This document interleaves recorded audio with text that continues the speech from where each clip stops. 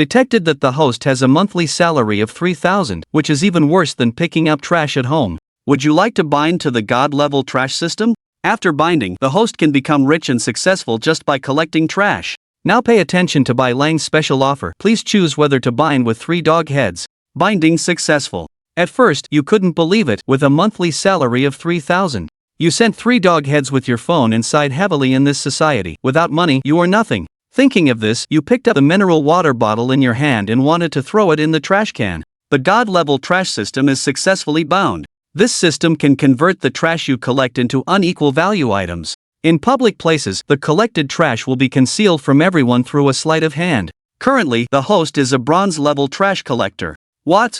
You showed an expression of disbelief. With a monthly salary of $3,000, you awakened the God-level trash system. This is the rhythm of reaching the peak of life. Detected that the host has bad luck, the system will add a bit of luck to the host for free. The higher the luck value, the greater the value of the converted items. The mineral water bottle in the host's hand was successfully recycled. Cash reward. It will not cause any financial or legal risks to the host. As soon as the system's prompt sounded, the mineral water bottle in your hand instantly disappeared. Then the text message notification on your phone rang. You picked up your phone and saw that the card ending in 5456 received a transfer of 5,000 yuan with a balance of 7,311 yuan. You looked at your phone with wide eyes. It was actually true. A mineral water bottle is worth 5,000. This is too awesome. An old man with a pension of 20,000 watched you laugh crazily and shook his head, wondering how someone so young could be so crazy. Hearing this, you restrained your smile. If your pension were stopped, you'd go crazy too. The old man with a pension of 20,000 showed an angry expression, saying, "Who dares to touch my pension? Young people are so disrespectful to the elderly." You showed a disdainful expression and walked over to the trash can to start picking up trash. Seeing this scene of you collecting trash, the old man with a pension of 20,000 had a look in his eyes deeper than envy. At 60 years old, I move swiftly. I'm always number 1 at grabbing eggs in the supermarket. On the bus, I fight for my seat. Who else but me? This young man in front of me is indeed picking up trash. It truly reflects a regression of the times. You didn't care much and just kept rummaging through the trash can. Recycled 3 tissues, cash reward of 30 yuan. Also recycled a tadpole from Old Lee next door, cash reward of 300,000 yuan. Hearing the system's prompt, you stared at the few tissues in your hand, stunned. What?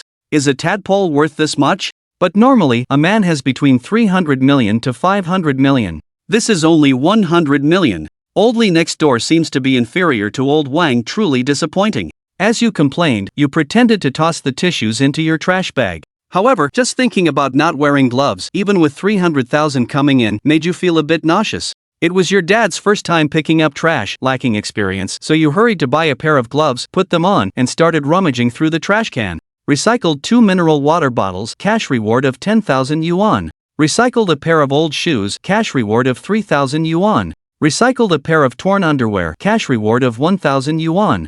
Recycled a cigarette box, cash reward of 100 yuan. The mechanical voice of the system kept ringing in your head, making you feel increasingly joyful.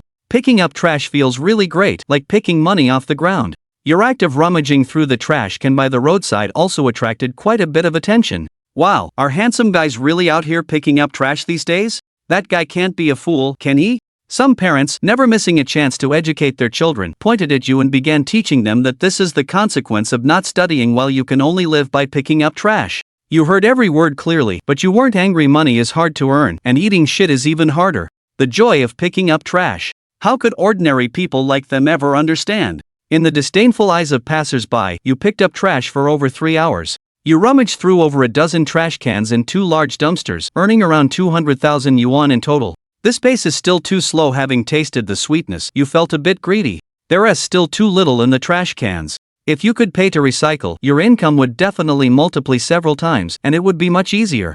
Thinking of this, you suddenly got excited and rushed into the nearby community. High-priced recycling of waste, high-priced recycling of waste. Your loud voice echoed through the community. With a commotion in the community, soon a crowd of elderly men and women gathered around you. In the crowd, someone suddenly shouted, "Do you take anything?" "I take anything you don't have. I don't refuse anything. If you have trash, come to me for high-priced recycling." The next second, an old man with messy hair spoke with a puzzled expression. "Young man, I have a daughter who weighs 230 pounds. You instinctively wanted to respond, "What? A daughter weighing 230 pounds? You gasped, realizing she must have made a significant contribution to global warming. Then you outright refused, looking at that troublesome old man, and began recycling trash from the other elderly folks. Recycled an old stainless steel basin, cash reward of 5,000 yuan. Recycled an old washing machine, cash reward of 30,000 yuan. Recycled a damaged toy car, reward, a Bugatti Veyron Lavatrum. You suddenly heard this prompt, your breathing quickened, you hadn't misheard. This time, you were directly rewarded with a Bugatti Veyron Lavatrum. This car is the only one in the world, priced over 100 million. It's simply too dreamy and surreal. The next moment, you looked down and saw a mini toy car in the shape of a Bugatti Veyron in your hand.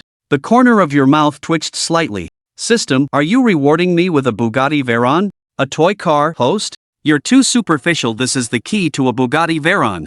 Having never seen a supercar key, you felt your face flush. You learned that the key to a Bugatti Veyron is actually a model.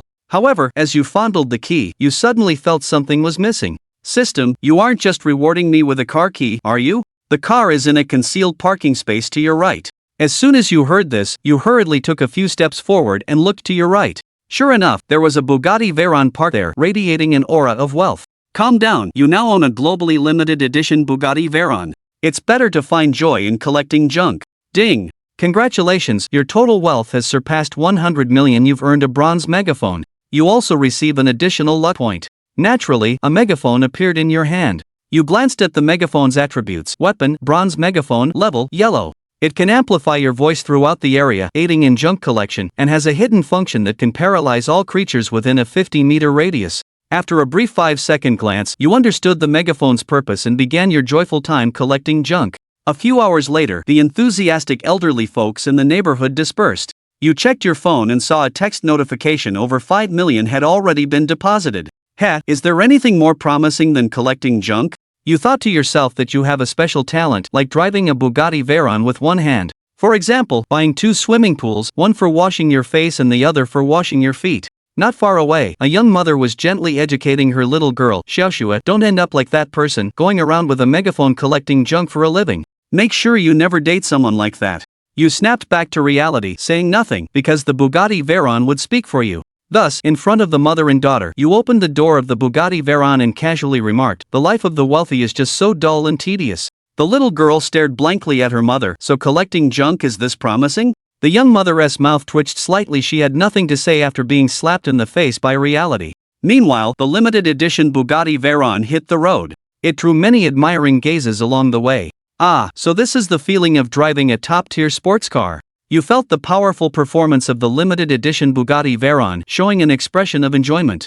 Just as you were thinking about how to look suave, you suddenly felt hungry. Without hesitation, you naturally thought of going to the city's most famous 5-star restaurant, the Jiangwo Hotel, for a hearty meal. 10 minutes later, the Bugatti Veyron slowly parked in front of the hotel.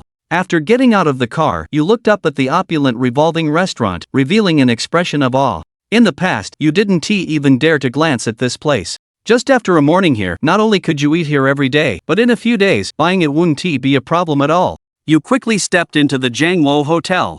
As soon as you reached the entrance, a hostess in a red cheongsam greeted you with a professional smile, welcome. However, the hostess's gaze landed on your worn-out canvas shoes, causing her voice to falter. After a moment of silence, she said, I'm sorry, sir, but we cannot serve you in your current attire. You looked at the hostess mockingly and asked, what exactly counts as proper attire? The hostess paused for a moment before answering, at the very least, you should wear a suit, a tie, and dress shoes. Before she finished speaking, a waiter approached just in time, saying, I've parked your limited edition Bugatti Veyron in your exclusive spot. Here are the keys to your flashy, luxurious vehicle. You took the keys, looked playfully at the hostess, and asked, do I still need to wear a suit now? I'm sorry, sir. Please come in. I didn't recognize your status earlier. Please don't hold it against someone like me. Think of me as a fool. You smiled and shook your head noncommittally, walking straight into the hotel. Watching your departing figure, the hostess snorted sarcastically, damn, is this what a typical wealthy person looks like? Is it too late to throw myself at him? The hostess couldn't help but start fantasizing, her body responding as she drooled. Soon, guided by the lobby manager, you arrived at a window-side table on the second floor.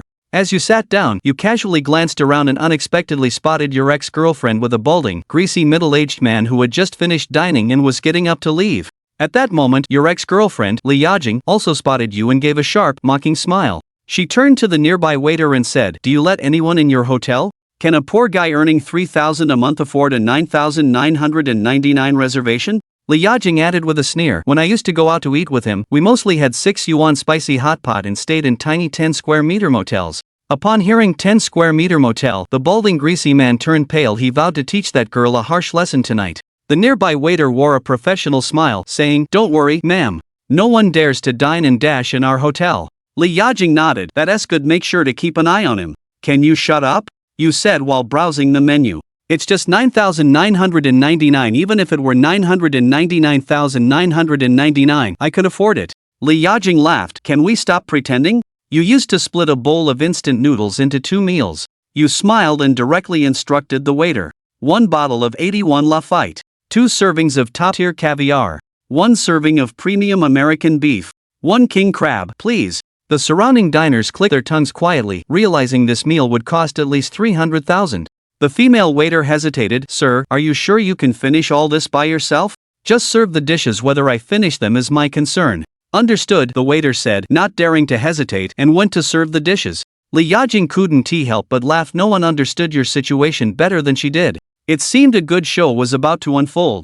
The balding greasy man said nothing, adopting an expression of watching a show. The Western restaurant served dishes quickly, and soon the lavish table was filled with various delicacies. The beautiful waitress opened a bottle of wine and poured you a glass of 81 vintage. As it breathed after years of aging, a rich aroma of wine filled the entire restaurant upon opening. Sir, your dishes are ready. Please enjoy your meal. Feel free to drink some Lafite to cleanse your palate, then dig in. Indeed, being rich allows you to enjoy the finest food. I should collect more junk and bring my parents here often. An hour later, feeling full and satisfied, you waved your hand for the waiter to bring the bill. Manager Lan personally approached with the bill, saying, Sir, your total comes to 355,000.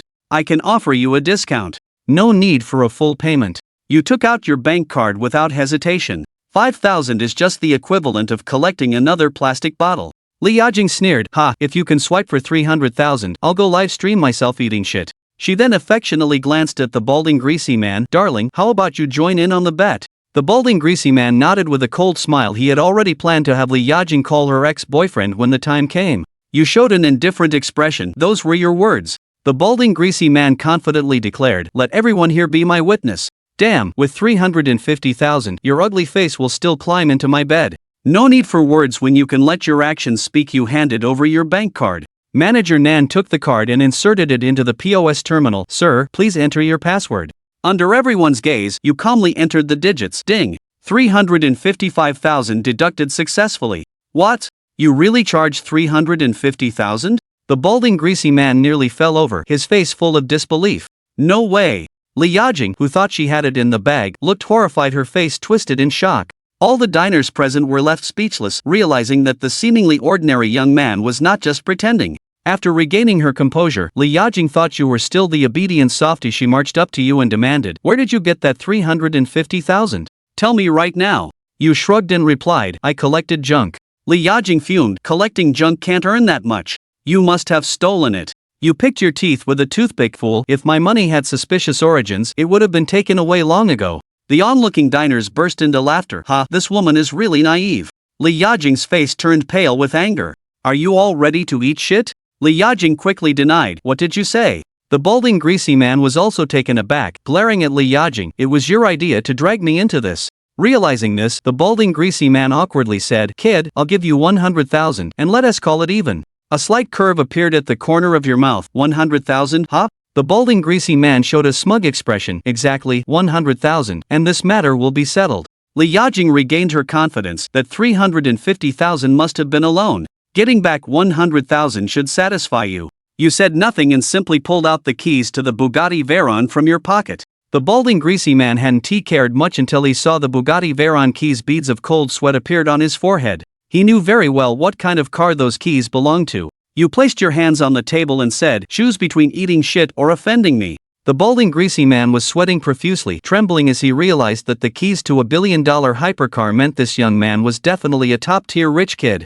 Li Yajing laughed. What are you doing pulling out a model? This is the key to a Bugatti Veyron worth over 100 million. It's hard to imagine that just one vehicle is worth over 100 million. His net worth must be astronomical. Definitely a hidden top-tier rich kid. Hearing the voices of the diners, Li Yajing was stunned for a moment and let out an incredulous scream. It must be a rented car for show. Shut up and rent me a Bugatti Veyron. The balding greasy man, ignoring everything else, slapped her hard. A crisp sound echoed as Li Yajing fell to the ground, her face one of disbelief. Can you give me a chance? The balding greasy man felt like crying. He was just a small businessman facing a top-tier rich kid, a total mismatch. You watched the scene coldly, fulfilling your promise. You all go eat shit and this matter will be settled otherwise. The balding greasy man was also someone who knew when to give in. Alright, I'll go eat shit. With that, the balding greasy man dragged the still dazed Li Yajing toward the restroom like a lost dog.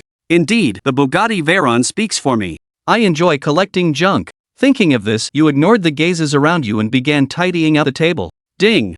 Recycled 1 empty wine bottle cash reward 50,000. Ding! Recycled 1 empty liquor bottle cash reward 30,000. Ding! Congratulations, host, for recycling half a bottle of Tiger Whip wine. Reward, special item, a box of perfect health pills capable of curing 99.99% of diseases in the world. They can resist 99.99% of poisons and keep you vibrant and energetic. You'll be a groom every night. You grinned widely and quickly tucked the perfect health pills into your pocket. This is a great item. Seeing this scene, many diners at the Jiangwo Hotel were at a loss for words. How could such a wealthy person be collecting junk? Is the world going crazy? Even some of the waitstaff covered their mouths in disbelief. Unpretentious, you looked at the hundreds of thousands that had arrived and nodded in satisfaction, having recouped your costs and made a little profit. Then you proceeded to scour the Jiangwo Hotel for more. In the midst of countless gazes, you drove the Bugatti Veyron back to your rented apartment. After a quick shower, you sprawled out on the bed, feeling as if today was a dream. Your daily chance for a free lottery has arrived. Please check it. Listening to the notification, you looked up at the clock and realized it was already midnight. When your gaze fell on the roulette, you joyfully patted your leg as it was filled with good items. 1 limited edition Rolls-Royce Phantom. 1 Ocean View Villa. Reward, 5 strength pills and a smart butler. Thank you for participating. Looking at these rewards, you couldn't help but swallow hard. Only kids play the lottery, but I really want them all. System, draw me an outfit, something good. Ding! Congratulations, host, you have received a special reward. Seeing what you had drawn, you immediately jumped up with excitement. Ding! Congratulations to the host for obtaining the special reward, the Eye of Information. Ha! What is this thing? What on earth is the Eye of Information? In the next moment, Wang Chen, with an excited expression, asked the system aloud, wanting to know what this function was all about. With the Eye of Information, you can instantly acquire some random information about the person in front of you. Soon, the system responded to Wang Chen's inquiry. Hearing this, Wang Chen was about to nod seriously, but at that moment, a massive mysterious power continuously surged into his eyes. The intense infusion left Wang Chen somewhat dizzy. Moments later, Wang Chen suddenly opened his eyes wide. His mind was filled with strange and bizarre knowledge he had never encountered before. The Eye of Information. I directly acquired a new skill? So now I can be a scrap collector in that. What was it called? An appraiser and fortune teller, right? At this moment, Wang Chen's admiration for the system grew even stronger. It was like the surging river, endless and unceasing. It was also like the overflowing waters of the Yellow River, unstoppable once it began. After a brief moment of joy, the fatigue of the entire day once again invaded Wang Chen's limbs. Without having the time to properly organize the information in his mind, Wang Chen fell into a deep sleep. A night without conversation. A ray of sunlight slowly shone through the window onto Wang Chen. He slowly opened his eyes and blinked at the ceiling. As his gaze shifted, a poster of Kobe Bryant training at the Staples Center caught his eye. Kobe gets up at 4 in the morning to train, which is why he became the top athlete in the league. If I don't hurry up and collect scrap, how can I become the richest person in the world? Where there's a will, there's a way. The Qin Pass will ultimately belong to Chu. Those who work hard will not be let down. 3,000 you soldiers can swallow Wu. As long as I persist in collecting scrap, perhaps tomorrow I will be the richest person in the world. Saying it, I will do it. System, do you have any tasks for today? Hurry up and tell me, I can't wait. After a slight delay of a few seconds, a cold, emotionless voice echoed in Wang Chen's mind. System task, accurately use the Eye of Information on a lucky person. Completing the task will reward you with a system lottery draw and a career upgrade. Hearing the task issued by the system, Wang Chen became excited, not expecting that he could put the Eye of Information to use so soon after acquiring it last night. However, after the excitement, he secretly cursed the system in his heart. Who do you think you're looking down on? How could I not use it accurately? After a quick wash and changing into a clean set of clothes, Wang Chen pushed open the door, ready to collect scrap and casually stroll around to complete the task of using the Eye of Information. After locking the door, Wang Chen turned to head downstairs, but a massive black figure blocked his path. "Oh, well, look at you. Usually, when you see me, you either smile and beg me to delay the rent or run away. Why aren't you running or smiling today? Why are you looking at me so defiantly? Who gave you the courage, Liang Jingru?" Hearing that familiar and slightly cheeky voice, Wang Chen immediately knew which deity had arrived. This person was someone Wang Chen was very familiar with. He was his college classmate and his roommate, Wang Xianbao, also known as Old Wang next door.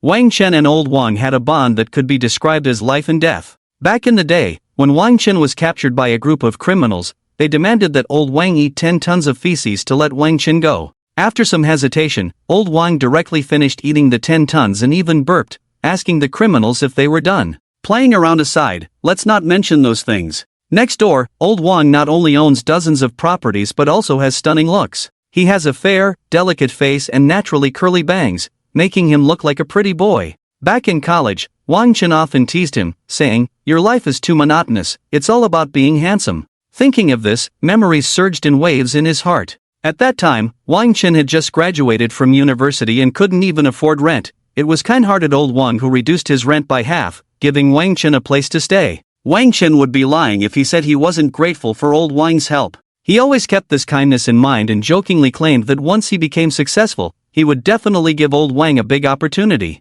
Old Wang never took Wang Chen's words seriously. He considered him a brother and felt that helping him was only natural. He always laughed along with Wang Chen's boasts. "I'll be waiting for the day you succeed." Little did Old Wang know at that time how much impact Wang Chen would have on him in the future, helping him through countless crises. Moreover, although it was said to be a reduction of half the rent, in reality, Wang Chen had lived in Old Wang's house for over a year and had only paid a total of 500 yuan in rent, often going to Old Wang's house for meals. Thinking of this, Wang Chen scratched his head awkwardly. He had indeed been so poor before that he couldn't even afford rent, but what about now? Money was just a pile of useless numbers to him. "Old Wang, here's the rent, including the previous amount." Wang Chen directly opened Alipay and transferred 500,000 yuan to Old Wang. "Have you drunk too much? Are you floating? If you had eaten a peanut while drinking, you wouldn't be like this, right?" Old Wang waved his hand, ready to say this teasing remark. "Ding, you have received 500,000 yuan in your Alipay."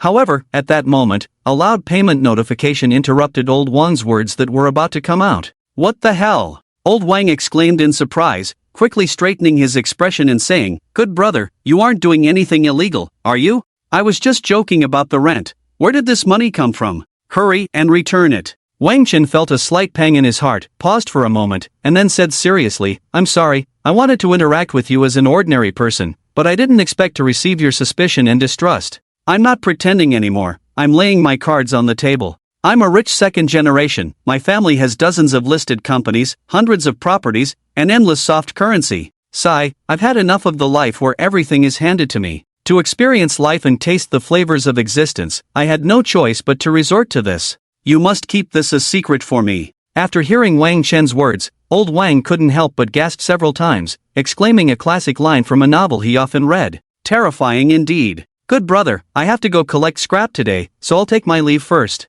In a moment, only Old Wang remained in the stairwell, stunned. On a bustling street, Wang Chen began to use the Eye of Information, casually surveying the passers-by. After a round of observation, Wang Chen exclaimed in delight. The information provided by the eye was too abundant and accurate. However, he silently vowed to use this thing sparingly. Overuse could lead to physical weakness or worse, complete annihilation. After all, everything that should and shouldn't be known appeared in his mind. After making the vow, Wang Chen inadvertently glanced at a passerby who had suddenly appeared in front of him. Ah, too young, some things cannot be restrained just by wanting to. It is worth mentioning that this time, Wang Chen did not see the passerby's face. The Eye of Information simply transmitted the random information of the person in front of him into his mind. Name, Li Ro. Occupation, CEO of Mizuzui Delivery Group. Mysterious code, 846491. Clothing preference, trying Balenciaga at home. Looking at the information in his mind, Wang Chen first marveled at the devilishly tempting figure and that unique clothing preference,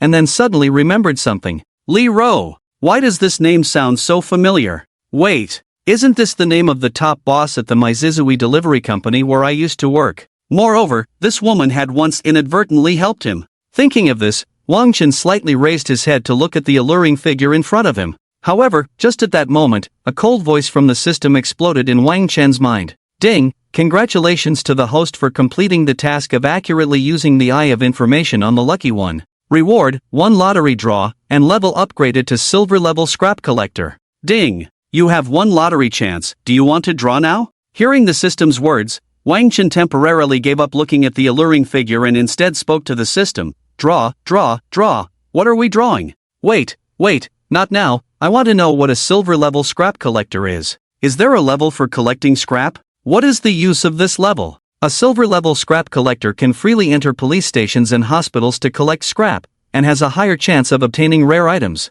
The system replied to Wang Chen succinctly. Then what is the highest level for collecting scrap? What other effects does a higher level have? Wang Chen nodded to himself and continued to ask. But no matter how he inquired, the system remained silent, offering no response. Wang Chen had no choice but to give up and focus entirely on Li Ro in front of him. Just one glance, and he was shocked. This woman was indeed the boss he had once thought was out of reach. Continuing to look down, he saw a face that could topple cities, a face so tempting it could lead one to crime. But at this moment, Li Ro looked troubled, her brows furrowed. Moreover, her alluring red lips were mumbling, "What should I do about my father's illness?" Sigh. Hearing this, Wang Chen's eyes lit up as he thought of the perfect health pill, and he feigned surprise, saying, "I finally found you. Li Ro, I can cure your father's illness." As soon as these words fell, Li Ro let out a soft "huh," looking at Wang Chen with a slight frown, saying, "You." Li Ro had already forgotten Wang Chen, so a look of confusion flashed in her eyes. A drop of water shall be repaid with a fountain of water. Although this woman had once helped him unintentionally, one must repay a kindness. The next moment, Wang Chen paused, then clasped his hands behind his back and completely put on an act. "I am a friend of your father's, an old doctor. When I learned about your father's condition, I have been looking for you, and now I finally found you." Boom! As soon as these words fell, Li Ro was even more confused. What was going on? "You're a liar, right? Get lost, don't bother me." Li Ro thought Wang Chen was just a fraud, so she scolded him softly and prepared to leave. Seeing this situation, Wang Chen directly used his trump card, speaking in a low voice. "Really, I'm not lying to you. Your father even said that if there was a chance, he would introduce you to me as a daughter-in-law. He also said, you have a habit of wearing Balenciaga at home." Boom! When these words reached Li Ro's ears, she was left speechless, her face flushed red, extremely shy, and utterly shocked. The fact that she loved to wear Balenciaga at home was known only to her father. No one else had a clue. So, this person really was her father's old friend. Thinking of this, in an instant, Wang Chen became Li Ro's lifeline. "Please, sob, save my father." The next moment, Li Ro burst into tears like a pear blossom in the rain. Wang Chen, taking the opportunity, gently patted Li Ro's delicate shoulder and comforted her.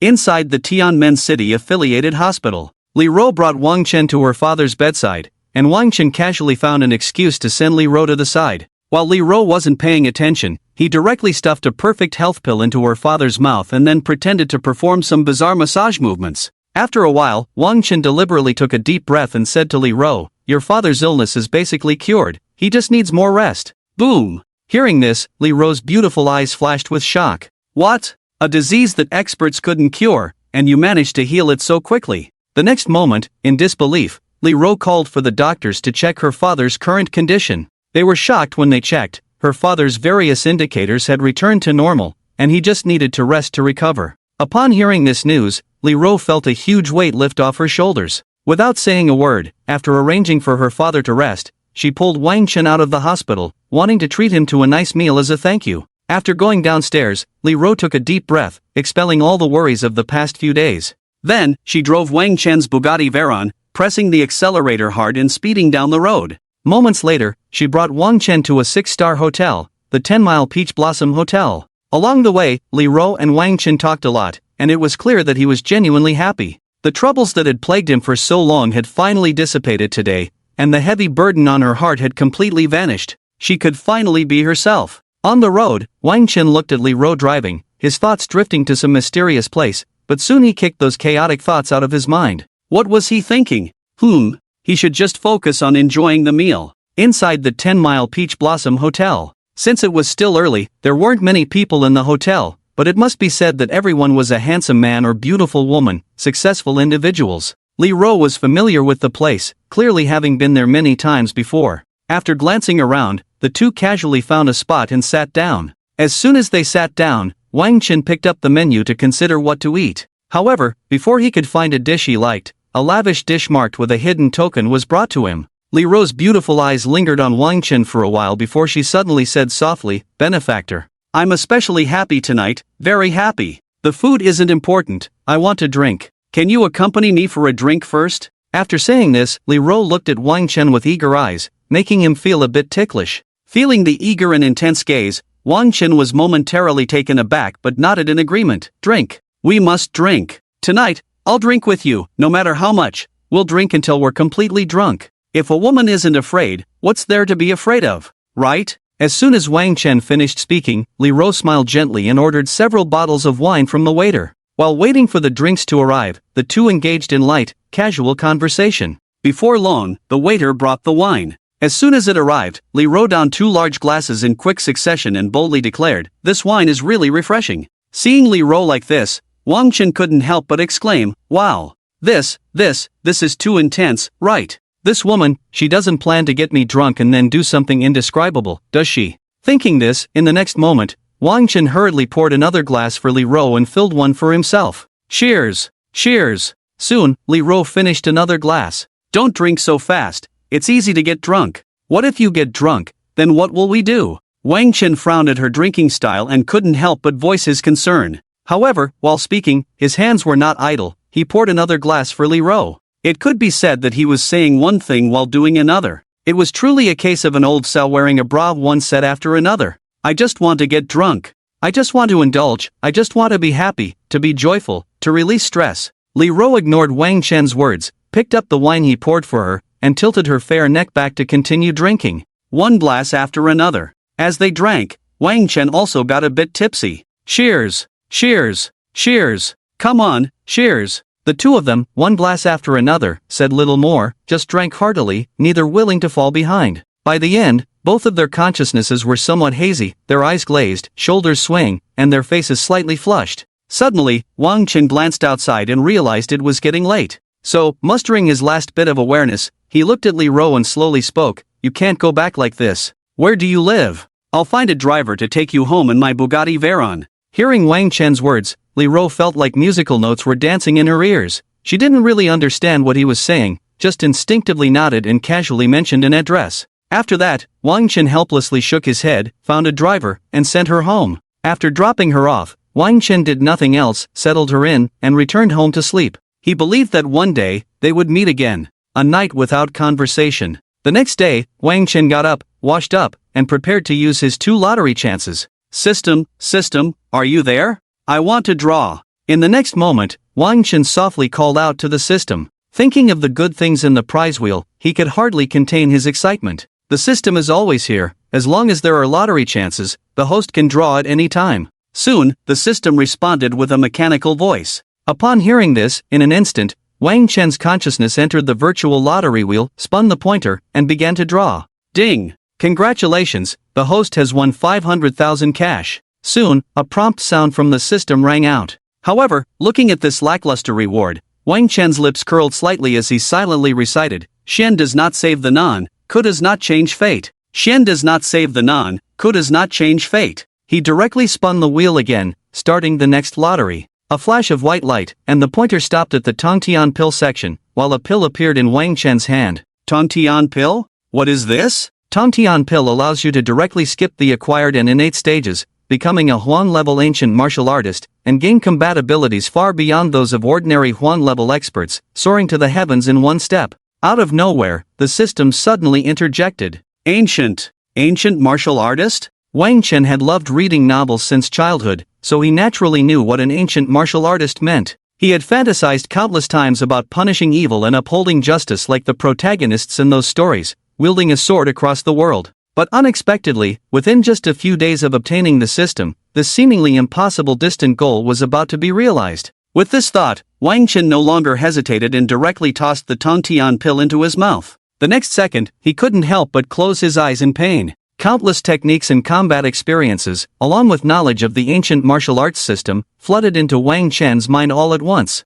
It took a full quarter of an hour for Wang Chen to digest this information before he slowly opened his eyes. As soon as he opened them, he found the world clearer than before. The traces of birds flying outside were captured perfectly in his sight. Moreover, having absorbed the information brought by the Tongtian pill, the martial arts system of this world gradually became familiar to Wang Chen. Wang Chen lowered his head and spoke heavily, so our world also has martial artists. Martial artists are divided into 6 stages from low to high: acquired, innate, Huang level, Xian level, earth level, and heaven level. Each stage is further divided into early, mid, late, and great perfection realms. After organizing some basic information in his mind, Wang Chen realized that his body had changed significantly from before. The biggest difference was that he was filled with explosive power, making him want to tear his clothes apart to release this uncontrollable strength. Moreover, feeling the surging power within him, Wang Chen couldn't help but think that even if 10 bulls came, he could send them flying into the sky with a single breath. After spending some time adapting to his strength,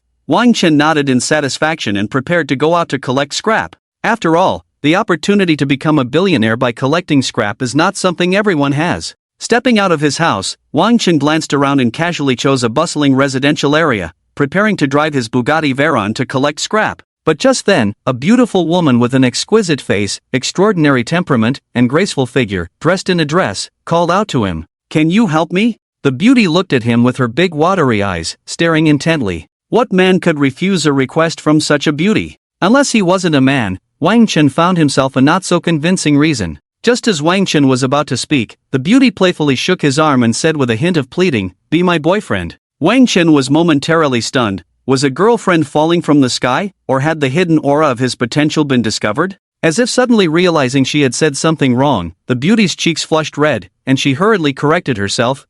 Pretend to be my boyfriend, just for one day, okay? After a brief exchange, Wang Chen learned that the young girl was named Long Kuei, and her family had been pressuring her to go on a blind date with a wealthy young man named Li Badian, whom she had no interest in at all. As the time for the blind date approached, Long Kuei suddenly had a brilliant idea to find someone to pretend to be her boyfriend in order to reject Li Badian. After understanding the situation, Wang Chen thought about where to scavenge for scraps. Since that was the case, going to a restaurant to scavenge while also playing the role of this beautiful girl's boyfriend sounded great. "Why did you choose me?" Wang Chen looked at Long Kuei. "Because you're handsome," Long Kuei whispered softly. "What the hell? This girl is quite perceptive." Although he did wake up handsome every morning, Wang Chen felt a bit embarrassed by the compliment from the beauty. As for what the system had said, Wang Chen completely forgot. He couldn't help it, this man was just that confident. "Where's the blind date taking place?" Wang Chen took out his keys, pressed the remote, and the car doors opened upward.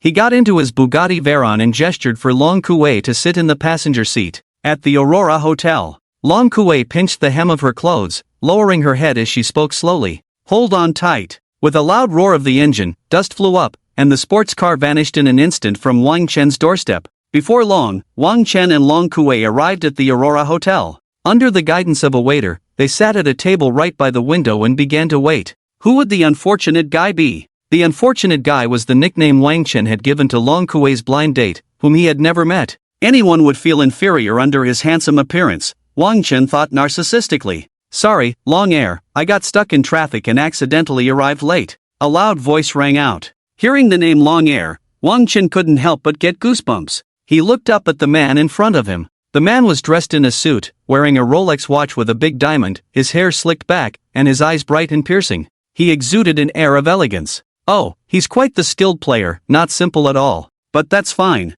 I can barely consider myself a yellow tier expert." Li Badian sat down directly, ignoring Wang Chen, and looked at Long Kuei gently, saying, "Long Air, what do you want to eat? Is it any of your business?" "My Long Kuei knows what she wants to eat, and also, don't call her Long Air, it makes me sick to hear it." Wang Chen lit a cigarette and blew a smoke ring at the fiancé. For some reason, Long Kuei felt a deep-seated aversion towards Li Badian. She tightly clung to Wang Chen's arm and coldly huffed. "I'm here today to tell you that I already have a boyfriend, and I don't like you." As soon as she finished speaking, Long Kuei pulled Wang Chen to leave. Li Badian also stood up, pursed his lips, and feigned a look of disappointment, saying heavily, "I know you don't like me. I won't bother you anymore from now on. This bottle of wine was brought by my elderly father. Let's drink it, and let bygones be bygones. From now on, we'll be strangers, okay?" Hearing this, Long Kuei felt a bit soft-hearted for some reason and looked at Wang Chen, seeking his opinion. Since he said that, it seems a bit unkind to just walk away. "How about we drink it and then leave?" Wang Chen nodded and sat back down with Long Kuei. The three of them raised their glasses and began to drink. As the wine flowed, Wang Chen suddenly noticed something was off. This wine was poisoned. You poisoned the wine. Help me. Wang Chen threw his glass away, clutching his throat in pain. You really are a beast, no, worse than a beast. How could you do something like this? Long Kuei stared wide-eyed in disbelief at Li Badian, her expression one of utter despair. She never expected Li Badian to be so cruel, so utterly deranged. In an instant, deep self-blame and guilt welled up inside her. If there were a next life, she would be willing to spend it repaying Wang Chen. I'm sorry, I didn't expect it to turn out this way, leading you to your death for nothing. It seemed as if some force was supporting Long Kuei. She stubbornly bit her tongue to regain a bit of clarity, then looked at Wang Chen, who was gripping his neck with a somewhat graying tongue, and said with a face full of shame, "Haha, yes. I poisoned you, so what? What can you do about it? Go ahead, scream. Even if you shout until your throats are raw, no one will come to save you. This hotel is now filled with my people." Li Badian waved his hand, calling over two burly men, crossing his legs, and taking a cigar handed to him, squinting at the pained Wang Chen and Long Kuei before him. Just sleep it off. Once you do, you won't know anything. Li Badian flicked the cigar in his hand, humming in a tone that suggested he was firmly in control. At that moment, Li Badian thought he had completely grasped the situation, but just then, a bell-like laughter rang out. How well did I perform? Long Kuei smirked, pinching Wang Chen's arm and playfully looking at him. It turned out that Wang Chen had sensed something was off when they were toasting. Who could remain so calm and warmly invite someone to drink and reminisce after being rejected, especially in front of a rival? Such a cliché scenario defied logic, so Wang Chen deduced that the wine was poisoned. To be safe, he had quietly given Long Kuei a perfect health pill to take with the wine. As a yellow-level master himself, he naturally didn't take this minor poison seriously. Yellow-level masters possess strong resistance. The toxin was neutralized the moment it entered Wang Chen's throat. He had seen through everything long ago. Patting Long Kuei's small shoulder, Wang Chen raised his head and looked indifferently at Li Badian, then said with a smirk, "A muscle-bound fool with a simple mind. Shouldn't you be giving us an Oscar statuette?" Wang Chen twirled his finger at his temple and couldn't help but laugh. Li Badian suddenly looked a bit dazed. How is this possible? How can two ordinary people withstand such poison? Li Badian felt as if he had been struck by lightning. Impossible, this is absolutely impossible. Could it be? Even more impossible, there has never been such a young ancient martial artist in the world. It was as if his head had been struck hard with a hammer. Li Badian's twisted face muttered incessantly. After a long moment, he finally calmed down. This is my territory. What am I afraid of? Even if they aren't poisoned, can they escape my grasp? Realizing this, Li Badian abandoned his previous doubts and looked at the two mockingly. Today, you'll learn why the flowers are so red. Li Badian whistled, and 8 burly men surged forward, tightly surrounding Wang Chen and Long Kuei. This little brat not only ruined my plans but also dares to show off in front of me. Beat him until his parents don't recognize him. By the way, if you don't satisfy me with your beating, you know the consequences. Li Badian glanced at the group, speaking indifferently. Upon hearing this, the strong men each revealed expressions of fear. While others might not know how ruthless Li Badian was, they certainly did. Li Badian was a man who would eat people without spitting out their bones. Not long ago, a little brother of his had been killed with a single punch for merely talking back to him. Li Badian was the eldest son of the Li family, regarded by the elders of the family as the chosen one, with immense expectations placed upon him. At a young age, Li Badian had already reached the level of a postnatal master and was on the verge of breaking through to the innate master level. Therefore, wherever he went, he acted tyrannically, without regard for the law. Thinking of this, the strong men nervously nodded in agreement. What about this little girl? One of the strong men pointed at Long Kuei. Don't worry about her. Ask what you need to ask, and don't ask what you shouldn't, Li Badian said, jabbing his cigar into the arm of the strong man,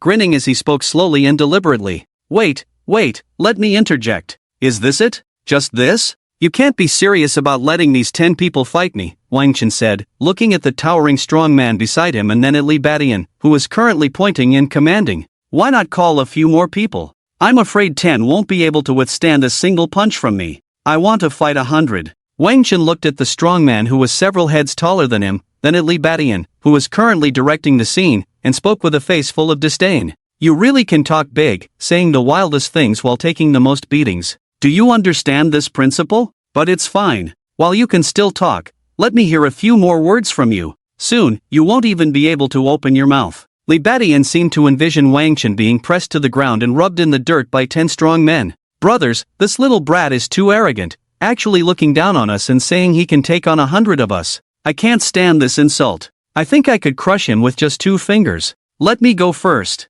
A burly man with thick eyebrows and tattoos all over his body moved his shoulders and lifted the nearby sofa, smashing it down towards Wang Chen from above. At that moment, Long Kuei beside Wang Chen trembled all over, her eyes flashing with worry as she looked at him. Even though Wang Chen had just given her a perfect tonic pill to help her through the crisis of the poison wine, she believed he was certainly extraordinary. But now, with 10 strong men blocking Wang Chen's way, she couldn't be sure if he could withstand it. Forget it, why think so much? Whatever happens is meant to be. Wang Chen is protecting me, and I have no regrets. Living is certainly good. Even if I die, I want to face it together with Wang Chen. After a moment of contemplation, Long Kuei stood firmly beside Wang Chen. Seeing this scene, Li Badian couldn't help but feel a deep jealousy, his eyes seeming to spark with flames, and his mouth began to roar madly. Give me all your strength, don't hold back. Hearing Li Badian's words, the strong men exerted even more force, and in an instant, the sofa flew towards Wang Chen's face, less than half a meter away, like an arrow released from a bow.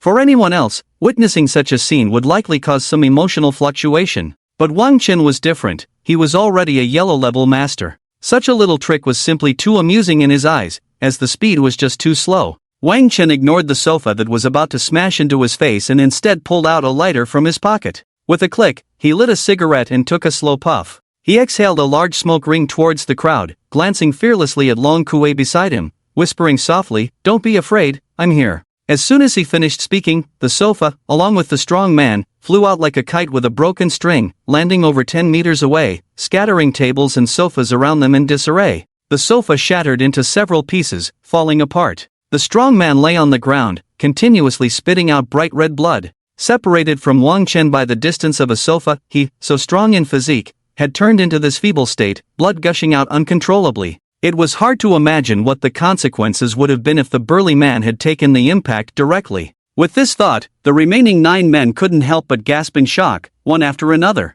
So terrifying. The 9 men exclaimed in unison, their voices echoing throughout the Antarctic Light Hotel, lingering for a long time. What are you all dawdling for? All 9 of you, come at me together. What are you afraid of? The 9 men exchanged glances and conferred. Gritting their teeth, they picked up iron rods and charged at Wang Chen all at once. You haven't even fought yet, and your momentum is already on the losing side. You won't win like this. It seemed as if the one about to face the assault of 9 strong men was not Wang Chen himself. Wang Chen showed no sign of fear. Instead, he calmly began to instruct the 9 burly men. By the way, don't all attack me from the front, send some to the back and sides too. After saying this, Wang Chen sighed, if I didn't teach you well, it's my fault as a father. I should have done better. Wang Chen looked at the few strong men, threw his cigarette to the ground, and stomped on it with a pained expression. Hearing Wang Chen's provocations, Long Kuei felt her tense heart relax, and a radiant smile appeared on her face. This smile, like ripples from a clear spring, overflowed from the little swirl at the corner of her mouth, spreading across her face. Li Badian, seeing Long Kuei's charming demeanor, was entranced. His resolve only strengthened. What a bunch of useless fools, raising you is a waste of food. Hurry up and attack. The 9 strong men could no longer hold back, gathering their strength to launch an attack on Wang Chen from 4 directions. Close your eyes, it will be over soon. Wang Chen reached out to help Long Kuei tightly close her eyes. Facing the strong men attacking from all around, Wang Chen merely smiled disdainfully, revealing a hint of his yellow-level expert strength. He lifted his leg and kicked out in every direction at a speed undetectable to ordinary eyes. Thud thud thud thud thud thud thud thud thud thud. 9 sounds rang out simultaneously, and the ground was soon filled with the 9 strong men, sprawled in disarray around Wang Chen. Speak the wildest words, take the hardest hits? Is that how it is? Wang Chen returned Li Badian's earlier words in kind. Hearing Wang Chen's mockery, Li Badian's expression darkened, and he slowly said, do you think knocking down a few ordinary people gives you the right to act recklessly in front of me? This world is vast, larger than you can imagine, and you are just a frog in a well, do you know that? I intended to leave you a way out, but it seems that's no longer necessary. The world is vast? How vast? Wang Chen glanced at the strong men lying on the ground, then provocatively looked at Li Badian, feigning indifference. Li Badian seemed to be about to reveal some great secret, waiting several minutes to whet Wang Chen's appetite before letting out a faint hum. I can see you have some skills, but have you ever heard of martial artists? I see you are a talent. I don't want you to die quietly like this. If you are willing to be my little brother, I will lead you onto the path of martial arts. So, what do you say? Will you consider it? Wang Chen held back his laughter and said seriously, really? As long as I become your little brother, you are willing to lead me onto the path of martial arts? Li Badian nodded in satisfaction. Those who know the times are wise. It seems you are not a fool who doesn't understand flexibility. Long Kuei bit her lip, her eyes filled with disappointment as she stared intently at Wang Chen. Her heart suddenly turned cold, as if she had fallen into an ice cellar. It felt as if she were saying, "How could I trust you so much, only for you to give up on me like this?" However, such a surrender seemed not so hard to understand. After all, who could resist the temptation of becoming a martial arts master? Moreover, the two were merely strangers, not related by blood. Are you stupid? I just wanted to mess with that idiot. How could I possibly be his little brother? A person like him isn't even worthy of being my trash. Looking at Long Kuei's current state, Wang Chen couldn't help but smile with a perfect curve at the corner of his mouth. How dare you play me? You're asking for death. You really are impatient to live. Today, let me show you the strength of a postnatal master. Li Badian brooded for a moment and then unleashed an 8 Desolations fist towards Wang Chen. The 8 Desolations fist was the Li family's ultimate skill, capable of injuring someone from several meters away. At this moment, Li Badian could already imagine how Wang Chen would be beaten by him, and he would never forgive him. But the reality was that Wang Chen stood still, not moving an inch, completely unharmed. How could this be? How could he possibly take my punch? Li Badian stared blankly at his own hands. At this moment, 100,000 what the hell thoughts raced through Li Beixian's mind. Because I am a yellow rank master. A casual and incredibly calm statement slipped from Wang Chen's lips. But when this statement landed in Li Beixian's mind, it was a whole different world. This information practically rubbed Li Beixian's worldview into the ground. The fact that he had cultivated himself into a postnatal master was already considered abnormal. But Wang Chen? He was already a yellow rank master, which was simply beyond abnormal. Ignoring what was going through Li Beixian's mind at that moment, Wang Chen flashed to Li Beixian's front, grabbed him by the neck and lifted him up, then delivered a heavy punch. Bang! Li Beixian's body crashed heavily to the ground, several ribs broken. Wang Chen had no intention of holding back. Mercy towards enemies was cruelty towards oneself, and Wang Chen understood this principle deeply. Step, step, step. Wang Chen seemed to be stepping to some rhythm as he walked towards the immobile Li Badian. Grandpa, spare me. I will definitely avoid you in the future. Li Badian, at this point, no longer cared about his dignity.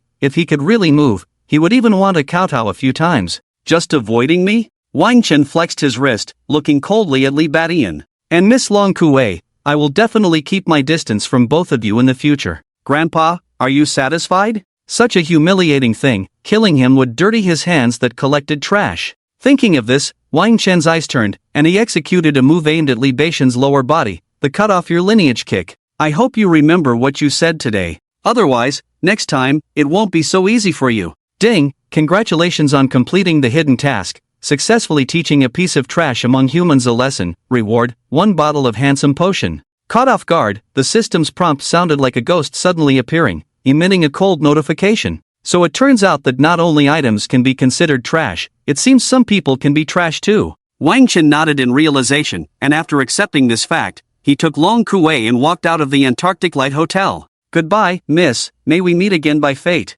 Wang Chen said to Long Kuei in front of him. Meeting you today is truly the happiest thing I've experienced in my life.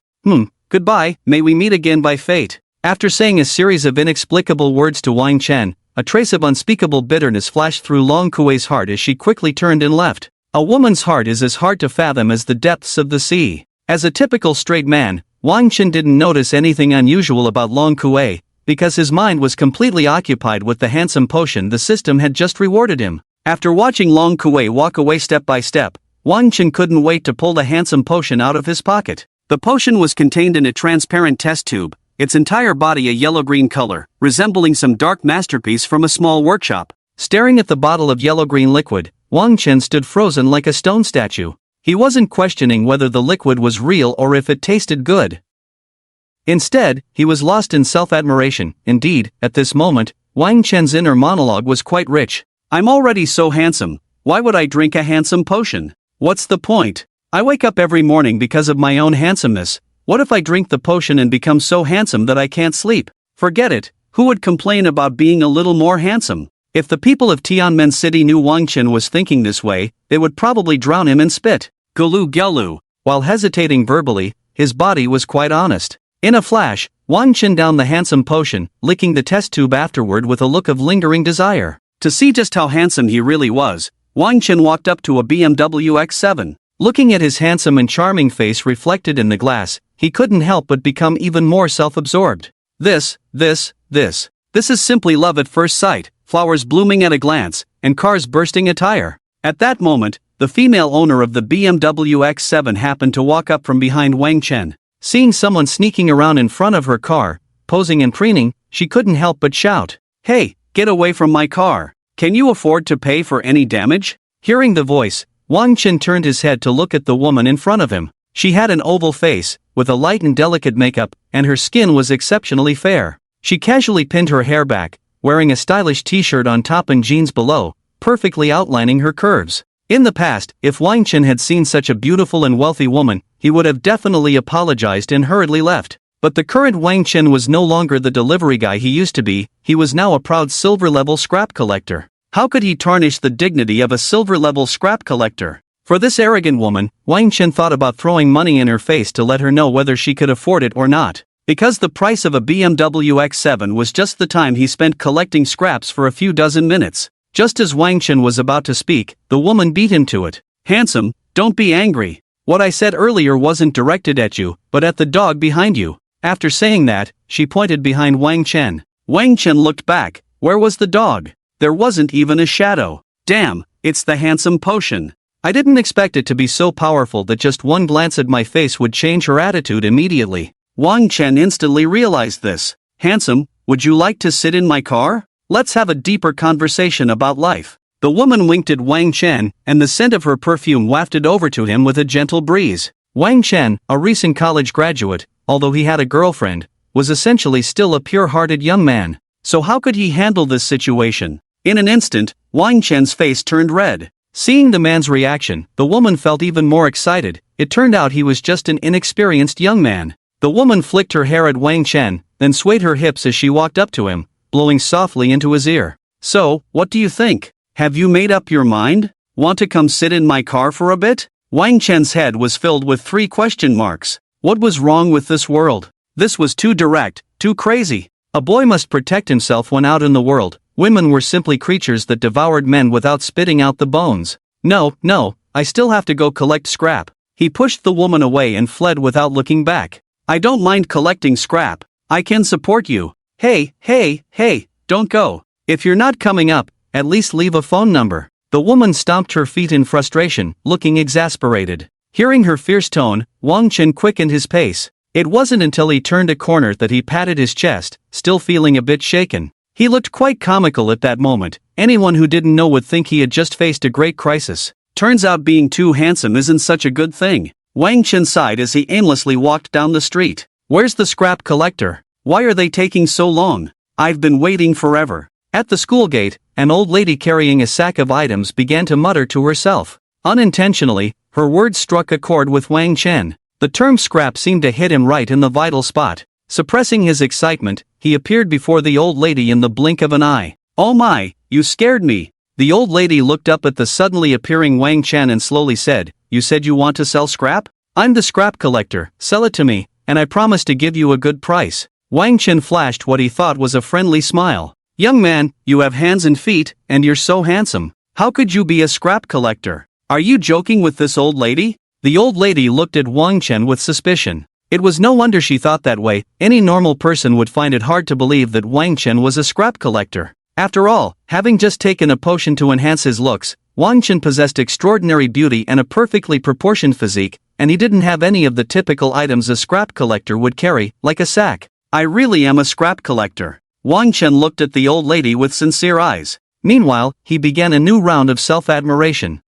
Being too handsome is really a troublesome thing. It affects my scrap collecting. This isn't good, not good at all. Seeing Wang Chen's earnest expression, the old lady stopped hesitating. "Then I'll sell it to you. You decide on a price." "All right." Wang Chen opened the sack, revealing a pile of books, pens, and damaged materials. After a quick glance, he began the collection process. Ding, collected high school math textbook, wealth plus 10,000. Ding, collected high school physics textbook, wealth plus 20,000. Ding, collected a broken pen, wealth plus 30,000. Ding, collected a set of Chinese textbooks, reward, PhD in literature from Kyoto University. Wang Chen was stunned. A PhD? Just having this PhD in literature from Kyoto University is useless to me, it's just a decoration. Just as Wang Chen continued to grumble, a torrent of powerful information surged into his mind, instantly leaving him in a state of confusion. After a while, he managed to assimilate all this information, as if he had truly studied hard at Kyoto University for many years and acquired the specialized knowledge they had learned.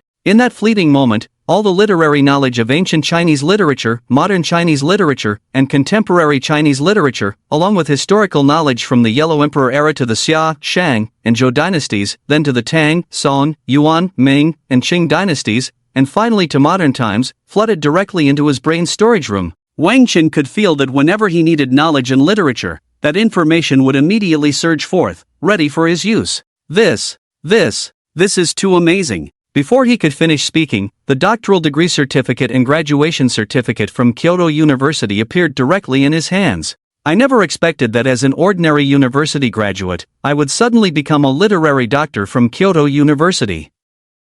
Wang Chen couldn't help but marvel for a while. Indeed, with the system, everything is possible in this world. Coming back to his senses, after transferring the money he earned from collecting scrap to the old lady, he prepared to leave. Wait, there's a sack for collecting scraps, even the smallest mosquito is still meat. Wang Chen returned and picked up the old sack. Ding, recycled an old sack, rewarded with an old sack. The system emitted a mechanical prompt again. Recycled an old sack, rewarded with an old sack? Is there something wrong? Did the system malfunction? Wang Chen muttered in confusion. Are you questioning this system? Blame yourself for not carefully checking the item information? The system seemed unfazed by Wang Chen's doubts and let out a cold snort. Wang Chen knew he was in the wrong and stopped talking. He held the sack in his palm and began to check its detailed information. It seems to be an old sack, but it can serve as a decorative item to avoid unnecessary trouble at certain times. Moreover, it contains a hidden world, capable of holding countless items,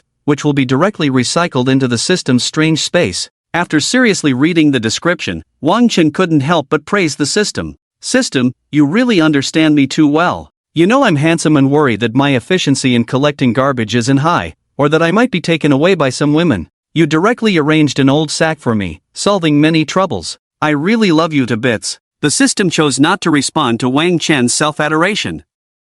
Wang Chen didn't care about that and continued to chatter away at the system until he finally stopped. Collecting scrap today, I'm really happy. Wang Chen hummed a little tune, carrying the old sack, and was just about to leave the school gate when a voice with a duck-like tone shouted at him. Scrap collector, hurry up and get lost, don't loiter at our school gate, you'll corrupt our students. Hearing that annoying voice, Wang Chen couldn't help but look in the direction of the sound. A man, holding a book under one arm and wearing gold-rimmed glasses, stood behind him with one leg crossed, looking quite refined. Could Wang Chen's bad temper tolerate such insults? What did it mean to tell a scrap collector to get lost? Was collecting scrap a sign of being inferior? He collected scrap not only with literary and martial skills but also with stunning looks. How could he be looked down upon? Just as Wang Chen was about to argue, the old lady who had just sold scrap suddenly pulled him back and said mysteriously, he is a master's graduate in Chinese language and literature from a prestigious university. Logically, he should be valued, but for some reason, he has been criticized by his superiors every day recently, so he is very irritable.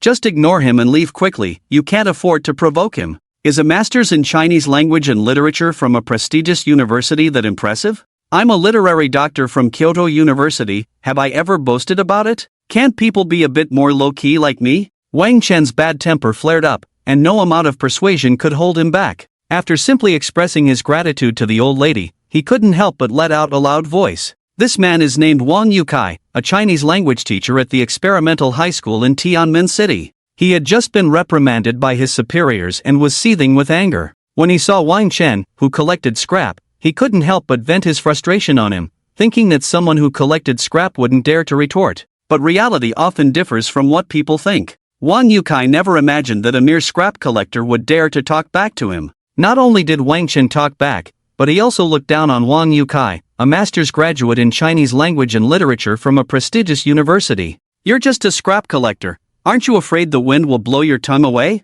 Let's not talk about anything far, just tell me, did you even finish high school? Wang Yukai, filled with anger, used two questions to express his disdain for Wang Chen. Wang Chen looked at the arrogant Wang Yukai and didn't know whether to laugh or cry. He simply threw his doctoral degree certificate from Kyoto University at him. This must be fake, your degree certificate must be a forgery. Who knows where you got this fake certificate to claim you're a doctor? What a joke! Think about it logically, who would carry their doctoral degree certificate around? Seizing what he thought was a flaw, Wang Yukai burst into laughter and tossed the degree certificate right at Wang Chen's feet. If you don't believe me, what can I do? Wang Chen shrugged, too lazy to engage with someone whose mind was filled with arrogance and self-importance. He picked up the doctoral degree certificate, preparing to turn and leave. Even though he was a master's graduate in Chinese language and literature from a prestigious university, he had no decency or cultivation. Did someone like him deserve the title of a literary master? Perhaps even an elementary school student would be better than him.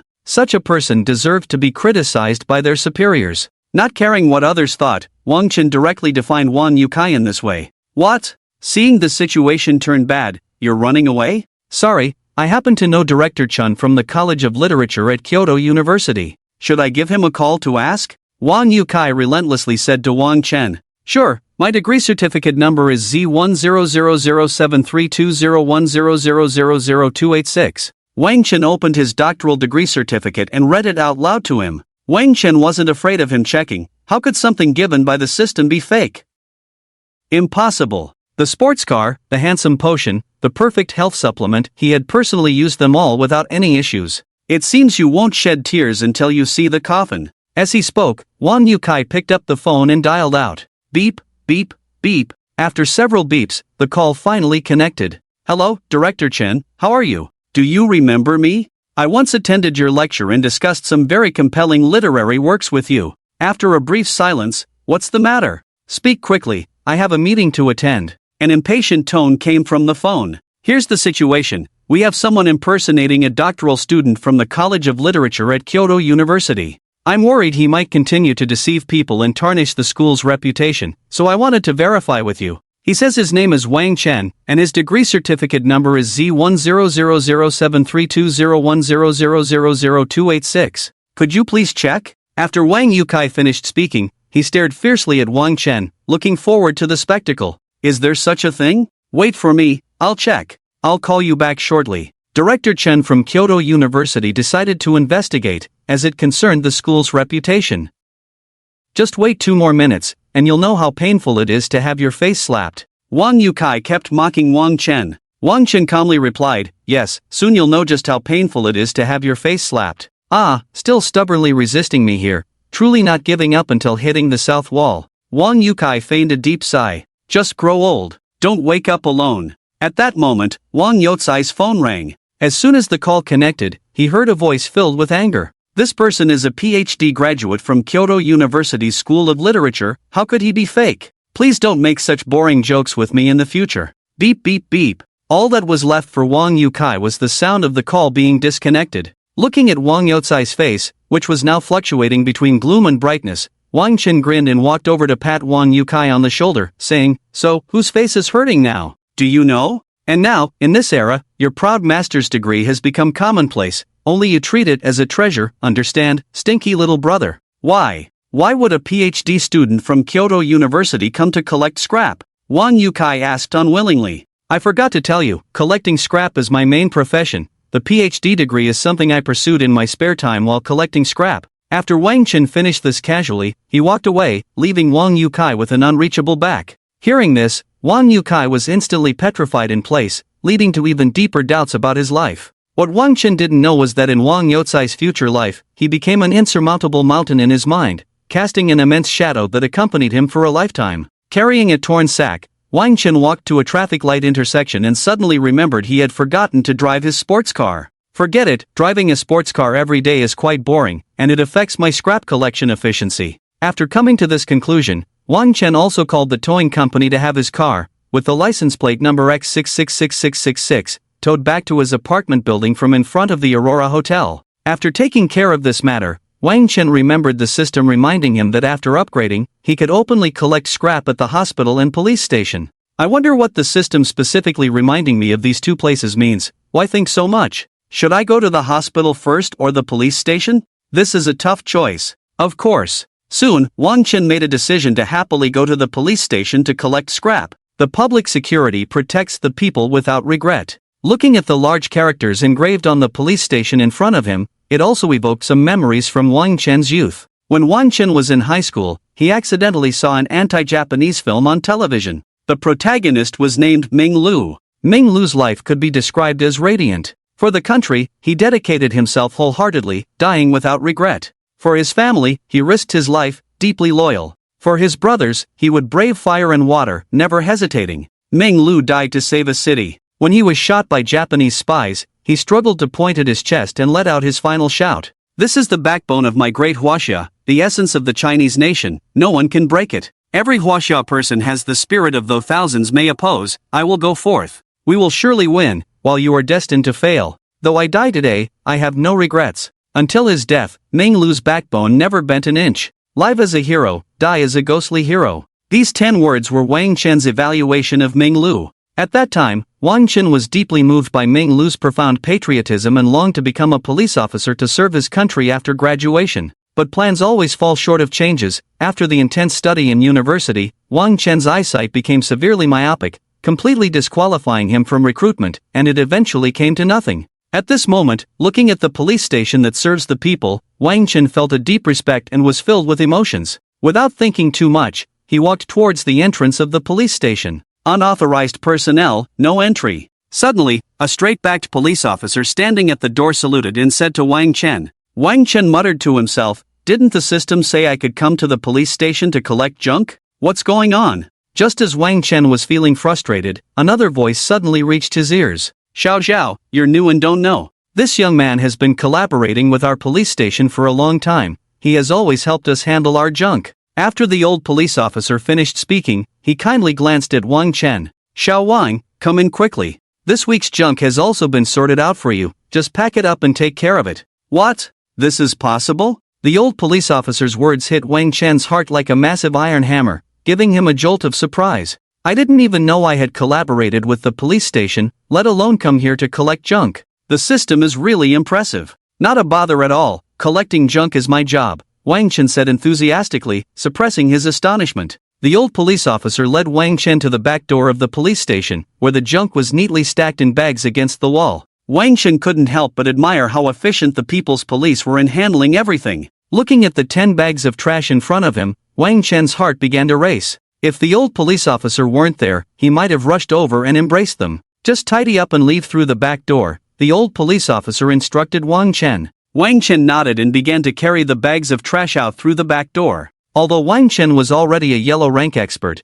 taking out 10 bags of junk at once would attract attention and unnecessary trouble. It's better to keep a low profile. After all, Wang Chen had always been a low-key person in his work but high profile in life. Soon, after bringing out the last bag of junk from the back door of the police station, Wang Chen began the recycling process. Ding, recycled old blankets, wealth plus 30,000. Ding, recycled werewolf game cards, wealth plus 50,000. Oh, so the police have time to play werewolf too. Not bad. Wang Chen recalled the time he played as a witch and accidentally poisoned the seer. Unable to help himself, he grinned and continued to frantically recycle the junk. After all, there were 10 bags in total. Ding, recycled damaged police uniforms, wealth plus 100,000. Ding, recycled discarded police batons, wealth plus 70,000. Ding, recycled police tents, reward, a seaside villa. Initially, Wang Chen was getting a bit bored listening to the monotonous sounds of wealth being credited, but the notification about the seaside villa was so pleasant, it felt like someone had stuffed a depth charge into his mouth, making him excitedly jump up and down. While in shock, he found a key and a property certificate in his hand. Wang Chen opened the property certificate and looked at the address, gasping several times. Jinghai District. Hiss. Everyone living there was someone of importance in Tianmen City. Owning a house in Jinghai District not only proved you had money but was also a symbol of identity and status. Someone hit me and tell me this isn't a dream. With no one around, naturally, no one responded. Slap. Wang Chen steeled himself and slapped his own face, then inexplicably grinned and began to laugh foolishly. After a silly laugh, Wang Chen gradually accepted the unbelievable fact that he had directly acquired a villa. He quickly finished collecting the remaining scraps, but did not receive any special rewards. Wang Chen looked up at the darkening sky and decided to head back home, leaving the scraps for tomorrow. What? You ask why Wang Chen didn't continue collecting scraps? Because his desire to experience the seaside villa had become uncontrollable, reaching an almost obsessive level. Soon, Wang Chen grabbed his sack and took a taxi, racing towards the Jinghai district. After getting out of the car, the brightly lit and magnificent villa area of Jinghai district had a tremendous visual impact on Wang Chen. Jinghai district was a unique place, and the villas within it felt both romantic and solemn. In front of the villa area's gate stood two fountains, with water spraying high and low, dazzling the eyes. To the left of Jinghai district were many rivers, where boats leisurely swayed in the evening, with numerous wealthy people enjoying serenades with their partners, living a life akin to that of immortals. At the very center of Jinghai district stood a clock tower, from which one could see the entire scenery of Tianmen City. A famous calligrapher once visited the top of the clock tower, gazing at the vast sea view in the distance, and inscribed 8 characters, "Where water meets sky, a vast expanse." It was these 8 characters that gradually spread the fame of Jinghai district, causing property prices to soar uncontrollably, to the point where, later on, even money couldn't buy a place. I remember the last villa sale in Jinghai district was due to a bankruptcy of a listed company's owner,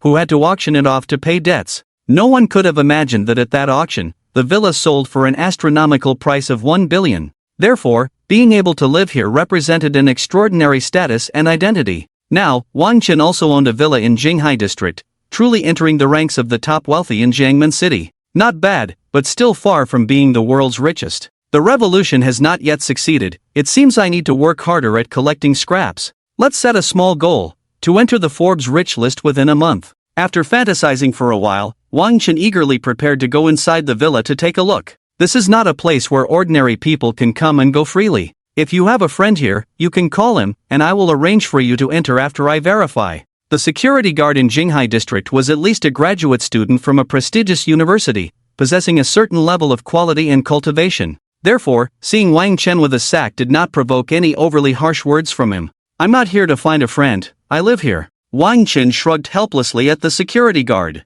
"I've been working here for a month, how come I've never seen you?" The security guard continued to ask politely. "Ah, brother. I've gotten used to the life of the rich, it's simply dull and boring. That kind of life is nowhere near as colorful as collecting scraps. Look at the sack in my hand, I make a living collecting scraps every day, and usually live in a rental room. This kind of life is what I'm pursuing now. I just came back to get a few things today," Wang Chen said with an air of detachment. "Don't mind this guy with an abnormal mind, if he had a villa here, I'd write my name backward." After instructing the new security guard, the security captain cast a disdainful glance at Wang Chen, revealing a hint of mockery. "You can leave, I don't want to say much more to you." Wang Chen looked at the pair of relatively polite clowns in front of him and couldn't help but laugh. "Just because I've been collecting scraps for a long time doesn't mean I lack the aura of a rich second generation. Why don't you believe me, brother? This is the property certificate. If you don't believe me, you can check it." After a pause, Wang Chen directly shoved the property certificate into the hands of the security captain. "Take a look quickly, this can prove my identity, right?" The security captain glanced at Wang Chen's property certificate and began to look uncertain. This property certificate seemed real, but could someone carrying a sack collecting scraps really be the owner? The security captain felt a bit troubled at this moment. How could this be fake? It clearly looks just like my property certificate. "Oh, it's my neighbor." A clear, bell-like laugh rang out. Wang Chen focused his gaze. A beautiful woman with fair skin, bright eyes like autumn water, long eyelashes, willow leaf eyebrows, and twin ponytails was playfully chatting with the security guard about the property certificate. Seeing the sudden appearance of the woman who came to his rescue, Wang Chen couldn't help but take a closer look. He noticed her cherry red lips painted with a color that could easily provoke a man's impulses. She wore a black tank top, paired with denim shorts and high heels. This outfit perfectly highlighted her devilish figure and long legs. Hey, have you looked enough? If not, come a bit closer to take a better look." The beautiful woman's face flushed slightly as she teased Wang Chen. "Sure, then I'll come closer." Just as the words were on the tip of his tongue, Wang Chen seemed to realize his own impropriety and swallowed them back. He then extended his hand with a broad smile. "Hello, my name is Wang Chen. I apologize for being rude earlier, you were just too beautiful, and I couldn't help but steal a few more glances." The woman's name was Tang Xuejian. Looking at Wang Chen's spirited face and then at the sack he was carrying, the mismatched combination seemed oddly harmonious, giving him a unique charm. For some reason, Tang Xuejian didn't feel much disdain for Wang Chen's earlier rudeness. Instead, a special feeling arose within her. She smiled sweetly, took Wang Chen's hand, and said softly, "Hello, my name is Tang Xuejian, you can just call me Xuejian." Tang Xuejian was truly beautiful, like a lotus emerging from the water. One smile could captivate a city, and another could captivate a nation, to the point that Wang Chen was reluctant to let go of her hand. Tang Xuejian quickly withdrew her hand from Wang Chen's grasp and said gently, "Let's go, we can head home together." At a fork in the road, they exchanged phone numbers briefly before parting ways to head home. Taking the keys from his pocket, Wang Chen opened the door, and a rather sexy mechanical female voice sounded. "Beep, Dubai welcomes the master home. Beep, the television is now on. Beep, the air conditioning is on, set to the most comfortable temperature. Beep, the hot water is ready. Beep, I don't know what food you like, please choose, and I will prepare it immediately." After simply instructing Dubai to make some dinner, Wang Chen explored the fully automated villa. There are actually 3 swimming pools? It seems the goal of having one swimming pool for washing face and another for washing feet has been exceeded. Wang Chen couldn't help but recall what he had said not long ago. After quickly showering and having dinner, Wang Chen lay on his bed waiting for the daily lottery opportunity gifted by the system. Casually glancing at the clock on the wall, which was framed in gold, it was already 11:50 p.m., and there were still 10 minutes until the system would grant the lottery opportunity. With nothing to do, Wang Chen pulled up his attribute panel in his mind and took a look. Host, Wang Chen. Appearance, a bit more handsome than the average person. Wealth, 170 million. Martial power, yellow rank. Luck, 1. Education, PhD in literature from Kyoto University. Weapon, bronze megaphone. Summary, Battle 5 scum. What does it mean to be a bit more handsome than the average person? What does it mean to be Battle 5 scum? Do you know, system, your evaluation is a complete insult to my character. Clearly, when I walk down the street, beautiful women come to me uninvited, and I can fight 100 or 80 like Bruce Lee. This evaluation is completely inconsistent with who I am. Wang Chen continuously protested against the information displayed by the system. Ding, the daily lottery chance has been credited. The daily lottery chance offered by the system arrived just as Wang Chen was grumbling. Looking at the familiar lottery wheel, Wang Chen's heart began to race, having long since thrown the system's earlier evaluation to the back of his mind. He had already memorized the items available in the lottery. Therefore, without further ado, he shouted, "Dad kneels and begs you, give Dad something good." It seemed he was negotiating with the system, and Wang Chen began to mumble to himself. "System, look, even though I call myself Dad, I've also knelt down to bow to you. This way, we both save face. If you don't give me something good, how can you justify my good intentions as Dad?" After saying this, Wang Chen closed his eyes and left it to fate. After a while, the pointer slowly came to a stop, finally pointing to the world-class piano master section on the wheel. "Ding, you have become a world-class piano master," the system announced. "Sigh, a world-class piano master? What use is that? Am I supposed to make a living by performing? No, that's impossible. How could I give up collecting junk to play the piano? Alas, it's all meaningless. Time to sleep." The next day, a ray of sunlight streamed through the huge floor-to-ceiling window, filling Wang Chen's entire room. "It's not early, the sun is already shining on my backside. It's time to collect junk. System, what's today's task?" Wang Chen asked the system with anticipation. System task, go to Tang Xuejian's villa to collect junk. Complete the task to earn 2 luck points and unlock the mysterious shop. Wang Chen, who was stretching, almost pulled a muscle. "What? You want me to go to her house to collect junk? What is this? System, what can I say? I never expected you to be such a system." Although Wang Chen wore a look of disdain, he was secretly overjoyed. Ignoring the daily task rewards from the system, he threw the sack over his shoulder and pushed open the door to head to Tang Xuejian's villa. When Wang Chen arrived at the entrance of Tang Xuejian's villa, he suddenly didn't know what to do.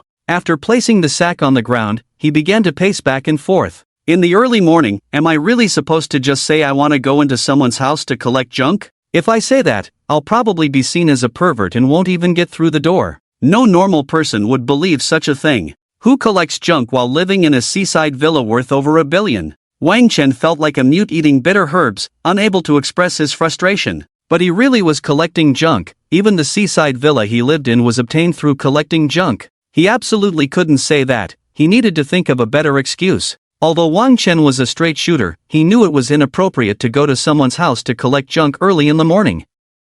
What excuse would work? Wang Chen frantically turned his brain. What are you doing? A voice as soothing as a gentle spring pulled Wang Chen out of his frantic thoughts. He turned around. A fleeting glance. Tang Xuejian was wearing black slippers, her dark hair casually draped behind her, inadvertently exuding countless charms. Dressed in loose pajamas, she looked like a fairy who had stepped out of a painting, untouched by the mundane world. If Wang Chen hadn't already become a yellow-tier master, he would have probably been gushing blood at this moment. Who could withstand this? No one could withstand it. Wang Chen was no exception. Looking at Tang Xuejian, who at this moment had a hint of laziness, a touch of playfulness, and an air of ethereality, Wang Chen lost his ability to think and pointed at the sack on the ground, saying bluntly, "I want to come to your house to collect junk." Tang Xuejian was stunned for a few seconds, a flush appearing on her face as her beautiful eyes stared at Wang Chen. "Are you sure you want to collect junk and not come to do something else? Your way of flirting is quite novel, I've never seen anything like it." Tang Xuejian never considered that Wang Chen was genuinely there to collect junk. She thought he was trying to approach her in this unique way. At that moment, she felt a deep curiosity about Wang Chen's method. She was completely unaware of her own psychological changes. It seemed she had forgotten a saying, when a woman becomes curious about a man, it means she is about to fall in love with him. "I'm really not flirting, I really came to collect junk." Wang Chen, with his straightforward demeanor, couldn't grasp a woman's thoughts and continued to explain in the wrong direction. "Are women creatures of reason? Do women reason with you?" How could he even think of reasoning with a girl? Wang Chen had no understanding of these truths. As he spoke, he turned as red as a pure-hearted young man. All right, just come in. If someone sees us, they'll think I've done something to you." Tang Xuejian rolled her eyes helplessly and led Wang Chen into the villa. As soon as they stepped into Tang Xuejian's villa, Wang Chen was stunned by the decorations inside. The walls were adorned with glass-inlaid masterpieces, with a few pieces of agate embedded here and there. The floor was laid with high-quality marble, each piece a different color. "Make yourself at home, no need to be polite." Tang Xuejian smiled at the slightly dazed Wang Chen. "These decorations are so beautiful, I couldn't help but admire them. Although they are stunning, they still can't compare to your beauty." Wang Chen's lips curled up slightly as he sincerely complimented her. "Smooth talker, I didn't realize you were so good at making girls happy." "Put!" Tang Xuejian burst out laughing. Wang Chen's face turned red. "I don't know how to make girls happy, what I just said was from the heart." Tang Xuejian's pretty face also flushed. A man's words are deceiving. After taking off his shoes, Wang Chen sat on the sofa in the living room and began to chat with Tang Xuejian. They talked about everything from campus life to society, from hobbies to food, covering everything from north to south. It could be said that they regretted not meeting sooner. Suddenly, Tang Xuejian's phone rang. She frowned at the caller ID and said softly, "I really don't want to answer." But after hesitating for a moment, she picked it up. "Xuejian, I've arranged a lunch and a piano performance for you at the Hayastalov Grand Hotel today. You've rejected me several times already, this time, please don't refuse. For your father's sake, just come once, okay? I'll be waiting for you." The man was Chen Feng, Tang Xuejian's childhood friend. He had been pursuing her since they were young, but she had never been interested in him. Their fathers were close business partners. Tang Xuejian knew she had already rejected Chen Feng several times, and even for her father's sake, she couldn't refuse this time. Biting her lip, she reluctantly said, "Fine, just this once." Seeing the troubled look on Tang Xuejian's face, Wang Chen couldn't help but say, "Let me pretend to be your boyfriend. I'll help you solve this problem in one go." I don't think that's a good idea." Tang Xuejian shook her head. "I don't care what you think, I care about what I think. I think it's a good idea, so just listen to me." Wang Chen spoke with a hint of male chauvinism. Tang Xuejian glanced at Wang Chen and said nothing, tacitly agreeing. "Wait for me a moment, I'll go change into another outfit." Before long, Tang Xuejian descended the stairs in a light blue long dress, exuding an elegant aura. She revealed her enticing red lips. "Shall we go?" "Wait, I haven't collected the scraps yet," Wang Chen said, his gaze fixed on Tang Xuejian's delicate face. Of course, collecting scraps was Wang Chen's essence. No matter how tempting other things were, could he forget the task assigned to him by the system? The answer was a definite no. Tang Xuejian looked at Wang Chen's serious face, speechless, and waved her hand, saying, "Follow me." Then, Tang Xuejian led Wang Chen to a European-style building. "This is my family's warehouse, it's filled with useless junk. You can go in and tidy up, take as much as you can." "I won't go in." What Tang Xuejian said was exactly what Wang Chen was thinking. It was best if she didn't come in, otherwise, if he filled a sack with all the junk, it would be hard to explain. "Okay, wait for me a few minutes, I'll be out soon," Wang Chen said to Tang Xuejian before directly stepping into the warehouse with his sack. Looking at the pile of junk inside the warehouse, Wang Chen's heart raced as if it had jumped into his throat. If he could collect a few more warehouses like this, he might just step onto the Forbes billionaire list. Muttering to himself, he didn't stop his hands. Wang Chen frantically swept the items in the warehouse into his sack. Ding, recycled a liquid crystal television, wealth plus 50,000. Ding, recycled a pair of dumbbells, wealth plus 30,000. Dumbbells, huh? Wang Chen couldn't help but think of his college classmate, Old Wang next door. Old Wang had bought a pair of dumbbells, but after 2 or 3 days of use, he tossed them aside to gather dust. He even boasted that he had reached his peak, claiming that the little sisters who saw him could hardly walk anymore, lamenting that life was as lonely as snow.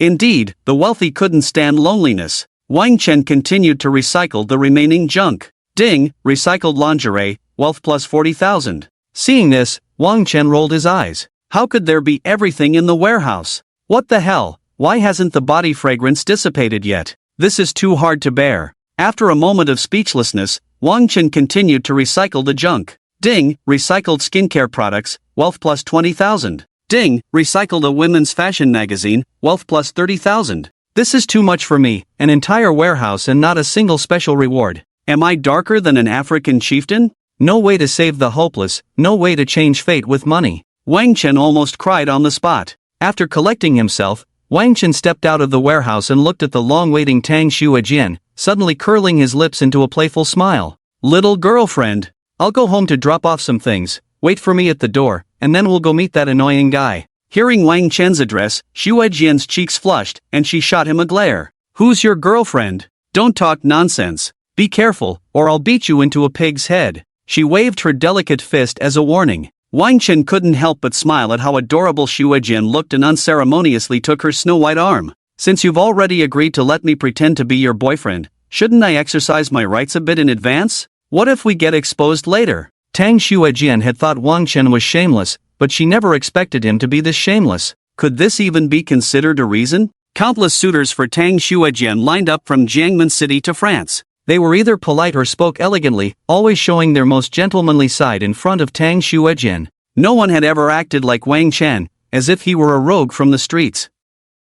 Yet, for some reason, this more genuine behavior made him feel that Wang Chen was a real man. Hey, do you know your face is thicker than a city wall? Tang Xuejian pinched Wang Chen's arm. I don't know, I just know I'm handsome. When I was in elementary school, I couldn't understand the meaning of handsome when the teacher talked about it. Just when I was about to go crazy, my deskmate handed me a mirror, and in that instant, the question that had troubled me for dozens of minutes was suddenly resolved. As I grew up, I increasingly realized a fact. If being handsome could be a meal, I think I would never worry about food and drink for the rest of my life. Wang Chen showed a longing expression. Although Wang Chen was narcissistic to the extreme, it had to be said that the Wang Chen who had taken the handsome potion indeed had the capital. Tang Xuejian looked at Wang Chen's current appearance and couldn't help but be drawn in. Until Wang Chen breathed near her earlobe and said softly, "Are you so mesmerized by me that you want to turn pretend into reality?" At that moment, Tang Xuejian pulled her thoughts back from her infatuation with Wang Chen, and her face turned as red as an apple. Coming back to her senses, Xuejian lightly tapped Wang Chen's shoulder a few times and couldn't help but say, "You're annoying." The power of those 2 words was immense. Especially when paired with Tang Xuejian's current demeanor, it could be said without exaggeration that it could stir the most primal interest in most men. What a fairy! In ancient times, she would be no less than Bao Si, who made King Yu of Zhou light the beacons to entertain the lords. Wang Chen thought to himself, trying hard to calm his turbulent emotions. I'm not going to tease you anymore. Wait for me at the door, I'll be out soon. After all, Wang Chen was not a veteran in the flower beds. To make the beast that surged deep within his soul stop, he quickly left, like a defeated soldier.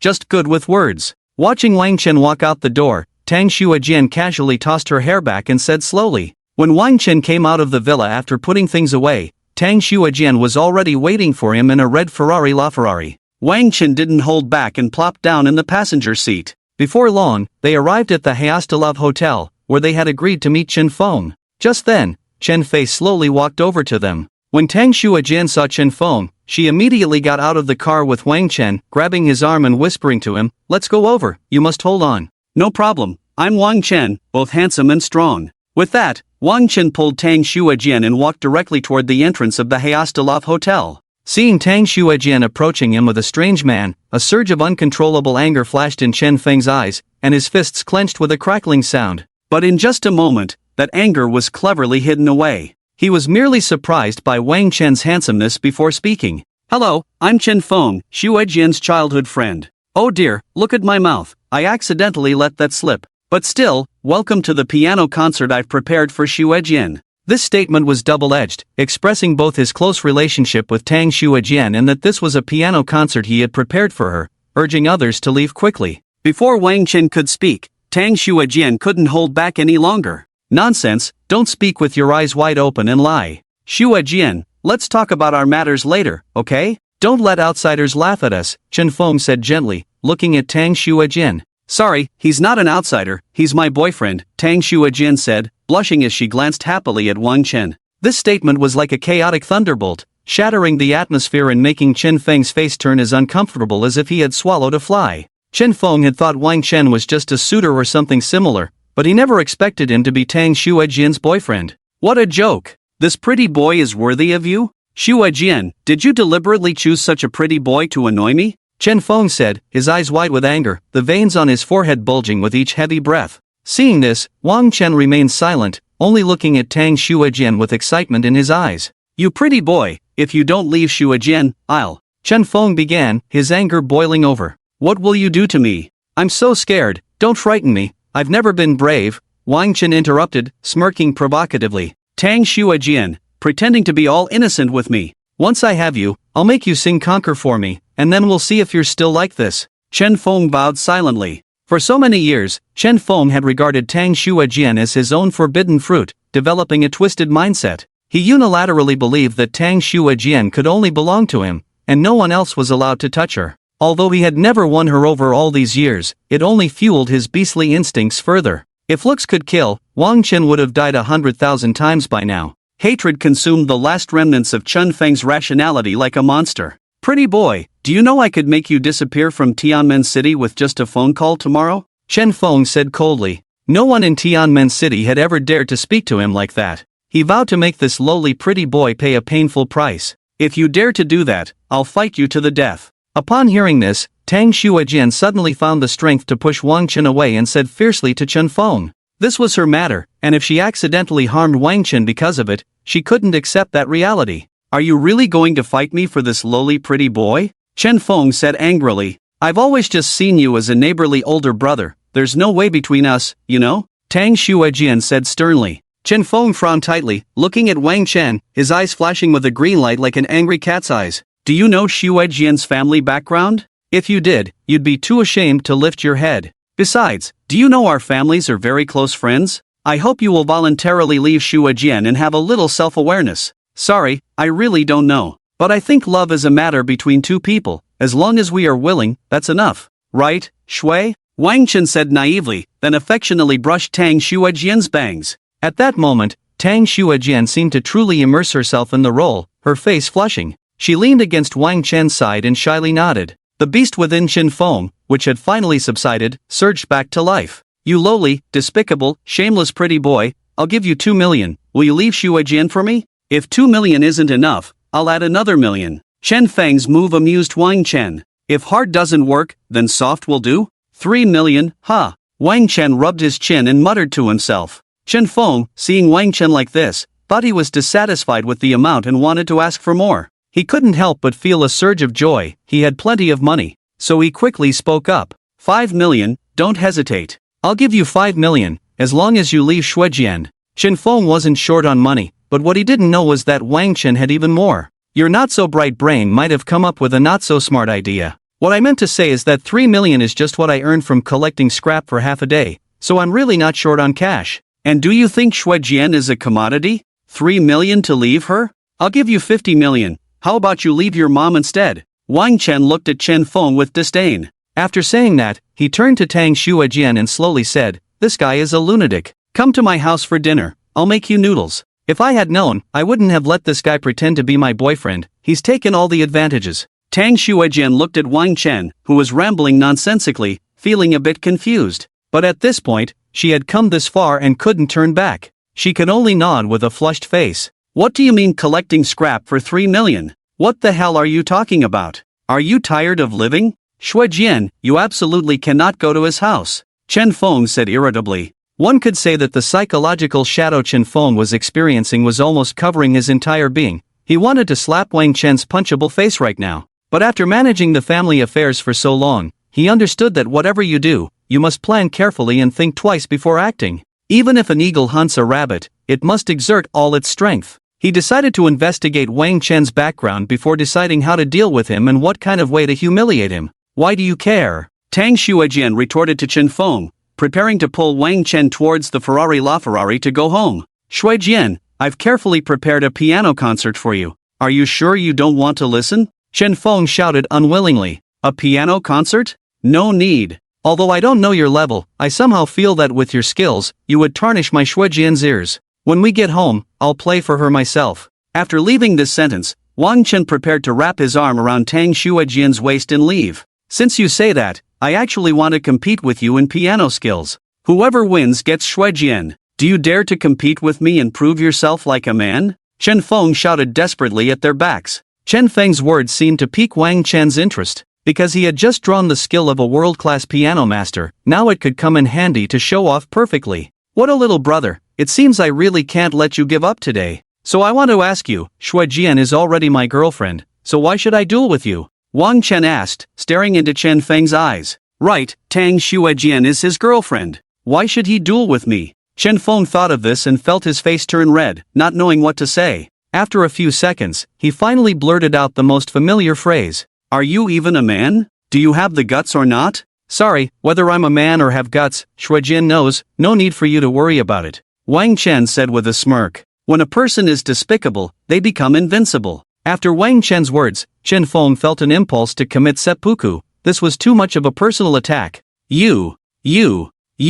Chen Feng pointed at Wang Chen, unable to say a word. You, what about you? Don't say I didn't give you a chance. Look at you. Acting like you think your piano skills are great. I agree to have a piano competition with you, but if you lose, you have to call me dad and from then on, you have to walk around Snowjian. And vice versa. Are you brave enough? Ha, what do I have to be afraid of? There's nothing in this world that I'm afraid of. But you better not regret it. I forgot to tell you, while I can't claim to be a world-class piano master, I have had the honor of being guided by the famous Polish world-class pianist Christian Zimmermann. I not only often participate in international performances but also collaborate with many international symphony orchestras. Just recently, at the Warsaw Chopin International Piano Competition, I performed alongside Christian Zimmermann and won first place. Since then, everyone in the piano world has to call me Master Feng. After Chen Feng proudly recounted his achievements, he deliberately raised an eyebrow at Wang Chen. Why don't you just give up? If you give up now, I won't have to acknowledge you as my son anymore. What do you think? In Chen Feng's imagination, Wang Chen would surely be disheartened and regretful upon hearing this. But Wang Chen merely shrugged casually. After all that, I only heard that you're not even a world-class piano master. With such unimpressive skills, I don't know what you have to brag about. Anyone can boast with a little lip service. But no matter what, it's better for us to go to the second floor and have a real showdown, don't you think? Chen Feng was still full of confidence in his piano skills. Let's go. Wang Chen stopped wasting words. Some people are destined to only realize how foolish and ridiculous they are when they are stepped on. The two of them, each with their own motives, ascended to the second floor of the Hayostarov Hotel. Chen Feng's anger seemed to have been completely drained by Wang Chen's earlier actions, even though Tang Xuejian was now nestled in Wang Chen's arms. He showed no signs of anger or any emotional reaction. He merely glanced coldly at Wang Chen beside Tang Xuejian and snorted. Pretty boy, listen carefully to me. What is a gentle stream flowing steadily? And what is a raging tide crashing against the shore? What is dreamlike and illusory, both real and fake? If you don't understand later, don't pretend to. As soon as he finished speaking, Chen Feng elegantly walked towards the piano on stage in front of the guests. Today, I will let you, this lowly and shameless pretty boy, hear what a real piano piece sounds like. Today, I will shatter your arrogant heart and swallow it myself. With such confidence, Chen Feng walked onto the stage like a king of the piano world, scanning the guests below. Suddenly remembering something, Chen Feng tapped his head and smiled as he fixed his fiery gaze on Wang Chen. Today was supposed to be my piano concert, but that pretty boy in the white shirt down there wants to challenge me in piano skills.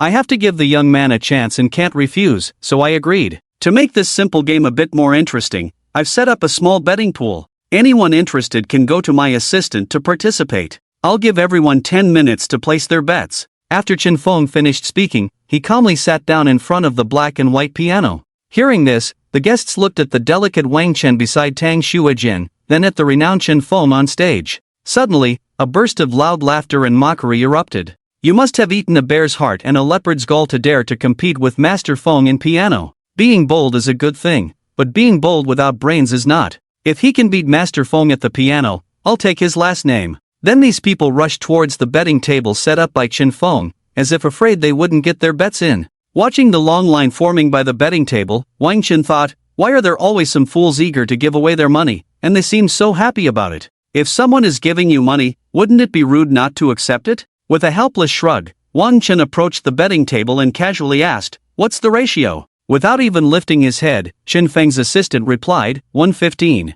Wang Chen didn't need to think, he knew he was definitely the 15. This ratio was simply too appealing to Wang Chen, and he couldn't help but excitedly ask, "What's the maximum bet?" Young Master Chen said, "We welcome all bets. But you, pretty boy, really have a big mouth. How much is the maximum bet? Did you secretly eat garlic this morning?" Chen Feng's assistant looked at Wang Chen, who seemed to have lost his mind, and snorted disdainfully. If the bet was too large, this person might not be able to handle it anyway. Well, he couldn't just point a finger and crush him, could he? Just a casual gesture would do. With that in mind, Wang Chen couldn't help but say, "Place a bet of 10 million for me." After placing the bet, Wang Chen nudged Tang Xuejian, "You should place a bet too, earn some milk money for the kid." Hearing this, Tang Xuejian's face flushed a bit, and then she pinched Wang Chen's arm. "Stop it, what nonsense are you talking about, milk money? Hey, didn't you say you would give me a baby or something? Are you denying it now?" Wang Chen put on a pitiful expression.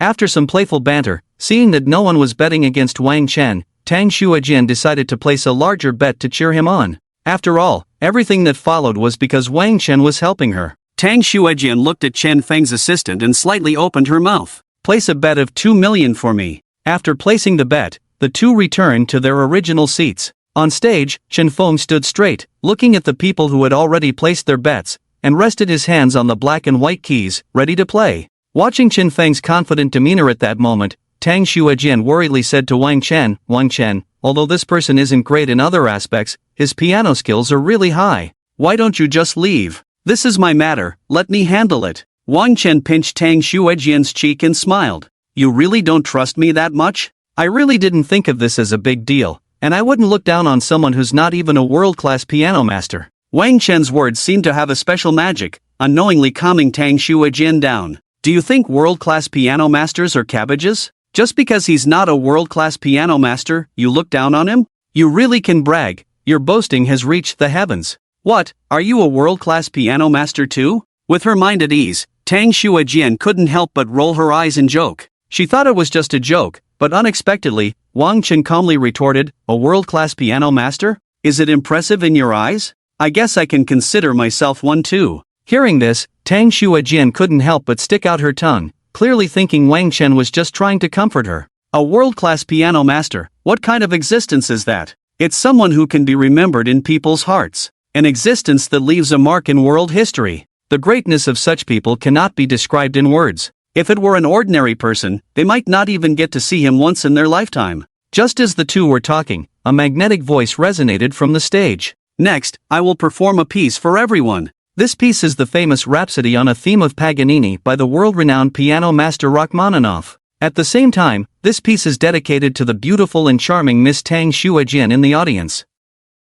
As soon as these words were spoken, the guests on the second floor of the Hayostarov Hotel erupted into enthusiastic applause. People in the crowd continuously shouted, "Good, good, good." Naturally, many connoisseurs attended the piano concert. The Rhapsody on a theme of Paganini is an extremely difficult piece. Its lyrical melody is bright and beautiful, captivating the heart. For this reason, people have given it a particularly romantic name, Russian Melancholy. Not only that, playing this piece requires dazzling technique, but it also demands mastery of the slow 18th variation. Thinking of this, everyone couldn't help but feel excited. Tang Xuejian, born into a prestigious family, was naturally proficient in music, chess, calligraphy, and painting. Hearing that Chen Feng was going to play this piece, she was afraid Wang Chen wouldn't understand its essence, so she carefully explained it to him. This Rhapsody on a Theme of Paganini is a simple romantic lyrical piece, and its general meaning is about a pair of unfamiliar men and women, starting from indifference and plainness to eventually developing into fervor and romance. The melody and rhythm of the piece also accompany the changes in emotions, making one feel as if they are experiencing it firsthand. Having made it so clear, Tang Shuajian thought to herself that Wang Chen should be able to grasp the key points when he performs later. Got it, just watch me, Wang Chen said no more. He knew that soon he would have to go on stage and show off. For now, it was better to keep a low profile. After all, after becoming a world-class piano master last night, the skills of Paulini, Elena Guerrero, Lang Lang, Daniil Trifonov, Perehia, Marc-Andre Hamelin, Christian Zimmerman, Martha Argerich, Grigory Sokolov, and Yevgeny Kissin had all transformed into a massive stream of information directly infused into Wang Chen's mind. In that moment, Wang Chen directly integrated all the pieces in the world and the rich thoughts and emotions they contained. Not to mention this famous piece, even the most obscure and difficult pieces, Wang Chen was confident he could play with a world-class stunning effect. Before long, the sound of the piano echoed from the steps of the hall. Chen Feng, with a smile on his face and his head held high, let his slender fingers dance like a sprite on the black and white keys, as if small fish were freely swimming along the riverside on a rainy day, weaving between water and nature. At that moment, beautiful notes continuously leaped out. The audience below seemed to truly understand this piece, each person closing their eyes, feeling the beautiful melody, swaying their heads to the faint rhythm, lost in this ocean of music. Seeing the guests below, each one entranced, Chen Feng couldn't help but lift his head even higher, no longer able to accommodate anyone else. A glance from the corner of his eye revealed that Wang Chen was not even looking at him but was instead laughing and chatting with Tang Shuajian. Not only that, Wang Chen occasionally fed Tang Shuajian slices of orange, provoking a series of eye rolls from her. He really is a despicable, lowly, and superficial pretty boy. I can't wait to see how he embarrasses himself when he comes up. A hint of disdain flashed in Chen Feng's eyes. With this thought, Chen Feng's technique became even faster, a series of tones cascading from low to high in a harmonious progression. When the piece concluded, Chen Feng stood up gracefully to showcase his gentlemanly demeanor, bowing deeply to the audience below. At that moment, the guests erupted in waves of praise, like a tide that could not be quelled. Young Master Chen, you truly deserve your reputation as a master on the world stage. This piece was played to perfection. Indeed, heroes emerge from youth. I believe it won't be long before young Master Chen becomes a true world-class piano master. If it were the usual Chen Feng, he would have closed his eyes to savor these compliments, feigning humility in his refusals. But now, his mind was solely focused on how to make Wang Chen look foolish, so after nodding in self-satisfaction, he turned his gaze back to Wang Chen. Now, it's your turn to perform, pretty boy. As these words left his mouth, it felt as if thousands of eyes were fixated on Wang Chen like hungry wolves. Wang Chen stood up slowly, his expression unchanged. Chen Feng, watching the silent and seemingly helpless Wang Chen, revealed a hint of mockery at the corners of his mouth. This was precisely the effect he wanted. Unexpectedly, a calm voice resonated throughout the hall. Competing with you is a deep insult to me. So sad, so lamentable, so pitiful. I thought you would play a bit more accurately, but your rendition of this piece is utterly mismatched, complete nonsense. After so many years of learning, you're still this pathetic. If I were you, I would have found a block of tofu to die on. After saying this, Wang Chen let out a long sigh. A rotten wood cannot be carved. A rotten wood cannot be carved. As these words were spoken, the crowd looked at Wang Chen with strange expressions, as if he had made a tremendous joke. Sure enough, he was just a pretty boy, lacking any insight, yet speaking grandly. Tang Shui, hearing Wang Chen's words, was at a loss for how to help him save face, her pretty face flushing red. Facing the rising and falling sounds around him, Wang Chen's expression showed no change. Instead, he walked to the center hall, hands behind his back, and spoke indifferently to the crowd. The Rhapsody on a Theme of Paganini possesses extraordinary artistic charm, especially rich in romantic atmosphere. When Rachmaninoff wrote Rhapsody on a Theme of Paganini, he intended to express the emaciated, pale, and fervent characters, as well as the abundant passion hidden beneath their ghostly shells. Hearing Wang Chen's words, a small group of people in the audience who understood a bit about piano stopped laughing, and slowly, the entire hall fell silent. Humanity is always like this, inherently possessing an irresistible herd mentality. As they saw those around them gradually close their mouths, they too could no longer laugh. Although they did not know whether Wang Chen was right, looking at his serious and earnest tone, they believed that what he said was likely true. Wang Chen's sharp gaze swept over the now silent crowd, and he continued slowly. And just now, Chen Feng's performance of Rhapsody on a Theme of Paganini completely overlooked the essence of romantic art. The entire piece was filled with the feeling of a dog in heat. Romanticism is an unrestrained and endless beauty. While it requires fervor, not the entire piece needs to be fervent, it should be just enough. After playing for so long, I didn't expect him to not even grasp the true meaning of the piece. This piece expresses a wild and unrestrained emotional world, filled with various rich emotions such as sadness, melancholy, joy, fervor, grandeur, and lean strength, among others. To express these feelings, one must rely on exceptional skill, and clearly, Chen Feng's skills are insufficient. Looking at the panicked crowd around him, Wang Chen couldn't help but shrug. Playing the lute to a cow, even if I told you, you wouldn't understand? At least young Master Chen understands the piano. So, do you think what I said is right, young Master Chen? Wang Chen turned his head, curiously observing Chen Feng, whose face was already contorted in discomfort. Wang Chen's words were sharp and hit the nail on the head, leaving Chen Feng unable to refute. Chen Feng wanted to speak but couldn't think of anything to say at that moment. His expression, however, grew increasingly sinister. Seeing that Chen Feng remained silent, the crowd around them understood that Wang Chen was indeed correct. This made them deeply regret their earlier disrespectful behavior, each wishing they could find a crack in the ground to hide in. Watching Wang Chen, who was now full of vigor on stage, Tang Xuejian felt her long-suspended heart finally settle down. She whispered softly, could it be that he really is a world-class piano master? How did he learn? Did he start playing in the womb? At that moment, Tang Xuejian's mind was filled with many little question marks, but her big, bell-like eyes seemed to be filled with the vastness of the stars and the sea, and the journey of those stars and sea was Wang Chen. The crowd's perception of Wang Chen underwent a dramatic transformation, shifting from disdain to admiration. At this moment, the focus of the crowd seemed to shift, pointing directly at Chen Feng. Chen Feng's situation mirrored Wang Chen's earlier predicament, as everyone's gaze suddenly turned to him. Although Chen Feng was as anxious as an ant on a hot pan, he forced himself to calm down and said steadily, this piece, Rhapsody on a Theme of Paganini, is inherently difficult, and there are countless interpretations. My performance is already quite impressive. 1,000 performers will have 1,000 ways of playing, just as 1,000 readers will have 1,000 Hamlets. So what you said isn't necessarily correct, nor is it that remarkable. Only those who can truly play this piece are remarkable, and you, can you? The people in the hall, like reeds in the wind, nodded upon hearing Chen Feng's words. Talking and doing are indeed two different matters. It's easy to speak well, but doing it doesn't always follow. Even though Wang Chen's arguments were very reasonable, deep down, they leaned towards Chen Feng because they had all placed considerable bets on him during the earlier game.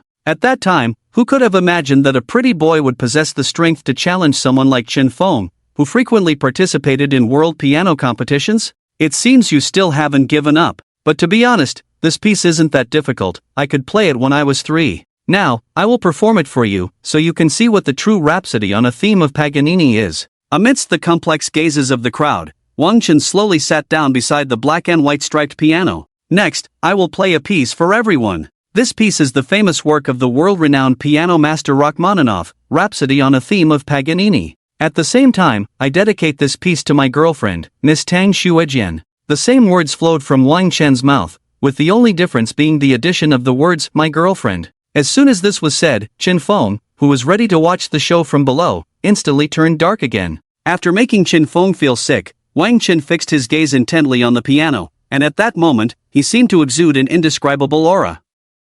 This aura was captivating, making him the most dazzling presence in the entire hall. At this moment, Wang Chen enjoyed the feeling of being the center of attention. He could feel it. The guests below instantly surrendered. In an instant, they all fell. Wang Chen took a deep breath, calming himself down. After all, going from an ordinary college student to such a prominent figure was something he couldn't fully adapt to, but he knew that in the future, such shining moments would often come, and there would be many of them. So even though he had a system, he had to make his inner self strong beyond compare. Under the gaze of the crowd, Wang Chen slowly placed his long fingers on the black and white keys, completely focused. Usually so carefree and cynical, I didn't expect him to be so handsome when he gets serious, making my heart race. At that moment, Tang Xuejian looked at Wang Chen, her eyes filled with stars. Two completely different qualities were now intertwined in Wang Chen, creating a mysterious allure that made one want to worship him. Tang Xuejian, watching the proud and independent Wang Chen on stage,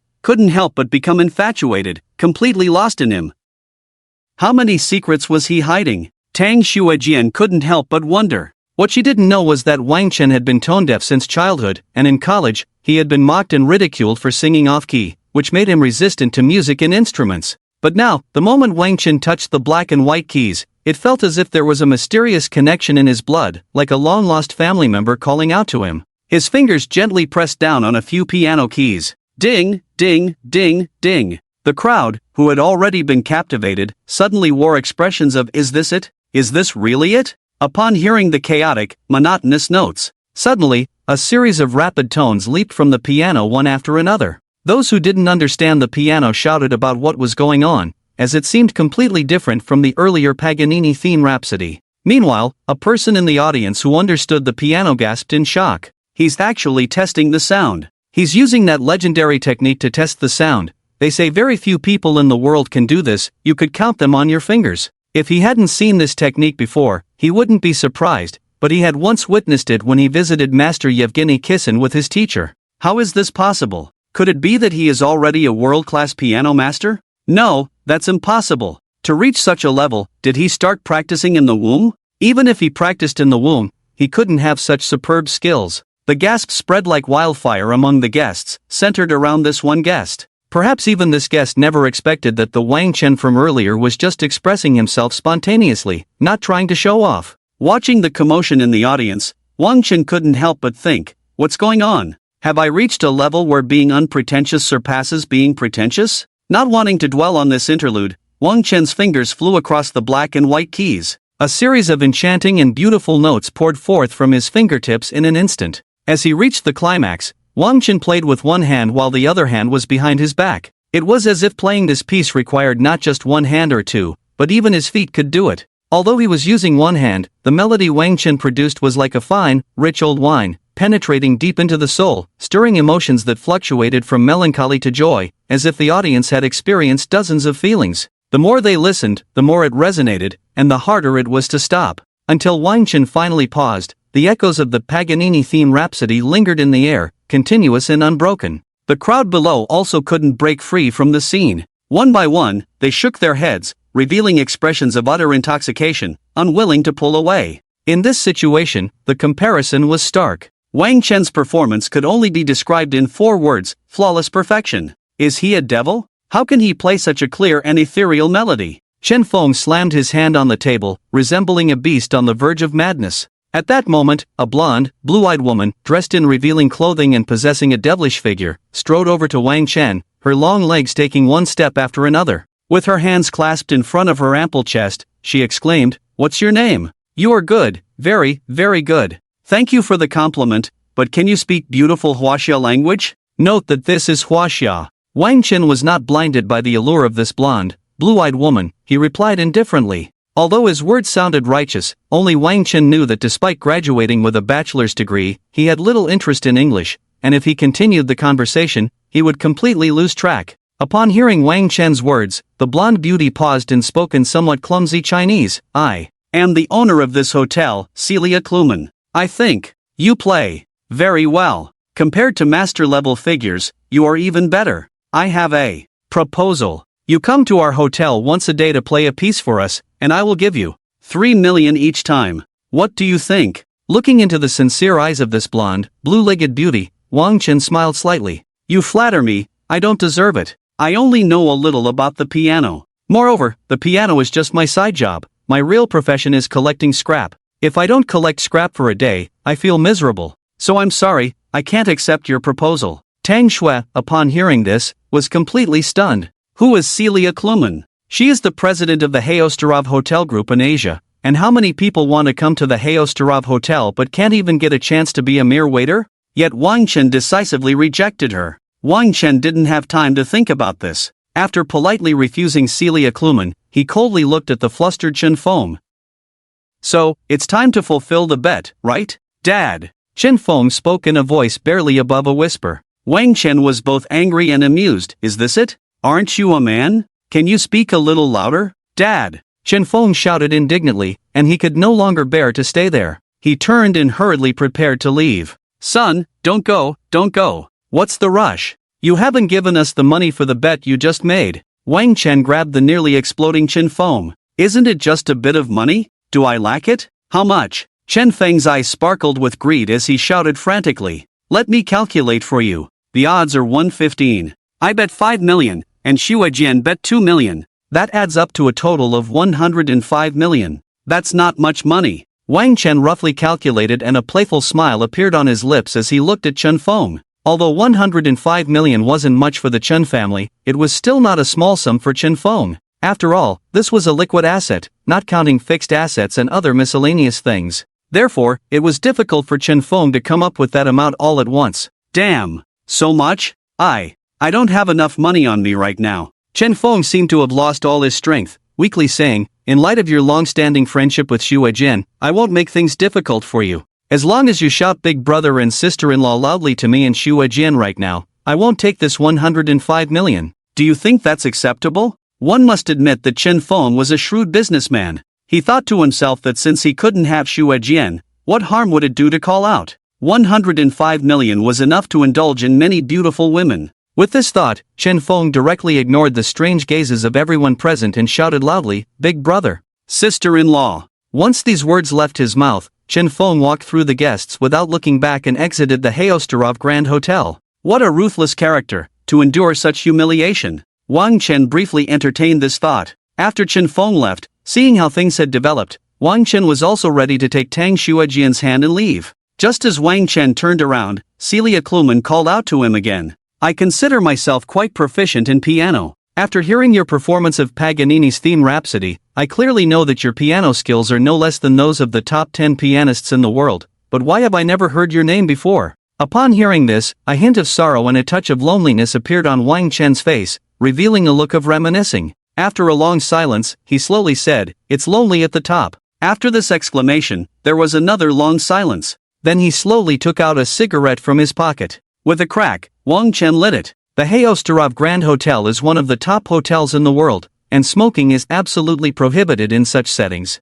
If someone dared to smoke in front of Celia Kluman, they would surely be called security and beaten out. Even some VIPs would not receive a pleasant expression from her. But looking at Wang Chen's face, which was full of stories, Celia Kluman surprisingly did not interrupt him. She just wanted to hear him continue. Wang Chen took a melancholic puff of smoke, gazed out the window at a 45-degree angle, and slowly exhaled a heart-shaped smoke ring. Finally, he spoke again. These old stories are known to very few, so I don't want to bring them up again, but since the topic has come to this, I must speak. Looking back to those years, I traveled the world alone, challenging various world-class piano masters. It is well known that there are only 10 masters in the world. After casually defeating the other 9, I arrogantly went to challenge the number 1, the 12-year-old prodigy Yevgeny Kissin, in the outskirts of Moscow. However, I was utterly defeated. After that, I reflected deeply and devoted myself to honing my piano skills, practicing for several years. I faced Yevgeny Kissin again in the outskirts of Moscow.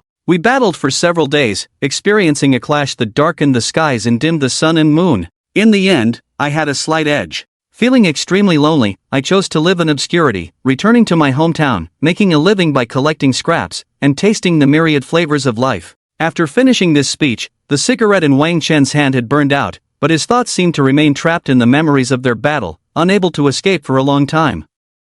Upon hearing Wang Chen's words and seeing his genuine demeanor, the faces of the crowd displayed a look of great admiration. After hearing Wang Chen's story, Celia Kluman couldn't help but exclaim, "So this is the master." So, true experts hide their achievements and fame when they reach the peak. Such a realm is both desirable and unattainable. Wang Chen looked at the admiring gazes of those around him. A sudden jolt ran through me for no reason. Did I really say that, and she believed it? And this woman, she's just all chest and no brains, starting to imagine herself as my devoted follower? It's really not my intention to share this story, and I hope everyone won't spread it. Right now, I just want to keep a low profile. This meal is on me, and I hope everyone can keep this little secret for me. I, Wang, would be immensely grateful. Wang Chen calmly glanced around at the people without a hint of embarrassment, and spoke softly. What are you saying? Let's just consider this a friendship between the two of us. You can put this meal on my tab. Also, I'm giving you this black gold card. With this card, you'll enjoy the highest privileges at our global Haostarov chain hotels, with meals and accommodations at no cost.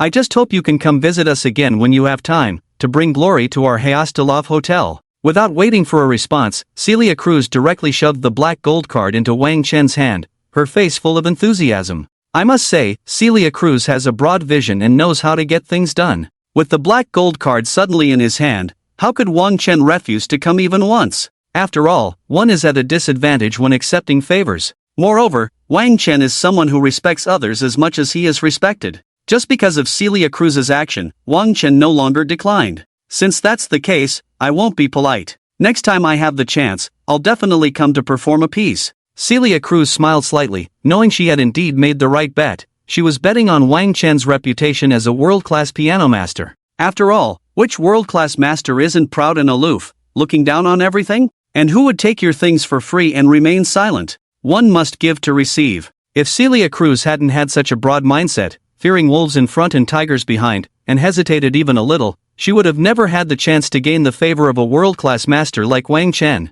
Let me see you off. As she watched Wang Chen and Tang Xuejian about to leave, Celia Cruz instinctively said. After several refusals, Wang Chen couldn't resist Celia Cruz any longer and had to accept reluctantly. Wang Chen and Tang Xuejian stepped out the door, and the receptionist bowed, as always saying, "Take care, and we welcome you next time." Suddenly, they caught a glimpse out of the corner of their eyes. Isn't that the president who usually appears and disappears mysteriously? How could she be here? When they finally lifted their heads completely, they were even more shocked. Because at that moment, their president, Celia Cruz, was treating the young man before her with utmost respect and a beaming smile. The surreal scene before them made them rub their eyes and confirm once again. It was indeed not fake. So what is this young man's identity? How could he receive such treatment from the president? This question shattered their hearts like chaotic thunder, but they also knew that it was best not to ask what shouldn't be asked, and to quietly keep this doubt in their hearts. After bidding farewell to Celia Cruz, the two walked for a while on the wide road.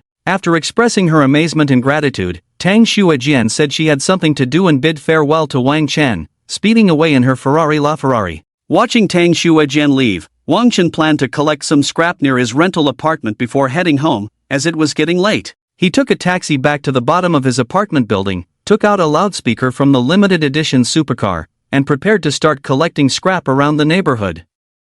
Looking at the lively elderly people walking downstairs, Wang Chen cleared his throat and began to shout, "Collecting! High prices for scrap collection! Recycling all kinds of waste materials, all kinds of idle items! Recycling! High prices for recycling! Recycling all kinds of waste materials, all kinds of idle items!" After shouting for a while, not a single person came forward to sell their scrap. Wang Chen, feeling helpless, sat alone on a small stool, admiring the evening scene in the community. He watched the elderly man playing chess nearby, the auntie dancing, the child sitting on a toy car, and the family of three pulling the child along. Wang Chen couldn't help but exclaim, "The warmth of human life is the most comforting to the ordinary heart." At that moment, looking at this harmonious and warm scene, Wang Chen couldn't help but think of his parents.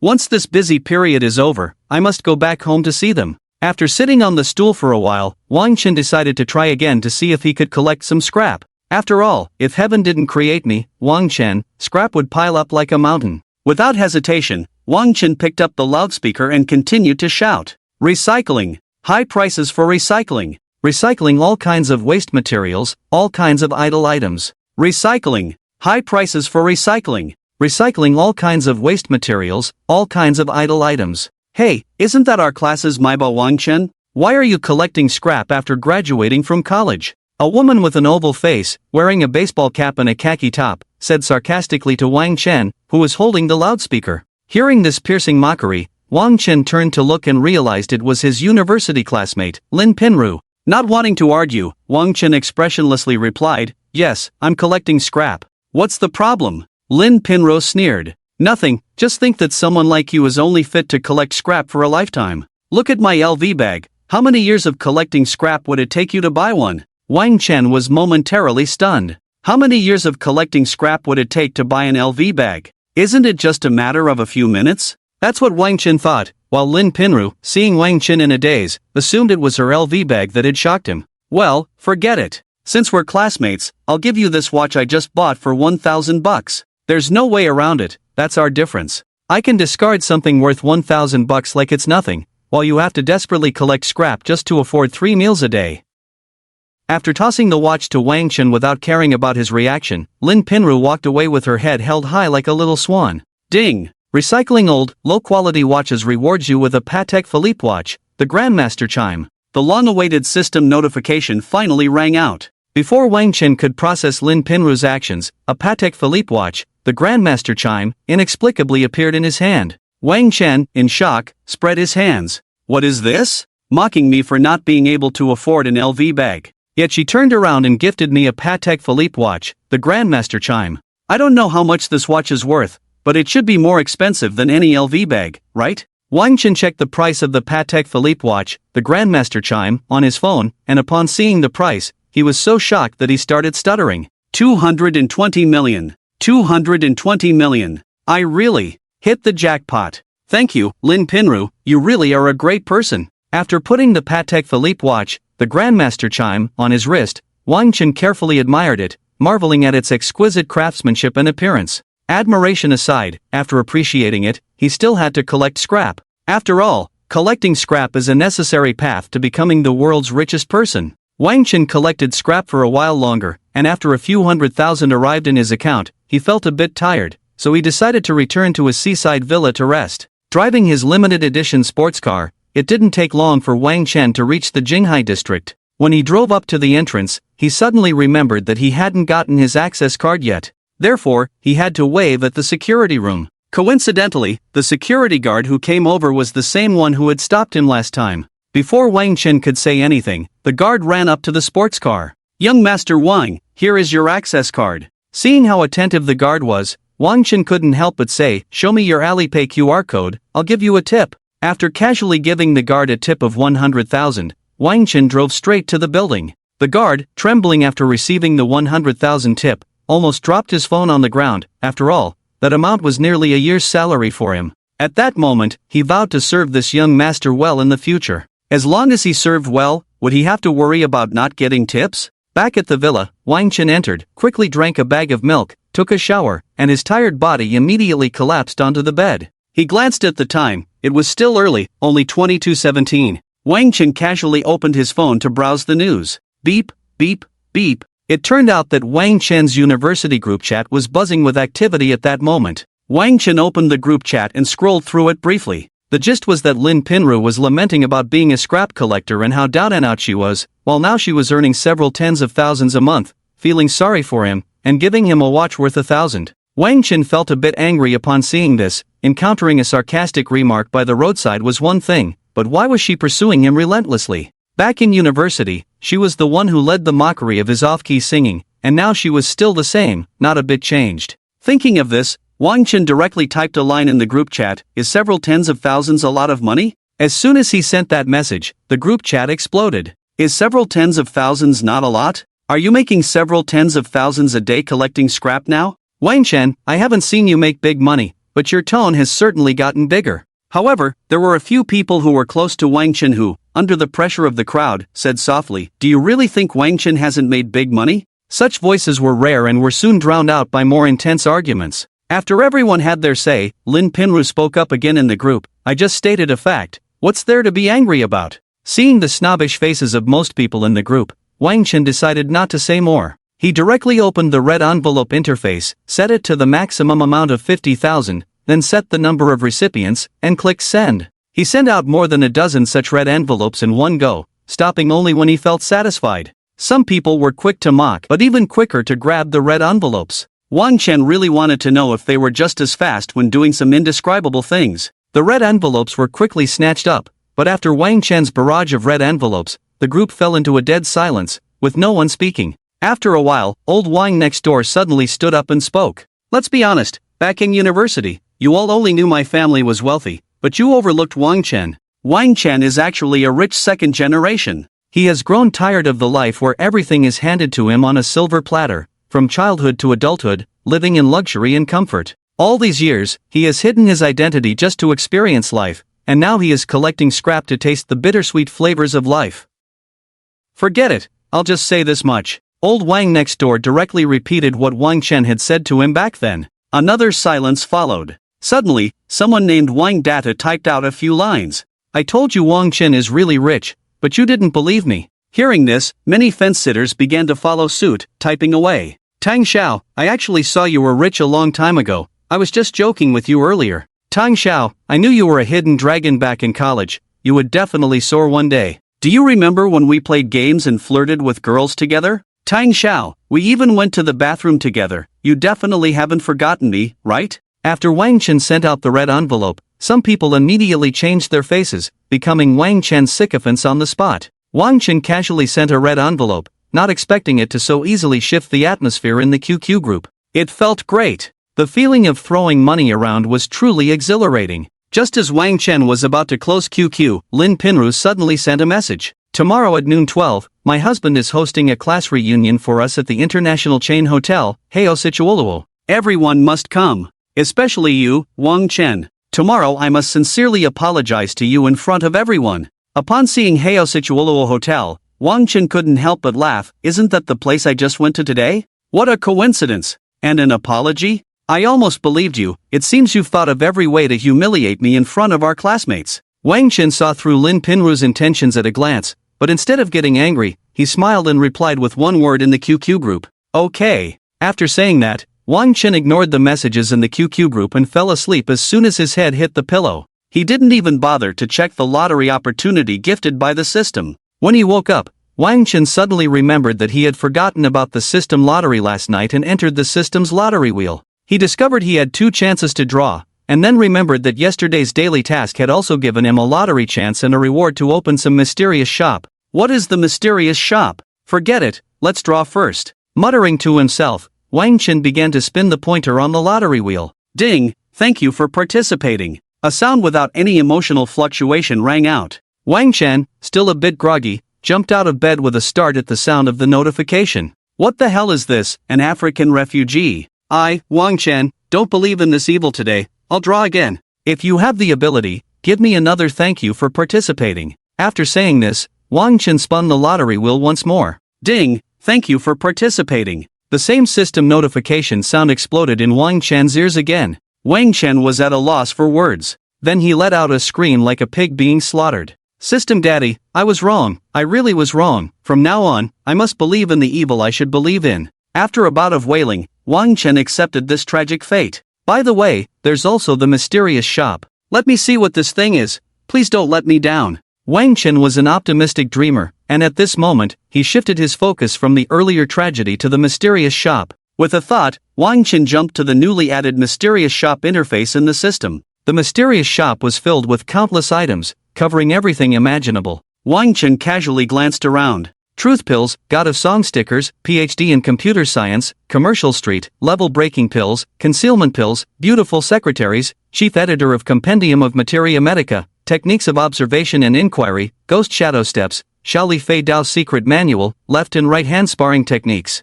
and so on. In the mysterious shop, there was nothing Wang Chen couldn't think of. It was all there. The fact that he was tone deaf had always been a thorn in Wang Chen's heart, so he instinctively looked at the God of Song sticker. God of Song sticker, price 1. 5 billion, stick it to any part of your body, and you can become the God of Song, gaining a heavenly voice and mastering all songs. Damn, 1. 5 billion, I only have nearly 200 million right now. By the time I save enough money to afford this, the sea might dry up. Wang Chen frowned in disappointment and was about to browse other items when a line of small text under the God of Song sticker caught his attention. Experience card available for purchase, 1-month trial, price, 100 million. A glimmer of joy flashed in Wang Chen's eyes. He could just afford this experience card. Buying one to try out would be nice and would fulfill a long-held wish. After all, during his university days, Wang Chen often failed music class assessments. Especially in a class competition, he didn't place well and was directly blamed by his classmates. From then on, whenever they saw him, they would suddenly call him Mike King.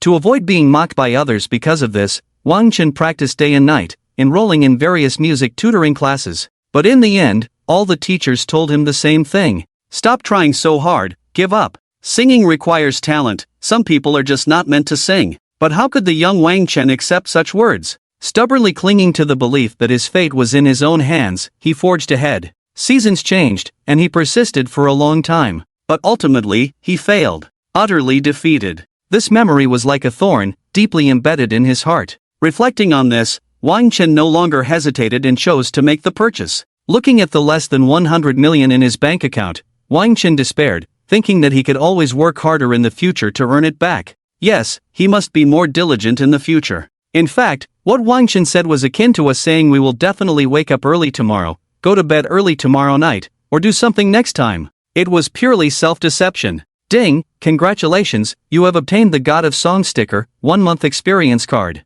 After Wang Chen successfully made the purchase, the system's notification sound suddenly rang out. Wang Chen saw the God of Song sticker appear in his hand and couldn't wait to stick it on his arm. The moment the sticker was applied to his arm, Wang Chen felt various singing techniques surging in his mind, and his voice seemed to undergo some changes without him realizing it. Feeling this distinct change, Wang Chen's joy was evident. He hurriedly opened the music player, started the running accompaniment, and after several years, began to try singing again. Speed at 70 miles. The mood is carefree. Hope the destination is the Aegean Sea. Running with all my might, dreams on the other side. We want to roam the world. See the miracle right before our eyes. Waiting for the sunset, painting the sky red. Shoulder to shoulder, making wishes. Running with the wind, freedom is the direction. Chasing the power of thunder and lightning. Filling my chest with the vast ocean. Even the smallest sail can set sail. As he sang this, the thorn that had been deeply buried in Wang Chen's heart seemed to vanish without a trace.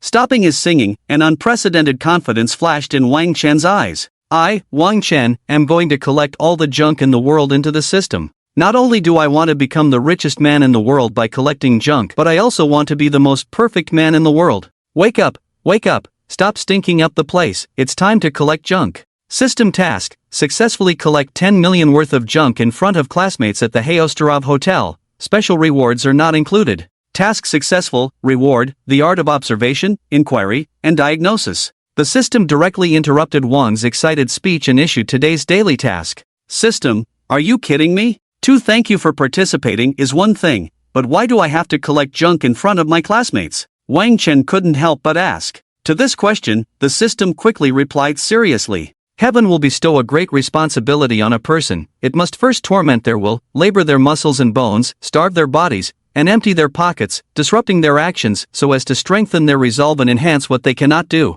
Can't you see? I'm training you. In the future, there will be many things you have to do yourself. The system revealed an anxious tone, a bit frustrated. Life is like a play, all depends on acting skills. System, you're starting to deceive my innocent heart again, sigh. Wang Chen rolled his eyes helplessly. Grandpa, your grandson is calling you. Grandpa, your grandson is calling you. At that moment, the phone suddenly rang. Wang Chen picked it up and saw it was old Wang next door. As soon as the call connected, old Wang's mischievous voice came through. Wang Chen, Lin Pinru's boyfriend is no good guy. They must have already figured out how to deal with you. If you go this time, it's like a sheep entering a tiger's den. Are you capable? If not, bro can help you settle this now. What is a brother? This is a brother. Usually, when there's nothing going on, they curse and tease you, claiming to be annoyed just by seeing you. But in times of danger, without saying much, they only think about helping you through the tough times. The hardships of solving problems, the costs, the bitterness, and the pain are all brushed aside with a casual remark.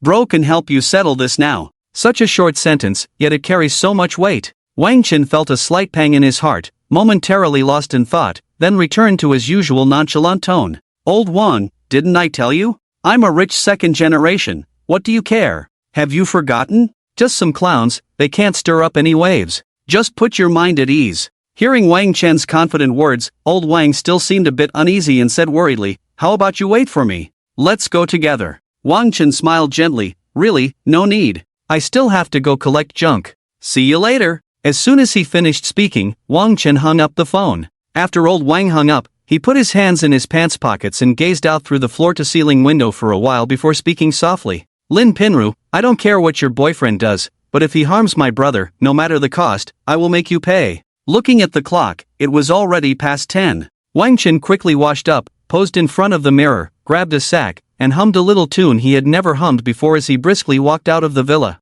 Vroom vroom. He started the limited edition sports car and sped off, soon arriving at the Hayostarov Hotel. Casually parking the car, Wang Chen carried the sack towards the hotel entrance. Just as he reached the door, a welcoming hostess approached him. Excuse me, sir, you are. Before she could finish her sentence, another hostess, unable to hold back, opened her mouth to speak, but was silenced by a glare from the first hostess who stepped forward. Sir, please don't take offense, she is new and doesn't know better.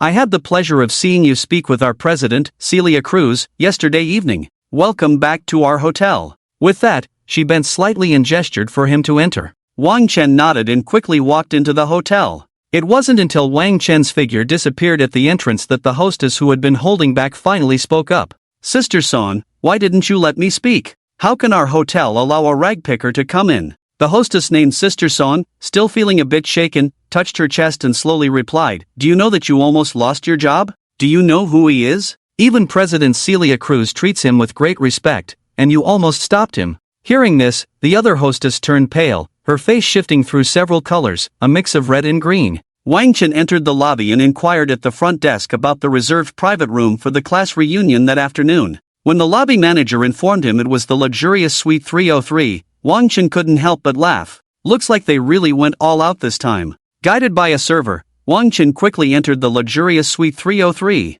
As he sat down, he looked at the pile of fashion magazines and piano scores on the table, wishing he could stuff them into his sack immediately, but he couldn't. He had to restrain himself, because the task given to him by the system was to collect junk in front of everyone. Restrain yourself. Just hold on a little longer, Wang Chen, you can do it. For the sake of the art of observation and inquiry. As Wang Chen was lost in thought, groups of people began to enter one after another. The few girls who came and looked at Wang Chen's smooth, fair face with sharp features and couldn't help but exclaim, it's only been a short while, how did Wang Chen become so handsome? He looks like that celebrity. I can't remember the name, wow, he's really handsome. Just as they were discussing Wang Chen, suddenly a sharp-eyed girl pointed at the sack of junk beside him. In an instant, everyone showed disdain, moving further away from Wang Chen, afraid that his belongings would dirty them. Perhaps this is the chilling reality of today's society. In the simple campus life, being handsome can help you find a girlfriend. But once you enter society, you realize that looks can't replace wealth. If you have no money, women won't even glance your way. Conversely, if you have money, even if you look like a total mess, many women will flock to you. This is the harsh truth. Last night, during the red envelope snatching, everyone was happier than the last, and after it was over, they all put on flattering faces. But now, seeing Wang Chen carrying a tattered sack, they all changed their expressions, likely wondering how he got the money he had last night. Was it from loan sharks or some other illicit means? This is the inherent flaw of humanity. Wang Chen ignored the strange looks and disdainful actions from his college classmates, choosing to overlook them entirely. After a while, seeing that most people had arrived, Wang Chen directly began stuffing the magazines into the sack without a care. Ding, recycling piano scores, reward wealth plus 50,000. Ding, recycling men's magazines, reward wealth plus 80,000. Looking at Wang Chen's shabby appearance, the disdain and contempt in everyone's eyes not only intensified but also inexplicably gave rise to a sense of superiority. Wang Chen completely ignored them and swept the magazines and sheet music off the table.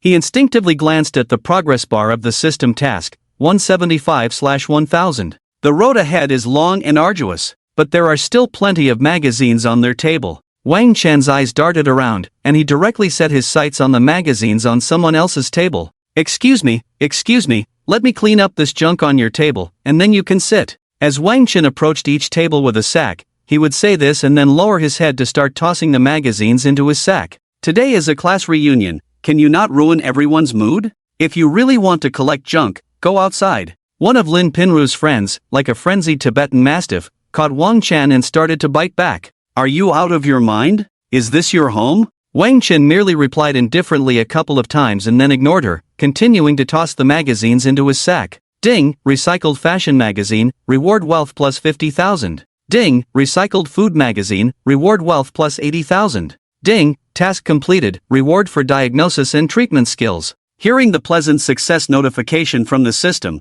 Wang Chen couldn't help but smile. Suddenly, a figure stepped in front of Wang Chen. Oh, isn't this Wang Chen? I thought you wouldn't dare to come. Oh no, I mean you wouldn't come. Lin Pinru's voice was deliberately raised a few decibels, and that dare was clearly said on purpose. You said you would apologize to me, how could I not come? Please, start your performance. Wang Chen directly gave Lin Pinru a show of strength. Lin Pinru didn't respond, but her boyfriend spoke up instead. I'm Lin Yifan, Pinru's boyfriend. Let's eat first and chat while we eat. This is an international chain hotel, I have a diamond VIP card here, and all dishes are 20% off. You must not have eaten the food here before. Today, you should have a good taste, and later, I will definitely apologize to you properly. Lin Yifan adjusted his glasses and said politely. Looking at Lin Yifan's current demeanor, 4 words involuntarily popped into Wang Chen's mind. Cultured scoundrel. No problem, but I have a question to ask. Why do you have such heavy dark circles under your eyes?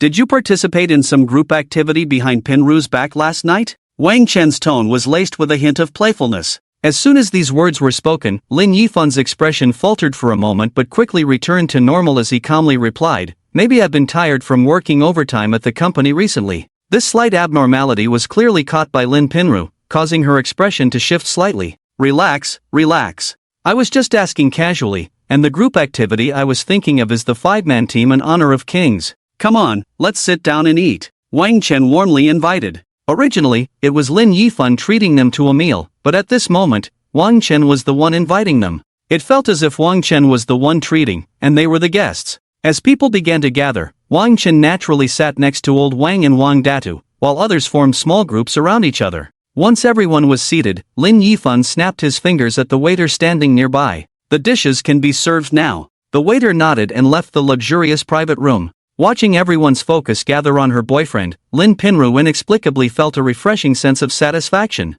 Especially in front of so many university classmates, showcasing her privileged life to the fullest was an exhilarating feeling. "My boyfriend is the big boss of the Whiting Group. Because he has a bit of influence in society, this hotel issued him a diamond membership card, allowing us to enjoy such a high-end place." The speaker was Lin Pinru, and as she said this, her eyes glanced up at the sky, her expression radiating arrogance. It was as if she were a celestial being, and everyone present were mere grasshoppers on the ground, unworthy of her attention. Upon hearing this, the crowd merely smiled faintly. After all, they were already part of society and quickly understood Lin Pinru's intention. She just wanted to express that Lin Yifan was wealthy. However, they didn't really care. Being able to dine in a place like Hayastalov, which was even more impressive than a 5-star hotel, allowed her to show off, and what was wrong with that? It didn't cost them anything, and as long as they could enjoy it, that was enough. As they spoke, a dazzling array of world cuisines was brought out by the waitstaff, and the enticing aromas made everyone unable to resist picking up their chopsticks and digging in.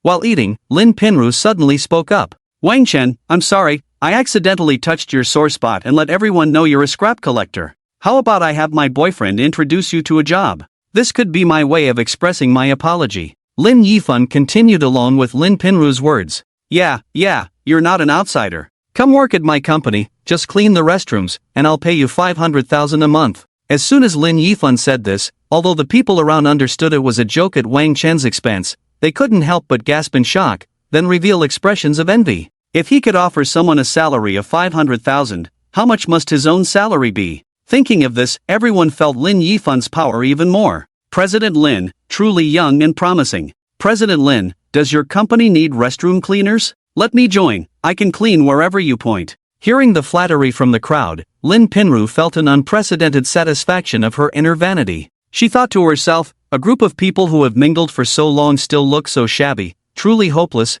thinking they could work at my boyfriend's company? Dream on. Is 500,000 a lot? I seem to remember Wang Chen sent out a dozen red envelopes of 50,000 in the group last night. I wonder if I remembered wrong? Wang Datu and the neighbor, old Wang, seemed to have agreed beforehand, speaking in unison and pretending to rub their heads in confusion. Who knows where his money comes from? Maybe. Wang Chen glanced sideways and recalled that the woman who said this was Wang Yafang, Lin Pinru's close friend, who had always been Lin Pinru's accomplice during their university days. Whenever Lin Pinru did something, Wang Yafang was sure to charge in. At this moment, these provocative words were likely already instructed by Lin Pinru. Ignoring the crazy woman's remarks, Wang Chen didn't even look up, casually picking up food while saying flatly, "No need." These three simple words made Lin Yifan and Lin Pinru feel somewhat displeased, as if they had thrown a punch that landed on cotton. They believed that offering Wang Chen this position was a sign of respect, and he had to accept it, yet Wang Chen dared to refuse, which undoubtedly infuriated them. This is a job with a monthly salary of 500,000. If you miss this opportunity, there won't be another. You mustn't give up for the sake of your pitiful dignity. If you weren't my classmate, I wouldn't let my boyfriend pay you such a high salary. You still live in a rental, without even your own house. How could you possibly afford to give out so many red envelopes? Did you borrow money from old Juan last night just to save face? Lin Pinru let out a barely audible hum. Truly a bunch of scoundrels. Even Lin Yifan spoke slightly as if educating a younger generation. You agreed, and perhaps you feel embarrassed, but I still want to tell you, if you lack ability and money, you should lower your head a bit. What does face matter? After a few more years of being tempered by society, when you've smoothed out your edges, you'll understand that we're doing this for your own good.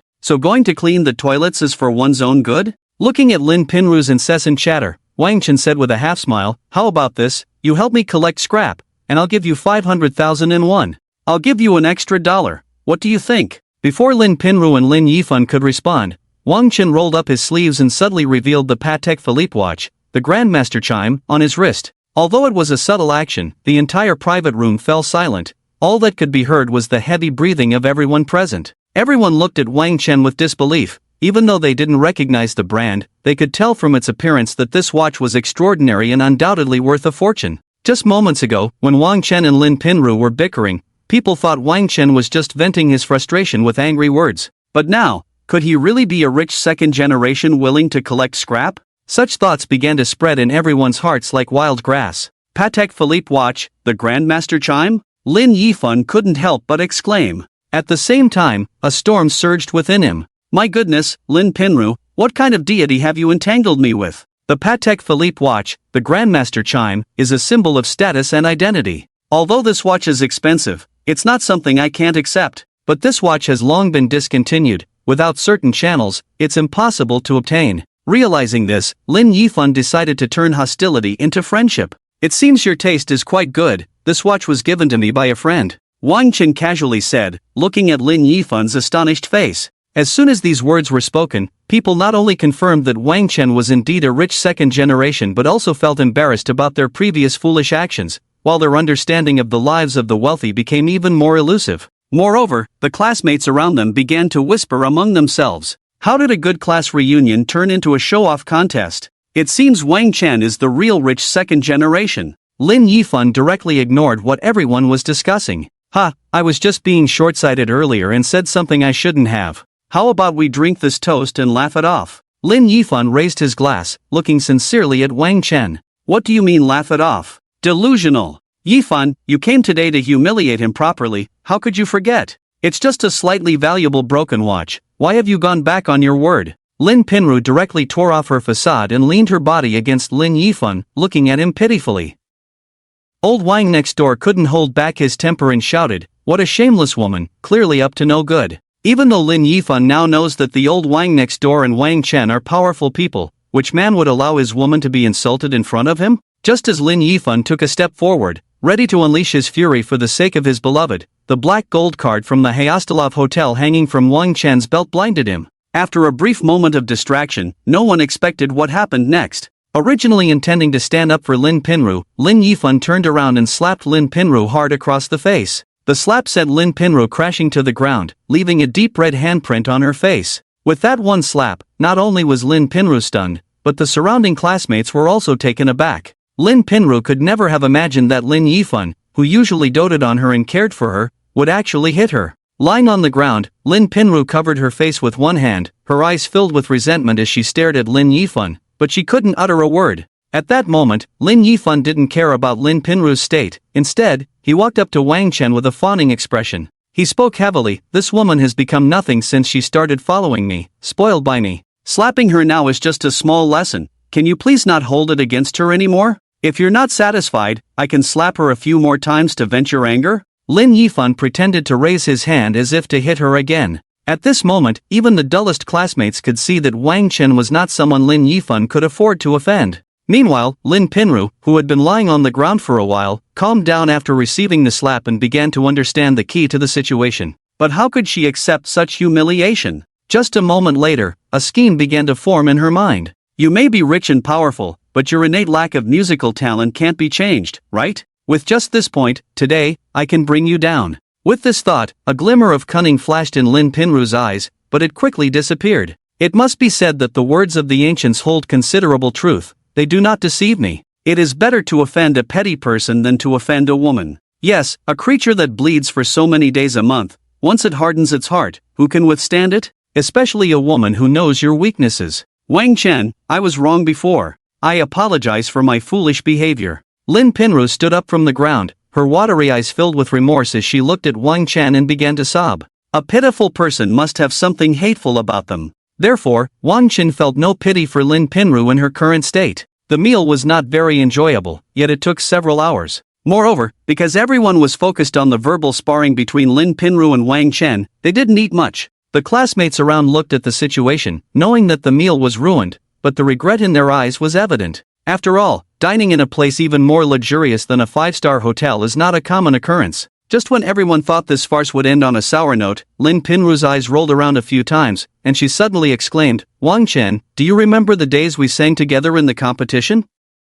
We trained together, laughed together, although we only ended up in second place. Those days were a beautiful time we can never return to, right? There's a KTV room here, shall we relive those moments together?" After saying this, Lin Pinru winked at her few close friends. After all, they had been friends for so long that even if Lin Pinru farted, they would know what she was up to. Therefore, it didn't take long for Wang Chen to understand the hidden meaning in Lin Pinru's eyes. "Yeah, Wang Chen, that time has always been my most beautiful memory. If there's nothing going on, why don't we sing together? Wang Chen, you wouldn't start to look down on us old classmates just because you have money and power, would you?" Whether playing the emotional card or resorting to moral coercion, these people spared no effort to try to trap Wang Chen in Lin Pinru's scheme. Everyone present knew Lin Pinru's intentions. This was her open scheme, but it seemed Wang Chen found it hard to refuse. "You all clearly know." Old Wang next door was straightforward and couldn't help but want to pierce through this thin layer of pretense, because he knew this matter had always been like a thorn deeply embedded in Wang Chen's heart.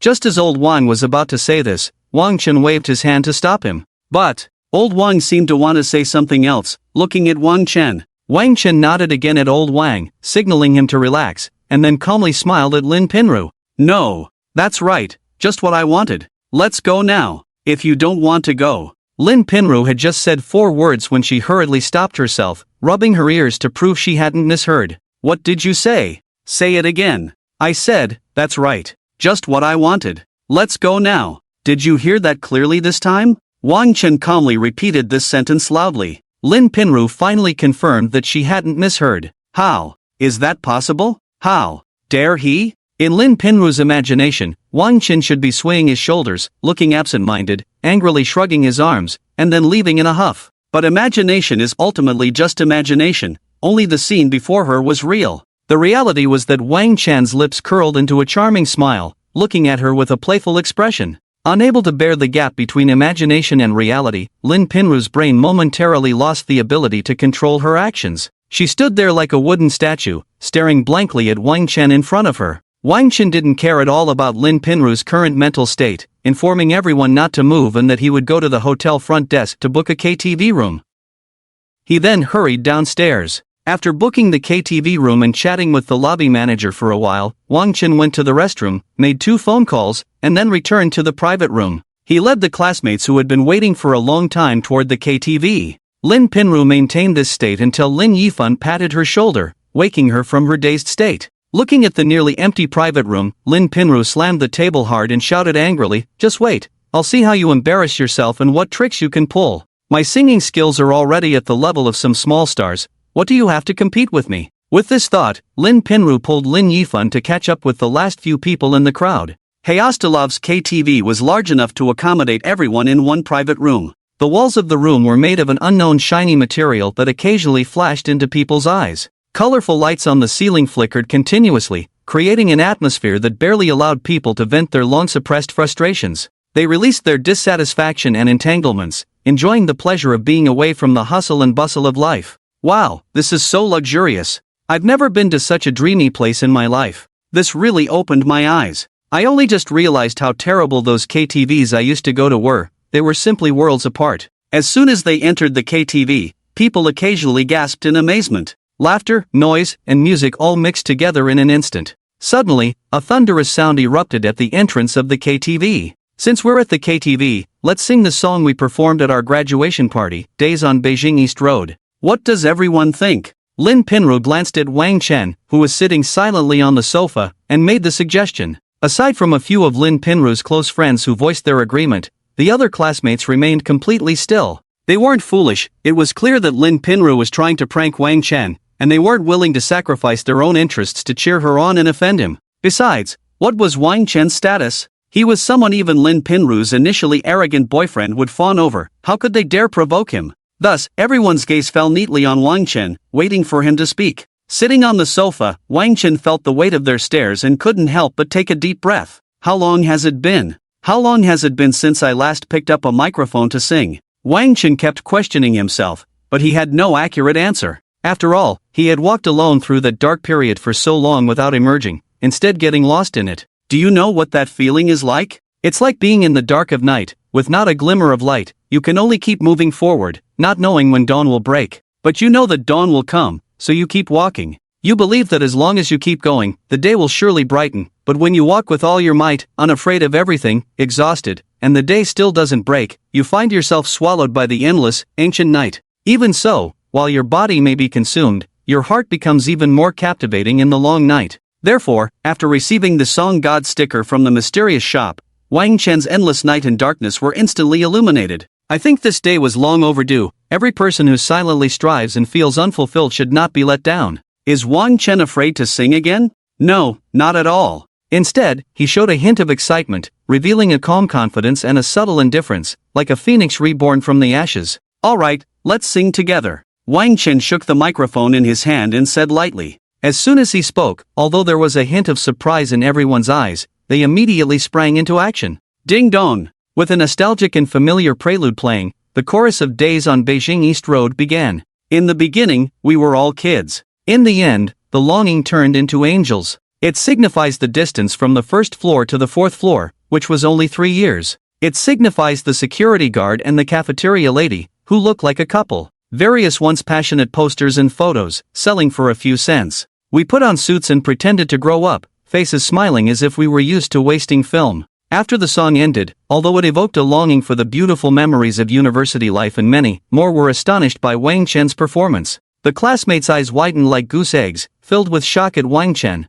Many couldn't help but curse. Damn! Because throughout the entire song, Wang Chen didn't miss a single note or make any mistakes. Instead, his voice was incredibly infectious. This was something that would have been absolutely impossible in the past, but now, the reality lay before them. The classmates couldn't help but think that Lin Pinru had been thoroughly crushed in every aspect this time. The purpose of the gathering was not achieved, and instead, they had spent money for nothing, buying a moment of humiliation. It could be said that they had tried to steal a chicken but ended up losing rice. No, this can't be. It must be that the KTV was too noisy, and during the chorus, the sound was too mixed, drowning out his voice. It must be that way. After imagining this scene, Lin Pinru directly applauded Wang Chen. Wang Chen, your singing skills are truly impressive now. It's been just 3 days since we last met, and you've really made me see you in a new light. Singing alone is boring. How about we add some flair? Wang Chen stroked his chin, grinning. You go ahead. What flair? Let's not say just yet. Let's keep some suspense for the victor, shall we? Lin Pinru smiled mysteriously. Sensing the intense competitive atmosphere, those around them began to whisper, it seems Lin Pinru and Wang Chen are at odds today. I wonder who will come out on top. I think Wang Chen is bound to lose. Although he's now wealthy and powerful, a rich second generation, did you know that recently, in the masked guessing game show, Lin Pinru won the singing championship? Although they spoke in hushed tones, Wang Chen, already a skilled performer, naturally heard them. But what was there to fear about being a singing champion? Regarding Lin Pinru's provocation, Wang Chen showed no hesitation, for he knew that hesitation would lead to defeat. You can set the game rules. Don't say I didn't give you a chance. Wang Chen casually glanced at Lin Pinru and arrogantly said, Arrogant. I won't bully you, let's each choose a song we are best at, how about that? I believe everyone will be able to tell if it's good or bad. Lin Pinru said proudly. In terms of singing, Lin Pinru was quite confident. From elementary school to high school, from university to society, her singing journey had been smooth sailing.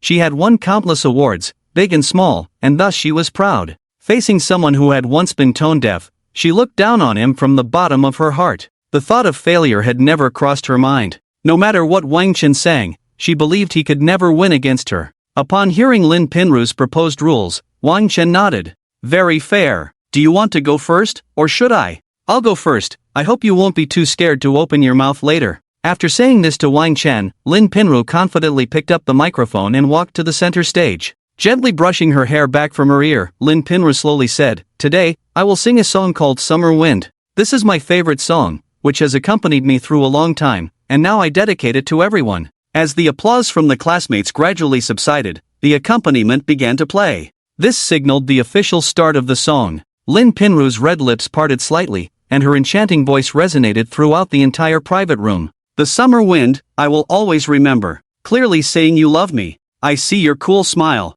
and sometimes you are shy. The summer wind, gently blowing, through my hair, through my ears. You and my summer. The wind softly speaks. Soon, the song came to an end, and Lin Pinru gradually lowered the microphone. The entire room fell silent. 1 second, 2 seconds, 3 seconds, and then the room erupted into thunderous applause. As the applause subsided, many began to speak. This song is so nostalgic, it reminds me of graduation season and the bittersweet moments of parting with my boyfriend. That year, we said goodbye in the summer breeze. That year, I had yet to don my sword, and with a turn, I stepped into the world. Pinru, the song you sang made me think of my university days, when my first love and I would wander around campus. Those times were truly beautiful. Once on the playground, my boyfriend blew warm air into my ear, passing through my ear and hair. That was when he confessed to me, and the breeze was just right. The summer wind, I will always remember. In that wind, he firmly told me he loved me, and I can never forget how he looked when he loved me.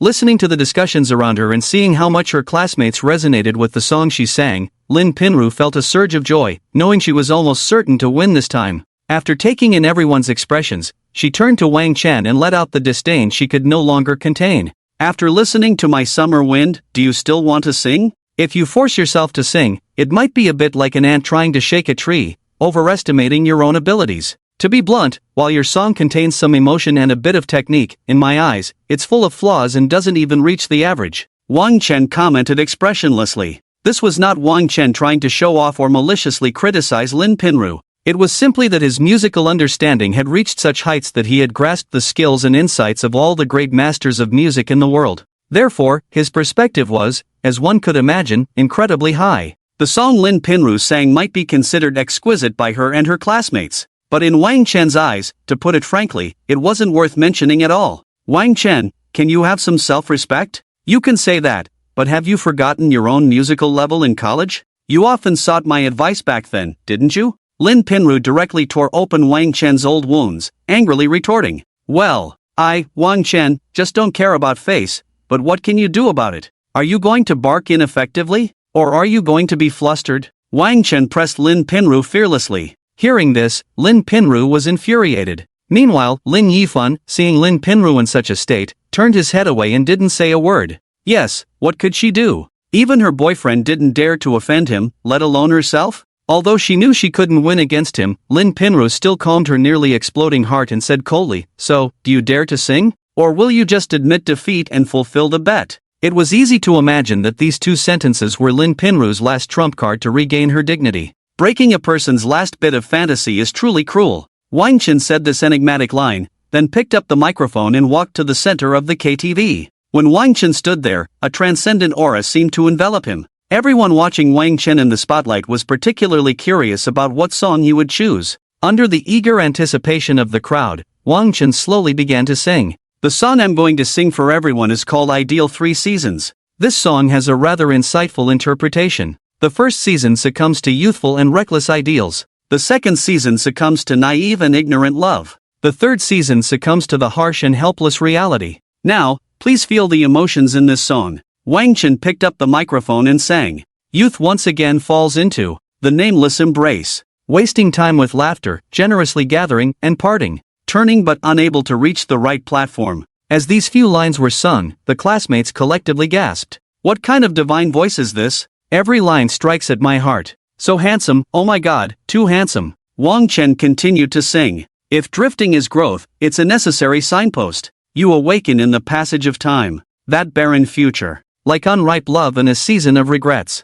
Soiling every page of poetry. Kissing the most painful confession. As Wang Chen's singing continued, everyone realized that many images of themselves had suddenly appeared in their minds. You, the newcomer, don't understand anything at all. Can't you be a bit more observant? Why don't you come over and lend a hand? You, the stinky water delivery guy, can you stay away from me? You smell like sweat, it's almost suffocating. If you smell like this again next time, I'll report you directly. Can you be a bit more sensible? Can you mature a little? Just for such a trivial matter, you're arguing and saying you want to break up. How can I endure your bad temper? When I was a child, Mom, I have no money, give me some more. Now, Mom, I have a lot of money, actually still broke, no need to give me any more. Hiss. At this moment, tears seemed to be welling up in everyone's eyes. Wang Chen's singing still hadn't stopped. And the wind blows here, no need to let go. Just grow old, don't awaken loneliness. The departure you long for is just nowhere to stop.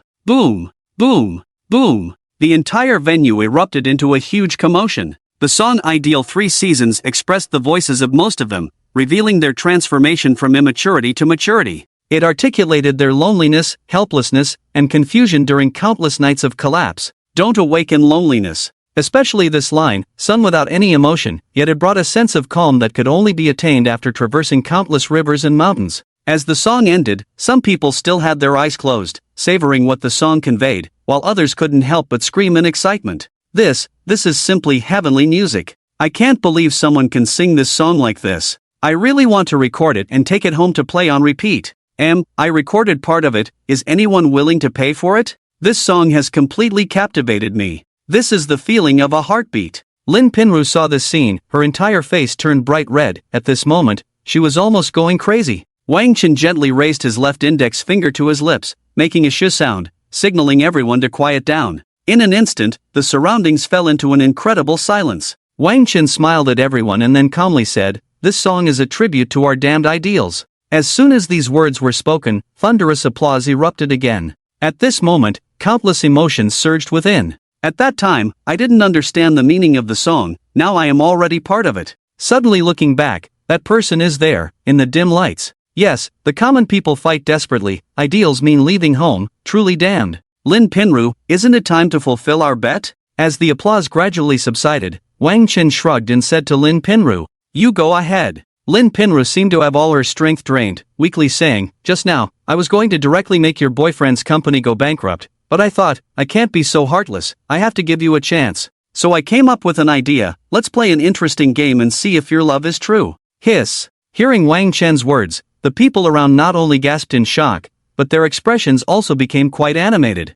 Wang Chen continued at a leisurely pace, "Let me explain the rules of this game to you. You and your boyfriend will face away from each other and type either agree or refuse on your phone keyboards. If you both type agree, I will immediately bankrupt the Whiting Group. If you both type refuse, I will abandon the idea of bankrupting the Whiting Group. And if one types agree while the other types refuse, I will still bankrupt the Whiting Group, but I will give the person who typed agree 500 million. What do you think of this game? Also, don't doubt my ability to bankrupt the Whiting Group." The matter of singing and placing bets had nothing to do with Lin Yifan, and it was completely unrelated to him, yet he was inexplicably dragged into it. At this moment, Lin Yifan could be said to be on the verge of tears. Hearing Wang Chen's words, Lin Pinru almost laughed to the point of shedding 2 lines of tears. "Yifan, did you hear that? He actually said he wants to bankrupt your Whiting Group. It's just too funny." However, Lin Yifan couldn't laugh because he knew how rare it was to possess a limited edition black gold card from the Hayastalav Hotel, and those who had it were all renowned figures in the world. Looking at the silent Lin Yifan and then at the confused Lin Pinru, Wang Chen said lightly, "Do you know why Lin Yifan is silent? Because he knows I'm telling the truth. It's just because of this limited edition black gold card on my waist. So what if it's a limited edition black gold card? My boyfriend's Whiting Group is also very powerful. How could it be bankrupted by just your words? Right, Yifan?" Lin Pinru said, unwilling to back down as she looked at Lin Yifan. Seeing the hopeful look in Lin Pinru's eyes, Lin Yifan's confidence, which had been shattered by the black gold card, was rebuilt. "Yes, what am I afraid of? Although my Whiting Group is not large, it can't possibly be brought down by just one of his words, right? Even if he has the black gold card, can a single sentence make me bankrupt? How is that possible? I'm not someone who can be easily intimidated. Don't mind him, let's go, Pinru." Lin Yifan decided to ignore Wang Chen and leave directly. "Are you sure you don't want to wait 5 minutes before deciding whether to leave? Otherwise, you will definitely regret it," Wang Chen said confidently to Lin Yifan and Lin Pinru, and he opened his phone to send 2 messages. "What if I wait 10 minutes? Ha, really, the wind is strong but I'm not afraid of getting my tongue twisted. 5 minutes will make me bankrupt. This forces me to give you an 82, and the rest is 666. Lin Yifan crossed his arms and looked at Wang Chen as if watching a joke. The difference in their heights also determined that Lin Yifan's perspective was limited. Deep down, he still didn't believe that such a large company of his could be bankrupted by a casual remark, even if he had that black gold card. "It's almost 4 minutes and there's been no movement. Forget it, my time is precious, I'm leaving." Lin Yifan sneered and prepared to pull Lin Pinru out of the KTV. Just as they lifted their legs, a ringtone rang out urgently. As soon as Lin Yifan answered the phone, a rough voice came through his ear. "Hello, is this Mr. Lin? We can no longer proceed with this ongoing project. The penalty fee will be paid directly to you.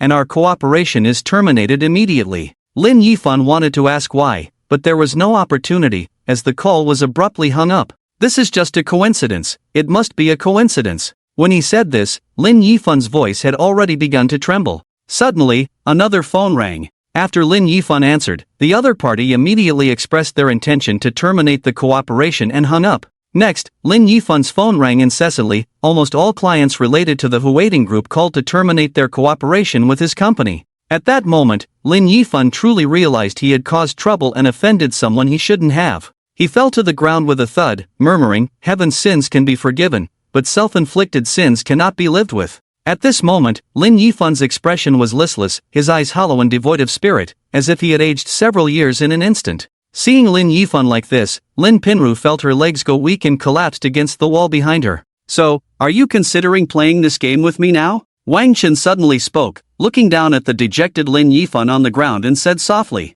"Sometimes, having hope can be even more despairing than having none. Just like at this moment. As the saying goes, the onlooker sees most of the game." Lin Yifan and Lin Pinru were completely oblivious to what was happening, but in the hearts of all the other classmates, four big characters suddenly emerged, killing the heart. Yet Lin Yifan and Lin Pinru seemed to have grasped the last straw of hope, both nodding frantically. "I'll play, I'll play, I'll play." "Very well, then the game begins." A faint smile curled at the corners of Wang Chen's mouth. From a young age, the ancients told us that couples are like birds in the same forest. When disaster strikes, they fly apart. Naturally, at this moment, the two sitting back to back began to have all sorts of thoughts, as they both wanted to maximize their own interests. The most beautiful thing in this world is the human heart, and the most terrifying thing is also the human heart. At this moment, they were undergoing such a test of humanity. Only if the two completely trust each other can they pass this test. But is it easy to trust each other completely? The answer is, of course, no. This game showcases the weaknesses of human nature to the fullest. Why do I say this? Let us imagine what two characters they could possibly choose to maximize their personal interests. First, since they are back to back, they do not know each other's choices. Even if they could talk, they still might not fully trust that the other wouldn't go back on their word. Therefore, in terms of personal rational choice, the possibility of achieving the greatest personal benefit by choosing agree is undoubtedly the highest. If both of them are currently focused on maximizing profits, their rational thinking would lead to the same conclusion, to choose agree. However, if they trust each other to the utmost and both choose refuse, they would completely win this game. Of course, all of the above is purely rational thinking. In the eyes of many other classmates, this period may have passed quickly, but for the two engaged in an internal struggle, this time felt like years.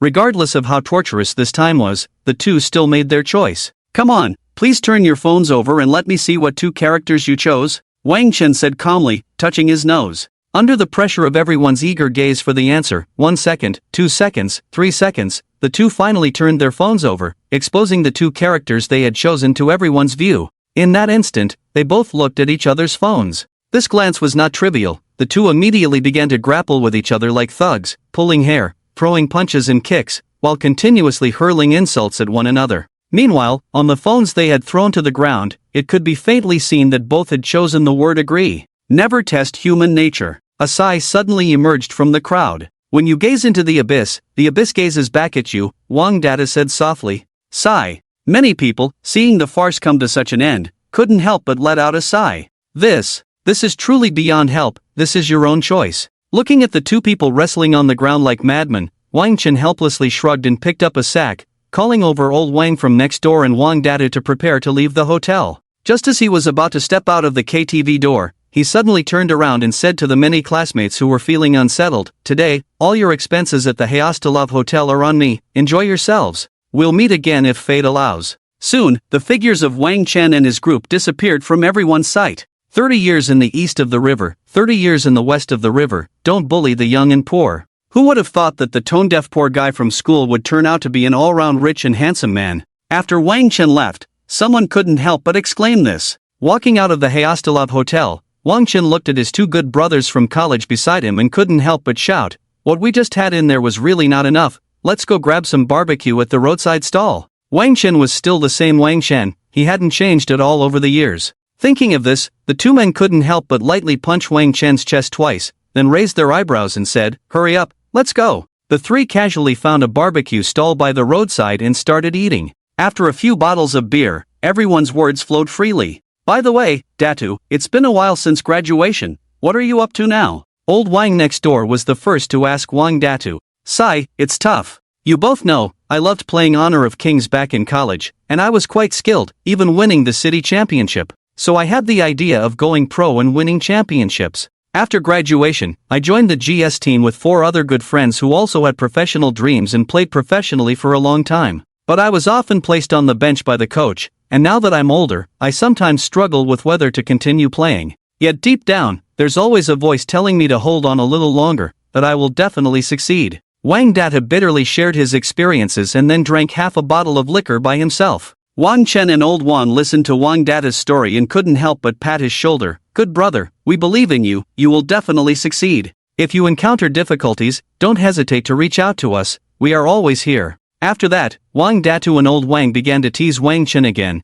calling him a rich second generation who had hidden his identity for so long without being discovered. But little did they know, the rich second generation was just a facade Wang Chen created after gaining the system. Later, the three talked about their college days and the naive, ignorant love of their youth. A friend in wine is worth 1,000 cups, a conversation that doesn't resonate is too long. Soon, dozens of bottles of beer were downed, and although the three were not drunk, they were all burping. As it was already past 9 in the evening, they agreed to meet again for another round and then dispersed. Looking at the hazy scenery under the night sky, Wang Chen decided to take a stroll and enjoy the night view before heading home. As Wang Chen was walking along the street, suddenly, a scream came from the alley next door. What sin have I committed?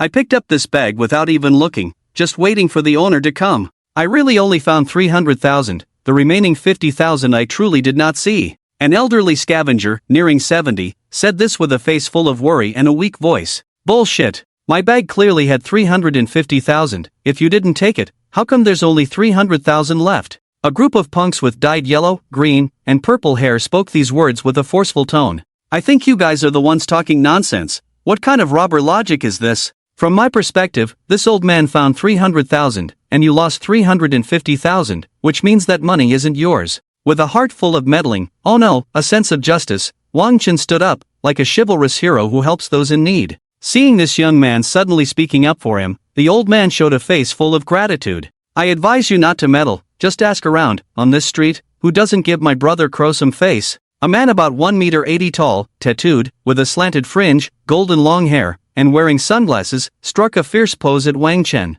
This man was called Brother Crow, the leader of this gang of punks. Sorry, but I really don't know you. Today I'm in a good mood and don't want to fight, you guys can scram. Wang Chen glanced at the 10 or so punks and said lightly, ha ha, who do you think you are? Not wanting to fight? Aren't you afraid of making us laugh our teeth out? After saying this, the group of punks laughed so hard they could barely breathe. Me? I'm your father. Sons. Wang Chen opened his mouth without thinking for half a minute. Damn, I see you're tired of living. At the same time the voice sounded, Brother Crow lifted a beer bottle and smashed it directly towards Wang Chen's head. Don't! Young man, run! The old man shouted while trying to grab Brother Crow's leg, but he was ultimately a step too slow. As the beer bottle was about to hit Wang Chen's head, the old man couldn't bear to watch and closed his eyes. Hearing the sound of the beer bottle shattering, the old man slowly opened his eyes, but the imagined scene did not occur. Instead, the man who called himself Brother Crow had his right hand suspended high in the air, unmoving.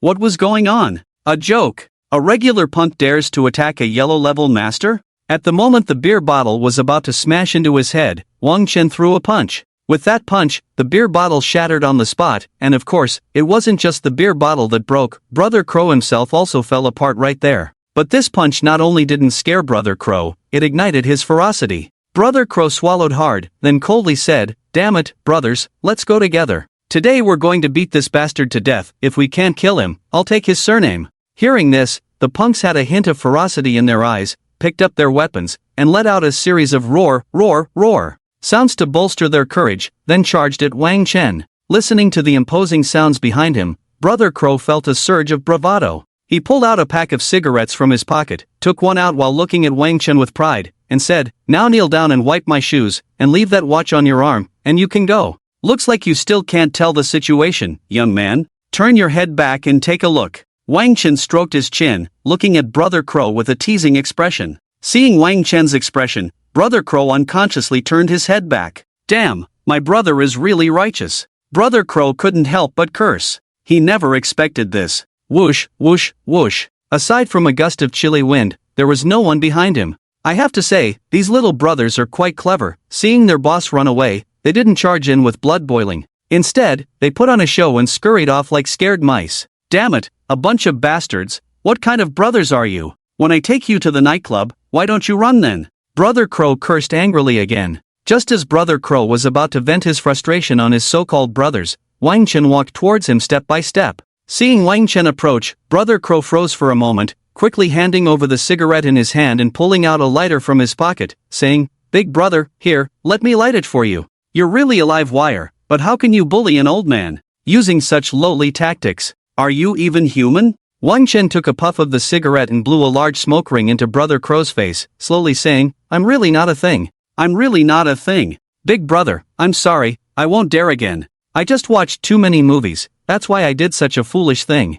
I promise I won't do it again. Just let me go, like letting out a fart, okay?" Brother Crow said, slapping himself while staring at Wang Chen with tears in his eyes. "Don't talk to me, go talk to this old man. If he forgives you, I'll let you go." Wang Chen snorted coldly. As soon as Wang Chen said this, Brother Crow shifted his gaze, and when the old man saw Brother Crow's pleading look, his heart softened, and he waved his hand. "Just resolve this matter, let him go, don't make a fuss anymore." Seeing that the old man was unwilling to pursue the matter, Wang Chen said to Brother Crow, "Get lost." As soon as these words were spoken, Brother Crow felt as if he had been granted amnesty and was about to leave. At that moment, Wang Chen grabbed Brother Crow by the collar, lifted him into the air, and stared at him fiercely with cold eyes, saying, "I said get lost, not walk away.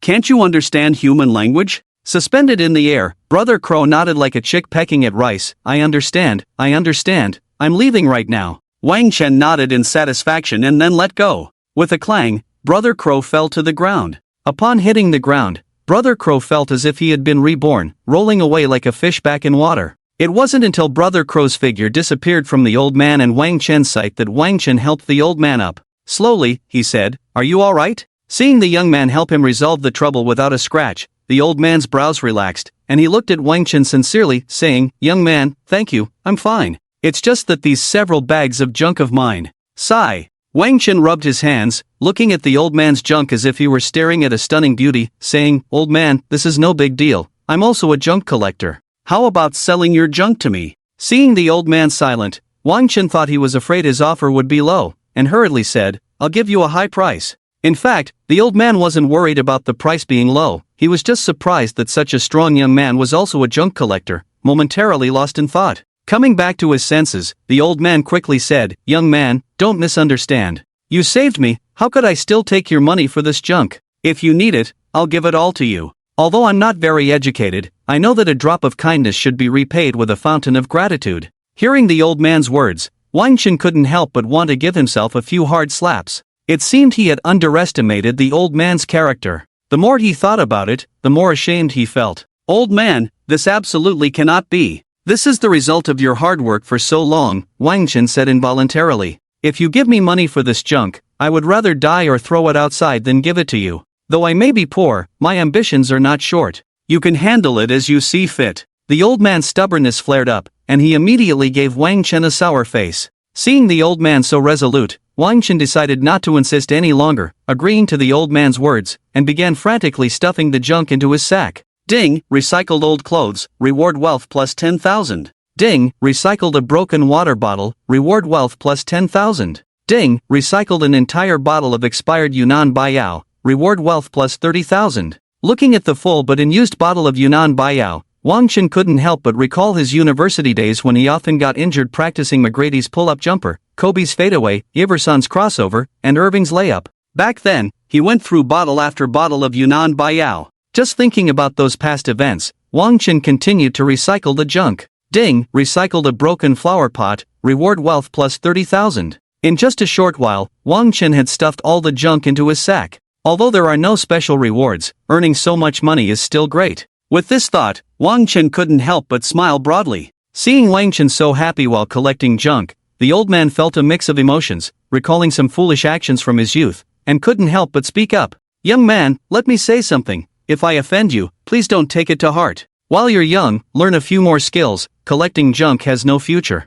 I ended up in this situation because I didn't learn anything well back then and lacked useful skills. Hearing the old man's heartfelt advice, Wang Chen once again recited his classic line, "Old man, putting aside this sack, do I look like someone who collects junk?" Upon hearing this, the old man carefully examined Wang Chen from top to bottom. He looked at Wang Chen's well-defined features, fair skin, deep-set eyes, and a head of clean, black hair. The old man instinctively shook his head. "I really don't look like a junk collector. I'm actually a rich second generation. But I can't stand that boring, tedious life of the wealthy. So I came to collect junk to experience a fresh life and to cultivate my mind through this." For the nth time saying this, Wang Chen not only became more adept at it but also developed a somewhat mysterious melancholic aura. The old man was so shocked by this that his jaw nearly dropped, scratching his head in confusion, indicating he didn't understand. After that, Wang Chen casually chatted with the old man, learned that he lived nearby, and then took the old man home before driving back to his seaside villa. Back home, Wang Chen lay on the bed and took a look at the results of his efforts over the past few days. Host, Wang Chen. Appearance, a bit more handsome than the average person. Wealth, 90 million. Martial power, yellow rank. Skills, world-class piano master, diagnostic skills. Luck, 3. Education, PhD in literature from Kyoto University. Weapon, bronze loudspeaker, God of Song sticker, experience card. Summary, not bad? Looking at the attribute panel provided by the system, Wang Chen directly ignored the comments on appearance, as he knew the system wouldn't say anything nice. He glanced down and couldn't help but click his tongue. Skills can make money, but I can't give up my main job. Sigh, only 90 million now. Wang Chen, you're really a big loser. Starting tomorrow, I must collect scrap properly, or else I'll be getting further away from being the world's richest. Before Wang Chen could finish his lament, he was interrupted by the system's notification sound. Ding, the daily reward lottery opportunity has been credited. Hearing that cold voice, Wang Chen realized it was already midnight. He quickly opened the familiar lottery interface, looking at the huge lottery wheel, then clasped his hands together and silently recited, "System, oh system, Daddy is kneeling down to beg you now, give me a big prize. I already got 2 thank you for participating yesterday, it can't happen again today, right? Also, I've been doing good deeds every day, so just consider it a reward for me and give me something good." After saying this, Wang Chen directly spun the lottery wheel and raised his hands and feet, as if performing a special prayer ritual. Ding, congratulations, you have won the premium reward, permanent ownership of Longting Commercial Street. The system's notification sound quickly reached Wang Chen's ears. What the hell? Longting Commercial Street? Oh my goodness. Now, is this really mine? Does this mean I've struck it rich? Could it be that I've done so many good deeds recently that I've moved the system? Wang Chen frantically pounded the bed, again and again, to express his excitement at that moment. It was no wonder Wang Chen was like this. Although he had matured quite a bit since obtaining the system. What was Longting Commercial Street? Longting Commercial Street was one of the most famous commercial streets in Tianmen City. Which tourist visiting Tianmen City wouldn't take a stroll here? Its area even reached 150,000 square meters. It housed numerous shops, restaurants, service stores, and so on. Every piece of land was worth its weight in gold. It was said that the rent for any shop was at least tens of thousands a month. It wouldn't be an exaggeration to say that just collecting a year's rent could allow an ordinary family to squander for several generations. Grandpa, Grandpa, your grandson is calling you. Grandpa, Grandpa, your grandson is calling you. Just as Wang Chen was lost in joy, a sudden ringtone interrupted his thoughts. Without thinking about who it was, he directly answered the call. Hello? Hello, you must be Wang Chen, Mr. Wang? A steady voice of a middle-aged man came through. Yes, that's me. Is there something wrong? Wang Chen instinctively asked back. I apologize for disturbing you at this late hour, but it's a matter of great importance, so I had to call you. Please forgive me. I am the property manager of Longting Commercial Street. My name is Li Daolong. Regarding the transfer of ownership of Longting Commercial Street and the rent for this quarter, I need you to sign for it. Can you come by tomorrow morning? This man named Li Daolong quickly said a long string of words, then took a rough breath, waiting for Wang Chen's response. Alright, if I have time, I'll come over. If I don't have time, I'll call you to arrange what to do. That's it. Wang Chen quickly finished these few sentences and hung up the phone. The efficiency of this system is too high, it's simply miraculous. I was just worried about whether the procedures for the commercial street were legal, but I didn't expect everything to be arranged for me directly. Wang Chen lay on the bed, staring blankly at the ceiling, a hint of surprise in his voice. After saying this, he felt an overwhelming drowsiness wash over him. After quickly making a plan to go to Longting Building tomorrow, he fell asleep immediately. Meanwhile, on the other end of the phone, Li Dalong was gasping in disbelief, unable to sleep. Taking over Longting Commercial Street, such a large place, and he sounds so calm? He asked me to have him sign the agreement and collect the money, and he actually said he might come or might not? The data shows he's so young. What kind of background does he have? It's terrifying. He can't be one of those young masters from the big families in Kyoto, can he? Sigh, I wonder if this new boss is easy to talk to. Will I still be able to keep my position? Sitting at his computer desk, Li Dalong couldn't help but sigh repeatedly. In life, many things are like this. Some are happy, while others are naturally worried.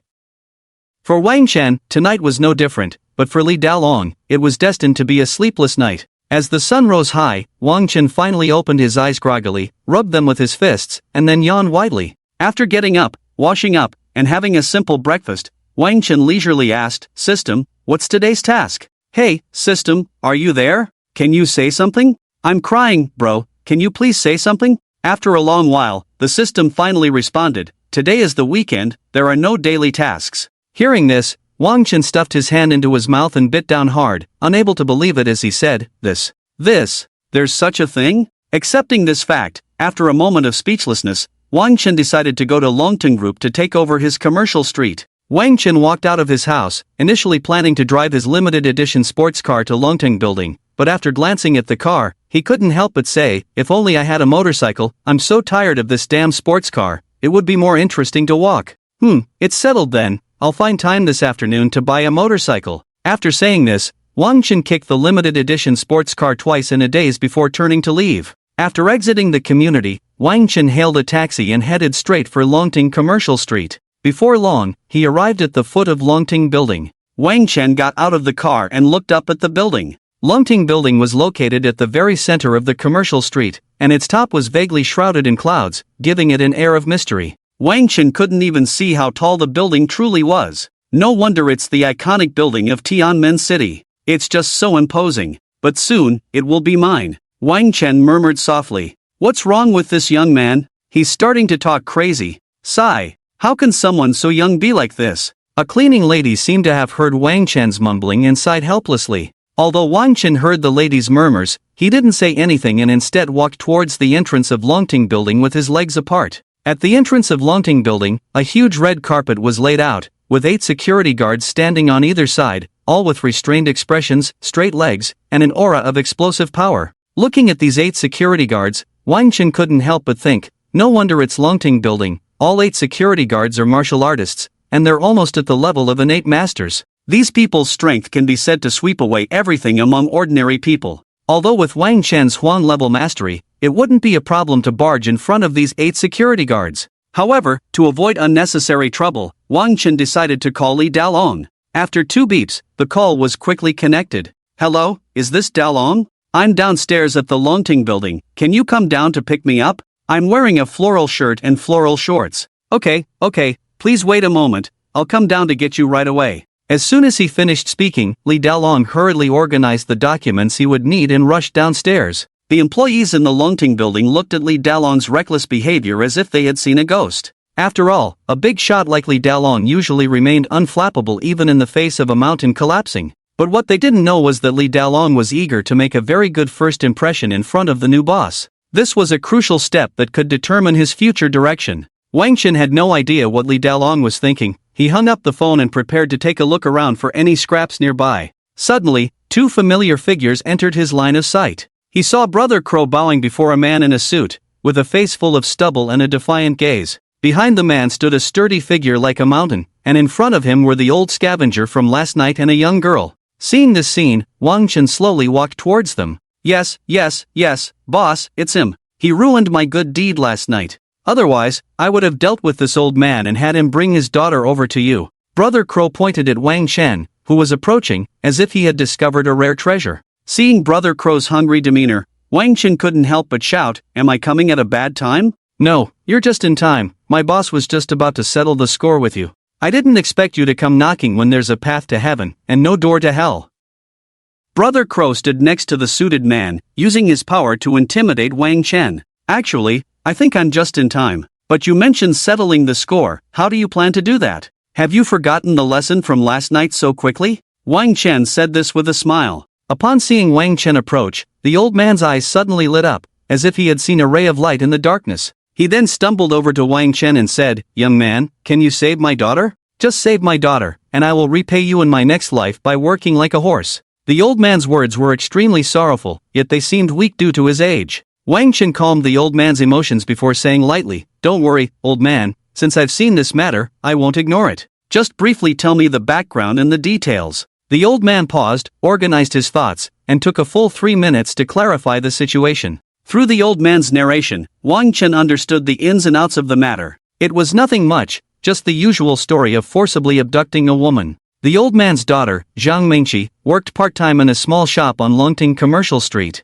Zhang Mengqi had bright black eyes, a delicate nose, and soft red lips, along with a head of shiny black hair. Although her body had not fully developed, her overall outline was gradually taking shape, and certain special areas had already begun to show. A girl like her, full of youthful vitality and naive to the world, was inevitably subject to the prying eyes of some ill-intentioned people. As expected, the man in the suit once visited the shop where Zhang Mengqi worked and immediately took a liking to the old man's daughter. He then arranged for Crow Brother to set up a scheme last night, intending to use the old man to coerce Zhang Mengqi, but unexpectedly, it was disrupted by Wang Chen, who appeared out of nowhere. The man in the suit was furious upon hearing the news last night. Relying on his wealthy and powerful father, he had always gotten whatever he wanted since birth, and no one had ever dared to defy his will. The failure of the previous night's plan drove him into a frenzy. Early in the morning, he ordered Crow Brother to bring the old man and Zhang Mengqi before him. The man in the suit loudly berated Crow Brother, complaining that he was taking too long to handle such a simple matter and was not putting in enough effort.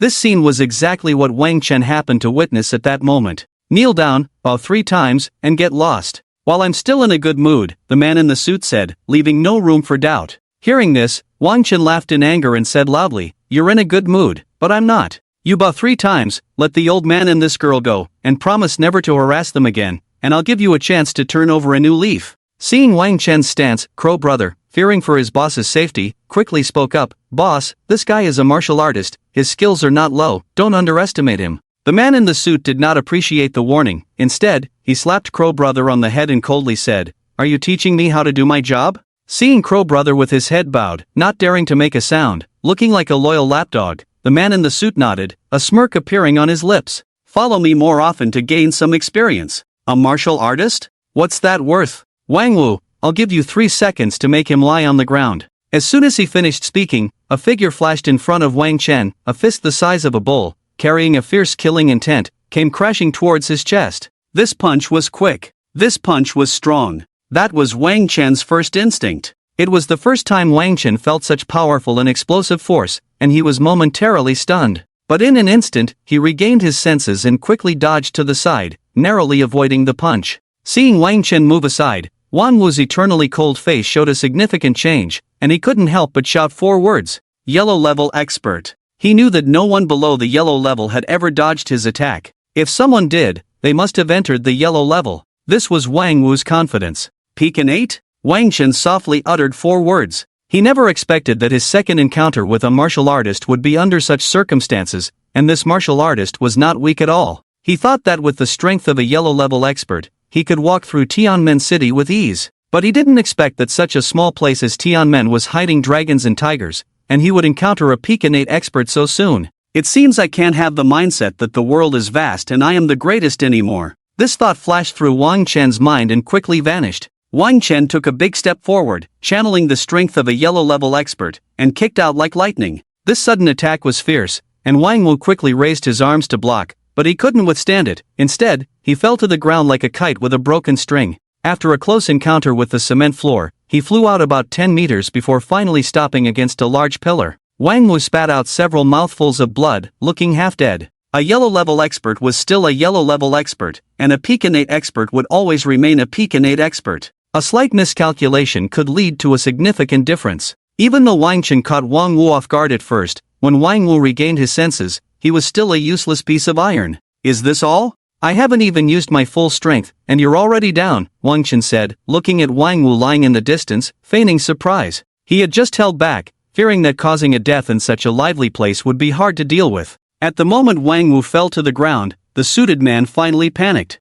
For so many years, he had relied on Wang Wu. He had been thriving, engaging in all sorts of immoral activities, from taking over women to various illegal dealings, committing countless heinous acts. He had offended thousands of people but had never suffered harm from an enemy, all thanks to Wang Wu's deterrent power. He recalled the chance encounter when he brought the severely injured Wang Wu home, and after caring for him day and night, Wang Wu had regained his strength and stayed by his side to repay the favor. Since then, Wang Wu had been like an invincible war god, protecting him for all these years. All his competitors had given up on contesting with him solely because of Wang Wu. Wang Wu's presence was his anchor. He believed that as long as Wang Wu was there, he could dominate Tianmen and even all of Huaxia. But just a moment ago, Wang Wu had fallen right in front of him. In that instant, the suited man was completely panicked. He had been smooth sailing for so many years, and this was the first time he felt despair. The commotion here was quite loud, and many onlookers were gathered a short distance away, watching and discussing. This person has been rampaging on the commercial street for who knows how many years. No one has ever dared to provoke him, and today someone actually dared to fight him. Who cares? It's a good fight. This can be seen as ridding the world of harm. This young man is really impressive. He looks so young, but who knew he was this powerful? Seeing the crowd of onlookers gradually increasing, Wang Chen didn't want to stay any longer and decided to quickly resolve the matter. He walked up to the suited man and kicked him down to his knees. "Now, are you considering the conditions I just mentioned?" Wang Chen said coldly. The suited man knelt on the ground, feeling humiliated but could only swallow it down, knowing that the person in front of him could crush him with a single finger. But if he knelt down and apologized to these two today, how would those in the underworld see him? How could he maintain his standing in Jiangmen? How could he achieve his grand ambitions? How could he reach the pinnacle of his life? But if he didn't apologize, he feared he wouldn't be able to leave today. After all, a Huan-level master was not to be trifled with. Thus, the suited man found himself in a dilemma. Just then, Li Dalong pushed through the crowd and walked toward him. Upon seeing Li Dalong approaching, the suited man's eyes lit up, as if he had taken a calming pill, and he immediately shouted, Manager Long, this person is causing trouble in front of our Longting building. Quickly call your black and white elders to deal with him." The suited man's plan was quite clever, attempting to shift the blame. But Li Dalong didn't even glance at him. Instead, he walked up to Wang Chen and respectfully said, "Hello, you must be Mr. Wang Chen. I am Li Dalong, the property manager of Longting Commercial Street. I heard you were downstairs, so I rushed down immediately. I apologize for keeping you waiting." The suited man, witnessing this scene, felt his mentality explode, and his expression grew increasingly dark. At the same time, two huge doubts arose in his mind. Who exactly was this young man? Why was Li Dalong treating him with such respect? The man in the suit was perplexed about the identity of the young boy, but he snapped back to reality when he heard Li Dalong speaking to Wang Chen. "Please come in with me. I've already prepared the documents, just waiting for your review." Wang Chen merely nodded and casually asked, "Do you know this person underground?" Someone as astute as Li Dalong quickly assessed the situation and understood what was happening. How could he not know Li Hu's character? In order to leave a good impression in front of Wang Chen, he hurriedly distanced himself, saying slowly, "I only know that he has rented quite a few shops in our Longting Commercial Street. I don't know anything else." Wang Chen gave Li Dalong a half-smile and calmly replied, "All right, then wait for me. I have something to take care of." Upon hearing this, Li Dalong respectfully stood to the side. Wang Chen then shifted his gaze back to the man in the suit, expressionless, and huffed, "Don't force me to use violence, okay?" The man in the suit had initially thought that since he was no match for Wang Chen in strength, he would just hire someone skilled to take him out. But seeing Li Dalong acting so submissively in front of him, it was clear that this person had an extraordinarily powerful background. Realizing the situation, the man in the suit broke out in a cold sweat and immediately put on a flattering face, saying to Wang Chen, "Do you really need to use violence? This is entirely my fault. I was blind to the mountain before me. It is right for me to kneel and apologize. I will do it right now." As soon as he finished speaking, the man in the suit disregarded the gazes of those around him, moved his legs on the ground, and bowed his head towards the old man and Zhang Mingqi. With a loud duong, duong, duong, he knocked his head 3 times, and with each knock, he said, "I was wrong. I am worse than a beast. I will never disturb you again. Please forgive me." The old man and Zhang Mingqi were taken aback by the sudden change in the man's attitude, their faces becoming unnatural, as they could never have imagined such a scene. But they couldn't be blamed. After all, the man in the suit had built up too much intimidation. Any ordinary person would struggle to accept such a drastic change. Not only did their expressions turn unnatural, but deep within their eyes, there was also a hint of fear. Where did this fear come from? It stemmed from their worry that the man in the suit might retaliate later. After all, Wang Chen couldn't possibly follow them around all the time, could he? Although this fear was deeply hidden, Wang Chen still noticed it. How can we completely resolve this matter? Wang Chen was anxiously thinking of a solution. Just then, a cold yet melodious voice exploded in Wang Chen's mind. Are you stupid? You mustn't let anyone know that I, such a clever and handsome system, have such a wise host like you. You usually seem quite sharp, but why do you act like a fool at critical moments? The mysterious shop has a heartburn pill, priced at only 1 million. As long as you take this, if you touch below your abdomen, you'll spit out a mouthful of old blood. You just need to do this and that, and it will be fine, right?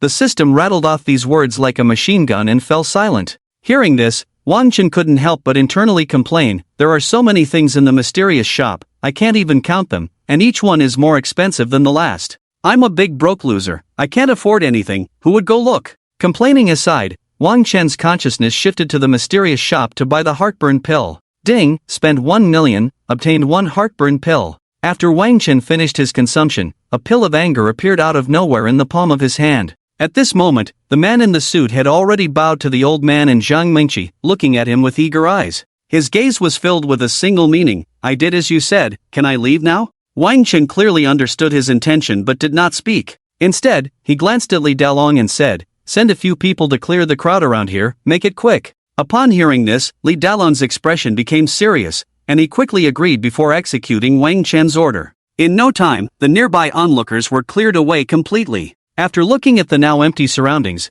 Wang Chen finally spoke to the man in the suit, you can leave, but you have to swallow this pill. The man in the suit looked at the dark red pill on Wang Chen's phone, clearly not something good, and his face froze. Then, his entire face twisted in extreme anger as he said, don't force me to fight you to the death. First of all, in such a large commercial street, you definitely wouldn't dare to kill me. Moreover, at least 1/5 of this commercial street belongs to me. With my wealth, just think about how many assassins I could hire and how crazy my revenge would be afterward. Are you sure you've thought this through? Wang Chen disdainfully shook his finger and said lightly, sorry, the fish may die, but the net won't break. Also, this entire commercial street. Just as the man in the suit widened his eyes, straining to hear Wang Chen's next words, suddenly, a pill of anger was swiftly shoved into his mouth by Wang Chen. After doing this, Wang Chen clapped his hands and said softly, what's the point of all that nonsense? You still want to negotiate with me? Just 1 black jade purple snake pill down, and you'll obediently listen. The man in the suit was originally trying to spit out what was in his mouth,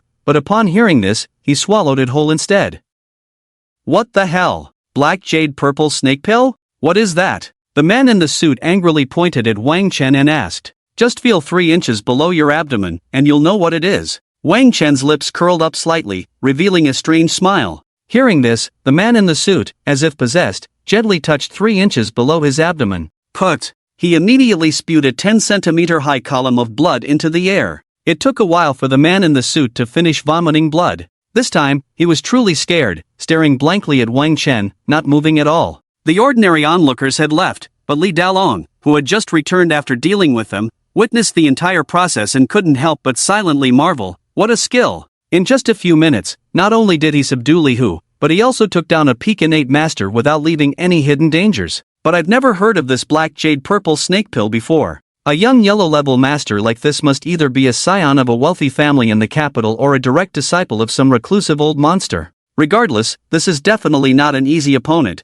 but he seems to have a strong sense of justice. As long as I treat him sincerely, it should be fine. Wang Chen didn't care what Li Dalong thought and directly said to the man in the suit, this is the first outbreak, it will occur once a month, and after 7 times, you will die. The antidote is made from 49 different poisons in a specific order. If any one of the poisons is different or the order is wrong, if you take it, it will directly trigger the toxicity and erase you. If you want to try to detoxify, you can give it a shot. As soon as these words were spoken, the man in the suit lost all hope and no longer had the courage to challenge Wang Chen. He immediately knelt before Wang Chen, tears and snot streaming down his face, clutching Wang Chen's thigh, and cried out, as long as you give me the antidote, I, Li Hu, will recognize you as my boss from now on. If you tell me to go west, I will never go east. If you tell me to catch fish, I will never kill chickens. Wang Chen looked down at the man named Li Hu clinging to his thigh and coldly snorted. The first thing I want you to do is to take your people and get lost, don't let me see you again.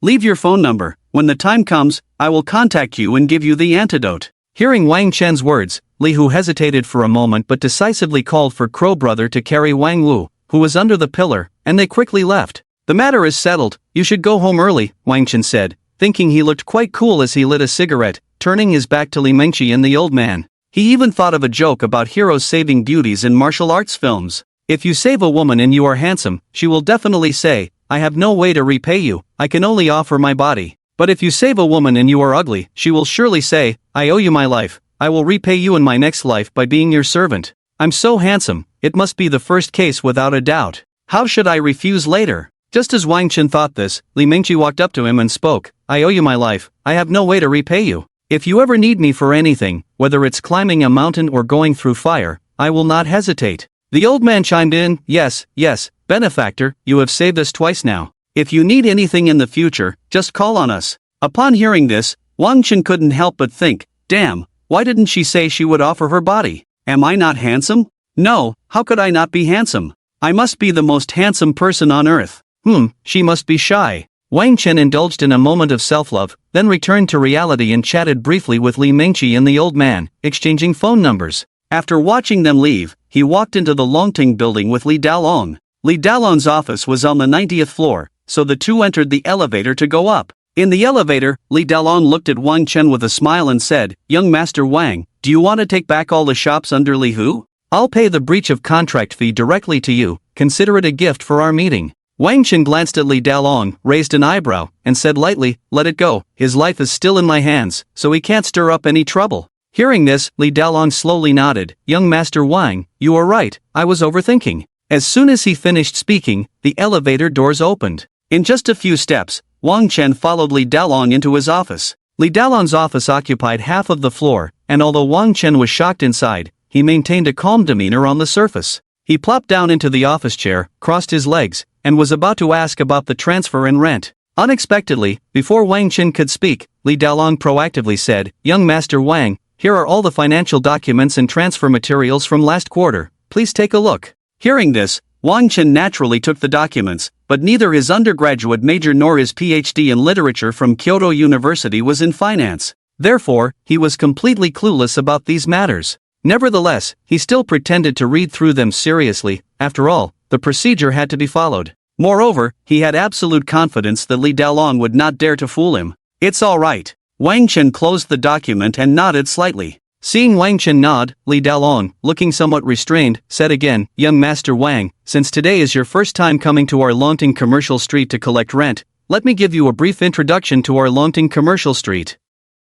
The entire Longting Commercial Street is arranged in an east-west direction, with the entrance as the central axis in a symmetrical layout. The building facades often incorporate elements like towers, arcades, and awnings to create new spatial divisions. Our Longting Commercial Street covers an area of 150,000 square meters, with a total of 289 shops, all of which are fully rented. The core area, Longting Building, is rented out separately, with floors 2 to 30 in one price range, 30 to 50 in another, and 50 to 70 in yet another price range. From floors 71 to 120, we cultivate some special talents and have our own workspaces. In summary, our quarterly rent is about 1 billion. As Li Dalong's words entered Wang Chen's ears, his hands nearly slipped off the chair, but he still said calmly, It's all right. Just transfer the money directly to account 7016 x times 88. Also, you've worked hard during this time, you will still be the property manager, so don't let me down. Seeing Wang Chen's calm demeanor, Li Dalong was shocked to the core. That's $1 billion, not $10, and he didn't even blink. Indeed, to these top young masters, money is just a pile of numbers. Despite thinking this, Li Dalong's expression showed no change, and he still said cautiously, I'm not working hard, it's young Master Wang's kindness. Wang Chen didn't continue with the pleasantries but instead changed the subject. By the way, I think I heard Li Hu say that you have the black and white elders protecting you. Is it convenient to talk about that? Li Dalong paused for a moment, then calmly said, Actually, there's nothing inconvenient about it. Some people with a bit of status know that I've always had the black and white elders protecting me. Although they are both at the peak of their innate abilities, they have a combined attack technique, allowing them to compete with Huang-level experts. Their most impressive achievement was killing a newly entered Huang-level expert. Over the years, they have blocked countless assassination attempts for me. Hearing this, Wang Chen just nodded, indicating he understood, and there was no further discussion. If you're not busy, I can take you to your office to have a look. Your office is on the 119th floor. As for the rent, I'll transfer it to your card shortly. Looking at the silent Wang Chen, Li Daolong tried to say this. Alright, then lead the way. I'll just take a quick look. Wang Chen stood up from his chair and said casually. Hearing this, Li Daolong made a gesture of invitation and led Wang Chen to his office on the 119th floor. Indeed, the entire 119th floor was Wang Chen's office. Alright, you're done here, you can go now. Sitting in the office chair, Wang Chen waved his hand at Li Daolong. Li Daolong nodded and quickly left the office, unwilling to linger for even a moment. Back in his own office, Li Daolong wiped his already damp back and took a few deep breaths. He then silently thought to himself, over the years, I've met quite a few people. Not to mention those young people, even some business tycoons can't maintain the calmness he has. Is this person really from the capital? Or is he a disciple of some old monster? The new boss seems quite good so far, but his attire and demeanor are completely mismatched. It's too flashy. Forget it, why think so much? After all, I am still the property manager of Longting Commercial Street, and that's enough. Speaking of which, Wang Chen casually glanced around. He noticed that the walls of the office were filled with famous paintings embedded in special glass. The floor was paved with an unknown stone, exuding a natural sense of nobility. On a nearby cabinet were dazzling books and various luxury items. Directly in front of him was a large wine cabinet, and through the glass, it was clear that not a single bottle inside was ordinary. He took another glance through the panoramic floor-to-ceiling window, capturing a third of the entire Tianmen in his view. No wonder it's Longting Building, no wonder it's a top-notch reward, Wang Chen said with great pride while standing in front of the floor-to-ceiling window. As soon as he finished speaking, a notification sound from his phone rang out. Wang Chen picked up his phone and saw, Dear customer, hello. Your bank card ending in 88XXXX has received a deposit of 1 billion yuan, with a balance of 1,090,080,000. Please check and enjoy your life. Upon reading this, Wang Chen couldn't help but curse a few times. Damn, this feels so good. The sound of money arriving is truly the most beautiful sound in the world. 1 billion, this is almost catching up to my income from collecting junk. Just as he finished speaking, gurgle, gurgle, Wang Chen's stomach suddenly growled. In a good mood, he muttered to himself, Stomach, let's go, I'll take you to eat. After leaving the office and taking the elevator, Wang Chen quickly arrived at the exclusive cafeteria of Longting Building. After casually eating something, he walked out of Longting Building. He was eager to buy a motorcycle, which had been his dream since high school. Although he couldn't afford one back then, now he could even buy a motorcycle fleet. After exiting Longting Building, Wang Chen called a Didi and headed to the motorcycle dealership. As soon as Wang Chen got out of the car, he walked straight into the motorcycle dealership. He no longer faced the disdainful looks he used to, as now his appearance and attire were quite presentable. Hello, sir, I am the salesperson Zhao Shangji. Welcome to the motorcycle dealership. How can I assist you? A moderately built salesperson with a friendly smile approached Wang Chen and said. Wang Chen looked up at the salesperson, and his eyes brightened slightly.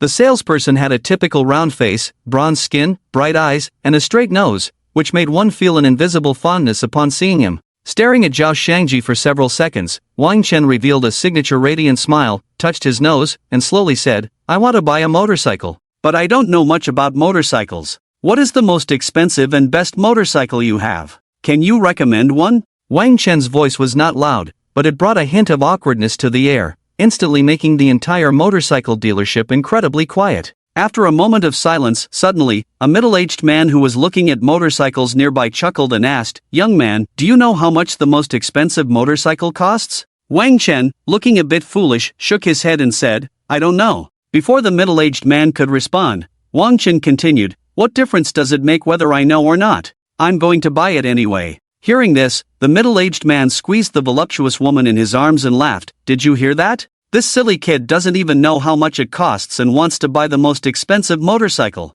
Forget it, let me tell you, you big-talking poor guy, to give up hope. The most expensive motorcycle here is called the Neiman Marcus Limited Edition Fighter, originally priced at 350 million. The owner put in a tremendous effort to acquire this limited edition bike, and if you want to buy it now, it's priced at 700 million. Not a penny less, and you can forget about it. How about it, do you still want to buy it? As soon as these words fell, the sexy woman in the middle-aged man's arms began another round of mockery. Look at this kind of person, clearly just here to show off. You, Zhao Camera, actually still bother with him? You must be blind. Instead of coming over to serve us properly, you go and greet him. Can he even afford it? People like you, with no sense, should just pack up and leave early. Driven by some psychological impulse, the alluring woman insulted Zhao Camera for not coming over to flatter her. Seeing the man and woman bombard him with insults like a barrage of bullets, Zhao Camera maintained his composure, a testament to his professionalism. He moved his lips slightly and said, "This gentleman might just not have realized how expensive our motorcycles are. You two don't need to take it so seriously. As for the service issue, someone has already attended to you both. Adding me to the mix wouldn't make much of a difference, I hope you can understand." Upon hearing this, the middle-aged man became furious, pushing the woman aside and shouting at Zhao Camera, "He may be handsome, but he's probably just a kid who can't even afford a motorcycle worth hundreds of thousands. And I am someone about to buy this 5 million motorcycle, and you dare to talk back to me? Call your manager over. If you're not fired today, I won't buy this motorcycle." The commotion quickly attracted the sales team leader from the dealership. After briefly understanding the situation, the sales team leader immediately spoke without hesitation, "What a fool. Can good looks pay the bills? What good is being handsome if he can't even afford a motorcycle? Just a braggart." By his logic, all the cows in the world would be blown up into the sky and never come down. "As for you, I'll report to the boss and get you fired. And you, the braggart, hurry up and leave our store. Don't disturb our business." The sales team leader unleashed a tirade at Zhao Camera and Wang Chen, then switched to a flattering demeanor towards the middle-aged man, saying, "So, can we proceed with the payment now?" The middle-aged man shook his head. "No, as long as your boss fires Zhao Camera on the spot, I will pay immediately, no empty promises." The sales team leader was taken aback for a moment and then said, "All right, please wait 5 minutes. I'll go call the boss right now." The man nodded non-committally, then looked at Wang Chen and Si Mengmeng, saying, "This is the life of the rich, dull and tedious. I can control the fate of you lower-class people at any time. Understand?" Hearing this, Zhao Camera's eyes misted over, but he remained strong and didn't let a single tear fall. Instead, he turned to Wang Chen and said, "Come with me, let me complete my last sale." Looking at this strong boy, Wang Chen patted his shoulder and smiled, "Don't worry, your boss will definitely not fire you." Zhao Camera took Wang Chen's words as mere comfort, not sensing any deeper meaning. He tugged at the corners of his mouth and softly said, "I hope so." Wang Chen knew that Zhao Camera didn't take his words seriously, but he said nothing more. He believed that soon Zhao Camera would understand why he could say such a confident statement. After walking for a while, Wang Chen had followed Zhao Shangji to stand in front of the Neiman Marcus Limited Edition fighter. Looking at the flashy and exquisite Neiman Marcus Limited Edition fighter before him, Wang Chen couldn't help but exclaim, "No wonder it's every man's dream, it's so handsome." Zhao Shangji nodded in agreement, "It really is handsome, and the performance is undeniable. It's just too expensive." At that moment, a sarcastic voice interrupted. "So what if it's flashy? So what if it's handsome? So what if the performance is good? You could never afford it in several lifetimes. And you, Zhao Shangji, the manager will be here soon, just wait to be fired." The speaker was the sales team leader from earlier. "Is this Neiman Marcus Limited Edition fighter really that expensive? I don't think so. I can pay for it any time and buy it, but I have 2 conditions," Wang Chen said, smacking his lips. Hearing Wang Chen say this so calmly twice, some onlookers couldn't help but wonder to themselves, could he really afford it? Is he really a super rich person who doesn't show off? The sales team leader hadn't considered this. Glancing at Wang Chen with a sneer, he spat out a sentence. "What a joke, you dared to put forward conditions. Do you really think you can afford it? That's just ridiculous. I am the owner here, so tell me, what are your conditions?" This was clearly a strong and authoritative voice. "Very simple. First, fire the sales team leader in front of me, and let Zhao Shangji take this position. Second, give me the motorcycle worth 5 million that middle-aged man is preparing to buy as a gift." Wang Chen didn't even look at the owner, and without hesitation, he said this, clearly having thought it through long ago. In the face of profit, everything else is trivial. Can those small matters compare to 700 million? Thus, the owner spoke with a half-believing attitude. 700 million, as long as you pay in full right now. The 2 points you mentioned are not a problem, they're trivial. At the same time, you will become our highest VIP member, enjoying all our services for life, free of charge. Upon hearing this, Wang Chen directly took out his bank card from his pocket and calmly said to Zhao Shangji, "Swipe the card." This statement was like a thunderclap in a clear sky, causing an uproar in the room. The sales team leader, Zhao Shangji, the middle-aged man, the owner, and everyone around were almost shocked to the point of dropping their jaws. Impossible, 700 million, how could he possibly have that? The sales team leader was starting to lose his composure. Just wait for him to make a fool of himself. The middle-aged man was now on the same side as the sales team leader, beginning to mock him coldly. Meanwhile, Zhao Xiangji trembled as he took the bank card, his whole body shaking with excitement. At that moment, he suddenly remembered what Wang Chen had said to him not long ago, "Don't worry, your boss will definitely not fire you." No wonder he was so certain earlier. Everything made sense to Zhao Xiangji, who was now filled with confidence in Wang Chen. Under everyone's gaze, Zhao Xiangji slowly inserted the bank card into the card machine. Ding! You have successfully spent 700 million. The sound of the successful transaction left the previous doubters with their mouths agape in shock. Wang Chen ignored the astonishment of those around him and asked the dazed staff, "Do you have something like an iron rod?" The 4S shop naturally had iron rods and the like, although the staff did not understand why Wang Chen was doing this. But the customer is God, especially a super tough guy who spends 700 million in an instant. Therefore, they quickly brought over a pile of tools like iron rods. Seeing the staff bring over the iron rods, a glint of cunning flashed in Wang Chen's eyes as he turned to the alluring woman in the middle-aged man's arms and said, "Who has money and who doesn't? Who is the grandpa and who is the grandson? I think you've already figured it out. Now I'm giving you a task. In front of your lover, smash the car he likes. I'll give you a chance to be with me." Upon hearing this, the alluring woman seemed to have been waiting to do this, immediately jumping out of the middle-aged man's arms, sizing up the surroundings, and then began to curse like a shrew. "You don't even take a look at yourself in the mirror, you bald head, round belly, spiral legs, and you can't perform in that area. If it weren't for your few stinky coins, I wouldn't even glance at you. Now look at this handsome guy in front of you, sharp features, good temperament, young and rich, perfect body, this is the man of my dreams. Stay away from me in the future, let's break up." The middle-aged man's face darkened upon hearing the alluring woman's words, and he cursed, "It was you bitch, who cried and begged me to sleep with you back then, and now you pull this on me.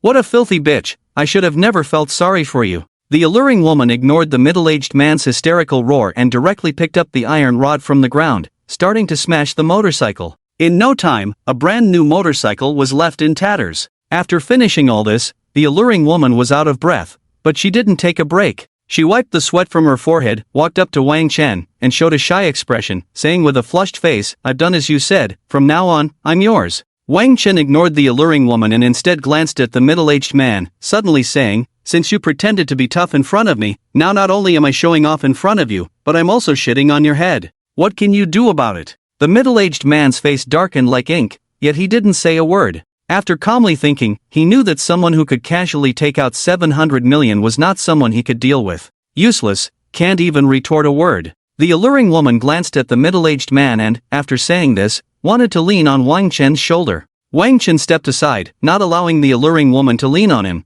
causing her to stumble and almost fall to the ground, which made her look at Wang Chen with a resentful gaze. Looking at the alluring woman's heavily made-up face, Wang Chen coldly said, "You did well, but unfortunately, I've changed my mind. Stay away from me." As soon as these words came out, the onlookers around changed their expressions dramatically, as this twist was too suitable to become a topic of conversation over tea and meals. The alluring woman's face turned pale in an instant, and she was at a loss, not knowing which man to continue to fawn over next. At that moment, a few sharp mocking voices suddenly came from the crowd. "Don't worship money, worshipping money gets you spat on. Don't act tough, acting tough gets you kicked by a donkey. Don't show off, showing off gets you struck by lightning. As long as you lick fast enough, this big-bellied man might just change his mind about you. You really play the role of a tool well, you've made me laugh." No matter how the crowd discussed her, the alluring woman steeled her heart, pressed her entire body against the middle-aged man, and began to rub her chest against him, then pitifully said, "I was wrong, I really was wrong.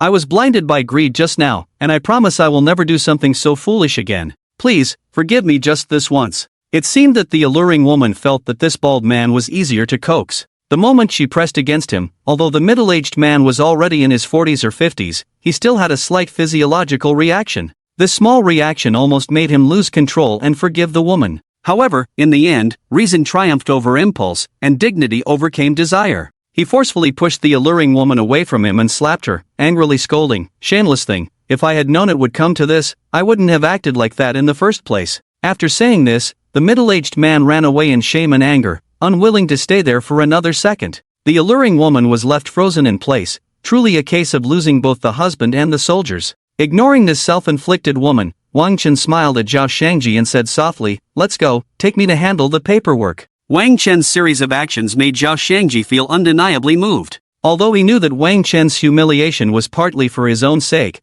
this behavior specifically targeting the gold digger was definitely a way for him to vent his anger. He was right. In fact, Wang Chen was simply releasing Zhao Shangji's pent-up frustration on that woman, especially since her words had been so vicious at the beginning. Zhao Shangji was a man who was not good at expressing himself but had passionate feelings inside. Although he was filled with gratitude towards Wang Chen, he didn't say much and directly took him to handle the paperwork. Zhao Shangji's character and thoughts were something Wang Chen found quite acceptable. Therefore, after all the paperwork was completed, Wang Chen pondered for a while and couldn't help but say, "This motorcycle on the ground, although it was a bit damaged when I was showing off earlier, has a few holes in it. But now I am the highest VIP here, and I will have them repair it well. This motorcycle will be a gift for you." Wang Chen thought that Zhao Shangji would definitely accept it directly, although it was a bit damaged. After all, it was a 5 million motorcycle, and most people wouldn't refuse such temptation.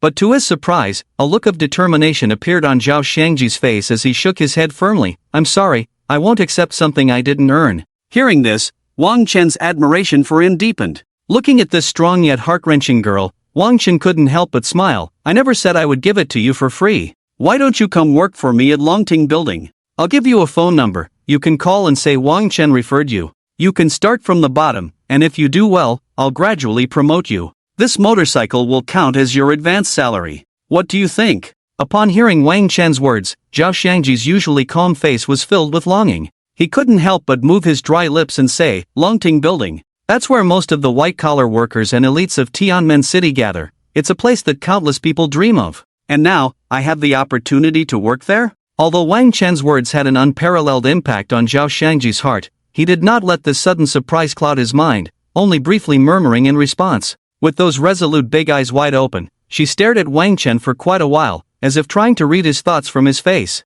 But how could she possibly do that? After a moment, Zhao Shangji gently uttered 3 words. "Why?" The way Zhao Shangji said these 3 words was powerful and firm, and Wang Chen had reason to believe that if he couldn't move her with his words, she certainly wouldn't come to work for his company. Wang Chen scratched his head, deep in thought, and then spoke with genuine emotion. "Where should I start? Let me put it this way. I simply admire your character very much. It reminds me of my former self. I hope that in your future life, no matter what you encounter, you will always be yourself, become a unique you, and not just go with the flow, forgetting your original intentions." Upon hearing Wang Chen's words, Zhao Shangji couldn't help but feel a bit teary. Since she started working, everyone in society had only told her to fit in, to change, to please others. No one had ever told her to be herself, to become her true self. Thinking of this, she immediately nodded. "I understand. Thank you. I will work hard after I go there and create the value you deserve. I won't let you down." Hearing Zhao Shangji say this,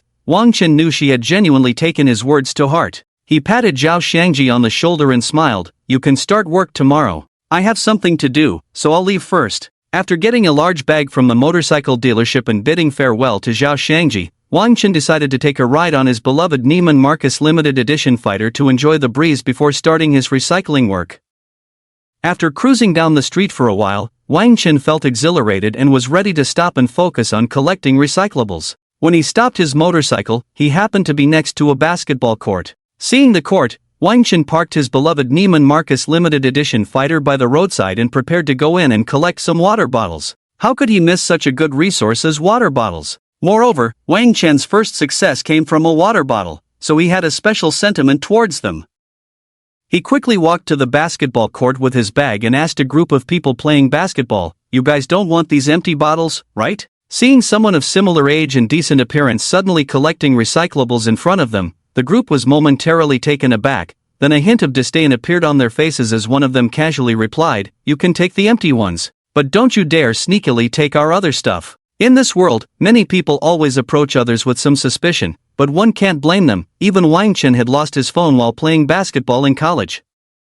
Not thinking much more, after hearing their agreement, Wang Chen began tossing the empty water bottles into his bag. Ding, recycled 1 empty water bottle, reward wealth plus 15,000. Ding, recycled 1 empty water bottle, reward wealth plus 20,000. Ding, recycled 1 empty My Dong bottle, reward wealth plus 40,000. Although he was recycling the same type of water bottle, the first time Wang Chen only received a reward of 5,000, but now it was at least 15,000. It seemed that the luck value of 3 was indeed not to be underestimated. Thinking of this, Wang Chen couldn't help but smile. Suddenly, a tall boy in a basketball jersey said to a shorter one, boldly, "Your basketball is really terrible. A broken thing worth a few hundred yuan has no feel at all when playing. Just looking at it annoys me. Hurry up and throw it to that scrap collector. If you can't bear to part with it, I'll transfer you 500 yuan. Now use this basketball I brought back from abroad. This is the top-notch basketball, I spent tens of thousands on it. Nowadays, people care about their image.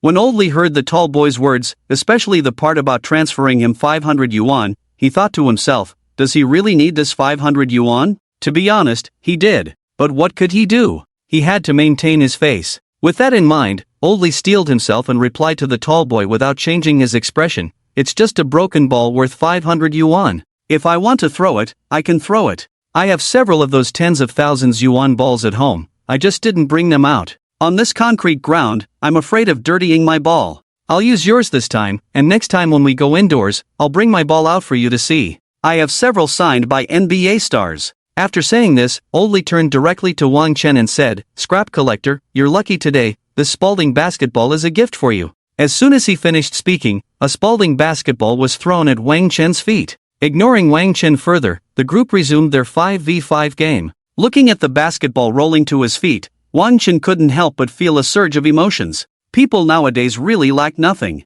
A brand new basketball worth 500 yuan is just thrown away like that. Back in college, I bought a basketball for just over 100 yuan and treated it like a treasure. After saying this, Wang Chen stuffed the basketball into his big bag. Ding, recycled a Spalding basketball, rewarded with Kyrie Irving's dribbling, Kobe's fadeaway jumper, Iverson's crossover, Jabbar's skyhook, Carter's dunk, Curry's three-pointer, LeBron's playmaking ability, and a whole set of basketball skills. Upon hearing this, Wang Chen was so happy he almost jumped up. During his college years, Wang Chen's favorite sport was basketball. He would wake up early every day just to master dribbling between his legs or reverse layups, training hard. This was all because he always remembered a quote from Kobe Bryant. Those days you wake up early to work hard, those nights you stay up late to strive, those nights when you feel so tired you can't stand up but still push yourself to get up, that is the power of dreams, that is the dream. What's important is not the result but the process. If you realize this, you will find that maybe dreams won't come true, but something better will come.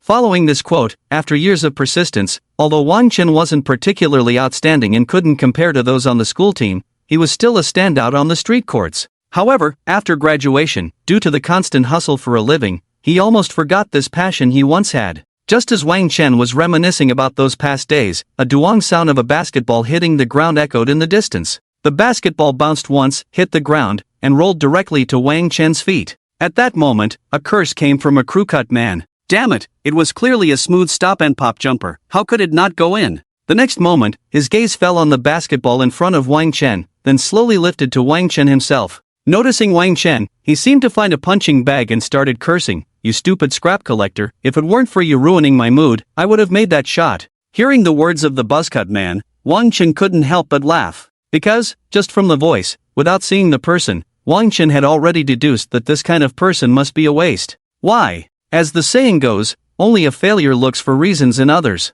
A true strong person, when faced with a situation, will first look for reasons within themselves. Moreover, he was 100,000 miles away from him. How could he possibly affect him? Was it through telepathy? Seeing Wang Chen laugh, the buzzcut man seemed to feel a great insult and walked directly to Wang Chen's side, cursing again. "What are you laughing at, you bastard? If it weren't for you, a stinking scrap collector, affecting me, would I not score?" Wang Chen put down the bag in his hand, pointed at the buzzcut man's forehead, and said lightly, "Look at your shooting form, it's not standard at all. The ball is pushed out. But you are just shoving the ball away, your wrist doesn't even exert force, and you expect to score? And your strength is way too much, that's the reason you can't score, got it? You're just a rookie." The crowd around them burst into laughter at Wang Chen's words, looking at him as if he were a monkey, saying one after another, "Do you know who he is? He's the star point guard of our school team. Forget it, don't mind him. What does a scrap collector know about basketball? He probably just heard a couple of things on TV and started acting like a coach.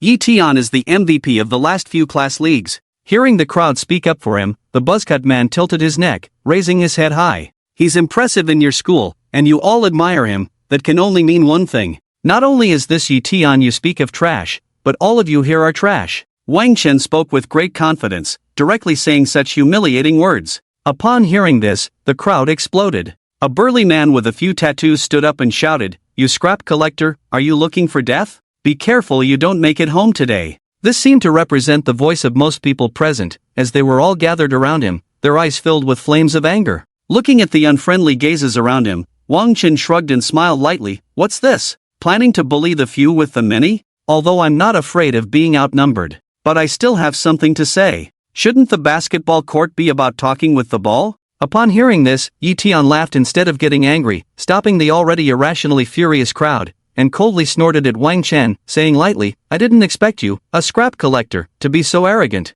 Alright, today I'll make you understand. It won't take me more than a few minutes to beat you. As soon as Yi Tian's words fell, Wang Chen nodded in agreement. Yi Tian thought Wang Chen was agreeing with him and couldn't help but smile sinisterly. It's too late to regret now. I will definitely rub you into the ground. As soon as these words came out, Wang Chen rolled his eyes and slowly said, my nod means that it indeed won't take me more than a few minutes to beat you. And you might not know, or dare to believe, that before I collected scrap, I played in professional leagues. Hearing this, the crowd was left speechless, looking at Wang Chen as if he were a fool. I don't want to waste more time with you, let's get started. If you lose later, we will definitely throw away all the scrap you collected in your bag today, Yi Tian said irritably. Wang Chen thought he would say something about killing himself or knocking himself down again. He never expected that what he said was to throw away all his junk. Therefore, he couldn't help but exclaim, what the hell? This was too harsh, right? To confiscate his own hard work? This wouldn't do, there was no junk in his bag, and if they found out, it would be bad. It seemed that losing today was not an option. With this thought, Wang Chen slowly spoke, if you lose, you have to help me clean up all the water bottles on the basketball court. How about that? Upon hearing this, everyone burst into laughter, mocking him, always a junk collector, only thinking about his own junk. Brother Yi, be gentle later, this junk collector seems a bit too pitiful. Hearing his brother and the junk collector in front of him actually start talking back, Yi Tian waved his hand impatiently, signaling them to be quiet. Once everyone settled down, Yi Tian said lightly, I agree, let's talk. Let's do a one-on-one, 10 points. I'll let you start. Wang Chen felt awkward upon hearing this, scratching his head and saying shyly, I can't start, if I do, you won't have a chance to attack. Yi Tian was taken aback by this, have you gone stupid from collecting junk? Afraid I won't have a chance to attack? Hurry up and start. Hearing Yi Tian's words, Wang Chen sighed helplessly, shrugged his shoulders, and reluctantly said, alright, then I'll start my attack. Wang Chen slowly picked up the basketball from the ground. Although he hadn't touched a ball in a long time, the moment the ball was in his hands, he felt an inexplicable sense of familiarity. If he had to describe this feeling, it would be, man and ball as one. Wang Chen passed the ball to Yi Tian, who then passed it back to Wang Chen, and at that moment, the game officially began. Wang Chen first made a front change of direction and dribbled between his legs. Seeing him perform these moves, the crowd narrowed their eyes slightly. However, the next second, Wang Chen turned around, and the basketball flew straight out of bounds. Witnessing this embarrassing scene, the onlookers burst into laughter, gasping for breath, mocking, big talk, but the skills are really hard to describe. I can't take it anymore, I'm laughing so hard my stomach hurts. Come on, junk collector, give us a bit of a show. In fact, Wang Chen intentionally missed the shot this time. He really didn't want to knock Yi Tian down in just a few moves, that would be too boring. He wanted to give him a glimmer of hope, let him swell with confidence, and then directly shut him down. Sure enough, seeing Wang Chen's baffling move, Yi Tian burst into laughter, and it was a wild laugh. Those close to the ball picked it up and passed it to the laughing Yi Tian, saying lightly, hurry up and finish him, what's the point of playing with a fool? Hearing this, Yi Tian responded with a hmm. Yi Tian passed the ball to Wang Chen, who passed it back. At this moment, Yi Tian began his attack. With a skilled front change of direction and a perfect spin, he easily got past Wang Chen. Looking at the hoop in front of him, Yi Tian initiated a three-step layup, thinking to himself, what a rookie, I got past him in one step. With this reaction and speed, he still wants to challenge me? Just as he was about to throw the basketball, preparing to bank it in, smack, Wang Chen leaped lightly, jumping up to give Yi Tian a big block. What the hell? Is this guy Superman? Is he faster than Bolt? The crowd below was dumbfounded, unable to hold back their exclamations. Not only them, but Yi Tian was also completely stunned. Various thoughts surged in his mind. Didn't I just pass him in one step? Isn't this just a simple three-step layup? How could he block me? No, this must be a coincidence. This scrap collector just got lucky. Thinking of this, Yi Tian chuckled at Wang Chen and said, seeing you so smug, I know my plan worked. I actually let you block me on purpose. Are you feeling proud now, thinking you have a chance to defeat me? This is the effect I wanted. to make you feel like you're in heaven one moment and hell the next. I'll give you another chance now. If you don't cherish it, I'll shut you out completely. Do you know? Sometimes, having hope can be more despairing than having none. Hearing Yi Tian's words, Wang Chen opened his mouth but couldn't say a word. The reason was simple: Yi Tian was even better at showing off and talking nonsense than he was. Without a blush or a racing heart, he turned the fact that he had just been blocked into a narrative of him letting Yi Tian do it. If they weren't currently competing, Wang Chen would have applauded him. I'm done pretending, I'm not playing around anymore. I'm ready to use half my strength to beat you 10 o'clock, so you can hurry up and collect those water bottles. Let's get started, give me the ball. Wang Chen was too lazy to tease Yi Tian anymore and spoke. Looking at Yi Tian, who was nearly a meter away, Wang Chen couldn't help but say, "No defense on the three-pointer." Upon hearing this, Yi Tian placed his hands on his hips and replied, "What if I let you shoot?"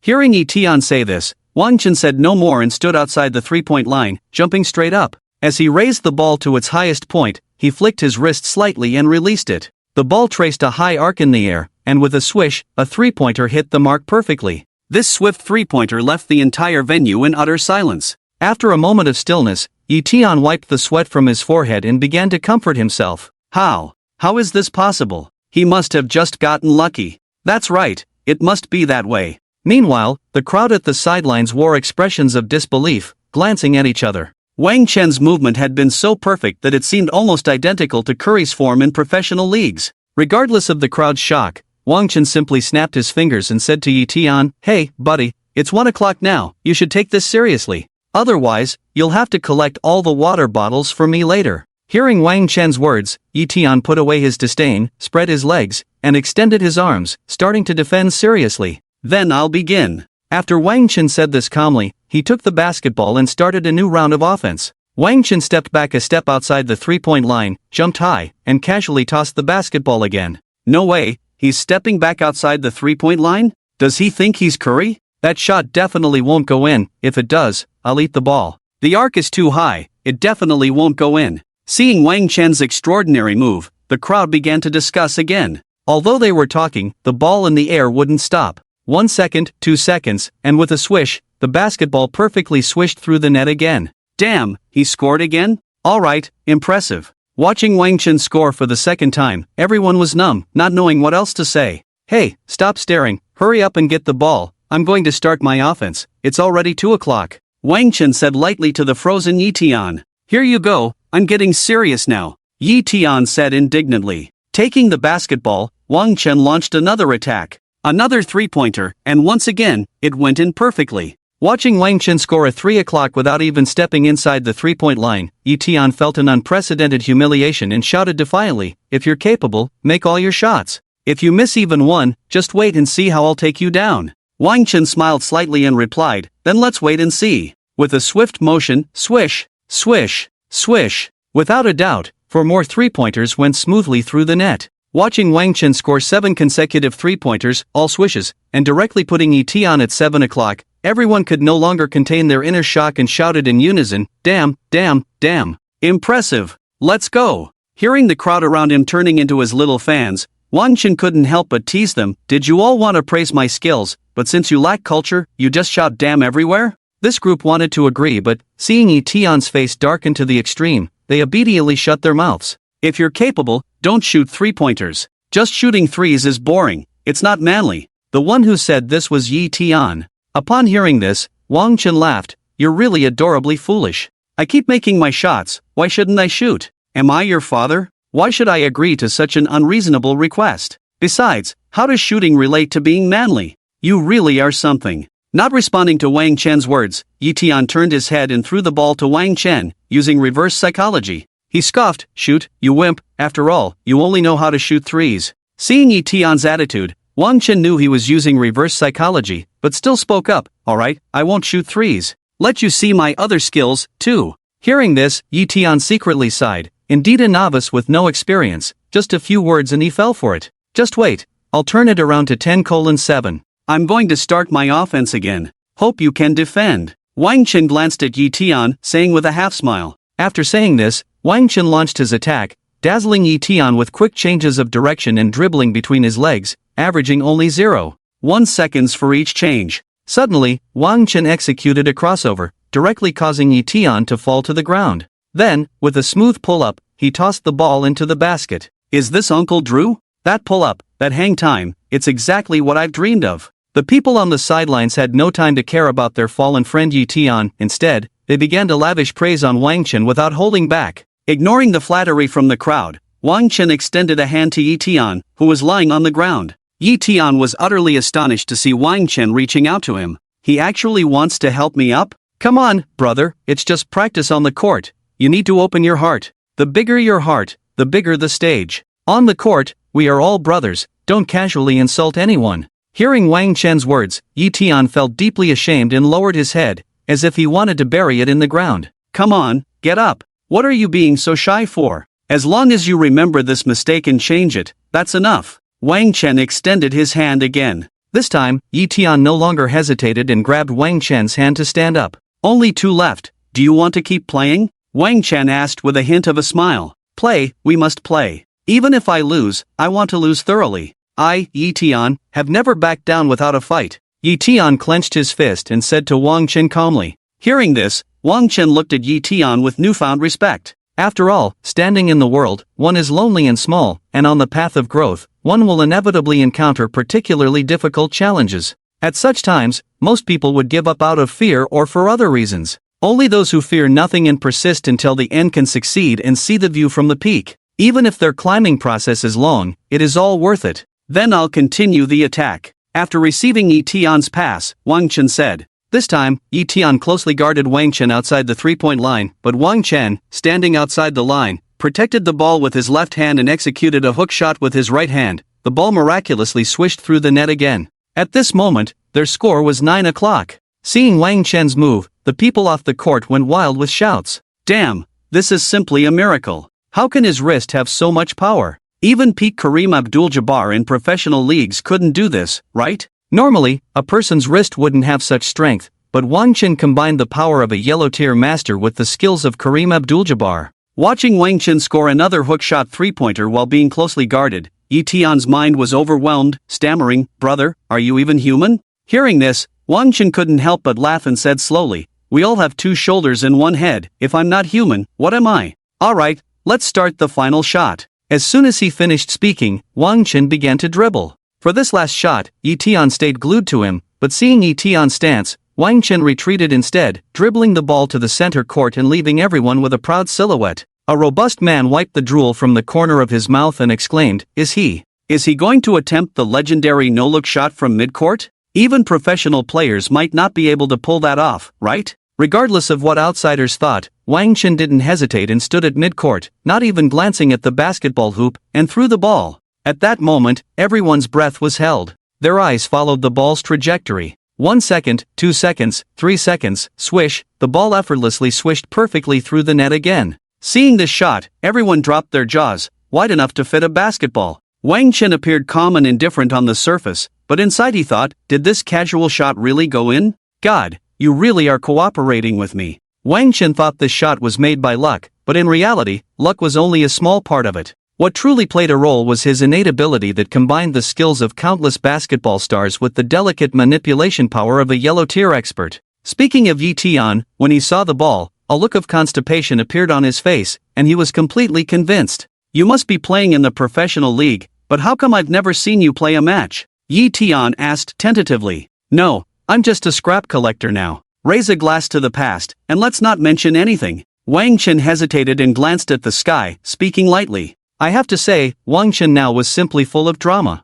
Seeing Wang Chen's melancholic demeanor, Yi Tian couldn't help but define him. The top player who reached the peak in the professional league. Because he found it hard to find opponents, he chose to retire on the spot. Since you lost, hurry up and go pick up those mineral water bottles for me. I need to collect them quickly. As soon as these words were spoken, the melancholic aura around Wang Chen vanished, replaced by a look that treated the mineral water bottles as if they were life itself. The group of people saw Wang Chen like this and couldn't help but twitch their mouths several times, not saying a word. But soon, they quickly and willingly went to pick up the mineral water bottles. After all, the extraordinary basketball skills Wang Chen displayed deeply impressed them. In the end, on the basketball court, it was still the basketball that spoke. After being trained by a master so much stronger than themselves and witnessing such cool skills, The consequence was merely picking up mineral water bottles. This was not a loss. In no time, all the mineral water bottles on the basketball court were picked up by them. Looking at the pile of bottles at his feet, Wang Chen nodded in satisfaction and quickly began tossing the mineral water bottles and other bottles into a large bag.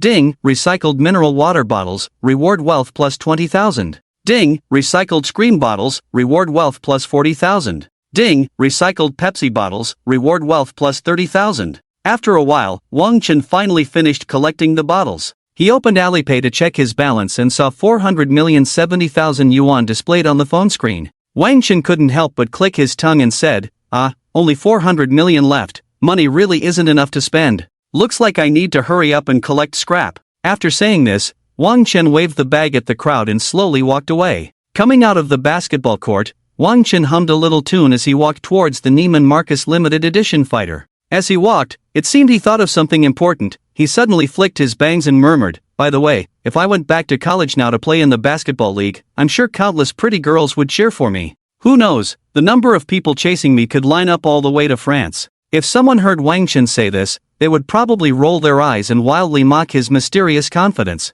Yes, you are indeed a bit handsome, but to say that girls chasing you could line up to France? Why not just say they could line up to the moon? After standing there shamelessly for a while, Wang Chen prepared to ride the Neiman Marcus limited edition fighter to see where he could collect more scrap. "Grandpa, Grandpa, your grandson is calling you again. Grandpa, Grandpa, your grandson is calling you again." Wang Chen was just about to start the Neiman Marcus limited edition fighter when his phone rang. He glanced at the caller ID, and it showed the note, "Mother. Lu Xinyu, Wang Chen's mother." Although Lu Xinyu had never worked and always told Wang Chen that she was just an ordinary rural woman, Wang Chen always felt that his mother had the air of a refined lady, as if she had come from a scholarly family. Ever since Wang Chen could understand things, Lu Xinyu had held a dominant position in their home. Both the elder and the younger, that is, Big Wang and Little Wang, treated her with great respect, which is why Wang Chen saved her contact as mother. Ahem, ahem, ahem. Wang Chen immediately answered the call. In an instant, a voice filled with concern but rather forceful came through his ear.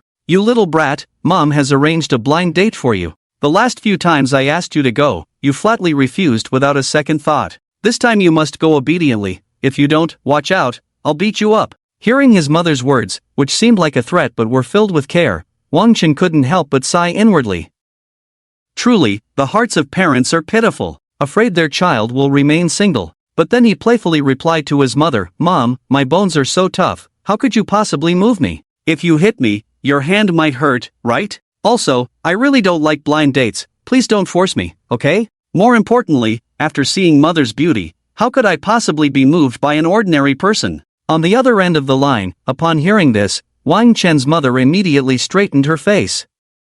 "Stop being cheeky with me. You're going, whether you like it or not, I've already promised them. If you go this time, I won't pressure you anymore, alright?" Hearing that his mother had said this, Wang Chen felt embarrassed to refuse and reluctantly agreed, adding, "Just this once, I won't go again in the future." Seeing her son had agreed, Wang Chen's mother immediately beamed and said, "Alright, hurry up, the girl's name is Song Jixian, and the address is table 32 at the Tomato Hotel. You little brat, make sure you're not late." After responding to his mother, Wang Chen hung up the phone and rode the Neiman Marcus limited edition fighter towards the Tomato Hotel. After hanging up, Wang Yusin looked at a childhood photo of Wang Chen and smiled softly, saying, "What a little brat, still so disobedient as he grows up. I just don't know if this blind date will work out. By the way, he even said he wouldn't go on blind dates anymore. Is that something he can decide? He can't escape from his mother's five-finger mountain." Back on his end, after parking the Neiman Marcus limited edition fighter, Wang Chen entered table 32 at the Tomato Hotel and sat down, quietly waiting for Song Jixian's arrival. Just as Wang Chen was about to chew on his fingers out of boredom, a cool voice suddenly rang out. "I'm very sorry, I ran into a little issue on the way, so I'm late." As the voice sounded, Wang Chen lifted his head, and his eyes brightened slightly. A beauty. A typical beauty. One could say she was a super beauty with curves in all the right places. Slim where it should be slim, ample where it should be ample, with fair skin, delicate light makeup, elegantly arched brows, and long eyelashes that fluttered slightly. A head of large, wavy golden curls radiated a dazzling glow, while her upper body was adorned in a dark red camisole, and her long legs were clad in a goose-yellow ultra-short mini skirt, accentuating her curvaceous figure. Anyone with even a hint of weak willpower who saw her would surely be lost in thought, perhaps even do something. But the only flaw in her beauty was the hint of arrogance in her phoenix eyes, as if she looked down on everyone. As a staunch straight man, Wang Chen momentarily couldn't think of how to strike up a conversation, while Song Jinyan seemed to enjoy this, slowly sitting down across from him, pursing her enticing red lips, and, "My dad forced me to come on this blind date. Honestly, I didn't want to come. But since I'm here, we might as well have a bit of ceremony for this blind date. Although you look somewhat handsome, my quality of life is very high, requiring a lot of money to support it. We're all adults, so we naturally know that love without financial support is just a pile of loose sand. So I'll simply ask you a few questions to see if we're compatible. Now, I'll begin. First, do you own a house? How many square meters? Second, do you have a car? What kind? Third, how much is your monthly salary?" Upon hearing Song Jinyan's deadly trio of questions, Wang Chen immediately lost all fondness for this woman, no matter how beautiful and alluring she was. "Since your attitude is so poor, then mine will be even worse," Wang Chen thought. Just then, the waiter brought out a series of exquisite dishes, bowing deeply and politely saying, "All the dishes have been served, please enjoy your meal." Wang Chen initially wanted to retort Song Jinyan's deadly trio of questions, but upon smelling the enticing aroma of the food in front of him, he couldn't help but swallow several large gulps of saliva. Therefore, he decided to eat a few bites first. Wang Chen didn't treat Song Jinyan as a stranger at all. Under her unwavering gaze, he picked up his chopsticks and began to eat heartily. Seeing Wang Chen devour his food as if he had never eaten in his life, Song Jinyan's beautiful eyes flashed with several expressions of speechlessness. Wang Chen ate in silence for a full 5 minutes, burped, and then picked his teeth with a toothpick. After that, he finally raised his head and glanced at Song Jinyan. Nonchalantly, he hummed, "Same here, I was also forced by my mom to come on this blind date." "You only mentioned your conditions, how do you know I would even like you? As for a car, I don't have one, I only have a motorcycle. I don't have a house either, I live in a rental. I collect scrap, I only have daily income and have never had a monthly salary." Hearing Wang Chen's bold declaration, Song Jinyan's brows furrowed slightly. Instinctively, she prepared to grab her bag and leave immediately, but it seemed she remembered her father's words before he left. She put the bag she had already picked up back down, took a deep breath to calm herself, and slowly said, "I am a master's student from a 211 university, and I currently earn 50,000 a month. I spend 2 to 3,000 on cosmetics every month, not to mention clothes and such. The price of a lipstick I casually buy would probably take you several months to earn. I don't think we're compatible. I hope you can strive for better in the future and not disappoint your mother, she has it tough." Wang Chen showed no change in expression upon hearing Song Jinyan's words, instead continuing to wolf down the food on the table. Seeing Wang Chen's indifference, like a dead pig unafraid of boiling water, Song Jinyan stood up directly and coldly said, "I've already settled the bill, I'm leaving first." Just as she turned around, Wang Chen wiped his mouth and said, "Wait, isn't that a bit inappropriate? But before you go, could you take a look at this watch I found while collecting scrap? I don't know if it's valuable, but I see you're from high society, so you must recognize it. What kind of watch could one find while collecting scrap? At most, a regular Casio, right?" Although she thought this in her heart, Song Jinyan couldn't help but turn back. "Patek Philippe. This is the supreme watch among watches." As Song Jinyan gasped in her heart, she calmly sat back down across from Wang Chen. Seeing her return to her seat, Wang Chen deliberately exclaimed, "Oh," and pretended to be curious, asking, "Didn't you say we weren't suitable and that you were leaving after settling the bill?" Looking at Wang Chen's exaggerated expression management, Song Jinyan couldn't help but have 1,000 thoughts. Could his true identity be that of a hidden wealthy person? After all, a Patek Philippe watch couldn't possibly be something a scrap collector could afford. Moreover, this watch had a unique and dazzling style. It didn't resemble those ordinary models. Thinking about it, it must be worth several tens of millions, right? Was he deliberately pretending to be poor to test if I was a gold digger? My earlier behavior wasn't that bad, was it? With this thought, Song Jinyan immediately smiled and said, "I just remembered I needed to use the restroom and thought I'd sneak off to settle the bill to surprise you. And what I actually said was, I think we're not suitable, but we must be a perfect match. Besides, where are there two people who are born to be suitable? Don't you think? You're handsome and charming, with an extraordinary demeanor, while I am stunningly beautiful. What a perfect match." Song Jinyan spoke these words as if they were true. If it weren't for Wang Chen's good hearing, he might have almost believed her. After finishing her words, Song Jinyan directly rubbed her long legs against Wang Chen's ankle under the table. Her face was blushing, exuding charm. She was simply a little enchanting sprite. At that moment, a waiter in a tie and white shirt approached and gently asked, "Do you two need some drinks?" Song Jinyan looked up at the waiter and said softly, "I'll have a cup of coffee, with sugar." Wang Chen then said, "I'll have a cup of coffee, no sugar." The waiter smiled and nodded, saying, "Please wait, I'll bring it over as soon as it's ready." Just as the waiter turned to leave, Wang Chen spread his hands, wearing a disappointed expression, and slowly said to Song Jinyan, "It seems we really aren't suitable. I like my coffee unsweetened, while you prefer it with sugar." Hearing this, Song Jinyan quickly called out to the waiter who was about to leave her sight, loudly saying, "Both cups of coffee should be unsweetened, and also bring us a bottle of vodka and 2 highball glasses." Upon hearing this, the waiter acknowledged and went to prepare. Only then did Song Jinyan pouted Wang Chen and sweetly say, "I just spoke too quickly and accidentally said it wrong. Actually, I love unsweetened coffee too. To punish myself for this slip of the tongue, can't I drink a few more cups to apologize to you later?" Wang Chen smiled and said, "What if you get drunk? Do you want me to take you home?" Hearing this, Song Jinyan couldn't help but laugh, her delicate figure trembling with joy as she playfully scolded, "What are you thinking about? Brother, you're so bad, but I really like you. By the way, I can eat cold food today. Are you going to take me home later?" Seeing Song Jinyan's crazy flirtation, Wang Chen smiled mysteriously, "Actually, I'm worse than you think. Oh right, I don't have a house, but I have a seaside villa. My vehicle is a motorcycle, but I just bought this one for 700 million. I may only have a daily wage, but my daily earnings are at least a few 100,000 to millions, right?" Upon hearing this, Song Jinyan couldn't hold back her composure any longer. She immediately stood up from across Wang Chen and sat beside him, affectionately wrapping her arm around his. Indeed, money isn't everything, but being broke is a big deal. When you're poor, the girl across from you is aloof and taciturn. When you show a hint of your wealth, guess what the girl across from you is like? Let me tell you, she becomes whatever you want her to be. Just as Song Jinyan wrapped her arm around Wang Chen, the waiter brought over 2 cups of unsweetened coffee and a bottle of vodka. "Ladies and gentlemen, enjoy your meal," he said before slowly retreating. After the waiter left, Song Jinyan poured the vodka into 2 measuring cups and then into the wine glasses.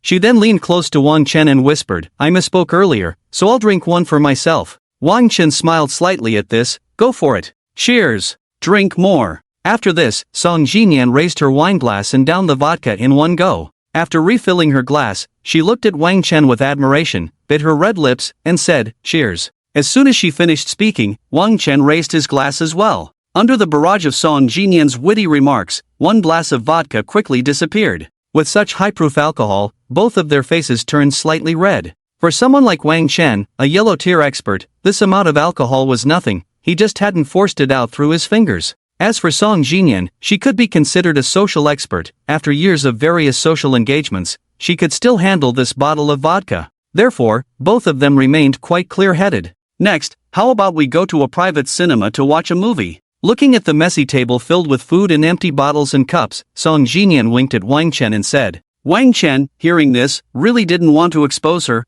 Was this really about watching a movie? Touch your conscience and tell me, do you really want to watch a movie? Oh, no. This woman can't even touch her own conscience. A woman's heart is inscrutable, all because of the excess flesh on her chest. Although he thought this way, Wang Chen still waved to the waiter, "Check out for table 32. When the waiter approached the table, Wang Chen took his phone out of his pocket, opened the Alipay payment interface, and slowly handed it to the waiter. Seeing this action, Song Jinyan's eyes lit up slightly. I must leave a good impression in front of Wang Chen, put on a show. Besides, with him being so rich, he wouldn't let a girl pay, right? Thinking this, Song Jinyan quickly took out her phone, opened the Alipay QR code interface, and showed it to the waiter, her action perfectly timed to be just a second slower than Wang Chen's. Just as Song Jinyan thought her maneuver was flawless, a teasing voice rang out, "Since you want to pay, then go ahead. It's not easy for me to collect scraps and earn a little money every day." After saying this, Wang Chen directly put his phone back into his pocket. Hearing this, Song Jinyan found herself with her arms suspended in the air, unable to move forward or backward. But after biting her silver teeth, she quickly smiled again. "I wasn't really thinking of making you pay. This little amount is fine for me to cover." The reason Song Jinyan acted this way was that a voice in her mind kept telling her, "People who casually spend millions on a watch wouldn't be greedy for your little money, right? This is just a small test for you. Think about those plots you see on TV. Which female lead doesn't go through a few trials before entering a wealthy family? Which one doesn't face a few setbacks? That's good, that's good. You really are a considerate girl. Whoever gets to be with you is truly blessed. Since we've finished our meal, let's call it a day for this blind date." After saying this, Wang Chen stood up rather nonchalantly and walked out of the Tomato Grand Hotel with a satisfied expression. Just as he was about to ride off on his Neiman Marcus limited edition fighter, a voice with a hint of a pout and a bit of a whine reached his ears. "Didn't you say you wanted to go to the private cinema to watch a movie with me? Why are you leaving all of a sudden, and so quickly?" Song Jinyan stomped her foot on the ground, a bit angrily. Although Song Jinyan appeared so delicate and lovely on the outside, making one want to pull her into an embrace and cherish her, her inner thoughts were filled with complaints. "I've made my feelings so clear, why are you still as indifferent as a wooden man? Are you a bald monk? No interest in women? With my great figure and excellent taste in clothes, how can you refuse my invitation?" Her loud voice naturally attracted quite a few onlookers, and seeing such a scene, many began to discuss among themselves, "Sister's legs are not just legs, they are the spring waters of the Seine. I'm not bragging, but with such long legs, I could enjoy them for years. This unknown brother really doesn't know how to appreciate his fortune. How could such a beautiful woman shamelessly pursue a guy on a motorcycle? Is it because her long legs are suited for riding? I just can't figure it out." A man wearing gold-rimmed glasses, with his hair slicked back, looking like a very successful entrepreneur, patted the shoulder of the last speaker and revealed a cryptic smile before slowly saying, "Do you know how much that motorcycle costs?" The last speaker was taken aback for a moment before jokingly replying, "How much could it be? Even a decent motorcycle is only tens of thousands, at most a few $100,000. The most expensive one I've heard of is just a few million. Could it be that his motorcycle is worth millions?" The man adjusted his gold-rimmed glasses, smiled, and said nothing, just extended a hand. 500,000? Even 500,000 wouldn't warrant such a beautiful woman chasing after him, right? Although my wealth isn't much, I could afford a 500,000 vehicle. Why isn't such a top-notch woman pursuing me? The man with the gold-rimmed glasses shook his head again. Now, the man who kept mentioning 500,000 also chuckled self-deprecatingly, took a puff from his cigarette, and then said, 5 million, no wonder, no wonder. Seeing the astonished expression on the man in front of him, the man with the gold-rimmed glasses finally spoke, No, what I mean is that the value of this motorcycle is at least 500 million, if not more. This motorcycle is called the Neiman Marcus Limited Edition Fighter. When it first came out, it was priced at 350 million, and now it's almost a collector's item. And look at that watch on his right arm, it's called the Patek Philippe the Grandmaster Chime, priced at 220 million. Bro, stop thinking about it, let's go. Some people are destined to be surrounded by beauties from birth, reaching the peak of life directly. No matter how hard you work for several lifetimes, you can't surpass them. These people didn't intentionally lower their voices, so Song Jinyan heard every word clearly. Therefore, even though Wang Chen, who had just turned his head and remained silent, seemed uninterested in her, Song Jinyan still chose to press her warm face against his cold shoulder. She walked to the back of Wang Chen's motorcycle, smiled at him with two shallow dimples, and said in a soft, spoiled tone, "Come with me to the private cinema to watch a movie. It's so dark when the lights are off, I'm scared to watch alone." Wang Chen scratched his head, puzzled, "Why should I go with you?" After hesitating for a long time, Song Jinyan finally said softly, "I can accompany you to watch some exciting action blockbusters. Even." At this point, Song Jinyan shyly lowered her head, her face flushed. "Sorry, I'm not interested. In my eyes, you're not even a bit attractive. So, goodbye." With the roar of motorcycle engines, Wang Chen shot off like an arrow, quickly disappearing into the vast night. All that was left was Song Jinyan, who stood there inhaling the motorcycle exhaust, feeling utterly disheveled. After a while, when she came to her senses, she angrily exclaimed, "What the hell is this? I've always been the one to dump others, but today I got dumped? You, Wang Chen. So spineless. I hope you get pulled over for drunk driving on the way and end up in jail." Song Jinyan had no idea that after riding the Neiman Marcus Limited Edition Fighter, Wang Chen had already used his skills to expel the alcohol, so how could he possibly be caught for drunk driving? Among the onlookers, a lewd, foot-picking man saw Song Jinyan, who had been left behind, and couldn't help but imagine that he could take advantage of her sadness to comfort her, perhaps even win her over. This lewd man seemed to be a sincere person. With this thought in mind, he didn't hesitate to approach her. He slowly said to the furious and embarrassed Song Jinyan, "Beautiful lady, may I have the chance to accompany you to the movies?" Looking at this seemingly anxious man with stubble and a not-so-bright mind, Song Jinyan coldly spat out a "get lost," and left the entrance of the Tomato Grand Hotel. The crowd watching erupted in laughter at the sight of the humiliated foot-picking man. Meanwhile, Wang Chen had already ridden the Neiman Marcus Limited Edition Fighter back to the entrance of his villa. After entering the villa and taking a quick shower, Wang Chen picked up his phone and found he had over a dozen missed calls. All of them were from his mother. When his mother got angry, it was like a flood, unstoppable. Thinking of this terrifying scene, Wang Chen hurriedly returned a call. As soon as the call connected, Lu Xinyu spoke up. "You little rascal, what are you doing? Why haven't you been answering my calls? How did the blind date go? Were you successful?" Wang Chen replied in a low voice. "They said I'm poor and can't provide her with a refined life. She doesn't know anything, son. Mom believes in you, you will definitely become rich and successful in the future." Lu Yusin immediately defended her son against the blind date. Hearing this, Wang Chen spoke up. "Mom, no need to wait for the future. I'm already rich and successful now. I've been busy these days and forgot to tell you, I won 50 million in the lottery." The reason he said this was that the fact he had a system was too shocking. Even if he told her, his mother wouldn't believe it. Winning the lottery, however, might be something he could get away with. "Child, did you get rejected and are now confused with anger? I think you should just go back." Just then, Lu Yusin's phone received a message. "Dear customer, hello. Your bank card ending in XXXX26 has received a deposit of 30 million yuan. Your balance is 30,580,000 yuan. Please check and enjoy your life." After a brief shock, Lu Yusin slowly turned to Wang Xingji beside her and said, "Xingji, your son actually won 50 million in the lottery. Can you believe it?" Hearing this, Wang's father smacked his lips and said, "This little rascal, back in school, bought 10 bottles of cola just to prove he had good luck in front of his classmates. Now he wins the lottery. Our ancestors' graves must be smoking." Wang Chen's parents, true to form, bantered back and forth, and Lu Yusin immediately picked up on Wang Chen's father's words, saying, "Yeah, if it weren't for this message, I wouldn't believe it either. I thought this little rascal was just messing with me." Listening to his parents tease each other on the phone, Wang Chen felt deeply that the conversation was not just between two people but also a glimpse into the warm little world he longed for. "You little rascal, your father and I don't need this money. We'll transfer it back to you, just keep it for yourself. Just take good care of yourself." A warm voice interrupted his days. Wang Chen looked down at the 30 million yuan that had returned to his bank account and understood that in his parents' eyes, he would always be a little kid who never grew up.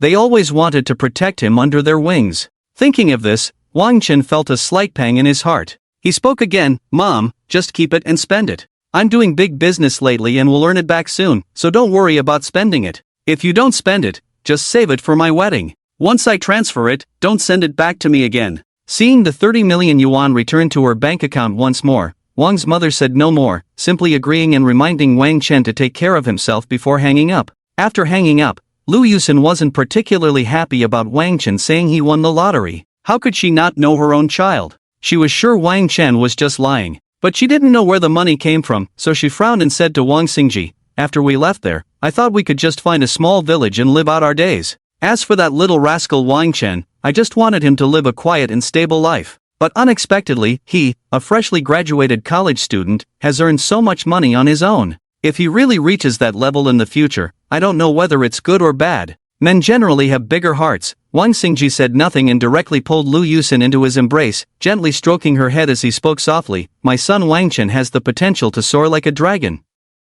If it really comes to that, let's lay everything out for him, give him the choice, and see what kind of life he wants to live." Lu Yusin, nestled in Wang Xingji's arms, nodded in agreement upon hearing this. After Wang Chen hung up the phone, he fell into a deep sleep. When he woke up, he stretched lazily and decided to try his luck at a lottery. Opening the familiar lottery wheel, Wang Chen spun the pointer and waited for justice to descend. Ding! Congratulations! You have won a truth pill. Truth pill? Does that mean it can make people reveal their innermost thoughts? After saying this, Wang Chen glanced at the introduction of the truth pill that appeared in his mind, which was not much different from what he had just said. After having breakfast, Wang Chen slowly asked, "By the way, system, what is today's task?" He spoke with a hint of anticipation. Ding! System task, earn 500 million within 3 days, without selling any existing items. Task success will reward a profession upgrade, becoming a golden level scrap recycler, gaining a new function to recycle scrap in the virtual game world.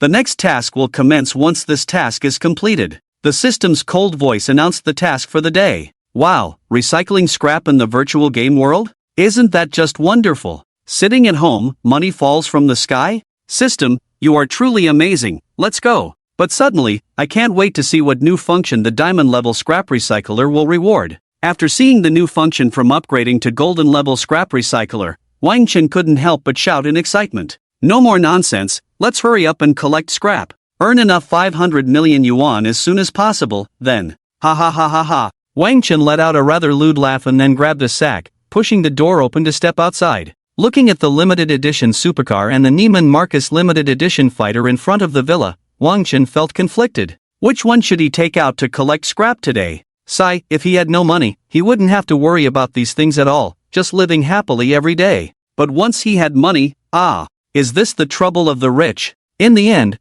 Wang Chen chose the Neiman Marcus limited edition fighter and rode it into a nearby community in the city center. Casually parking the Neiman Marcus limited edition fighter at the entrance of the community, Wang Chen walked in and started shouting, collecting scrap, recycling all kinds of scrap, high prices paid, collecting scrap, recycling all kinds of scrap, high prices paid. For a whole hour, during which only one elderly lady sold him a small bag of scrap, Wang Chen couldn't help but feel a bit worried looking at the 570,000/500,000 task completion rate. Where could he collect scrap quickly? Just as Wang Chen unconsciously continued shouting his recycling slogan, an old man holding a fan came over and patted him on the shoulder. Wang Chen initially thought the old man was coming to sell scrap, but to his surprise, the old man just smiled and said, "You shouldn't collect scrap here. This community is full of young people, and at this time, they're probably still sleeping at home." Hearing this, Wang Chen completely understood. Back in the days when he was in college, whenever there were no classes in the morning, the 6 roommates would sleep as if the world had turned dark,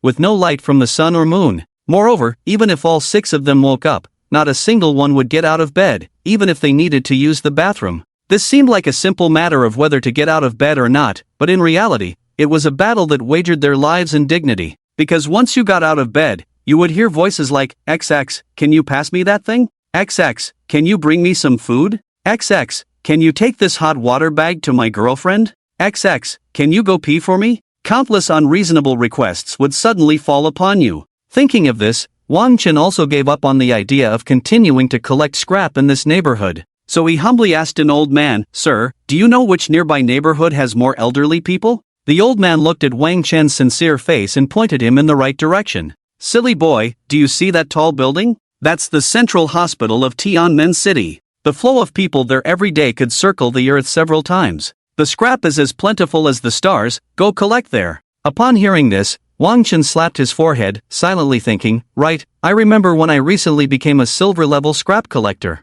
There was a new function to collect scrap at the hospital, how could I have forgotten for so long? What a foolish head! Wang Chen. This was really harsh, even scolding himself while talking. When he got angry, would he hit himself too? Determined, he thanked the old man and turned to leave. The old man watched Wang Chen's departing figure, a proud smile appearing on his face. He pursed his lips and slowly said, "Under my wise and mighty guidance, you have finally found the place that can create miracles. Young people are still young people, your grandpa is still your grandpa." After leaving the neighborhood, Wang Chen hopped on his Neiman Marcus limited edition fighter and sped towards the Central Hospital of Tianmen City. Soon, he arrived at the foot of the grand building. If it were the old Wang Chen, he might have paused for a while under this magnificent building, sighing and indulging in some self-admiration. But this time, after parking his Neiman Marcus limited edition fighter, Wang Chen did not linger at the entrance of the Central Hospital, he took a quick step inside. Because he could no longer resist the wonderful feeling of sitting at home while money falls from the sky.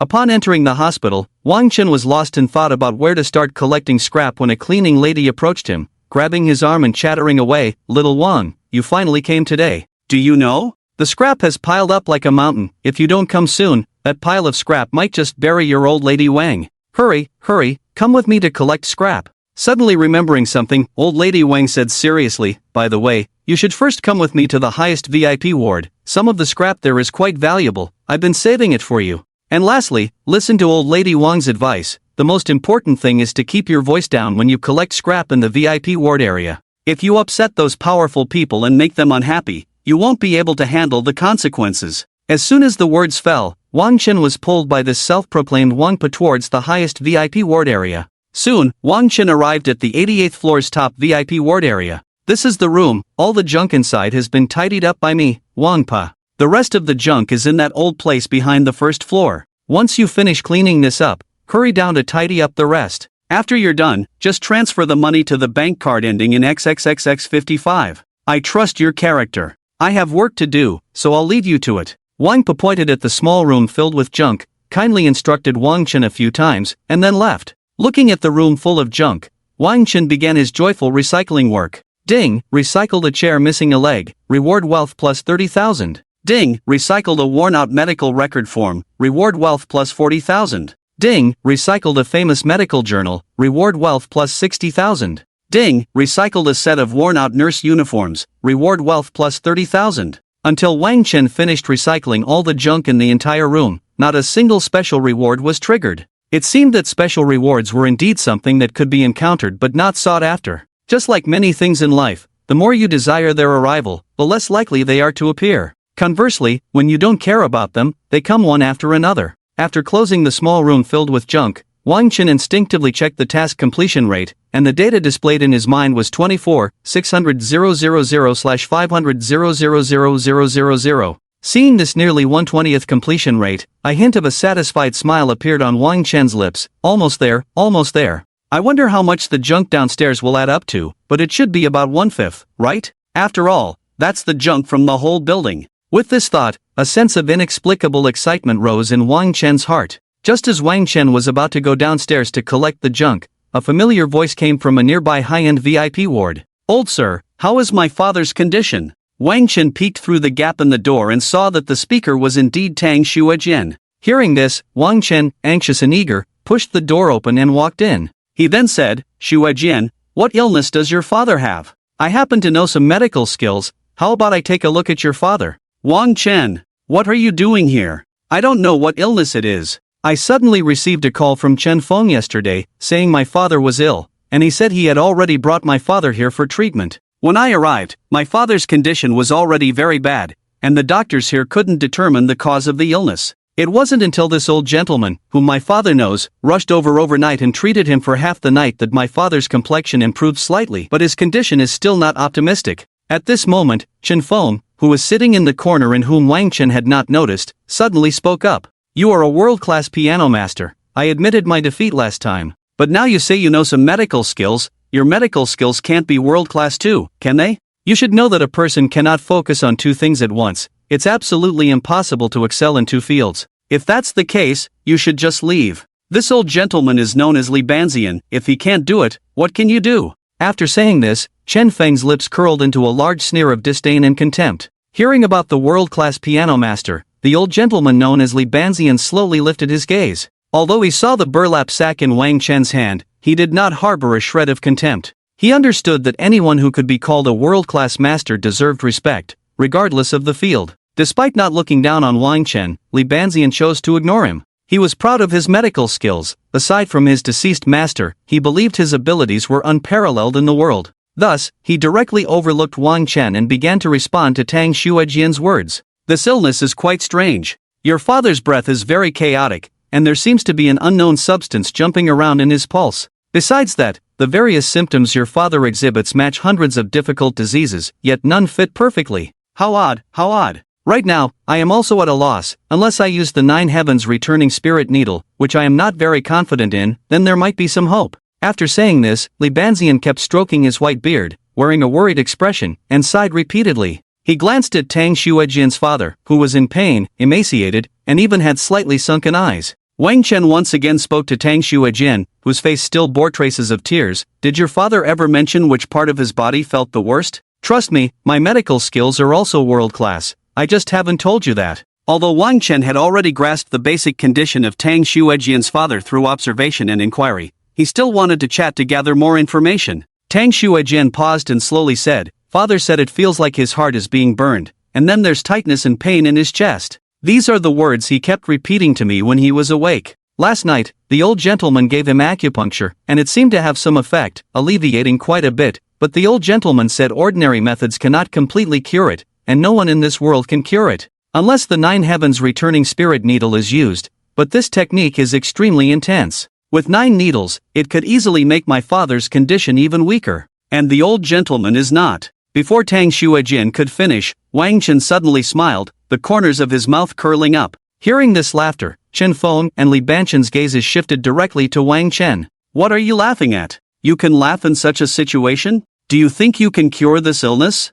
Or do you think the old gentleman Li Banzian is incapable and is exaggerating? What do you mean?" Chen Feng directly shouted at Wang Chen, stirring up the conflict between Wang Chen and Li Banxian. Sure enough, upon hearing this, Li Banxian frowned, remaining silent, but anyone could see the displeasure on his face. It's nothing, I just want to say that Xue Jian's father is not suffering from an illness at all, but is poisoned. Wang Chen looked firmly at Tang Xuejian and then slowly spoke. Poisoned. This statement stirred up a storm. The faces of the three people present turned serious. Although their expressions were grave, the reasons behind their seriousness were different. Especially Chen Feng, whose face changed slightly, quickly spoke up. How is that possible? If it were really poisoning, why didn't the many doctors at the Tianmen City Central Hospital notice any clues? If it were truly poisoning, why didn't the esteemed old gentleman Li Banxian notice any signs? Even if they couldn't treat it, they couldn't possibly fail to identify the cause of the illness, right? In response to Chen Feng's doubts, Wang Chen, though reluctant to reply, calmly spoke up to convince Tang Xuejian and Li Banxian, this poison is a rare and long-lost toxin. At first, it will enter near the heart, causing a burning sensation. Next, it will slowly invade the limbs and bones, leading to a loss of sensation in the hands and feet. Finally, this poison will attack the nervous system, affecting one's consciousness. If not treated in time, the person will fall into a state of deep sleep, and before long, they will lose all vital signs and will never wake up again. Upon hearing this, Tang Xuejian couldn't contain her excitement and burst into tears, directly throwing herself into Wang Chen's arms, tightly wrapping her arms around his neck. Chen Feng, witnessing this scene, was filled with rage but felt helpless. However, he quickly relaxed his furrowed brow. He knew that in a day or two, or even in a few hours, not only would Tang Xuejian's father's company be swallowed by his own family's company, but Tang Xuejian would also become his plaything, at his mercy. Meanwhile, Tang Xuejian in Wang Chen's arms was unaware of Chen Feng's malicious intentions. After calming down, Tang Xuejian seemed to remember there were still two other people around. She wiped her tears and blushed as she stepped away from Wang Chen's embrace. She said, yes, what you just said is absolutely correct. My father initially had angina, chest tightness, and pain, followed by stiffness in his body and loss of sensation in his limbs, after which he could only lie in bed. In the end, he became disoriented. At first, he could still call my name, but later he didn't even recognize me. After a while, he fell into a deep sleep, and his face lost all luster. It wasn't until Mr. Li Banxian came and gave him a few acupuncture needles that his complexion improved slightly, but he still hasn't woken up. Wang Chen, I beg you, you know this so well, you must be able to save my father. Please save my father quickly, I can't lose him. As long as you save my father, the Tang family will definitely reward you handsomely. Hearing Tang Xuejian's words, Wang Chen waved his hand, gently cupping her face, and said seriously, as long as I am here today, even if your father's soul has been taken away, I will pull it back from the underworld. What a bold claim, even my master wouldn't dare to say such things. Li Banxian snorted coldly upon hearing Wang Chen's words. I may be bold, but my medical skills are even greater than my claims. Wang Chen coldly replied. The two were at a standoff, neither willing to back down. I think we should let Mr. Li Banxian perform the Nine Heavens Needle of Restoration, Chen Feng sneered, adding fuel to the fire. His intention was clear, he simply didn't want Wang Chen to treat the patient. Li Banxian, originally named Lier, was renowned for his medical skills in his middle age and was a figure of faith for countless aspiring doctors. In his old age, he earned the title of half-immortal for curing numerous difficult ailments. Seeing a young brat flaunting his skills in front of him, he was somewhat enraged and immediately said, if you trust me, I will perform the Nine Heavens Needle of Restoration now, but I only have a 40% chance of success. If you believe in him, I will turn around and leave immediately, without a word. Whether your father lives or dies is none of my concern. Anyway, I believe I have done my best for your father and have no regrets. Tang Xuejian, upon hearing this, fell into a difficult dilemma, her conflicting emotions painfully twisting her. Deep within her soul, it seemed two little figures were fighting. A little man said, let Li Banxian come, he is already a figure of great importance in the medical field. Another little man said, let Wang Chen come, he has always acted mysteriously, and just now he spoke so accurately. Let him come. This painful thought left Tang Xuejian in a daze, clutching her head and slumping on the sofa. Seeing Tang Xuejian in such pain, Wang Chen stepped forward and gently touched her head, slowly saying, let him perform the acupuncture first. Don't worry, even if he fails to cure your father, I will do everything I can to protect him. Li Banxian, furious, laughed coldly. I, Lier, have practiced medicine for decades, saving more people in my life than you have ever seen. I never expected you to speak such arrogant words in front of me today. Next, you better open your eyes wide, I will show you what true medical skill is, and let you understand what kind of attitude you should have in front of your seniors, and correct your habit of talking big. After saying this, and with Tang Xuejian's consent,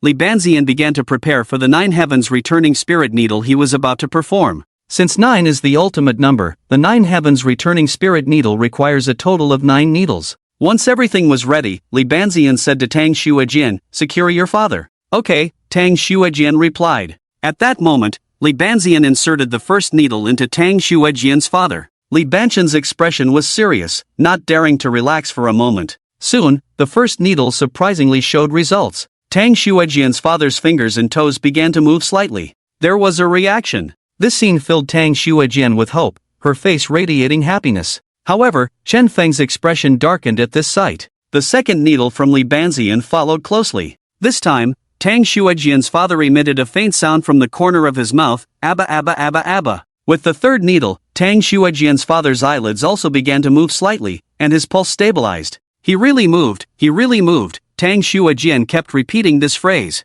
By the fourth needle, Tang Xuejian's father's complexion was no different from that of a normal person. He has some skill, but it doesn't reach the level of using qi to guide the needle. He can't save Xuejian's father at all. After just watching 4 needles, Wang Chen quickly made this judgment in his heart. The 5th needle, the 6th needle, the 7th needle, the 8th needle, Li Banxian used an extremely complex technique, flowing seamlessly. After 4 consecutive needles, Li Banxian was also greatly exhausted, beads of sweat forming on his forehead.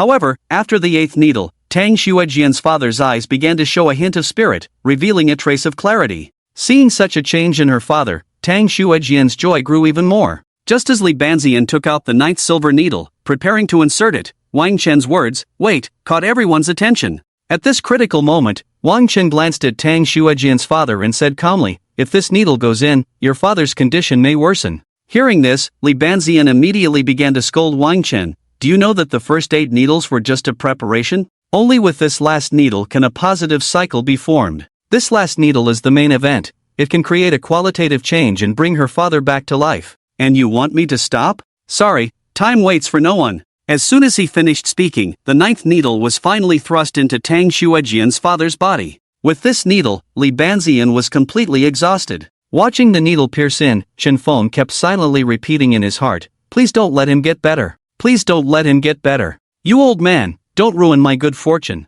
If you dare to ruin my good fortune, I will make you a dead old man soon." Meanwhile, Tang Xuejian had her hands clasped together, continuously praying, "It must succeed. It must succeed, I beg you, God." As for Tang Xuejian's father, who had just received the last needle, he suddenly sat up, his skin's pores becoming enlarged, and his body expelled a lot of reddish-brown liquid. His eyes widened to the size of goose eggs, and he seemed to carry a hint of vitality. Seeing this huge reaction, Tang Xuejian was puzzled and blinked, hurriedly asking Li Banxian, "Old sir, what is happening? Is this a good sign or not?" To be honest, Li Banxian was also unclear about what was happening. After all, his understanding of the 9 heavens divine needle was still at a superficial level, just enough to be half-informed. Plus, he had just finished administering the needle and was utterly exhausted, so he instinctively waved his hand and slowly said, "It should be much better. After all, your father's body had been unresponsive before. And now that there is such a strong reaction, I believe that with a few more needles and some medicinal meals to assist the treatment, your father will recover soon."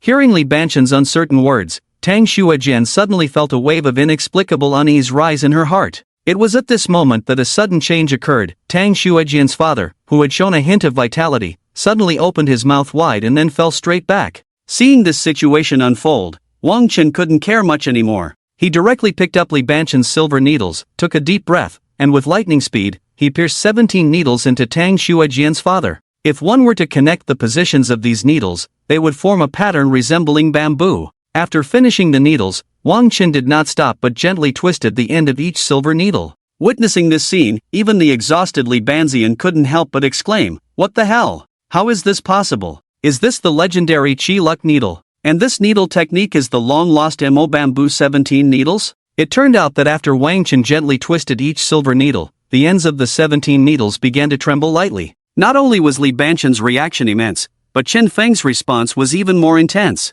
Seeing Wang Chen's incredible needle technique, Chen Feng accidentally knocked over the cup on the table beside him. Hearing the noise, the 3 of them looked at Chen Feng. Feeling their gazes, Chen Feng's face, which had been fluctuating, suddenly changed to one of excitement, and he said, "Just thinking about Xuejian's father waking up made me a bit too excited. and I accidentally knocked the cup to the ground. Although Tang Shuajian and Li Banzian didn't sense anything unusual about Chen Feng, Wang Chen felt a hint of something off, but he said nothing. After all, treating Shuajian's father's illness was the most important thing at the moment. Wang Chen refocused his attention on Tang Shuajian's father and reached out to check his pulse. Before long, Wang Chen said to the worried Tang Shuajian, "Your father's pulse is strong now, his heart meridian is unblocked, and his vital energy is abundant. He should wake up soon. I will administer a few more Mo Bamboo 17 needles and prescribe some auxiliary medicinal meals for your father. I believe he will fully recover soon." Wang Chen, after finishing the acupuncture, felt a bit fatigued and directly sat down on a sofa beside the hospital bed. After all, he had performed a total of 17 needles, each injecting a certain amount of true energy. To say it wasn't tiring would be a lie. If he weren't a yellow rank master and hadn't received the system reward of the 4 diagnostic methods, this set of acupuncture techniques would never have seen the light of day again. Cough, cough, cough. Suddenly, a violent coughing fit erupted in the ward, and Tang Shuajian's father stood up and spat out several mouthfuls of black blood onto the floor. With the expulsion of this black blood, Tang Shuajian's father was completely awakened, but he still needed help. Tang Shuajian quickly grabbed a pillow and placed it behind her father's back, allowing him to lie back comfortably on the bed. "Old Li. Fortunately. You came, or I would have lost my life at the gates of hell." A weak voice struggled out of Tang Shuajian's father's parched lips, and the gratitude he felt was beyond words. Upon hearing this, Li Banchen's face flushed with embarrassment as he softly replied, "Your recovery this time is entirely due to this young brother's efforts. It has nothing to do with me, an old man. Sigh. I truly feel deeply ashamed. One respects me a foot, I respect others a mile." Hearing this, Wang Chen brushed aside the earlier minor friction and slowly said, "If it weren't for you, old sir, performing acupuncture in the middle of the night to keep Shuajian's father alive, even a great Luo Golden Immortal couldn't have saved him." The old man waved his hand. "When I was young, I was always unashamed to ask questions and never look down on anyone, which led to my later achievements. But in recent years, my pride has grown, and facing a much younger brother like you, I developed a sense of contempt, which almost caused a great disaster today. In the medical field, it has always been the capable who come first. Today, I was relying on my age to act superior. Old Li, you don't need to belittle yourself. If it weren't for you, I would have lost my life countless times already." Cough, cough, cough. After another round of coughing, Tang Shuajian's father slowly looked at Wang Chen and said, "Young brother, who are you? I haven't had the pleasure of knowing your name. Today you saved my life. I, Tang San Shao, will definitely repay you well." "Father, don't talk anymore. You should focus on recovering your health first. Let's discuss everything once you're better, okay?" Tang Shuajian sat in front of the hospital bed, holding her father's hand tightly, speaking with concern. "Mr. Tang, you probably don't know, but given my relationship with Shuajian, there's no need to say this, it's what I should do. Moreover, not long ago, I encountered some trouble at the Haostarov Grand Hotel, and it was Shuajian who helped me resolve it." Wang Chen scratched the back of his head, awkwardly speaking to Tang San Shao. Upon hearing this, a knowing smile appeared on Tang San Shao's weathered face. "Oh? Given your relationship? What is your relationship?" Hearing this, Tang Shuajian's face turned red, and she hurriedly responded, "We're just ordinary friends. There's really nothing between us." At this moment, Chen Feng, who had been listening, felt a strong urge to interject but was unable to find the right moment, so he clenched his fists, making a gabba-gabba sound beside them. Tang San Shao glanced at Chen Feng out of the corner of his eye, a hint of gloom passing over him as he ignored him, then turned his smiling gaze back to Tang Shuajian, whose face was flushed.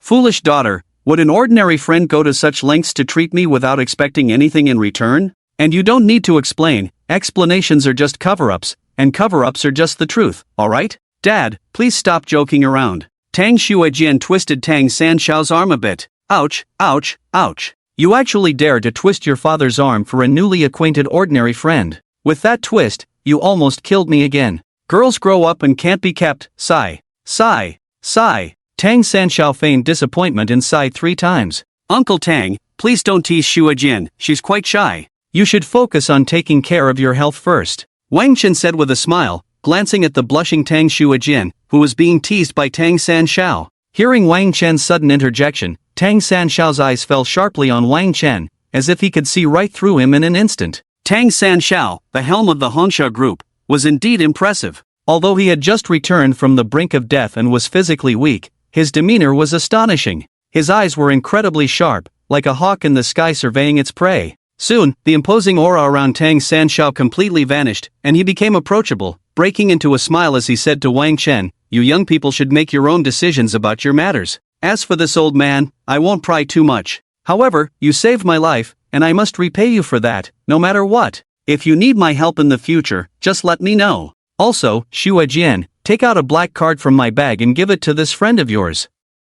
Upon hearing this, Tang Xuejian immediately pulled out a black card from her black leather bag and handed it directly to Wang Chen, saying softly, "This card represents my father's appreciation for you. Although it's not much, you must accept it." Wang Chen quickly shook his head. "How can I take your money? Shouldn't I also give you money for the help you gave me last time? Between us, sincerity is enough. We don't need money or material things to maintain our relationship. I and you." A serious and earnest voice interrupted Wang Chen before he could finish. "Don't say that. A debt is a debt. You saved my life. Giving you this card is just a small token. There's really not much money in it, so just accept it. If you refuse this card, it means you look down on me, Tang." After saying this, Tang Sanshao's expression revealed a rare sincerity. Why rare? Because Tang Sanshao was a businessman, and the business world is like a battlefield. Over the years, he had become accustomed to arming himself with a false mask, so he only showed 3 parts of his true self to anyone, while the remaining 7 parts he would only reveal when with family.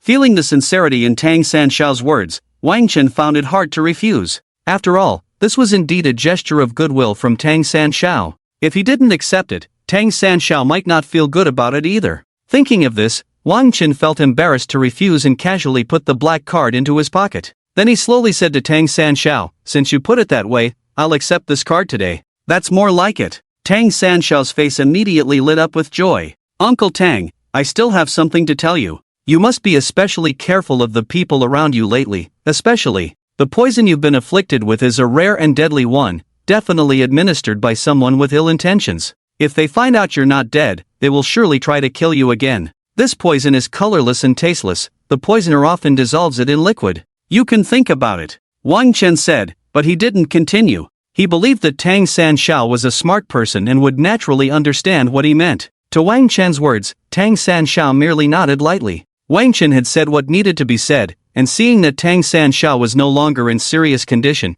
he prescribed a few medications for him. After chatting with Tang Shui and her father for a while, he prepared to leave. Just as he was about to walk out of the hospital room, he heard Li Banxian call out, "Wait." Wang Chen was a bit puzzled. What did this old man want? When he turned to look at Li Banxian, he found that the old man's wrinkled face actually showed a hint of a smile. To be honest, that smile was a bit unsettling. But as the saying goes, one shouldn't strike a smiling face, especially not an elder. So Wang Chen continued to wait for Li Banxian to speak. Li Banxian had been in the medical field for decades and had never seen anyone use the long-lost Emoju 17 needles. Although he was proud and somewhat conceited, he was obsessed with medicine and couldn't extricate himself. Back in the day, he had stayed up day and night just to read medical books, and people joked that he was crazy. He had said, "What madness is this? It's just passion." Today, he saw Wang Chen use the long-lost Emoju 17 needles, and the technique was based on qi manipulation. Naturally, he felt an intense itch in his heart,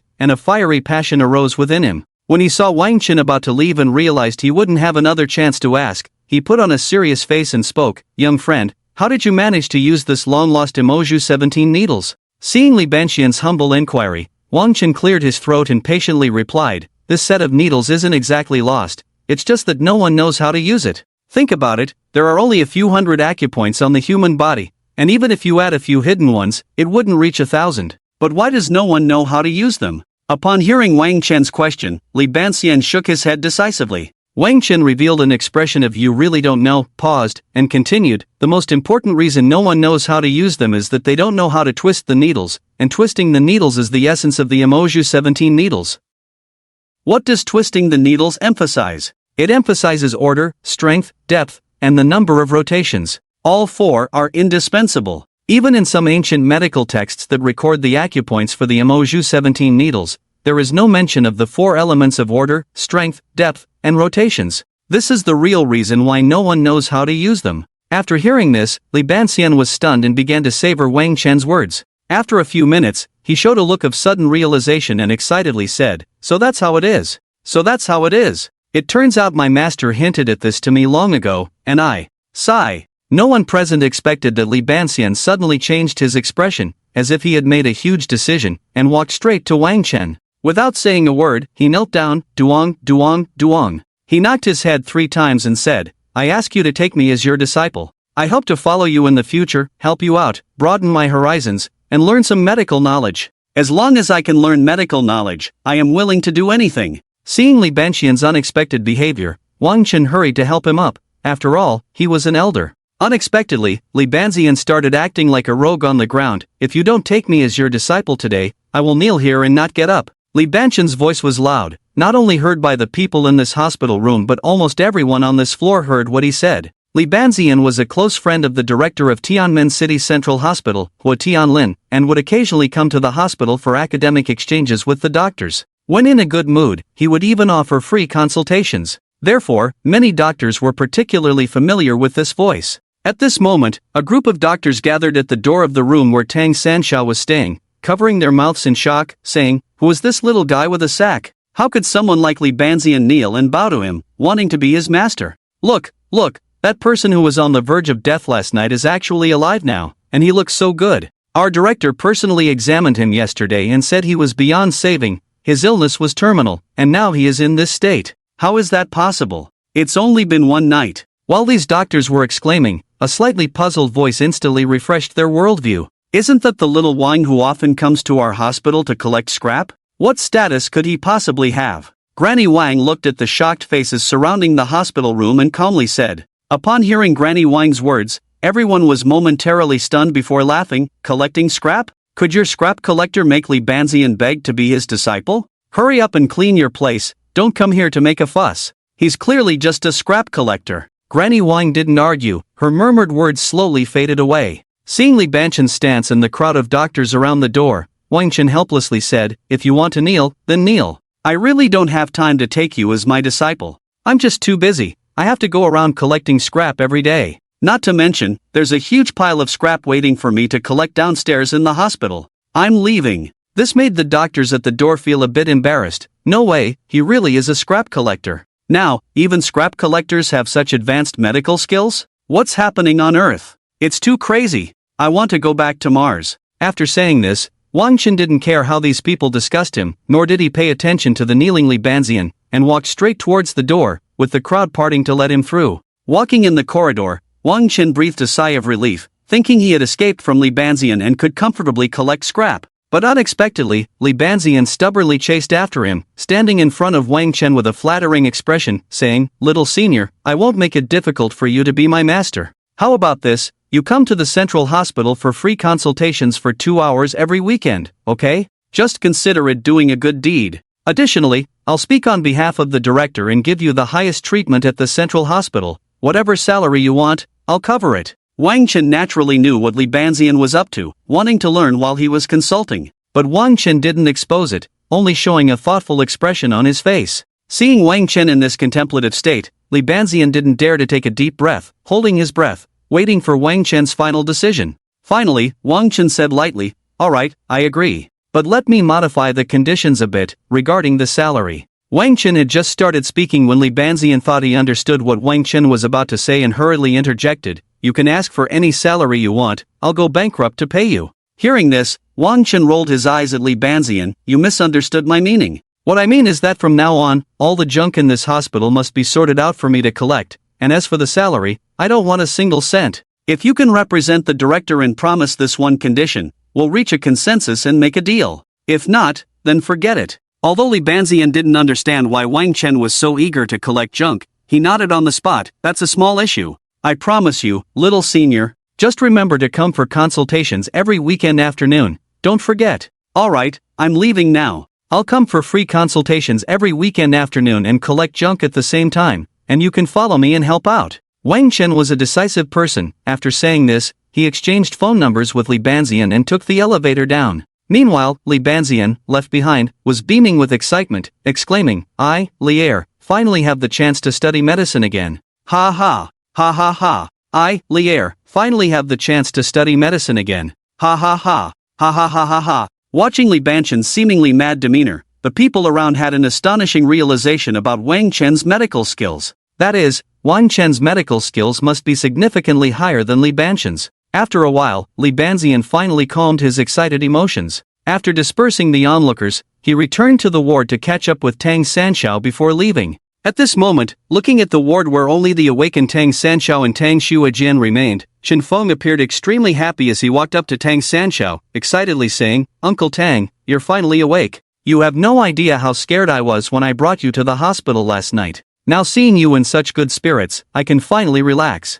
A glimmer of light flashed in Tang Sanshao's eyes as he slowly spoke to Chen Feng. "Xiao Feng, I really can't thank you enough. If it weren't for you, I might have died at the banquet last night. Those people are truly ungrateful, some of them I've dealt with quite a bit, yet last night." Sigh. Hearing this, Chen Feng showed a guilty expression. He self-reproached, "Uncle Tang, please don't say that. If I hadn't insisted on taking you to the banquet last night, how could such a terrible thing have happened? Don't worry, if something happens at a banquet I organized, I will definitely give you an explanation. Just having this intention makes Uncle Tang very happy. Uncle Tang wants to rest now. You can go back first. Also, tell those friends who were concerned about my condition last night that I'm doing well now, so they can rest easy." Tang Sanshao's words were double-edged, not knowing whether he meant to reassure those who truly cared for him or to let those who wished him dead know that he was doing well while they were in trouble. At the same time, this was also a dismissal. This was not hard to understand. Upon hearing this, Chen Feng's expression stiffened,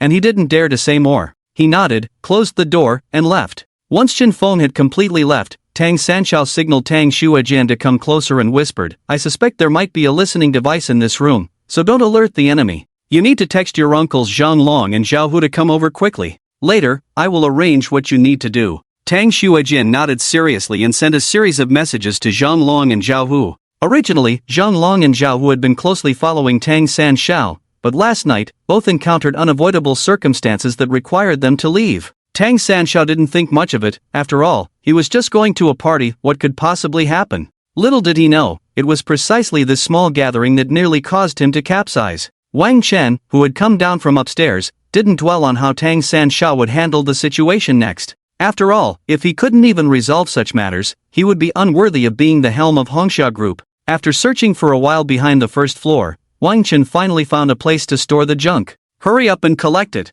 let's go." After giving himself a pep talk, Wang Chen began stuffing the rags into a sack. Ding, recycled old cardboard boxes, reward wealth plus 10,000. Ding, recycled a disabled person's wheelchair, reward wealth plus 100,000. Ding, recycled an old disposable infusion device, reward wealth plus 5,000. Ding, recycled used condoms, reward wealth plus 5,000. Seeing these strange items mixed in, Wang Chen couldn't help but feel a surge of emotions.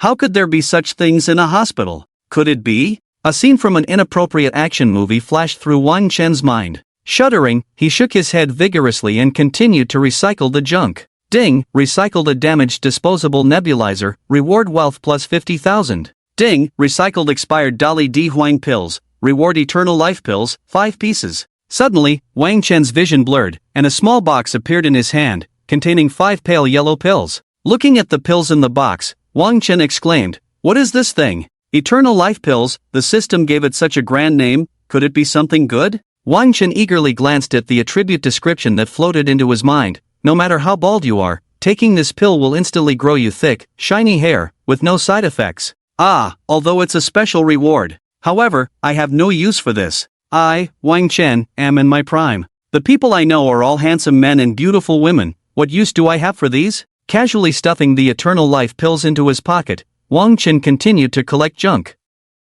Although Wang Chen was a yellow rank expert, he had expended quite a bit of energy while administering needles earlier. Therefore, after collecting enough junk to fill half the yard, sweat dripped down his forehead. Wiping it hurriedly, Wang Chen refocused on the task completion rate, looking at the display showing 104,520,000/500,000,000, about 1/5 of the task completed.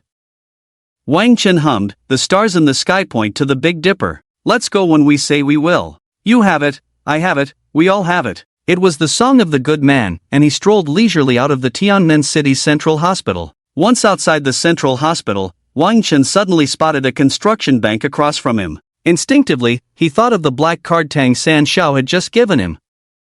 How much money was on it? Although Wang Chen didn't lack money with his current abilities, he was still particularly curious. So, he stepped inside. Approaching the ATM, he inserted the black card. Wang Chen naturally knew the password, 123456. Tang Xuejian had told him that long ago. As soon as he entered the password, the screen jumped directly to the balance display. Wang Chen looked at the number on the ATM, 200 million. Ding, the task completion rate has exceeded 50%, with specific data being 304-520-000/500-00000. Please continue to work hard. At this moment, a voice from the system suddenly rang out. Pulling out the card, Wang Chen left the construction bank. Not bad, not bad. Tang Sanxiao's hand is indeed not small. Just a random black card is worth 200 million. No wonder it's the powerful Hongxia Group. At this moment, Wang Chen couldn't help but smile widely. It wasn't because of the 200 million yuan, to be honest. 200 million yuan was just the rent for about 10 days on Longting Commercial Street for Wang Chen now,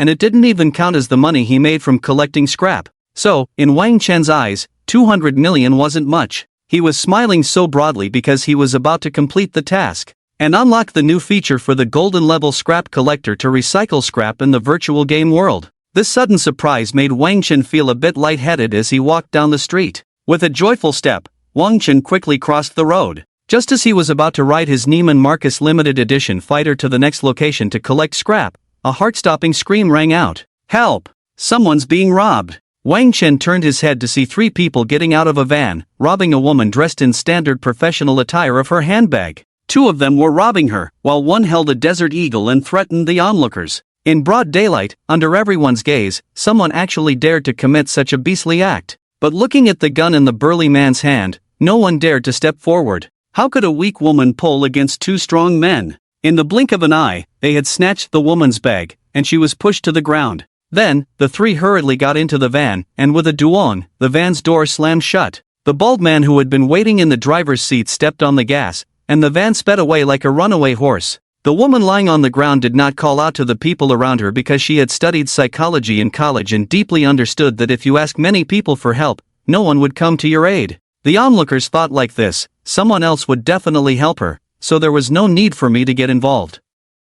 With everyone harboring such thoughts, they naturally remained silent. Suddenly, Wang Chen felt a burning gaze directed at him, and he saw the woman in standard professional attire standing up from the ground and walking towards him. Her name was Su Ying, and she chose to approach Wang Chen because he looked somewhat pleasing to the eye, with a hint of heroism in his brow. To put it simply, he was handsome. Su Ying had her hair in a single ponytail, a standard oval face, and a pair of sparkling eyes.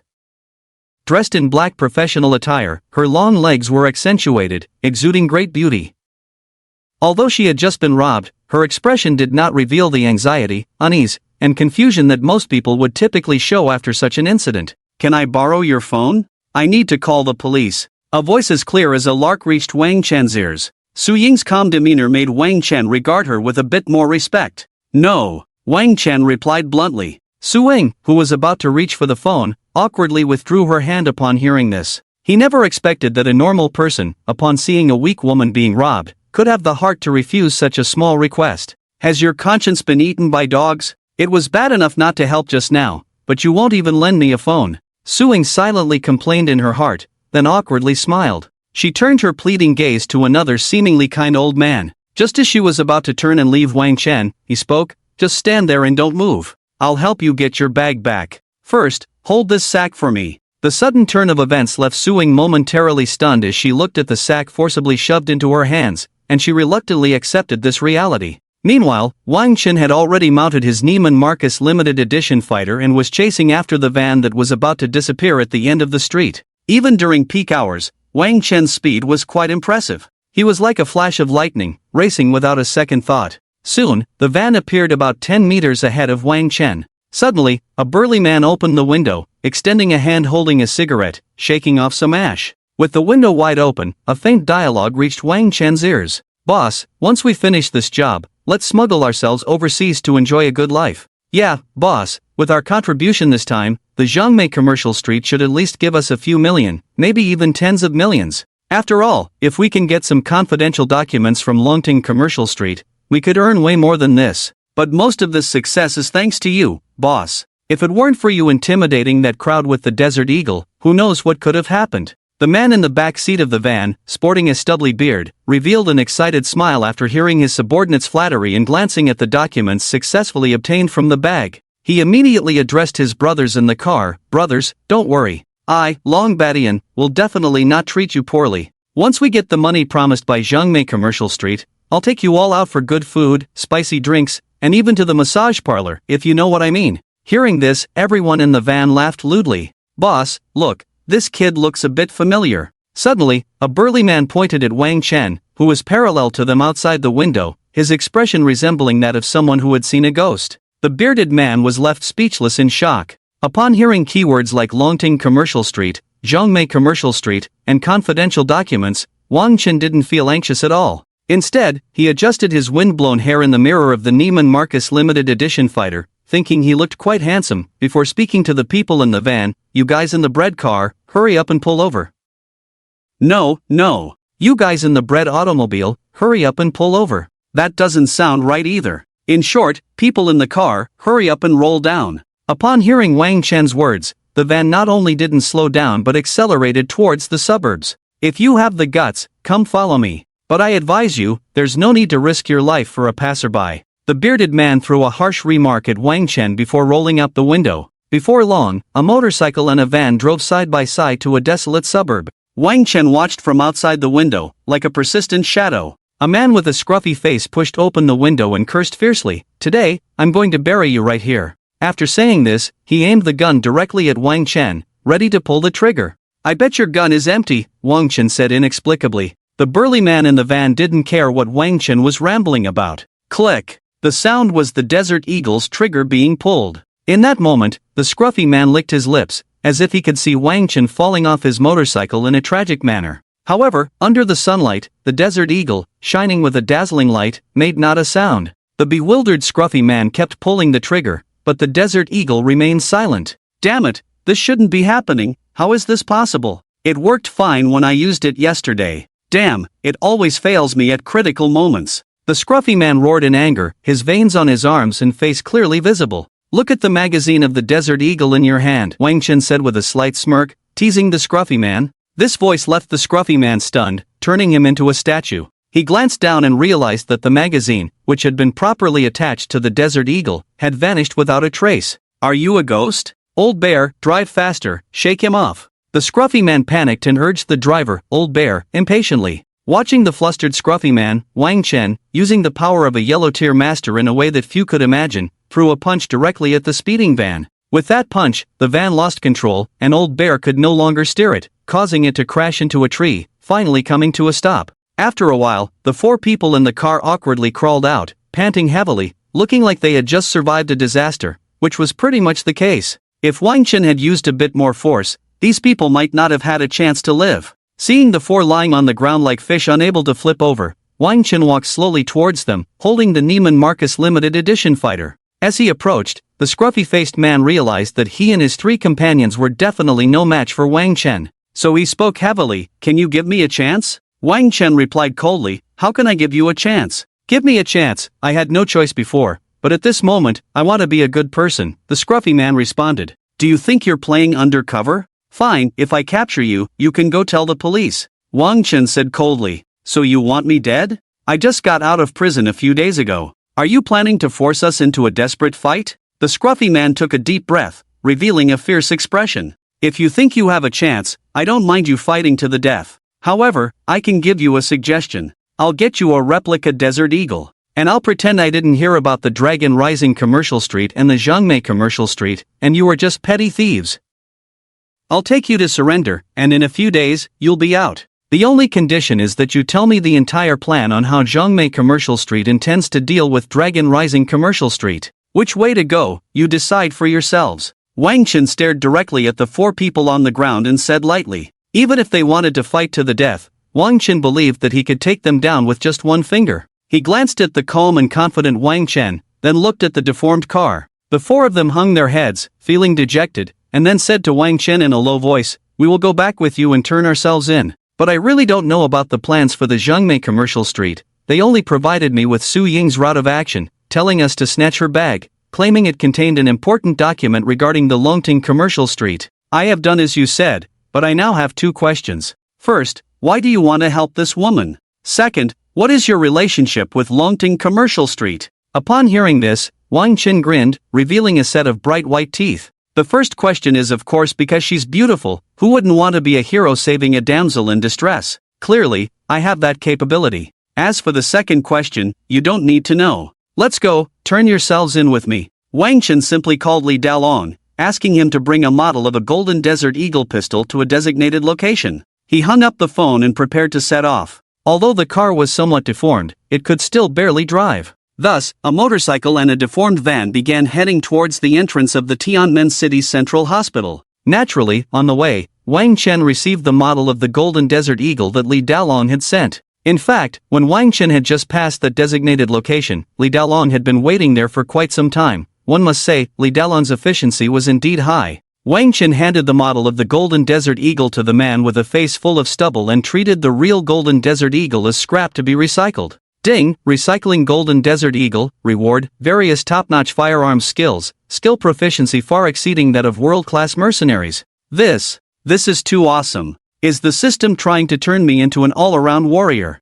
Is the world going to need me to save it in the future? Wang Chen couldn't help but narcissistically shout in his heart. After exchanging the model for the real gun, a motorcycle and a van continued to accelerate towards the Tianmen City Central Hospital. As they approached the entrance of the Central Hospital, Wang Chen immediately spotted two police cars parked at the entrance. Next to the police cars, several officers were taking statements from Su Ying. After getting out of the Neiman Marcus limited edition fighter at the hospital entrance, Wang Chen turned to look at the people in the van. Sensing his gaze, the four people in the van immediately walked up to the police. They lowered their heads and said in a low voice, "We are turning ourselves in." Su Ying first saw Wang Chen, and then noticed the four strong men following him. This scene instantly petrified Su Ying, because she had never believed Wang Chen's words. After all, who would chase four armed thugs for a stranger? He really came back. So, this was Su Ying's first reaction. However, the police were not stunned. They quickly drew their guns and aimed at the stubbled man and his group, loudly shouting, "Hands on your head, squat down. Hand over your guns." The reason for this was that they had learned from their earlier conversation with Su Ying that these individuals were desperate criminals and were armed. Seeing the police's stance, the stubbled man directly handed the model of the Golden Desert Eagle to the officer, then squatted down with his hands on his head. When they received the Desert Eagle, the police handcuffed the four of them and said, "You guys are using toy guns." "Yeah, we just wanted to make some money. We wouldn't harm anyone for it. Killing is no small matter. We brothers wouldn't dare do that. We just do a bit of petty theft." The four responded in unison. Some onlookers who had stayed behind to see how the situation would develop felt their faces flush with embarrassment. The police, hearing their words, were momentarily speechless but still asked, "It hasn't been long, and you've had a change of heart and come back?"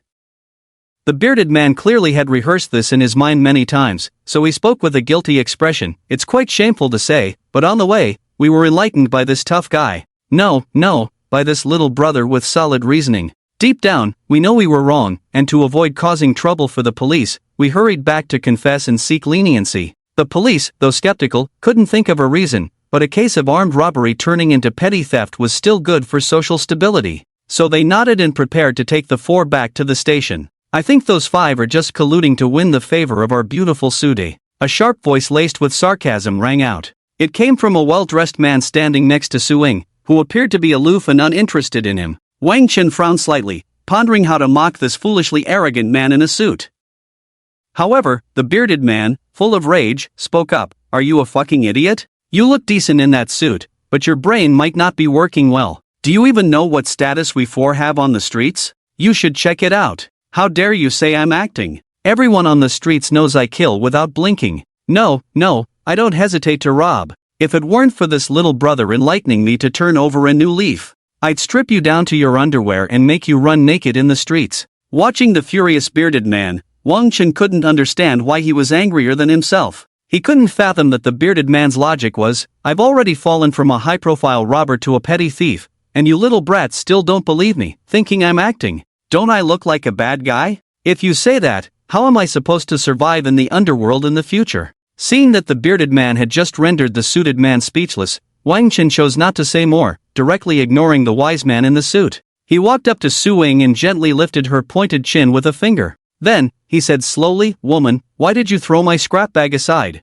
Why did Wang Qin do this? Because this ironclad straight man thought his words and actions had a domineering CEO vibe. However, this action seemed to indeed have some effect. Su Ying, whose chin was lifted by Wang Chen, stared at him in a daze. Upon closer inspection of Wang Chen's charming features, with a hint of a mischievous smile at the corner of his mouth, a straight nose, crescent-shaped eyes that seemed to speak, and a pair of long, dark eyebrows arching towards his temples, his entire face looked as if it had been meticulously crafted by Nuwa herself. On the contrary, the man in the suit next to him looked a bit uncomfortable, his entire face resembling a bit of mud that Nuwa had carelessly splashed while molding humans. With large pores, a face full of acne scars, and thick eyebrows that were almost merging into one, it was hard not to exclaim, "Brother, your appearance is truly astonishing and utterly unbearable." In a flash, Su Ying came back to her senses, her cheeks flushed as she pulled away from Wang Chen's finger. "Embarrassed," she said, "I thought you were just teasing me. I didn't expect you to actually bring them back." In a moment of anger, I just tossed the sack aside.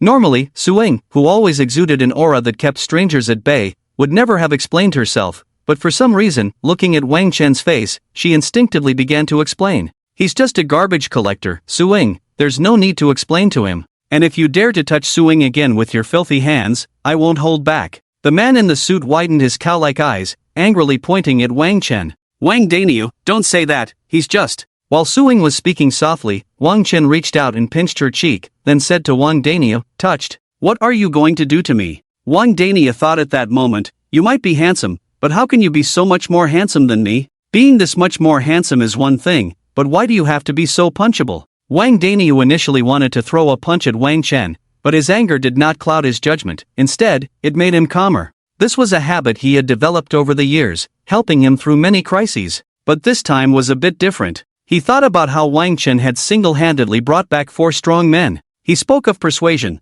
but who would believe that? Just based on that, could he be an ordinary person? Would an ordinary person dare to challenge him like a reckless youth? This thought alone made Wang Daniu retract the fist he was about to throw, coldly snorting, "I'm a social elite. Why would I dirty my hands hitting a garbage collector? You're not worthy." Wang Chen ignored him and instead asked Su Ying, "Is this person also working at Longting Building?" Su Ying didn't even think about how Wang Chen knew she worked at Longting Building and directly replied, "Yes, and his position is quite high." Hearing this, Wang Daniu lifted his self-important head, looking smugly at Wang Chen, and coldly snorted, "So, what now, you little brat? Are you scared? Don't think that just because you brought back a few strong men with some force, you can consider yourself something special." Wang Daniu's demeanor seemed to Wang Chen like that of a jumping clown. He thought he could intimidate Wang Chen with the name of Longting Commercial Street, but he could never have imagined that the person before him, who was so meticulous about his sack, was actually the mastermind behind Longting Commercial Street in Tianmen City.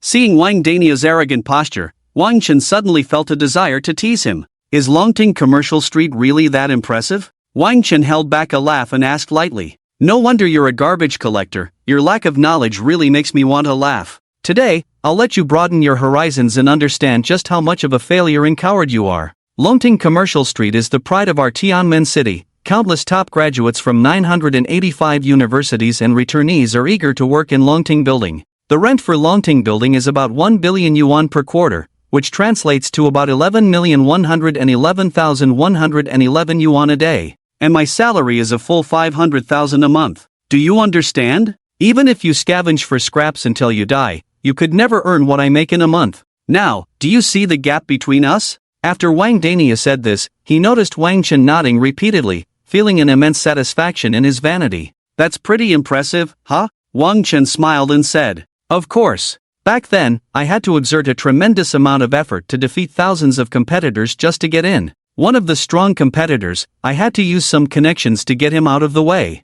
At this moment, Wang Daniu was on a roll, unable to stop. "Hey, Dalon, isn't there an employee named Wang Daniu in our building? I feel like this guy is a bit too arrogant. What do you think we should do about it? He's right in front of me, saying he wants to use Longting's power to take me down." Wang Chen didn't want to humor this fool any longer and directly called Li Daolong. "Daolong? No matter what dragon he claims to be, he has to behave in front of me. Do you believe that with one call, dozens or even hundreds of people will stand up for me?" Wang Daniu was feeling high and blurted that out, clearly unaware of the seriousness of the situation. "Wang Daniu from the IT department? What a big mouth you have, saying all dragons must behave in front of you. It seems my Longting temple is too small to accommodate such a great deity. Congratulations, you are now fired from Longting, Li Dalong calmly said after hearing Wang Dania's boastful words on the other end of the line. Upon hearing that somewhat familiar voice, Wang Dania shivered. Li? Supervisor Li? I wasn't talking about you, I was talking about this trash collector in front of me.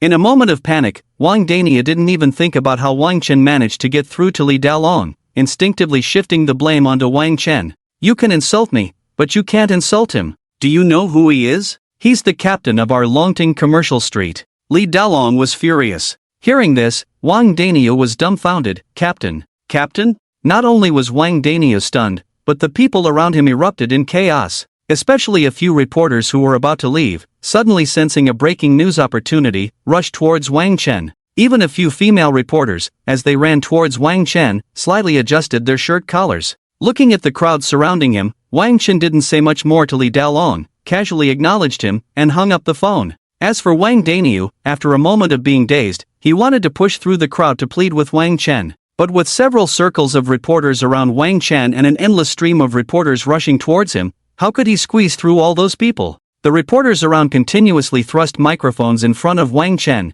countless questions buzzing in his ears. I would like to ask, what kind of mindset did you have when pursuing those criminals?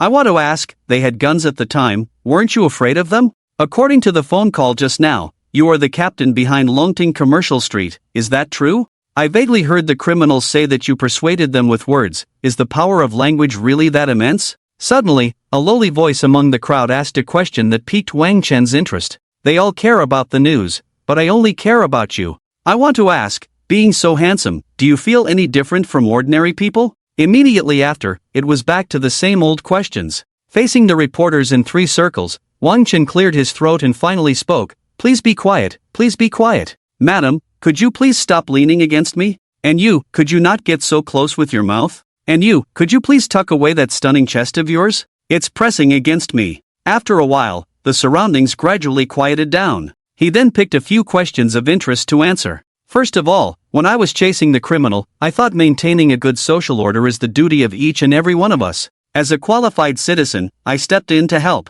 Additionally, I had a bit of a personal motive, holding on to a hero saving the beauty mindset. After saying this, Wang Chen pointed at Su Ying, who was standing nearby. The crowd, upon hearing this response, showed expressions of understanding, but soon erupted into warm applause. Suddenly, the outer circle of reporters stirred and immediately surrounded Su Ying, relieving some of the pressure on Wang Chen. He then continued to answer the remaining questions. As for whether I am the helm of Longting Commercial Street, just look at the sack in my hand, I'm just a scrap collector. How could I possibly be the helm of Longting Commercial Street? Once he said this, the reporters finally noticed the sack in Wang Chen's hand. They couldn't help but wonder why such a young guy had fallen to the point of collecting scraps. Was it a moral decline or a distortion of humanity behind it? After answering this question, Wang Chen directly looked at the woman with the lowly voice. He glanced at the woman with twin ponytails, wearing a Lolita dress, blushing cheeks, and big watery eyes. Wang Chen's deep black eyes silently emitted a hint of loneliness as he slowly spoke. Actually, I am particularly troubled by the fact that I am handsome. Because others have wine and stories, while I am clean and have no stories. The simple word handsome has run through my life, so I really find each day quite boring. After finally dealing with the group of reporters, only Su Ying and Wang Chen remained at the entrance of the central hospital. Wang Chen stepped forward, returned the bag to Su Ying, and then there was a long silence. Su Ying blinked her beautiful eyes and curiously asked, "Are you really the big boss of Longting Group? What, doesn't it look like?" Wang Chen replied with a smile. Su Ying rolled her eyes at Wang Chen, moved her enticing red lips, and said, "I have something important to attend to now. I'll treat you to dinner tonight to express my gratitude. You must come." Naturally, Wang Chen readily accepted the invitation from the beautiful woman. After exchanging phone numbers, Su Ying hurriedly took a taxi and left. Watching Su Ying leave, and with lunchtime approaching, Wang Chen rode his Neiman Marcus limited edition fighter to a small restaurant he used to frequent. The small restaurant was called Haoyun Restaurant, owned by a man named Hao Yunlai, who treated Wang Chen quite well.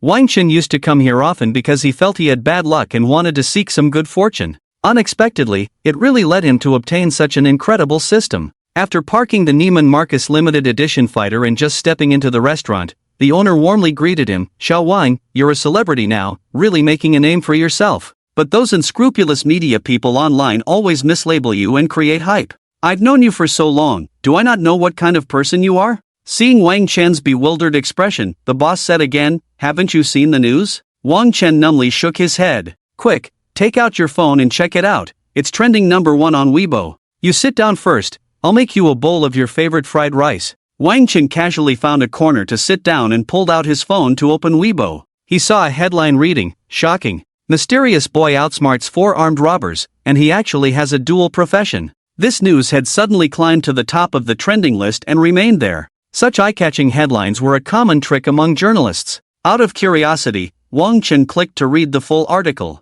"Shocking. Mysterious boy outsmarts 4 armed robbers, and he actually has a dual profession." That's right, he has a dual profession, and they are worlds apart. On one hand, he is the behind-the-scenes boss of Longting Commercial Street, while on the other hand, he is merely a rag-and-bone man seen on the streets. What secrets lie behind this dual identity? Stay tuned for our follow-up report. Below the news was a short video clip. After reading the news, Wang Chen felt a bit frustrated. Shouldn't the news be celebrating his bravery and heroism and stepping up to help? Why did it completely overlook the theme of his courageous act and focus instead on investigating his identity? Wang Chen opened the comments section and briefly browsed through it. Everyone seemed to doubt that he could be the behind-the-scenes big boss. They preferred to believe that these media people had fabricated this identity for an ordinary rag-and-bone man to attract public attention. In the most popular comment, a user even organized people to find this rag-and-bone man to donate money to help him escape his bitter life. This comment received a lot of likes and support. There was also a mysterious tip claiming he was indeed the big boss behind Longting Commercial Street, and that both of his parents were high-ranking officials in the capital, with Longting Commercial Street being just a small part of his empire. Surprisingly, there were also supporters of this tip. Seeing the overwhelming flood of comments, all kinds of opinions, Wang Chen's mouth twitched slightly, unsure of what to say. Indeed, the media could turn black into white and white into black. "Xiao Wang, your fried rice is ready, hurry up and eat. Uncle will also give you a bottle of juice. Your spirit of bravery is truly our example. From now on, when you come to our restaurant, your meals are on the house, eat with peace of mind." Although it was a small restaurant, due to its excellent taste and reasonable prices, and being in the peak dining period, the business at Haoyun restaurant was booming. Therefore, after saying this, Haoyun didn't wait for Wang Chen's reply and hurried off to attend to other customers. Wang Chen smiled at Haoyun's busy figure and made a decision. Putting aside what had just happened, Wang Chen now looked at the steaming bowl of fried rice in front of him, each grain wrapped in golden yellow eggs,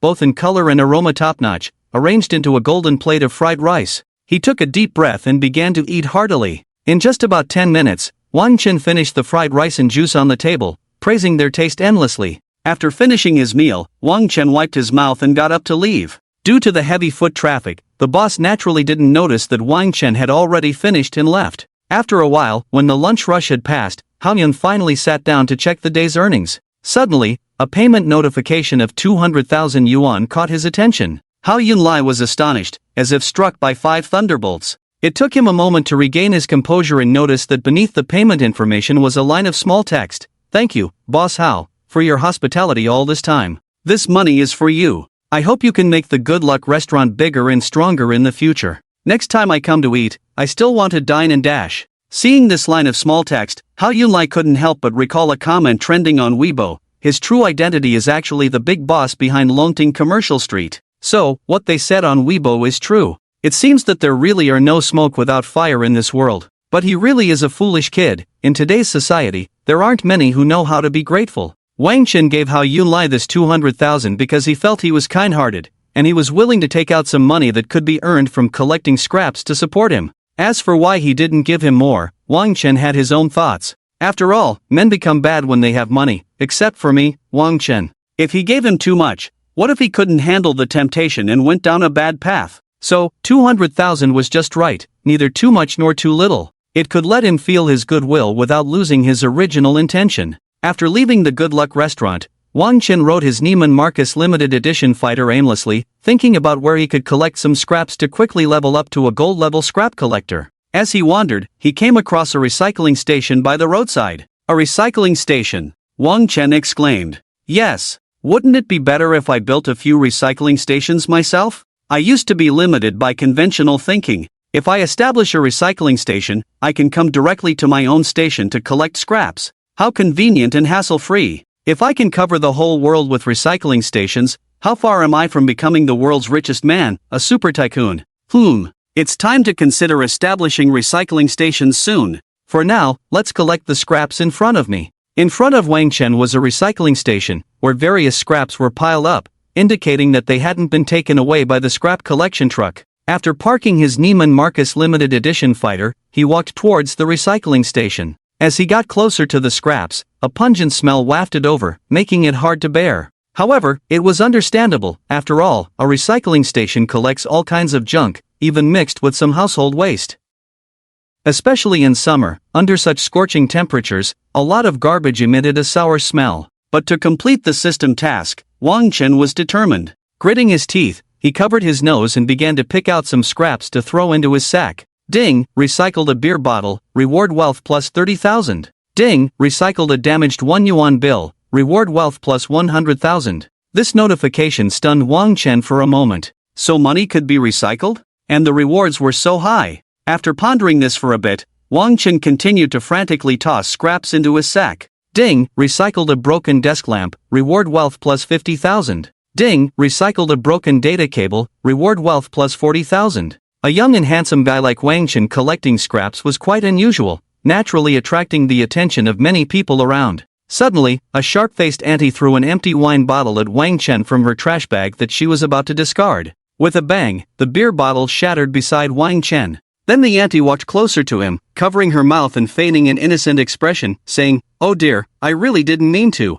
I saw you rummaging through the garbage, working so hard, so I thought I'd give you an empty bottle to help you earn a few extra cents. But I accidentally broke it. I'm so sorry." Although her words seemed full of enthusiasm and guilt, the cheap makeup plastered on her face clearly couldn't hide her true thoughts. What were those thoughts? Her thought was, "You're in the lowest profession in society. I'm just bullying you. What can you do about it?" And her words were all sarcastic, clearly implying, "I broke it on purpose. What can you do?" After saying this, the auntie deliberately threw another beer bottle at Wang Chen, which again exploded beside him. This time, Wang Chen was furious, shouting, "Are you out of your mind? Can you get lost? Don't disturb me while I'm collecting scrap." The auntie, with her face full of cheap makeup, was stunned. She never expected a lowly scrap collector would dare to shout at her. Once she regained her composure, she stopped pretending. "I threw the bottle at you because I respect you. Do you know? My husband is a city management officer. Do you even want to collect scrap in the future? City management officers are nothing in my eyes." Wang Chen coldly snorted. "You lowly scrap collector, just wait for it, don't you dare leave. In a bit, I'll have my husband arrest you for damaging the city's image." This auntie, looking all haggard, directly confronted Wang Chen, simply because she felt a lowly scrap collector dared to yell at her. To put it bluntly, people like this are a waste of air while alive, a waste of land when dead, and a waste of money while neither dead nor alive. Suit yourself. After saying this, Wang Chen walked towards a slightly farther pile of scrap. Some people, Wang Chen could never understand their thought processes throughout their lives. They always liked to do things that harm others without benefiting themselves. Since he couldn't figure it out, he decided not to think too much and continued collecting scrap. Ding, recycled a broken pillow, reward wealth plus 30,000. Ding, recycled an old storage box, reward a virtual recycling space. Wow, special rewards are here again. Love it, love it. But, a virtual recycling space? What is that? It must be something good. Wang Chen scratched his head, talking to himself while looking at the introduction provided by the system. Virtual recycling space, you can store various items at any time and take them out whenever you want. For example, some things that are inconvenient to carry, like a Neiman Marcus limited edition fighter or even a limited edition supercar, can be stored inside and taken out when needed. Isn't this just like Doraemon's four-dimensional pocket? Once I put more things in, I can pull out whatever I want anytime. Awesome system. You're getting better and better. Let's go. Just after obtaining the virtual recycling space, Wang Chen was in a particularly good mood. But an unexpected guest in city management uniform walked up to him, breaking the beautiful mood he was in. "I think you walking around collecting scrap with a sack is damaging the environment of our Tianmen city. Come with me for a while and properly accept the education of green thinking," the city management officer said sternly. Standing next to him was the same woman with a face full of cheap makeup. At this moment, she had her hands on her hips, looking at Wang Chen with a "you better beg me" expression. "Why should I go with you? Just because you two have no shame?" Wang Chen scoffed, and his consciousness directly entered the mysterious shop, as he had recently discovered that the shop could actually sell information, and the information on these two was surprisingly cheap. Only 9 yuan 90. 9 yuan 90, you can't lose or be fooled. He quickly clicked the purchase button and looked at the disgusting woman in front of him, continuing, from what I know, you're just a nouveau riche who relied on your dad being a contractor, doing a lot of shoddy projects and making a fortune off the hard-earned money of migrant workers. Your husband is also someone who was tricked into marrying you because of your money. Even this city management job was bought with your cash. What are you so arrogant about? The overweight woman, who was no less than Feng Jia, immediately changed her expression, her face shaking with surprise, staring blankly at Wang Chen and saying, "How do you know that? Did I eat your family's rice? Why are you so nosy?" Wang Chen casually retorted. "By the way, city management brother, I want to tell you how green that patch of grass on your head is. You don't even know. You don't know, this woman in front of you, relying on the little money her dad gave her, has done things to many workers and even some poor people who can't afford to eat, as long as they look good." After saying this, Wang Chen gave the city management officer a you-know-what-I-mean look. Hearing this, the city management officer was instantly furious, forgetting about taking Wang Chen to the station. He turned his anger towards Wang Chen, shouting at the woman, "Li Tsuehua, is what he said true? You better explain it to me today." Li Tsuehua's expression changed, and she said, "Dai Yunfei, don't listen to this brat's nonsense, how could I do such a thing?" At this moment, Wang Chen was unfazed, coldly saying to Dai Yunfei, "Don't point at me." Dai Yunfei, already furious, shouted back, "I'm pointing at you, what are you going to do about it?" "What, are you thinking about going to the station? You should be quite familiar with the name Yi Yuer, right?" Wang Chen suddenly spoke up. Dai Yunfei's expression changed drastically, the invincible aura he had just moments ago vanished, replaced by stammering, "Yi Yuer? I haven't heard that name." "Oh, really? Let me help you remember. You used the money Li Tsuehua gave you to keep a mistress, promising her 10,000 a month, and every day after work, you would meet her at the Amber Hotel." As he spoke, Wang Chen's gaze shifted from Dai Yunfei to Li Tsuehua, continuing, "That's why she comes home every night unable to hand over the household money, claiming she worked too hard and had too many places to inspect." And so on with those lies. And, before Wang Chen could finish, Li Tsuehua, who had been looking guilty, suddenly raised her fat hand and slapped Dai Yunfei hard across the face, causing his cheek to swell up immediately.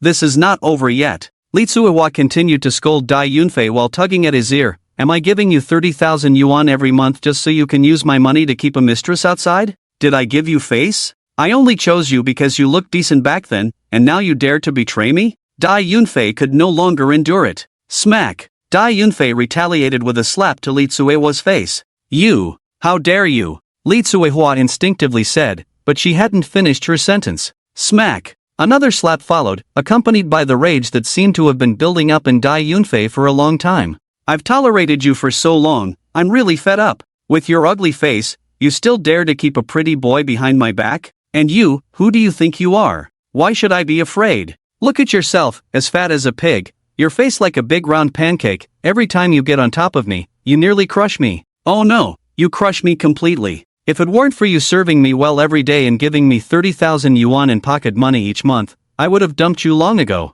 Hearing Dai Yunfei's long-suppressed words, Li Tsuehua's finger trembled as she pointed at him, her face alternating between green and purple. After a while, she finally said fiercely, "With your imposing city management uniform, I'll have someone strip it off you in a bit. Without me, you're nothing. Let's see how you live from now on." Dai Yunfei was furious and retorted, "I'd rather jump off a building or die outside. I don't want to see you for another second." After saying this, Dai Yunfei rode off on the city management motorcycle. Watching Dai Yunfei's departing figure, Wang Chen gleefully shouted, "Go! Sprint! Sprint! Aoli gay! Go! Sprint! Sprint! Aoli gay!" He repeated it several times before stopping. At that moment, Li Tsuehua was like an angry lion, stomping her feet on the ground, shooting a few glares at Wang Chen, and then clacking away in her high heels. Observing the two who had come looking for trouble only to leave in disgrace, Wang Chen couldn't help but sigh. It's like snatching a tender bone from a giant's mouth, taking a pearl from beneath a dragon's jaw, self-destructing.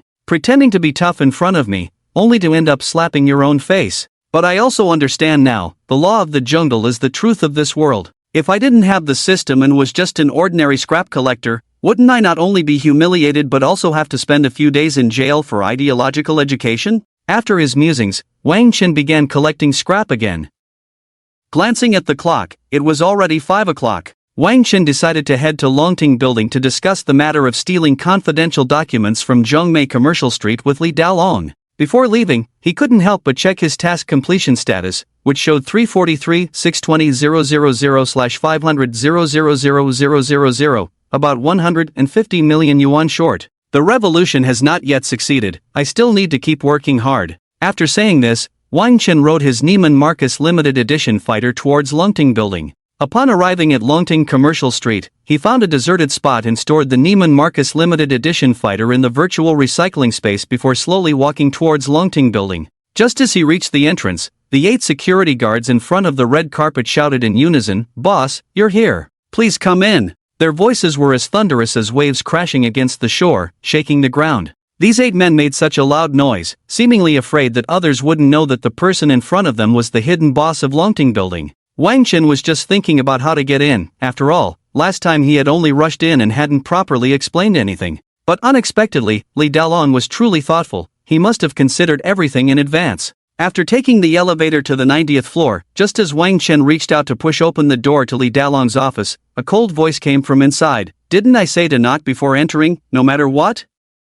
If you do this again, just go to finance and collect your salary and leave. If I'm leaving, then I'm leaving." Wang Chen didn't know what he was thinking, suddenly responding with such a remark. He hadn't expected anyone to dare speak like that. Li Dalong didn't even look up. Then halfway through, he suddenly remembered that he was very familiar with that voice. Looking up, he was momentarily stunned, and Li Dalong hurriedly said, "Boss, I was just busy handling some urgent business and didn't see it was you. I was just joking with you, be casual." "You said you were handling urgent matters. What urgent matters?" Wang Chen walked over and patted Li Dalong on the shoulder, casually asking. "Recently, the Zhangmei Commercial Street has been restless, seemingly brewing something. Moreover, this morning, one of our managers named Suing almost had her documents snatched from her bag," Li Dalong said with a heavy expression. After all, Zhangmei Commercial Street was not a small enterprise. Although it was not as strong as Longting Commercial Street, its power was still considerable. "Is that all? It's a small matter, don't worry about it.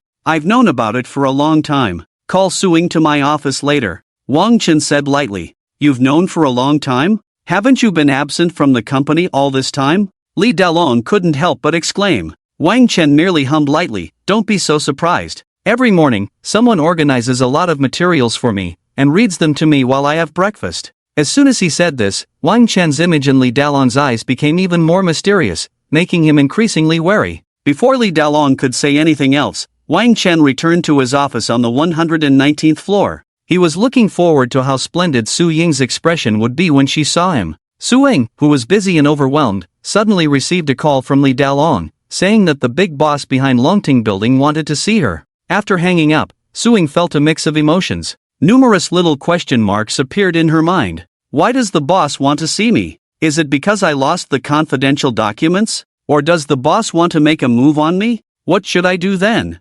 Resist or not resist? But that doesn't make sense. Would the boss of Longting Building lack women? Or could it be that the person with the sack collecting junk this morning is really the boss of Longting? Thinking of this, Suing immediately shook her head. Not knowing what she was about to face, Suing still entered the elevator. With her mind full of doubts, she nervously pressed the button for the 119th floor. Soon, the elevator doors opened. Stepping out of the elevator, she hesitated in front of the office door for a long time, took a deep breath, and slowly raised her hand in front of the office.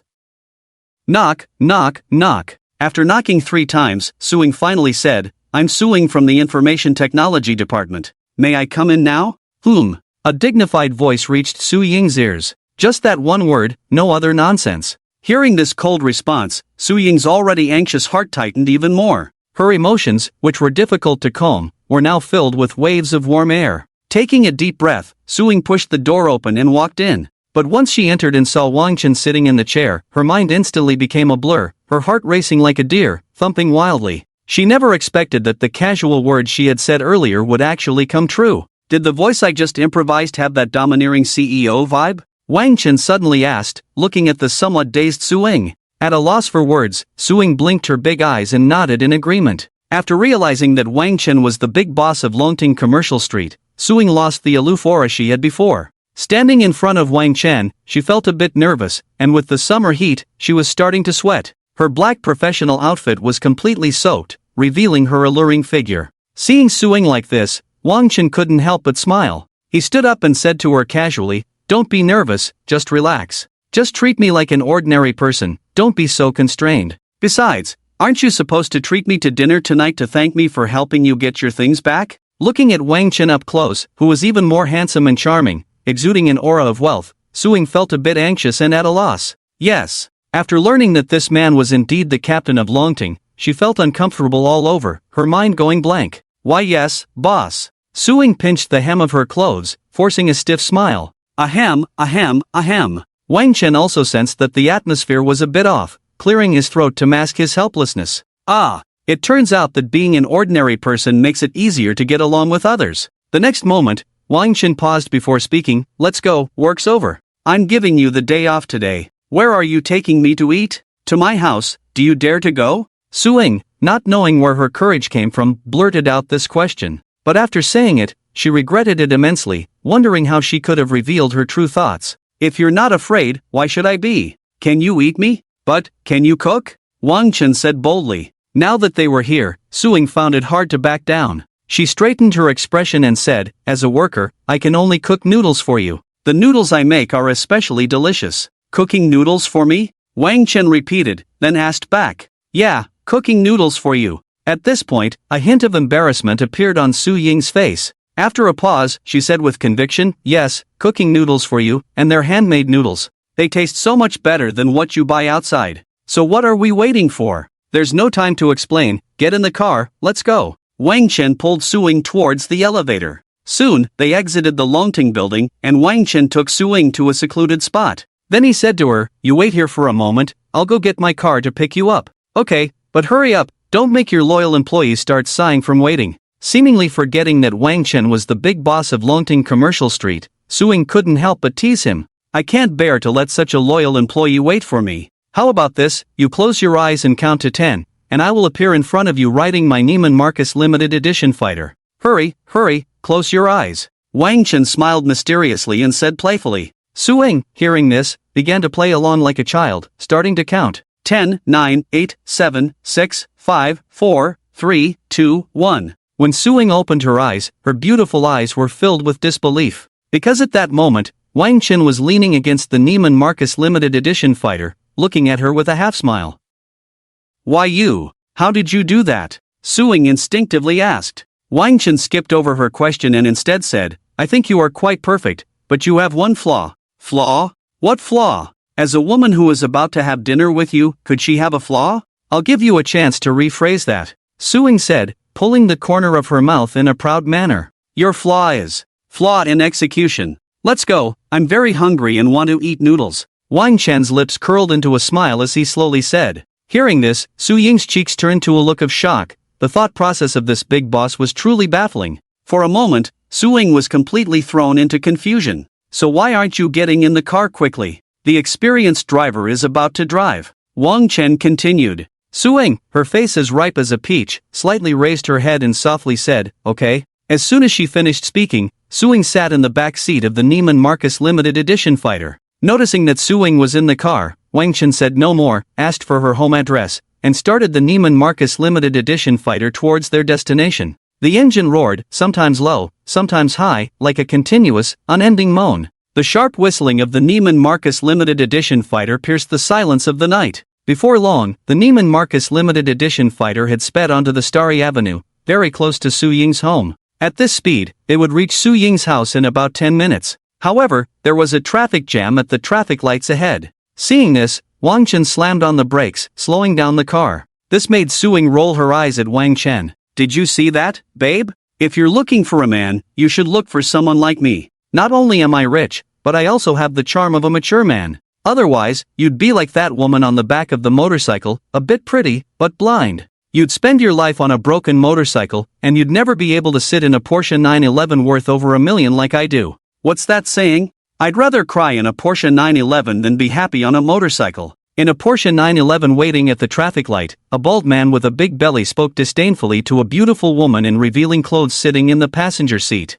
Good brother, what you said makes a lot of sense. With a broken motorcycle like this, it's not even worth the price of one of your tires. And it can't shield you from the sun when it's sunny, nor can it protect you from the rain when it pours. Especially for women, sitting on such a motorcycle, after a few days, their skin will definitely deteriorate, and they'll become uglier and uglier. Sigh, finding a man can't just be for love. The alluring woman in the passenger seat added a few more jabs, following the words of the rotund man. But seeing Su-ying wrapped around Wang Chen's arm, the enchanting woman couldn't help but recall her own high school days. Back then, her boyfriend would ride his bicycle to take her home every day, holding her tightly just the same. That love was so pure. Thinking of this, the alluring woman inexplicably said, "Do you think they could be true love?" The bald man snorted coldly, showing no hint of compassion as he replied, "True love? Is it possible? Are you and I true love?" The woman seemed to get fired up and said, "What if?" Seeing the woman's stubbornness, or perhaps wanting to show her the ugly reality of society, the rotund bald man rolled down the window and, in a commanding tone, addressed Su-ying. "Hey, the woman sitting on the back of the motorcycle.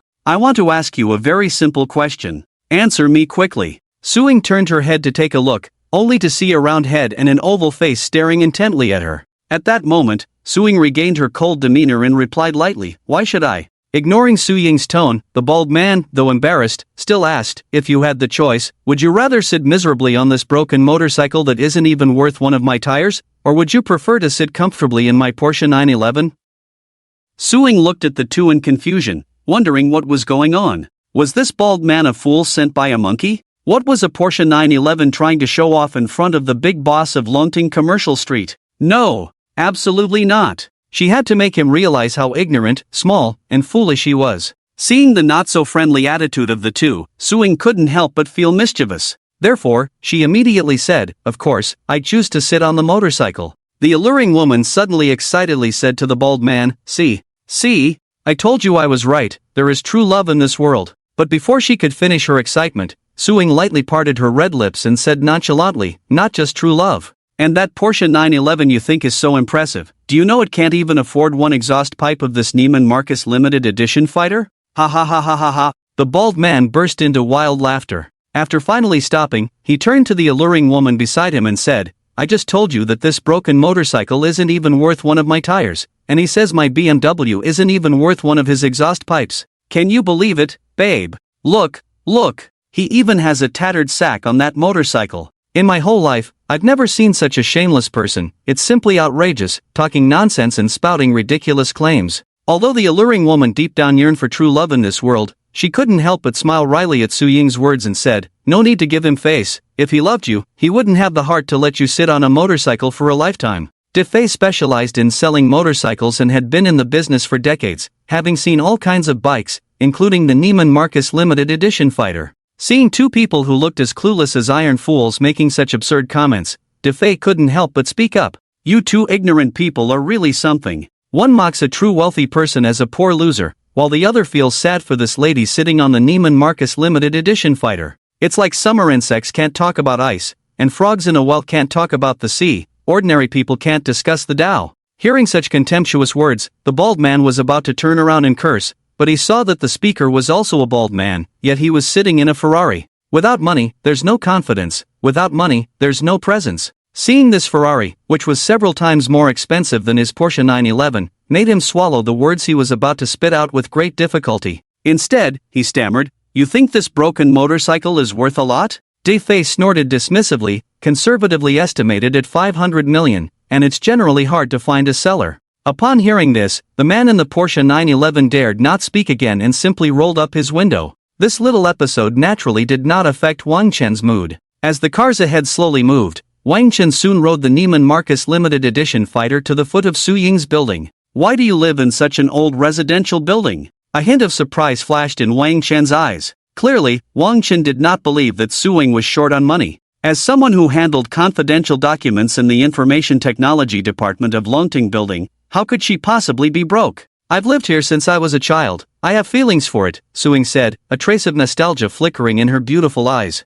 "You've lived here since childhood? Then you're better off than me. I grew up in a village where there was nothing until I went to university and came to Tianmen City," Wang Chen said slowly. "Are you kidding? The big boss of Longting Commercial Street grew up in a village. Who would believe that?" Su-ying rolled her eyes at Wang Chen several times, huffed in annoyance, and got out of the Neiman Marcus limited edition fighter, heading upstairs on her own. After quickly parking the Neiman Marcus limited edition fighter downstairs, Wang Chen hurriedly followed Su-ying, who had already climbed several flights of stairs with her long, fair legs. Su Ying's home was on the 5th floor, not high at all. Thus, in just a few minutes, the two entered her home. I never expected this. I really never expected it. You, a seemingly aloof and mature woman, have decorated your entire home in pink, Wang Chen said, looking around like a steel-straight man. Su Ying tilted her head, pouted, and huffed, mind your own business. You don't understand women at all. What woman doesn't have a tender, girlish heart? You're just ignorant. Leaving Wang Chen, who was left speechless by her retort, Su Ying went inside to change into a loose nightgown and headed to the kitchen to prepare dinner. Wang Chen felt quite bored sitting there, so he casually browsed through Su Ying's home decor and unexpectedly discovered a trophy on her bookshelf. To his surprise, it was the runner-up trophy from the King of Glory City competition. King of Glory was an extremely popular game at the moment. During his university days, Wang Chen played this game quite a lot. Characters like Yun Zhongjuan, Bai Li Xuanci, Pei Qinhu, Li Bai, and Han Xian were all targets he diligently practiced to master. He particularly wanted to become a wild king, as only by achieving that could he earn the affection of many younger sisters. He thought that if he persevered, he could escape the depths of Eternal Diamond, reach the strongest king, attain the Glory King, and even become a 100-star king. But after practicing for a long time, he still struggled in the depths of Diamond. While others played Pei Qinhu starting with 3 buffs, shocking Chang'an with the first punch, his own blue buff was always reserved for the younger sisters he brought along. While others played Li Bai with no trace, killing one person every 10 steps, and leaving no path behind, he played Li Bai as someone who sent heads from 1,000 miles away, never to return. Others would shout, "What if I accept your 10 swords?" While others played Han Xian as a national hero, entering and exiting 7 times, making all enemies seem trivial, he played Han Xian as someone who jumped around like a devil. After a desperate battle, he thought he could leave gracefully, but unexpectedly, it was an instant black screen. When Wang Chen could no longer practice and was about to give up, he remembered a certain passerby player who had once earnestly told him, "Once you enter Diamond, it's as deep as the sea, and from then on, it will be your eternal companion." How great it would have been if he had understood this saying earlier. With his handsome looks, wouldn't it be nice to find a high-end female player to rely on? After all, his stomach was so soft, quite suitable for eating soft rice. Thinking about all those glory masters and peak players who couldn't carry the Eternal Diamond games, how could he possibly manage it alone? In the end, he was too naive back then, simply naively squared, both naive and too.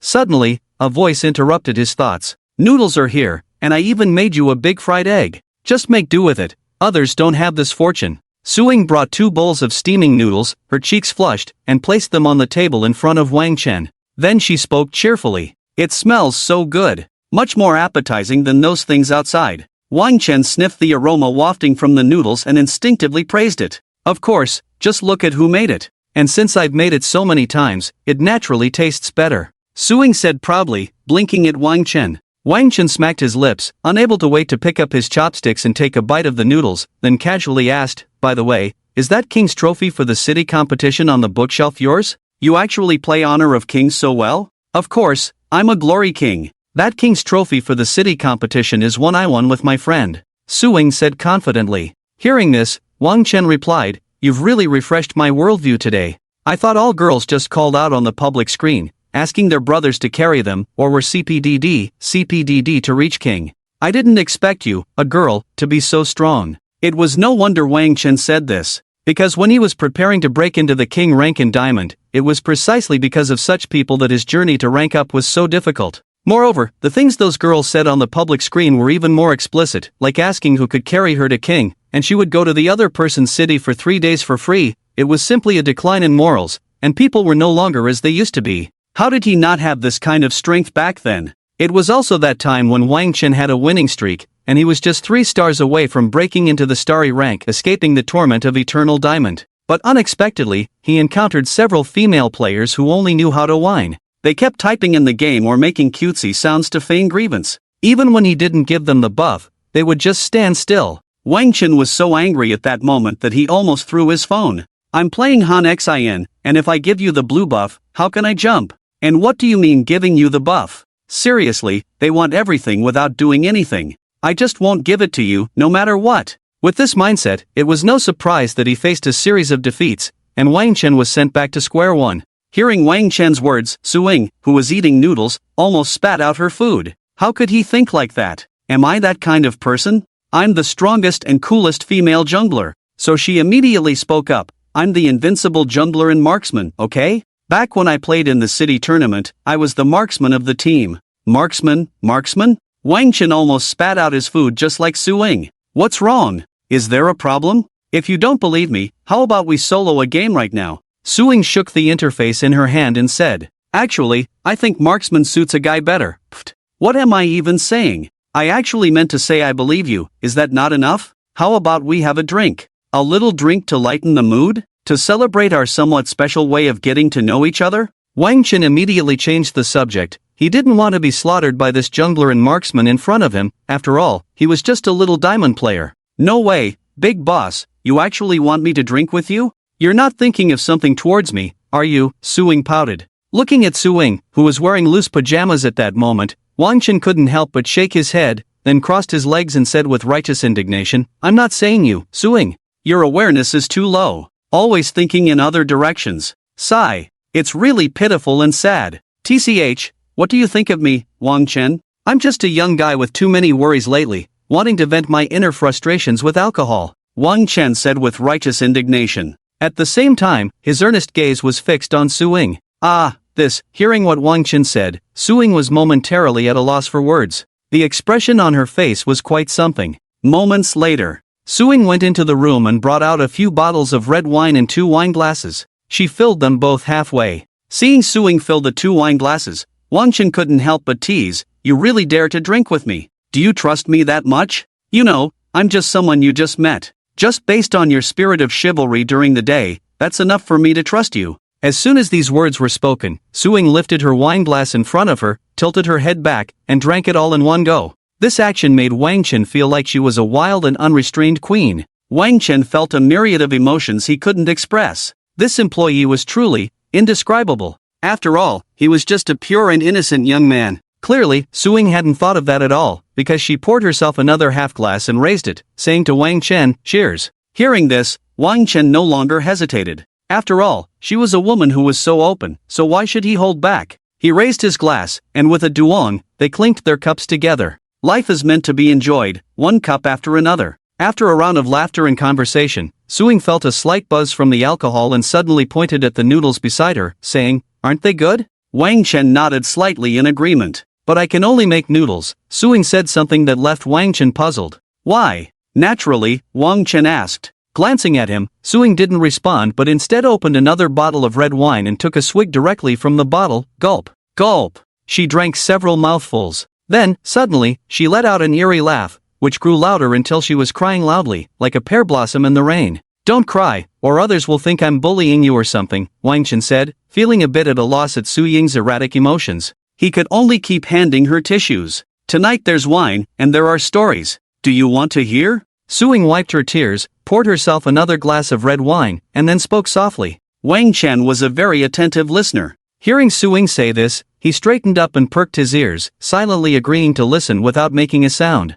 Clearing her throat, Su Ying began to recount her story. I once had a boyfriend. He was with me from middle school to high school, and then to college, accompanying me for a full 7 years. At that time, I was still a naive little girl, thinking that if I had him, I had the whole world. He treated me very well, no matter what I did. He was my #1 fan. I felt that I loved him super much, and he loved me super much too. I felt that I couldn't live without him. My longing for him was like a thought that just left my brow and returned to my heart. People say there's a 7-year itch, but I thought we would definitely be the exception. Until we went to participate in a city competition for King of Glory together. In the final match, based on our skills, we could have completely crushed the opponent and won the championship. But he suddenly asked me if I could sacrifice for him just this once and let the other side win. For him, I would have done anything, even given up my life. But when he said this, he was actually hugging a girl from that team while talking to me. Can you understand the immense pain I felt at that moment? My head was buzzing, the skin on my face tightened, my lips pressed tightly together, suppressing the cries that were about to escape.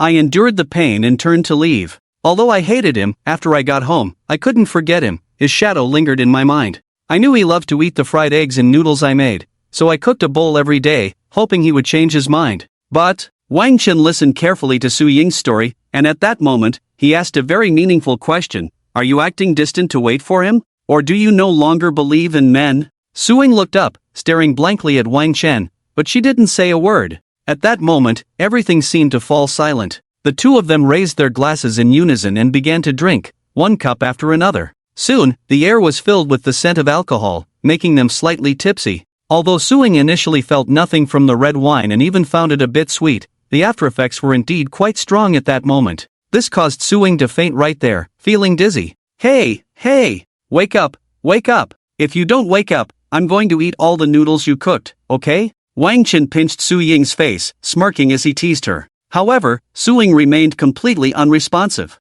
Looks like she really got drunk. What a situation. She even said she would lock me out, and now she's the one who passed out. Seeing this, Wang Chen sighed helplessly and helped his employee lean against the sofa. Sigh. I have to say, there are millions of people in the world. Everyone has their own troubles, and everyone has that softness buried deep in their hearts. Not wanting to think more about the story Suing had told him, Wang Chen took a puff of his cigarette and bit his tongue to clear his alcohol-fogged brain. After that, with the last bit of clarity he had, he placed the fair-skinned, rosy-cheeked Suing, who had a charming expression and slightly trembling eyebrows, back on the bed and covered her with a blanket. After doing all this, Wang Chen closed the door and dashed down the stairs as if he had wings. Meanwhile, Suing, who had already fallen into a deep sleep, suddenly opened her beautiful eyes wide after Wang Chen left. Then, with a slight smile, she said, I really didn't misjudge you, big boss. You're becoming more and more interesting. Back to Wang Chen, who had gone downstairs, he took a few steps on the road, and the cool night breeze blew against him, easing the effects of the alcohol.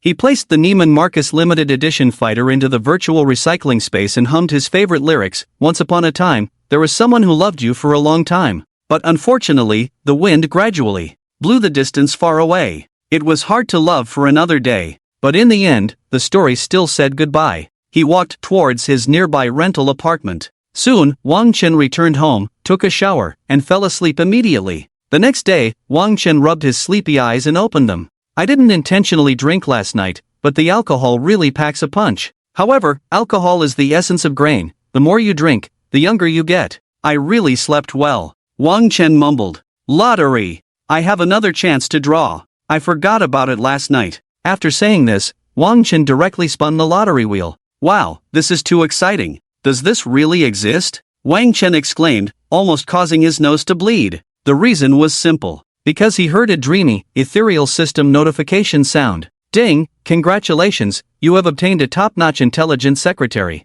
This system notification was like a thunderbolt, shocking Wang Chen immensely, but after the shock, he was filled with joy. After foolishly laughing on the floor for a while, Wang Chen suddenly seemed to think of something important and froze for a moment. Then he blankly said, I drew a top-notch intelligent secretary, but where should I go to claim it? Duan.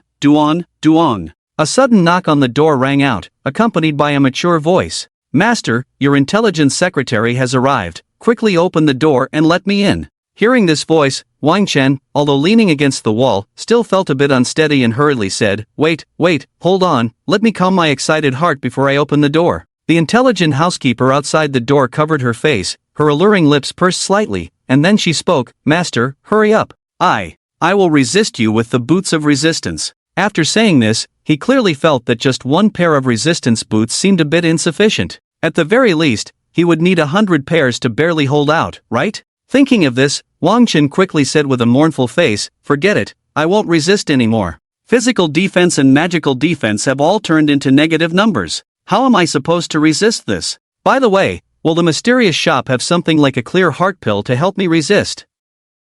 His consciousness quickly entered the mysterious shop and browsed through it rapidly. Wang Chen indeed found this item, but its name was, Everything is Void. However, with a price of 500 million, it not only closed 2 windows for Wang Chen but also blocked a door, making him hesitate. No more pretending, I'm laying it all out. I won't resist anymore. Wang Chen, as if wearing a pair of sprinting boots, ran barefoot to the door and opened it. The moment he opened the door, Wang Chen's saliva could practically feed sharks. It was no exaggeration to say it was tons and tons going down. Looking up and down at the stunning intelligent housekeeper before him, Wang Chen was utterly shocked. This intelligent housekeeper looked as if she had walked out of a painting, with long black hair cascading down her face like a waterfall, so beautiful that she hardly seemed human. He truly didn't know where the system had found this thing. It was at this moment that Wang Chen understood why King Yu of Zhou played with fire to entertain the lords. If it were him, not to mention playing with fire, he could burn the lords. Seeing Wang Chen's expression, the intelligent housekeeper lifted his almost dropping jaw and chuckled lightly.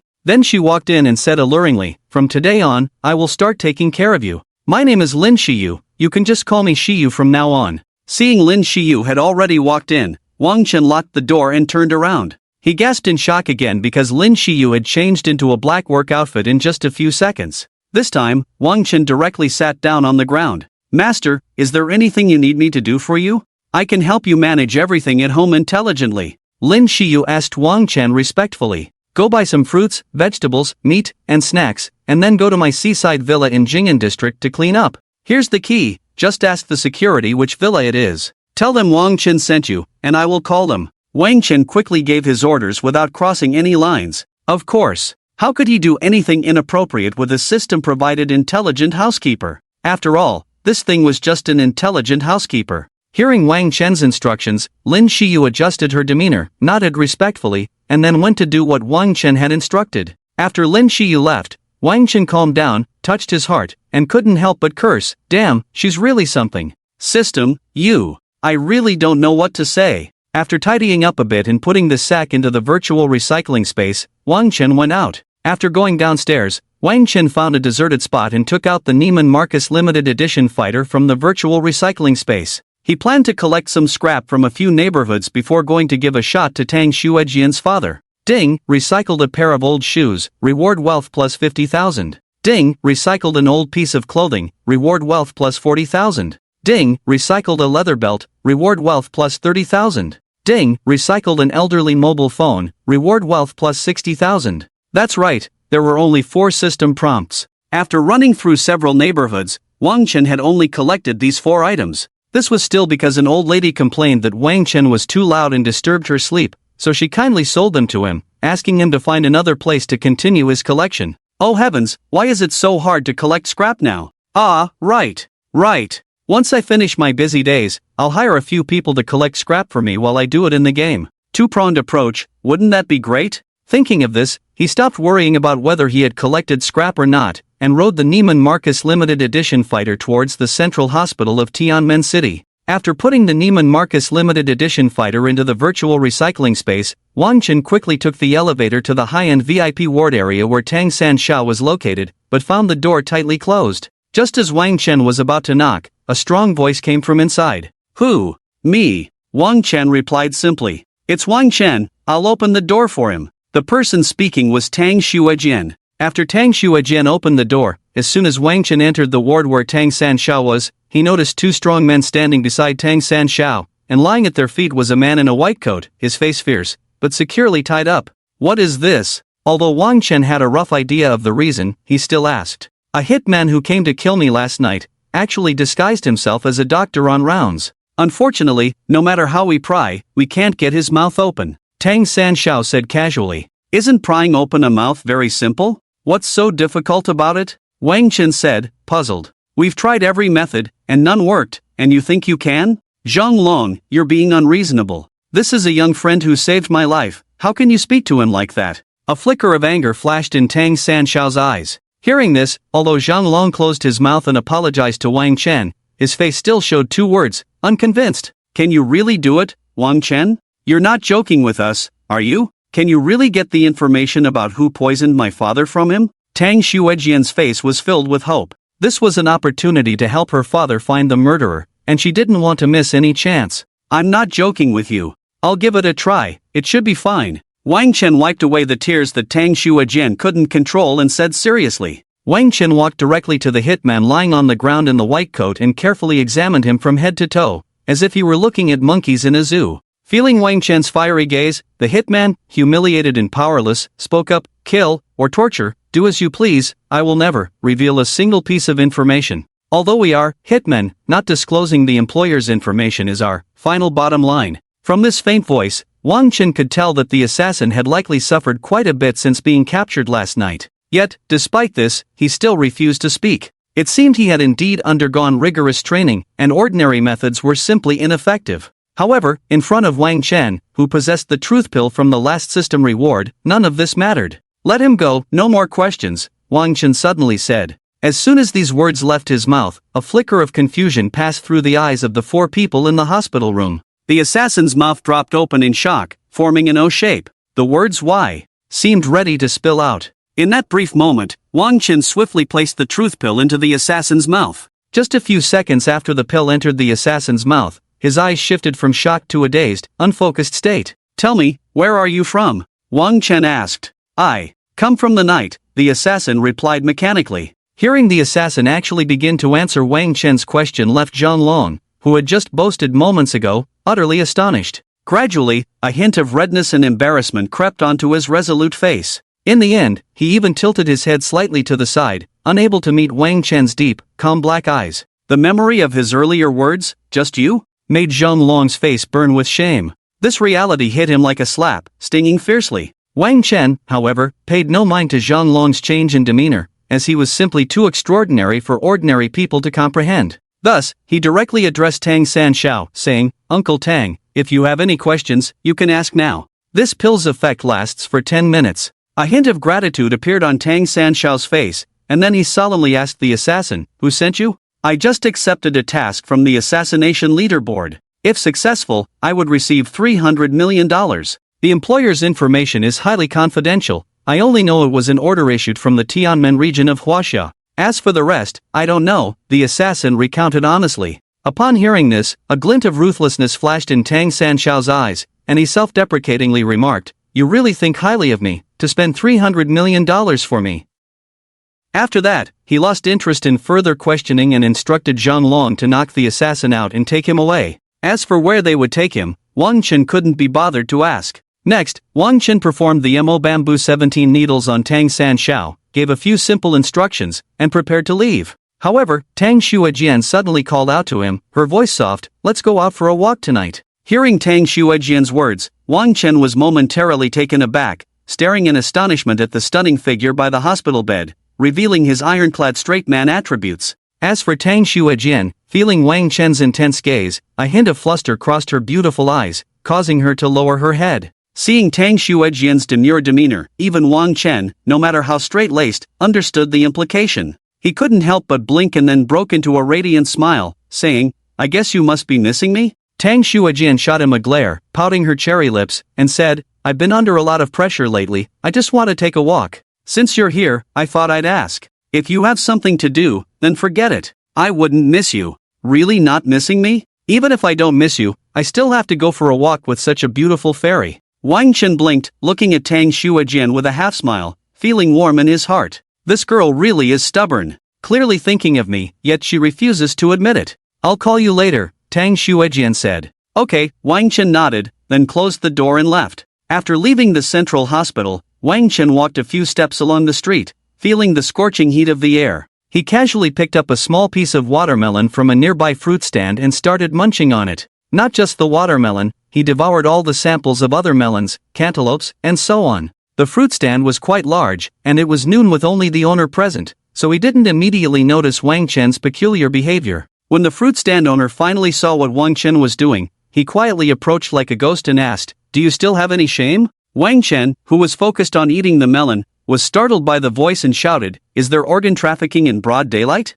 This world is too dangerous, no way, I need to go home." After saying this, Wang Chen didn't bother finishing the last bit of melon in his mouth and vanished in the blink of an eye. He ran to a deserted place, directly retrieved the Neiman Marcus limited edition fighter from the virtual recycling space, and rode it back to his villa in Jinghai district. As soon as he entered, the smart butler Lin Shiyu bowed to Wang Chen and sweetly said, "I don't know what the master wants to eat for lunch today. My cooking skills are superb, whether it's Shandong, Sichuan, Cantonese, Su, Fujian, Zhejiang, Hunan, or Anhui cuisine, or Japanese dishes, or the most famous delicacies from various countries, I can make them all. I've also bought all the ingredients as per your instructions. I wonder, what does the master plan to eat?" Wang Chen hadn't decided what to eat yet, so he lay down on the sofa to think, while Lin Shiyu remained silent, waiting for him to speak. "No need to make too much, just make some dongpa pork, flying dragon soup, Westlake vinegar fish, and finally give me some abalone and bird's nest."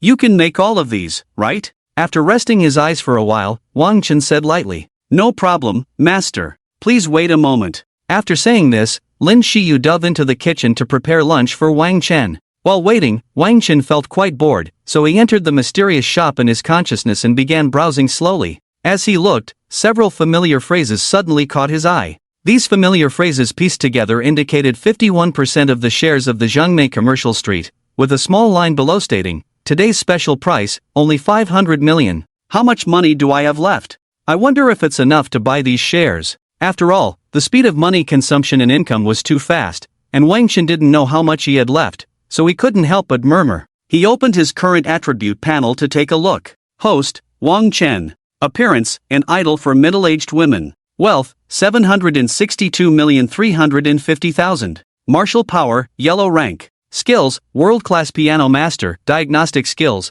top-notch firearm skills, basketball skill set. Luck, 3. Education, PhD in literature from Kyoto University. Weapon, bronze loudspeaker, song god sticker, experience card. Industry, Longting Commercial Street. Medicines, perfect health pills, 3, truth pills, 4, hair growth pills, 5. Summary, it's just okay. Seeing the system's playful label of middle-aged and elderly women's idol, Wang Chen had already developed an automatic immunity. Getting the system to praise him was nearly impossible. There was really no hesitation. With 762,350,000 yuan, he could directly buy shares in the Zhongmei Commercial Street. But thinking about the task he was currently undertaking, Wang Chen still asked, "System, does the money earned count towards the completion of the task if I spend it?" "Of course it counts," the system replied bluntly. After receiving the system's response, Wang Chen felt much more at ease. He clicked to purchase immediately. After buying, Wang Chen took a deep breath and downed a bottle of liquor from the table in one go.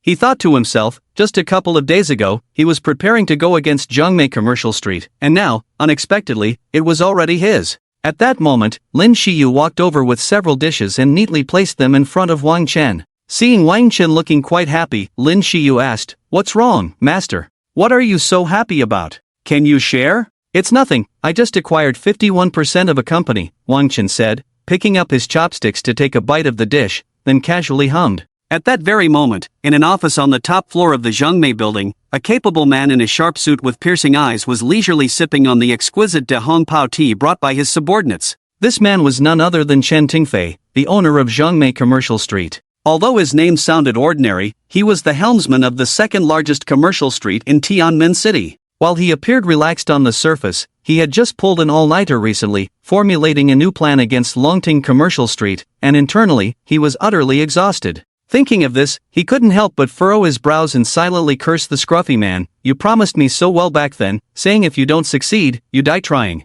And now, you ended up in the police station. A guy who achieves nothing but causes trouble." Suddenly, his phone on the desk rang. Chen Tengfei put down his tea and pressed the answer button without hesitation, then spoke with great authority. "What is it?" It's bad. The panicked voice belonged to Chen Tengfei's trusted aide, Wang Tianhao. "Don't panic. Whatever it is, just stay calm, okay? Can you be a bit more mature and steady like me?" "Calm down, speak slowly," Chen Tengfei interrupted Wang Tianhao, lit a cigarette, and scolded him. Wang Tianhao took a moment to compose himself before saying heavily, 51% of our shares in Zhongmei Commercial Street have been acquired. In other words, the big boss of Zhongmei Commercial Street is no longer you from now on. What the hell? Why didn't you say that sooner? You were dragging it out, damn it. Get out. Wang Tianhao wanted to explain, "It's not you." Before Wang Tianhao could finish, Chen Tingfei angrily threw the phone to the ground. The phone shattered upon impact, revealing the extent of Chen Tingfei's fury.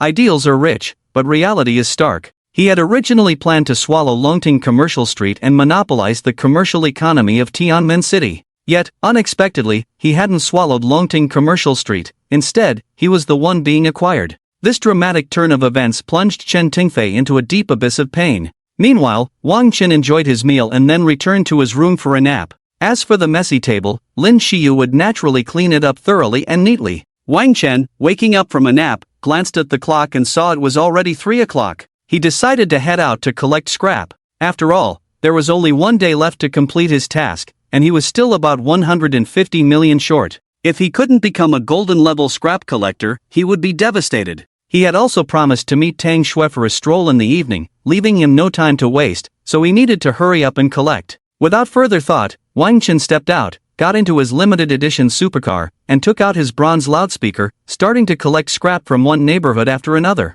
Before long, the afternoon had passed. Looking at the sky that was about to darken, Wang Chen decided to finish collecting the scrap in the current neighborhood before heading home to tidy up for his meeting with Tang Xue. Collecting scrap, collecting scrap, recycling all kinds of scrap, anything will do, high prices paid, collecting scrap, recycling all kinds of scrap, anything will do, high prices paid, Wang Chen shouted again into the bronze loudspeaker. However, after a long while, no one came out to sell scrap. Apart from the rustling branches swaying in the wind, the surroundings were silent. Just as Wang Chen was about to leave, a relatively youthful voice reached his ears. Do you collect some very old models and figurines? Seemingly worried that he hadn't expressed himself clearly, the youthful voice quickly added, some are missing arms and legs. Wang Chen turned around to see a young boy, not very old, holding a cardboard box and eagerly asking him. Yes, Wang Chen assured him. Here, take it. After receiving the cardboard box, Wang Chen began to collect the items one by one. Ding, collected an old airplane model, reward wealth plus 70,000. Ding, collected a DNF Ghost Swordsman figurine missing a leg, reward wealth plus 80,000. Ding, collected a Headless Levi figurine from Honor of Kings, reward the top tier technical level of Honor of Kings, mastery of all positions, specialization in all heroes. Wang Chen couldn't help but repeat the system's notification in his mind. As he spoke, a hint of excitement appeared on his face. This person was so pitiful. Collecting these scraps made him so happy. He must have never seen these things before. His father taught him to be generous and to help others since he was young. So he decided not to ask the boy for money. In just a few seconds, the young boy had sketched out the first half of Wang Chen's life. You don't need to give me money. Just consider it a good deed. The boy, sounding wise beyond his years, said a couple of sentences before quickly turning to leave. Wang Chen, momentarily stunned, smiled helplessly upon hearing this. He silently said to himself, all right. The boy could never have imagined that his spontaneous act today would later save his entire family from dire straits. Ding, collected a short-legged Luban No. 7 figurine missing an arm, reward wealth plus 50,000. Ding, collected a non-transformable Bumblebee figurine, reward wealth plus 60,000. Ding, collected a cardboard box, reward wealth plus 10,000. After collecting all the figurines and models, Wang Chen casually glanced at the task completion rate, only to find it had already reached 439,560,000,500,000,000. Almost there. Nodding in satisfaction, Wang Chen drove his limited edition supercar home in no time. After quickly taking a shower and styling himself handsomely, he couldn't help but admire himself in the mirror, saying, if people don't know Wang Chen is handsome, it's not my fault if they get beaten to death. If people don't know Wang Chen is handsome, then my life here is in vain. Just as Wang Chen was about to continue praising himself with what he considered to be profound sayings, the phone in the living room suddenly rang. Grandpa, your grandson is calling you. Grandpa, your grandson is calling you. Wang Chen walked into the living room and saw it was Tang Xuejin, so he picked up the phone without hesitation and teased, can't wait to see me so soon? Stop being cheeky, I'm waiting for you at the entrance of our community, hurry up and come out. Tang Xuejin tilted her head slightly and huffed. If Wang Chen could see Tang Xuejin's playful demeanor at that moment, his heart would surely melt. Wang Chen quickly tidied himself up and went out. Seeing the quiet figure standing at the entrance of the community, he walked over and said with a smile, let's go, I'll accompany you to relax. Okay. Tang Xuejin replied in a voice as soft as a mosquito's buzz, and then walked side by side with Wang Chen. The night view of Jing'an district was extremely beautiful, especially the various lakes beside the villa area, where many people were boating. Some were families, some were lovers, and some were friends. Additionally, there were scattered people sitting by the lakeside, drinking and chatting joyfully. Looking at this indescribably beautiful scenery, Tang Xuejin said, it's so beautiful. As they strolled by the lake, a hint of joy appeared in her beautiful eyes. No scenery can compare to you. What's important is not the scenery, but you right here. Wang Chen responded to Tang Xuejin almost instinctively. You usually seem like a tough guy, and now you can say such sweet words? Tang Xuejin couldn't help but roll her eyes at Wang Chen. Although she said that, her heart felt as sweet as if she had eaten honey. This kind of sweetness had never been felt before. Hearing Tang Xuejin say this, Wang Chen was momentarily speechless. He scratched his head, unsure of what to say, and so they continued walking in silence. In that moment, it seemed as if the world had fallen silent, leaving only the two of them. Did you study a liberal arts major in college? Why are you so smooth with your words? Tang Xuejin broke the silence and suddenly asked. Yeah, do you want to? Wang Chen was about to blurt out. But then, Tang Xuejin made a sound, pa, bad guy, and pretended to be angry, quickening her pace ahead. Seeing her like this, Wang Chen hurriedly chased after her and tightly grabbed her arm. No matter how Tang Xuejian struggled, she couldn't break free. Eventually, she simply gave up struggling, a blush appearing on her face. I really envy you for being able to go to school. Since I was young, I've hoped to go to school, meet different people every day, see different sceneries, eat some street food, and sleep in class sometimes. After walking a few more steps, Tang Xuejian stopped to look at the stars in the sky and suddenly said to Wang Chen, "What, you haven't been to school, have you? Forget it, that's impossible. I guess you're just trying to tease me, right?"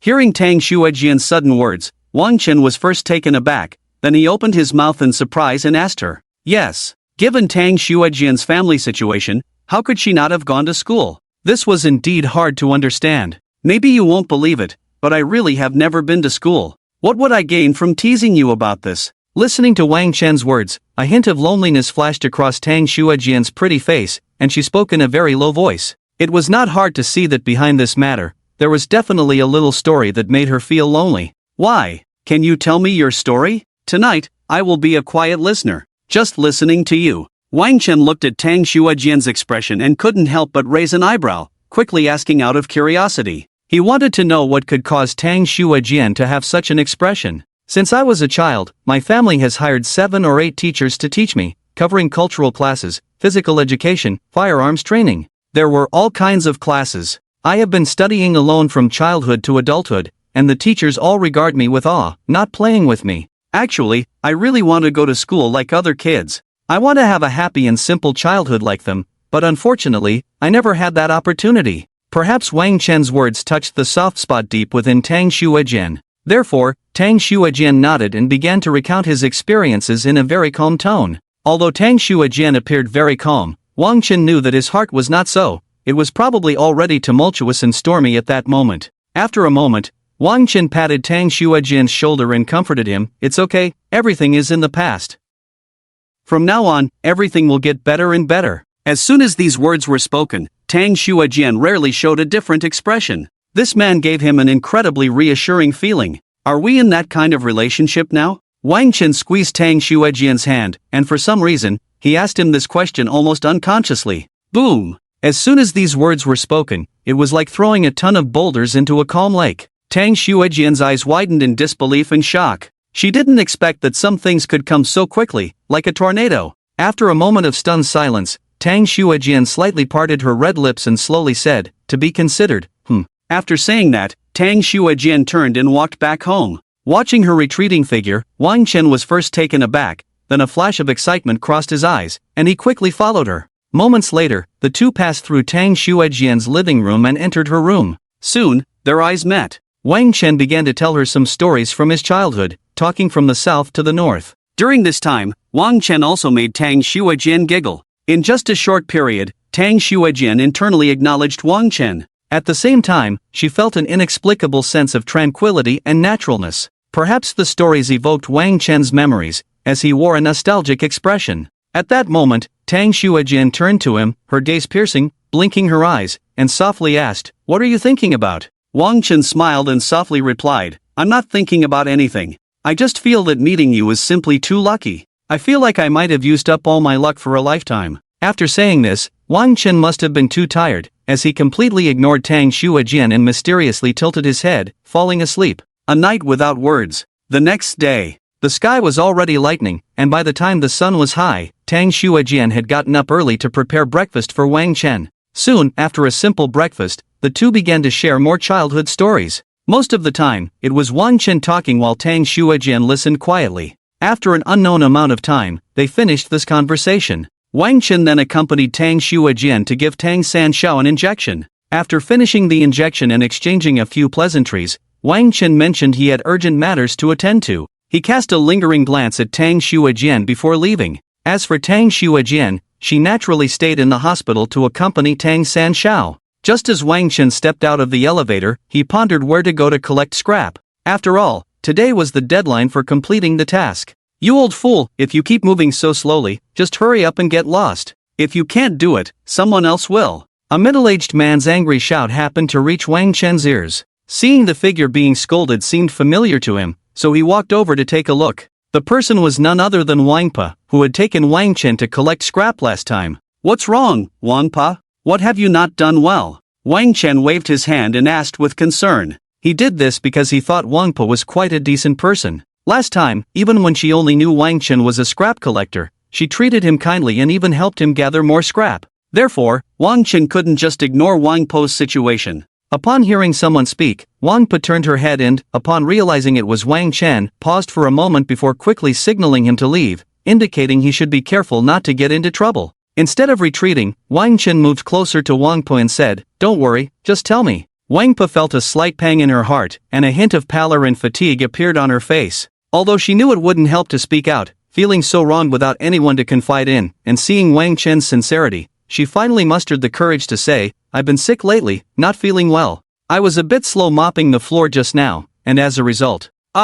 Hearing this, Wang Chen had already planned to hire someone to collect scrap, so he directly said, "Wang Po, why don't you quit your job here? Don't work here anymore. I have a job that needs someone, and it's not too tiring. It's just collecting scrap every day, no strict requirements, and you just need to deliver the collected scrap to a designated location by evening. Do you want to consider it?" Wang Po showed a hint of difficulty and slowly said, "Xiao Wang, my salary here is 3,000. Can you pay me that much?" To avoid sounding too outrageous, Wang Chen gave Wang Po an encouraging look and then said lightly, "Collecting scrap isn't easy. I'll pay you 10,000. Suddenly, the middle-aged man next to them let out a scoff and deliberately said loudly with disdain, "A scrap collector actually says he wants to pay a cleaner 10,000 yuan. Are you trying to make me laugh? Shut up, who asked for your opinion? What are you even worth to make noise in front of me?" Wang Chen raised an eyebrow and said with authority. It was surprising that over time, Wang Chen had unknowingly developed an aura of someone in a higher position.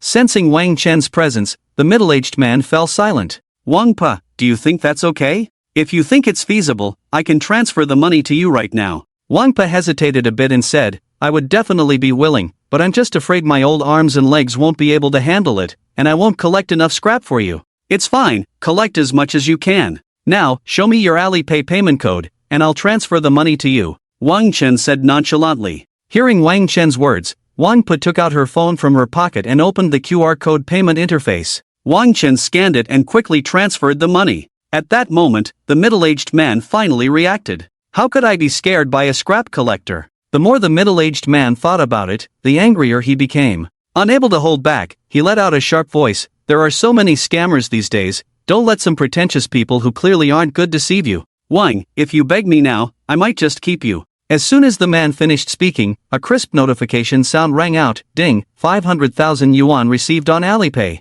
The delightful sound came from Wang Po's phone. "What the hell, 500,000 yuan?" The middle-aged man's eyes were filled with shock, and his voice trembled as he spoke. Hearing the notification, Wang Po was also frozen in place. After finally regaining her senses, she pressed her dry lips together and said, "Xiao Wang, you transferred the wrong amount." Wang Chen, hearing this, couldn't help but feel puzzled. He touched his nose and retorted, "Wrong transfer? No, it's not wrong. 10,000 every day, plus a full attendance bonus of 200,000 for a month. Isn't that a total of 500,000? Gulp, gulp. As Wang Chen spoke, the middle-aged man began to swallow hard. 10,000 was just a day's wage? A scrap collector was this rich? He worked himself to death for a month and only earned 10,000. Thinking of this, the middle-aged man couldn't help but speak up, "Big brother, my name is Jiang Gu. Do you need any accessories for your legs? I think I can quit my job right now and start collecting scrap for you." Wang Chen. After a moment of speechlessness, Wang Chen finally said, "I think there's something wrong with your thinking. How about a 1-month trial? If you satisfy me, I'll keep you. Think about it?" Jiang Gu quickly responded, "What's there to think about? No need to consider, I'll go collect scrap for you right now." After saying this, Jiang Gu turned to leave. After walking a few steps, he turned back and asked, "Boss, where should I deliver the collected scrap?" Truly, a peculiar character. Hearing this, Wang Chen directly told Jiang Gu and Wang Po the location of his villa in Jing'an district. Wang Po had no reaction, thinking it was normal for someone who could pay such a salary to live in a villa. But Jiang Gu couldn't help but gasp, exclaiming, "Jing'an district? That's not something you can just do with money." At this point, a flicker of uncertain light flashed in Jiang Ji's eyes. No one knew what he was thinking. "I'm leaving now, just make sure to deliver the scrap you collect to the address I told you every day. I have things to do, so I'm off." Wang Chen didn't care about any of this. He left those few words and stepped out of the central hospital. After leaving the hospital, Wang Chen glanced at the task completion rate, for 39,560,000/500,000,000, about 60 million short. He was eager to start collecting scrap. "Come on, kid, you got this." Wang Chen encouraged himself and began to move around collecting scrap. He didn't even have time to eat lunch, and after several hours of continuous collecting, he checked the task completion rate, which had only reached 479,000,000/500,000,000. The cool breeze blew against Wang Chen's face, chilling him. The night was as cool as water, but as he looked at the bustling crowd on the busy street, his heart was as anxious as an ant on a hot pan.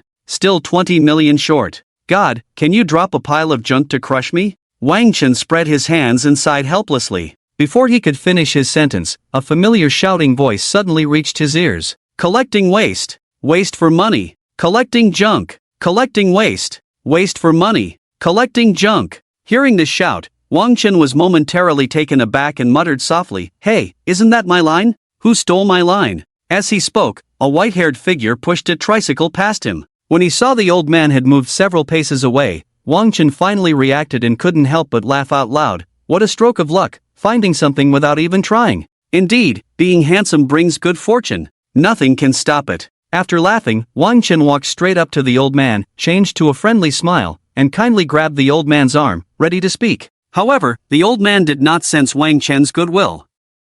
Instead, he felt a shadow darting towards him like a mouse. Whoosh, it suddenly lunged and firmly grabbed his arm, leaving him unable to move. The old man had never encountered such a situation before and thought he had accidentally collected something he shouldn't have while gathering junk. Therefore, without even looking at Wang Chen's face, he hurriedly stammered, "A gentleman uses words, not fists. If there's something to discuss, let's take our time." Hearing the old man's trembling voice, Wang Chen realized he had been a bit rough. He loosened his grip and awkwardly said, "Elder, I just liked your tricycle." The old man felt Wang Chen's grip loosen and his tone softened. The heavy feeling in his chest had disappeared. But upon hearing Wang Chen's words, his heart began to race, thump, thump, thump. He nervously replied, "This is my only tricycle, it's my tool for making a living. If you take it, how will I survive?" Wang Chen was speechless at this response, more speechless than ever. "I meant the junk on your tricycle, not the tricycle itself. Can't you let me finish my sentence? Do I look like a bad person?"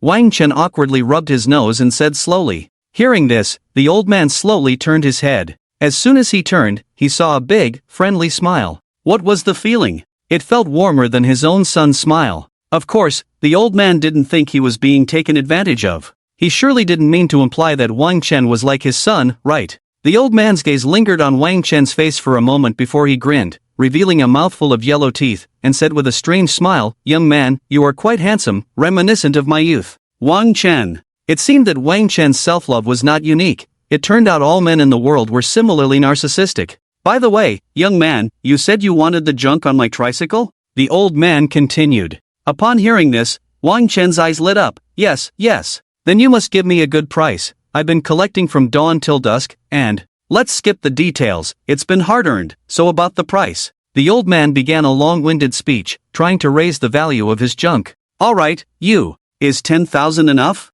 That's my final offer." Wang Chen didn't waste any more words and struck hard. 10,000. 10,000 is definitely enough. Now you give me the money, and I'll immediately give you these scraps. The old man initially wanted to haggle, but as he spoke, he realized that it was 10,000 yuan, something he wouldn't earn in a month. Therefore, he quickly changed his mind and nodded in agreement. Just as Wang Chen was about to take out his phone to transfer the money, the old man saw his action and said, "I have an old phone, I can't transfer money, I only want cash." Wang Chen. With no other choice, Wang Chen went to a nearby bank to withdraw 10,000 yuan and handed it to the old man. After the old man dumped the junk in a corner, Wang Chen began the recycling process. Ding, recycled an old thermos, reward wealth plus 40,000. Ding, recycled a broken electric fan, reward wealth plus 50,000. Ding, recycled an old bamboo mat, reward wealth plus 30,000. Ding, recycled a chair about to decay, reward wealth plus 30,000. As Wang Chen was throwing these scraps into a sack one by one, suddenly a heavenly system prompt sounded. Ding, task completion 500,000,000/500,000,000. Task completed, reward career upgrade. Ding, congratulations, you have become a golden level scrap recycler, unlocking special features for recycling items in the virtual game world. Hearing this, Wang Chen's excitement could not be expressed in mere words. as every hair on his body was vibrating with joy. His heart raced, and his hands trembled. Wang Chen's speed in collecting scraps increased, and soon all the junk was recycled. Finding a secluded spot, he took out the Neiman Marcus limited edition fighter from the virtual recycling space. Wang Chen mounted the Neiman Marcus limited edition fighter, the engine roared, and then he sped towards Gingan district like a bolt of black lightning. When Wang Chen returned home, the smart butler had prepared fruits, dinner, and some snacks for him. After taking a shower and quickly eating, Wang Chen lay on the sofa, eagerly pulling out his phone, ready to start battling. "Come on, Shiyu, feed me a grape first." Suddenly, Wang Chen said boldly, "Okay, master." The smart butler peeled a grape and slowly fed it into Wang Chen's mouth. This tastes good. Another one," Wang Chen said again. Hearing this, the smart butler peeled another grape and obediently fed it to Wang Chen. Lying on the sofa, Wang Chen enjoyed the meticulous care of the smart butler. Then he downloaded a game called Honor of Kings. As the download for Honor of Kings was about to finish, thinking about being able to recycle scraps in the King's Canyon soon, Wang Chen suddenly blurted out, "There's no retreat." With a sound, Timmy, Wang Chen finally opened the Honor of Kings game he hadn't played in a long time. After opening the game, Wang Chen found that his ID was still the same, named Ki. The meaning of Ki refers to a technique in Japanese swordsmanship for instantly drawing the sword to kill the enemy. The characters and are mutual terms for both confronting parties, a technique that allows one to draw the sword in an instant without giving the enemy a chance, thus defeating them. This sword technique is also known by a name everyone knows, the draw and slash. The reason he chose the name Ki was that two character IDs were popular at the time, and he liked to play as Ojiro Kyo, and this name matched perfectly with the hero Ojiro Kyo. He no longer reminisced about these things. Wang Chen first chose to play a solo mode to warm up. After clicking the confirm button, he quickly entered the hero banning interface. If it were the old Wang Chen, he would definitely have banned heroes like Diao Chan and Luna, which were quite overpowered in one-on-one matches. But what level is Wang Chen at now? He possesses the top-tier skills in Honor of Kings, mastery of all positions, and specialization in all heroes. So now, Wang Chen casually banned a hero with his eyes closed and entered the hero selection interface. He knew that no matter what he banned, he would win, so he just needed to ban one casually. Once in the hero selection interface, Wang Chen pondered, what should he play? Forget it, let's just randomly pick one with his eyes closed. Wang Chen closed his eyes and randomly clicked on one, and when he opened his eyes, it was Li Bai. Looking at the skin options, Wang Chen found he only had one skin, and it was the cheapest Van Helsing. Besides that, he didn't even have a full set of runes, and Li Bai wasn't particularly strong in one-on-one fights. But Wang Chen still clicked confirm, took a smite, and entered the game. As soon as he entered the loading screen of the match, Wang Chen noticed that the opponent had also chosen Li Bai, but was wearing the Year of the Rooster limited skin, Phoenix seeking Phoenix. The summoner spell was execute, and it even had a gold badge. Hero collision. A smile involuntarily crept onto Wang Chen's lips. Seeing Wang Chen smile, Lin Shiyu quickly fed him another grape. Then she patted his shoulder and said, "Master, go for it. Make him cry." Wang Chen smiled but said nothing. Then came the voice, "Welcome to Honor of Kings. The enemy will arrive on the battlefield in 3 seconds. All troops, advance." The game officially began. On the other side of the phone screen, a yellow-haired guy, with a cigarette in his mouth, took a deep drag and disdainfully said, "Ha ha ha. You've made me laugh. If you had picked another hero, maybe you would have had a tiny chance to win against me, but you chose my main hero, Li Bai, and foolishly brought Smite. You're really asking for it. I'll end this match with a 5 o'clock kill count." Wang Chen and the yellow-haired guy's Li Bai arrived at the first tower at the same time, and since the minions hadn't spawned yet, both were waiting to last hit. "Hee, not bad," the yellow-haired Li Bai taunted first. Seeing this, Wang Chen also sent a message. "Hee, not bad." Seeing a Li Bai in a cheap 288 skin, without even a badge, daring to taunt him made the yellow-haired guy furious. He transformed into a tentacle monster and began a series of frenzied typing. "Damn it, you piece of trash, how dare you talk back to me? Just wait, I'll dive your tower and kill you 10 times. The yellow-haired guy sent this message to everyone's chat interface. Wang Chen couldn't be bothered to respond. He bought an iron sword, used his first skill, and began to last-hit minions delicately, only taking the last hit for maximum gold. The yellow-haired guy glanced at Wang Chen's stats and saw that he didn't even have runes. Not only did he skill his second ability, God's Call, but he also bought a pair of swift boots to head out. Clearly, he didn't take Wang Chen seriously. Wang Chen had smite and bought an iron sword, so he cleared minions faster than the yellow-haired guy. Therefore, Wang Chen quickly reached level 2. Players in other positions might not feel it strongly, but those playing top lane definitely feel it acutely. Whoever reaches level 2 first is the one in control. The same goes for solo matches. Wang Chen activated his second skill, Divine Brush, and used his first skill to charge at the Li Bai controlled by the yellow-haired man twice. Then he released the second skill, Divine Brush, leaving a circle of sword energy, and elegantly returned to his original position. He had drained half of the yellow-haired man's health. Seeing that Wang Chen dared to clear minions in place, the yellow-haired man, furious, advanced instead of retreating, relying on his rune advantage to engage in a duel with Wang Chen. It must be said that the rune advantage in the early game was indeed enormous. The yellow-haired man noticed that Wang Chen's health was nearly equal to his own and charged at him with a lightning-fast first skill. Seeing that Wang Chen's Li Bai was already at the kill threshold, the yellow-haired man couldn't help but smirk. He pressed the kill button, ready to secure first blood. At that moment, he felt as if he could already hear the system's delightful notification sound, first blood. However, Wang Chen had long anticipated that the yellow-haired man would do this and had already flashed out of the kill range. What the hell, he can dodge that. The man angrily threw the cigarette he had been holding onto the ground, his heart racing, and he spoke in shock. Realizing he had used all his skills and could no longer fight, the yellow-haired man attempted to turn back. But how could Wang Chen let him go? Seeing that the cooldowns for his skills, Charge and Divine Brush, had ended, Wang Chen directly used Charge, 1A, without even using Divine Brush. The Li Bai controlled by the yellow-haired man lay on the ground like a dead dog. At that moment, two system notification sounds echoed in Wang Chen's ears. The first was the mechanical voice of the Honor of Kings system, First Blood. The second was the crisp sound from his own system. Ding! Congratulations to the host for killing a provincial-level Li Bai, recovering 1/10 of the Xiangyang Terrace post.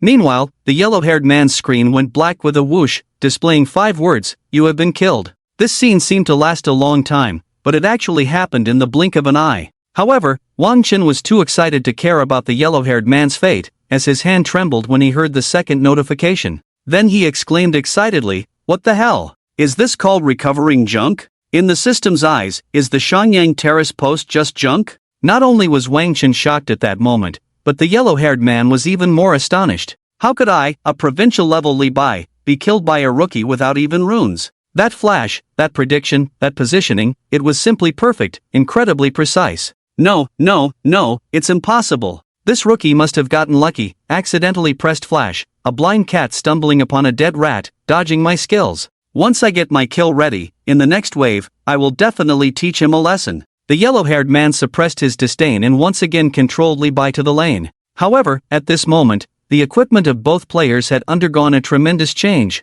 Wang Chen had already acquired the durable shoes and a meteorite, while the yellow-haired man had the durable shoes and an iron sword. The comparison was stark, and the gap was evident. The yellow-haired man was far behind. Looking at his equipment, Wang Chen thought to himself that he could easily defeat this provincial-level Li Bai even with his feet. Seeing the yellow-haired man just online and ready to last-hit minions, Wang Chen directly used 1A plus Divine Brush to drain a wave of health and return to his position. Observing Wang Chen's actions, the yellow-haired man also attempted the same maneuver. However, his damage was worlds apart from Wang Chen's. After all, the equipment gap was glaring. At this point, Wang Chen finished off the last minion and just reached level 4, directly unlocking his ultimate, the Azure Lotus Sword Song. Wang Chen figured that the yellow-haired man's first skill was definitely not ready yet, just like his own. Just as Wang Chen's flash had just cooled down, he used it to get close to the Li Bai controlled by the yellow-haired man, unleashing a Qinglian sword song. Accompanied by a voice line, "Me and my sword, here for a visit."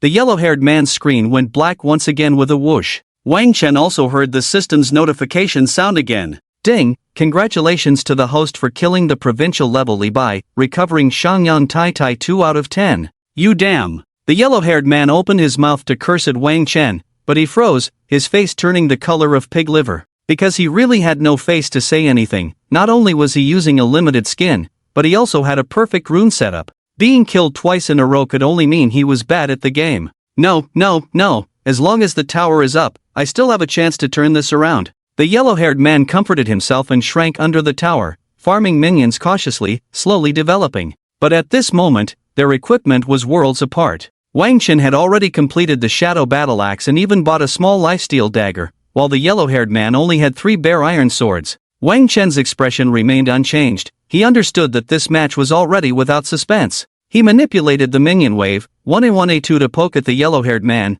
then returned to his original position, while the yellow-haired man ate a health pack but refused to go home, foolishly hoping to farm minions. In the mid to late game, Li Bai's cooldowns were quite short, and Wang Chen no longer hesitated. He directly used the minions to trigger his ultimate, dashing at lightning speed in front of the yellow-haired man, executing a divine stroke followed by a Qinglian sword song. Once again, he took away the Li Bai controlled by the yellow-haired man. Ding! Congratulations to the host for killing the provincial level Li Bai, recovering Xiangyang Tai Tai 3 out of 10. The system's cold notification sound entered Wang Chen's ears again. You have been killed. And the yellow-haired man's screen went black once more. After farming minions, he destroyed the defensive tower and bought the breaking army. Wang Chen understood that it was time for his fountain abuse. He saw Wang Chen cross the high ground. As soon as the yellow-haired man emerged from the fountain, Wang Chen executed a 1A1A2 plus Qinglian sword song, instantly killing him. After that, the yellow-haired man couldn't even leave the fountain. He would die as soon as he respawned, die again as soon as he respawned. Soon, Wang Chen had killed the yellow-haired man 10 times. Ding, ding, congratulations to the host for killing the provincial level Li Bai, recovering Xiangyang Tai Tai 10 out of 10. Ding, Xiangyang Tai Tai has been automatically placed into the virtual recycling space. Hearing that Xiangyang Tai Tai had been placed into the virtual recycling space, Wang Chen was too lazy to kill him again. He directly typed a line, pretending to be powerful without the skill is the most fatal. Tell me, how dare you? You say you killed me 10 times, how about I kill you 10 times now? It's pointless. Goodbye, stinky little brother. After saying this, Wang Chen pushed the crystal. The yellow-haired man looked at the lines of text Wang Chen had typed, his face burning with pain. After pretending for so long, he ended up being the one who got wrecked. Damn! The more he thought about it, the angrier he became, and in a fit of rage, he smashed his phone into pieces. But seeing the parts on the ground, the impulsive yellow-haired man suddenly came to his senses, crying and starting to slap himself, saying, "Damn it, I worked 2 months in my restaurant to buy this phone, and now it's gone just like that. Damn, impulsiveness is the devil." Hearing the word victory, Lin Xiyu knew Wang Chen had won, and she instantly cheered, feeding him 2 grapes. While Wang Chen ate the grapes, he looked at the game's settlement screen, feeling a sense of nostalgia. I once died, and thus I no longer have the right to live. Now, ha ha ha ha, your resistance inspires my poetic spirit. There's nothing to say, with my current strength, I could wreak havoc in the professional arena. How about helping Wang Datu and Suing realize their dreams? Dare to just take a Summer League championship? This account doesn't even have a skin, let's buy a fully skinned account from a trading site. After saying this, Wang Chen began browsing the trading site. A casual glance revealed an account named Leng Jing, which, aside from the beta skins, could be considered fully equipped with skins, and it even had a complete set of level 5 runes. Without hesitation, Wang Chen made the purchase, not even checking the price. After all, it was just a few scraps of money. Noticing it was getting late, Wang Chen told Lin Xiyu to rest. He then took out Xiangyang Tai Tai from the virtual recycling space to appreciate it. Although he didn't understand much, he could still sense the boundless imagination of Li Bai contained in Xiangyang Tai Tai, that kind of lofty spirit that looks down on everything, and the pursuit of romantic freedom. The image of a lone man, a horse, wielding a sword and wandering the world freely. After enjoying it, Wang Chen nodded in satisfaction and returned it to the virtual recycling space. He then logged into the account he had just purchased, named Leng Jing. Once in the game, Wang Chen casually glanced at the skins, by Li Xian's White Tiger, Pei Qin Hu's Messi, Ji Jigua Wang's Supreme Treasure, Li Bai's Phoenix Seeking Phoenix, and Mad Dog Daizong. These limited skins were all present, especially the White Tiger, commonly known as the Electric Mouse. In the King's Canyon, it had captured the hearts of countless little fans. Wang Chen had wanted to buy it back in school, but it had never returned to the factory. However, now that he had bought the account, it was like fulfilling a long-held wish. Wang Chen decided to test the feel of the White Tiger skin and play a solo match before sleeping. He quickly banned a hero and entered the hero selection screen, choosing by Li Xiansu without hesitation, bringing a kill shot. Soon, he entered the loading screen, and the opponent chose Yang Jian, bringing a flash. This Yang Jian was an ordinary player, without even a badge. On the other side of the screen, the player controlling Yang Jian was a young man with slicked back hair, who, seeing the choice of Bai Li Xiansu and White Tiger skin, couldn't help but scoff. Another one here to show off their skin, fighting someone like you. As long as you have hands, it's fine. With the announcement, the enemy will arrive on the battlefield in 3 seconds, the game officially began. Both chose an iron sword to start. If it were the previous Wang Chen, he would have learned the second skill, Nightmare Hook, because it could not only pull enemies but also allow for early jungle countering in a 5v5 mode, throwing enemies behind and teaming up to secure kills. But after receiving the system's top-tier technical rewards, Wang Chen understood that learning the first skill, Divine Hook, was the correct choice, especially in a solo match. The first skill would increase his physical attack by 50 points, which was no small number in the early game. Before the minions arrived, the two began to test each other. The slicked-back Yang Jian directly used his first skill, Reverse the Universe, to charge in. However, Wang Chen cleverly dodged it. As the saying goes, a master reveals their skill at first touch. When Yang Jian charged in, Wang Chen knew immediately that this Yang Jian was too weak. It was clear he didn't know how to play. Wang Chen thought to himself, beating him was as easy as having hands. After all, the somewhat skilled Yang Jian had learned to use his second skill, Illusory Destruction, when going out. After the opponent's dog was out of the way, Wang Chen directly used his first skill to charge a distance towards Yang Jian's right front, then began to continuously attack with basic hits. With no skills available, Yang Jian naturally retreated back to the tower. Seeing the opponent so timid, Wang Chen simply stood in front of the opponent's tower and started to control the minion wave, waiting until a minion was left with just a sliver of health before he would last hit it for maximum gold. To be honest, Yang Jian really could endure, staying cooped up under the tower without coming out. Wang Chen had already reached level 4, while he was still level 3, yet he remained in the tower. If you won't come out, then I'll dive the tower to kill you. Wang Chen not only thought this but also began to make his move. After controlling the minion wave, Wang Chen used his second skill, Nightmare Scythe, to accurately hook Yang Jian, who was hiding under the tower. Then, with a miraculous first skill, he pulled Yang Jian towards himself, followed by a second segment of Nightmare Scythe, which flung Yang Jian out from under the tower. At this moment, the voice line of the White Tigers will also rang out at the right time. Form up in the west, White Tiger, heed my command. Hearing this powerful voice, Wang Chen's heart surged, activating his ultimate skill, Instant Scythe Flash, and after two quick basic attacks, before the opponent could react,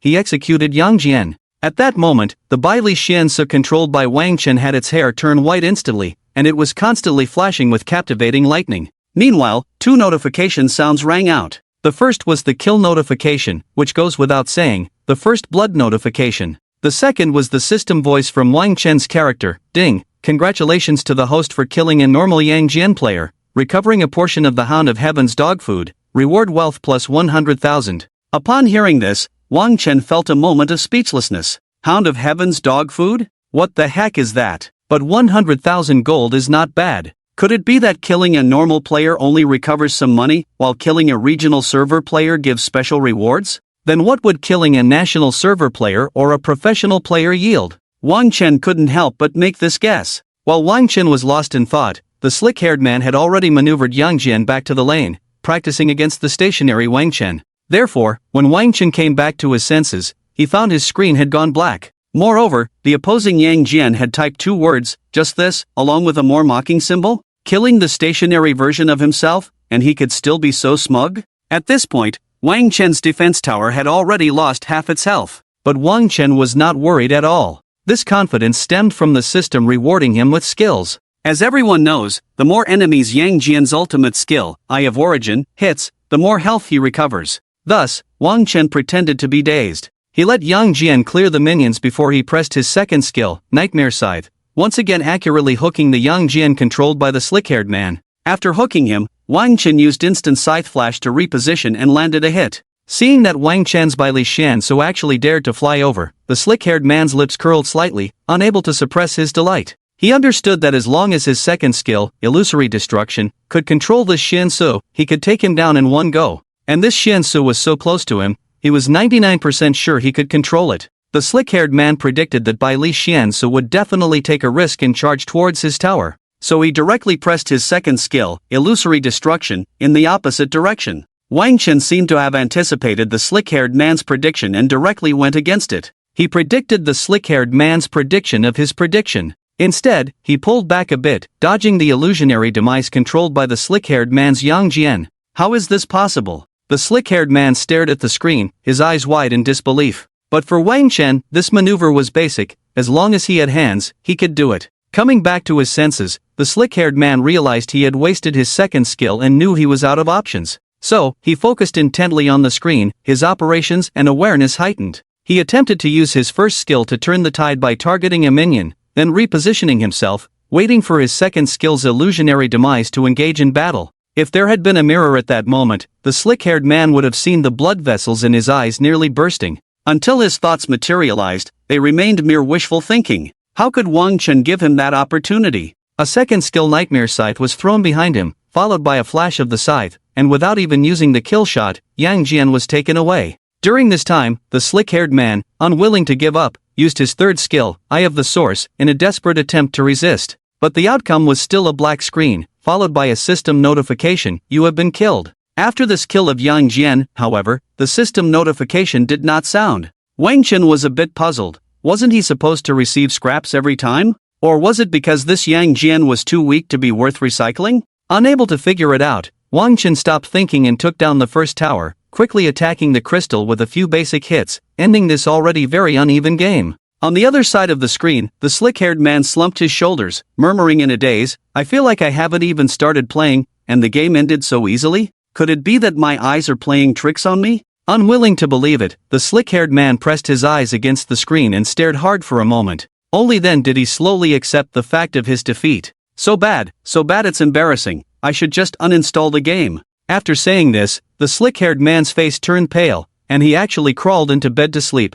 Noticing it was getting late, Wang Chen also exited the game, deciding to sleep first no matter what else was going on. Ding, the daily reward lottery chance has been credited. You now have 2 lottery chances remaining. Just as Wang Chen closed the game, he heard the system's cold, mechanical notification. "Alright, I forgot about the lottery while I was fighting like crazy with Shui Jian last night. Let's draw, let's hurry up and draw." "I can't wait," Wang Chen said eagerly. The next second, his consciousness directly entered the lottery wheel, and upon seeing the massive virtual wheel before him, his eyes widened. He discovered that after becoming a golden-level scrap recycler, many unprecedented rewards appeared on the wheel. Rewards included a completely autonomous island, the identity and power of a top assassin in the Western world, world-class hacking skills, and 5 billion. Seeing these impressive new rewards, Wang Chen couldn't help but smirk. A completely autonomous island? Is this asking me to establish my own kingdom? Is it just me and women there, or just women and me? Is that how it is?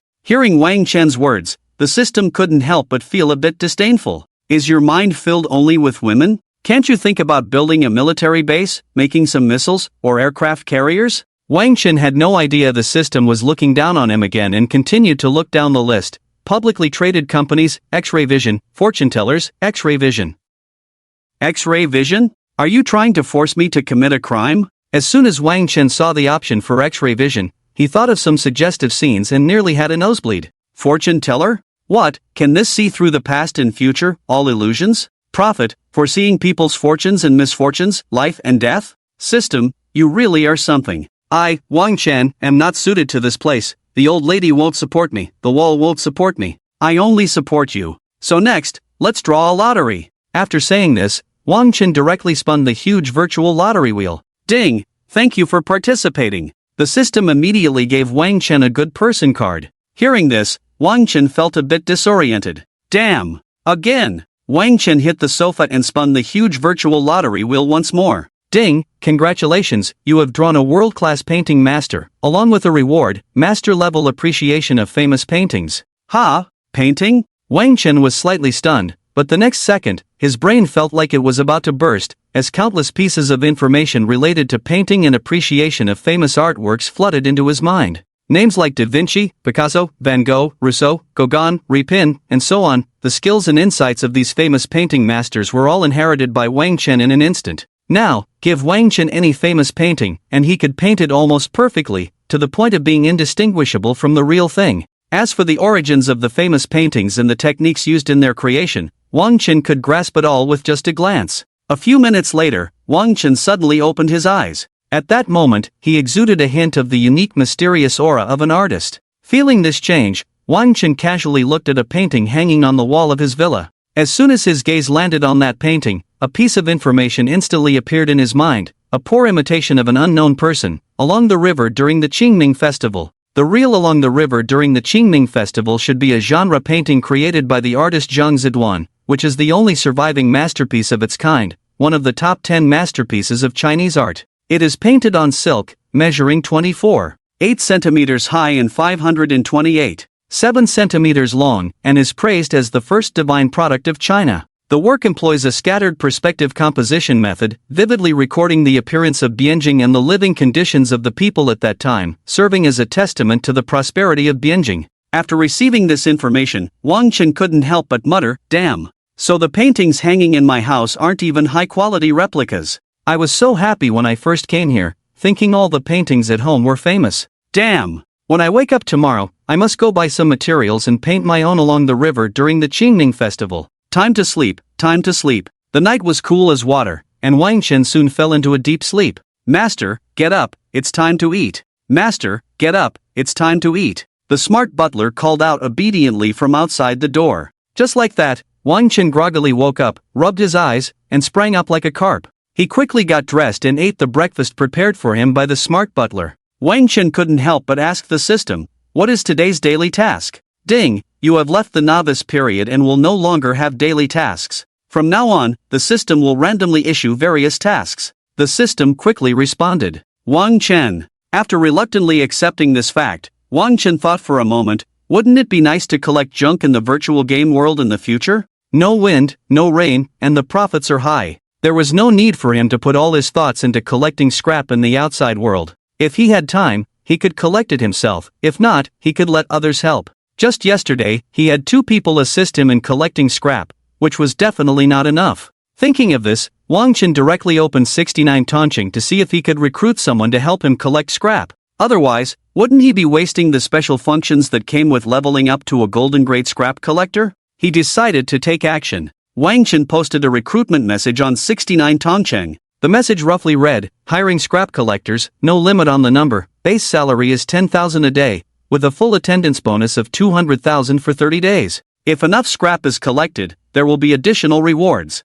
Requirements: obedient, physically fit, energetic, hardworking, and those with experience in scrap collection will be prioritized."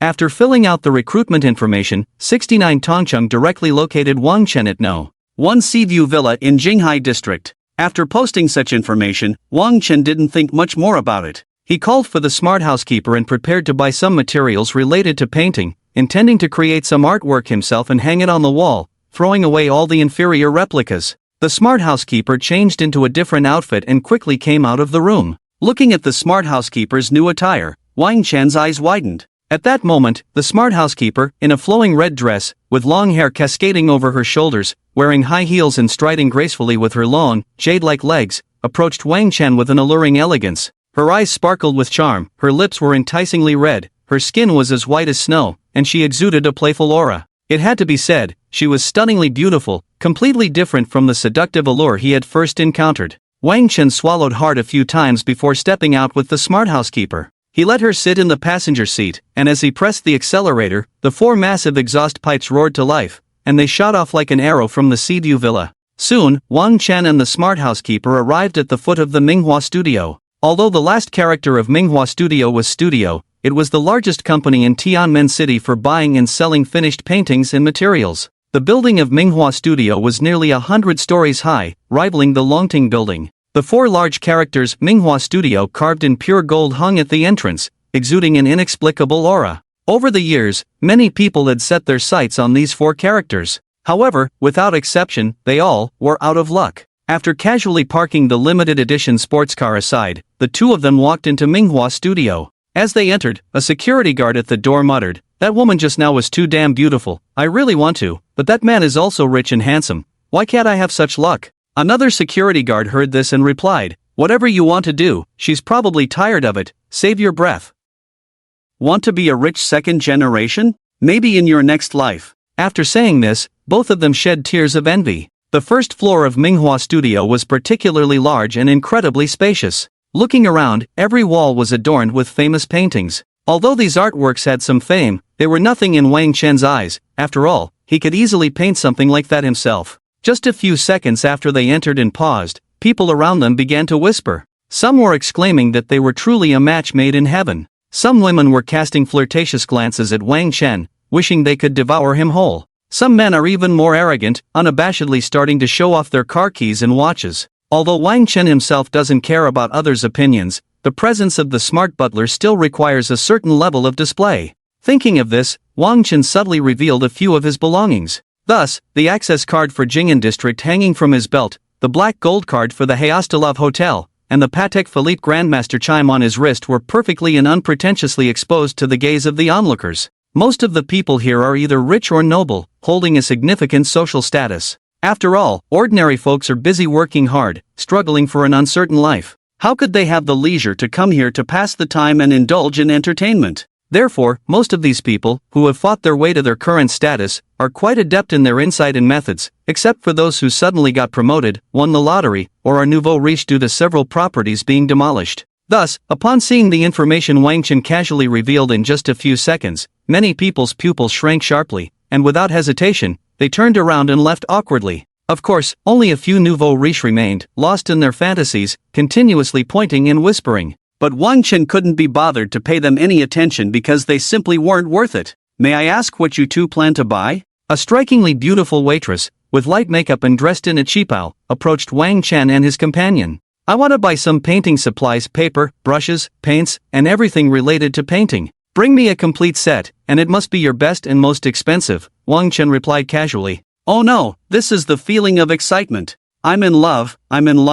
It seems I've encountered a big client. I definitely won't miss out on today's commission. The waitress's heart was already bubbling with excitement, like crashing waves. But she still politely said, please follow me. After speaking, the waitress led Wang Chen and his companion to the 30th floor. As soon as they stepped out of the elevator, Wang Chen saw that the 30th floor was adorned with many exquisite counters, showcasing various painting-related items. Wang Chen casually glanced at the counters, thinking these items were quite nice and that he might as well buy them for now. Just as he was about to make a purchase, a voice filled with surprise and even a hint of delight rang out. Oh, it seems that having money is indeed something remarkable. You can find such a beautiful girlfriend and come to such a high-end place. Hearing this somewhat familiar voice, Wang Chen instinctively turned around. Behind him stood a man and a woman. The man was about 50 years old, with a face full of flesh and a big belly. Amusingly, the man had no hair from front to back, nor a single strand on the top of his head. Only a few strands of hair on the sides remained,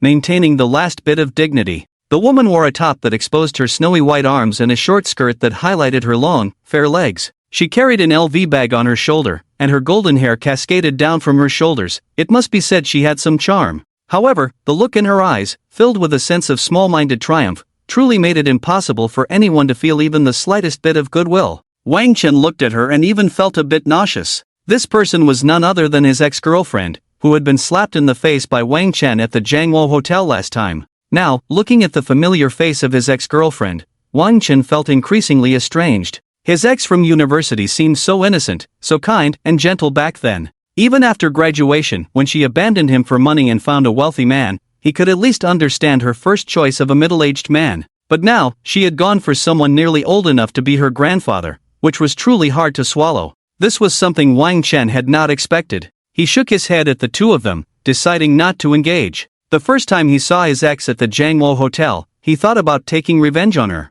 However, in the days that followed, he found no satisfaction in revenge. Instead, he felt a calmness like a still pond. He realized there was no need for it. Thus, the current Wang Chen felt not a shred of anger or frustration, his emotions unchanged as he prepared to turn and leave with his butler. But how could his ex-girlfriend let this opportunity slip away? The old man she was with was the manager of this art gallery. Not only did he earn millions a month, but he was also the chief artist and appraiser of the gallery. Encountering Wang Chen on her old man's turf, she truly wanted to avenge the humiliation from the Jiangwo Hotel, to regain her pride. So, she stepped forward and addressed Wang Chen, who was ignoring her. None of the things here will be sold to you or your man. He is the chief artist and manager here. Seeing his ex-girlfriend so relentless, even a clay figurine would have some temper. Wang Chen frowned and coldly replied, look at yourself with that petty demeanor. How can you compare with my butler here? The intelligent butler smiled broadly at Wang Chen's words. After a pause, Wang Chen continued, as for the person beside you, I thought he was your elder, or maybe your grandfather or something. I didn't expect this to be you. Excuse me, truly sorry, but I believe your deceased father would be happy to know how you are now. He must be smoking with joy in his grave. Upon hearing this, his ex-girlfriend's expression darkened, becoming very unpleasant. She stepped back slightly, giving way to the person beside her. She never expected that the boyfriend who once begged her not to leave had not only become wealthy but also exuded such confidence and had such a sharp tongue. What she perhaps didn't understand was that a man is ultimately a man. When he loved her, he became childish, his intelligence dropped to zero. But when he broke free from the murky love that had ensnared him, every man becomes a king, commanding and looking down upon everything. Ironically, Wang Chen's ex-girlfriend believed he would always be the humble version of himself from their relationship. "You little brat, I warn you, if you don't understand, don't speak nonsense. She is with me because of the charm of a mature man, got it?" The person beside Wang Chen's ex glared at him fiercely. As soon as those words were spoken, Wang Chen laughed without restraint, and even the intelligent butler, who was holding her arm, couldn't help but chuckle softly. What a joke, the charm of a mature man. If the person in front of him, who was not only balding but also as fat as a pig, could possess any charm, then there would be no species left in the world with any allure. The emperor is not anxious, but the eunuch is. Before Wang Chen's ex's father could speak, she herself angrily retorted, "What are you laughing at? What are you being so arrogant about? Don't think that just because you had an expensive meal at the Jiangwo Hotel, you can feel impressive. My husband could casually buy the Jiangwo Hotel, do you understand? Nouveau riche." At that moment, Wang Chen didn't hear what his ex-girlfriend was saying at all, because his arm accidentally brushed against the impressive double F of the smart butler. Instantly, an inexplicable thrill surged within him. His mind was filled with two words, so soft, so soft, so soft. Seeing that Wang Chen's face showed no anger, but rather a look of enjoyment, she was ready to continue boasting. Unexpectedly, Wang Chen spoke to his ex-girlfriend's dad. "Do you know what your daughter has been up to behind your back recently?" The man, upon hearing this, looked completely bewildered. No way, the person you mentioned who was captivated by your mature charm. If I remember correctly, it seems she just captivated another man not long ago." As soon as these words were spoken, a shadow fell over the face of Wang Chen's ex-girlfriend's dad. He knew that what this person said was mostly true, as he suddenly recalled how this woman had been in his bed. He had previously thought she truly loved him, but it turned out to be. However, he straightened his expression, knowing he couldn't admit it even if it killed him. He would just deal with this bitch later. After all, this was his territory, and it wouldn't be good to ruin his reputation.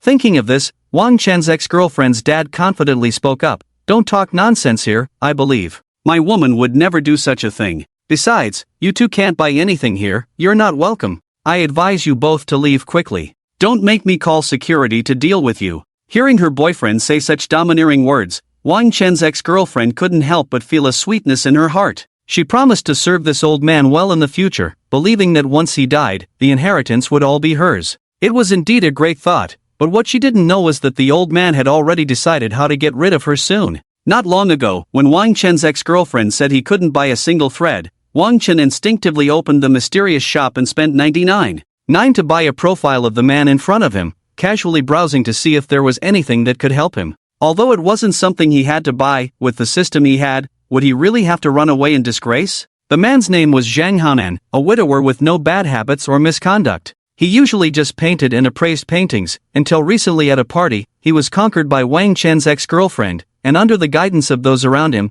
he began to abuse his power and act arrogantly. Seeing this useless information, Wang Chen planned to leave it at that. But, suddenly, his peripheral vision caught a glimpse of the last small print, unexpectedly seeing the name of the owner of the famous painting studio, a name Wang Chen was very familiar with. Wang Chen tried hard to recall and suddenly remembered. This person was none other than the middle-aged man he had helped when collecting scrap in the neighborhood, who had offered him 10 million. In the end, although he didn't take the old man's money, they exchanged contact information before parting. It all depended on whether this person had a heart of gratitude. Wang Chen made up his mind, smiled mysteriously, and said to Zhang Haonan, "What I, Wang Chen, want. Do you think you can stop me?" As soon as he finished speaking, Wang Chen took out his phone and dialed the number left by Bai Zhua. Seeing Wang Chen's actions, Zhang Haonan crossed his arms in front of his chest and sneered, then sarcastically said, "Oh, look who's trying to act like a big shot now. Still making phone calls, you really scared me. Let me tell you, in this building of Minghua Studio, no matter who you know, it's all in vain."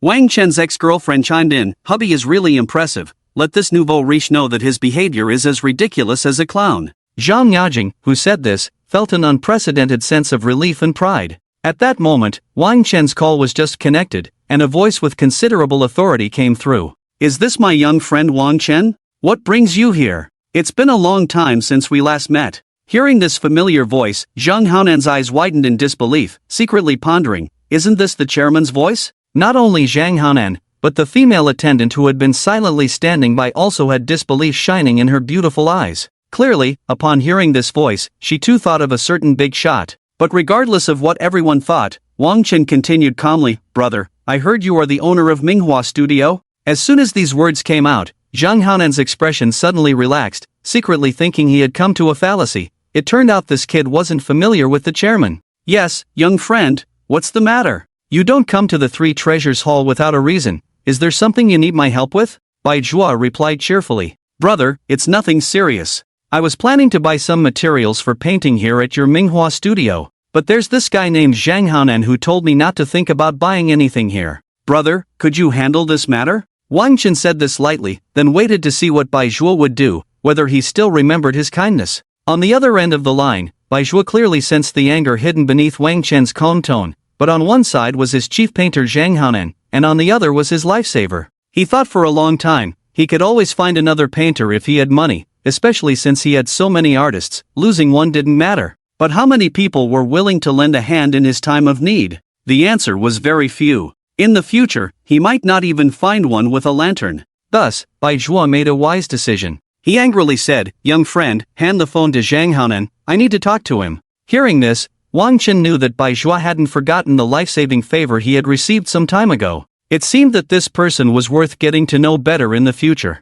Wang Chen playfully handed the phone to Zhang Haonan. Zhang Haonan trembled as he took the phone, preparing to explain, but a series of angry, rough roars immediately followed. "Do you still want to continue this? The young friend standing in front of you just saved my life not long ago, do you know that? If you offend him now, you're offending me. If you make him leave, you're making me leave, you're slapping my face hard. Do you understand? Now, don't do anything, just wait right there, I'll be right over." Bai Zhua's voice, filled with explosive anger, echoed through the 30th floor of Minghua Studio. Feeling Bai Zhua's uncontrollable fury, Zhang Haonan's hands nearly trembled to the point of dropping the phone, let alone explaining. Wang Chen took his phone back from Zhang Haonan and found that Bai Zhua had already hung up. Thinking that Bai Zhua had already arrived, Wang Chen leisurely began to stroll in place. At this moment, the waitress couldn't help but feel relieved that she hadn't spoken disrespectfully to Zhang Haonan to curry favor. It seemed that the background of this young man in front of her was truly terrifying. A few minutes later, the elevator doors suddenly opened.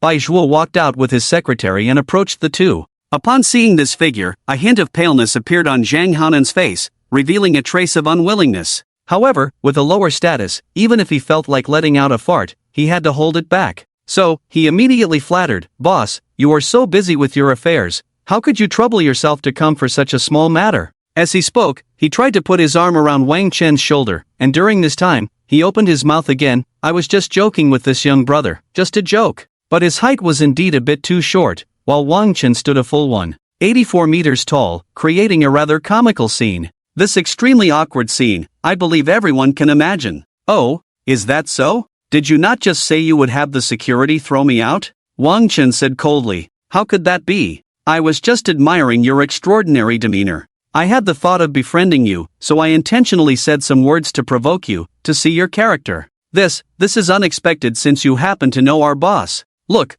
at this, it's like the flood has washed away the Dragon King Temple." Zhang Haonan's tone took a complete 360-degree turn, starting a barrage of nonsense and absurdity. Hearing this, Wang Chen's ex-girlfriend was furious and couldn't help but think, could it be that she was to suffer Wang Chen's humiliation for the second time? In fact, this thought of Wang Chen's ex-girlfriend was simply childish, absurd, and laughable. After all, when had she not been the one to provoke Wang Chen? And she would never look for problems within herself. Such a person is pitiful, sad, and lamentable. Really useless. The words Wang Chen's ex-girlfriend were originally said in her heart, as she had already given up on opposing Wang Chen, but for some reason, they inexplicably came out loud at this moment. Hearing this, Zhang Haonan, who had already been boiling with anger, could no longer hold back. A shadow flashed in his eyes, and he directly slapped Wang Chen's ex-girlfriend hard. He shouted loudly, "Damn bitch, shut up." After receiving this slap, Wang Chen's ex-girlfriend fell to the floor. Humiliated, she shot a fierce glare at Zhang Haonan, said nothing, and left in embarrassment. With things having come to this point, Wang Chen didn't want to escalate the situation any further. It was meaningless. "Brother, thank you for your trouble. Next, I can just buy what I need myself." Wang Chen smiled at Bai Zhua and said. Bai Zhua was about to respond when suddenly his secretary's phone rang.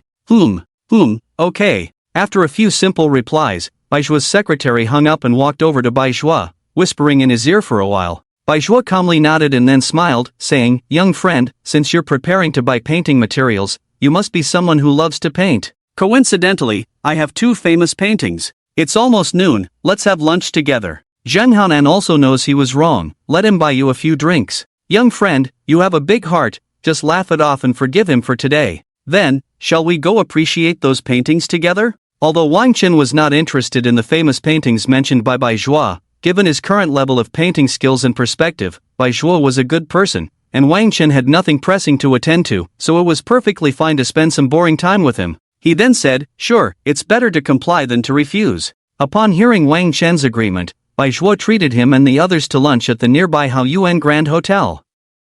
Soon, the 4 of them finished their meal, and both host and guests were satisfied. They then headed towards the exhibition hall where the 2 famous paintings were stored. On the way to the exhibition hall, Bai Zhuo introduced that these 2 paintings were the authentic nymph of the Luo River and the procession of the emperor. Before long, the group arrived at the room housing these 2 artworks. As soon as they stood before the paintings, Zhang Haonan's professional instincts kicked in. He excitedly picked up a magnifying glass, stepped forward, and began to scrutinize the 2 paintings closely. After a long while, Zhang Haonan suddenly burst into tears, sobbing, So beautiful. I never expected that in my lifetime, I would have the fortune to see the authentic nymph of the Luo River and the procession of the emperor." Seeing Zhang Haonan like this, Wang Chen couldn't help but touch his nose and shake his head. Unintentionally, Zhang Haonan caught a glimpse of Wang Chen's expression, and his face suddenly changed dramatically, his stomach and internal organs feeling like dry kindling meeting a great fire, burning fiercely. His eyes bulged like fists as he looked at Wang Chen and shouted angrily, "Even though you know my boss, if you show such disrespect in front of the authentic nymph of the Luo River and the procession of the emperor again, I swear I will fight you."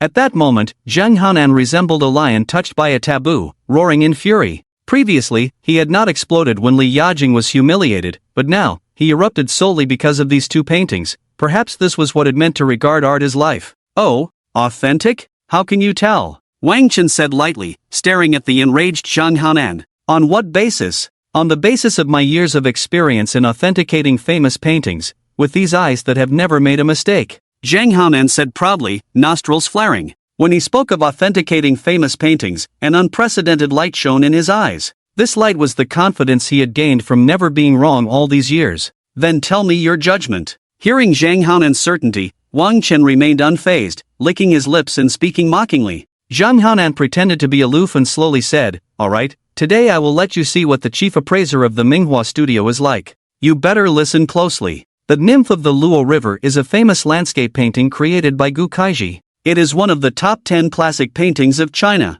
Its dimensions are 27.1 centimeters in height and 5.72.8 centimeters in width. Its creation is based on the story from Cao Zhi's literary work Nymph of the Luo River. The content, character portrayal, and environmental depiction were all crafted from this. The entire painting employs fine, ancient brushwork, and the technique is akin to the spring silkworm spinning silk. The arrangement of characters is appropriately sparse and dense, naturally alternating, overlapping, and exchanging in different times and spaces, while the depiction of mountains and rivers showcases a sense of spatial beauty. The painting before you possesses all these characteristics. What else do you have to say?" As soon as he finished speaking, Zhang Haonan crossed his arms and shot a glance at Wang Chen, his eyes filled with arrogance, accompanied by a scoff. He was eager to see what nonsense Wang Chen could come up with. Seeing Zhang Haonan's posture, Wang Chen nodded and pretended to be profound as he said, "What you mentioned indeed matches all the characteristics of the Ode to the Goddess of Luo. This only shows that you have a good grasp of the basic information about famous paintings and that you worked hard while studying. But the true essence of the Ode to the Goddess of Luo is captured in 8 words. The meaning resides before the brush, the painting exhausts the meaning. Take a good look at this painting, it only has form, but lacks meaning. Can it be an authentic piece?" As for the second painting, the procession of the imperial carriage, I won't say much, it's also a high imitation. After saying this, Wang Chen revealed a confident smile, because what he said could not be refuted by anyone in the entire painting world. Indeed, upon hearing Wang Chen's words, Zhang Haonan's scoff suddenly froze on his lips, his expression revealing a hint of disbelief, mixed with a touch of panic. After a moment of hesitation, Zhang Haonan immediately took out a magnifying glass and began another round of appraisal on the 2 paintings on the table. After a long while, Zhang Haonan, with a look of shame, walked step by step to Wang Chen, deeply bowed, and said solemnly, "You are truly a master who does not show off your skills. I'm sorry, I was wrong. After saying this, Zheng Haonan felt a lot lighter. The contempt and hatred in his heart crumbled in an instant, and even now, his gaze towards Wang Chen was filled with deep admiration. Hearing this, Wang Chen recalled the information he had seen about Zheng Haonan earlier. This old man was not inherently bad. So he smiled and said slowly, to recognize one's mistakes and correct them, that's good. However, after saying this, Wang Chen noticed that Bai Zhe beside him had already turned very gloomy. Seeing Bai Zhe like this, Wang Chen instinctively asked, "What's wrong, brother?" It seemed too difficult to speak. Bai Zhe hesitated for a long time before finally saying, "I originally wanted to show the young friend the authentic ode to the goddess of Luo and the procession of the imperial carriage. I didn't expect that. This time, I truly made the young friend laugh. I am really sorry." Upon hearing this, Wang Chen walked over and patted the troubled Bai Zhe, smiling brightly as he said, "Brother, today, since we can meet here again, it shows that our fate is not shallow. I consider myself to have some skills in painting. At this moment, how about I paint a piece for you?" Wang Chen had two main reasons for saying this. First, because Bai Zhe was indeed a good person who did not forget his roots. Second, because he wanted to see how high his own painting skills were. As for Wang Chen's words, Bai Zhe did not take them to heart. Because these so-called authentic pieces of the ode to the goddess of Luo and the procession of the imperial carriage were bought at a high price by him. Now that they had been identified as fakes, his heart was naturally filled with mixed feelings, a different kind of taste in his heart. Thus, he appeared a bit dazed, only hearing Wang Chen say he would paint something for him. He did not think Wang Chen could produce anything remarkable, but he had to accept Wang Chen's goodwill. So he turned to a nearby waiter and said, "Quickly bring the best tools for painting to this young friend." After saying this, he sat down in a huff, thinking about how to deal with the two fake paintings later. The efficiency of the painting studio's waitstaff was quite fast. Before long, everything needed for painting was presented. Seeing the waiter press the drawing paper onto the table, Wang Chen slowly walked forward, picked up the brush, and prepared to start painting. It must be said that as soon as Wang Chen took the brush, a unique aura, one that only great artists possess, immediately spread around him. Sensing the atmosphere, a mysterious change occurred, and all the people present unconsciously turned their gazes toward Wang Chen, their eyes filled with lingering astonishment. Wang Chen painted with fluidity and grace, completing the work in one go, his strokes powerful yet delicate. In a moment, he finished the painting. Of course, this moment referred to the perception of those present. Because Wang Chen's painting skills were so superb, they were completely absorbed in the artwork. Thus, they felt as if he had only taken a moment to complete the piece. In reality, Wang Chen had been painting for quite a while. The painting he created was none other than the recently completed The Goddess of the Luo River. Clap. Wang Chen casually tossed the brush aside, took a deep breath, turned around, and said to Bai Zhe, "Brother, come take a look, how is it?" Bai Zhe said nothing, for upon seeing the true form of the goddess of the Luo River behind Wang Chen, not just him, but the breathing of everyone in the room seemed to stop in that instant. Because that painting was simply too dazzling, too captivating. After a few seconds of silence, Bai Zhe walked directly in front of Wang Chen's painting, exclaiming excitedly, This is even more vivid and lifelike than the works of our ancestor Gu Kaiji. Though the brush has run dry, the aftertaste is endless." Of course, aside from Bai Zhe, the people around couldn't help but express similar astonishment. This is simply blinding to my 24K pure gold titanium alloy eyes, it's too realistic. I never expected that in my lifetime, I would actually witness such a masterpiece come to life before my eyes. Wonderful, wonderful. This painting should only exist in heaven, how rare it is to hear of it on earth. Wang Chen's skill could be said to have astonished everyone, but he felt no pride. Looking at the shocked crowd, Wang Chen smiled and slowly said to Bai Zhe, "Brother, I'm glad you like this painting. From now on, this artwork is yours." As soon as these words were spoken, the people around gasped in disbelief, questioning whether their ears had deceived them. After all, this young man was incredibly generous. That was a painting that could rival the ancients, worth at least several hundred million, right? Yet, as he gave away the painting, the young man's expression remained calm and unbothered. This was simply terrifying. What they thought was a casual painting turned out to be a divine work that could move heaven and earth. So, how could Bai Zhe, for no reason at all, feel comfortable accepting it? Bai Zhe was momentarily taken aback, waved his hand, and calmly refused, saying, "Young friend, it's enough that you have this intention. But this painting is too precious. I absolutely cannot accept it." Seeing Bai Zhe's reaction, Wang Chen felt extremely happy inside. He understood that this brother was a person of substance, someone he could form a deeper friendship with. So, with a smile, he said lightly, "Brother, just accept this, the goddess of the Luo River. I can paint this anytime, but someone like you, a true confidant, is not something one encounters every day. If you don't accept it today, it means you don't consider me, Wang Chen, a friend. If I tear this painting up and leave without a word, you decide what to do." After saying this, Wang Chen's face also turned serious. Hearing the words "you can draw it out anytime," a tremendous storm brewed in Baishua's heart. After a moment, he looked into Wang Chen's eyes and saw that glimmer of determination, then solemnly nodded. He took a deep breath to calm his tumultuous emotions before speaking heavily. "All right, I'll shamelessly accept this painting. I'll call you brother and take it with a thick face." After saying this, Wang Chen was about to ask the waiter to put away the Luotian tofu so he could appreciate and cherish it properly. Suddenly, a non-standard Mandarin voice rang out, "Little brother, is this painting for sale? I'm willing to offer 500 million to buy it. If you are not satisfied, we can negotiate the price." The speaker was a middle-aged foreign man dressed in a black suit, with blonde hair, blue eyes, a well-proportioned figure, fair skin, a prominent nose, and bright, piercing eyes. "Seeing this painting you created, little brother, I finally understand that the famous paintings I bought before can only be described as rubbish, trash, unworthy of being called art." The middle-aged foreign man in the black suit stepped closer to the Luotian Futu and spoke to Wang Chen. When someone praises you, everyone would naturally feel happy, and Wang Chen was no exception. He was very pleased. However, he still politely replied, "This is just something I casually painted, nothing worth praising. Moreover, this painting has already been given to my friend here. The ownership of the painting is no longer with me. If you have any thoughts, you can discuss them with him." The middle-aged foreign man, named Henry Kelly Owen, was the son of a tycoon in the United States and naturally was not short on money. He believed that with money, one could buy anything in this world. So, when he heard this, his gaze shot directly at Baishua. Feeling that burning gaze, Baishua had no choice but to speak. "This foreign friend, no matter how much money this painting is worth, I will not sell it.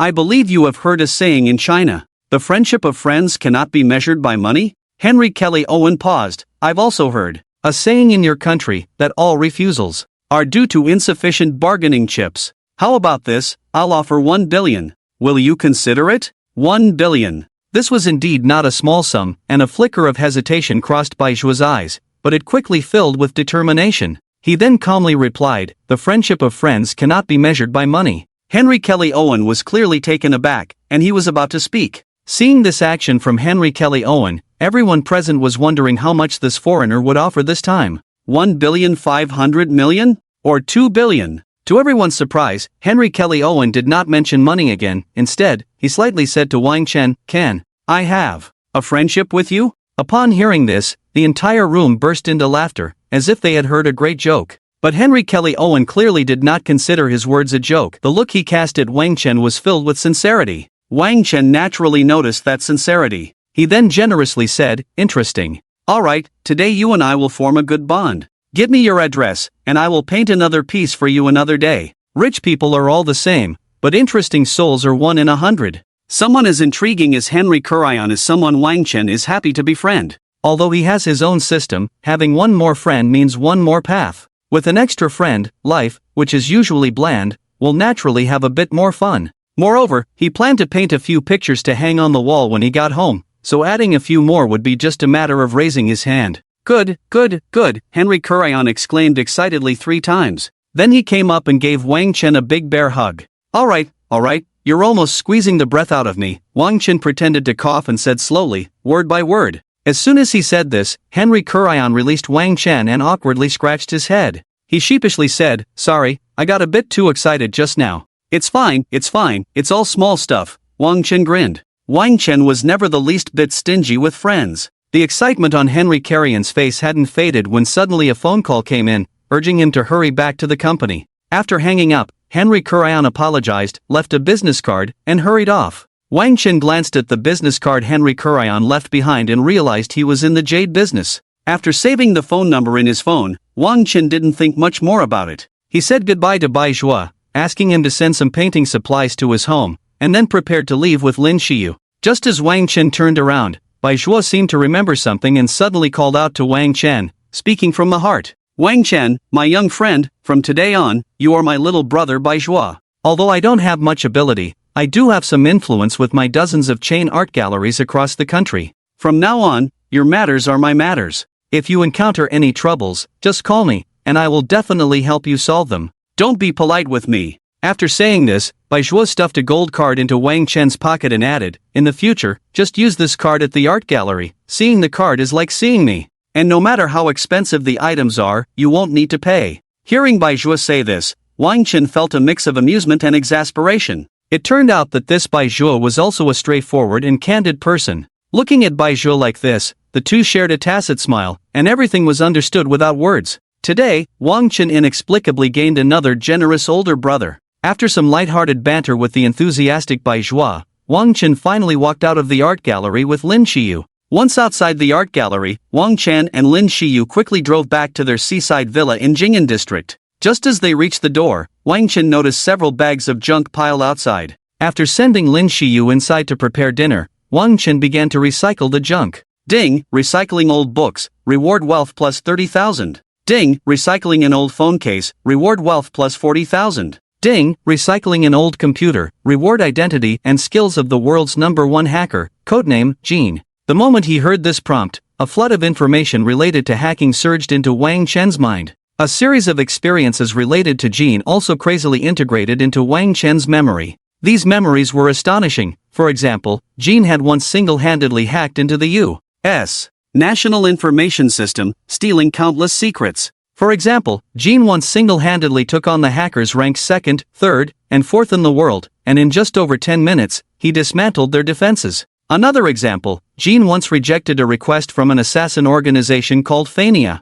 Fania threatened to make Gene disappear from this world, but unexpectedly, in less than 10 minutes, all the information about Fania's base, even the location of their restroom, such trivial details, were made public. In the following hours, all of Fania's enemies came knocking, and they were all wiped out. Wang Chen was dumbfounded. What? The identity of the #1 hacker, is that even possible? But what Gene has done is just too impressive. No. Now I am Gene, and Gene is me. I'm really impressive. After a round of logical reasoning, Wang Chen finally accepted his other identity, the world's #1 hacker, Gene.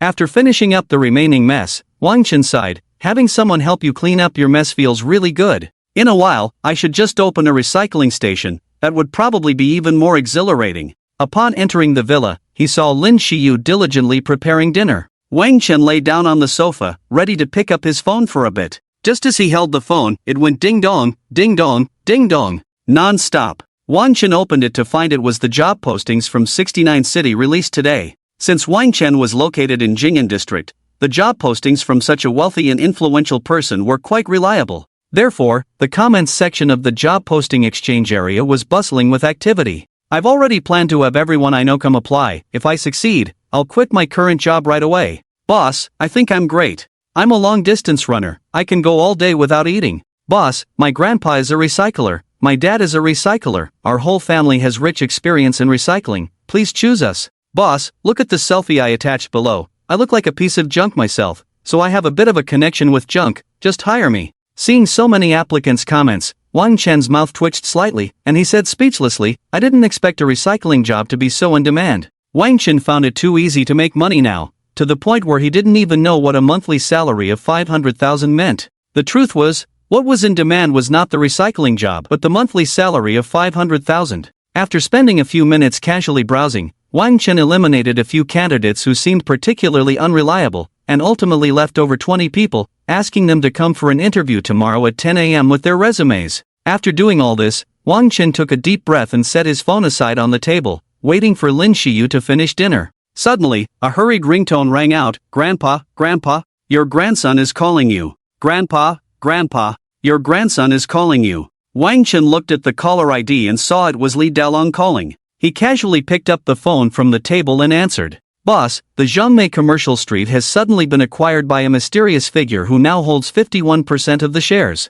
This matter has quickly trended on social media. I don't know who this person is. I hope you can take some time to investigate this person's identity, in case he does something detrimental to our Longting. Li Dalong's tone was very serious when he said this. Hearing Li Dalong's serious tone, Wang Chen couldn't help but chuckle. On the other end of the phone, Li Dalong was even more confused. What was wrong with the boss? Could it be? An almost impossible thought flashed through his mind. I forgot to tell you, I have acquired the shares of Zhongmei Commercial Street. By the way, tomorrow, go collect this quarter's rent for Zhongmei Commercial Street and transfer it to my card. As soon as Wang Chen said this, it directly confirmed the almost impossible thought that had crossed Li Dalong's mind. Okay.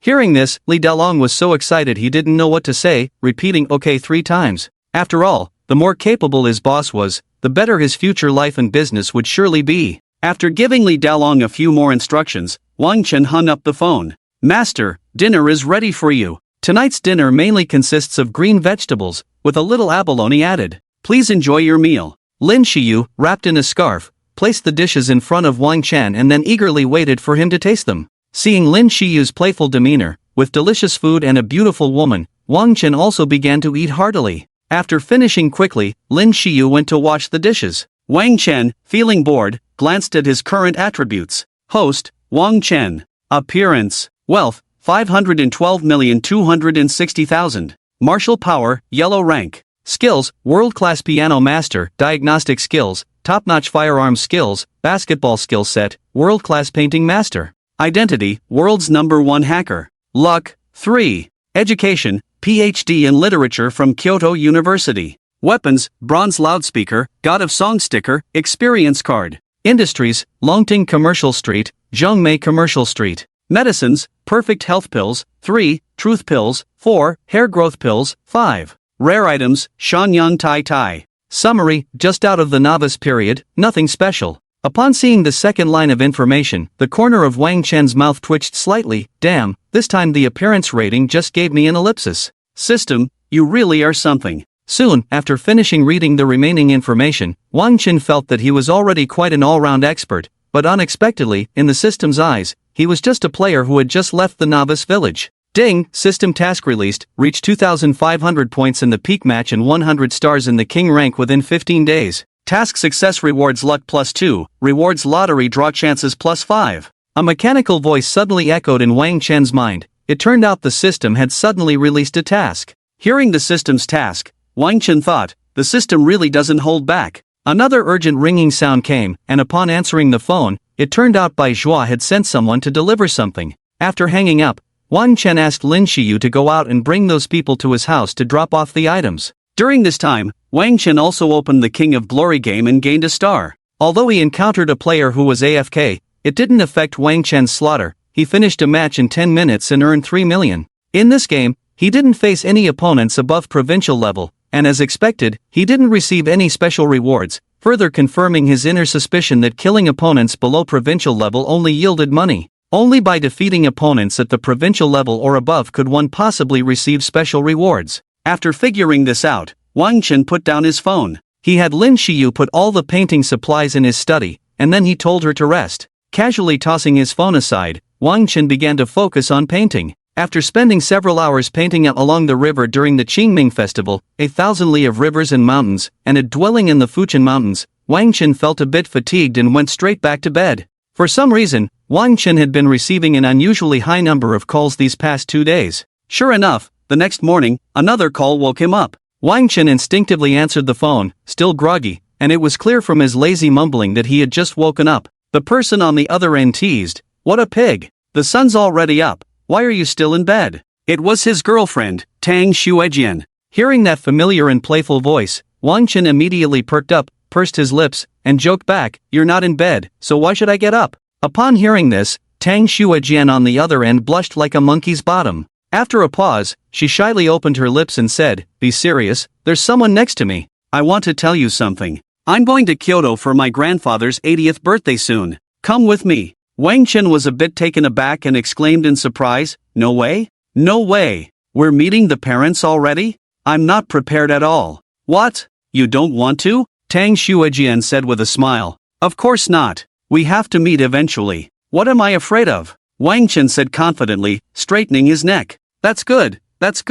I'll call you to go back to Kyoto with me soon. And remember to prepare a small gift for my grandfather," Tang Xuejian said, her eyes sparkling with joy. Wang Chen immediately patted his chest and assured her, "Don't worry, babe. Even if you didn't remind me, I wouldn't forget this." After exchanging sweet nothings for a while, they reluctantly hung up the phone. Stepping out of the room, Lin Shiyu was already respectfully waiting in the living room. Upon seeing Wang Chen, she sweetly said, "Master, I didn't dare to disturb you while you were sleeping. I didn't know what you wanted to eat, so I haven't made breakfast yet. What do you want now? I'll make it right away. Wang Chen casually said something random and let Lin Xiyu go prepare breakfast. After breakfast, Wang Chen looked at the clock. It was already 9:50. He thought the job applicants from yesterday should have arrived by now. Stepping out of the villa, he saw that indeed, more than 20 people were lined up in front of the villa. However, the first person in line had very heavy dark circles under his eyes. When did these people arrive? Wang Chen couldn't help but wonder.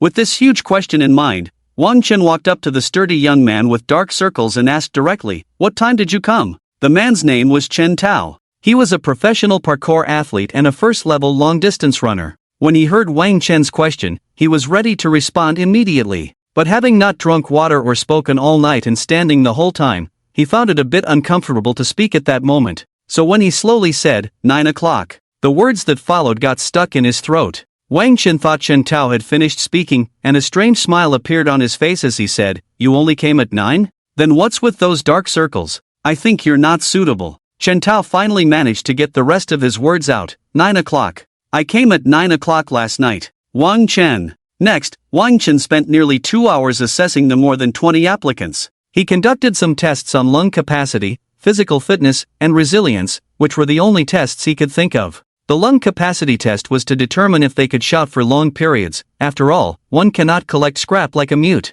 The physical fitness test was to see if they could travel to multiple locations to collect scrap. As for resilience, that was the most important aspect. If someone was too thin-skinned, how could they collect scrap? The entire testing process went relatively smoothly, and the applicants were very cooperative. Except for a few who clearly lacked physical strength and were too thin-skinned, Wang Chen eliminated them. The remaining 22 people satisfied him greatly. Therefore, around noon, Wang Chen quickly signed employment contracts with these 22 individuals. "Boss, in our future scrap collection work, please guide us, and we will correct any issues promptly." The 22 contracted applicants stood in a row and shouted in unison. "Your words are beautiful, I hope your actions can be just as beautiful," Wang Chen replied. "Put in some effort and work hard. If you collect a lot of scrap, a salary of 500,000 is just the starting point. Of course, if you try to fool me, don't say 500,000, you won't get a single cent." Wang Chen squinted and said this calmly. He understood that to make people work wholeheartedly, not only incentives were needed, but also threats. Only then could a perfect effect be achieved. Sure enough, upon hearing this, the eyes of the 22 applicants sparkled. 500,000 was just the starting point? How could they not give their all? The 22 exchanged glances and said in unison, "Boss, understood. Tonight we will bring a lot of scrap to your doorstep. We're going to collect scrap right now." Hearing this, Wang Chen nodded in satisfaction and transferred 500,000 to each of the 22 individuals. In total, it was 11 million, which was just a drop in the bucket compared to the money Wang Chen would make from their collected scrap. The reason for giving them the money in advance was that they needed funds for their collection and to motivate them to work harder. Indeed, after receiving the money Wang Chen transferred, they were all very grateful and excited. This boss had no heirs and even offered such a high salary in advance. If they didn't work hard, they would deserve to be struck by lightning. Soon, after gaining Wang Chen's approval, these individuals scattered to collect scrap for him. Watching the backs of the hired individuals gradually walk away, Wang Chen turned and returned to the villa, where he enjoyed several dishes prepared by Lin Xiyu before starting to complete the tasks released by the system.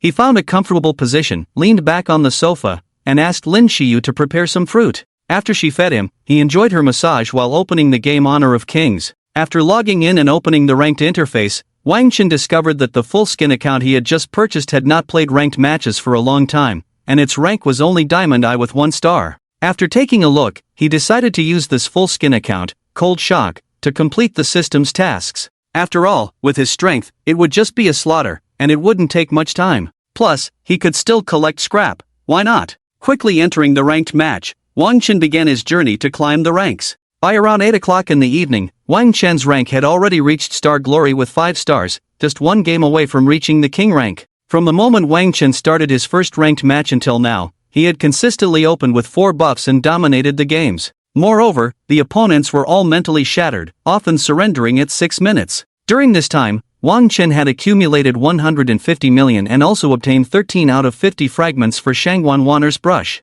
He had asked the system why the Shangyang Terrace post could be exchanged for 10 fragments, while Shangwan Wanner's brush required 50. The system coldly responded that the initial 10 fragments could be exchanged because he had just unlocked the recycling feature in the virtual game world, benefiting from a beginner's discount. If he still wanted to exchange for 10 fragments now, it was simply unrealistic. At that moment, Wang Chen was speechless. Without further ado, he directly started his last ranked match. After this game, he would be promoted to King rank and qualify for the peak competition. Upon entering the hero ban interface, Wang Chen found himself in the 4th position. With his eyes closed, he randomly banned a hero. At that moment, a player in the 3rd position suddenly typed, "In the last game, someone was AFK and ruined it for me, so I'll also go AFK and ruin it for you all this time." The players in the 1st and 2nd positions, upon hearing this, boldly typed back, "Whatever, I just want to play short-legged Lu Ban Chi Hao. It's just 1 star, can't I afford to lose this 1 star? I'll play Bai Li Show You." The 5th position, not to be outdone, didn't ban a hero and typed, "See, then I'll play Jiang Zia." Soon, the 1st and 2nd positions locked in Lu Ban and Bai Li Show You without hesitation, while Wang Chen chose Luna. After the 4th position typed that message, he presumably went AFK, and when the countdown ended, the system automatically selected Athena for him. The 5th position was also quick, locking in Jiang Zia with a Duong. After the countdown ended, Wang Chen quickly entered the King's Canyon. As soon as he entered, clear strategies for the jungle and some necessary knowledge flooded his mind. 1 minute for the River Spirit, 2 minutes for the Prophet and Tyrant, around 7 minutes for the second wave of Prophet and around 8 minutes for the second wave of Tyrant, 10 minutes for the Shadow Prophet and Dark Tyrant, 20 minutes for the Storm Dragon King, and the refresh time for red and blue buffs was 90 seconds. Meanwhile, in the Doukat platform room number 888888, a streamer named Luo Yushang was continuously boasting to the viewers in front of the screen. What a bizarre lineup on the other side. 2 mages, 2 marksmen, plus a Luna jungler, this is really hilarious. On our side, we have Dong Huang Tai and Zhang Liang, this noob dares to pick Luna for the jungle, truly asking for it. In our server, King Gigi is going to invade his jungle at level 1. Let's teach the other side a good lesson, they're likely to surrender at 6 minutes. I promised my brothers 100 consecutive wins to reach King rank, finishing this game will complete that. I hope the brothers present will support the streamer and send some gifts. After saying this, a smirk of pride flashed across Luo Yushang's face because he knew he would definitely dominate this game, achieving the 100 consecutive wins and gaining a lot of followers. Meanwhile, Luo Yushang's fans were frantically spamming the chat, supporting the live streamer. Brothers, shout with me, Luo Yushang, so damn awesome. Streamer, if you win this game, you'll achieve your goal of 100 consecutive wins, go for it. If I had your skills, I could dominate too, I really admire you. I watched a movie, and the streamer just leveled up so much, it's like gaining points as easily as drinking water, amazing. Over here, Wang Chen looked at the heroes chosen by his teammates, they were practically giving away points. On the opposite side, the mid laner was Zhang Liang, the jungler was King Gigi, the development lane was Marco Carrot, the confrontation lane was Ma Chao, and the support was Dong Huang Tai. This lineup could easily be described as a national team. The gap between the enemy and us was clear at a glance. But these factors still couldn't stop Wang Chen's desire to win. Since the teammates weren't up to par, let me carry the whole game by myself. Even though Athena was AFK, Wang Chen maintained a good mindset. Without hesitation, he headed straight for the enemy's blue buff, knowing that King Gigi would definitely bring Zhang Liang and Dong Huang to counter his jungle's blue buff. Meanwhile, on his side, not only was one person AFK, but the remaining few looked harmless and were definitely not going to help him defend the blue area. Successfully taking the enemy's blue area, along with the River Spirit and his own red buff, Wang Chen reached level 4 and was ready to start the Moonlight Infinite combo. Glancing at the minimap, Wang Chen predicted that King Gigi had just finished his red and should be near the blue area, and would definitely come to gank the development lane's marksman next. He looked at his little Luban, who was being pressured so much that he couldn't even leave the tower. Wang Chen entered the bush next to the little birds, signaled, and initiated the attack. Little Luban no. 7 heard the signal and recklessly opened fire on Marco Carrot. Seeing this little Luban daring to contest, Marco Carrot immediately used his second skill, Wandering Spear, followed by his first skill, Gorgeous Revolver, knocking Luban down to low health. Just as Marco Carrot was about to use his ultimate, Frenzied Barrage, to secure the first blood on Luban, Wang Chen moved, swaggering out. He had prepped his basic attack passive, directly marking Marco Carrot with his first skill, Crescent Slash, and then flew in with his ultimate, Crescent Assault, landing a hit, followed by another Crescent Assault. At this moment, Marco Carrot, stunned, tried to use his ultimate, Frenzied Barrage, to escape. But Wang Chen pulled him back with his second skill, Blazing Sword, and followed up with another ultimate, Crescent Assault, taking him out on the spot. First Blood. The triumphant First Blood notification echoed throughout the canyon. Wang Chen's system notification also chimed in, ding, recovered Marco Carrot's pistol, reward wealth plus 150,000. However, just a second later, King Jiji and his bodyguard Dong Huang Tai rushed over.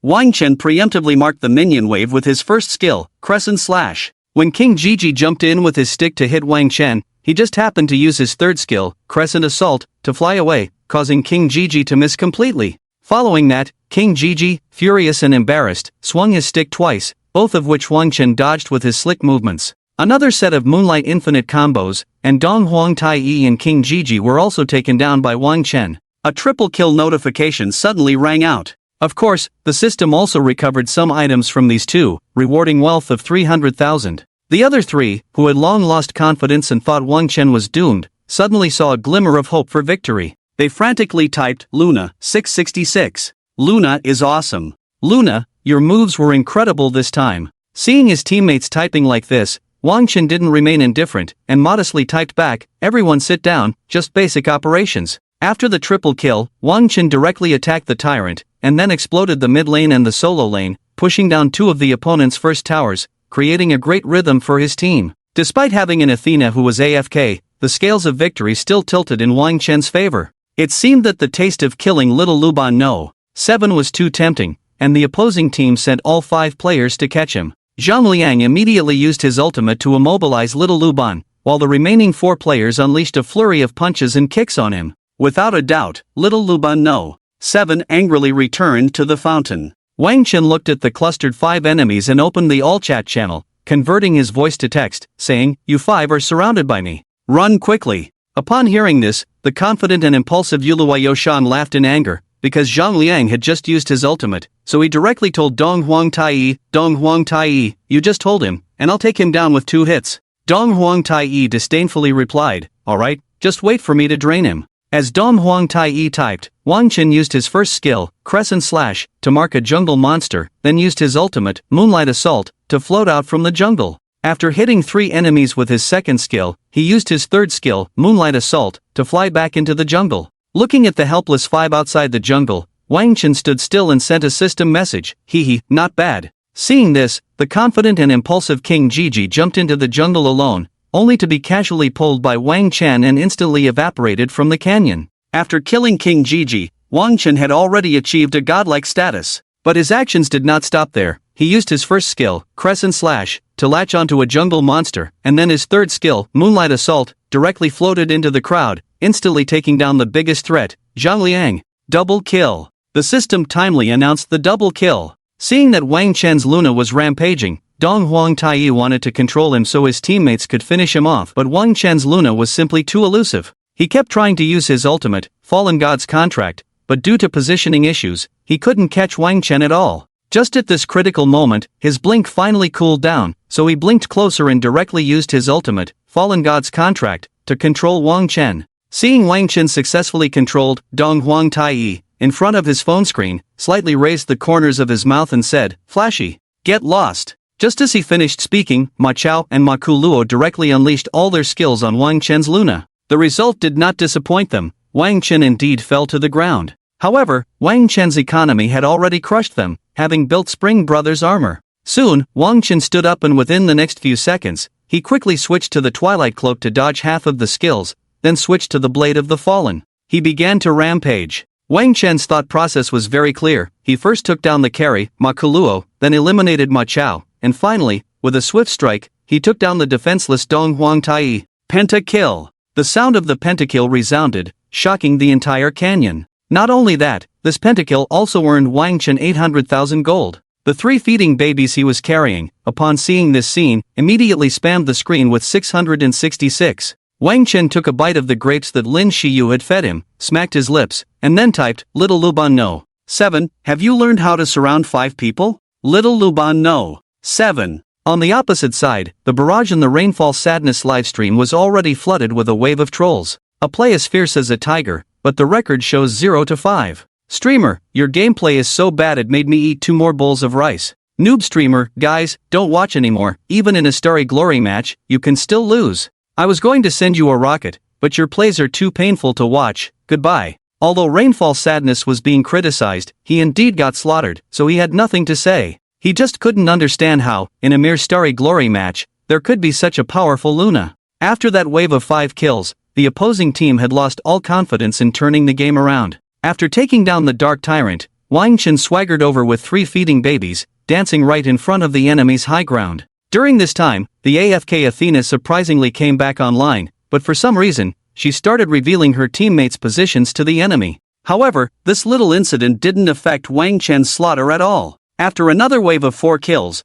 Wang Chen felt bored and pushed the enemy's crystal. With the sound of victory, the game was completely over. Phew, after playing for several hours, I finally reached King. Looking at the settlement screen, Wang Chen chuckled lightly. Wang Chen had always been someone willing to go to great lengths for his friends, even though he had gained the system and become incredibly powerful. But he remembered all those good friends who had helped him in the past. Therefore, seeing his current skills in King of Glory so impressive, he immediately thought of Wang Datu, who had dined with him after their last class reunion. Wang Datu's confessions that night, his frustrations, and his drunkenness were still vivid in his mind. That was a person's initial dream. At that time, Wang Chen could have directly thrown money to help Wang Datu form a team, even helping him aim for the KPL championship. But he knew that Wang Datu would absolutely not like that way, nor would he agree. Wang Chen understood that, compared to such an unrealistic solo battle, what Wang Datu needed more was brothers united, walking hand in hand. That night, Wang Chen, lacking the strength to break the rules, remained silent.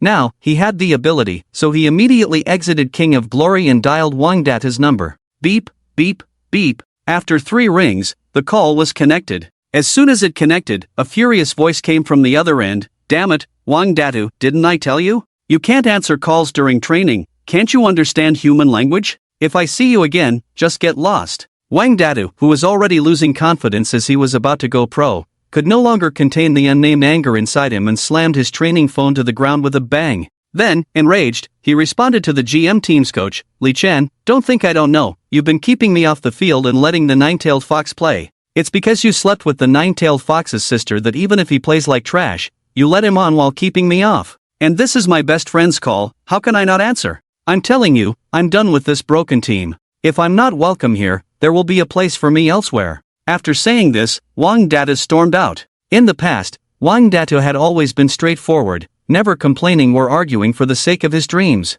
So when he saw Wang Datu furious, Li Chen was stunned and didn't react. It wasn't until Wang Datu had left that he snapped back to reality. He spat on the ground and cursed, "What the hell? You're bold enough to talk back, hurry up and get lost, I don't like people here. And you, what are you looking at? If you keep staring, you can roll out with him." Upon hearing this, Su Hao and Li Xiaofeng, who were close to Wang Datu, also slammed their training machines down with a bang, stood up, and left. Seeing 2 more people leave, Li Chen became even more irritable, cursing at their backs, "If you can't transfer the penalty fee to my account within a day, just wait to go to court. Of course, if you 3 can repent by tomorrow and come back here before 9 in the morning to kowtow a few times in front of me, I might take back what I said." Meanwhile, Wang Datu, who had just walked out of the training room, responded to Wang Chen, "What's wrong, good brother? Is there something going on? I made a fool of you just now." Hearing Wang Datu's words, Wang Chen was also very touched, but among men, there was no need for tears. He got straight to the point and said boldly,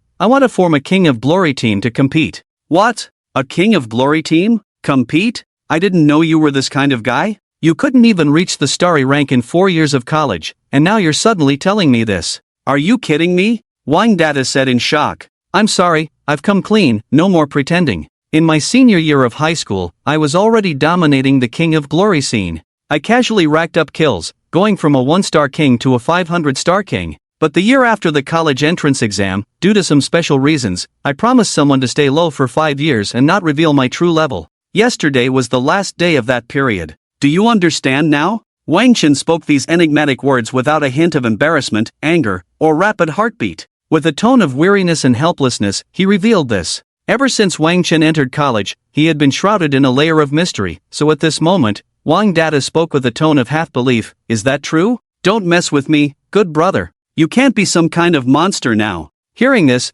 Wang Chen let out a hearty laugh and said lightly, "Brother, trust me, just wait for my good news tomorrow. Having a sword and not using it is different from not having a sword at all. Now, I'm back with my peak level, and soon you'll see it. By the way, with you, our team still needs 2 more people. Do you have 2 good brothers on your side? As soon as Wang Chen said this, Wang Data hesitated for a long time before finally speaking. What I just said was from the heart, but if I call my good brothers and they leave, the 3 of us would have to pay a huge penalty to the GM team and our family conditions. Before Wang Data could continue, Wang Chen spoke with a slightly serious tone. Good brother, this is not a problem. Tomorrow I will personally help you resolve this matter. Hearing Wang Chen's firm promise, a warm current flowed through Wang Data's heart. He didn't refuse and nodded heavily, saying After mumbling a few more words, the 2 ended the call. After hanging up, Wang Chen played a few ranked matches before going to sleep. When he woke up, he slapped his forehead, realizing he had forgotten to draw prizes again, and now he had 2 chances to draw. However, there was no rush for the draw. Wang Chen needed to handle Wang Data's matter first. After eating the breakfast made by Lin Xiyu, he sat on the sofa, crossed his legs, and first dialed Li Dalong's number. Hello, Dalong, what are you busy with? Wang Chen suddenly called himself, and Li Dalong was a bit surprised, nervously saying, Boss, I just collected the rent for the Zhengmei commercial street for you, a total of 700 million. I'm currently verifying the accounts. Once I finish checking, I will transfer the funds to your account immediately. Wang Chen smiled helplessly. Don't be nervous, enjoy yourself, I'm not that rigid. I called you to help me with something. You say. Li Dalong respectfully opened his mouth. The next second, Wang Chen spoke, go to the bank, exchange 500 million in cash for me, and then load it up. Also arrange a Ferrari convoy for me. Have them report at 9 o'clock at the entrance of Ding'an district. This is for my brother, so pay attention. Hearing Wang Chen use such a serious tone to command him for the first time, Li Dalong quickly straightened his expression and said, Understood, boss, I will make sure to handle this beautifully and efficiently. Sensing Li Dalong's respectful attitude, Wang Chen was very satisfied, nodded to himself, and then said, Good, I know your efficiency and I'm very assured. As long as you continue to work hard in the future, I will definitely promote you well. Hearing this, Li Dalong became even more motivated, putting on a look of sincere fear, and then said, Please don't say that. Being able to do things for you, boss, is already my greatest honor. Listening to Li Dalong, this old hand, flattering him, it must be said, was quite comfortable. With a faint Wang Chen hung up the phone. While Li Dalong was busy with his tasks, Wang Chen went to the door to recycle the junk collected by more than 20 people for him yesterday.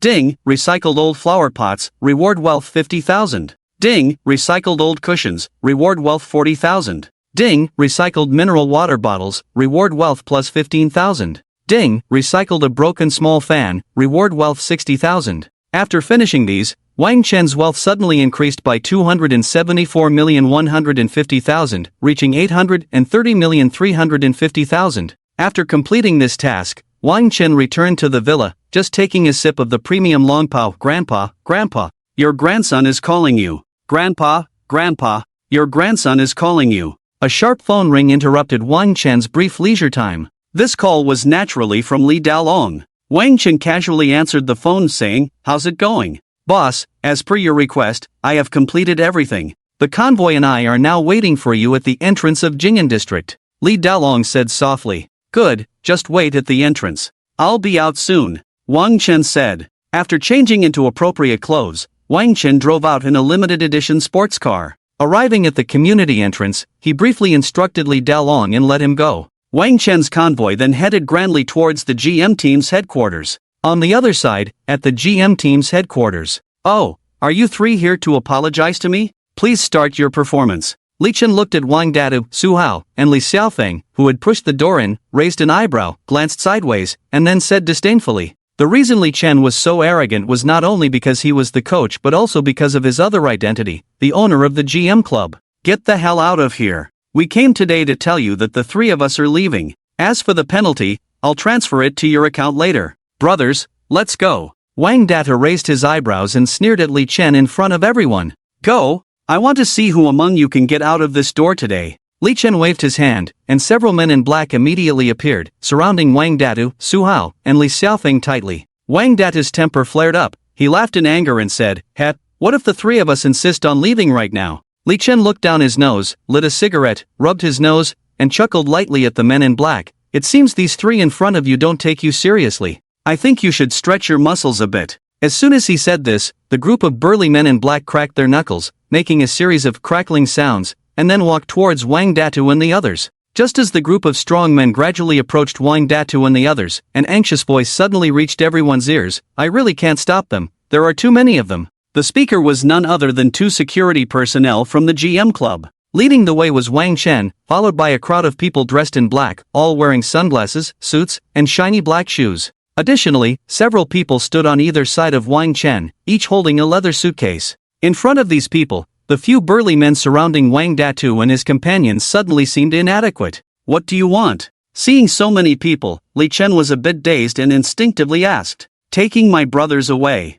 Wang Chen glanced at Li Chen and coldly snorted. Do you know what their penalty is? This is a society governed by law now. Don't. With so many of you, I'm not afraid. Li Chen stammered as he looked at Wang Chen and his crowd. Despite claiming he wasn't afraid, it was clear that an inexplicable fear was rising within him, evident from his trembling speech. Oh, the penalty? What do you say it is? I'll give it to you right now. Wang Chen didn't take the penalty seriously at all and spoke mockingly. Hearing Wang Chen's willingness to negotiate, Li Chen foolishly thought that this crowd was all paper tigers. Looking at the suitcases in everyone's hands, he couldn't help but roll his eyes, then tilted his mouth and extended a finger, boldly stating, 100 million. Wang Datu and his group exploded with anger upon hearing this. You're talking nonsense. 15 million per person, that's only 45 million in total. You bastard, you just blurred out 100 million. Seeing the three of them furious, Wang Chen signaled them to relax with his eyes. Then he turned to Li Chen and said, 100 million is nothing much.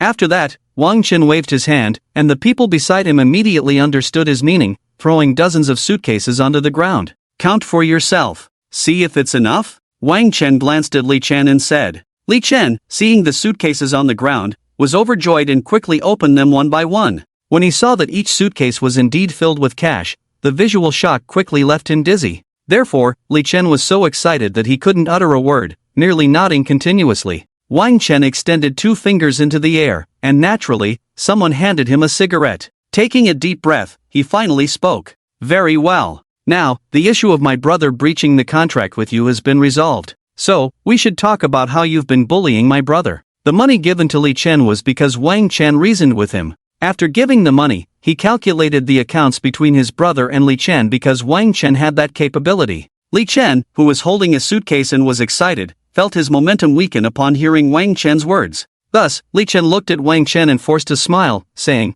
I haven't really done much to them. How about letting them scold me a bit, and we can just let this go? What do you think? Wang Chen, furious yet laughing, replied, Ha, I'm afraid it's not that simple. Your despicable actions have shattered my brother's dreams. Can dreams be measured with money? Wang Datu, a naturally talented player, I must say, completely crushed the nine-tailed fox in every match and training session. Yet you gave the playing spot to the nine-tailed fox, simply because you, an old lecher, slept with the nine-tailed fox's sister and took the money she sent home every month. Not only that, Su Hao and Li Xiaofeng were also manipulated by you through some improper means, preventing them from getting on the field. By the way, over the years, you've had some issues in bed, you can't last 3 seconds, and even with medication, it's only 5. Your mistresses praise you because you give them money. Behind your back, your head is already covered in hair like the Heelanberg grassland. Wang Chen spoke these words fluently, as if recounting treasured family stories, and this information was naturally bought by Wang Chen from a mysterious shop.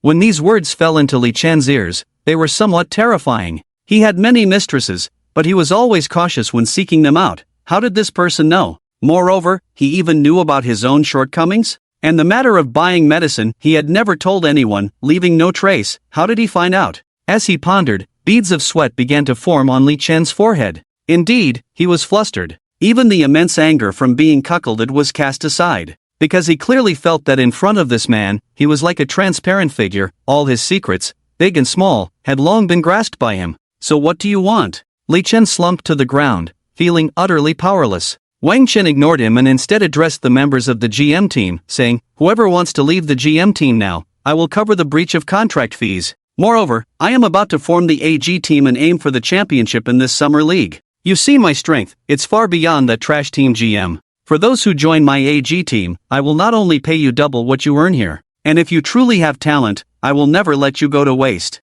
I'll give you 5 seconds to think. 5, 4, 3, when Wang Chen counted to 3, several members of the GM team rushed to Wang Chen's side, including the nine-tailed fox and many who had dealt with Li Chen. 2, 1. When Wang Chen counted to 1, all members of the GM club surprisingly stood by Wang Chen's side. At this point, the cigarette in Wang Chen's hand was just finished. Throwing the cigarette butt on the ground and then stamping on it a few times, Wang Chen said with a cynical tone, "I think this way, do you think it's okay?" Seeing Wang Chen's posture and disdainful tone, Li Chen understood that Wang Chen was not just stepping on that cigarette but he was clearly trampling on himself. Wang Chen was not really asking for his opinion, he was clearly striking at his heart. Although he knew he could not compete with this mysterious man in front of him, the GM team was ultimately his hard work. Taking a deep breath, Li Chen stubbornly spoke up, "I know I was wrong, can you give me a chance, don't be so ruthless?" "Sure, then I won't recruit your good teammates," Wang Chen quickly replied with a hint of sarcasm. As soon as these words were spoken, boom!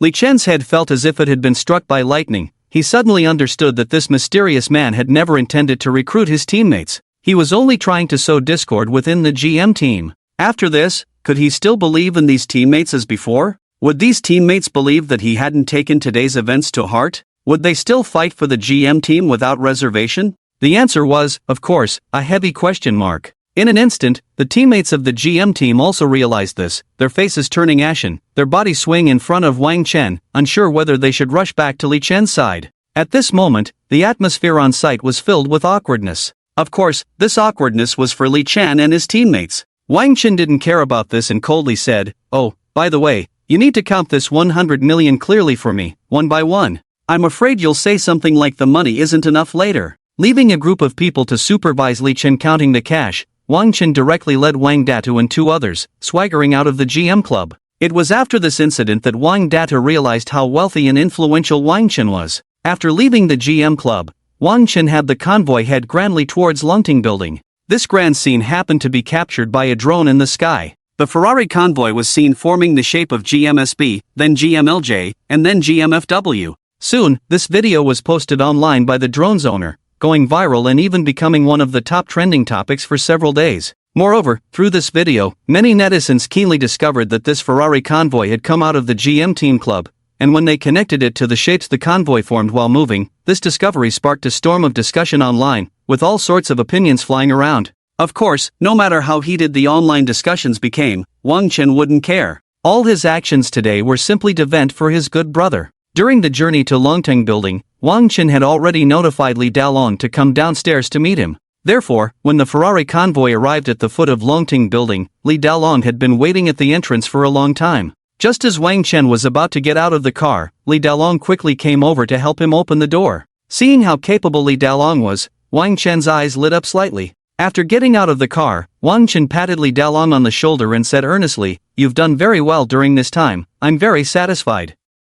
In a while, I will consolidate some industries, and at that time, I hope you can manage things." Upon hearing Wang Chen's words, Li Dalong quickly nodded and said, "Thank you, boss. Next, you need to buy some training equipment for professional players, and then clear out a floor in the building to set up their training room and dormitories. Then find a way to get me a team that can participate in this year's summer league, called the AG team. Can you handle that?" Wang Chen continued. "Sure, I'll get started on it right away." After saying this, Li Dalong was about to turn and leave. Wait, why the rush? Come to my office with me first before you go." Seeing how attentively Dalong was in handling matters for him, Wang Chen smiled gently and said, "All right." At that moment, Li Dalong even shyly smiled back. Next, after arranging for Li Dalong's assistant to disband the convoy and send 400 million in cash back to his villa, Wang Chen and his group entered the Longting Building. After a simple lunch with Li Dalong and Wang Datu, Wang Chen first arranged accommodations for the 3 of them before calling Li Dalong to his office on the 119th floor. "I think you're quite smart." Standing in front of the huge floor-to-ceiling window with his back to Li Dalong, Wang Chen spoke slowly without any particular tone. Wang Chen's words left Li Dalong somewhat puzzled. He paused for a moment before tentatively saying, "I don't quite understand what you mean, could you be a bit clearer?" Wang Chen turned around, took a bottle of red wine and 2 goblets from the wine cabinet, filled them, and handed one to Li Dalong. Then he raised his own glass, swirled it, and smiled as he said, "Look at your head, worrying about work to the point of almost going bald. As the saying goes, smart people are bald, so I said you must be too smart." Hearing this, Li Dalong completely did not understand what Wang Chen was getting at. So he said straightforwardly, "Please don't make fun of me. Ever since I entered middle age, my hair has been falling out. I've consulted many famous doctors and tried various remedies, but nothing has worked. Eventually, I just gave up. After saying this, Li Dalong sighed, looking quite troubled. Seeing Li Dalong like this, Wang Chen tilted his head back and downed his glass of red wine. Then he spoke, "In all the time I've known you, you've handled every task I've given you beautifully. For a moment, I couldn't think of how to reward you. After all, you don't lack money. Now I've thought of something. I'll help you cure your baldness. What do you think?" "No need." Li Dalong instinctively prepared to say some polite words, but halfway through, he suddenly realized and eagerly said, You mean you can help me cure my baldness? You're not joking, are you?" Seeing Li Dalong's intense reaction, Wang Chen rubbed his nose and said casually, "Is it really that hard to cure your problem? What, you don't believe me?" Li Dalong shyly smiled, scratched his head, and said softly, "I really find it hard to believe. After all, over the years, many people have said they could help me with this issue. But in the end, they all returned empty-handed." It seemed that Li Dalong had failed so many times that even as a powerful figure, he no longer believed anyone could cure his baldness. In order to make Li Dalong more dedicated to working for him and to give him some rewards, Wang Chen directly pulled out a box from his pocket and took out a hair growth pill, handing it to Li Dalong.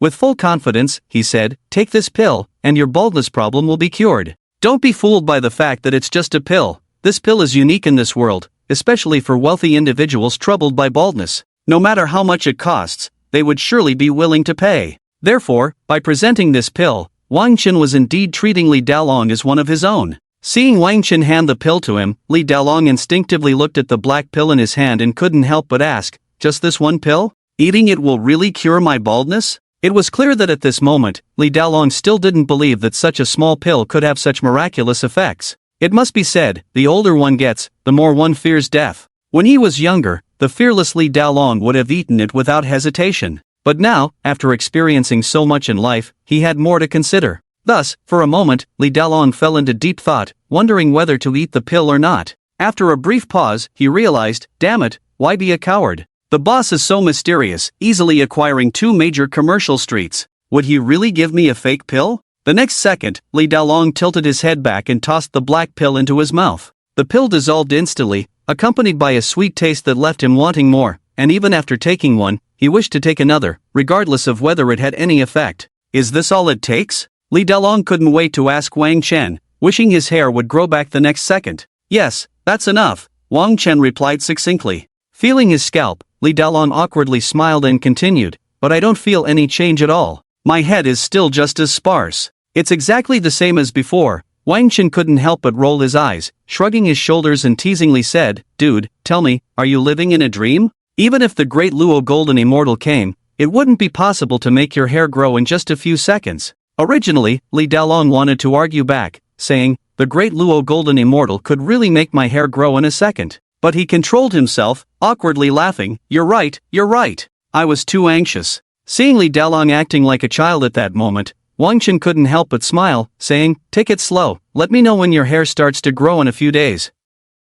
Now, go take care of the AG team matters. Get it done as soon as possible, no matter what method you use." Li Dalong quickly agreed and left Wang Chen's office, his mind filled with many little questions. After Li Dalong left, Wang Chen also went downstairs, finding a secluded spot to take out the Neiman Marcus limited edition fighter from the virtual recycling space. He was ready to go home and play a couple of games when a familiar ringtone sounded. "Grandpa, your grandson is calling you. Grandpa, your grandson called you." Taking it out to have a look, it was Li Dalong. Wang Chen instinctively thought, could it be that his hair has grown so quickly? With such a thought, Wang Chen quickly answered the phone. Li Dalong didn't mention anything about hair. Instead, he spoke in an anxious tone, "Boss, it's bad. Our Longting computer system is being hacked. Our technicians say they can hold it off for at most 20 minutes. If we can't stop the intrusion within 20 minutes, all of our company's client data, as well as other confidential documents, core files, and so on, will be copied and immediately destroyed.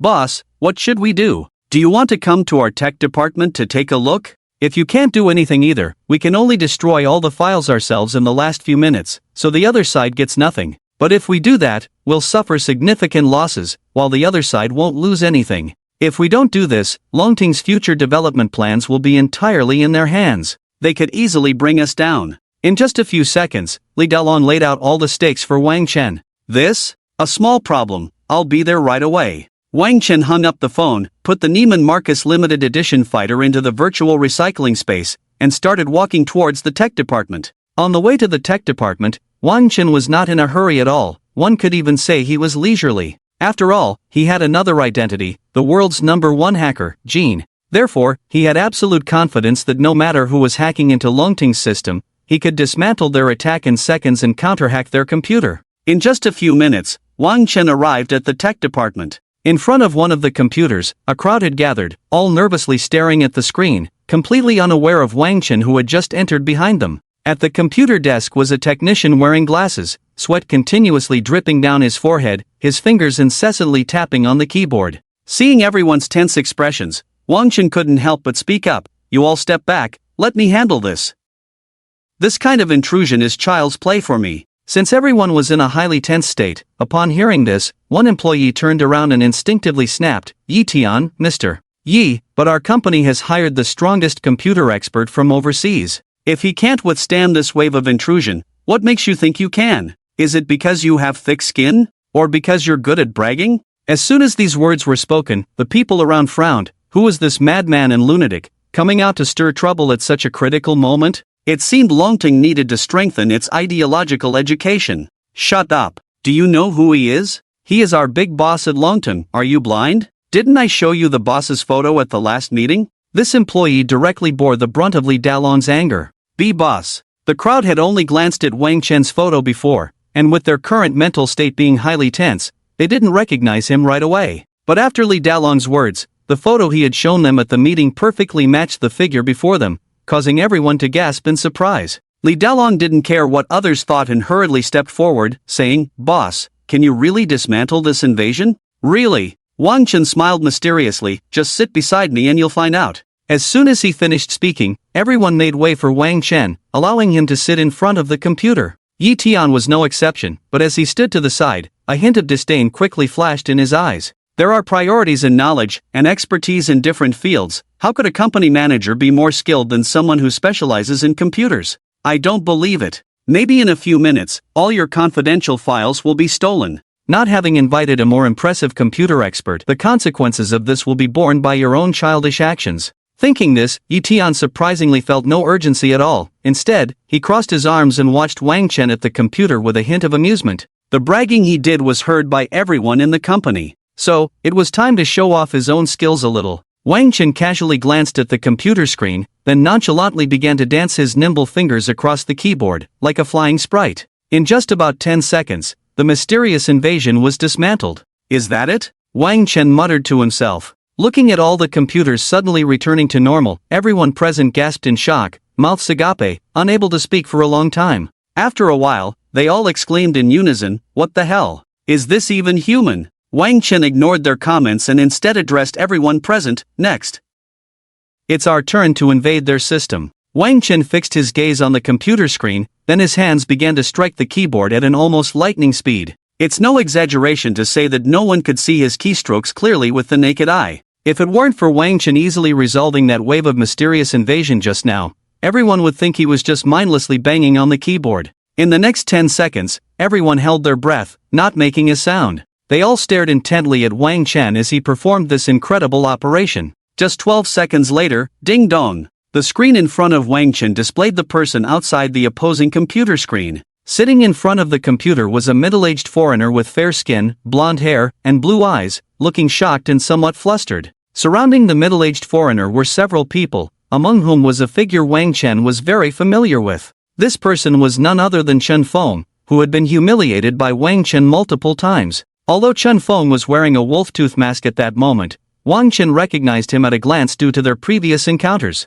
"Oh, isn't this our Chen Feng, the young master? I didn't expect you to have time to come to my Longting building to cause some trouble." Wang Chen mocked with a sarcastic tone. However, the person wearing the wolf-tooth mask said nothing, neither denying nor accepting, just signaling to the people beside him. The next second, all the computers on the opposite side were smashed to pieces by a group of people wearing ghost masks wielding hammers. Consequently, the video window on Wang Chen's computer also disappeared in an instant. When to cut, just cut. Hee, not bad, quite impressive. A real talent. Wang Chen scoffed. Despite the decisive actions taken across the way, where all the computers were smashed to pieces, Wang Chen had quickly pinpointed the location of his opponent. That location was none other than the Chun Group, which was firmly under the control of Chen Feng's father. Stroking his chin, Wang Chen thought to himself that he didn't know what other tricks Chen Feng might have up his sleeve. If it were just his personal actions, it wouldn't stir up much trouble. However, this operation was clearly backed by the entire Chen group,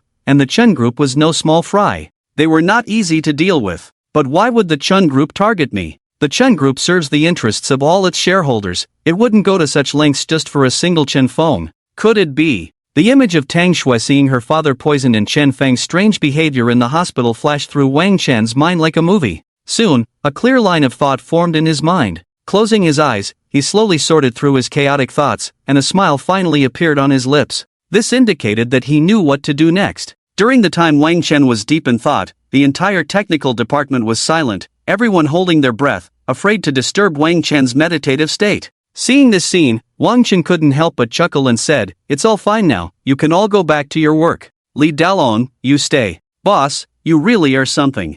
I never thought that a Huang-level master could acquire Longting and Zhongmei Commercial Street in a minute, possess superb medical skills, and have such incredible computer technology, all in one person. I really don't know what other abilities you haven't revealed. You are becoming more and more mysterious. I have a feeling that this is just the tip of the iceberg." Li Dalong said sincerely, standing beside Wang Chen. Just a few minutes before saying this, he had completely and unconditionally believed in the effectiveness of the hair growth pills Wang Chen had given him. Moreover, a man's sixth sense told him that within a week, he would surely grow thick black hair and regain his confidence. Regarding Li Dalong's remarks, Wang Chen smiled faintly, not offering any further explanation. Instead, he stood up and whispered in Li Dalong's ear, "Next, I will completely hide our Longting's real confidential documents and core materials in the system. To view these things, you will need to input my special 99-digit password. As for the password, I will only tell you. Without my password, no computer expert can access it. Additionally, I will fabricate some false documents.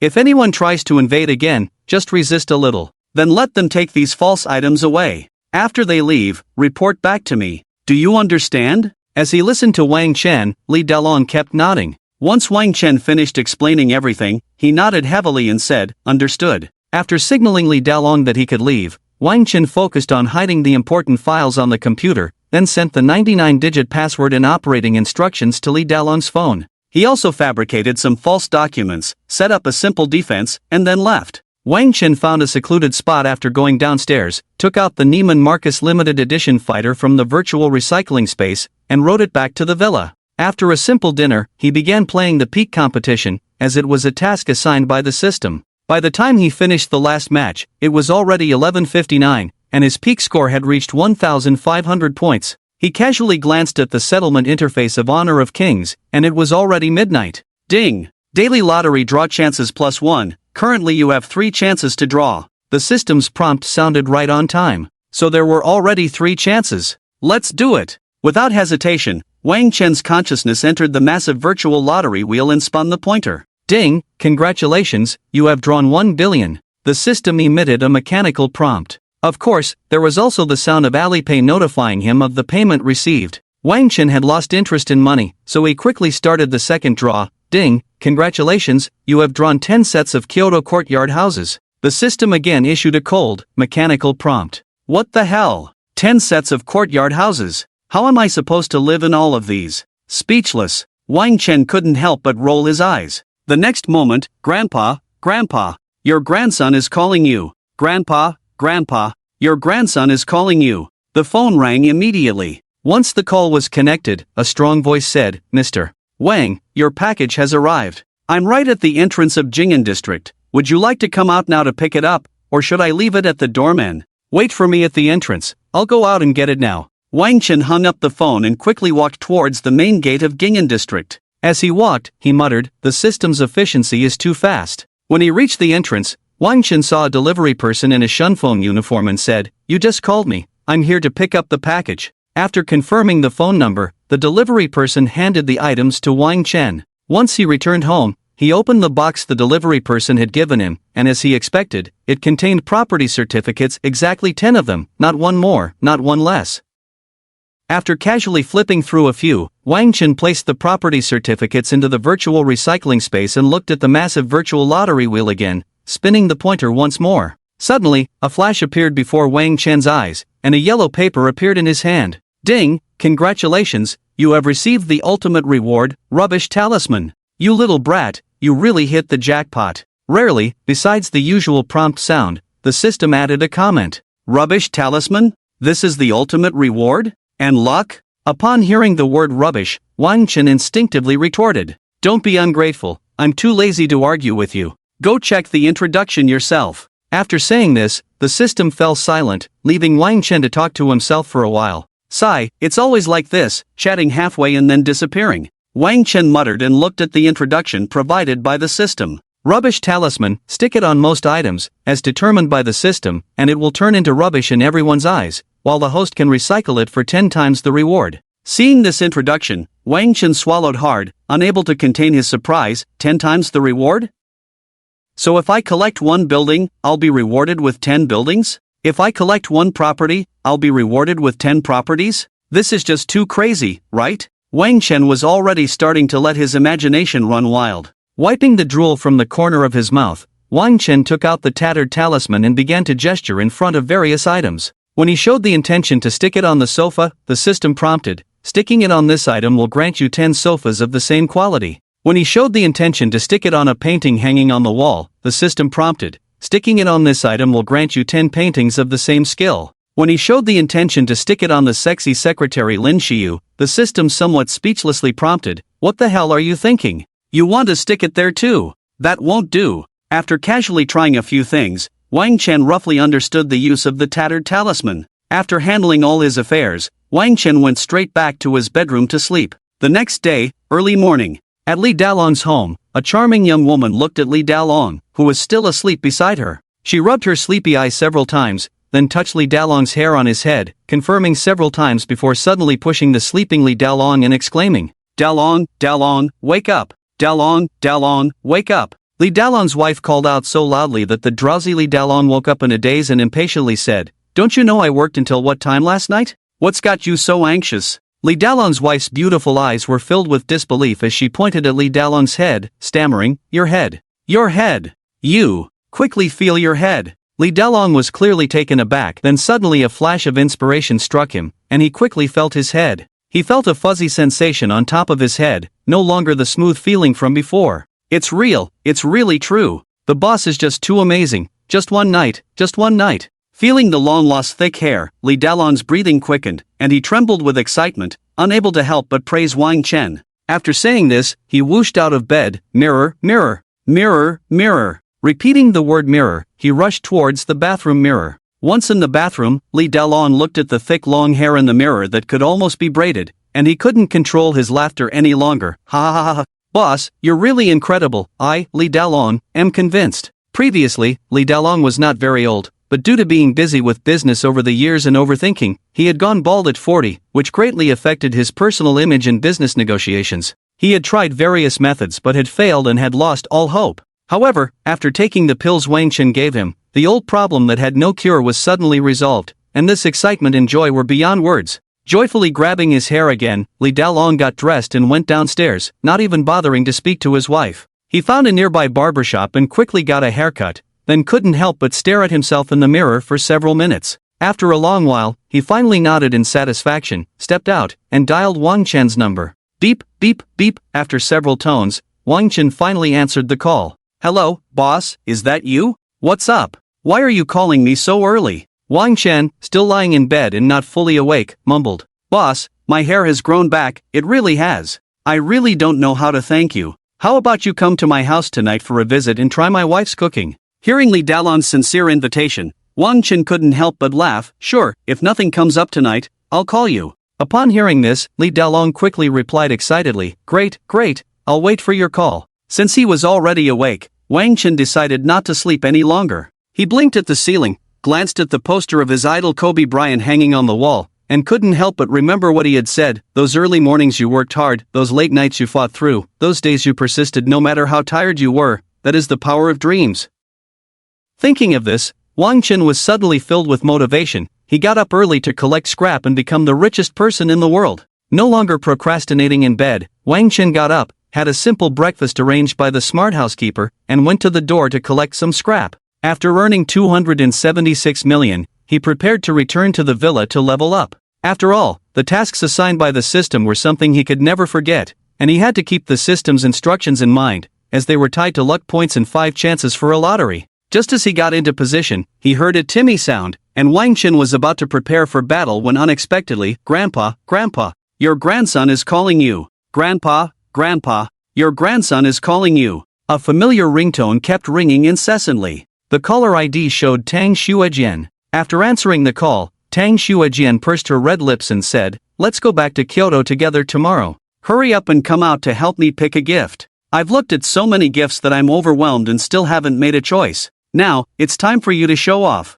"Ha ha ha, okay, where are you? I'll come find you now. A simple gift, I can handle it perfectly." Hearing what Tang Xuejian said, Wang Chen smiled and replied lightly, "Home. And, there's no one at my house." Tang Xuejian responded lazily, "No one? Leave the door open for me, I'll be there soon." Wang Chen's breathing quickened, and he said eagerly. Tang Xuejian naturally heard the urgency in Wang Chen's tone, and her pretty face instantly turned incredibly shy, like a ripe peach. But soon, she spoke up, "Pa, I won't open the door for you." As soon as she finished speaking, she hung up the phone with a snap. "Humph, you Tang Xuejian. Still acting shy with me. But how can a little lamb escape from the big bad wolf? Just wait, I'll come and deal with you properly." After saying this, a faint smile flashed across Wang Chen's lips as he gathered his things and hurriedly rushed out the door, sprinting towards Tang Xuejian's villa. As soon as he arrived at the entrance of Tang Xuejian's house, he found that the villa's door was wide open. Saying no with her mouth, but her body is still very honest.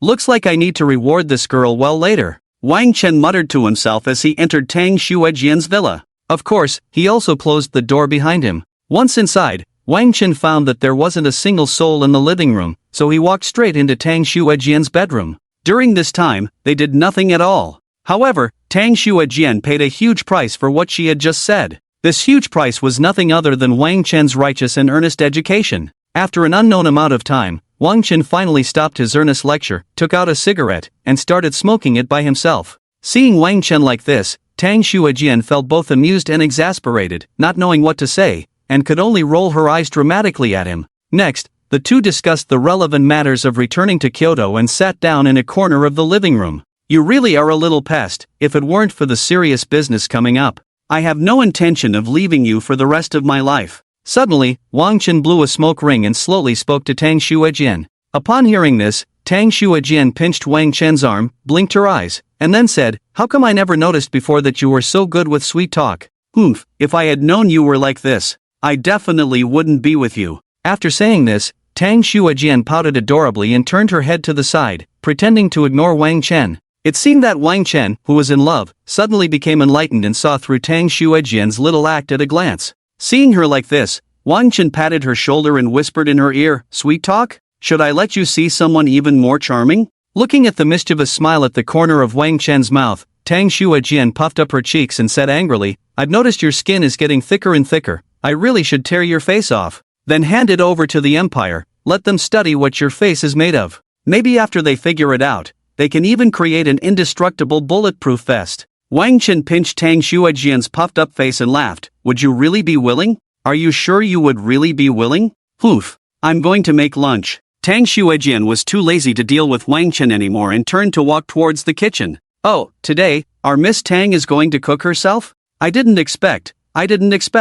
Our Miss Tang can cook too?" Wang Chen teased again. Hearing this, Tang Xuejian turned back, and a hint of invisible killing intent rose in her eyes. If looks could kill, she would have loved to chop this steel-straight man into 100 pieces to vent her anger. Feeling the air around him suddenly turn cold, Wang Chen awkwardly smiled and then said softly, "Don't be angry, baby. Baby, I'll help you." As soon as he said this, Tang Xuejian's anger level dropped a little, and she continued into the kitchen. Seeing that Tang Xuejian wasn't speaking, Wang Chen happily followed her. After a busy time, the dining table was filled with several home-cooked dishes: twice-cooked pork, sweet and sour tenderloin, paper-wrapped fish, stir-fried eggplant with green beans. A gentle breeze blew, and the aroma of the food slowly wafted into Wang Chen's nostrils. "It smells so good. Baby, your cooking skills are truly amazing. Being able to eat your food is the greatest blessing of my life," Wang Chen couldn't help but say. "Smooth talker, you can't stop talking when there's food. Hurry up and eat."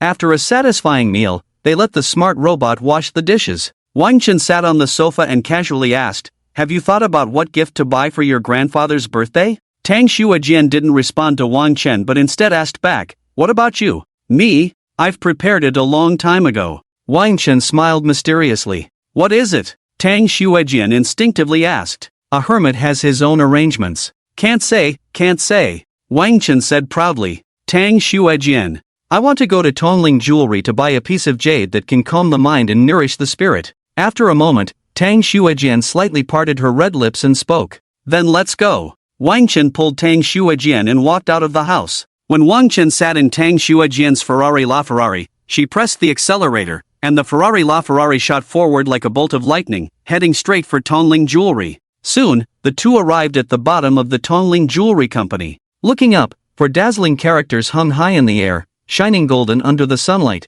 exuding an air of high prestige. After parking the Ferrari LaFerrari, the two walked into Tongling Jewelry. After browsing for a while, none of the jade stones caught Tang Xuejian's eye. So, she frowned slightly and helplessly said to Wang Chen, how about we change places? Just then, a man in a suit, exuding an air of authority but with a troubled expression, walked towards them. Wang Chen seemed to sense something. He didn't respond to Tang Xuejian but unconsciously spoke to the air in front of him. I don't know what it is around here, but it seems to contain a kind of sinister energy. As soon as he said this, Wang Ming, who was walking briskly, suddenly stopped. He then turned to look at Wang Chen and asked calmly, little brother, what did you just say? Wang Chen thoughtfully glanced at the person in front of him and replied lightly, I said there seems to be something nearby that contains a kind of sinister energy. Confirming Wang Chen's words once again, a hint of excitement appeared on Wang Ming's face. He hurried over to Wang Chen and said, this little brother, may I have a word with you? Wang Chen didn't answer immediately but turned to look at the beauty beside him.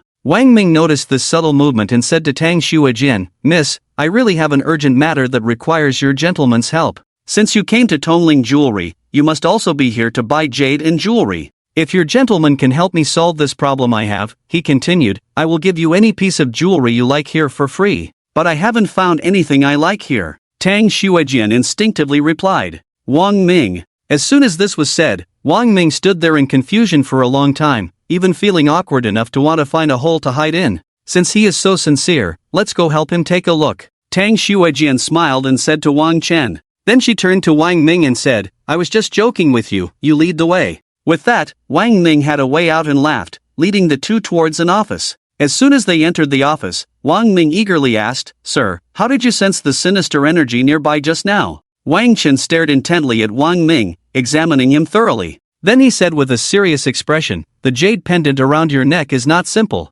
Wang Ming was at a loss for words, thinking to himself, what am I asking you, and what are you talking about? What I asked and what you said are completely unrelated. Moreover, this jade pendant of mine is very valuable, certainly not simple. How could I not know that? He thought this way, but still said with a face full of enthusiasm, yes, it really is not an ordinary item. This is a jade pendant that my wife painstakingly helped me acquire. But sir, can we first talk about the evil energy on me? Since some time ago, I have not been eating well or sleeping well, I've been coughing a lot, and I feel restless no matter what I do. A few days ago, a fortune teller also said that I have evil energy on me, but I didn't believe it. Until just now, when I met you and heard what you said, I finally realized that I really do have evil energy on me. Can you help me? Although he could sense the urgency in Wang Ming's words, Wang Chen still leisurely replied, what I just mentioned is precisely about the evil energy on you. This made Wang Ming even more confused, and he timidly asked, wasn't it about the jade pendant? Yes, it is about the jade pendant, but the evil energy in your body is transmitted from the jade pendant. You can't possibly not know that, right? Wang Chen said lightly, as if it were obvious. Boom, boom, boom. These words struck Wang Ming's mind like a thunderclap from the heavens, leaving him numb all over. Jade pendant? Evil energy? Wang Ming couldn't help but murmur to himself. Yes, think about it. Did you only start experiencing those symptoms after you got this jade pendant? Wang Chen guided Wang Ming to think step by step. Yes. It was only a few days after I got this jade pendant that I started having those symptoms, and they are getting worse. Wang Ming nodded repeatedly like a chick pecking at rice. Then he suddenly took off the jade pendant from his neck and placed it on the table. If I'm not mistaken, this jade pendant was stolen by a group of tomb raiders from a Tang dynasty tomb, and the owner of this tomb must have suffered a great injustice in life, and even after death, their tomb has not found peace. Therefore, when the tomb raiders stole this jade pendant, it became infused with all the resentment of the tomb's owner. Wang Chen spoke these words with conviction. But in reality, he was just making it up. He knew nothing about feng shui or tomb raiding. Of course, what he said earlier was indeed true. This jade pendant did contain terrifying evil energy. His purpose in saying this was to intimidate the person in front of him so that he could get the jade pendant into his hands. Because when he first saw this jade pendant, the system, which usually didn't say much, suddenly exclaimed, "Good jade pendant, good jade pendant, it's just a pity. It's tainted with evil energy."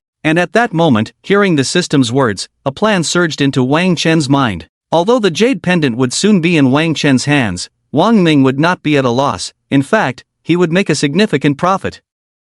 Why do I say this? Because if Wang Ming continued to wear this jade pendant for a long time, he would soon fall gravely ill, with no cure in sight. But now, he had encountered Wang Chen, this benefactor. A benefactor who could save his life. So this was definitely not a loss for him. Not only was it not a loss, but one could even say it was a huge gain. After all, in this world, is there anything more important than life? The answer is certainly no. You know this in such detail, so you must be able to dispel the malevolent energy on me, right? Wang Ming's eyes sparkled with hope as he stared intently at Wang Chen. Yes, I can dispel the malevolent energy on you. However, I will need to put in quite a bit of effort. This jade pendant in front of us, while it has malevolent energy, is indeed a very good item. Coincidentally, I currently need a high-quality jade pendant. If you are willing to give it to me after the matter is resolved, then I will help you remove the malevolent energy. I will take care of it for you. I won't force you, think it over carefully. Wang Chen crossed his arms and spoke these words with a blank expression. After all, the person in front of him was just a fleeting acquaintance. He knew nothing about him and had no ties, so it was impossible to help him for free. One might ask, if he were to help everyone in need he encountered, wouldn't he eventually be worn out? After saying this, Wang Chen was in no hurry, quietly waiting for Wang Ming's response. Although Wang Ming's expression was filled with struggle, he steeled himself and said, "All right, it's a deal." Upon hearing this, Wang Chen gestured for Tang Shui to wait at the door for a moment. Once Tang Shui left, Wang Chen directly bought a set of silver needles from the mysterious shop. He instructed Wang Ming to take off his shirt, turn his back, and warned, "You must hold still and not move." Wang Chen then began to apply the needles. The technique he was using was called the Bai Shui Huang Quan needle, specifically designed to dispel malevolent energy. 1 needle, 2 needles, 3 needles. As the third needle fell, the malevolent energy on Wang Ming's body actually coalesced into the shape of a giant python, resisting Wang Chen. Wang Chen remained calm, ignoring the situation before him, and continued to steadily apply needles to Wang Ming's back. 4 needles, 5 needles. Just as the 5th needle fell, whoosh! An invisible black malevolent energy began to swirl around his body, then suddenly shot up into the sky, disappearing without a trace. Phew! Wang Chen took a deep breath, wiped the sweat from his forehead, and said to Wang Ming, "All right, it's finally resolved." Upon hearing this, the tension Wang Ming had been holding onto also relaxed, and he slumped down onto the chair. Although Wang Ming was very tired at that moment, he felt very happy. Because his body, having turned from that oppressive state, instantly felt an unprecedented lightness and ease. Even his entire being felt clearer, as if he had returned to his 20s, in his prime. After resting for a moment, Wang Ming hurriedly got up, grasped Wang Chen's hand, and gratefully said, "Thank you, sir, I have finally been rescued from the sea of suffering. I was abrupt just now and haven't asked for your name." Although Wang Ming had lost some blood, his words were heartfelt, because he knew that if it weren't for Wang Chen, he wouldn't have lasted much longer. "My surname is Wang," with the single name Tong, Wang Chen replied. "All right, I will remember this favor from you, Wang Xiaoyu. It cannot be repaid with just a mere jade pendant. I am the owner of Tongling Jewelry. In the future, if you want to buy any jade or jewelry, come to me, and I will give you a 50% discount." As Wang Ming spoke, he pointed to the jade pendant on the table, indicating that Wang Chen could take it. The reason he didn't hand it directly to Wang Chen was that he was too afraid of the malevolent energy on the pendant. This energy had recently tormented him to the point of wishing for death. Upon hearing Wang Ming's words, Wang Chen smiled slightly, exchanged a few pleasantries, and then casually picked up the jade pendant and walked out. At the moment the jade pendant was in his hand, a system prompt echoed in Wang Chen's mind. Ding! Recovered a pair of jade pendants tainted with evil energy, rewarded with an ancient spirit double dragon jade pendant. Ding! Has been automatically placed into the virtual recycling space. Following this was the system's attribute introduction. Ancient Spirit Double Dragon Jade Pendant symbolizes good things coming in pairs, harmony in the family. Additional effect: carrying it year-round will prolong life, calm the mind, and increase vitality. Seeing this introduction, a faint smile appeared on Wang Chen's face. It seemed that Shuijian's gift had found its place. Exiting the office, he looked at Tang Shuijian, who had been waiting outside for a long time. He patted her arm and smiled. Let's go, the matter is resolved. You understand about evil energy too? Tang Shuijian asked with her big, sparkling eyes, filled with curiosity. Your man knows everything, especially in certain special aspects, like. Wang Chen teased as he playfully pinched Tang Shuijian's delicate and high nose, a mischievous smile on his face. Having been with Wang Chen for just a few days, Tang Shuijian seemed to have become a bit. At the moment she heard this, images from that morning at home flashed in her mind, causing her pretty face to turn incredibly red. Let's go. Wang Chen directly took Tang Shuijian's soft hand and walked towards the Tongling jewelry store. Where are we going? Tang Shuijian asked softly, walking alongside Wang Chen. Squeezing her hand, Wang Chen replied, to eat. No way. I haven't bought a birthday gift for Grandpa yet. Tang Shuijian refused Wang Chen, pouting her lips and putting on a displeased expression. Silly, I've already bought it for you. Wang Chen winked at Tang Shuijian. Then show me, Tang Shuijian said, looking skeptical. Well, I guess I'll just conjure one up for you on the spot. Do you see my right hand? Is it empty? Wang Chen stopped and extended his right palm. Yes. Tang Shuijian glanced at Wang Chen's right hand. And this left hand, is it also empty? Wang Chen extended his left hand. Yes, yes. Tang Shuijian's beautiful eyes were fixed on Wang Chen's hands, eager to see what he would conjure up. Then watch closely. I'm putting my hands together now. Guess what will be inside? The moment his hands came together, Wang Chen focused his mind, and the ancient spirit double dragon jade pendant instantly appeared in his palm.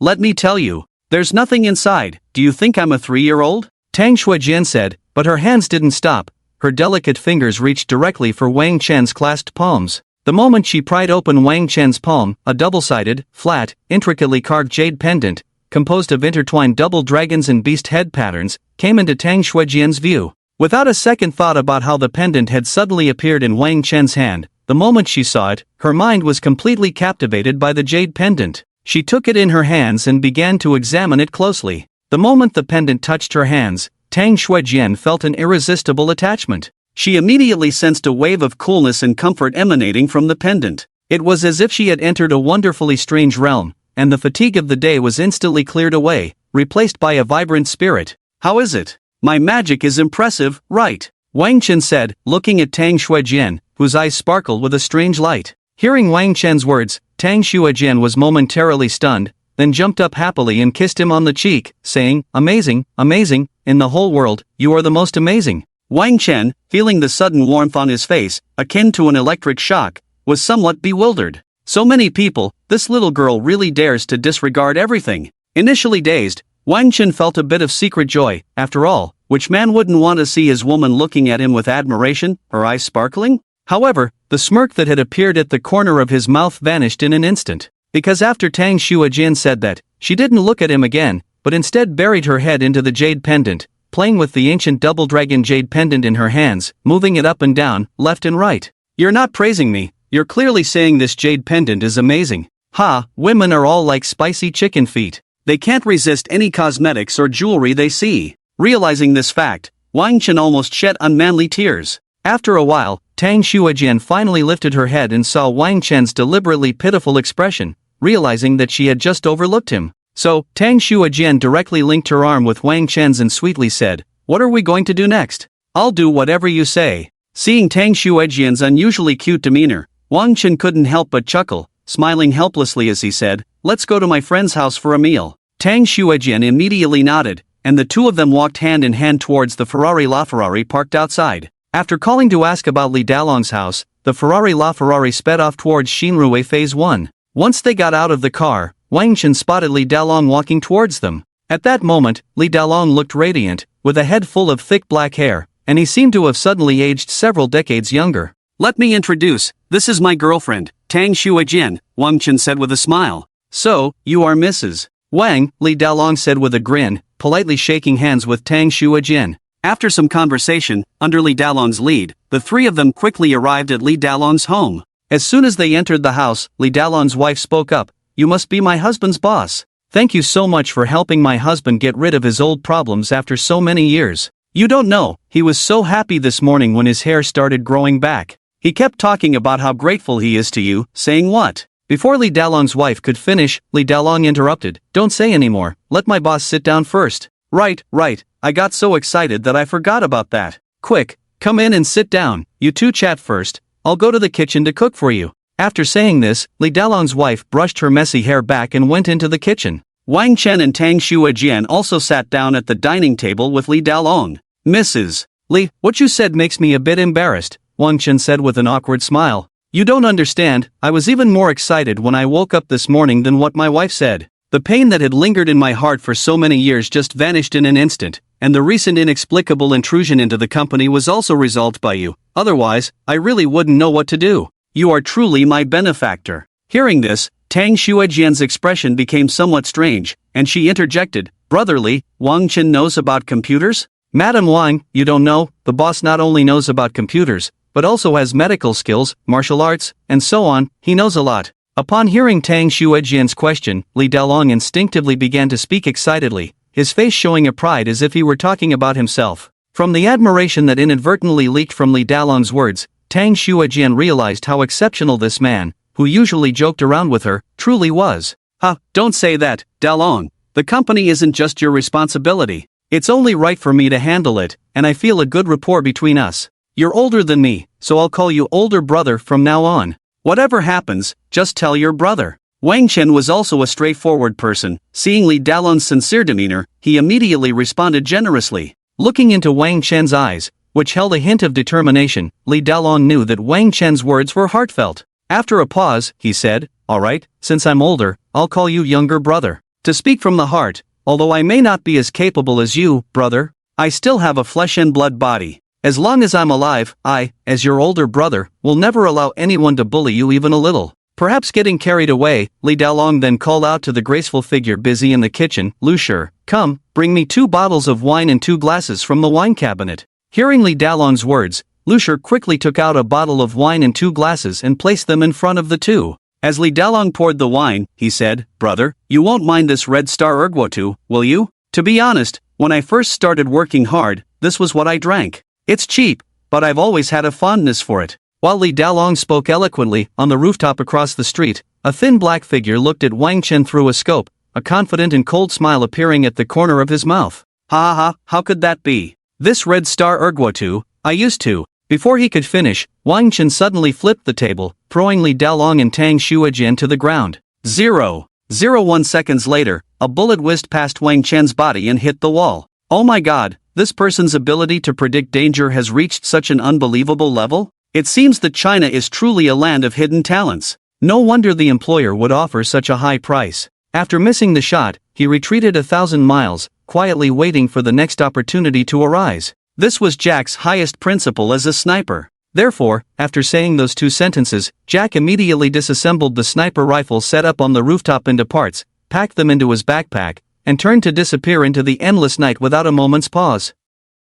At Li Dalong's home, by the dining table, it was so quiet that one could hear the heartbeat of the 3. This shot was the closest Wang Chen had ever been to death. It is not an exaggeration to say that if he had been just a moment slower, he might have left this world for good. But he still nervously glanced at Tang Xuejian, and in the next second, their eyes met, and everything was unspoken. The right person is ultimately the right person. Hearing the loud noise, Lu Shi hurriedly peeked out to see. Don't come out, go back. Find a hidden place, Li Dalong shouted at Lu Shi. Hearing this, Lu Shi not only did not go back but instead stepped out, wanting to cover for Li Dalong. Such a foolish woman, Li Dalong shouted. But anyone could tell that he wasn't really calling Lu Shi a foolish woman. Every word was filled with boundless affection. After Lu Shi pulled all the curtains shut, she hid in a secluded corner. After waiting for a long time without any movement, everyone finally dared to stand up. Wang Chen walked to the wall, picked up a bullet, and turned it over in his hand. After all, he was a master of firearms. He immediately recognized the sniper rifle used by the assassin.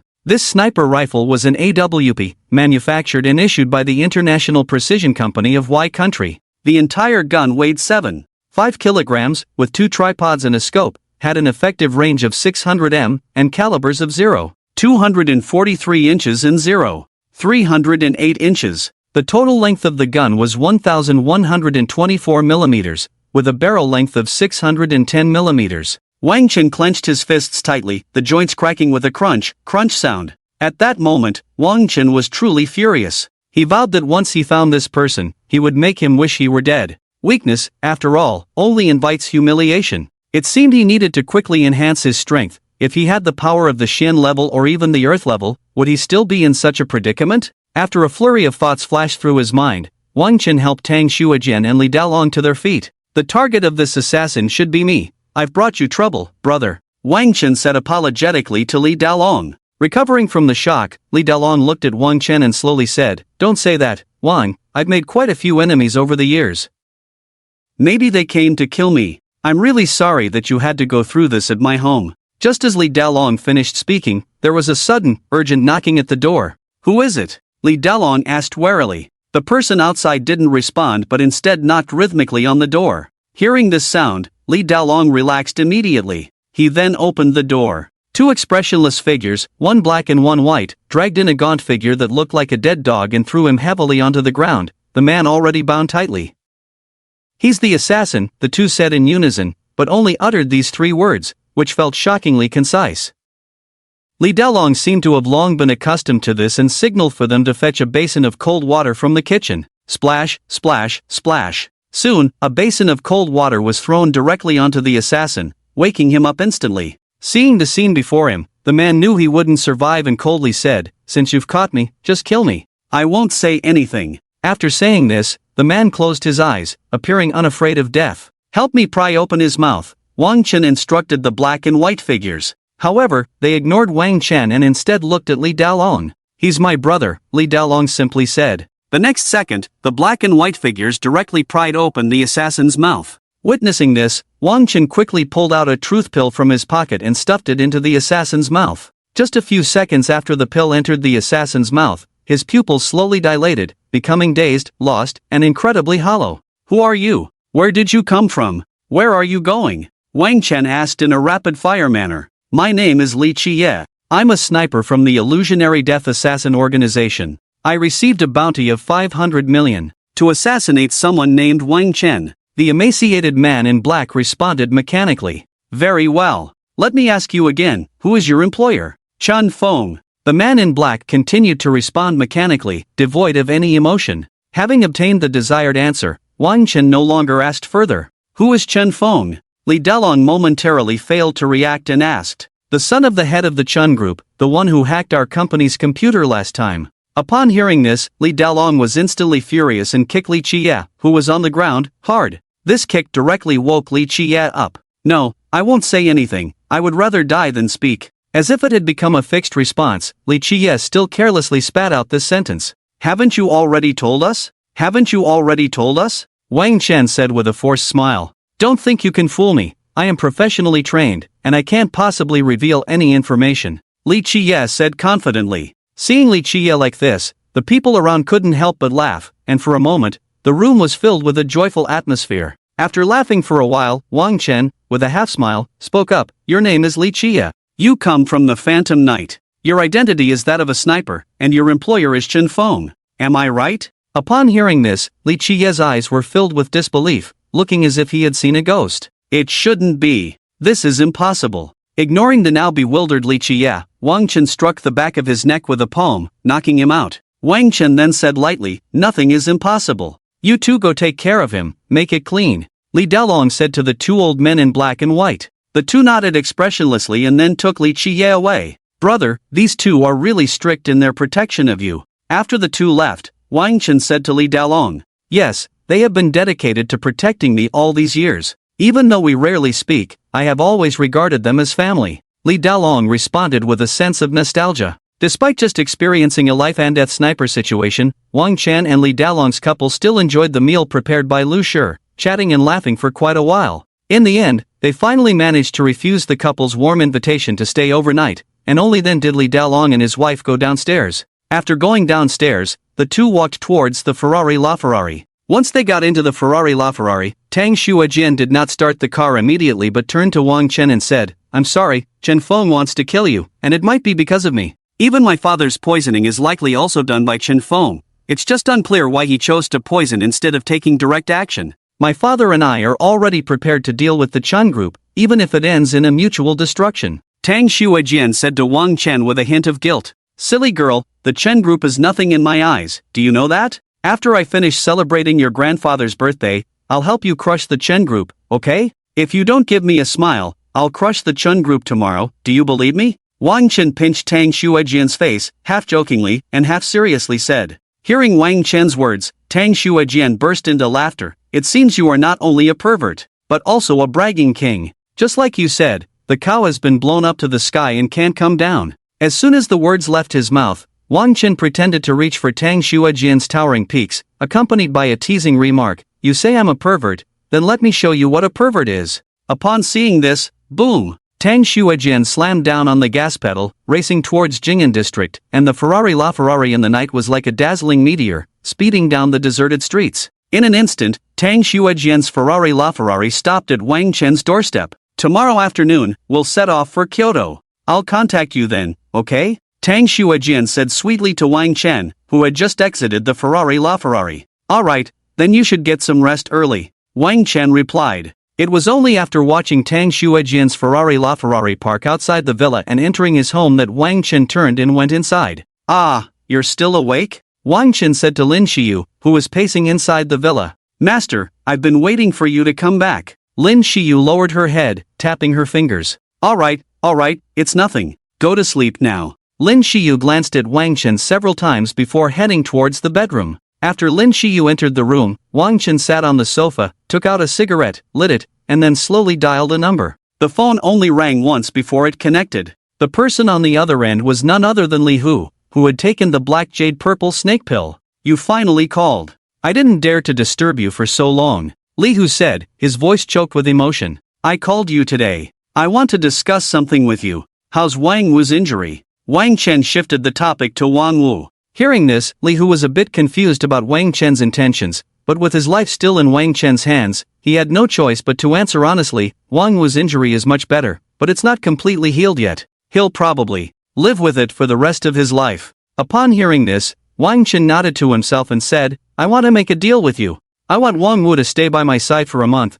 after which he can choose to stay or leave. If you can convince him, then I will do two things. First, I will help you detoxify the black jade purple snake pill. Second, I will help him heal his injury immediately and restore him to peak condition. No need to rush to answer me. I'll give you 10 minutes to think it over. Call me when you've made up your mind." After saying this, Wang Chen casually hung up the phone. After hanging up, Wang Chen took a few deep puffs of his cigarette and blew several large smoke rings into the air, while no one knew what was going on in his dark, deep-set eyes. Grandpa, your grandson is calling you. Grandpa, your grandson is calling you." The familiar ringtone interrupted Wang Chen's thoughts. It was, of course, Li Hu calling. Pressing the answer button, a firm voice came through. "Wang Wu and I both agree." "Good, now come to the entrance of Jing'an district." Wang Chen didn't waste any more words and hung up the phone. He tossed the cigarette into the ashtray, waited a few minutes, and casually grabbed a piece of candy from home before heading out. The candy was just a pretense for the antidote. After all,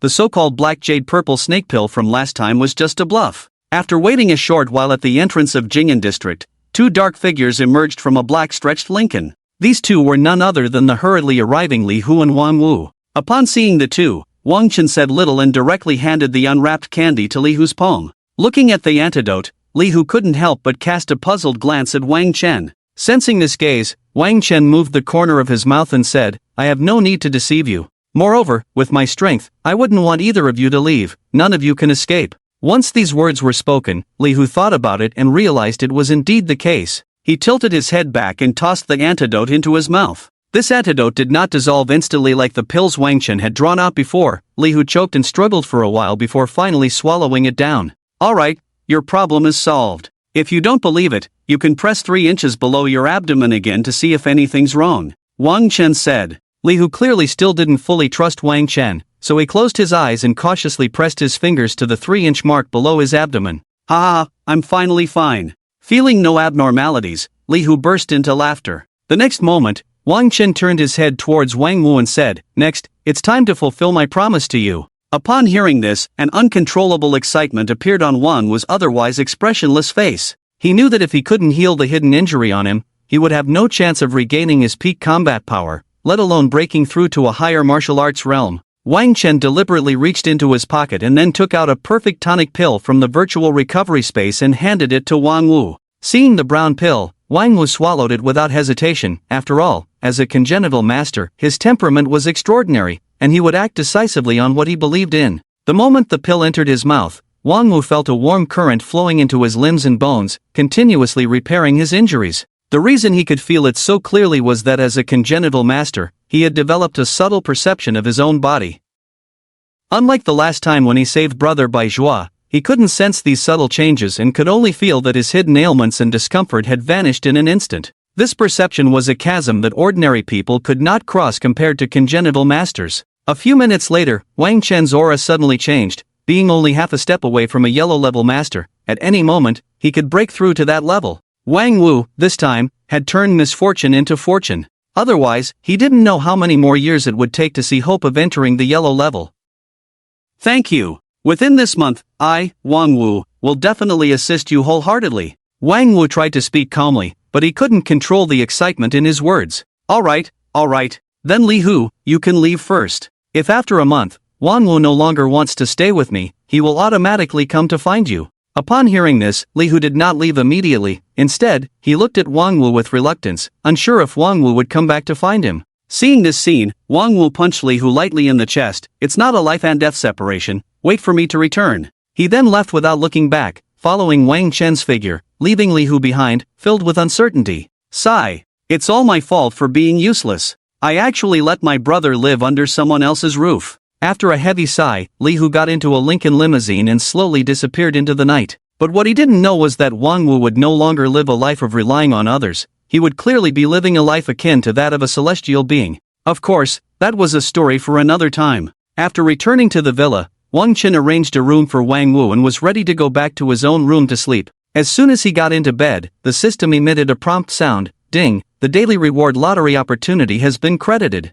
It was already 12 o'clock. Wang Chen groggily spun the huge virtual lottery wheel. Ding, congratulations, you have won a vitality pill. Vitality pill can elevate the strength of those below the Xian level by 1 minor rank, with no side effects. In the next moment, Wang Chen swallowed the vitality pill that had appeared in his hand out of nowhere. A few seconds later, feeling an explosive surge of power throughout his body, Wang Chen murmured, so this is the strength of the mid-yellow level. Well then, just wait and see how I will crush the Chen group tomorrow. Chen group, I wonder what tricks you still have up your sleeve. Suddenly, Wang Chen's tone shifted. He nonsensically said, it's late at night, why am I saying such passionate things? Am I crazy? Stop messing around, go to sleep. Then, as soon as Wang Chen's head touched the pillow, he fell asleep immediately. The night was cool as water, and Wang Chen had a deep, restful sleep, waking up at dawn. Stepping out of the bedroom, Wang Chen found Lin Xiyu and Wang Wu sitting upright on the sofa, but they were not communicating at all. Seeing this scene, Wang Chen directly instructed, Xiyu, go make some breakfast. After eating, I still have to busy myself with destroying the Chen group. After all, I have to hurry. In the afternoon, I need to go to Kyoto with Xue Jian to celebrate his grandfather's birthday. Lin Xiyu felt nothing unusual and turned to cook. Meanwhile, Wang Wu, who usually remained calm, was now utterly shocked. Destroy the Chen group? Who didn't know how formidable the Chen group was? The Chen group primarily engaged in real estate development, with branches in most parts of the country, and its market value was more than double that of Longting Commercial Street.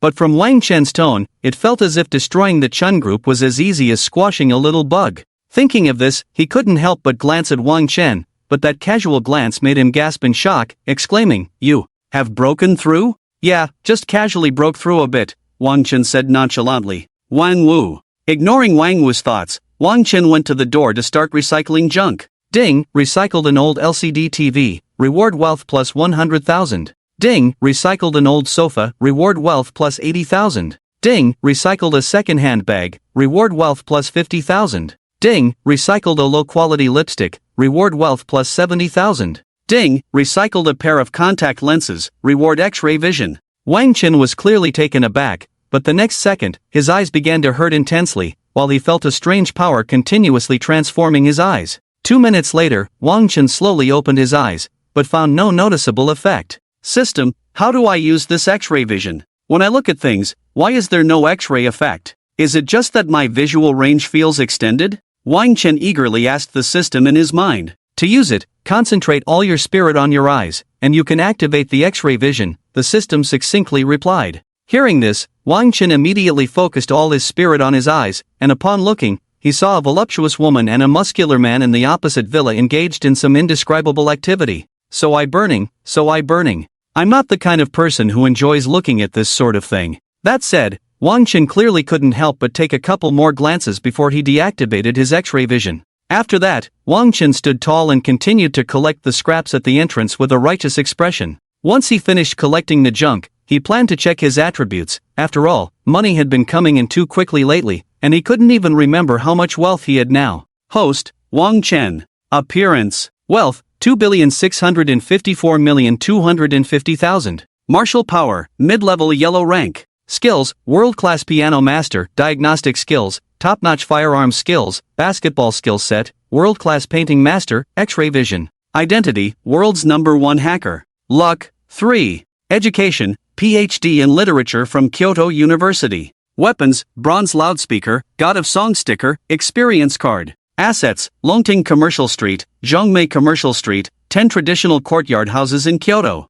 Medicines, perfect health pills, 2, truth pills, 3, hair growth pills, 4. Rare items, Shanyang Tai Tai, scrap talisman. Summary, if I don't work harder, I'll get bang shot in the head. Falling behind only means getting beaten up. It seems I need to quickly improve my combat power. However, I didn't expect that I already had nearly 3 billion in assets. This trip to Kyoto should be enough to spend. After a moment of casual reflection, Wang Chen returned to the villa, while Wang Wu was still recovering from the shock he had just experienced. As Wang Wu was in a state of shock and speechlessness, Lin Xiyu happened to bring over breakfast. After quickly finishing breakfast with Wang Wu and Lin Xiyu, Wang Chen called Wang Wu to head out. After getting into the limited edition supercar with Wang Wu, Wang Chen didn't start the car immediately. Instead, he took out his phone and sent a text to Tang Shuajian, "Before I see you this afternoon, the Chen Group will be in ruins." After sending the message, he put his phone away. Wang Chen pressed the accelerator, and the 4 massive exhaust pipes of the limited supercar released a burst of exhaust as the two sped towards the Chen Group.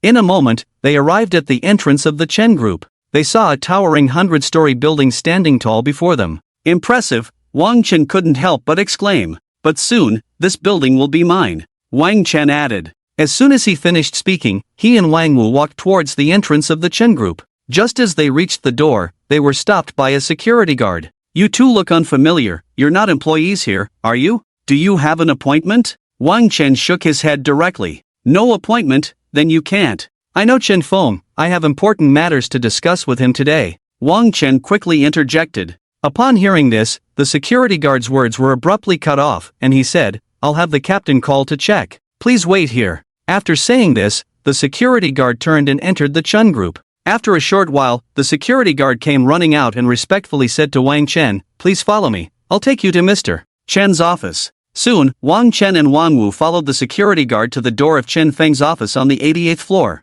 The security guard signaled for them to enter alone before leaving. Seeing this, Wang Chen pushed the door open and confidently walked in with Wang Wu. As soon as they entered, Chen Feng spoke up. "What wind blew you here? Aren't you afraid you won't be able to leave the Chen Group today?" Wang Chen unceremoniously sat down in the chair opposite Chen Feng's desk. Crossing his legs, Wang Chen said, "You tried to mess with me so many times, and in the end, all of it failed. You must be very upset, right? Stinky little brother." Upon hearing this, Chen Feng's expression darkened immediately, and he said fiercely, "Wang Chen, do you think you're funny? Wang Chen, why are you here today? If it's just to annoy me, let me tell you, you succeeded. Your family, everything about you, will just have to live under the shadow of endless assassinations from now on. Alright, you can get lost now." Chen Feng cursed. No, I'm not here to annoy you today. I'm here to tell you. Before long, the Chen Group will be mine," Wang Chen said with a forced smile. "Ha ha ha ha ha ha ha." Chen Feng laughed heartily as if he had heard an incredibly ridiculous joke. "Did you get scared last night or something?" Although Chen Feng knew that the assassination had failed last night, it didn't stop him from mocking Wang Chen at this moment. "Laugh all you want, ha ha ha. I wonder if you'll still be able to laugh later." Wang Chen coldly chuckled and turned to leave. "Once I'm done with my business, I'll hire a few assassins to take care of your mother. Then, I want to see how miserable you become. This is the consequence of you repeatedly ruining my plans." Chen Feng looked at Wang Chen's back and silently vowed. Clearly, Chen Feng was quite familiar with such matters. If he couldn't deal with his opponent, he would take care of their loved ones. Such a person could not be called anything but ruthless. How are you going to destroy the Chun Group? Wang Wu's mind seemed to be filled with 1,000 chaotic thoughts. Just wait for me downstairs at the Chun Group, Wang Chen instructed. Wang Wu, who had wanted to ask something, glanced at Wang Chen's undeniable gaze and quickly turned to leave. After Wang Wu left, Wang Chen directly pulled out a tattered talisman from the virtual recycling space, revealing his intention to stick it on the Chun Group. Ding! If you stick it on the front desk of the Chun Group, if the host can reclaim the Chun Group, they will receive 10 companies equivalent to the Chun Group. However, due to the host's special purpose, if it's confirmed to be stuck on the Chun Group, the reward of the other 9 companies will symbolically convert to 9 billion. Friendly reminder, if stuck on other listed companies, the host will receive 10 sets of equivalent industries. Hearing this series of introductions from the system, Wang Chen couldn't help but exclaim, wow, no wonder the system had hinted that he had drawn a top-tier reward. When he heard about the 10 sets of equivalent industries, Wang Chen's heart raced. That was 10 sets, like the massive Chen Group. Immediately, Wang Chen steeled his resolve and abandoned that thought. After all, industries could be earned back, but how could he sleep at night if he didn't deal with a scoundrel like Chen Feng? Moreover, he had already promised Xuejian to make the Chen Group vanish. There was no more hesitation. Wang Chen went directly to the front desk, pretending to inquire about property information. Then, quietly, he stuck the tattered talisman on the front desk. After that, he casually walked out of the Chun Group. Once outside, Wang Chen turned to Wang Wu and said, let's go to the little restaurant across the street for a drink. Soon, I'll have acquired the Chun Group. Hearing this, Wang Wu hurriedly stopped Wang Chen, who was heading to the restaurant. He said, why would you want to acquire such a shabby Chun Group? The effect will be immediate. Wang Chen muttered quietly. Boss, what are you saying? But really, I'm not kidding. The Chun Group is just a mess. Acquiring it is truly useless. Wang Chen.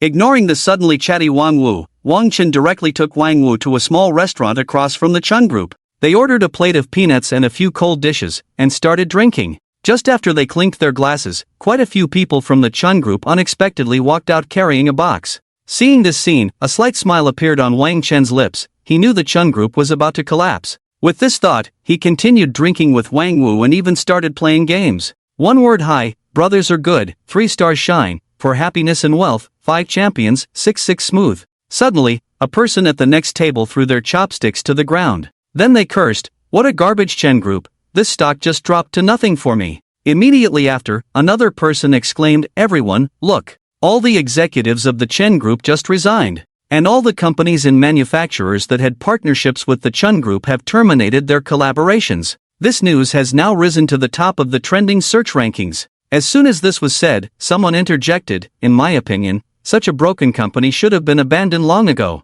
Yeah, such a broken company, those companies finally realized it and ended their partnerships. The owner of the Chun Group should hurry up and sell this broken company. Who would want this thing? Hearing the discussions of the crowd, it would be a lie to say Wang Chen felt no waves in his heart. After all, he had watched the colossal Chen Group collapse in just a few hours. Grandpa, Grandpa, your grandson is calling you. Grandpa, Grandpa, your grandson is calling you. A hurried phone ring interrupted Wang Chen, who was feeling quite pleased with himself. Seeing it was Tang Xuejian, Wang Chen understood that she must have many questions in her mind. Sure enough, as soon as he answered the phone, Tang Xuejian said in astonishment, how did the Chun Group become such a broken company? You just told me you were going to destroy it, and now the Chen Group is like this? Did you do this? Tell me. Wang Chen chuckled and didn't answer directly, he just said, I'll tell you when we meet. Then he hung up, because he had something important to do now, which was to acquire the Chun Group. While everyone thought the Chun Group was a piece of junk, for Wang Chen, acquiring the Chun Group was merely about getting a slightly valuable piece of junk.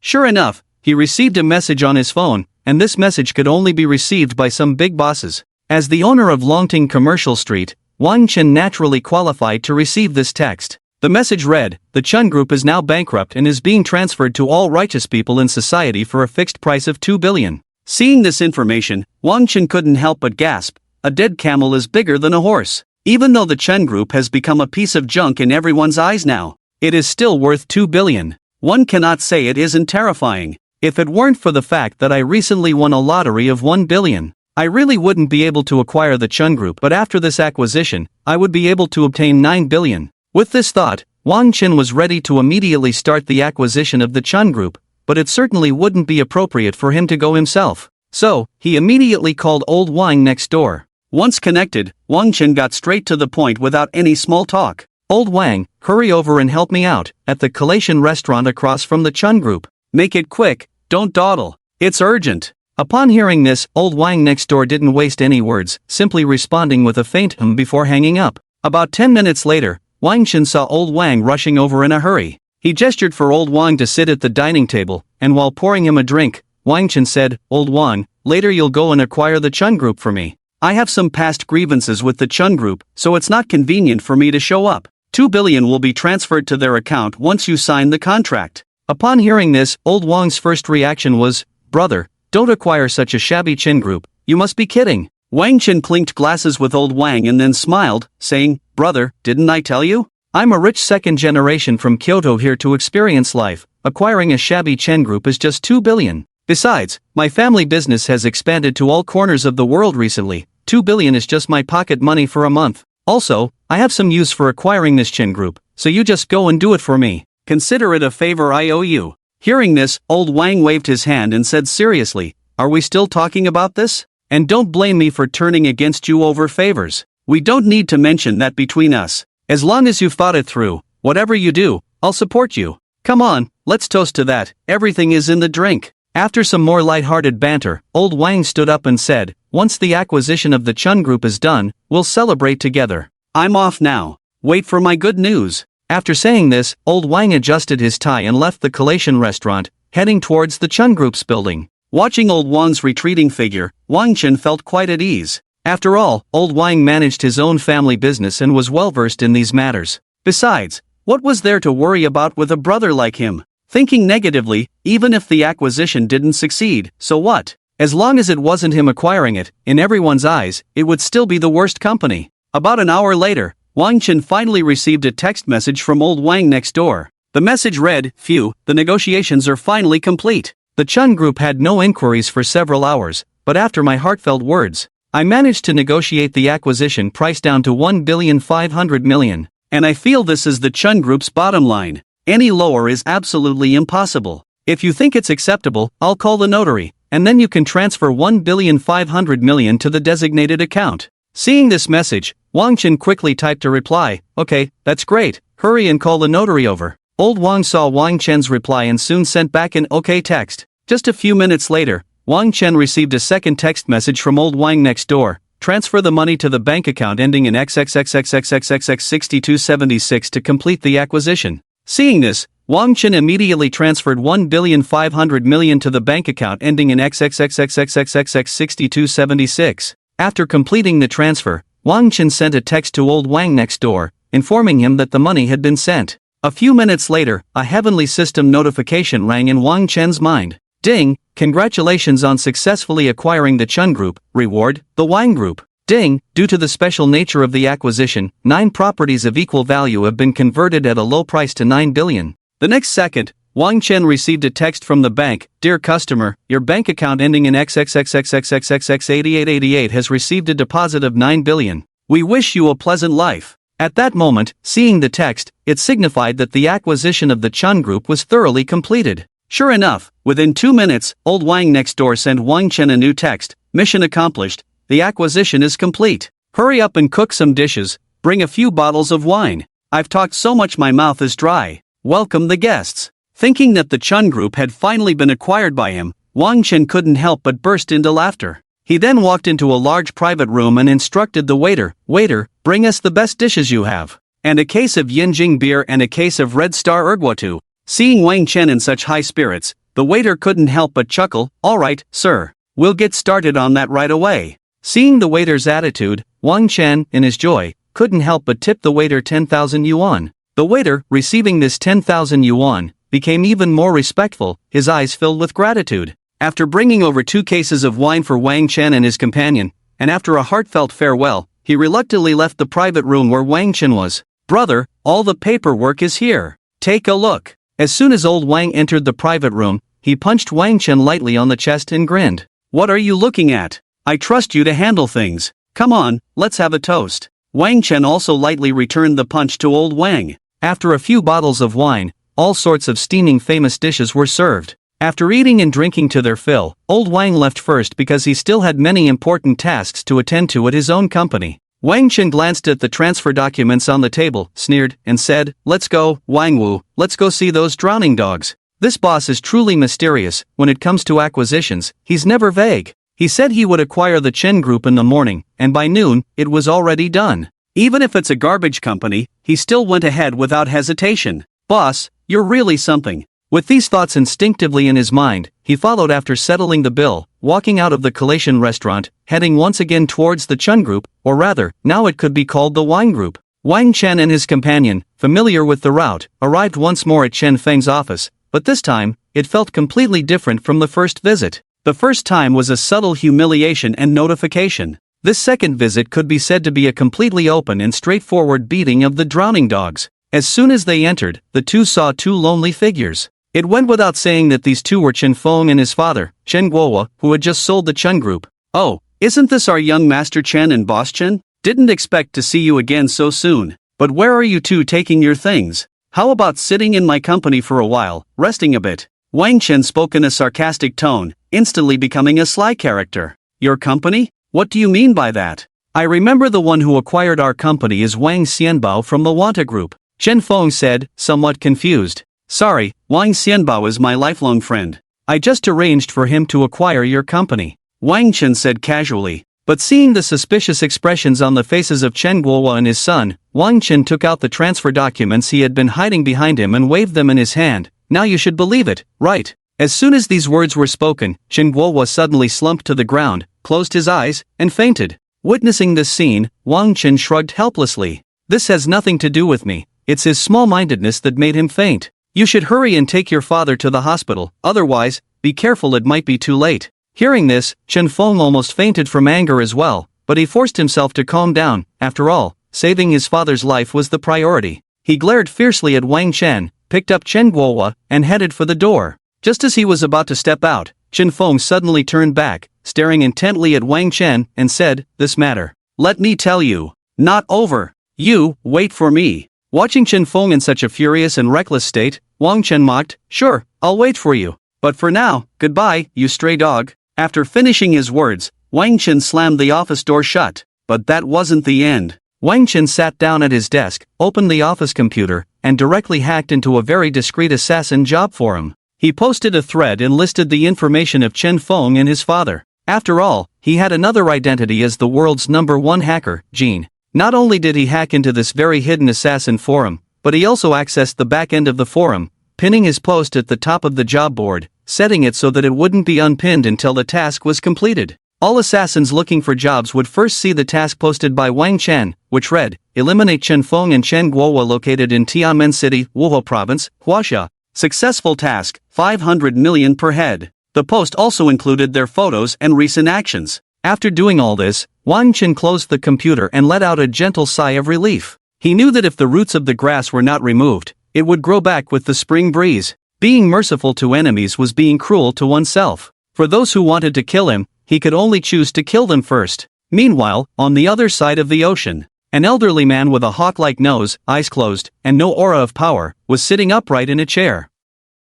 Suddenly, feeling the vibration of a text message in his pocket, he abruptly opened his sharp eyes, and his entire demeanor changed, exuding a formidable presence that instilled fear in others. Logically speaking, in this world, apart from a select few and those he designated, no one should be able to send him a text message. Therefore, he quickly took out his phone from his pocket and glanced at the message. It was from his eldest disciple, Yuan Kaidrais, and the content was as follows: "Chief, our assassin forum has been hacked by an unknown person, and they have also breached the backend to post a pinned message about killing.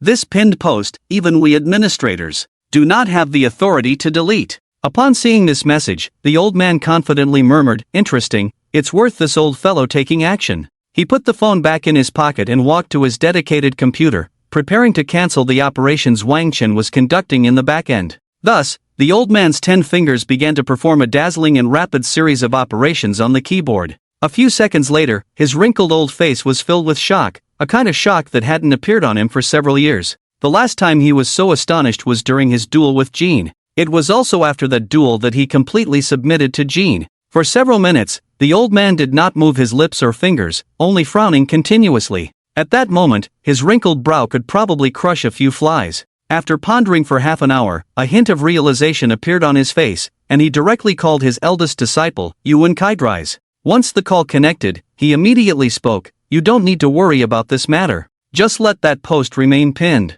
At the same time, you can send a few reliable people to take care of those two individuals on the post. Remember, after it's done, do not accept any commission. Do you understand?" On the other end of the line, Yuan Kaidrais was incredibly shocked, as he couldn't even remember the last time he received a call from his master.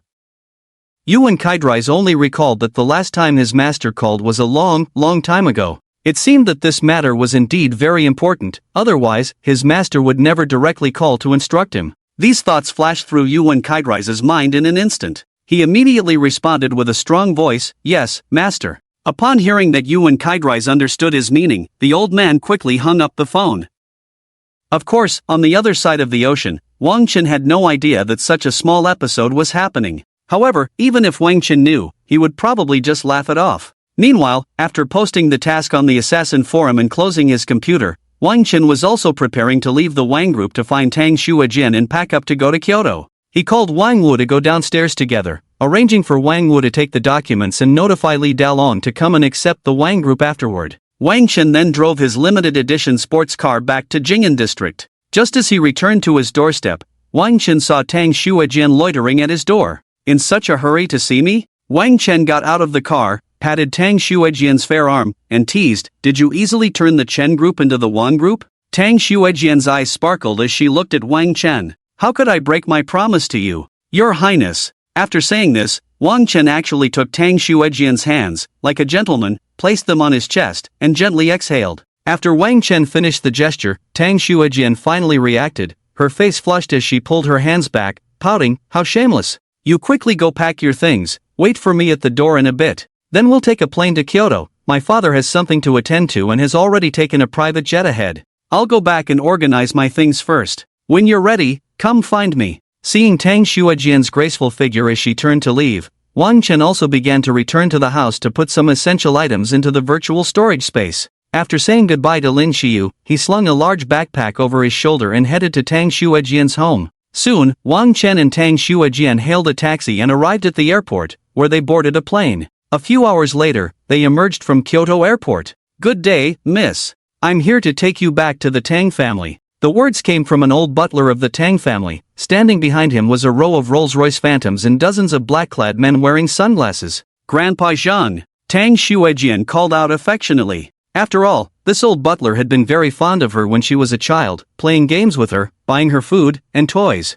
Wang Chen looked at the airport exit before him. Aside from the people present, there wasn't even a mosquito in sight. He suddenly understood the status of the Tang family and how high it was in Kyoto. Yet, he felt no sense of inferiority. After all, with his system by his side, no matter how impressive someone was, they still paled in comparison to him. Tang Xuejin exchanged a few pleasantries with the old butler before getting into the Rolls-Royce Phantom with Wang Chen, heading towards the Tang family home. It is well known that Kyoto has 4 top families and 8 prestigious clans. The 4 top families are the Zhang family, Wang family, Long family, and Lung family. The 8 prestigious clans are the Zhao family, Sun family, Tang family, Li family, Zhou family, Wu family, Zhang family, and Chen family. The Tang family, as one of the 8 prestigious clans, has a solid status thanks to the old patriarch of the Tang family, who previously held a high position in the Huaxia Empire. Even now that he is retired, his students are spread throughout the military and political spheres. It can be said that as long as the old patriarch of the Tang family is alive, no one dares to stir trouble with the Tang family.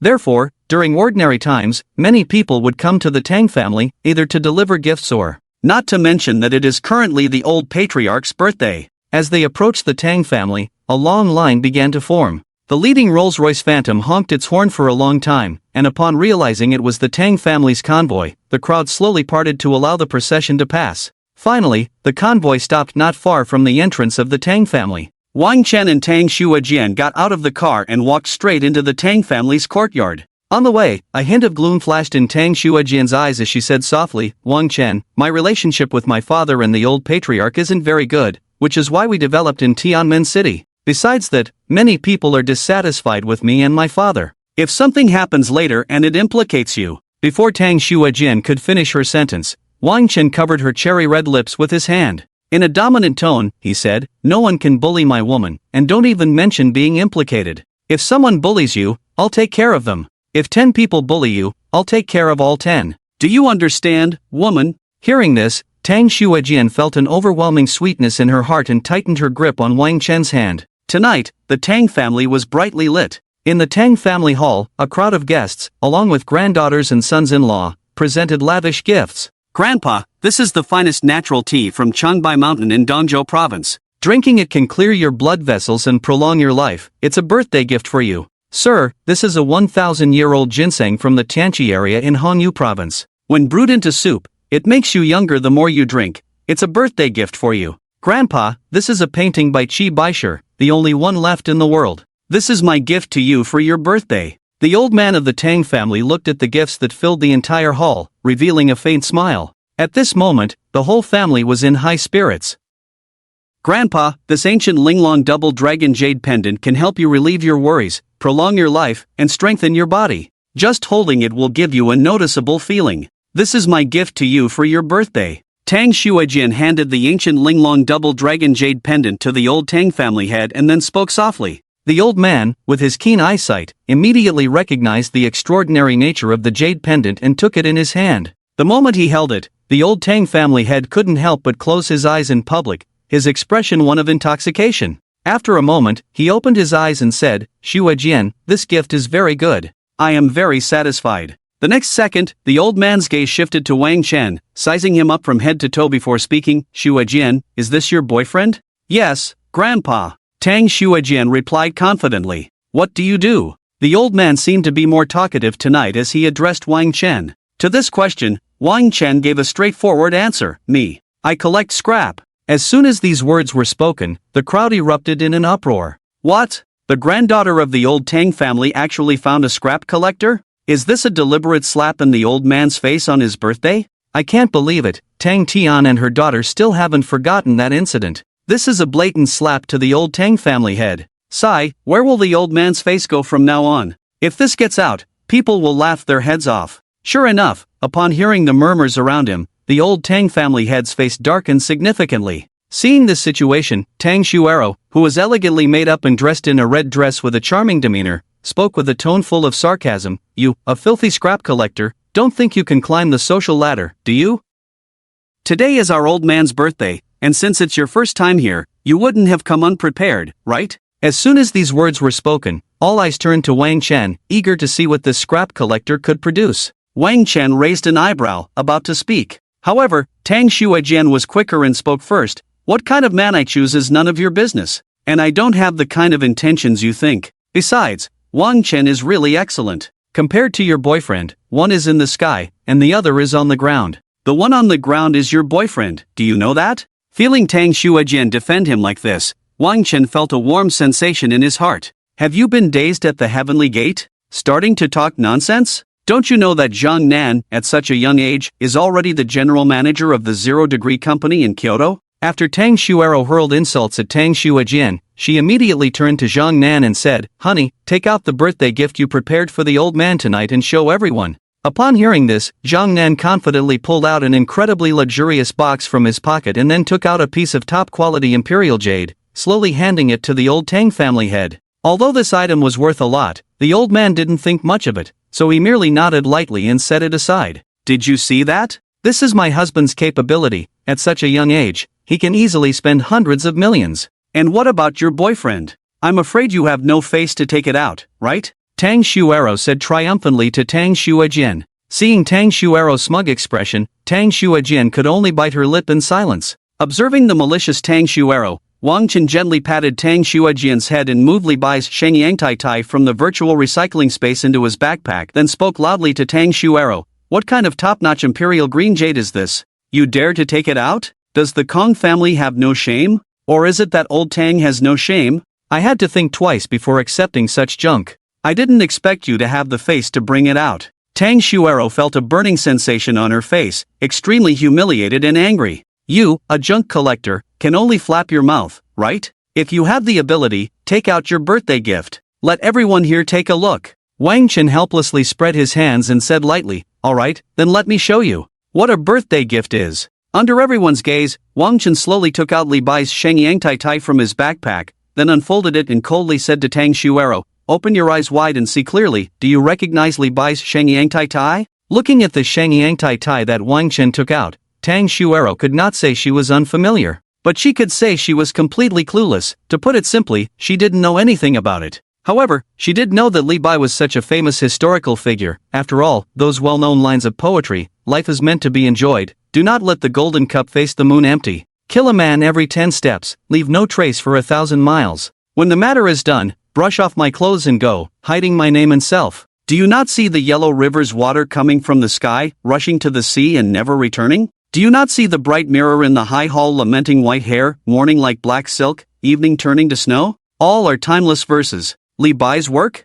Are you out of your mind? A person from thousands of years ago, and you tell me you have his post? Can you not bring a fake to cause trouble in my Tang family? A faint mockery appeared at the corner of Tang Xuero's mouth. Fake? Can you not challenge everyone's intelligence here with your ignorance? Is there anyone here who understands? Wang Chen's expression remained calm as he said lightly. The air was awkward for a few seconds, then an old man with white hair slowly said, since no one else here understands Shengyang Tai Tai, then let me identify it for everyone. I was once an expert in the Huaxia kingdom, specializing in the study of Li Bai's and Du Fu's lives. Bai Yan. I believe, with my authority, no one will question it, right? After saying this, Bai Yan glanced around, and no one spoke. Seeing this situation, Bai Yan walked up to Wang Chen, staring intently at the Shengyang Tai Tai in Wang Chen's hand, excitedly saying, young friend, may I take a look? As he said this, a rare fervor flashed in his eyes. Seeing Bai Yan say this, Wang Chen nodded lightly and said, real gold is naturally not afraid of fire.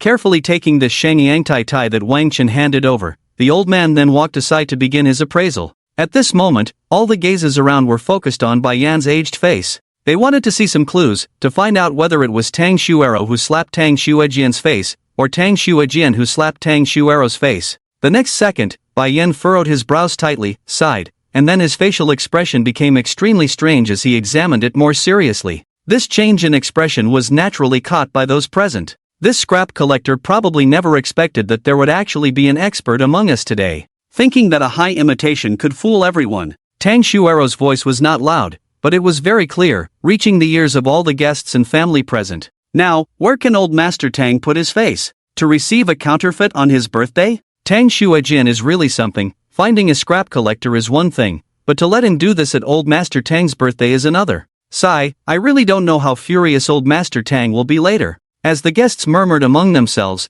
Bai Yan also put down the Shengyang Tai Tai and turned around, speaking heavily. After my appraisal, this Shengyang Tai Tai is undoubtedly a genuine work of Li Bai. This Shengyang Tai Tai is executed with a free and easy brushwork, swift and flowing, showing strength and elegance, with countless expressions.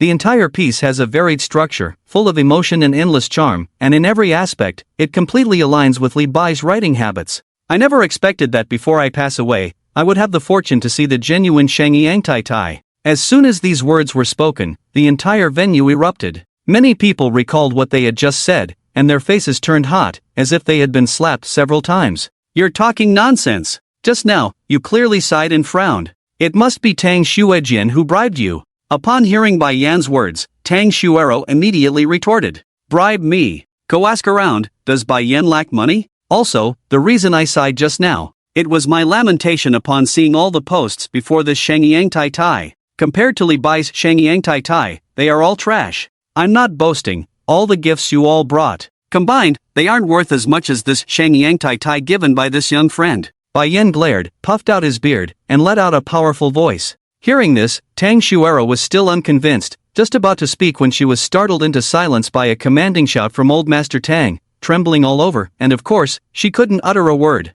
Seeing this scene, Tang Xuejian felt an indescribable sweetness in his heart. For some reason, this man before her always gave her a sense of security she had never felt before. After old Master Tang finished scolding Tang Xuero, he turned to look at the Shengyang Tai Tai. Under Bai Yan's introduction, shock continuously flowed from old Master Tang's eyes. After solemnly nodding, old Master Tang turned to face the guests and actually cupped his hands to Wang Chen, saying, young friend, this gift you have given, I, Tang Yuanshan, cannot accept it. As soon as this was said, the entire venue exploded with noise, a cacophony of sounds. This gift is something even Tang Yuanshan cannot accept? How much is this Shengyang Tai Tai really worth? Suddenly, a sharp voice came from among the guests. How much is this post worth? 1 billion enough? If that's not enough, How about 2 billion? Hearing this, Bai Yin coldly snorted at the person, ignorant. Can the Shangyang Tai Tai be measured with money? To say you can buy the Shangyang Tai Tai with money is simply an insult to it. This Shangyang Tai Tai is a priceless treasure.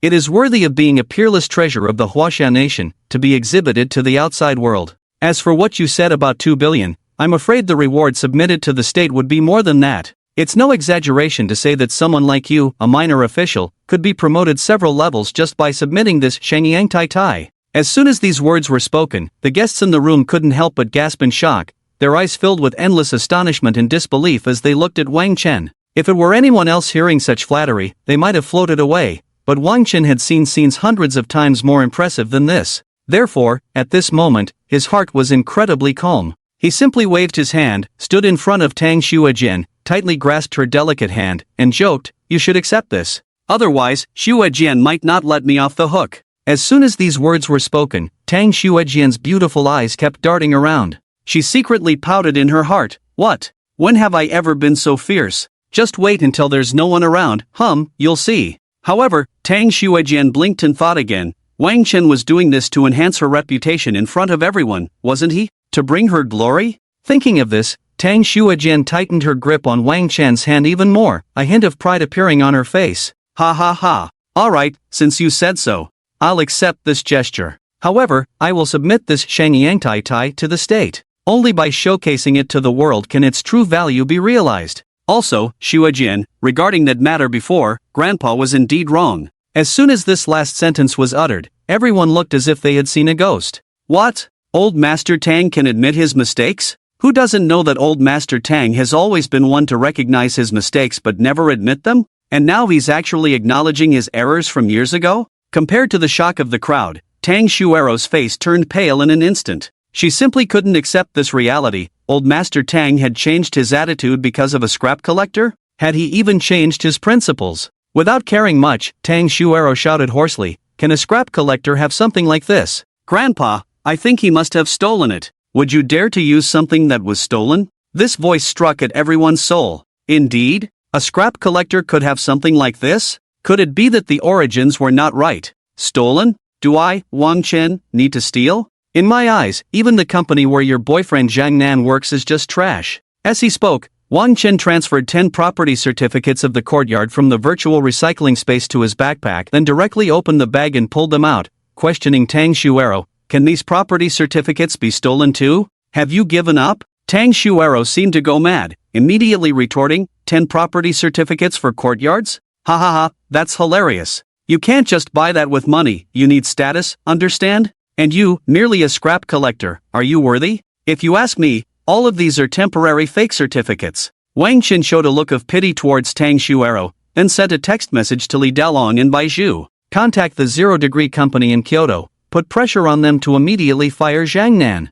Then he continued speaking to Tang Xuero, wait 5 minutes, and you'll know whether I am worthy or not. Hee, you sure talk tough. 5 minutes? How can you do anything after waiting for you for 10 minutes? In the next moment, Zhang Nan's phone suddenly rang. Hello, what's wrong, Chairman? Zhang Nan answered the call, asking seriously, who on earth have you offended? Although our company is in Kyoto, it's not that impressive. You've provoked 3 or 4 big shots from Tianmen City all at once. I can't protect you anymore. Now, you're fired. Our little temple can't accommodate such a great deity like you. Zhang Tao, the chairman of Lingdu Company, raged on the phone before hanging up. As those words fell, Zhang Nan's phone slipped from his hand and fell to the ground, leaving him frozen in shock. All my efforts from elementary school to middle school, from middle school to high school, from high school to university, and from university to graduate school, over 20 years of hard work just vanished like that, no longer exploding in silence, but perishing in silence. Wang Chen murmured, not knowing who he was speaking to. Zhang Nan clearly heard this and, recalling the scenes from his past, he no longer cared whether he could provoke Tang Xuero or withstand the Tang family's wrath. In front of everyone, slap. He slapped Tang Xuero. It's all your fault, relying on the Tang family's power to stir up trouble everywhere. If it weren't for you scheming and plotting every day, would I have lost my job? At home too, you bully me every day, and when I come back from work, I still have to cook for you, wash the dishes, and wash your feet. I've had enough. As soon as he finished speaking, Zhang Nan angrily turned and left. Tang Xuero was completely stunned. She never expected that Zhang Nan, who had always been as docile as a little sheep in front of her, would dare to embarrass her in front of so many people. You garbage collector, just wait for me. You will definitely have a good time in Kyoto these days. Tang Xuero blamed all of this on Wang Chen, gritting her teeth. After saying this, she vaguely felt the mocking glances from the guests around her. Tang Xuero could no longer stay here in shame. She told Old Master Tang that she was feeling unwell and then clicked her high heels as she left. I apologize for the embarrassment. But it's not a big deal. I've spoiled this child, Tang Xuero, over the years. Let her suffer a little loss. On the contrary, it's you, Xue Jian, who has suffered all these years. It's my fault, Grandpa. A rare softness flashed in Old Master Tang's sharp gaze. Hearing this, Tang Xuejian immediately burst into tears and tightly embraced Tang Yuanshan. Seeing this warm scene, Wang Chen also revealed a comforting smile. Old Master Tang, this birthday gift you've prepared is truly impressive. However, I have a small request. Before this Shangyang Tai Tai is submitted, could you let me take a good look at it for a few more days? I promise I won't cause any damage while staying at your Tang family. Bai Yan's eyes sparkled as he spoke. While pretending to praise Old Master Tang's birthday gift, he actually wanted to admire the Shangyang Tai Tai a bit more. No problem, no problem. But first, let's enjoy this meal comfortably. Old Master Tang smiled at Bai Yan. Xue Jian, come, eat a few more dishes. Old Master Tang said while serving food onto Tang Xuejian's plate. Just then, unexpectedly, the eldest son of the Long family, one of the four top families in Kyoto, Long Outyan, walked over with a glass of wine. Xue Jian, would you like to have a drink together? When we were kids, in the military district compound, we played together every day. I pursued you for a long time. Unfortunately, you left Kyoto later. I have to say, that's a pity. How many days are you back this time? Do you have time to go out and have some fun with me tomorrow? Long Outyan held his wine glass in the air, making a gesture as if to toast, slowly speaking, completely ignoring Wang Chen beside Tang Xuejian. Long Outyan's eyes sparkled with confidence because no one had ever been able to refuse what he wanted to do. After all, the Long family ranks second among the four top families, and in recent years, they had even subtly overshadowed the Wang family, the leader of the four. Looking at the wine glass suspended in the air and the faint smile at the corner of Long Outyan's mouth, Tang Xuejian felt a hint of displeasure in her heart. What did Long Outyan's actions mean for Wang Chen beside her? If she only considered herself, she would immediately refuse him and definitely not drink with him. But she was from the Tang family. If she didn't give him this face and angered Long Outyan, could the Tang family withstand the wrath of the Long family? That was an unknown. Tang Xuejian furrowed her brows, feeling indecisive. Old Master Tang originally wanted to remind the dazed Tang Xuejian, but after thinking about the terrifying power behind the Long family and reflecting on his own debts to Tang Xuejian over the years, he twitched his lips slightly but didn't say a word. Old Master Tang tacitly accepted Long Outyan's rude behavior. However, Wang Chen would not agree.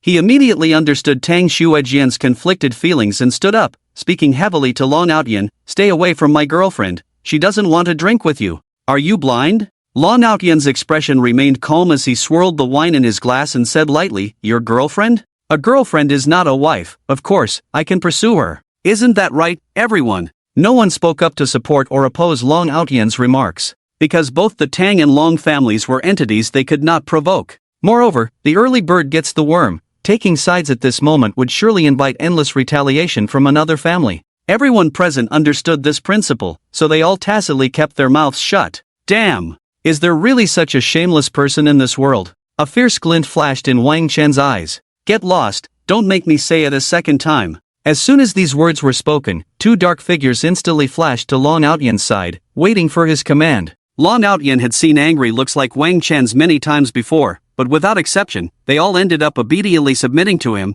their eyes no longer daring to show any anger, replaced instead by boundless fear and unfiltered flattery. Young Master Long, whatever you say goes, whatever you want, I'll get it for you right now. Long Outyan looked at Wang Chen's furious expression, tilted his head back, and downed the wine in his glass. Then, with a playful tone, he said, "I won't. What can you do to me? If you don't agree, come and hit me." Upon hearing this, Wang Chen stopped the Tang Xuejian who wanted to intervene and chuckled lightly. What a rude request. Someone actually asked me to hit him. But since you asked, I can't refuse. Let's just say I have a good heart. I'll help you fulfill this rude request right now. As soon as he finished speaking, Wang Chen directly slapped Long Outyan hard across the face. Seeing Wang Chen's furious reaction, Long Outyan couldn't help but secretly laugh. What a brainless person. He understood that under the protection of these two yellow-tier experts, it was impossible for him to suffer any harm. The outcome could only be one. Wang Chen was knocked down to the ground. In the next moment, Long Outyen felt as if his face had been slapped countless times, and then he collapsed to the ground.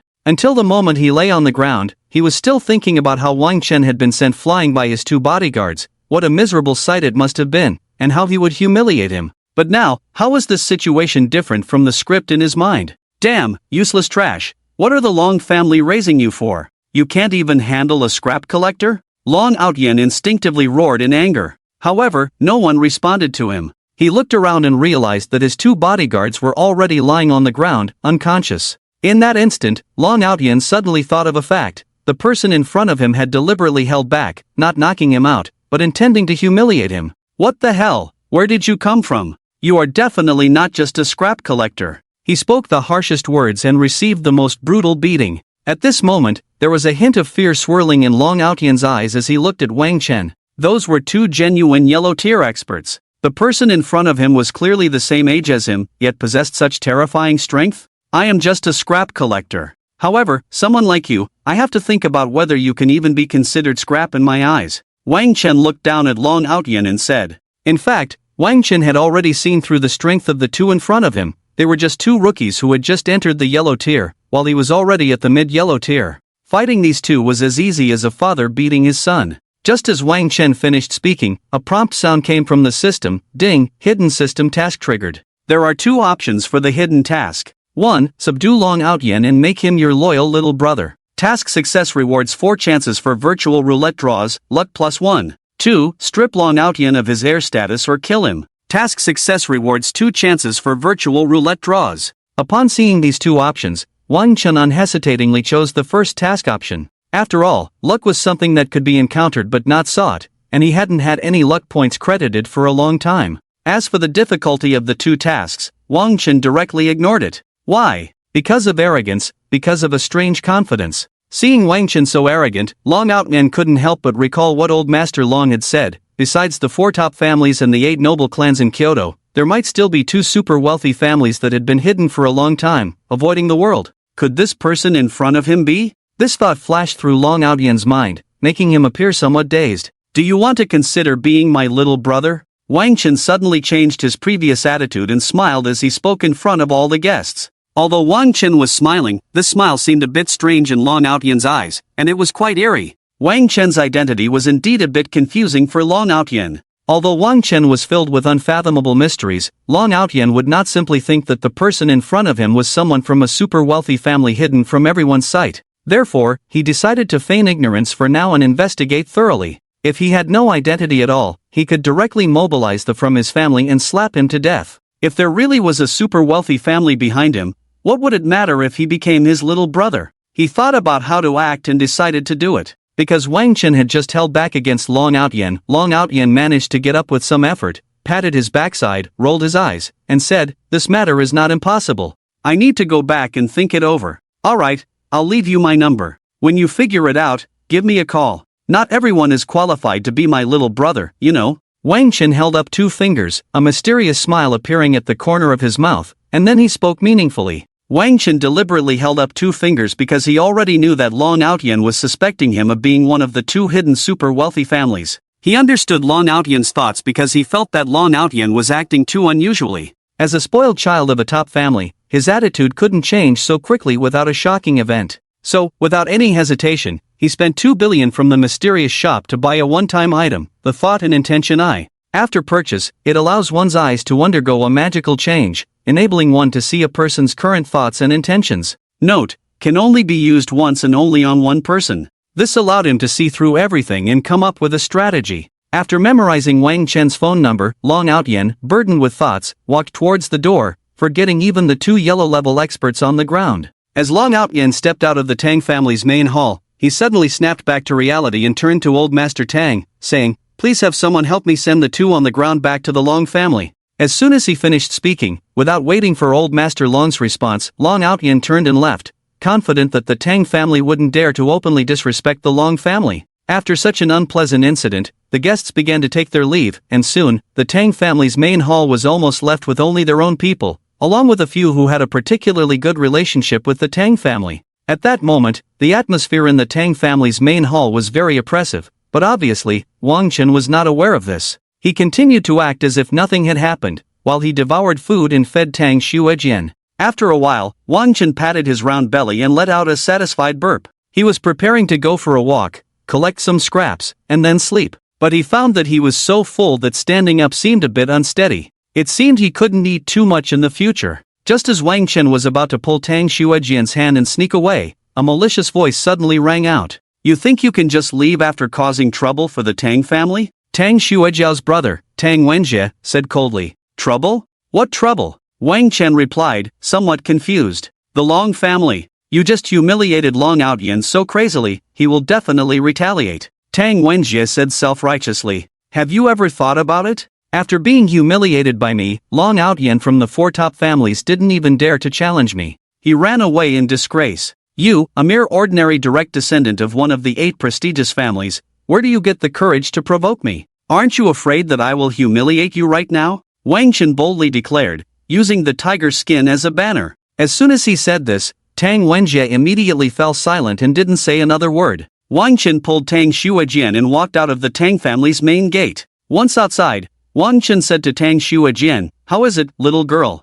Are you satisfied? Are you happy?" Tang Xuejian didn't respond. Instead, she slightly tiptoed and, with her alluring red lips, lightly brushed against Wang Chen's face before stepping away. However, Wang Chen was clearly not satisfied with such behavior. Therefore, he leaned in and whispered to Tang Xuejian. After a long while, they gradually ended their conversation. Fortunately, it was very dark, and there weren't many people on the road. Otherwise, if someone had seen or heard their conversation, it would have been a huge joke. Tang Xuejian playfully punched Wang Chen's chest and pouted for a while before they took a taxi towards the several courtyard houses Wang Chen owned in Kyoto. The 10 courtyard houses Wang Chen had were all located in the central area of Kyoto, not far from the Tang family, and at night, there weren't many cars on the road. Thus, just 15 minutes later, they arrived at the nearest courtyard house. Wang Chen naturally had the keys, as the system had given him the property deed as well. Upon entering the courtyard, it didn't have the desolate feeling of a place that hadn't been lived in for a long time. Instead, it was quiet, comfortable, and filled with a sense of human warmth.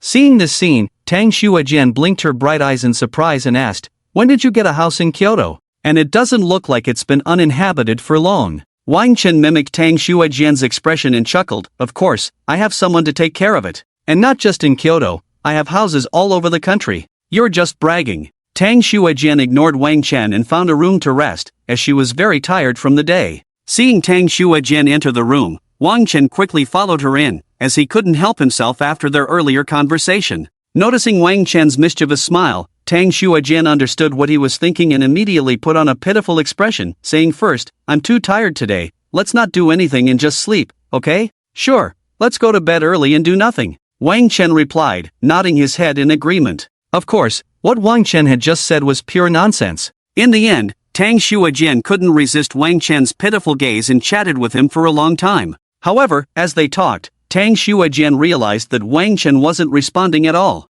Sensing something was off, she turned to look at him. It was a shock to see that Wang Chen had actually fallen asleep, snoring softly. Seeing this, Tang Xuejian's mouth twitched slightly, and she couldn't help but roll her eyes. After that, she grumbled a couple of times before falling asleep herself. The night passed without a word. When Wang Chen woke up, he found that Tang Xuejian was already gone. Getting up, he looked at the steaming breakfast and the note on the table, and he realized that her father, Tang Sanshao, had called her back to the Tang family to handle some matters. After having breakfast, Wang Chen directly opened the huge virtual lottery wheel. As he spun the pointer, the system emitted a mechanical prompt, "Ding, congratulations, you have won the permanent ownership of the Kyoto Moonlight Bar." Hearing what the system said, Wang Chen couldn't help but exclaim, "This system not only allows me to learn all the skills in the world, and do you want me to touch all the profitable industries too? But is the night color bar really worth anything? It can't be a low-end place, right?" As soon as these words were spoken, the usually reticent system coldly replied, "When has this system ever given you low-end things?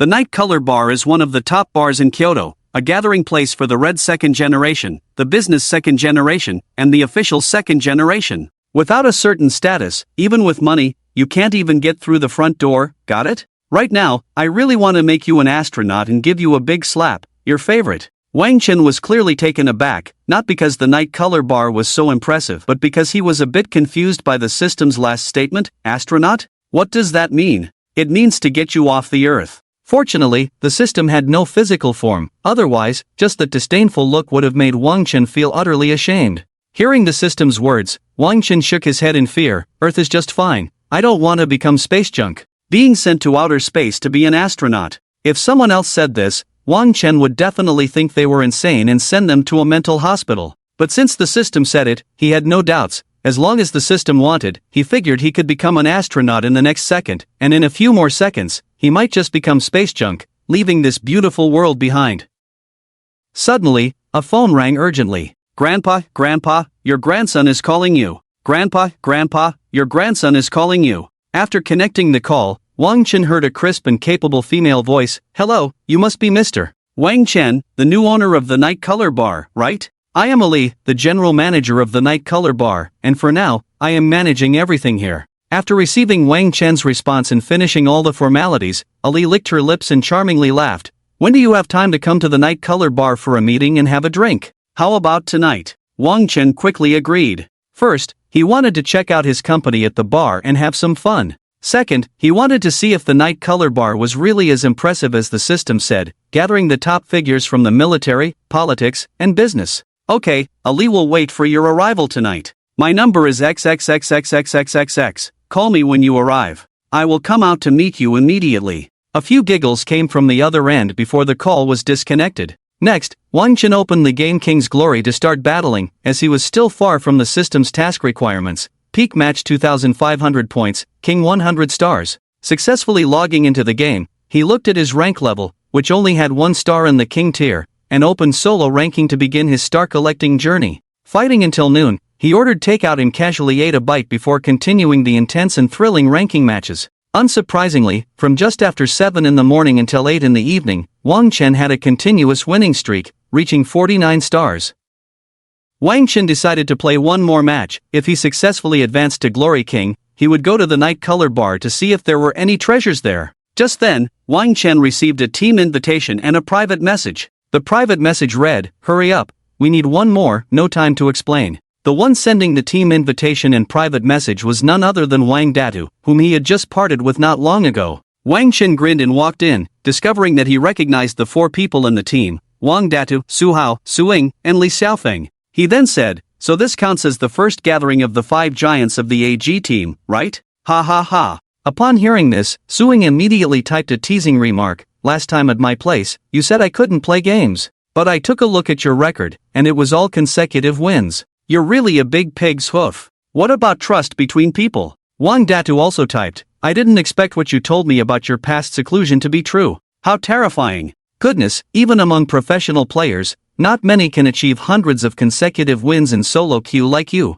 I think with you, our chances of winning this Summer League championship, it can't be said to be 100%, but saying it's 99% isn't too far off." After Wang Data spoke, Su Hao and Li Xiaofeng also marveled at Wang Chen's skills for quite a while before the 5 of them started this ranked match. With their combined strength, playing in a 50-star match was as easy as drinking water. Thus, they casually chose a currently popular healing composition. In this match, Wang Chen played Jungle Messi, Wang Data played Top Bai Qi, Su Hao played Sun Shangxiang, Su Ying played Mid Yang Yuan, and Li Xiaofeng played Sun Bin. As for the opposing team's composition, Wang Chen didn't even look. It was all just a slaughter anyway. As soon as they entered the loading page of the match, Su Hao exclaimed, "I didn't expect to encounter a former professional player in such a low-tier match. This Lao Fuzi is the former Fu Lai from the Esther team. His Lao Fuzi can be said to be the recognized ceiling among Lao Fuzi players in the entire honor of kings. However, he retired on the spot after shouting at the coach during a match, 'Are you teaching me how to do my job?'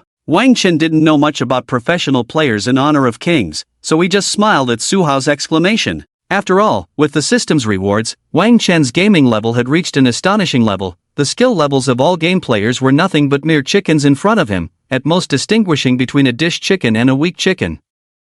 At this moment, the 2 million level streaming rooms of Xia were also incredibly lively. In the first streaming room, the fierce person, Jiazij, was boasting with the viewers, "The opposing team doesn't even have a streamer badge or a professional badge. 3 people just left the GM team, and the AG team is being formed. Isn't it a mess for me to use Lu Shan in this match? HXD folks, if I don't crush them this match, I'll give 288 red envelopes to my fans. What do you all think? By the way, those with gifts, give a shout out, and those without gifts, remember to follow the streamer, so you won't get lost. In the second streaming room, the viewers were continuously spamming the bullet screen. Jayazij, if you get a pentakill this match, can you send the link to your international action blockbuster to the brothers? Jayazij, go for it. I'm your fan. You're a real man. What real man doesn't like watching international action blockbusters? I support you. Jayazij, forever the god. Forever the wild king. I specifically downloaded Shia TV just to support you.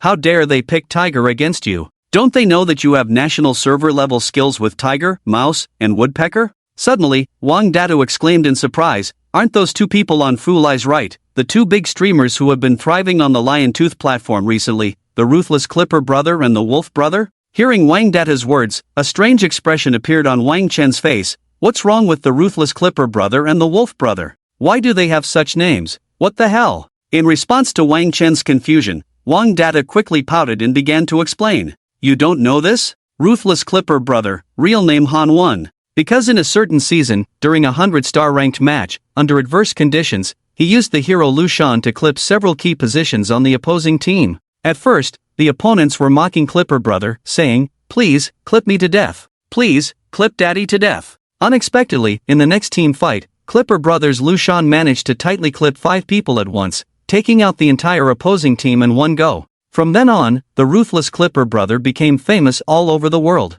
As for Wolf brother, his name is also quite famous. His real name is Kuxian. In a peak match with a score of 2,200, he used Bai Li Xiansa dressed in white tiger's wool to achieve a 5-kill streak, and then started bragging with his fans. While clearing the phone system background, who would have thought that Kuxian's phone background was actually a real kung fu action movie with 2 people fighting? It was quite surprising and instantly went viral online. Since these 2 incidents gained traction, the Ruthless Clipper brother and Wolf brother have become the top streamers on Lion Tooth, and their stories have gradually spread in the King of Glory community. After listening to Wang Datu's introduction, a series of black lines appeared on Wang Chen's face. What is this nonsense? HXD guys, hurry up and finish this game. I have something to do after this. I need to go to a bar. Someone is waiting for me. We understand, we understand. Wang Datu and the other 3 replied in unison, nodding knowingly. Wang Chen. With a sound from the game system, welcome to King of Glory. The enemy will arrive on the battlefield in 30 seconds.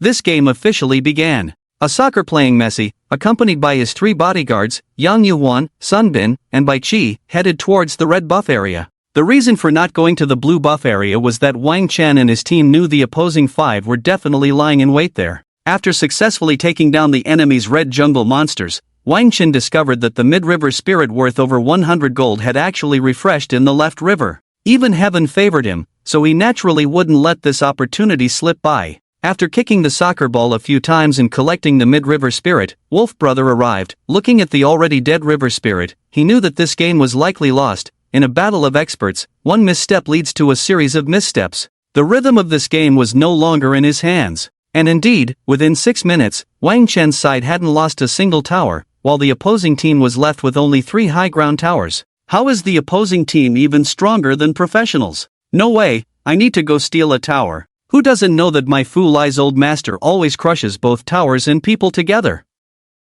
After saying this to his teammates, Fu Lai directly launched an attack on the bottom tower on Wang Chen's side. And how could Wang Chen and the others not have anticipated this idea from Fu Lai? As Fu Lai brought the minion wave over, he dashed into the tower, controlling Sun Shangxiang, activating his second skill to increase movement speed by 25% and reduce damage taken by 50%. He was preparing to take down Sun Shangxiang along with the tower when several strong men and beautiful women in the bushes immediately sounded the horn of attack. Bai Qi used a taunt to control Lao Fuzi, and then a flurry of attacks lifted Fu Lai away, with Wang Chen conveniently claiming the kill. Ding! Congratulations to the host for killing former professional player Fu Lai, recovering the Master's Respect card 4 out of 10. That's right, Wang Chen had already killed Fu Lai 3 times before this. Meanwhile, Fu Lai, in front of his phone, saw the screen suddenly go black. 5 words appeared. You have been killed. He couldn't help but rant, damn it, I'm completely falling apart. Why can they predict all my thoughts? Could it be that they are cheating? The top player of Lao Fuzi, Fu Lai, was left speechless on the spot. As for Wang Chen, he was no longer interested in dragging things out with the opponent. He directly activated the Shadow Lord and Dark Tyrant, forming a double dragon convergence, cleverly controlling 2 waves of minions, and prepared to push the crystal. Heaven did not give birth to me, brother Jiaji, the road is as long as night. Next, watch me demonstrate a 1 against 5. Come save the world. Watching Wang Chen and his team prepare to ascend the high ground, brother Jiaji did not give up. Instead, he stood confidently in front of the high ground tower in the mid lane. It seemed as if he had the power to hold back 1,000 men. Wang Data glanced at the few people lingering on the high ground. He played unpredictably, activating his ultimate without waiting for the minions from both lanes to arrive,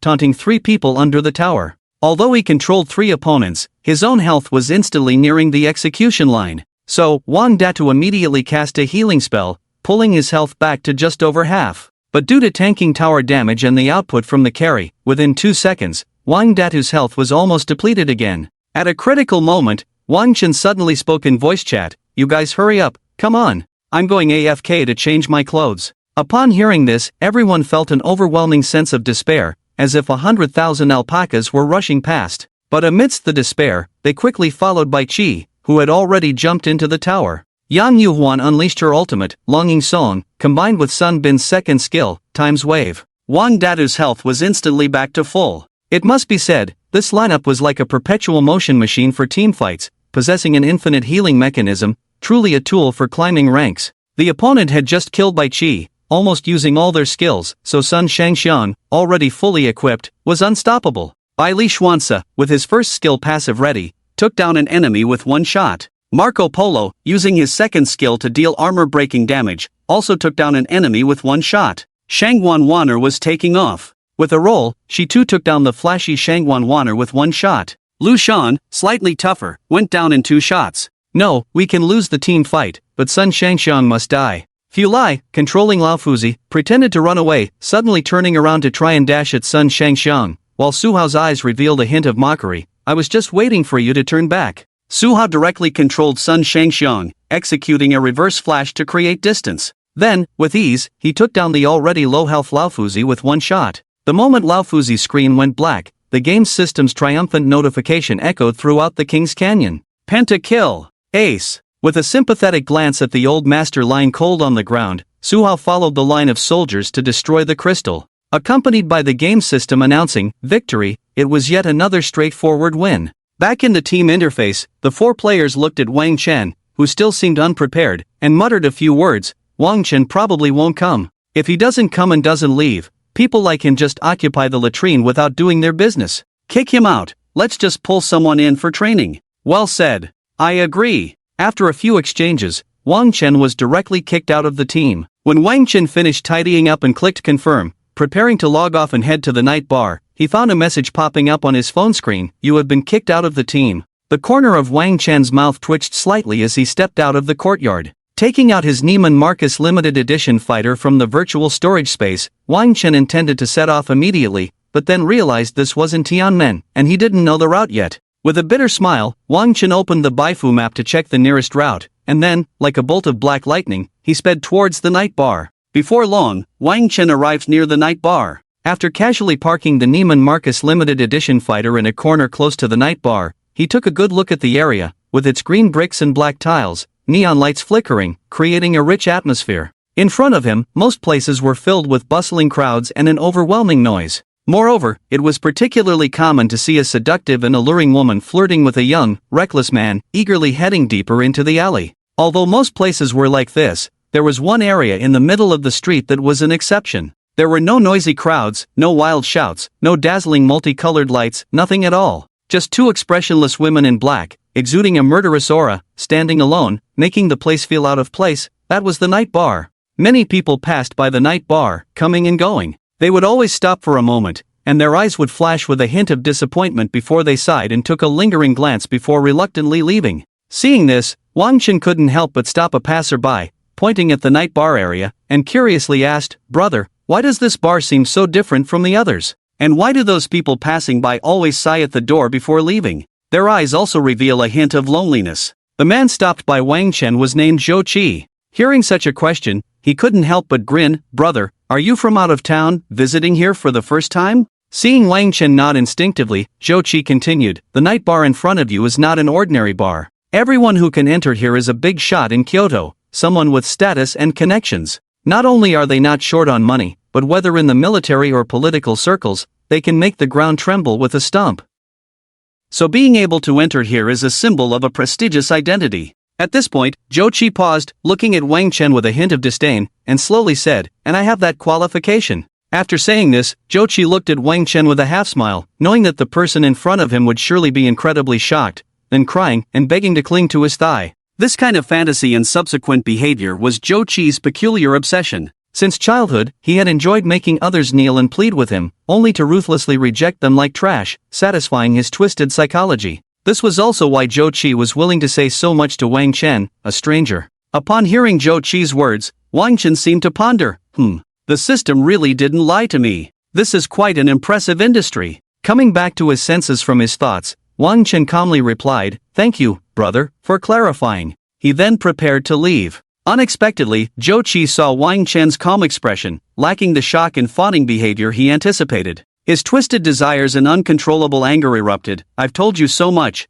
and you just give me that expression?" Hearing this, Wang Chen's expression remained indifferent. He coldly replied, "What kind of expression should I have? Like you, a lowlife who doesn't even know about the Night Color Bar. You must be a working-class guy, forced to work every day, riding a broken electric bike, coming and going in the wind and sun, right?" Zhou Qi raised his eyelids, wearing an expression that said he knew exactly what Wang Chen was like. Wang Chen couldn't be bothered to talk to someone so self-inflated, acting as if the world revolved around him. He casually responded, "You're absolutely right, I'm just an ordinary worker. Although I have no money, I think being happy and living each day well is enough for me." He prepared to leave. But Zhou Qi was still relentless, grabbing Wang Chen's arm and laughing recklessly. "Happy? You, a broke nobody with no power. Do you understand the happiness of the wealthy? You can't even imagine the happiness of the rich. Living in a mansion every day, enjoying lavish meals and fine wine, hanging out in bars, surrounded by beautiful women, lying on the beach, and so on. Have you ever experienced any of this?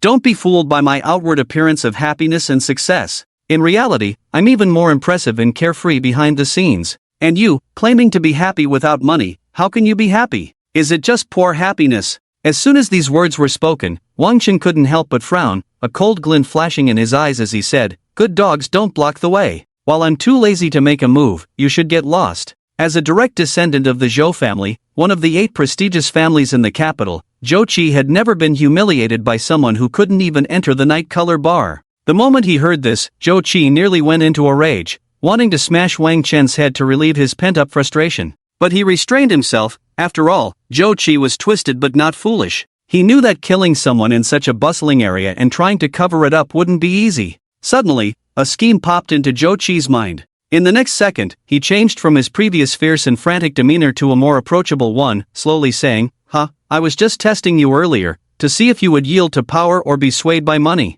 After my little test, I think you're a real man, worthy of being my brother Zhou Qi. You haven't been to the Night Color Bar, right? Today, brother will treat you, let's go have some fun. It's no problem for a brother to bring a companion, how about going in for a while?" Zhou Qi's sudden change in attitude left Wang Chen puzzled about what he was up to. However, no matter what his intentions were, the night bar was his own business, and he could handle it however he wanted. Therefore, Wang Chen didn't argue much, nodding subtly as he observed this little trickster to see what tricks he could pull. Upon hearing Wang Chen's agreement, Zhou Qi couldn't help but smirk inwardly. This fish was biting the hook quite quickly. But on the surface, he laughed heartily and led Wang Chen towards the night bar. When they reached the entrance, Zhou Qi immediately switched to a serious expression and carefully pulled out a golden membership card from his pocket, handing it to a stoic woman in black at the door. Seeing this scene, Wang Chen was filled with confusion, thinking, what makes the night bar so impressive? As he pondered, 2 women in black, with cold expressions, casually glanced at Wang Chen. Though their gaze seemed casual, it was also deliberate. That glance was enough. Both of their pupils suddenly constricted, and in an instant, a barely noticeable shock and disbelief flashed across their faces. This person's appearance was exactly the same as the photo general manager Ali had shown him yesterday. Instinctively, the 2 sisters were about to blurt out "boss." Noticing their change, Wang Chen quickly shot them a no look and shook his head. Zhou Qi, standing in front of Wang Chen with his head down, was waiting for the 2 women's permission and thus didn't see their expressions change, let alone Wang Chen's subtle gesture. If he had seen the change on the usually calm faces of the 2 women at the night bar entrance, he would have been so surprised that his throat might have narrowed, making it impossible to swallow. Returning to the matter at hand, Zhou Qi didn't notice the expressions and actions of the 3 around him, but he did hear the old that slipped from the 2 women's lips. So, Zhou Qi blinked, slowly raised his head, and asked, "Sisters, What do you mean by old? Upon hearing Zhou Qi's question, the two had already withdrawn their earlier gaze, their faces once again cold and distant. Then they parted their alluring red lips and mechanically said, "Old rules, golden members can bring one person inside." "Go on in," Zhou Qi said, nodding and bowing. "Thank you, sisters." He then pulled Wang Chen towards the exclusive passage of the night bar, stepping inside. Watching the two enter, those outside the night bar expressed their envy, saying, "Damn, I wonder if I'll ever have the chance to enter the night bar and see how luxurious it is inside. That person just now was really lucky to be brought in directly? I need to keep an eye out for big shots at the night bar entrance from now on." Suddenly, a slender-faced person said, "Hee, lucky? I doubt it. The one who just took her in is Zhou Qi, the infamous Demon King. You all know how twisted he is, right?" Hearing this, the crowd gasped, their expressions shifting from envy to sympathy. Suddenly, a sigh arose from the onlookers. "If only I could get in there for just one night, I'd be willing to lose a year of my life." The speaker was Wang Yinkai, a big businessman who often frequented this street, known to everyone for earning at least 1,000,000 soft sister coins every day. Calculating this way, he could earn at least 1,000,000,365 in a year, which amounts to 365 million yuan. Yet even so, he still couldn't meet the requirements to enter the Nightshade Bar. One can only imagine how high the threshold for this bar truly is. Understanding this insurmountable barrier, the crowd around him dispersed. However, the flickering green light in their eyes and the undeniable ambition were impossible to hide. Until the surroundings were empty, two women dressed in black began a conversation without making eye contact. "Sister, if I'm not mistaken, this is our new big boss, right?" The black-clad woman who spoke was named Hua Xiangrong. Standing next to her was her sister, Hua Qiangu. Hearing her sister's question, Hua Qiangu pressed her lips together and softly replied, "Yes, this is our new boss. Compared to our previous mysterious boss who always wore a mask, he looks much more handsome, and he's particularly young, isn't he?" After saying this, a hint of warmth appeared on Hua Qiangu's cold face, a look that was difficult to comprehend given her usually icy demeanor. However, upon reflection, it was understandable. After all, in their 20s, who wouldn't be infatuated? Even if she appeared cold and strong on the surface. Seeing Hua Qiangu's expression, Hua Xiangrong nodded in agreement, saying, Yes. I just wonder if this boss is as mysterious as our last one." Thinking back to when the Nightshade Bar had such high requirements, it was always empty, just a very quiet bar. Until that time when our mysterious boss humiliated a direct descendant of the Wang family, the top of the four major families, and the person in charge of the Wang family knelt down at the entrance of the Nightshade Bar with a thud, frantically apologizing. Only then did the Nightshade Bar gain fame in Kyoto. After hearing so much from Hua Qiangu, Hua Xiangrong slowly nodded and said, "Who cares about that? As long as we listen to our master, that's enough." What Hua Qiangu recounted was mostly accurate, but the rise of the Nightshade Bar was not just that simple. Back then, many families suspected that this was a self-directed and self-acted ploy by the Wang family, a scheme to establish a mysterious force in the shadows. However, after several incidents, this notion was debunked. Because the Nightshade Bar later had several disputes with the four major families, and the outcome was invariably the same, members of the four major families knelt at the entrance of the Nightshade Bar, begging for forgiveness. Although the Wang family was the top of the four major families, they did not possess such immense power. From then on, the authority and terrifying influence of the Nightshade Bar became deeply ingrained in people's hearts, and a saying began to circulate among the upper class of Kyoto. The saying was, "In this life, I do not regret entering the Nightshade. Wine flows through the gallant heart when meeting a kindred spirit." Turning away from the Nightshade, one should be adorned like a crown in all of Kyoto. Inside the Nightshade Bar, Wang Chen looked at the scene before him. Aside from the high-end decor, the waitstaff were as beautiful as celestial beings, and fine wines were displayed. The high entry threshold aside, there wasn't much difference from an ordinary bar. Under the dim lights, glasses filled with colorful liquids were set against a backdrop of loud, disorienting electronic sounds. The dance floor was filled with indulgent screams, countless alluring figures in sexy outfits swaying to the rhythm of the music, continuously twisting their enticing forms in the center of the dance floor, making one unable to help but indulge in fantasies. Many men were also eyeing the women on the dance floor, like hunters watching their prey. Although most of those present were prominent figures, they could not suppress their most primal impulses. Zhou Qi noticed Wang Chen's obvious daze and put on a warm face, pulling Wang Chen to the bar. The two sat at the bar, with Zhou Qi draping his arm over Wang Chen's shoulder. With a forced smile, he said to Wang Chen, "Brother, tonight we can play and eat freely here. All your expenses will be covered by me, young Master Zhou." A flicker of disdain flashed in Wang Chen's eyes. Was this all he had? Nevertheless, he cooperatively replied, "Then I thank young Master Zhou in advance." The next moment, Wang Chen boldly called out to the bartender, "Bring me 20 bottles of the most expensive wine. Today, I've met a kindred spirit, and I want to drink all night with my new friend, not leaving until we're drunk." To outsiders, Wang Chen's expression made it seem as if Zhou Qi was his little brother, and he was the one treating. Wang Chen's words were astonishing, like chaotic thunder, instantly shaking the surroundings. People in the Nightshade Hotel had never heard such a boastful statement, especially those women nearby, their bodies twisting,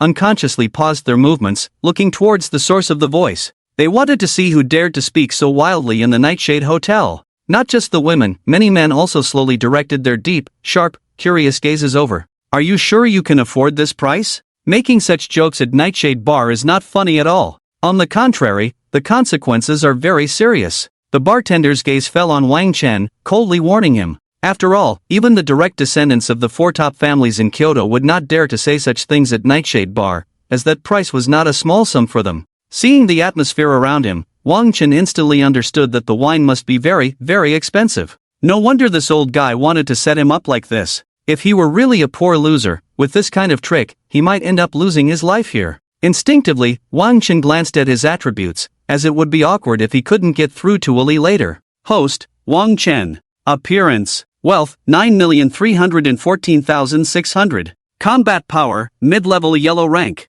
Skills, world-class piano master, diagnostic skills, top-notch firearms skills, basketball skill set, world-class painting master, X-ray vision. Identity, world's #1 hacker. Luck, 3. Education, PhD in literature from Kyoto University. Weapon, bronze loudspeaker, God of Song sticker, experience card. Assets, Longting Commercial Street, Zhongmei Commercial Street, 10 traditional courtyard houses in Kyoto, Nightshade Bar. Medicines, Perfect Health Pill, 2, Truth Pill, 3, Hair Growth Pill, 4. Rare items, Respect for Teachers card, 4/10. Summary, a waste with only 4 assets. Soon, Wang Chen browsed through his attributes. Then he realized that, combined with the money he made from collecting junk in the game yesterday, despite spending 2 billion on dealing with Long Outyin, he still had over 9 billion left. So, spending 9 billion on a few drinks should not be a problem, right? With money in one's pocket, one can be confident enough, bold enough. Wang Chen casually replied, "It's just 20 bottles of wine.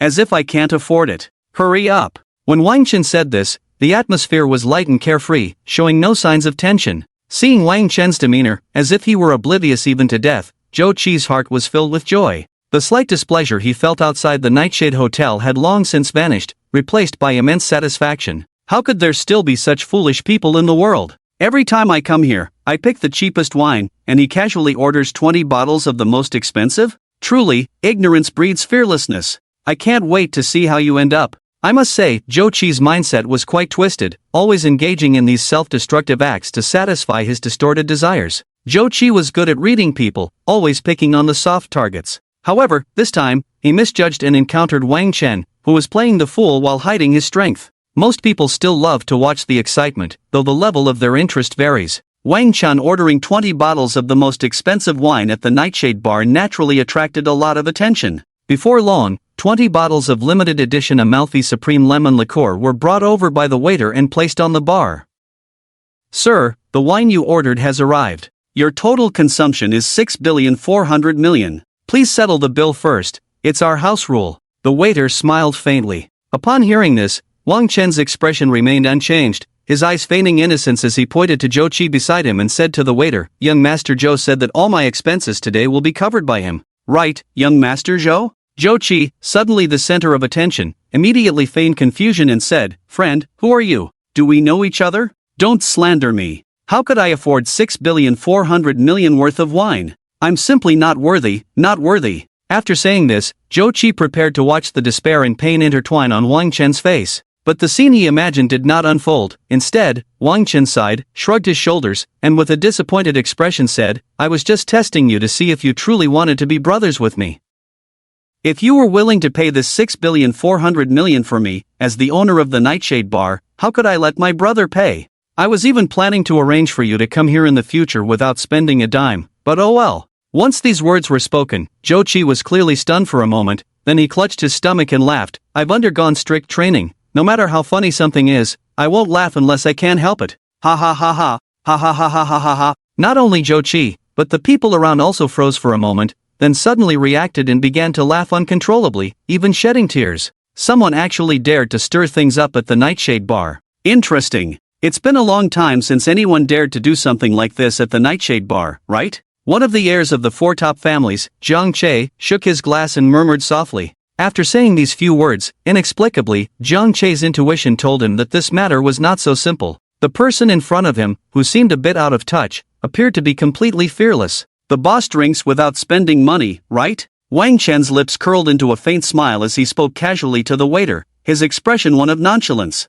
The waiter, who had no right to participate in the meeting that Ali held yesterday, naturally did not recognize Wang Chen. Upon hearing Wang Chen's words, he thought he was trying to dine and dash at the night bar, and instinctively, a glint of malice flashed in his eyes as he prepared to call for help. Just then, a voice, both enchanting and slightly seductive, resonated throughout the bar. If the boss comes to our night bar, of course, there's no need to pay. Shunzi, why aren't you quickly opening the limited edition Amaretti Supreme Lemon Liqueur for the boss? Are you waiting for the boss to do it himself? By the time she finished that last sentence, her tone had shifted from alluring to razor-sharp. Silence fell, an indescribable stillness, with no sound other than the automated electronic sound effects playing in the background. The current quietness stood in stark contrast to the explosive noise just moments ago. At the instant he heard that voice, Wang Chen cast a faint glance in its direction. Just one look, and he couldn't help but recall what a host of an internationally renowned fashion magazine once said: a perfect woman must possess three things. First and foremost is beauty, the kind that captivates and enchants at first glance. Second is an indescribable aura that exudes a sense of sophistication. Third is sensuality, a kind that stirs a primal urge to conquer in any man. Of course, this sensuality is not the kind that is overtly flaunted or provocative, but rather an innate, natural allure. Undoubtedly, the woman before him possessed all three qualities. She walked gracefully, her long legs wrapped in stockings subtly visible, making Wang Chen unable to resist the urge to look up. With a slight tilt of her head, her skin-tight yellow dress, fluffy hair, and a devilishly curvy figure came into view. Her flawless skin, slightly rounded oval face, exquisite makeup, tempting red lips, high nose bridge, and enchanting starry eyes all captured Wang Chen's attention. He found himself momentarily entranced, and the others were no exception. Sensing Wang Chen's intense and burning gaze, Ali chuckled lightly and playfully complained, "Boss, didn't you say you'd call me when you arrived? You didn't even make a call, and now look at this misunderstanding. It really leaves me at a loss for words." After Ali's words lingered for several seconds, Wang Chen finally snapped back to reality from his earlier days, his eyes clearing instantly. Without a trace of distraction, he pointed at the pale-faced, panicked Zhou Qi and said with disappointment, "Well, I ran into someone on the way who insisted on bringing me to experience the night bar. He even said he would cover all my expenses tonight. But I didn't expect that people can be so deceitful. He actually set me up." As soon as these words left his mouth, Ali's icy gaze turned directly towards Zhou Qi, implying, "Don't you have anything to say?" That cold stare made Zhou Qi feel as if he were standing atop an everlasting iceberg, trembling all over. His heart skipped a beat, and he stammered, his voice barely above a whisper, I didn't know. You were the boss of this night bar. If I had known, even if it meant death, I wouldn't dare treat you like this. Please, have mercy and forgive my small transgressions." After finally finishing his words, Zhou Qi directly thudded to his knees, crying and sniffling, moving his body towards Wang Chen, hoping to gain his forgiveness. Wang Chen's expression was cold, and he mockingly said, "Your face changes pretty quickly. But it's useless to me. If I were really an ordinary person, wouldn't you have just played me to death? How about this? I won't take your life. Just pay me the 6,400,000,000, and I'll let you leave the night bar in one piece." Upon hearing this, Zhou Qi desperately banged his head on the ground, crying, "Please, just let me go. Treat me like a fart. 6,400,000,000 is an astronomical figure for me. I really can't come up with that. If you really insist on this money, it would only make my already poor situation worse." Watching Zhou Qi's desperate performance, Wang Chen felt not a shred of pity. Instead, it brought a wicked smile to his face. He said lightly, "You have no money. What does that have to do with me? No money means you keep your life. It's that simple. Heaven's punishment can still be survived. Self-inflicted punishment cannot be survived. Those who humiliate others will always be humiliated." These three phrases perfectly reflected Wang Chen's mindset at that moment. Upon hearing the words "keep your life,"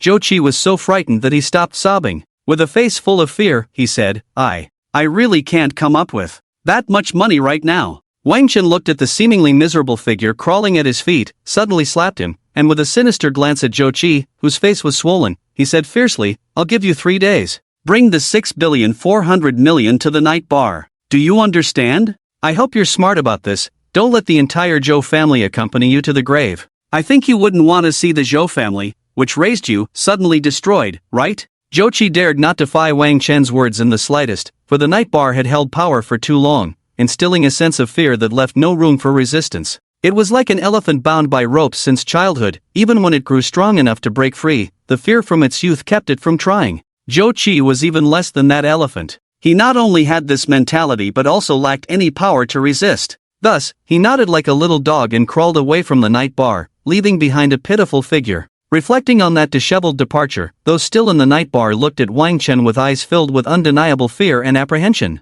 This was the terrifying power of the night bar. Just a glance, a casual threat, could make a member of the prestigious Zhou family, one of the 8 great families of Kyoto, kneel and beg for mercy without hesitation, obediently offering up 6,400,000,000. One must admit, the prestige of the night bar was indeed terrifying. It wasn't until Wang Chen and Ali disappeared from view for a long time that the night bar slowly returned to its original state. The deafening music, the ambiguous atmosphere, bodies swaying wildly under the lights, and the air filled with a mix of smoke and perfume. In a clean, luxurious, and spacious room, Ali looked at Wang Chen and couldn't help but ask, "What are you staring at?" Wang Chen instinctively replied, "What are you staring at, Ali?" After falling silent, unsure how to retort, Ali's pretty face flushed with a hint of red, and her other small, instinctive movements were full of charm. Additionally, her long, slender legs, elegantly crossed, inevitably sparked a flurry of imagination about the scenery beneath her skirt. After a moment, Ali noticed that Wang Chen had not shifted his gaze from her, and she couldn't help but widen her beautiful eyes, playfully feigning annoyance as she said, "Have you seen enough?" "Not enough. Should we find a better place so you can take a good look?" Wang Chen, however, didn't hear what Ali was saying at all. While he was focused on her, he accidentally activated his X-ray vision. In the next second, he began to marvel internally. "What the hell? What is this thing in front of me? So big, so white, so round. Who can withstand this? No one can withstand this. I can't let this happen again. I need to control my eyes. At this rate, even if my eyes can take it, my body won't hold up. No, I need to eat more chives and kidneys later. Chives, kidneys." After saying this, Wang Chen quickly withdrew from the state of X-ray vision, and in regret, he muttered to himself, Amitba, what a sin, what a sin. I really didn't mean to." It seemed that saying this would ease his conscience a bit, reducing his guilt. After clearing his mind of distractions, Wang Chen put on a self-satisfied smile and casually said, "Sorry, what did you just say? I didn't hear you. Could you say it again?" Hearing Wang Chen's words, Ali thought he was teasing her on purpose, wanting her to repeat that incredibly embarrassing line. With her face flushed, she stood up and hurriedly left the room, and at the moment she closed the door, she softly said, "I'll go get the transfer agreement and the financial statistics from the past few months. Please wait for me. I'll be right back." Seeing Ali's demeanor, Wang Chen felt a bit guilty. Could she have sensed something? Was my gaze that wicked? Meanwhile, in the room of Long Outyan, one of the 4 top families, an old man knelt on the ground. "Master, Tang Shuajian brought back that man who claims to be a scrap collector.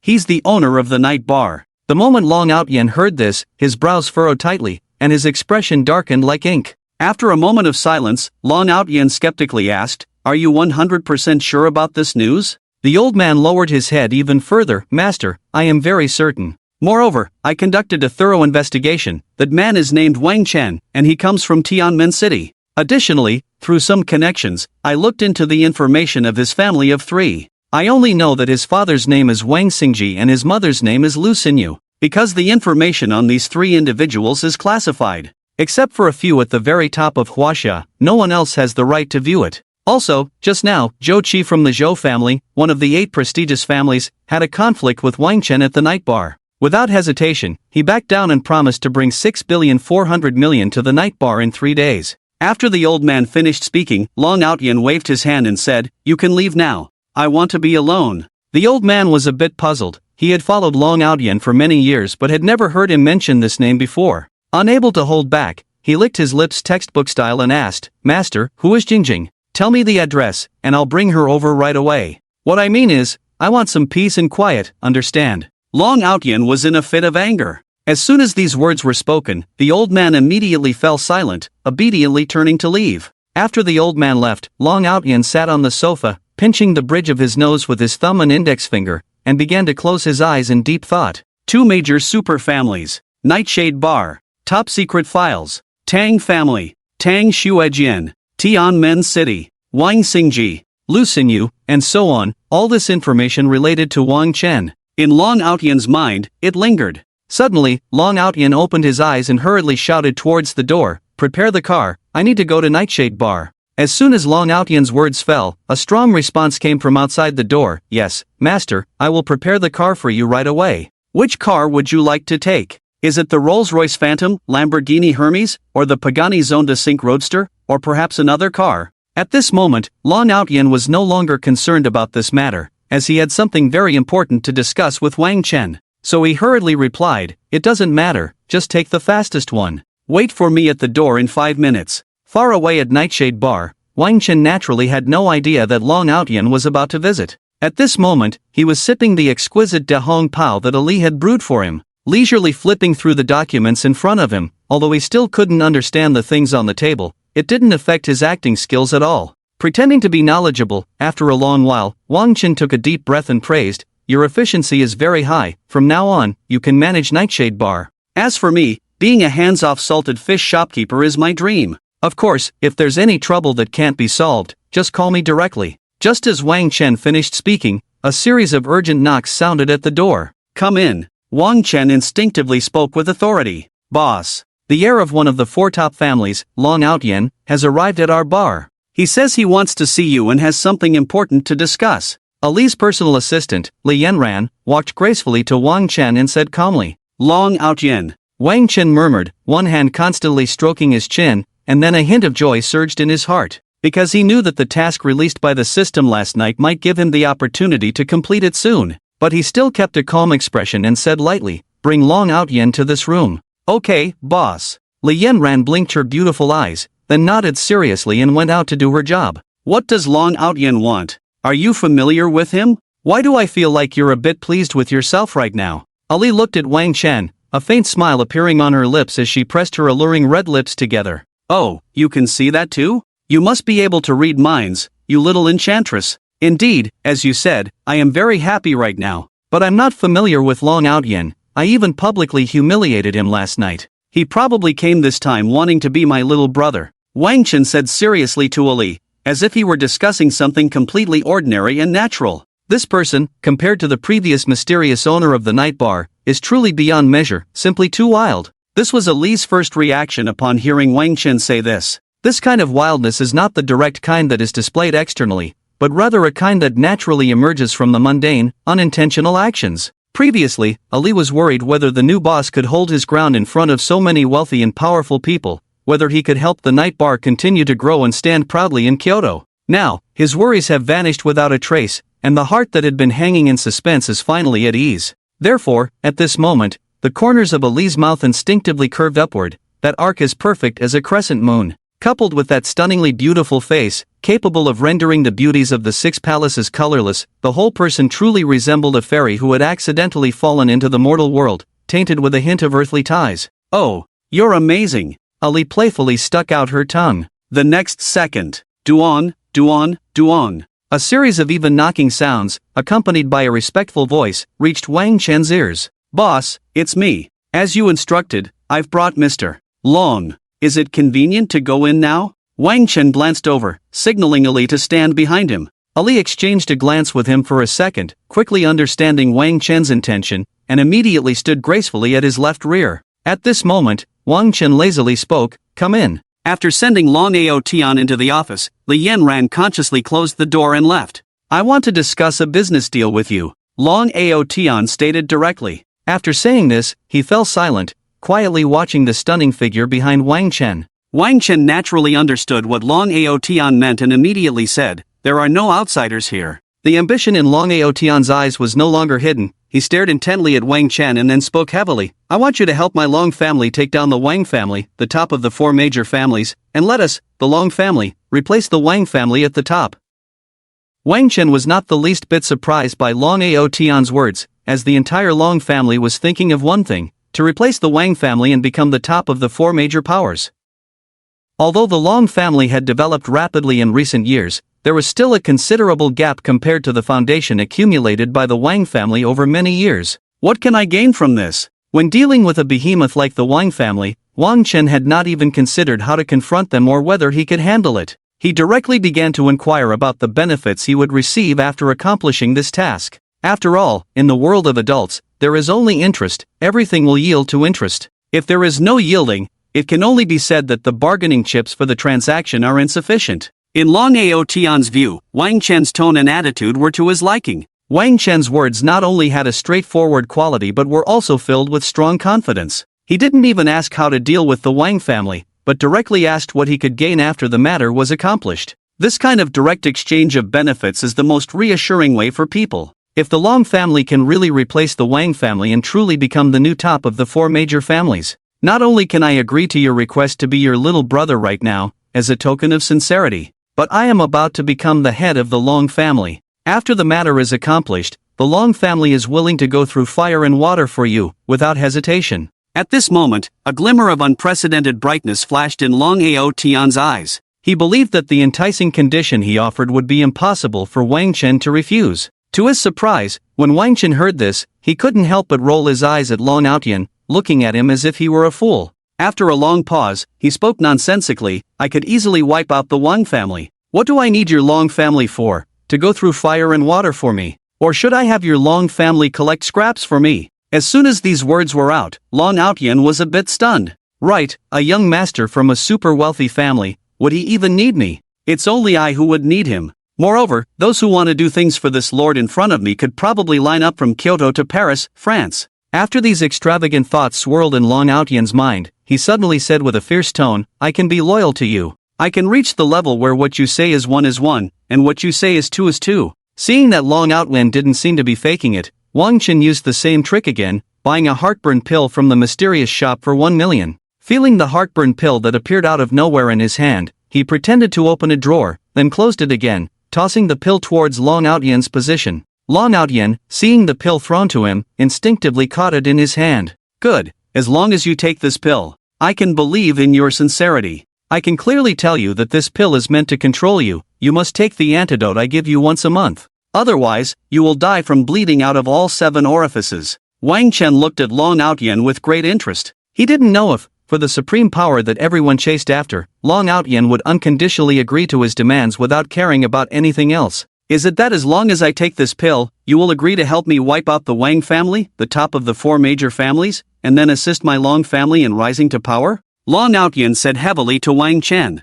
Wang Chen nodded lightly. I trust my judgment. I'm betting on this. I'm betting that you are a man of your word. In the next second, Long Ao Tian directly closed his eyes and stuffed the heartburn pill into his mouth all at once. The imagined pain did not occur. Long Ao Tian thought the drug's effect hadn't kicked in yet, and then he looked at Wang Chen with a hopeful expression. Boss, is it done now? As soon as Long Ao Tian finished speaking, a cold, unchanging prompt from the system rang in Wang Chen's ears. Ding, successfully completed the hidden task, subdued Long Ao Tian, and he has become your loyal little brother. Task successful, reward. For virtual roulette draw opportunities, luck value +1.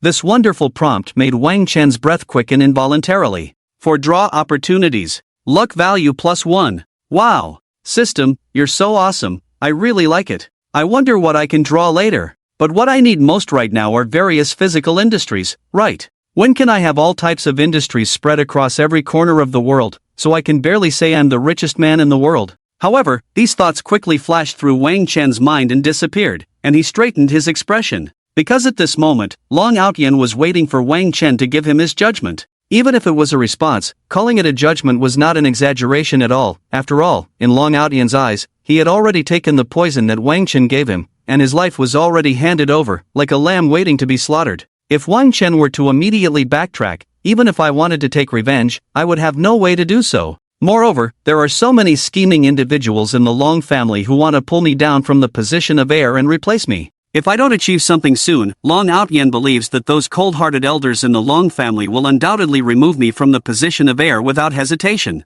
At that time, having lost that irresistible power, what joy is there in life, and what fear in death? Your earlier hesitation has already proven your loyalty. Go ahead, tell me how you want me to help you. Looking at Long Ao Tian, who was tense at the moment, Wang Chen spoke calmly. In fact, he had already received a reward, and Wang Chen could have refused. It was like pulling up one's pants and denying someone. He could have simply backed out, but he chose not to do so. Firstly, his personal principles did not allow him to act that way. He was not a pushover, but he certainly wanted to be someone who was true to his own heart and to his friends around him. Secondly, he wanted to develop a force that was incredibly loyal to him. The next moment, a solemn voice exploded throughout the room. Have you ever heard of the mysterious Zhatian gang? Long Outyan, who uttered these words, had a face clouded with worry. I haven't heard of it. Not knowing meant not knowing, Wang Chen said bluntly. Upon hearing Wang Chen's words, Long Outyan displayed a constipated expression but immediately continued. Originally,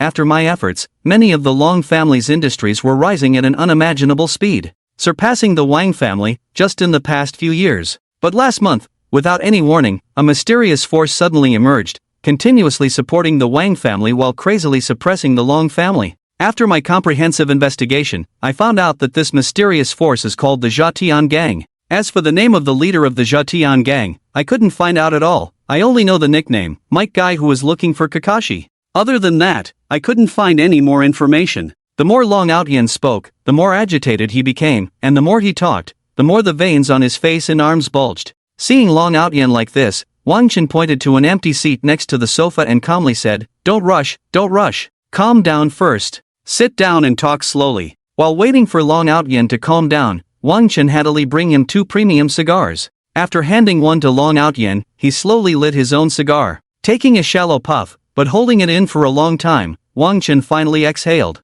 How is the Zhatian gang suppressing your Long family? Do you know where their base is? Long Outyan took a deep puff of the cigar before gloomily saying, all the industries under the Long family are suffering from the crazy suppression of the Zhatian gang, including entertainment, catering, education, services, finance, information technology, real estate, and so on. Especially the entertainment industry. Recently, our Long family has been competing with the Wang family for an internationally renowned entertainment company called Xingda Entertainment. Xingda Entertainment asked us to each send a contestant to participate in tomorrow's program, I Am a Singer. Whichever contestant wins first place in this singing competition, Xingda Entertainment will collaborate with that family. I originally thought it was a fair competition, but according to the latest news I've received, the mysterious Zhatian gang has directly intervened in this matter and bribed several judges. These judges, we've tried various means to bribe them, but they have the backing of mixed international forces, with Xingda Entertainment behind them, and they won't budge. If it were just a matter of giving way to the Wang family, that would be one thing, but the competition with the Wang family over Xingda Entertainment has already spread among many families. If one side fails, it doesn't just mean this project fails, more importantly, it signifies the power gap between the two families. And certain fence-sitting families will inevitably choose the stronger family. As one rises, the other family will be in dire straits. That's why I'm in such a hurry to discuss this matter with you. Wang Chen casually tossed his cigar to the ground, stepped on it, and calmly said, Oh, is that all? Tomorrow, not only will I help you settle this matter and get Xingda Entertainment to cooperate with you, but I will also arrange for you to take the position of president in the Xingda Entertainment China region. Do you think what I'm doing suits your taste? Wang Chen said this not out of misplaced confidence, thinking that his still developing self could directly bring down or command Xingda Entertainment, which had numerous national forces backing it. The reason he could speak so freely with Long Outyan earlier was that Long Outyan had just mentioned the competition with the Wang family over Xingda Entertainment. The system had once again issued him a random task, ding, random task triggered, in the I Am a Singer creator program hosted by Xingda Entertainment, gain 1 million show-off points and secure first place. Task successful, reward, identity as chairman of Xingda Entertainment Asia. Show-off points are counted in real time, currently at 0/1000000. Upon hearing about this random task, Wang Chen instantly felt that this show-off task had come a bit too late. In 4 words, it was a case of meeting too late. Wang Chen was furious. Show off. I'm the best at that. It's my strong suit. If heaven didn't give birth to me, Wang Chen, then the road would be as long as the night. So, he immediately began to show off fiercely. Thus, the earlier conversation with Long Outyan unfolded. After hearing Wang Chen's words, filled with unrestrained confidence and dominance, Long Outyan felt a chaotic emptiness that had been overwhelming him suddenly filled. Moreover, in Long Outyan's eyes as he looked at Wang Chen, various emotions flickered: shock, gratitude, disbelief, fervent admiration, mixed with deep loyalty. His mouth twitched uncontrollably, unable to utter a single word. His hand, however, came over excitedly, tightly gripping Wang Chen's hand. At this moment, Wang Qin could clearly feel the beads of sweat covering Long Outyan's palm, a result of his earlier nervousness. A few seconds later, Long Outyan seemed to realize his loss of composure and immediately loosened his grip, scratching his head in embarrassment, unsure of what to say next. I have things to do, you should head back, Outyan. As for that small matter tomorrow, just text me the time and place. Ali, you go see him off. Wang Qin directly issued the order to dismiss, as he could no longer wait to use the 4 lottery chances rewarded by the task completion. However, Ali did not respond to him, so Wang Qin instinctively looked to his left rear. At that moment, Ali stood like a snow lotus proudly on Tian Shan, her expression icy. Seeing Wang Qin turn back, she naturally spoke, "He doesn't deserve it." As she said this, a hint of allure flashed in her eyes as she looked at Wang Qin, sparkling with brilliance. Long Outyan's face turned a bit ashen, and he suddenly felt his pride slipping away. If the one saying this was an ordinary person, he would likely have been thrown into his family's aquarium to feed the sharks. But this woman was very likely connected to Wang Qin, and who is Wang Qin? The owner of the Moonlight Bar, who openly declared he would destroy the Wang family and make himself the president of the Asia region for the international entertainment company, Xingda Entertainment. Thinking of this, the ashen look on his face gradually eased. He needed to stay calm. This was all trivial.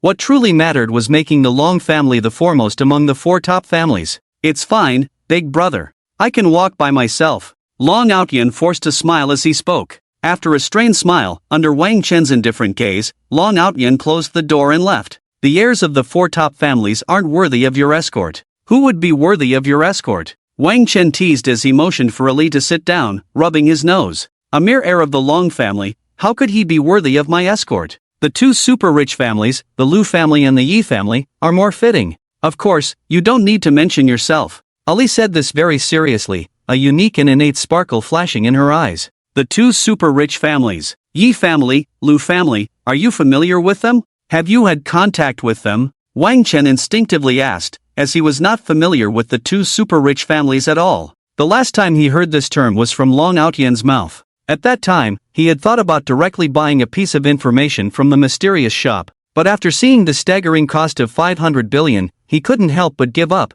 feeling ridiculous for once being proud of having less than 1 billion. I'm not familiar and haven't had contact, but the previous owner of our Nightshade Hotel mentioned them to me, so I only know a little bit. Ali giggled. Alright, I have something to do, I'll leave first. Just call me if you need anything. Wang Qin couldn't help but roll his eyes at the beauty before him. Okay, boss. Ali gently bent at the waist. By the way, what levels of membership cards do we have here? Can you bring me a few membership cards? Wang Qin suddenly remembered the golden membership card that Zhou Qi used. We have 5 levels of membership cards: silver, gold, black gold, purple gold, and orange gold. Wait for me a moment, I'll bring them to you right away. Ali blinked her beautiful eyes and pushed the door to get the membership cards. Soon, Ali packed 50 membership cards into a box and handed it to Wang Qin. There were 10 cards of each level in the box, as if they were common cabbages found at roadside stalls, worthless and everywhere. But only those who were desperately trying to get in outside the Nightshade Hotel knew how valuable these cards were. For some crazed individuals, even trading a silver card for their wife would be a no-brainer. This is the impressive aspect of the Nightshade Hotel membership cards. Alright, you should go rest too. I'll leave right away. Wang Qin glanced at Ali. Hearing this, Ali respectfully nodded and left after closing the door. After putting the membership cards into the virtual recycling space, Wang Qin prepared to leave. Suddenly, a ringtone blared. Grandpa, your grandson is calling you. Seeing that the caller ID was his mother, Wang Qin quickly answered the phone. Stinky boy, why haven't you called your mother in so long? How can a son grow up and not be kept at home? What have you been up to lately? Lu Xinyu's words were filled with the warmth of home. Not much, just planning to help a little brother from the Long family in Kyoto deal with the Wang family tomorrow. On the other end of the phone, Lu Xinyu was stunned into silence for a long time. She didn't know if the secret buried deep in her heart for many years should be revealed at this moment. Amidst her shock, the phone in Lu Xinyu's hand accidentally slipped and fell onto the table with a bang. Lu Xinyu's mind went blank. She couldn't believe how little time had passed since her son, without any support, had grown to such an unbelievable extent. He was actually able to start making decisions regarding the top 4 families in Kyoto, the Long family and the Wang family. Even the heir of the Long family, Long Outyan, had become his little brother? What was going on? A feeling of extreme unreality began to take root in Lu Xinyu's heart. On the other end of the line, if Wang Qin knew that his mother was actually thinking about these things, he would probably be more shocked than if he were facing a barrage of bullets coming at him. His mother had always stayed in the village. How could this ordinary woman know so much about Kyoto? She even knew the heir of the Long family's name? He had never mentioned it. But there were no what-ifs. Wang Chen had grown up this way, and Lu Xinyu had never brought these matters up with him. "Mother, why aren't you speaking? What happened? Hello, hello, hello?" Hearing the sound of the phone dropping on the table, Wang Chen asked anxiously. Upon hearing her son's urgent voice and recalling what her husband had said to her last time, Lu Xinyu changed her previously playful and indulgent tone and spoke seriously. "I'm fine. Since you've come this far on your own, I won't hide it from you any longer. The current head of the Wang family, Wang Daming. He is your father's father." Waiting for his mother to respond, Wang Chen could hardly believe his ears when he heard her words. It felt like a bolt from the blue striking him, as if someone had poured a bucket of cold water over him, leaving him numb all over. Wang Chen's mouth dropped open wide, and after swallowing 2 or 3 times, he finally managed to say, "You're not joking, are you? You can't be messing with me, right?" Lu Xinyu sighed, furrowed her brows, and said with a hint of nostalgia, "This secret is really a long story. I've kept it in my heart for many years. I even thought I would take it to my grave, just to ensure you could live a safe life. In the past, I really didn't know whether I should tell you. If I told you, I was afraid you would suffer and do something irrational. But if I didn't tell you, I was afraid you would find out and blame us. So, we kept this secret for so many years without letting you know. But now, it seems I have to tell you. What parent in the world doesn't want their child to be well?" Wang Chen understood that this secret must have a huge connection to him and was an extremely dangerous secret. If he didn't have the strength, he definitely wouldn't be eager to know this secret. But now, with the system by his side, what was there to fear? If he couldn't provoke them, he could at least hide until he gained strength and then take revenge later. If he could provoke them, with his nature of not being able to wait to settle scores, then the other party was doomed, absolutely doomed. Understanding this, Wang Chen spoke heavily into the phone. "Mom, I'm already grown up, capable of protecting myself and taking care of you. The speed of my success has caught up with the speed of your aging. Let me support this family from now on, okay?" Upon hearing this, tears welled up in Lu Xinyu's eyes. No matter what, Wang Chen had grown up, and his words warmed Lu Xinyu's heart. "Oh, you little rascal, you've learned to be sentimental. Let your dad talk to you about this properly. Xingji, come here."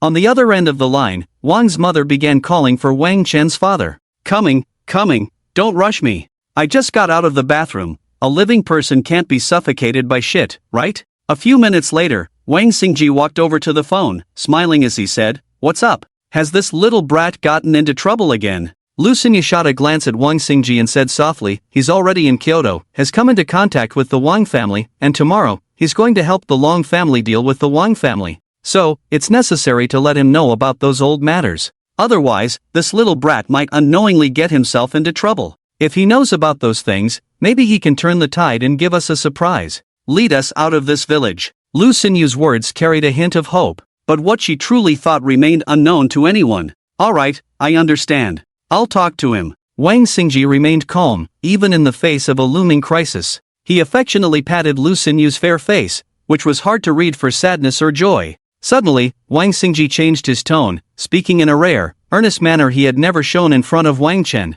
"Before I tell you this matter, Dad wants to tell you one thing first, hope you keep it in mind. A true man standing between heaven and earth should have no regrets in his heart. The path you came from may not be changeable, but at least you can broaden the road ahead. Though the road is long and obstructed, if you walk, you will arrive. Alright, now let's talk about the main issue." As a PhD from the College of Arts at Kyoto University, these few sentences were child's play. Wang Chen immediately understood the meaning behind his father's words. What he wanted to express was, after knowing this secret, it was fine to do whatever, as long as he had no regrets in his heart and followed his own path. If he decided to act, then the road ahead would undoubtedly be difficult and filled with thorns. But as long as he took action, he believed he would succeed and achieve a result he was satisfied with. After silently remembering this, Wang Chen began to listen intently to the earth-shattering secret his father was about to reveal. The next moment, Wang Xingji's authoritative voice came through. "I was the most outstanding person in the Wang family back then, forcefully bringing the Wang family from an ordinary prestigious family to the top of the 4 major families.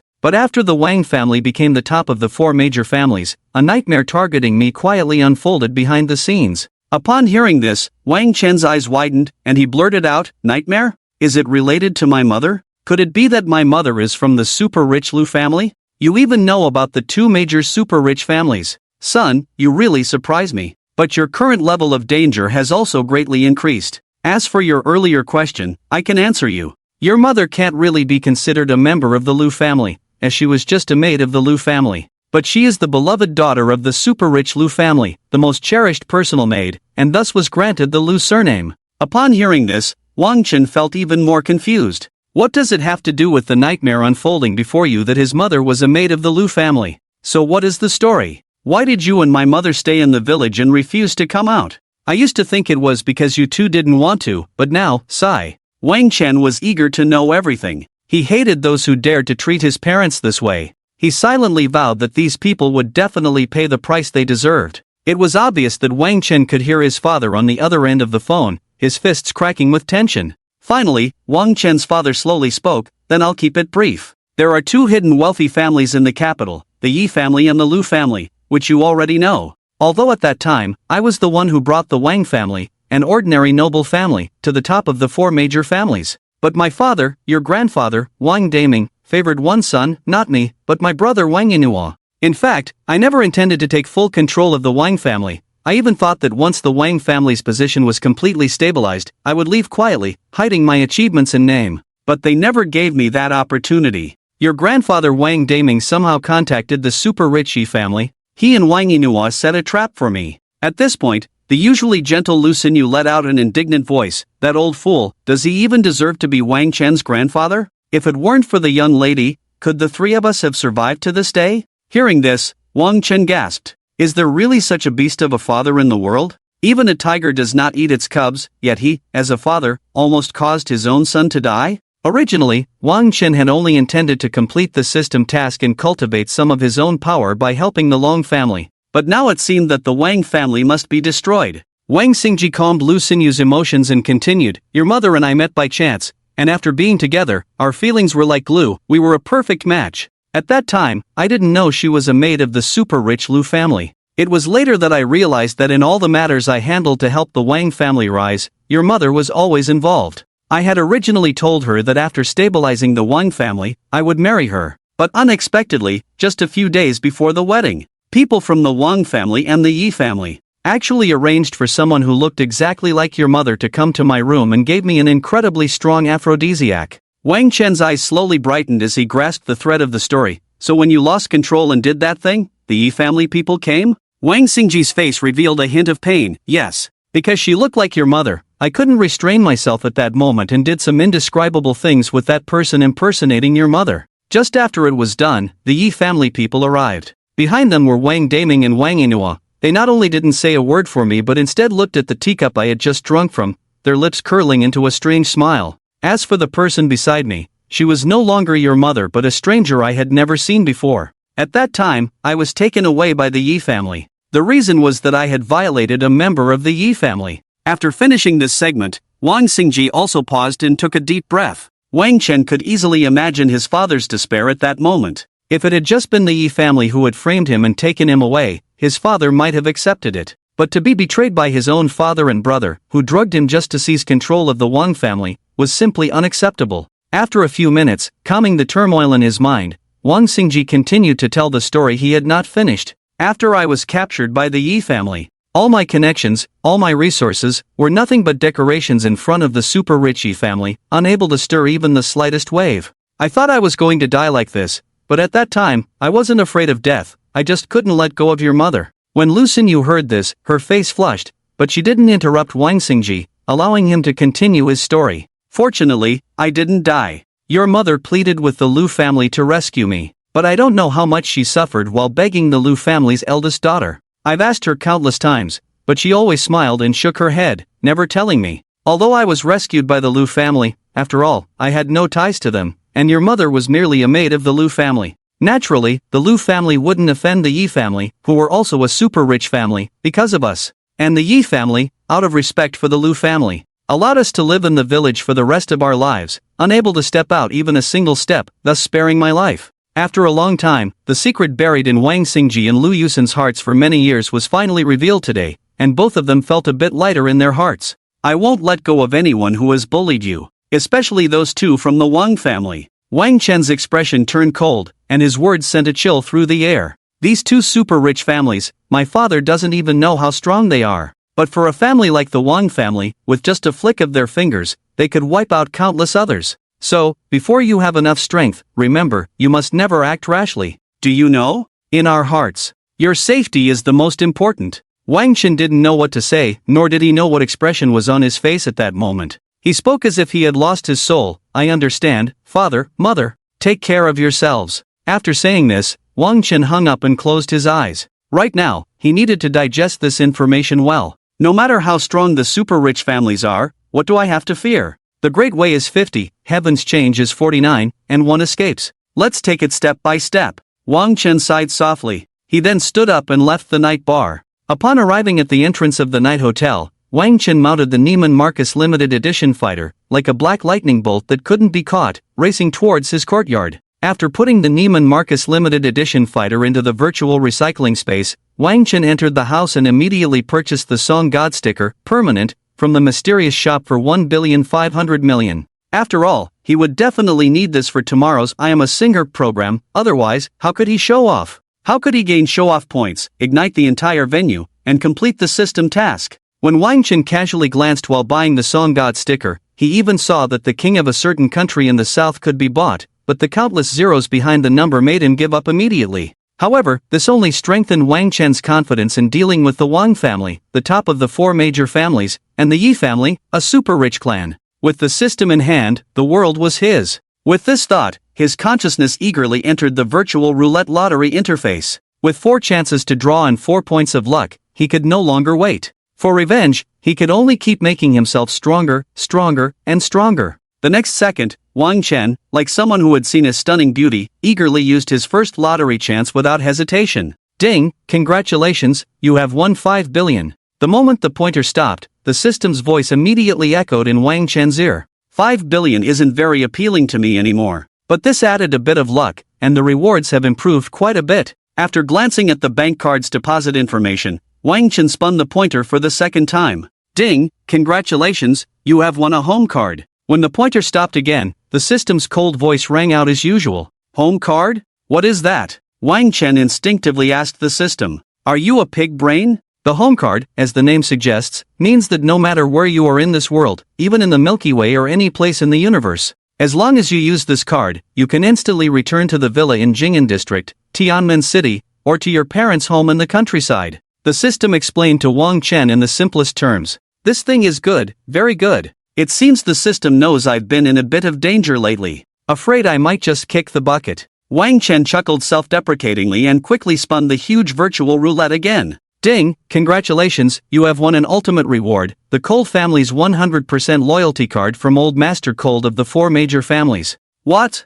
Loyalty card from my biological father? What the hell? Wang Chen instinctively checked the system's description. After use, Old Master Cold will be 100% loyal to you. Although you are not his biological father, he will treat you even better than his real father. Wang Chen. After a moment of shock, Wang Chen decided to use this last lottery chance. But when he heard the system's prompt for this draw, he was so shocked that he could no longer sit still. Because he heard the system's cold prompt, ding, congratulations, you have drawn a prank item, a reverse smoking card. Why do I keep drawing such strange items today? Reverse smoking? Isn't that the reverse smoking day of Teacher PDD? Wang Chen couldn't help but mutter quietly and looked at the description provided by the system. Reverse smoking card, the host can use it on any person within their line of sight. The target chosen by the host will have a cigarette appear out of thin air and will start reverse smoking. Moreover, each time they burn their lips, they will say a self-repenting statement. After reading the system's description, Wang Chen understood the purpose of the reverse smoking card. It was clearly meant to help him complete his show-off performance on the I Am a Singer-Songwriter program tomorrow.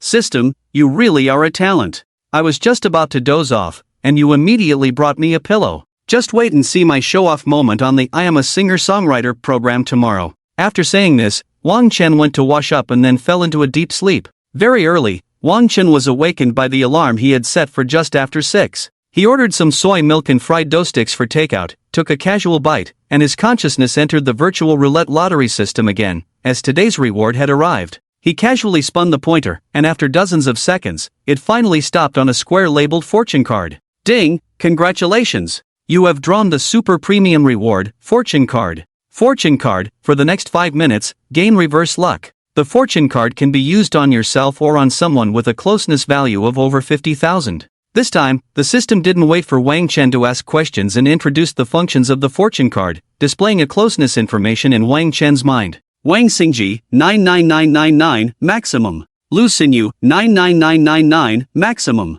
Old Wang next door, 88888. Wang Datu, 88888. Su Hao, 88888. Li Dalong, 77777. Bai Shua, 66666. Wang Chen glanced at the information that popped up from the system but didn't read it all. He noticed that there weren't many people with a closeness value over 50,000, but all of them were people he could trust to have his back. Ding dong. Just as Wang Chen was pondering, a text message alert sounded. He knew it must be from Long Outyen, so he checked the message. That I Am a Singer-Songwriter program is organized by Grand Entertainment. The location is 339 Huangpu Street, Kyoto, and the time is 8 a.m. today. I am a singer-songwriter. In this program, singer-songwriters showcase their persistence and innovation in music through their musical experiences, attitudes, and works. I Am a Singer-Songwriter encourages diverse musical styles and forms, as well as the exchange and collision between different styles and genres. Brother, wait for you to bring people at 7:30. Just arrive at 339 Huangpu Street, Kyoto, and I will meet you there. After reading the message, Wang Chen couldn't help but mutter to himself, what a meticulous guy, even writing the details of the I Am a Singer-Songwriter program so thoroughly. After the complaint, Wang Chen quickly finished his soy milk and fried dough sticks and prepared to head out. Before leaving, he used the 100% loyalty card to his biological father, which he had won in the lottery yesterday. The next second, a hurried ringtone rang out, Grandpa, Grandpa, your grandson is calling you. Grandpa, Grandpa, your grandson is calling you. The phone displayed an incoming call, and the contact showed it was the old man, Cold Tianming. Strange, how do I have this old man's number? Could it be that the system directly added this old guy's number to my contacts? Muttering a few words, Wang Chen picked up the phone without thinking. As soon as he answered, a voice filled with age and a hint of grievance came through. Why do you always ignore me? I've wanted to recognize you as my father for a long time, but I've never succeeded. But I won't give up. When can you be my godfather? How's your health lately? Is there anything you want to eat?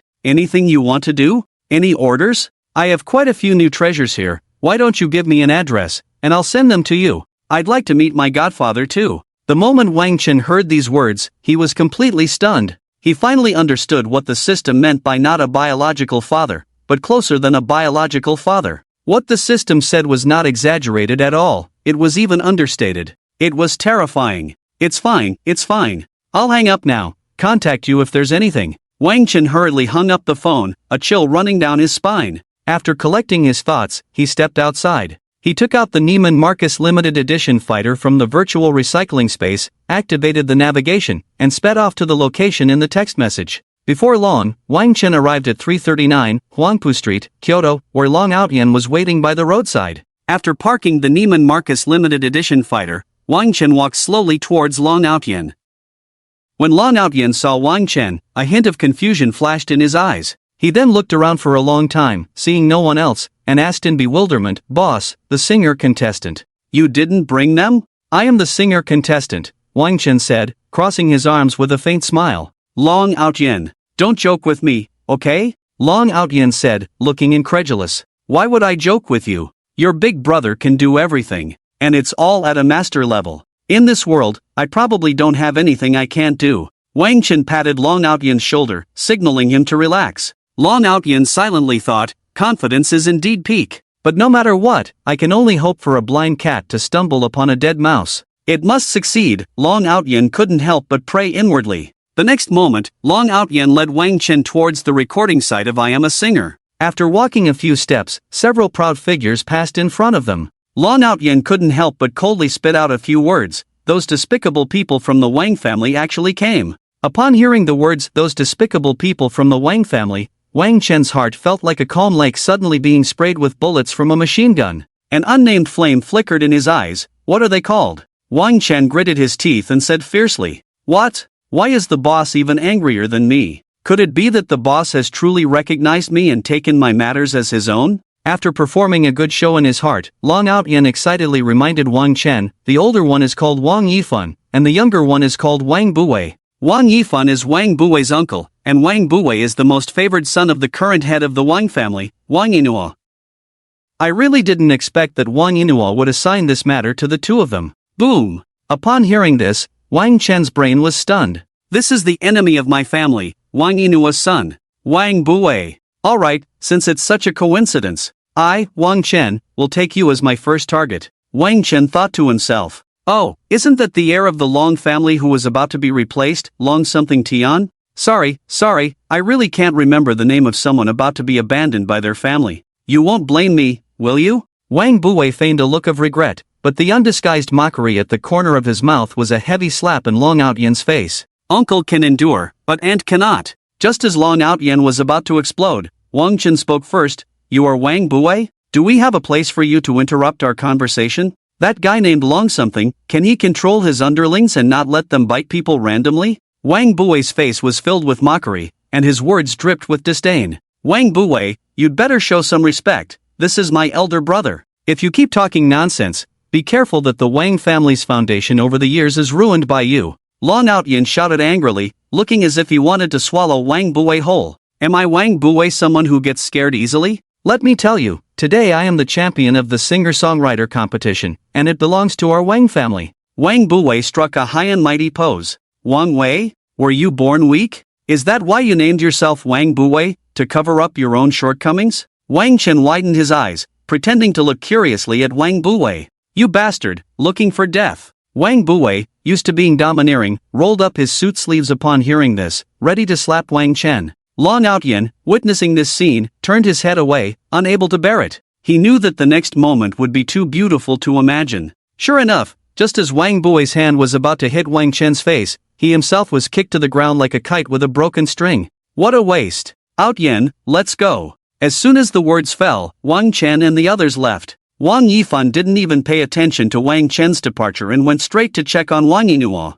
Wang Yinhua never expected that a kid he had never seen or heard of would dare to hit him. Lying on the ground, he couldn't help but pound the floor in anger, but his palm felt a sharp pain. How dare anyone mess with me in Kyoto? Uncle, help me investigate this kid's background. Long Outyan looked so submissive in front of that kid. I don't know if he's just putting on an act or. Once we find out, we'll decide whether to win him over or. Calming down, Wang Buwei made a throat-cutting gesture, indicating that he had done this kind of thing many times before. Understood, Buwei. Then you should hurry to the scene. This time, you must win the championship, do you understand? Especially since you have the status of a special invited judge, this will make things easier. Wang Yifan instructed Wang Buwei a few more times before driving away. Once Wang Yifan's car disappeared from Wang Buwei's sight, he spat on the ground without caring about his image, a glint of malice flashing in his eyes as he cursed. What the hell is this? Relying on his seniority, he points fingers at me all day long, chattering away. When I become the head of the Wang family, the first one I'll get rid of is you. After saying this, he headed towards the recording site of the singer-songwriter competition. As he was about to reach the super VIP passage to the recording site, Long Outyan, feeling a bit dejected, informed Wang Chen, Xingda Entertainment has sent 6 expert judges this time, Junjie, Jeluan, Shukuan, Nayan, Yang Kuan, and Zhang Jie. Each of them has 1 vote. Additionally, the Wang family, due to their relationship with the super rich Yi family, secured a special invited judge qualification, which gives them 0.5 votes. Whether someone is eliminated or not is entirely decided by these 7 people. The Wang family's infiltration is just too powerful. I just received news that they have already secured 3 judges, and with Wang Yinhua's vote, that's already 3.5 votes. So this time's champion. It's a bit complicated. Wang Chen remained unfazed, calm and collected, because he knew that a bit of difficulty was worth challenging. Doing what others dare not do, thinking what others do not think, that is the true man, that is enough to be exhilarating. Not in vain for coming to this world. If the road ahead were perfectly smooth, wouldn't it be too plain, lacking a bit of fun? Not satisfied at all. Do not listen to the sound of leaves rustling through the forest. Why not hum a tune and stroll leisurely? Life is like a journey against the current. We should walk while singing. Aotion, why bother boosting others' spirits while diminishing your own prestige? I promised you last night, and I will definitely do it. Just keep your heart steady. Watch my performance. These words were like a calming pill, dissipating much of the worry on Long Aotion's brow. I dare to ask you a question, and then I will leave. Are you from the super rich Lu family, just using the name Wang Chen? Long Aotion asked with a hint of restraint. What do you think? Wang Chen said nothing, only revealing a mysterious smile before heading to the backstage of I Am a Singer. Long Aotian thought for a moment. Wang Chen always maintained that extreme arrogance, whether facing him or Wang Buwei, which was something that couldn't be faked. Forget it, why think so much? Shaking his head, Long Aotian walked towards a room that had already been agreed upon with someone. Meanwhile, Wang Chen walked straight into the dressing room prepared by Grand Entertainment for the contestants from the Wang and Long families. As soon as he entered and closed the door, he saw a woman with long black hair draped over her shoulders, elegantly sitting in front of the makeup mirror. She wore a black off-shoulder long dress, her round and delicate knees exposed beneath the hem, appearing incredibly fair and tender under the reflection of the dressing room lights. A pair of beautiful jade-like feet adorned with green strappy high-heeled sandals, with dark red nail polish on her toenails, made them look even more fair and exquisite. Additionally, a faint fragrance surrounded the woman. Despite her allure, Wang Chen did not glance at her again, quietly sitting at his own makeup station, waiting for the makeup artist to arrive. When the top makeup artists arranged by the Long family for Wang Chen arrived, they couldn't help but gasp in astonishment upon seeing Wang Chen in the mirror. The chill reached their lungs. The four makeup artists not only had drool escaping from the corners of their mouths, but their expressions were also extraordinary: shock, infatuation, shyness. They had done makeup for countless people in their lives, but had never seen such a handsome young man. It wasn't until Wang Chen cleared his throat that the four of them hurriedly began to do his makeup. At that moment, in a room where the program I Am a Singer was being held, a refined middle-aged man with a scholarly demeanor looked at Long Aotian and Wang Buwei before smiling and saying, "This morning, we announced to the public that this is a special program with only 2 participants, and both are mysterious big shots. But in reality, the stage is handed over to your Long and Wang families. You can go to the venue now. Good luck to you both." The two nodded and walked towards the venue together. On the way, Wang Buwei mocked, "Actually, you shouldn't have come. I become a special invited judge. Can't you see what that means? Truly a grasshopper shaking a tree, a mantis trying to stop a chariot, overestimating oneself." Long Aotian thought of Wang Chen's confident demeanor, feeling steady as a rock inside. He coldly snorted, "Be careful of the wind, you might slip up. You'll be leaking air when you speak from now on." After saying this, Long Aotian quickly headed towards the super VIP area. Wang Buwei watched Long Aotian's departing figure and, in a voice only he could hear, said, "Just wait and see how I publicly trample the person you brought into the dust and humiliate you fiercely." After revealing a smug smile, Wang Buwei hurried to the judge's position. The 3 people dealt with by the Yi family, Wang Buwei had naturally seen their photos. Therefore, as soon as he sat down, he made a grandson-like expression towards Su Kuan, Nain, and Yang Kuan, looking incredibly ridiculous. However, Su Kuan, Nain, and Yang Kuan did not respond to him because they had only agreed to the Yi family. If it were just the Wang family, backed by the multinational giant Xingda Entertainment, they wouldn't even spare him a glance. Seeing that the 3 had no expression, Wang Buwei awkwardly smiled, turned back, cursed the 3 in his heart a few times, and waited for the official start of the competition. Snap! Suddenly, the stage of I Am a Singer went completely dark, and then dazzling bright lights flashed in the center of the stage. Next, let's welcome our mysterious contestant number 1, Wang Chen. The host's voice was full and magnetic, instantly igniting the entire venue. As soon as the host finished speaking, the audience erupted into thunderous applause. They wanted to see what kind of strength this mysterious big shot had, who could warrant a special slot in the I Am a Singer program. As some intermittent, highly anticipated light music began to play, click, a beam of light suddenly shone on the black figure in the center of the stage. The black figure was instantly illuminated, revealing a perfect physique and outline, a finely chiseled face, suddenly appearing in the audience's view. Wang Chen, already incredibly handsome, was slightly touched up by the top makeup artists from the Long family, making his looks completely overshadow the current popular young idols in the entertainment industry. Thus, when all the female audience members saw Wang Chen, they couldn't help but shout out in unison, "Wang Chen, I love you. I want to have your babies. If 1 won't do, then 2. If 2 won't do, then a whole bunch. Wang Chen, I'm crazy about you. I will definitely support you. I want to treat you well. Wang Chen, before I met you, I didn't know what love was, but from the very first moment I saw you, I felt 1,000 arrows pierce my heart. I understand, this is love." As they said these words, the girls were all blowing kisses. As for why they could call out Wang Chen's name, it was naturally because it was displayed on the big screen in the center of the stage. These female audience members were completely driven wild by Wang Chen's looks, but their boyfriends were not pleased. One by one, they turned red in the face, glaring at their girlfriends, but it didn't affect their girlfriends' current frenzy at all. Consequently, countless men directed their almost murderous glares at Wang Chen. Experiencing the overwhelming cheers from the entire audience for the first time, Wang Chen suddenly understood why some people practice for decades to become big stars. Because the feeling of the whole audience going crazy for you, cheering for you, is simply amazing, making you feel as if you suddenly own the whole world, and you are the king of that world. Once Wang Chen adapted to the audience's madness, he placed his index finger in front of his lips and made a shushing gesture. Incredibly, tens of thousands of audience members fell silent all at once. This was simply a miracle. No star had ever had such a huge influence. Looking at the 7 judges and the densely packed crowd in the audience, Wang Chen smiled faintly and said, "Hello to all the friends present and the judges." As soon as he said this, another wave of applause surged through the venue.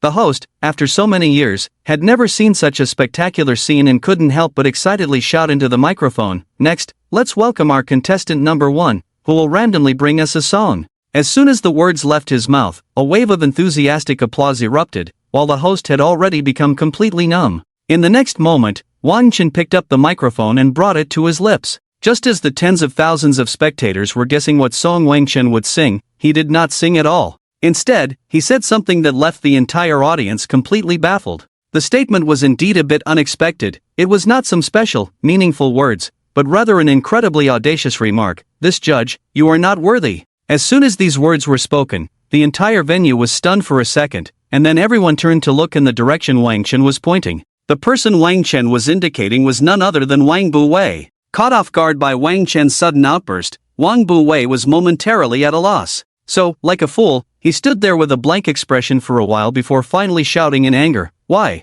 On what basis am I unworthy? Yes, why? This handsome guy, why did he not play by the rules and sing? Instead, he said such a thing?" Curiosity is a common human trait. No one can escape it. The audience present shared the same confusion, even though they did not know who this special judge was. Just as everyone focused their puzzled gazes on Wang Chen, he calmly began to speak, addressing the host and the audience with a resonant question. "If you want to be a judge for such a high-end program, worthy of our refined audience, then shouldn't this judge understand a little bit about music? Just a little bit will do. At the very least, that's necessary to critique others. Otherwise, if you can't even understand, what do you have to critique? That mouth that can only make noise?" Upon hearing this, Wang Buwei realized that this was a blatant insult directed at him. His face turned a deep shade of purple, but he couldn't explode in anger, because he truly knew nothing about music.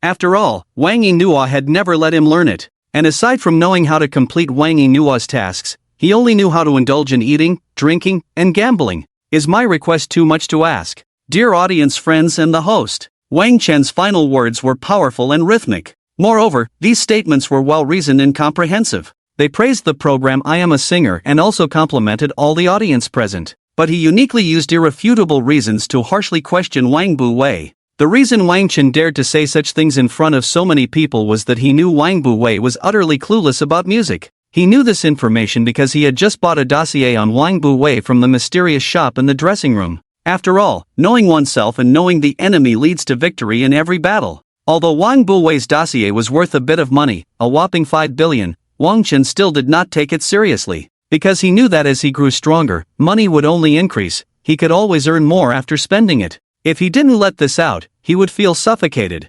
Additionally, while in the dressing room, Wang Chen had also considered purchasing the dossiers on Wang Deming and Wang Yinghua. However, the prices given by the mysterious shop were 500 billion and 50 billion respectively. Wang Chen instantly shut down on the spot, realizing that these two individuals must be hiding many shocking secrets. Contestant, please be mindful of your words. The host understood that Wang Chen's statement was indeed valid. However, he also knew the company's arrangements and could only coldly remind him. Upon hearing this, before Wang Chen could retort, the entire audience voiced their disapproval on his behalf. The audience erupted in support for Wang Chen, shouting, "This is such a prestigious show as I'm a Singer, and there could be underhanded dealings? No way, no way. If Wang Chen doesn't participate in today's competition, we won't watch it. Right, we won't watch it. What's the point if there's corruption? What? No way, no way? Are there judges who don't understand music? Look at that special guest judge, he seems like he has nails in his but he can't even sit still." The crowd was in an uproar, booing like a tide, and even the host couldn't control the situation anymore. Ding, congratulations on insulting Wang Buwei on the spot, successfully garnering the audience's support for you, causing the entire venue to boil over, pretentious value plus 100,000. Hearing this from the system, Wang Chen smirked, The real show was yet to come. To maintain the reputation of I'm a singer, the host had to adapt quickly, saying, "Mr. Wang Buwei, our special guest judge, could you sing a song for us?" "Any song will do." Wang Buwei stubbornly replied, "I can't sing today, my throat isn't feeling well." As soon as he said this, the entire audience rolled their eyes dramatically. TSK. Feeling the audience's reaction, the host immediately smiled and said, "Well, that's just how it is." Then, "Could you give us a comment on any piece of music?" The host thought, "Now you should be able to manage this, right? If you can't even do this, you might as well go find a tofu block to crash into." Wang Buwei knew nothing about music. All he did every day was eat, drink, and gamble. At most, he would hear some explosive DJ tracks and rap when he went to nightclubs to find women for some naughty business. Suddenly, a song popped into his mind, and he instinctively clung to this lifeline. Feeling a bit anxious, he blurted out, "My favorite song is Thunder." First of all, these first 4 lines. This thunder reaches the heavens, the sky collapses, the earthquakes, the purple gold hammer, the purple lightning, the mysterious true fire, the sword of the 9 heavens transforms the world. The dark clouds gallop across the battlefield, howling through the smoke and rain. The sentimental has always been left with empty regrets, holding a crescent moon blade. It's very interesting to sing, it can increase male testosterone. Upon hearing this, the audience's faces revealed a strange smile. "What the heck?" The host awkwardly smiled and forced out, "What about the next part?" I forgot." Wang Buwei suddenly made a bitter face, stammering. Everyone on the scene was dumbfounded, including Wang Chen. He knew that under the protection of the 2 big shots in the Wang family, Wang Buwei might be unremarkable, but he never expected him to be this unremarkable. Boom! A wave of laughter spread through the audience. "Is this guy a clown sent by monkeys? Oh my, I can't take it anymore, I'm dying of laughter." Don't let him embarrass himself on the judging panel. Hurry and get him down. Just look at that ridiculous face of his. This guy has provided me with all my laughs for the day. He should be a comedian, not a judge here. The host's face also couldn't hold up anymore, pretending to show a guilty expression as he said, "Dear audience friends, I also don't know why someone like this can come here as a special guest judge. I am just as furious as you are. After this show, I will definitely report to the company and ensure that those who let him be a judge are severely punished. Now, I will have him removed to give you an explanation." As he spoke, the disheveled Wang Buwei was dragged away from the judges' table by the security at that I Am a Singer event. As he was being taken away, Wang Buwei cast a pleading look towards Su Kuan, Nain, and Yang Kuan, but the 3 of them were not willing to step in and cause trouble at that moment. They remained indifferent, not even glancing at Wang Buwei. In their hearts, they cursed, "I never expected there would be such a weirdo in the world. What a sight to behold." As Wang Buwei was completely expelled from the venue, this farce came to an end. "What are you going to sing? Hurry up and start singing." "I am really looking forward to it," the host said, suppressing his anger and pretending to be nonchalant towards Wang Chen. In reality, he had long harbored deep resentment towards him, as Wang Chen's actions had brought too many negative impacts to the I Am a Singer program. He vowed that once this person finished singing, he would use some influence to make him understand why flowers are so red. Wang Chen didn't even look at the host. He simply raised the microphone, fixed his gaze ahead, and calmly said, "Jay Chou is my favorite singer. Many of his songs have accompanied me through the love stories of my confused youth, which I really like. And my favorite song is Sunny Day. This song not only resonates with people but is, in my opinion, one of the best songs about the regrets of youthful love. So next, I will sing Jay Chou's Sunny Day for everyone." As soon as he said this, Jay Chou at the judges' table couldn't help but touch his chin and uttered his usual catchphrase, "Oh, not bad. However, I won't vote for you just because you're singing my song." The audience, especially Jay Chou's fans, began to look forward to it, waving their glow sticks. Indeed, many of the songs sung by Jay Chou are the youth of most of the audience present. They were the planned, fleeting glances in class. They were the couples gazing at the starry sky after class, filled with helpless regrets and sadness as the wind gradually picked up. They were the beautiful visions of having you meant having the whole world. In Sunny Day, there are little yellow flowers, swings, and schoolyards. There are first loves, youth, beauty, and regrets. There is that carefree time, buried deep in everyone's heart, when love first blossomed. Sunny Day can evoke floods of memories and tears for many when they listen to it. Who hasn't secretly liked someone during that youthful, hormone-driven age? Who hasn't felt regret in their youthful love? Who hasn't been lost in their youth? This song is extremely popular, but the difficulty of performing it is immense. It's easy to sing, but reaching a certain height in the performance is not. As everyone immersed themselves in memories, Wang Chen slowly began to sing along with the music's prelude. With the prelude blowing, looking at the sky, I remember the petals trying to fall. The day I skipped class for you, the day the flowers fell. In that classroom, why can't I see? The rainy day that disappeared. I really want to get drenched again. Although this song is called Sunny Day, every line Wang Chen sang felt like it was raining. He completely captured the essence of the song.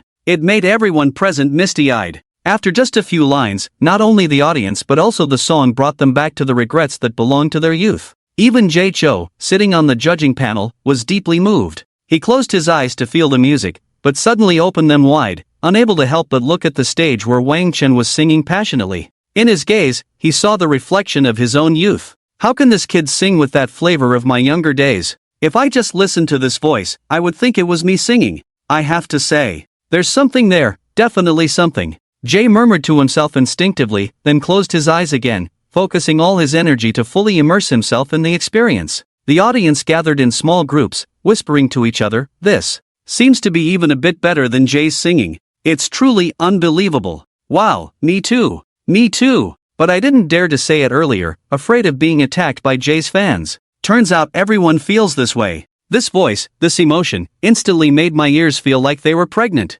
Once upon a time, there was someone who loved you for a long time. But gradually, the rain fell so heavily that I couldn't see you. On this windy day, I tried to hold your hand. How much longer until I can be by your side? Maybe when the sun shines again, I will feel a bit better. At that moment, a vivid scene appeared in everyone's mind. A couple in love, for some inexplicable reason, got into an argument. They quarreled, but in the end, neither had the courage to say that one sentence first. Their tightly held hands eventually got lost in the storm. So, they could only lick their wounds alone in the deep of night, regretting that there was no resolution. A relatable, regretful story of youthful love unfolded in everyone's minds, making them reflect on their own experiences with a tinge of sadness. Yes, once there was someone who loved me. For a long, long time. Once upon a time, there was someone who loved you for a long time. But gradually, the wind blew the distance far away. Finally, I could love you for one more day. But in the end of the story, it seems you still said goodbye. As the song ended, Wang Chen slowly opened his bright eyes. Meanwhile, everyone remained entranced by the imagery evoked by the song, not waking up. It was unclear whether they couldn't wake up or simply didn't want to. Good, good, very good. Even better than me. It's hard to imagine that Jay not only generously praised Wang Chen but also excitedly led the applause. One must say, Jay not only truly loves music but also has an incredibly broad mind. One must ask, would an ordinary person admit to being inferior to someone else in front of their own fans, in front of tens of thousands of viewers? Absolutely not, and it could be said to be a fantasy. But Jay, he did it. In the next moment, the audience, realizing what was happening, immediately followed Jay's rhythm. Wow! The applause surged like a tide, unstoppable. It was so loud that it nearly deafened the audience. Just when that was enough, the audience's pupils dilated as they saw Jay, who should have been sitting at the judging panel, actually running towards Wang Chen in the center of the stage. This scene left the audience in shock, their mouths agape, unable to close. They swore they had never seen Jay, disregarding everything, act so out of character at a singer-songwriter event. No, to be precise, they had never seen any big star run from the judging panel to the center of the stage in front of so many people, just to give a contestant a hug. How is this possible? Jay, it seems like this is the first time you've gone this crazy, right? Many audience members whispered in disbelief. At that moment, in the center of the stage, Wang Chen felt Jay's heartfelt bear hug and couldn't help but get excited. After all, this was his idol. Once upon a time, even attending a Jay concert felt like an unattainable dream, but now, he was actually sharing a big hug with the idol he had admired for years. Therefore, after they separated, Wang Chen blinked and instinctively said to Jay, "Thank you for your compliment, you are too humble. I've always been your loyal fan." Upon hearing this, Jay shook his head and sincerely replied, "The one who should be thanking is me. When I heard you sing Sunny Day just now, it reminded me of my first love, that unique taste of youth after a breakup. I haven't felt that way in many years. Thank you for helping me rediscover that feeling. And you know what? Just now, you sparked new creative inspiration in me." Boom! The audience erupted once again. What? Did I hear that right? Jay actually said this person in front of him inspired his creativity. No way, he is a prodigy praised by Fong Wenshan. So Jay has a story with his first love too. It turns out everyone has their own regrets in youth. And what about Wang Chen? Ding, congratulations on receiving Jay's heartfelt praise, successfully resonating with the entire audience. Coolness points plus 150,000. Current task completion, 250,000/1000000. The host swore he had never seen such a shocking scene or heard such continuous screams in all his time hosting the I Am a Creator program. Suddenly, the host's earpiece buzzed, and the excited yet authoritative voice of the president of Grand Entertainment came through. Do you know? Today's program has reached an unprecedented new height in viewership. It's several times higher than our previous highest ratings. All previous actions are cancelled. Do not target this contestant anymore. Let things develop naturally. Got it? Upon hearing the president's words, the host immediately nodded. He had long wanted to stop making things difficult for the person in front of him. He had only acted that way to fulfill the tasks assigned by his superiors. After receiving the president's order, he felt liberated. He shouted into the microphone, "Everybody, let's get hyped. Wave your glow sticks and cheer for our mysterious star, Wang Chen." Wang Chen was momentarily taken aback by this sudden change in attitude. However, this little incident did not affect his good mood at that moment. The next second, Jay patted Wang Chen on the shoulder and returned to the judges' table. Jay was the leader among the 6 judges. Under his organization, the 6 of them huddled together and whispered for a while before preparing to start the voting process. Okay. Next, I will count down from 3, and we will begin the voting. 3, 2, just as the host loudly counted down to 2, the music judge suddenly stood up, pointing directly at Jay, indignantly saying, "I didn't want to stand up and offend Judge Jay, but I can't go against my conscience." As soon as these words were spoken, the audience scratched their heads in confusion, wondering, what play is this now? This time, where is the appearance of me as a singer-songwriter? Clearly, this is a large-scale brain-burning suspense scene. As the audience was puzzled, the music judge cleared her throat and continued her speech. "Let me ask. Dear audience, what we all want is a fair result, right?" The audience nodded in agreement, as most of them were ordinary people in the real world who had encountered many unfair treatments. Therefore, what they hated the most was unfairness, injustice, and hidden agendas. The music judge looked at the audience she had guided, seeing the confusion and curiosity in their eyes. She paused and pretended to be furious again, shouting, "And many of your idols, Judge Jay. He is up here performing with this person, playing a duet, trying to make him the predetermined champion. Do you think this Judge Jay is still the idol you admire? Does he still have the right to sit here and vote? If you don't believe it, try to recall Jay's incredibly exaggerated performance just now." Boom, boom, boom. What the music judge said was too shocking. In an instant, all the audience was stunned. Jay would do such a thing. No way, I've liked him for over 10 years, I believe he wouldn't do such a thing. This was said by an old fan of Jay. I find this interesting, flies don't buzz around an egg without cracks. Nothing happens without a reason. Since the music judge said this, there must be some hidden truth. This was said by a bystander who loved to watch the drama unfold. Let's calm down and hear what Judge Jay has to say, shall we? Don't just believe everything you hear, we need to make our own judgments. This was said by a rational audience member with a cold and noble demeanor. Just as Judge Jay was about to cast a vote for Wang Chen, he never expected that his longtime partner would say such things about him. It shouldn't be like this? Was it a deliberate arrangement by the production team? He couldn't think too much about it anymore. He straightened his chest and said calmly, "The innocent will clear themselves. I don't know what you're talking about. If you take back what you said now, I can consider it a joke. If you don't take it back, I will report to the company and have your judging position revoked." Jay's powerful words had a certain effect. After all, his fan base was too large. His influence in the company was still very strong. Meanwhile, Wang Chen quietly touched the reverse smoking card in his pocket. Upon hearing Jay's words, the music judge's eyes flashed with panic, but she thought of what the Wang family had promised her in the company's arrangements, and her gaze became resolute again. "Audience, did you see? Your Judge Jay has already started to threaten me." Seeing the music judge like this, Jay was unsure if she was possessed or what, and in anger, he was about to scold this crazy woman. But Wang Chen, facing the now frantic music judge, coldly spoke, "I can have you dragged out of the judging seat by security, just like Wang Buwei just now." When these words came out, the entire venue was shocked, everyone gasped in disbelief, reaching deep into their lungs. Wang Chen's lips curled slightly, as he received another system notification, ding, "Congratulations on slapping the music judge in front of the entire audience. Your arrogant words have left the audience utterly shocked. Style points plus 250,000. Current task completion, 500,000/1000000. However, after a light chuckle, Wang Chen couldn't help but feel a doubt in his heart. If he continued to act so pretentiously, constantly saying some shocking words or making some earth-shattering moves, would the audience on site gasp so much that they would turn into popsicles? "You Just based on you? Do you think I'm like Wang Buwei, some talentless music novice? When I was a judge on the I Am a Singer-Songwriter show, you might still have been in your backyard playing with mud. What a joke. Let's see how you get the security to carry me away.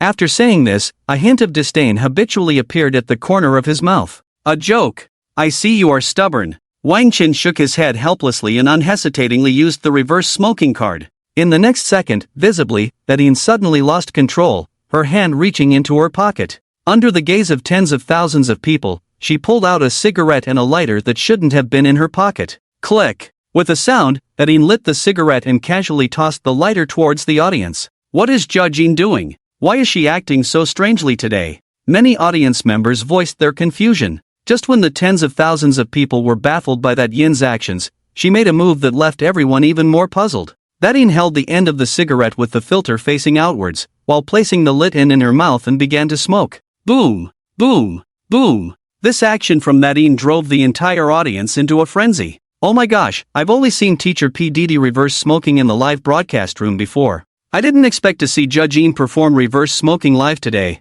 Jia Jin is too fierce. This reminds me of a saying, first there was Nadine, then there was heaven, reverse smoking is divine. Why do I feel like Jia Jin is suddenly putting on a show today? Is she targeting this #1 celebrity? Did she get rejected after trying to court him? The audience was buzzing with opinions, while Nadine, with the cigarette in her mouth, got burned and couldn't help but scream. The reason Nadine screamed was twofold. First, the cigarette was very hot, burning her mouth. Second, naturally, it was because the effect of the reverse smoking card kicked in after her mouth got burned. I really am not a good person, actually colluding with the Wang family to create a dark scheme on I Am a Singer-Songwriter, deliberately trying to get Wang Chen eliminated. That Yin began her confession. Boom! Boom! Boom! 3 seconds, 2 seconds, 1 second, after a moment of silence, the entire audience suddenly became furious. Many people even took out their phones, cameras, and other devices, starting to record small videos of that Yin and posting her words online. Smack!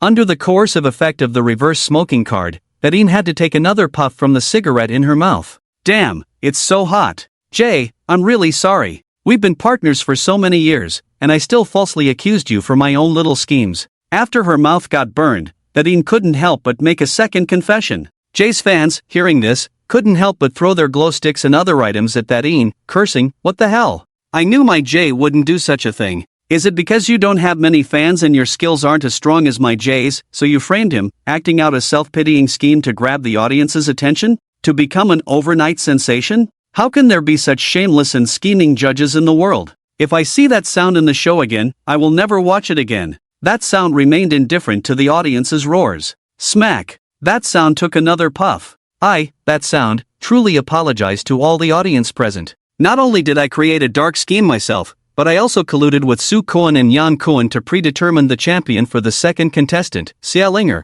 As soon as these words were spoken, the anger of tens of thousands of audience members could no longer be contained. Many hot-headed young people even rushed towards that sound, ready to unleash a set of military boxing moves on him, but they were stopped by the security of the I Am a Singer-Songwriter program. As for Wang Chen on stage, he once again heard the successful system prompt for showing off. Ding! Congratulations on using the reverse smoking card in front of the entire audience. This made that sound repent for his actions, causing shock and anger among all the audience members. Show-off value plus 250,000. Current task completion, 750,000/10000000. It was only after that sound finished the third sentence of repentance that the effect of the reverse smoking card disappeared. A glimmer of clarity flashed in that sound's eyes, but she noticed that everyone around her looked at her with such strange expressions.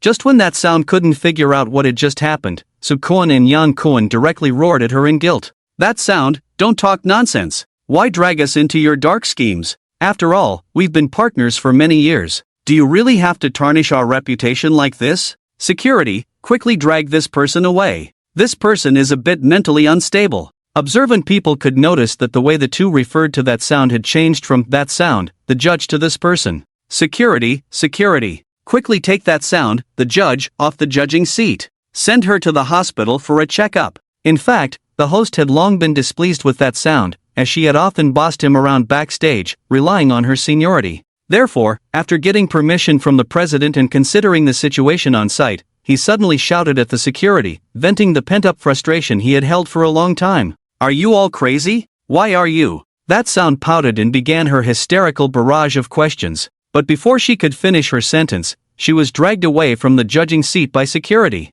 Despite her constant mumbling and flailing her arms and legs in an attempt to resist, it was all in vain. Just a few minutes later, that sound disappeared from the I Am a Singer-Songwriter scene. On the sidelines, Long Outyan had become completely numb from the moment Wang Chen appeared, to Wang Buwei being carried away, and then to that sound being taken away. He had never imagined that there could be someone in this world who could be so incredibly impressive. No wonder he's my boss. He said he would have someone taken away, and sure enough, he had them taken away on the spot without lifting a finger. Perhaps, this is what it means to be a big shot. At this moment, Long Outyan's mindset shifted from initially having to acknowledge Wang Chen as his big brother to feeling proud that Wang Chen was his big brother. The tens of thousands of audience members also shared the same feeling as Long Outyan. It's the first time I've seen a contestant be this impressive. Previously, contestants were scolded by judges and kicked out of the venue.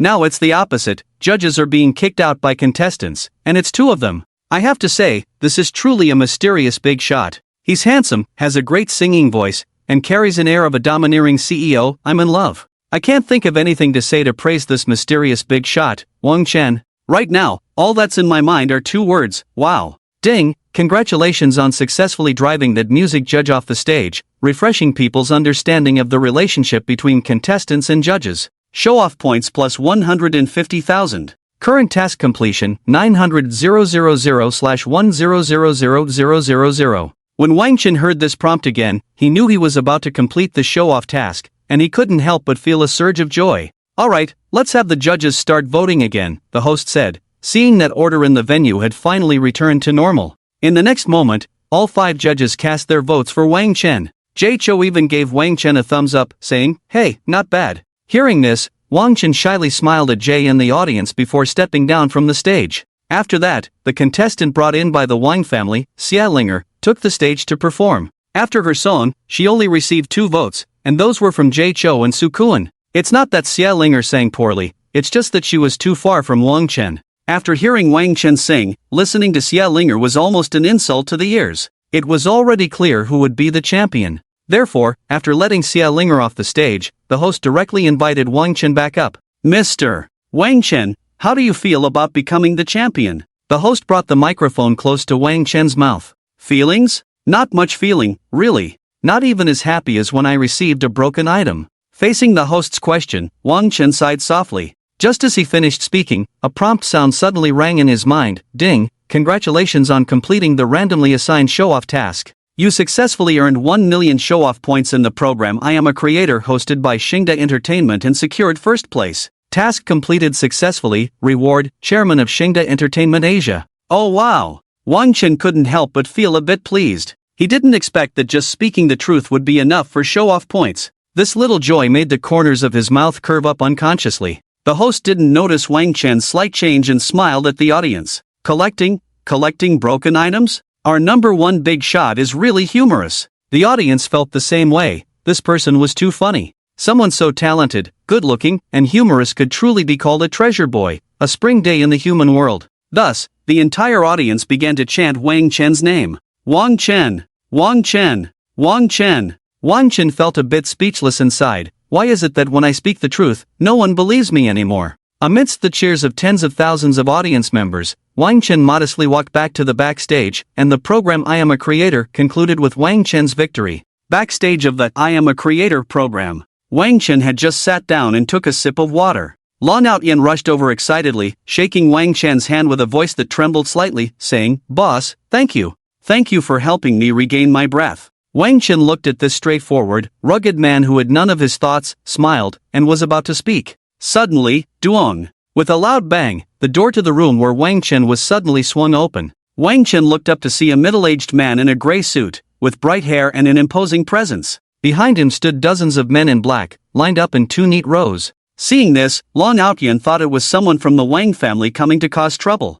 He immediately stepped forward, positioning himself in front of Wang Chen. At that moment, Long Outyan's inner thoughts were that no matter what he could do for his boss, it was an honor. His eyes sparkled with an unwavering determination. The man in the gray suit, sensing Long Outyan's attitude, glanced at him with interest, then pointed to the briefcase in his hand and chuckled, "I mean no harm. I am here to hand over some important documents to Mr. Wang Chen. From this moment on, Mr. Wang Chen is the chairman of Shengda Entertainment in the Asia-Pacific region, and I, along with the president of Shengda Entertainment, will be returning to headquarters tonight. Although Long Outyen appeared calm on the surface, his heart was in turmoil. Is it really that powerful? Yesterday they said I would be the president, and today he becomes the chairman? This is too surreal. Long Outyen's mind was struggling to keep up. Wang Chen, however, was not surprised by this news, as he had long been accustomed to the system's efficiency. Thank you. I appreciate you making this trip. Wang Chen stood up, composed, and politely addressed the man in the gray suit.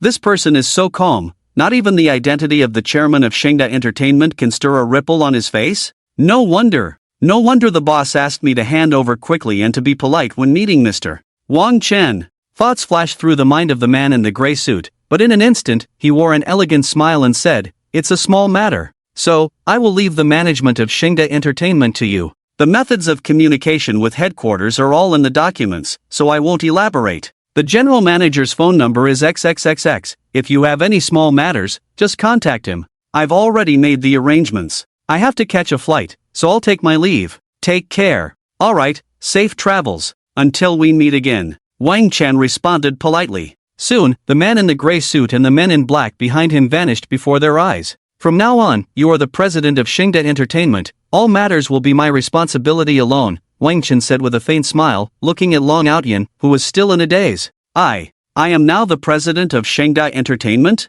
Why do I feel like I'm dreaming?" Long Outyen turned back, staring wide-eyed at Wang Chen, his expression a mix of joy and shock. "Just follow me and do your job. This is just an appetizer. Now, let's go to Shengda Entertainment. I need to sort out some documents and take over the company." After saying this, Wang Chen walked towards the door. "Appetizer? This is simply unbelievable." Long Outyen gasped, quickly realizing and hastening to catch up with Wang Chen, who had already exited the room. After leaving the recording site of I Am a Singer, Wang Chen hopped onto the Neiman Marcus limited edition fighter, taking Long Outyen with him, racing towards Shengda Entertainment like a cheetah. After parking the Neiman Marcus limited edition fighter by the roadside, Wang Chen took a good look at the building in front of him. The Shengda Entertainment building stood majestically, like a towering giant, piercing straight into the clouds as if it were going to break through the blue sky. The architectural shape of the building was also quite unique. Rectangles, cylinders, triangles, all jumbled together, creating a harmonious yet varied appearance from afar.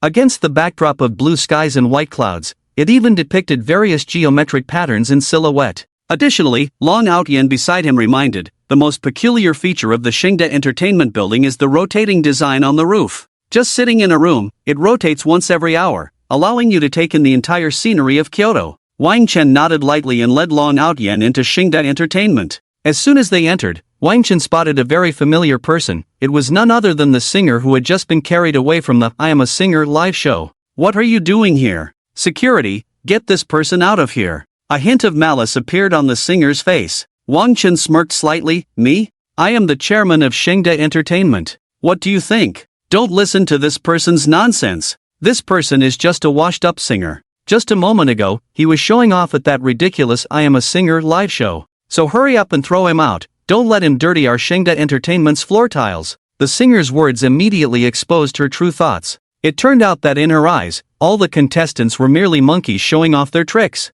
Wang Chen was furious upon hearing this. Not only was she insulting him, but she was also insulting countless dreamers with aspirations. "Outyen, go, give her a hard slap," Wang Chen said coldly. Upon hearing this, Long Outyen walked directly towards the singer without hesitation. After all, before meeting Wang Chen, he was quite skilled at doing such things. The singer, seeing Long Outyen approaching with a fierce demeanor, panicked and shouted, "Security, security, come quickly. Someone dares to hit people at our Shengda Entertainment." In fact, upon hearing Wang Chen's arrogant words, several security guards were already thinking of teaching Wang Chen and Long Outyen a lesson. However, they did not expect that Wang Chen could incapacitate them with just 2 hands. Thus, they could only watch helplessly as Long Outyen opened his hand and slapped the singer hard. With that slap, the singer's face immediately swelled up. "Deserved. Also, Shengda Entertainment no longer wants you. Go wherever you can make money." A brilliant smile appeared on Wang Chen's face as he released a few security guards.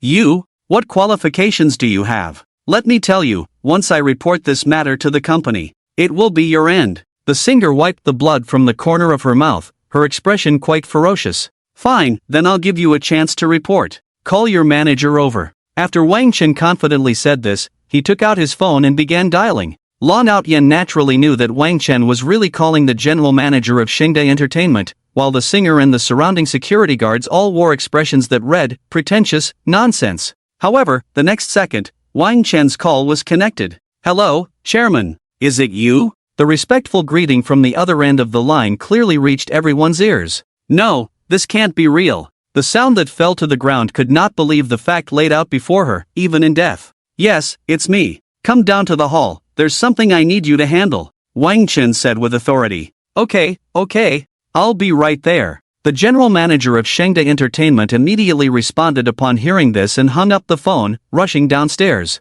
He knew that a new official must show their fire. No matter what this new chairman asked him to handle, he had to perform vigorously. Otherwise, in just 3 to 5 minutes, the manager of Xingde Entertainment arrived before Wang Chen, beads of sweat covering his forehead. You've worked hard. But, my little brother, the person on the ground has also worked hard. It's not easy. You see how to resolve this matter? Wang Chen did not give the general manager a good expression. He knew that as the newly appointed chairman, he had to establish his authority. Wang Chen's voice was not loud, but the general manager of Xingde Entertainment could hear it. It was a suppressed anger, like the signs of a volcano about to erupt. President, this, that. How about I fire him right now, so he can never step into Xingde Entertainment again, and send out word that no other company can take him in? Would that work for you? At this moment, the general manager of Xingde Entertainment wore an extremely awkward smile, his face flushed, scratching his head, and spoke to Wang Chen in a low and humble tone. And that sound, seeing the usually arrogant and dismissive general manager of Xingde Entertainment showing such a fawning face before Wang Chen,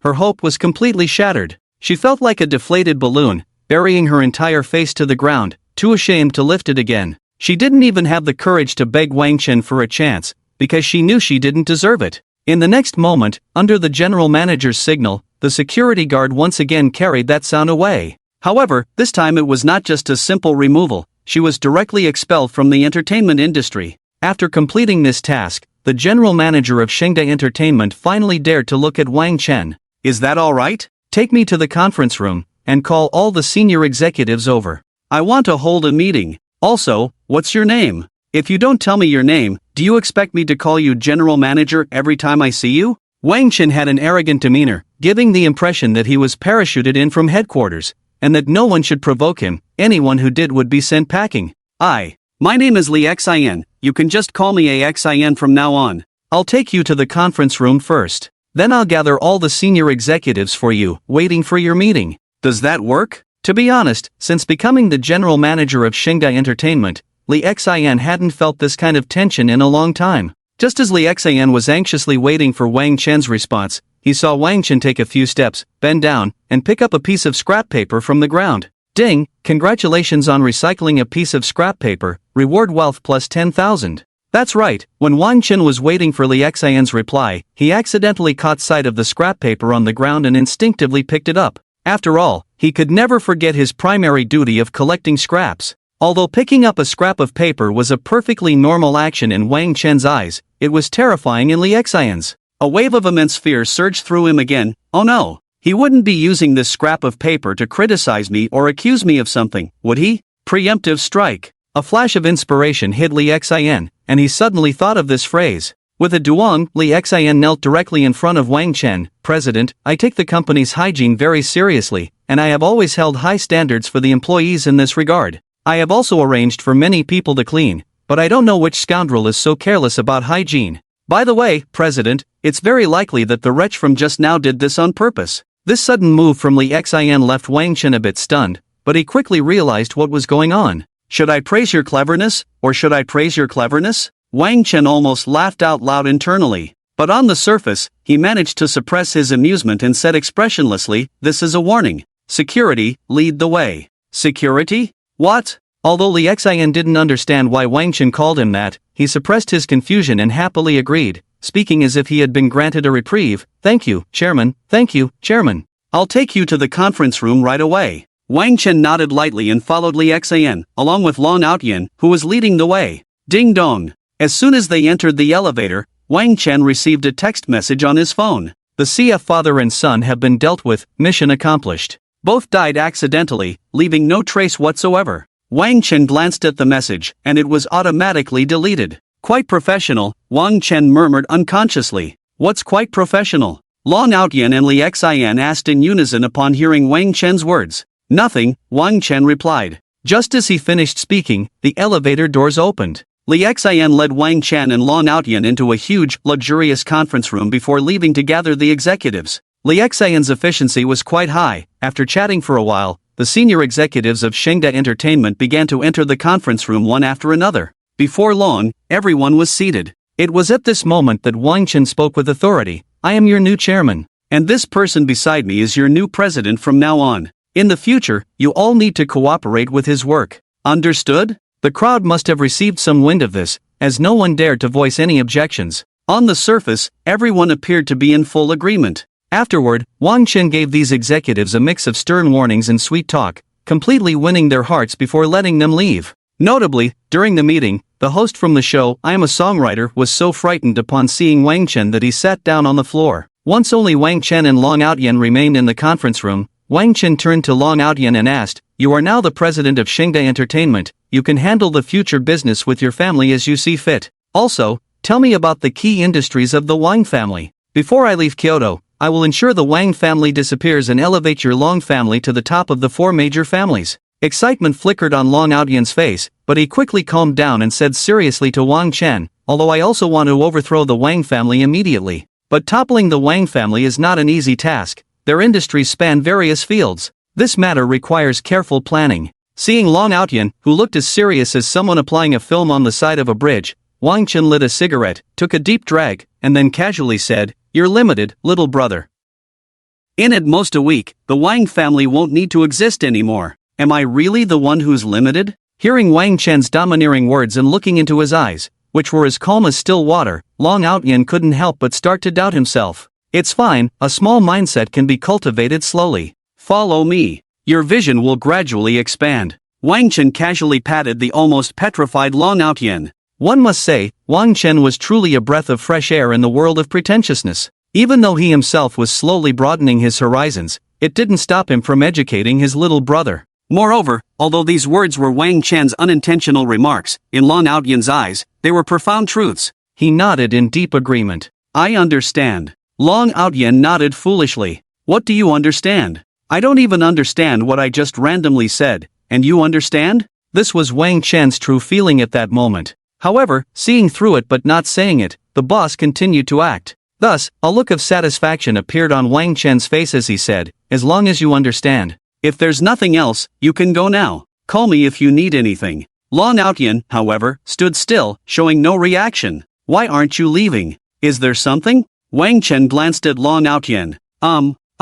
If you treat me as your boss, then stop being so shy. If you have something to say, just say it. If not, go get busy. Wang Chen blurted out. Tonight is Grandpa's birthday, big brother, you can come, right? After my grandpa's birthday celebration, we can discuss how to take down the Wang family. Long Outyan finally spoke the words that had been stuck in his heart. What a coincidence. Just after Old Master Tang's birthday celebration, Old Master Long was about to celebrate his. Therefore, Wang Chen couldn't help but chuckle. Your grandpa's birthday celebration is really close to Xu Ejian's grandpa's. Hearing this, Long Outyan awkwardly touched his nose, smiled shyly, and said nothing. Seeing Long Outyan's comical expression and recalling how domineering he had been a few days ago, Wang Chen shook his head and said, I got it. What time tonight?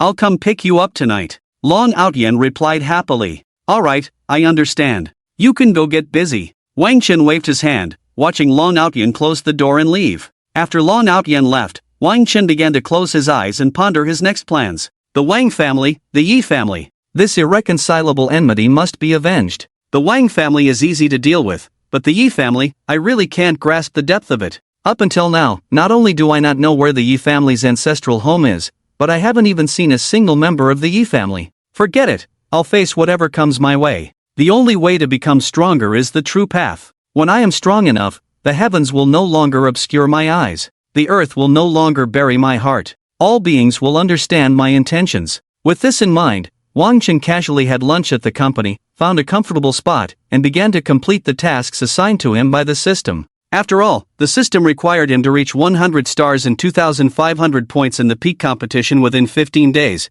and now, he didn't have much time left. Time flowed like water, and by evening, with a victory ringing out, Wang Qin finally reached 100 stars. That afternoon, Wang Qin not only reached 100 stars and earned an unknown amount of money, but during this time, he also once again encountered the coachman Lai. After a few solo kills, he finally succeeded in obtaining the respect for teachers and the Wei card. Not only that, but the beaten Lai also tearfully begged to join the AG team, saying to Wang Chen, an ordinary old master might not dare to make such an impolite request. But I am Lai, a man worthy of your trust. Upon hearing this, Wang Chen felt a wave of frustration. He neither immediately agreed nor refused, but directly sent him to Longting Building to find Wang Datu for a trial. Phew, half a goal accomplished. But I haven't checked my attributes in a long time. I wonder how much wealth and items I have now. Wang Chen stood up to drink some water and casually glanced at his current attributes. Host, Wang Chen.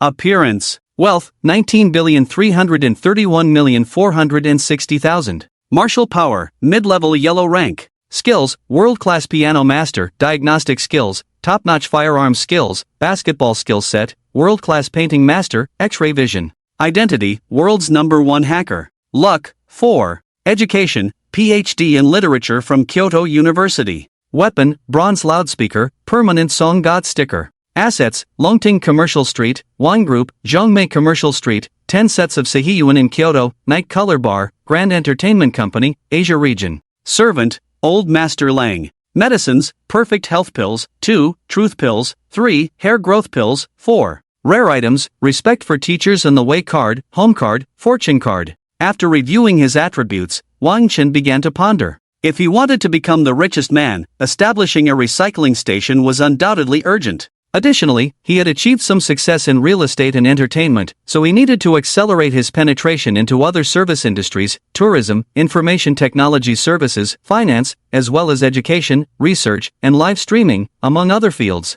After making a simple plan for his future, Wang Chen took another look at the attributes of the Respect for Teachers and the Wei card. Respect for Teachers and the Wei card. When using this card, designate one person. Within 10 minutes, no matter what you say, the other party will strongly agree. After quickly browsing through it, Wang Chen understood the card's effect but did not find it particularly impressive. Just then, his phone rang loudly. Grandpa, your grandson is calling you. Wang Chen thought the call was from Long Outyen, but to his surprise, it was Tang Xuejian. As soon as he answered the phone, a voice filled with endless tenderness entered Wang Chen's ears. No matter what you do, why are you always alone? I don't want to feel so useless. I want to stand with you through thick and thin. Do you know? Tang Xuejian's words came a bit suddenly, leaving Wang Chen momentarily speechless. What's wrong? Why do you say that? Tang Xuejian bit her alluring red lips before speaking earnestly. Are you going to deal with the Wan family? But why didn't you tell me? Are you afraid of dragging me down? Or do you think I'm a burden? No matter what happens, don't fight alone, okay? Let me face everything in this world with you, alright? Hearing this, Wang Chen did not ask how Tang Xuejian knew he was going to confront the Wang family. He only felt a slight ache in his heart, wishing he could pull this woman into his arms and cherish her properly. Wang Chen did not say anything more about fearing she would be hurt or that it would be hard for her. Instead, he spoke softly, wait for me at the entrance of the Tang family. Come with me to the Long family tonight. He vowed that for this girl who bore everything on her shoulders, he would not let her lose. He would do everything to protect her. He would shoulder the sky for her. Okay, call me when you arrive. Tang Xuejian smiled brightly, satisfied with Wang Chen's reaction. Inside, she felt a sense of fulfillment she had never experienced before. This man truly understood her too well. After hanging up, Wang Chen left the Grand Entertainment, rode his Neiman Marcus limited edition fighter, and headed to the Tang family to pick up Tang Xuejian. Near the entrance of the Tang family, after placing the Neiman Marcus limited edition fighter into the virtual recycling space, he first called Long Outyen, instructing him to come to the Tang family entrance to pick him up,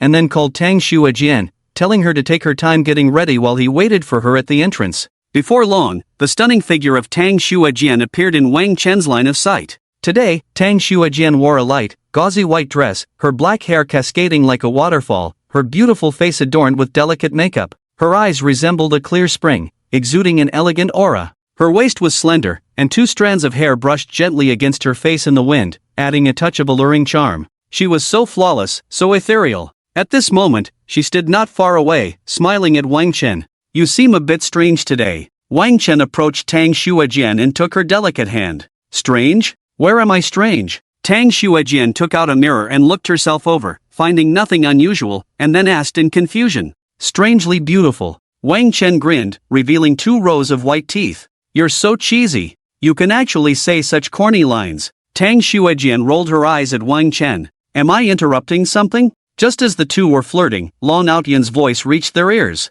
Hearing this, they turned around to see Long Outyan leaning against a black Bugatti Veyron Supersport. Sister-in-law, I was drunk a few days ago. I'm sorry. Now I'm just a little brother to the big brother. Long Outyan wore a bitter smile of deep apology, awkwardly scratching his nose. Seeing Long Outyan looking so remorseful and knowing he had never done anything excessive to her, Tang Xuejian felt that at least on the surface, she should be gracious. After all, if she truly wanted to help Wang Chen in the future, she would encounter all sorts of people, not to mention someone like Long Outyan.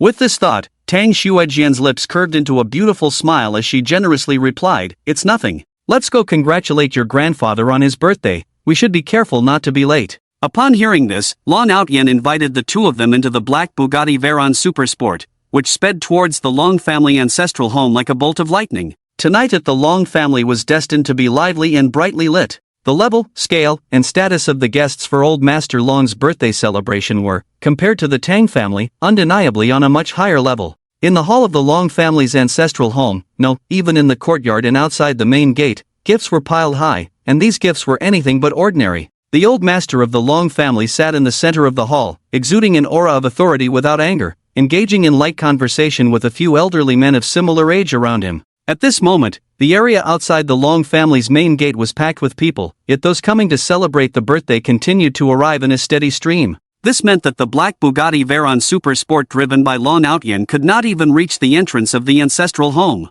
Therefore, Wang Chen and his two companions had no choice but to walk for quite a while before arriving at the entrance. At this time, many people showed expressions of shock and disbelief, then began to point and whisper about the three of them. This was because the three of them were simply too eye-catching. Most people were carrying valuable gifts themselves, with several servants following behind them, holding various large and small packages. In contrast, Wang Chen and his companions were empty-handed, carrying nothing. The stark comparison naturally drew a lot of comments from the crowd. However, Wang Chen paid no mind to their chatter and calmly followed Long Outyan into the Long family ancestral home. These people would never know just how vast the gap between them and Wang Chen was. There was a huge chasm that could never be crossed, and that chasm was, Wang Chen was the heir of the Long family, invited with great effort, while they were like sycophants, eagerly trying to curry favor with the Long family, feeling honored in their delusion. "Oh, is this the distinguished guest that our young master Long invited? But why are your hands a bit empty? Could it be that you can't afford a gift?"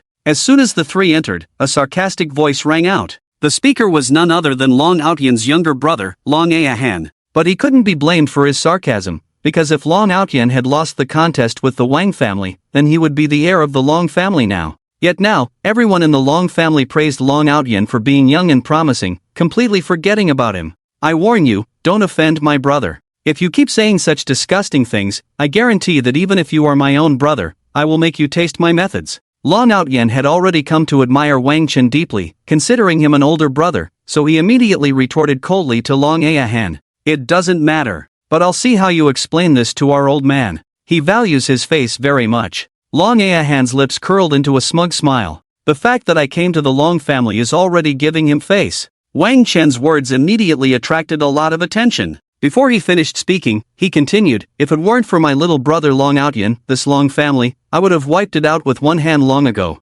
Boom! Boom! Boom! His words struck like thunder, shocking everyone around them. The once lively and noisy entrance of the Long family ancestral home suddenly fell into an eerie silence. Everyone present rubbed their ears to confirm they hadn't misheard, then widened their eyes, staring at Wang Chen as if he were a fool. They couldn't believe that someone dared to say such things publicly on the Long family's territory. As a chill swept through the crowd, they were all stunned, exclaiming, "Is this the audacity of a newborn calf that fears no tiger, or has his strength truly become so arrogant? Do you think this kid can survive a few more minutes on the Long family's territory?" While the crowd debated, Long Ayahan laughed, a reckless laugh. He knew that the person before him was doomed. Even Long Outyan couldn't save him now. However, he never considered that Wang Chen didn't need Long Outyan to protect him. Not to mention, just the identities of the Nightshade bar owner and the chairman of Grand Entertainment with its multinational backing were enough to make the Long family patriarch think twice. He would probably just smile at Wang Chen with his wrinkled face. But it wasn't entirely surprising that Long Ahan thought this way. After all, in all his decades of life, he had never encountered someone as arrogant as Wang Chen. Long Ahan simply couldn't comprehend how someone could be so powerful yet dare to publicly humiliate the Long family patriarch in their ancestral home. No. This couldn't just be called humiliating the Long patriarch. This was clearly the utmost disgrace, the utmost contempt. Boss, don't be angry. He's just speaking without thinking, don't take it to heart. Ahan, it's Grandpa's birthday today, can you say a little less and not cause a scene? Seeing the tense atmosphere, Long Outyin quickly stepped in to mediate, trying to prevent the situation from escalating. But the commotion had already drawn out the Long patriarch from the hall. Outyin, is this all you amount to? On your own turf, getting your teeth knocked out and swallowing it? Just because he helped you, he can run wild in the Long family? If we let him do as he pleases, how will the Long family survive in Kyoto? I see you have none of your brother Ahan's guts at a critical moment. From now on, your position as the Long family's heir is finished. The Long patriarch, leaning on his dragon-headed cane, stepped forward and scolded Long Outyin loudly. Hearing this, Long Outyin felt like a mute eating bitter herbs, unable to voice his frustrations. Did others not know? Did he not know? If he offended Wang Chen, not just one Long family, but several would be insufficient to handle it, alright? He had originally intended to reveal Wang Chen's identity on the spot, but with so many people around, he feared that exposing Wang Chen's identity might provoke his displeasure. Just as he hesitated on whether to speak up, an elderly man who had come out of the hall with the Long patriarch suddenly changed his expression and affectionately called out to Wang Chen, "Dad, little friend, do you have a lot of questions?" Everyone present seemed to receive a soul-piercing inquiry, and 1,000 little question marks instantly appeared in their minds. Moreover, among those 1,000 question marks, there were also 1,000 little exclamations. The Long patriarch, who had been furious, was momentarily stunned. The cold old man he had known for many years actually called this young punk dad. Feeling the exaggerated reactions of those around him and recalling the effect of that unscrupulous prop card, Wang Chen felt a bit embarrassed. After all, having such an old man call him dad was indeed a bit off-putting, so he immediately coldly denied, "Who is your dad? Don't call me that randomly." Hearing this, the old man revealed a bitter smile, feeling wronged as he said, "Got it, I won't call you that in public anymore." The people around were dumbfounded. Is this still that cold and ruthless old man, who does everything with such ease?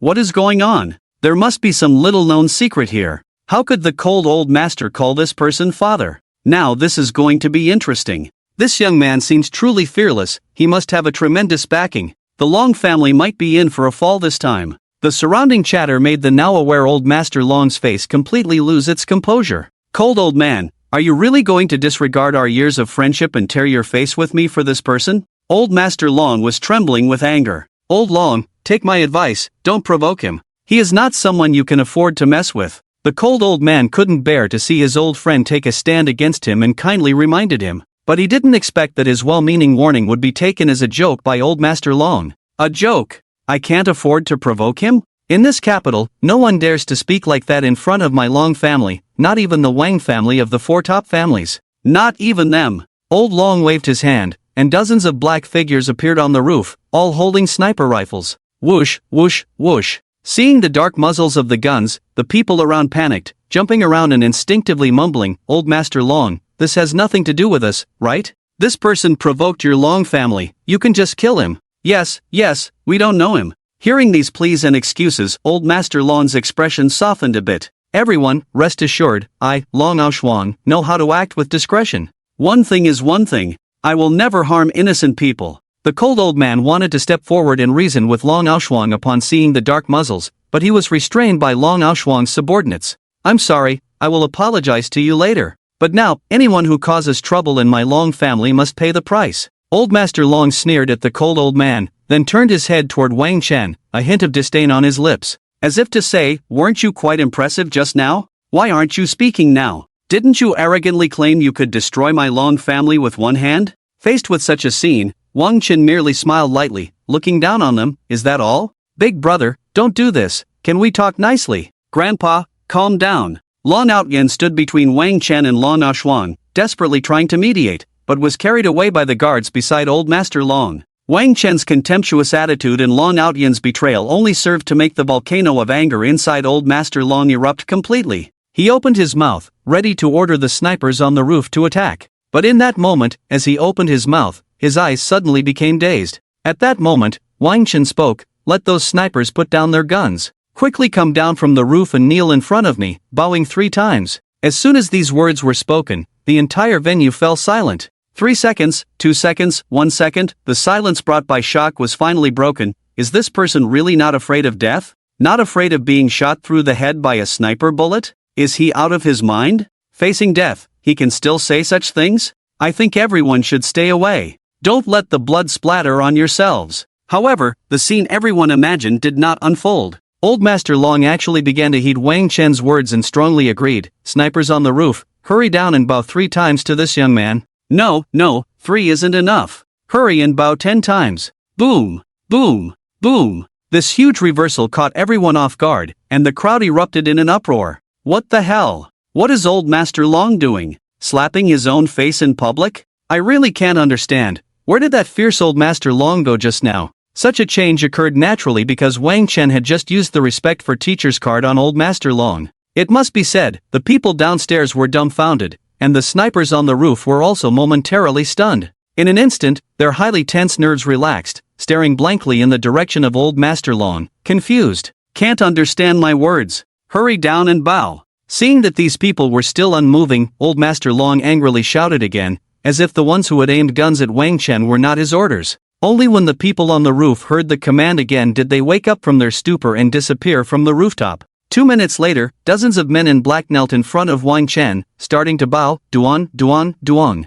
After 10 bows, these dozens of people finally got up in shame and anger and stepped aside. "Release Old Master Lang and apologize to him," Wang Chen coldly instructed again. Upon hearing this, Old Master Long quickly complied, dispersing those who were controlling Old Master Lang and sincerely apologizing. Originally, Wang Chen wanted Old Master Long to kneel before him, but considering Long Outyan, this little brother, and his old age, Wang Chen softened his heart and said, "Slap your own face hard until you are satisfied." In the next moment, Old Master Long decisively began to slap his own face. While slapping, he muttered, "Use more strength, make yourself more satisfied." Seeing Old Master Long like this, Wang Chen felt no fluctuation in his heart, and even wanted to laugh. Logically speaking, Old Master Long was an elderly man in his 60s, and even if he were an ordinary person, Wang Chen would treat him with respect. However, this Old Master Long had just wanted his life, so this punishment was already quite light. If he remained in this attitude after he regained his senses, then Wang Chen wouldn't mind taking his life.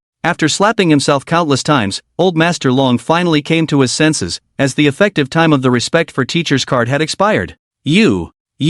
Old Master Long pointed at Wang Chen, wanting to say something, but due to the fiery pain in his mouth, he couldn't say anything. Seeing this, a hint of disdain flashed across Wang Chen's lips as he prepared to take the next step. At that moment, Long Outyan, not knowing where he found the strength, broke free from those who had not dared to hold him too tightly and rushed in front of Old Master Long, tears shimmering in his eyes, and solemnly said, "Grandpa, can I have a word with you? Just 5 minutes. Just 5 minutes of your time." Looking at Long Outyan's concerned face, perhaps recalling how he had once been pampered and cared for every day, or thinking of the terrifying scene just now, Long Aoshuang couldn't help but nod, and suddenly seemed to age a decade. After this, Long Outyan took Long Aoshuang and whispered together. During this time, everyone held their breath, afraid to make a sound, because today's events were too bizarre. No one could imagine what would happen next. Suddenly, someone inadvertently glanced at Old Master Long and Long Outyan. This glance was no small matter. He immediately felt his legs go weak and collapsed to the ground. The reason was that the imposing and arrogant Old Master Long, at this moment, had a pale face, purple lips,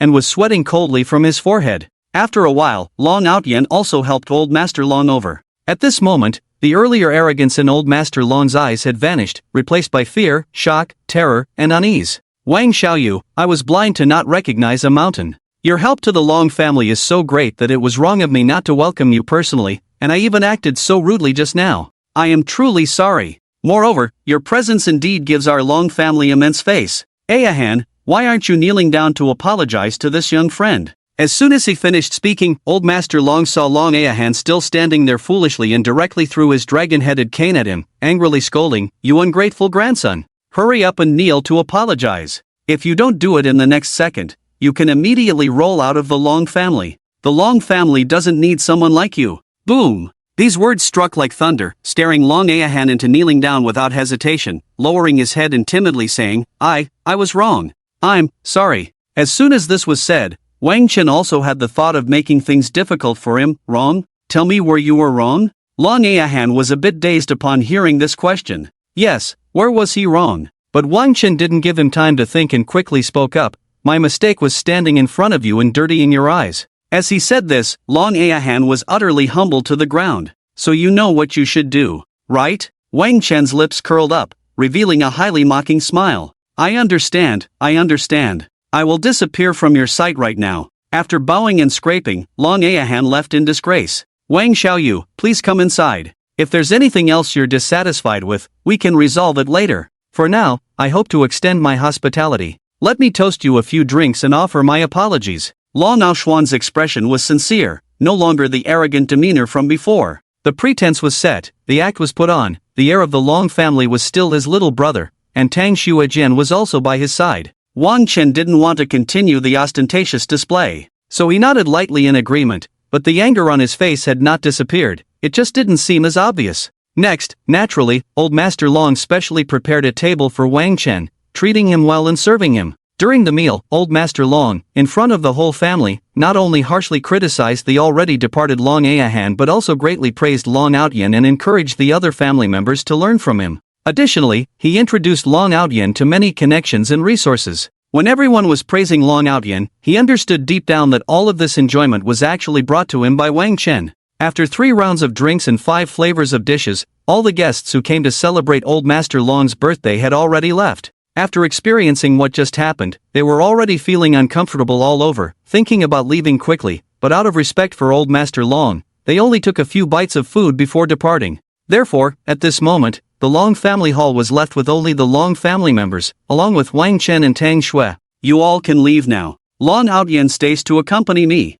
Old Master Long said casually to the others present. Once the room was left with just him, Long Outyan, and Wang Chen and Tang Xue, Old Master Long then gestured slightly and said slowly, Wang Xiaoyu, are you really prepared to destroy the Wang family? Or is it within a week? As he spoke, a glimmer of light appeared in Old Master Long's murky eyes. Wang Chen raised his neck and downed a glass of wine in front of him before calmly speaking. Is there a problem? The Wang family has made mistakes, unforgivable ones. So this family must immediately disappear from the world. Although Wang Chen spoke very calmly, his tone was filled with undeniable conviction. Do you need me to do anything? Whatever you command, just say it. My Long family fully supports you. After all, to sustain such a large family, Old Master Long still had some backbone. Therefore, when he sensed Wang Chen's determination, he spoke heavily. Upon hearing Old Master Long's words, Wang Chen didn't hold back and decisively said, Money, I need money. Ha ha ha ha ha. Old Master Long laughed heartily and replied, Money is the easiest thing to obtain in this world.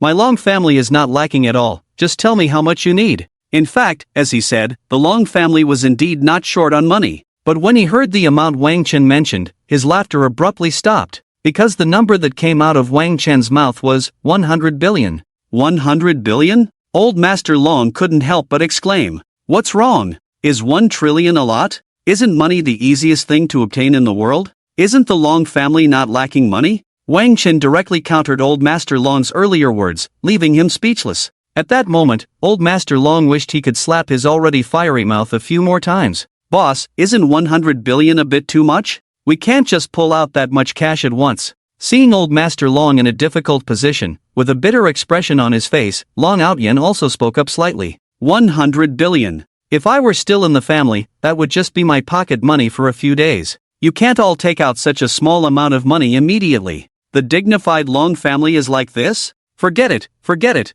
I shouldn't judge you by my own standards. How much can you take out at most? Wang Chen pretended to be disappointed, shrugged his shoulders, and sighed helplessly, speaking in a very pretentious manner. Wang Chen was indeed good at putting on a show. Although he spoke lightly, it made the hearts of the two from the Long family collapse. 100 billion. Just pocket money for a few days. Just that. Was this person a member of the Lu family with a new identity? Or from some other even more powerful hidden family? The two couldn't help but speculate wildly in their hearts. Hey, what are you two thinking about? Let me ask you, right now, how much can you take out at most? Wang Chen slammed the table, startling the two who were lost in thought. Feeling the commotion, Old Master Long and Long Outyen finally snapped back to reality. If it's right now, I can take out at most 50 billion, Old Master Long stroked his beard, calculated for a moment, and then spoke heavily. While Old Master Long was communicating with Wang Chen at the Wang family ancestral home. Have you contacted the world's #1 assassin? Said Wang Yinhua. No, we only found the world's #2 assassin, Li Zixing, responded his son, Wang Buwei. The world's #2 assassin, what does that even mean? Wang Yinhua scorned. Father, don't say that, he's right next to me. Wang Buwei's words were cut off before he could finish. Next to you? What's so impressive about that? Useless. How do you even deserve to be my son, Wang Yinhua? You got slapped in the face and didn't hit back on the spot. I told you to contact the world's #1 assassin, and you still couldn't do it. You brought in some world #2 assassin, Li Zixing. Is he capable? That kid Wang Chen has trained in martial arts. Haven't I taught you anything? When a lion hunts a rabbit, does it not use all its strength? Wang Yinhua had many more words to say, but he had to stop suddenly because he felt a chill behind him. The chill was due to a cold dagger now pressed against his neck. Now, do you still think the world's #2 assassin is useless? Li Zixing said coldly, and with a slight pressure, he made a shallow cut on Wang Yinhua's neck. The pain and fear from the cut made Wang Yinhua panic. He never expected someone could silently enter his room without alarming his bodyguards. He immediately said anxiously, okay, of course, you're amazing. But can you lower your hand now? I can hardly breathe. Let my father go. Don't get excited, my father didn't mean it just now. We'll double the reward for you. Wang Buwei, desperate to save his father, directly doubled the reward. He was truly afraid that Li Zixing would slice his father's throat and take him away, leaving him with no place to complain. It was no wonder Wang Buwei thought this way. When he hired Li Zixing, there was a description in the information: free-spirited, unpredictable in actions, moody, loves money, and kills without reason. After removing the dagger from Wang Yinhua's neck and licking the blood off the blade, Li Zixing closed his eyes in ecstasy and said, the taste of blood, so fragrant. Also, remember what you just said, double the reward. So now it's 5 billion. You paid a deposit of 1 billion. When I bring back Wang Chen's head tomorrow, remember to prepare the remaining 4 billion for me. After saying this, Li Zixing flashed a charming smile and disappeared from their sight. At that moment, Wang Buwei hurriedly helped Wang Yinhua up. Father, are you okay? What kind of madman did you find? Wang Yinhua coughed twice before speaking in shock. Hearing this, Wang Buwei fell silent. After a moment's pause, Wang Yinhua smiled slyly and said, however, being able to help you regain your face makes it all worthwhile. The face of the heir of the Wang family is worth much more than 5 billion. Wait for tomorrow to collect. That Wang Chen's head will do. Let him know the consequences of opposing my Wang family. Wang Buwei hurriedly nodded in agreement and took Wang Yinhua to bandage his neck. As for Wang Chen, things went smoothly. He received 50 billion transferred from Old Master Long. Yet, he still put on a reluctant expression, accepting it with a pained look. This 50 billion. It will all be used to deal with the Wang family, so don't feel sorry. At most 7 days, after 7 days. I want this capital to have no place for the Wang family. Wang Chen confidently spoke to Old Master Long and Long Outyen. Then we await your good news. Old Master Long seemed to be thinking about the benefits that would come from the Wang family's destruction, his face glowing with excitement. Alright, if there's nothing else, I'll take my leave. Wang Chen stood up, took Tang Xuejian by the hand, and walked out of the Long family ancestral home. But what he didn't know was that a great danger awaited him soon. Wait for me here, I'll go get the car. I'll take you back. After exiting the Long family gate, Wang Chen said this to Tang Xuejian and went to a corner where no one was around. He pulled out the Neiman Marcus limited edition fighter from the virtual recycling space, picked up Tang Xuejian, and then took her back to the Tang family ancestral home. As they parted, Tang Xuejian earnestly invited Wang Chen to stay at the Tang family for the night. However, Wang Chen declined, citing important matters. After watching Tang Xuejian enter the Tang family, Wang Chen drove the Neiman Marcus limited edition fighter back to his courtyard. Once he lay on the bed, Wang Chen decided to take a look at how much money he had, to see if it was enough to buy that item. He asked the Long family for money because he genuinely needed it, not to deceive them. Moreover, he only asked for 50 billion. He really didn't care to cheat for such a small amount. Wang Chen glanced at his total, which was now 69,331,460,000. He still needed about 30 billion more to buy that item. Money, oh money, you really are a bastard. I'll earn a bit more myself, and let Ali help me out a little, and that should be enough. After saying this, Wang Chen began to participate in the peak competition. Just as Wang Chen was sprinting towards his goal, a system notification sounded. Ding, today's lottery opportunity has been credited. Hearing this, Wang Chen couldn't wait to draw the lottery. He controlled his Li Bai, giving the enemy a vision that he was going to take the big dragon, luring all 5 of them over. In the next second, at the big dragon pit, Wang Chen executed an extreme maneuver, replicating a classic pentakill of the Sword Immortal. Of course, Wang Chen didn't kill all 5 with a single ultimate. After all, Li Bai had already stepped down from the pedestal.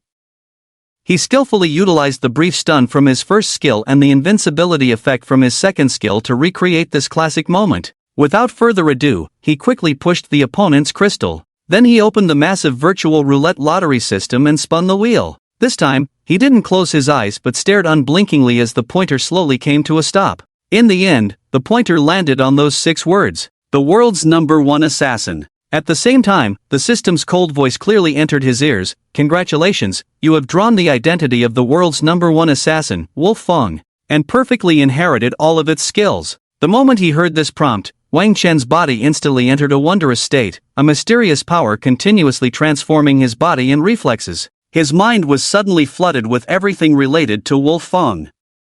After a sharp pain in his head, Wang Chen fully accepted all of Wolf Fang's memories. But the experiences in those memories were truly legendary. Once, Wolf Fang had assassinated countless heads of state and high-ranking officials from various countries, never failing. He had been wanted by numerous countries, yet remained unharmed. He had faced challenges from various assassins, all of whom were utterly convinced, including the second and third-ranked assassins in the world. Just as he completely accepted Wolf Fang's memories, skills, and transformed body, he sensed an invisible killing intent surrounding him. With no time to think, Wang Chen focused his spirit on his eyes. X-ray vision, activate. In the next second, every rustle of wind and movement around him could not escape Wang Chen's ears. Naturally, a black figure was seen clearly by Wang Chen as it passed through 2 walls. The moment he saw that face and figure, Wolf Fang's memories began to churn in his mind. Li Zixing, the world's second assassin. Wang Chen instinctively uttered these 2 phrases. Meanwhile, Li Zixing believed he had Wang Chen, this prey, firmly in his grasp.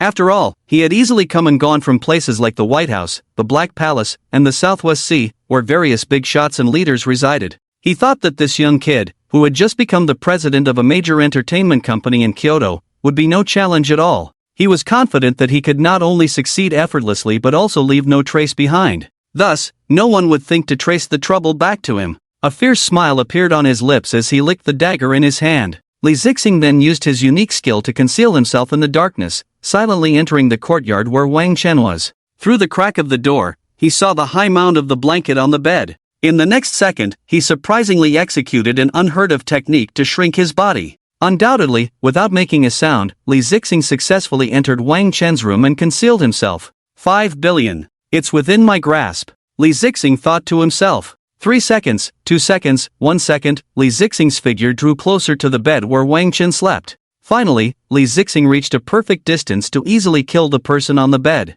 But a look of panic suddenly appeared on his face. The reason was simple, he could not feel the slightest breath from the person on the bed. Therefore, there was only one possibility. The other party not only knew he was coming to kill him but had deliberately created this illusion to lure him in.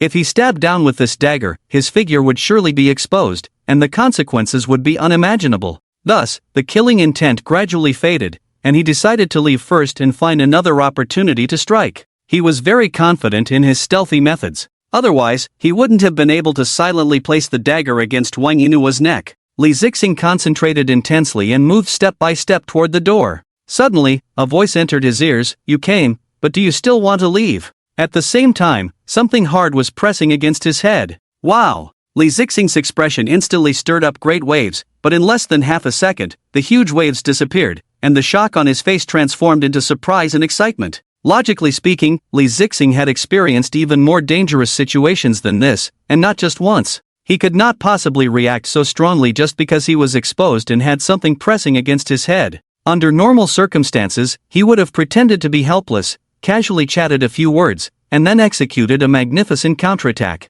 But at this moment, he had no such thoughts at all. Instead, he excitedly spoke. Wolf Fang, is that you? The aura on you, I will never forget in my life. To die at your hands. I have no regrets in this life. Thud. He casually tossed the chopsticks in his hand to the ground, and Wang Chen turned around fearlessly, sitting at a round table, and then spoke with a hint of indifference and sarcasm. The second best assassin in the world turns out to be so untrustworthy. In the past, I was blind. After inheriting the strength of Wolf Fang and the story that happened with Li Zixing, he was confident that Li Zixing would definitely not dare to run. Moreover, he would kneel down on the spot and once again say the words he had said before. Sure enough, just as Wang Chen flashed this thought, Li Zixing suddenly knelt down in Wang Chen's direction. Although the action was as Wang Chen expected, the words spoken were not what he had in mind. Li Zixing spoke with a hint of sadness. Yes, I promised you that I would never step into Huaxia in this life. And it is indeed true, in recent years, I have never taken on any tasks from Huaxia.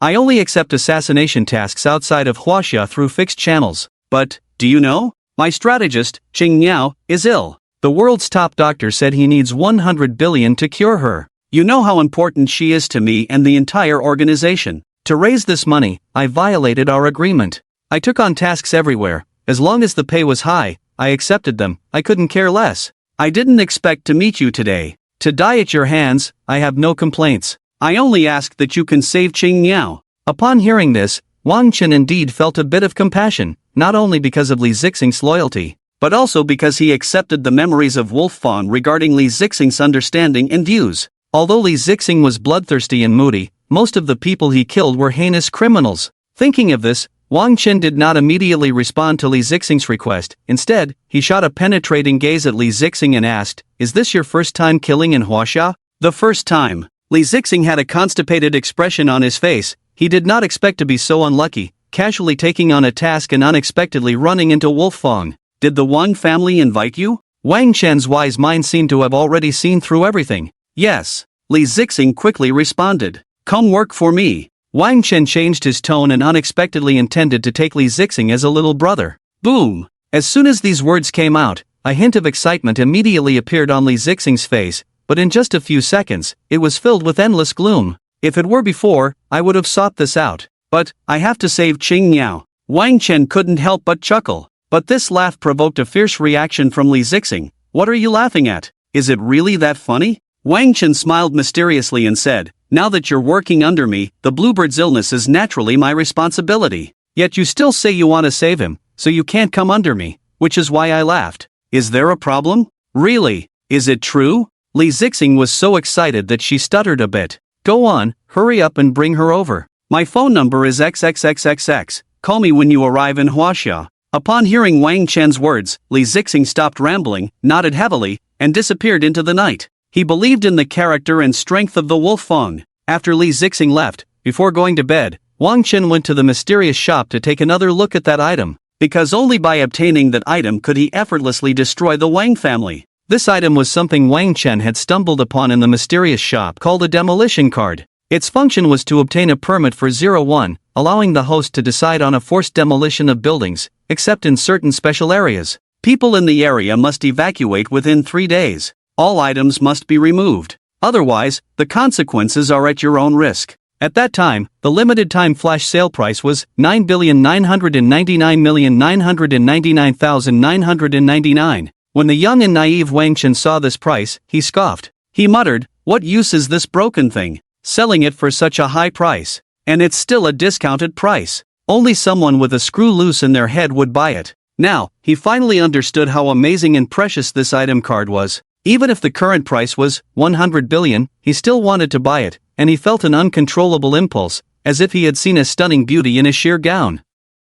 Although he didn't have enough money right now, with Wang Chen's current connections, it would be easy to find someone to chip in. Once, a precious demolition card was placed before me, and I didn't cherish it. Only after losing it did I regret it deeply. The greatest pain in life is nothing compared to this. With a pained expression, after murmuring these words, Wang Chen laid his head on the pillow and fell into a deep sleep. When he woke up, rubbing his sleepy eyes, Wang Chen slowly sat up, stroking his chin and thinking, today, I'll first give the Wang family a show of strength. I wonder what kind of strange expressions those people will have when I suddenly tell them I'm Wang Xingji's son. Although he thought this way, Wang Chen wasn't in a hurry. He leisurely ordered a nutritious breakfast, and after eating, he even recycled the leftover scraps. After all, even a mosquito's leg is meat. Ding! Congratulations on recycling old disposable chopsticks. Reward wealth plus 10,000. Ding, congratulations on recycling used packaging boxes, reward wealth plus 5,000. Ding, congratulations on recycling disposable cups, reward wealth plus 10,000. As expected, there were no surprises, just plain and simple, without triggering any special rewards. After doing all this, Wang Chen decided to go to the night bar to meet Ali and chat. Ahem.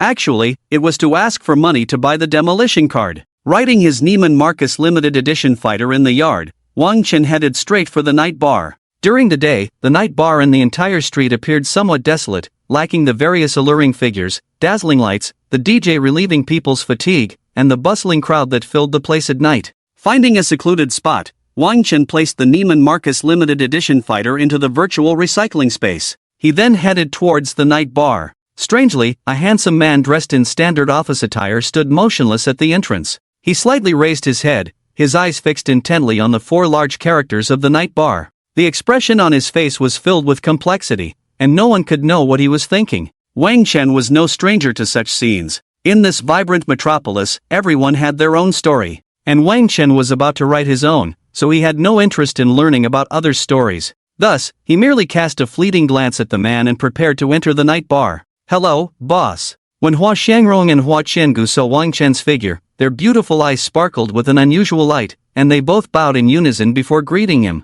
Boom! What? This is the boss of the night bar? Can I persuade him to give me a chance to enter the night bar? This was Wang Yuhang's first reaction. Wang Yuhang was none other than the man who had just stood motionless in Wang Chen's line of sight. Nicknamed Old Wang, he was a top-notch fashion designer, warm-hearted, generous, and helpful, but his only flaw was that he seemed a bit foolish when it came to love. This was also the reason he was standing here. "Are you the boss of the night bar?" Wang Yuhang said excitedly, revealing a shy smile. Although Wang Chen's current status and worth were incomparable, he had never forgotten his original self and intentions.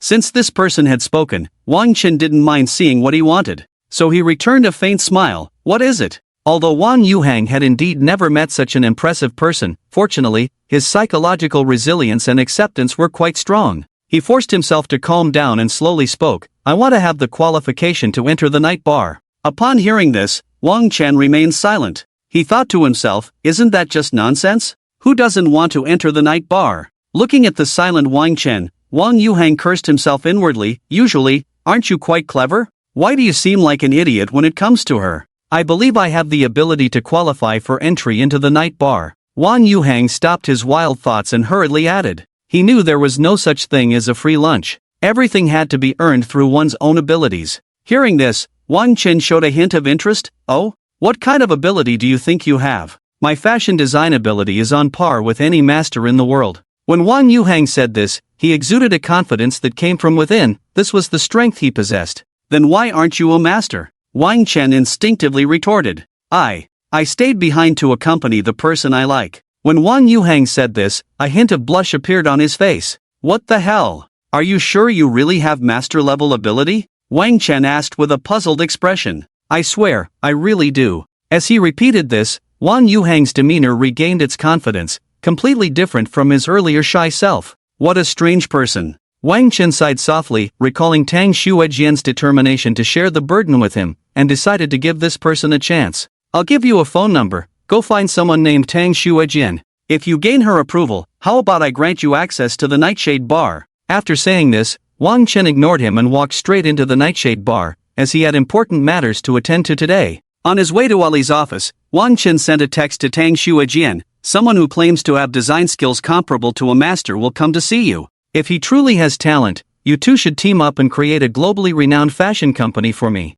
Do you have confidence, little girl?" Wang Chen believed that Tang Xuejian would be very happy when she saw this message. After all, she had always been someone who wanted to walk hand in hand with him. As for his abilities, Wang Chen never doubted them. Why wouldn't he believe in his own woman? He tucked his phone into his pocket and walked a few more steps until he reached Ali's office. There, he saw Ali lazily lying on the sofa. Her alluring and fiery figure made it hard for Wang Chen to look away. Especially at this moment, Ali was dressed particularly coolly, with a layer of transparent white gauze draped lightly over her body, her graceful form causing him to involuntarily gasp. It was a huge visual impact for Wang Chen. In this scene, any normal man would struggle to swallow. Wang Chen knew that Ali must have been tired from work last night and was just now resting. After all, that was the nature of nightclub work. Not wanting to wake Ali, Wang Chen took a deep breath, trying to calm himself, and sat down on a stool, waiting for her to wake up. Rip! Ali turned over, and somehow her clothing tore open a hole.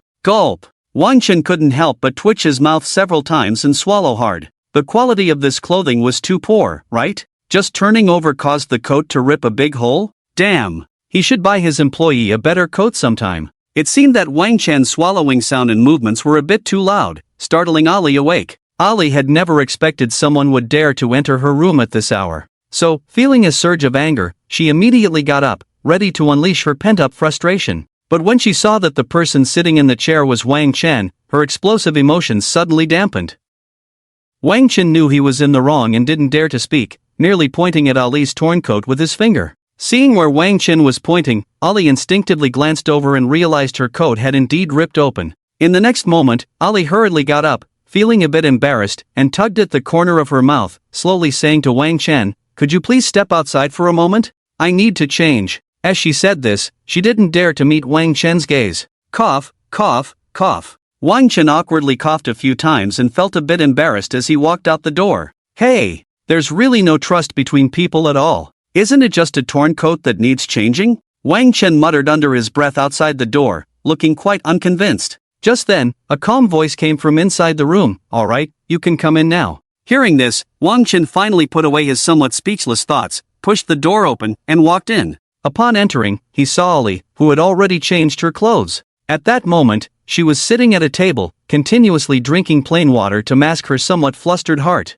"Well, I just thought you were too tired. I was afraid to wake you. Everything else was just an accident." Wang Chen put on a righteous and serious demeanor, as if the person who had just been swallowing hard and staring blankly at Ali was not him at all. Upon hearing Wang Chen's words, Ali shot him a glance, implying that a man's words are deceitful, and did he really think she would believe him? Do all men in the world become speechless when they see a beautiful woman? Ali pouted her tempting red lips slightly, staring at Wang Chen as she suddenly asked, Actually, it's not that all men in the world can't move when they see a beautiful woman. It's that they can't move when they see you." Wang Chen's eyes twinkled as he directly flattered Ali. "Pa, you smooth talker, what are you doing here all of a sudden? I don't believe you're here just to work." Ali tilted her mouth, wearing an expression that said, "Do you think I don't know what you're like? Of course it's not for work, I'm here to see you. After all, you've been working so hard, right?" Wang Chen knew he was enjoying his role as a smooth talker, so he changed the subject and started to babble. "Boss, you're simply talking nonsense with your eyes wide open, bragging without a draft. You come to see me, and you can't even bring me breakfast? For our nightshade bar, I only fell asleep at 6 in the morning." After saying this in a deliberately childish tone, Ali's beautiful eyes suddenly became watery, and she bit her lip, looking at Wang Chen with her soul-stirring big eyes. This posture was simply the epitome of grievance, making anyone who saw it feel a surge of affection. With such words and demeanor, Wang Chen was left speechless, his face showing a look of embarrassment. All right, I'm not teasing you anymore. So, what brings you here?" Seeing Wang Chen's awkwardness, Ali covered her mouth and giggled. "It's not a big deal, just transfer 30 billion to my account. The account is XXXX. I have some use for it later." Thinking of that damned Wang family father and son, Wang Chen straightened his expression, speaking with a hint of anger. Upon hearing the anger in Wang Chen's words, Ali's face also showed a rare seriousness, and she immediately nodded to transfer the money to him. After waiting for a while, Wang Chen's phone received a notification that 30 billion had been credited. At that moment, Ali pushed the door open and came in. "Received it, right?" Ali casually asked. Feeling Ali's casual demeanor, Wang Chen realized just how much money the Nightshade Hotel could attract. The Long family had to bleed to come up with 50 billion. But Ali, without batting an eye, calmly transferred 30 billion to herself. Suppressing his surprise, Wang Chen nodded and smiled slightly at Ali. "Later, I want to humiliate the Wang family. Interested in going to see it together?" Humiliating one of the top 4 families in Kyoto, the Wang family, was such an explosive matter. Ali showed no signs of shock at all. It seemed to him that Wang Chen could do such a thing as a matter of course. Ali smiled sweetly. "It's hard to come by. Alright, then I'll take you out for a meal first, so you won't say I'm stingy again." Wang Chen hadn't forgotten about that remark and couldn't help but tease. Hearing Wang Chen's tone, Ali let out a delicate laugh and quickly followed him out the door. "Where's your car?" Ali stood at the entrance of the nightclub, looking around. I didn't drive, I was planning to hitch a ride with you. You think that's why I asked you to come with me?" Wang Chen smirked, shamelessly spreading his hands. Is that even allowed? You're not just inhuman, you're really a dog. Alalai was clearly taken aback and shot back at Wang Chen before heading to the garage to bring out her Pagani Huayra. Where to? Alalai asked irritably. Somewhere close to the Wang family's ancestral home. Preferably. Before Wang Chen could finish, Alalai had already stepped on the gas. V-room! V-room! V-room! The Pagani Huayra roared, kicking up a cloud of dust as it disappeared at the end of the street. Moments later, the Pagani Huayra stopped in front of the Miki Lin Grand Hotel. Just as the two were about to enter, a hostess approached and said to Alalai, "Boss, you're here." Alalai nodded coolly and led Wang Chen inside. "Not bad, you even own such a luxurious hotel," Wang Chen said as they walked. "It was left to me by my master." A hint of sadness flickered across Alalai's face. "I'm sorry to remind you of your sad memories," Wang Chen said, feeling a bit guilty. "It's nothing." After saying this, Alalai briskly walked to the front desk to book an ultra-luxurious VIP room. "No, just the lobby is fine.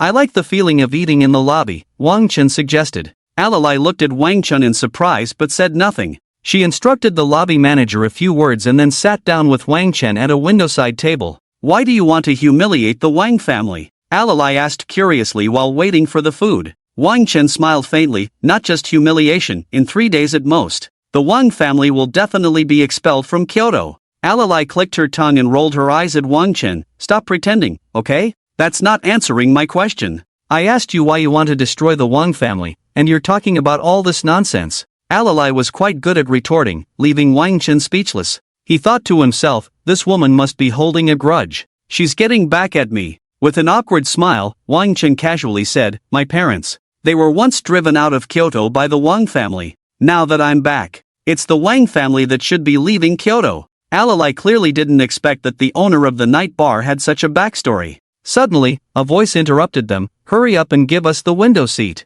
I can pay you a few $1,000s for it." The man who said this was named Li Rue, a student from a university in Kyoto. After saying this, Li Rue shamelessly leaned into the arms of the woman beside him in front of everyone. The woman next to him seemed to enjoy this attention. She was also a student from a university in Kyoto, coming from a wealthy family, often keeping young men. In the next moment, Zhu Yuchen directly opened her wallet and fiercely tossed dozens of 100 yuan bills onto the table where Wang Chen and Ali were sitting. Then, she raised her head, nostrils flaring, a hint of disdain curling at the corners of her mouth as she waited for Wang Chen and the other to leave. She believed that these two would definitely get up and leave. After all, she had done this many times before, and it had never failed. After a few seconds, when Zhu Yuchen did not hear the expected movement, she glanced lightly at Wang Chen and the other, muttering, "Ambitious, aren't we? Fine. I don't lack money, do I just want to add some more? Here you go." As soon as she finished speaking, Zhu Yuchen pulled out more money and continued to throw it onto the table.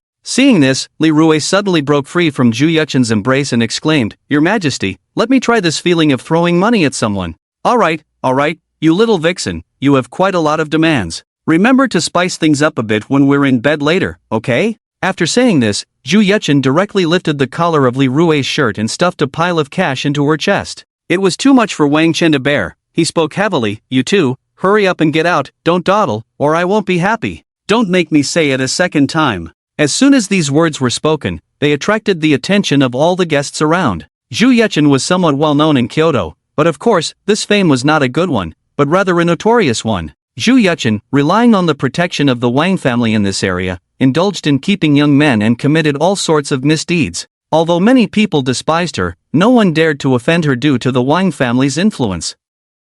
But at this moment, the seemingly unfamiliar face actually dared to speak such words to Zhu Yuchen. Did he not know that the Zhu family had the Wang family as their backing? Zhu Yuchen had relied on the Wang family's protection for many years. When had she ever been shouted at so loudly, especially in her own territory? Zhu Yuchen's expression darkened immediately, and she coldly said, do you want to die? Do you want to offend both the Zhu family and the Wang family at the same time? Where did this idiot come from? Was he sent here to make her laugh? The Zhu family? Sorry, I haven't heard of it. The Wang family? Sorry, I'm going to humiliate it soon. So, there's no question of offending anyone. Wang Chen's incredibly arrogant words clearly reached the ears of everyone present. This led to a series of gasps from the crowd. What did he say? I must have misheard. Did he say he wants to humiliate the Wang family, one of the 4 top families? Ha ha ha, that's hilarious. This kid is probably going to pay for it today. Who cares, just humiliate this Zhu Yuchen, I've long been fed up with her.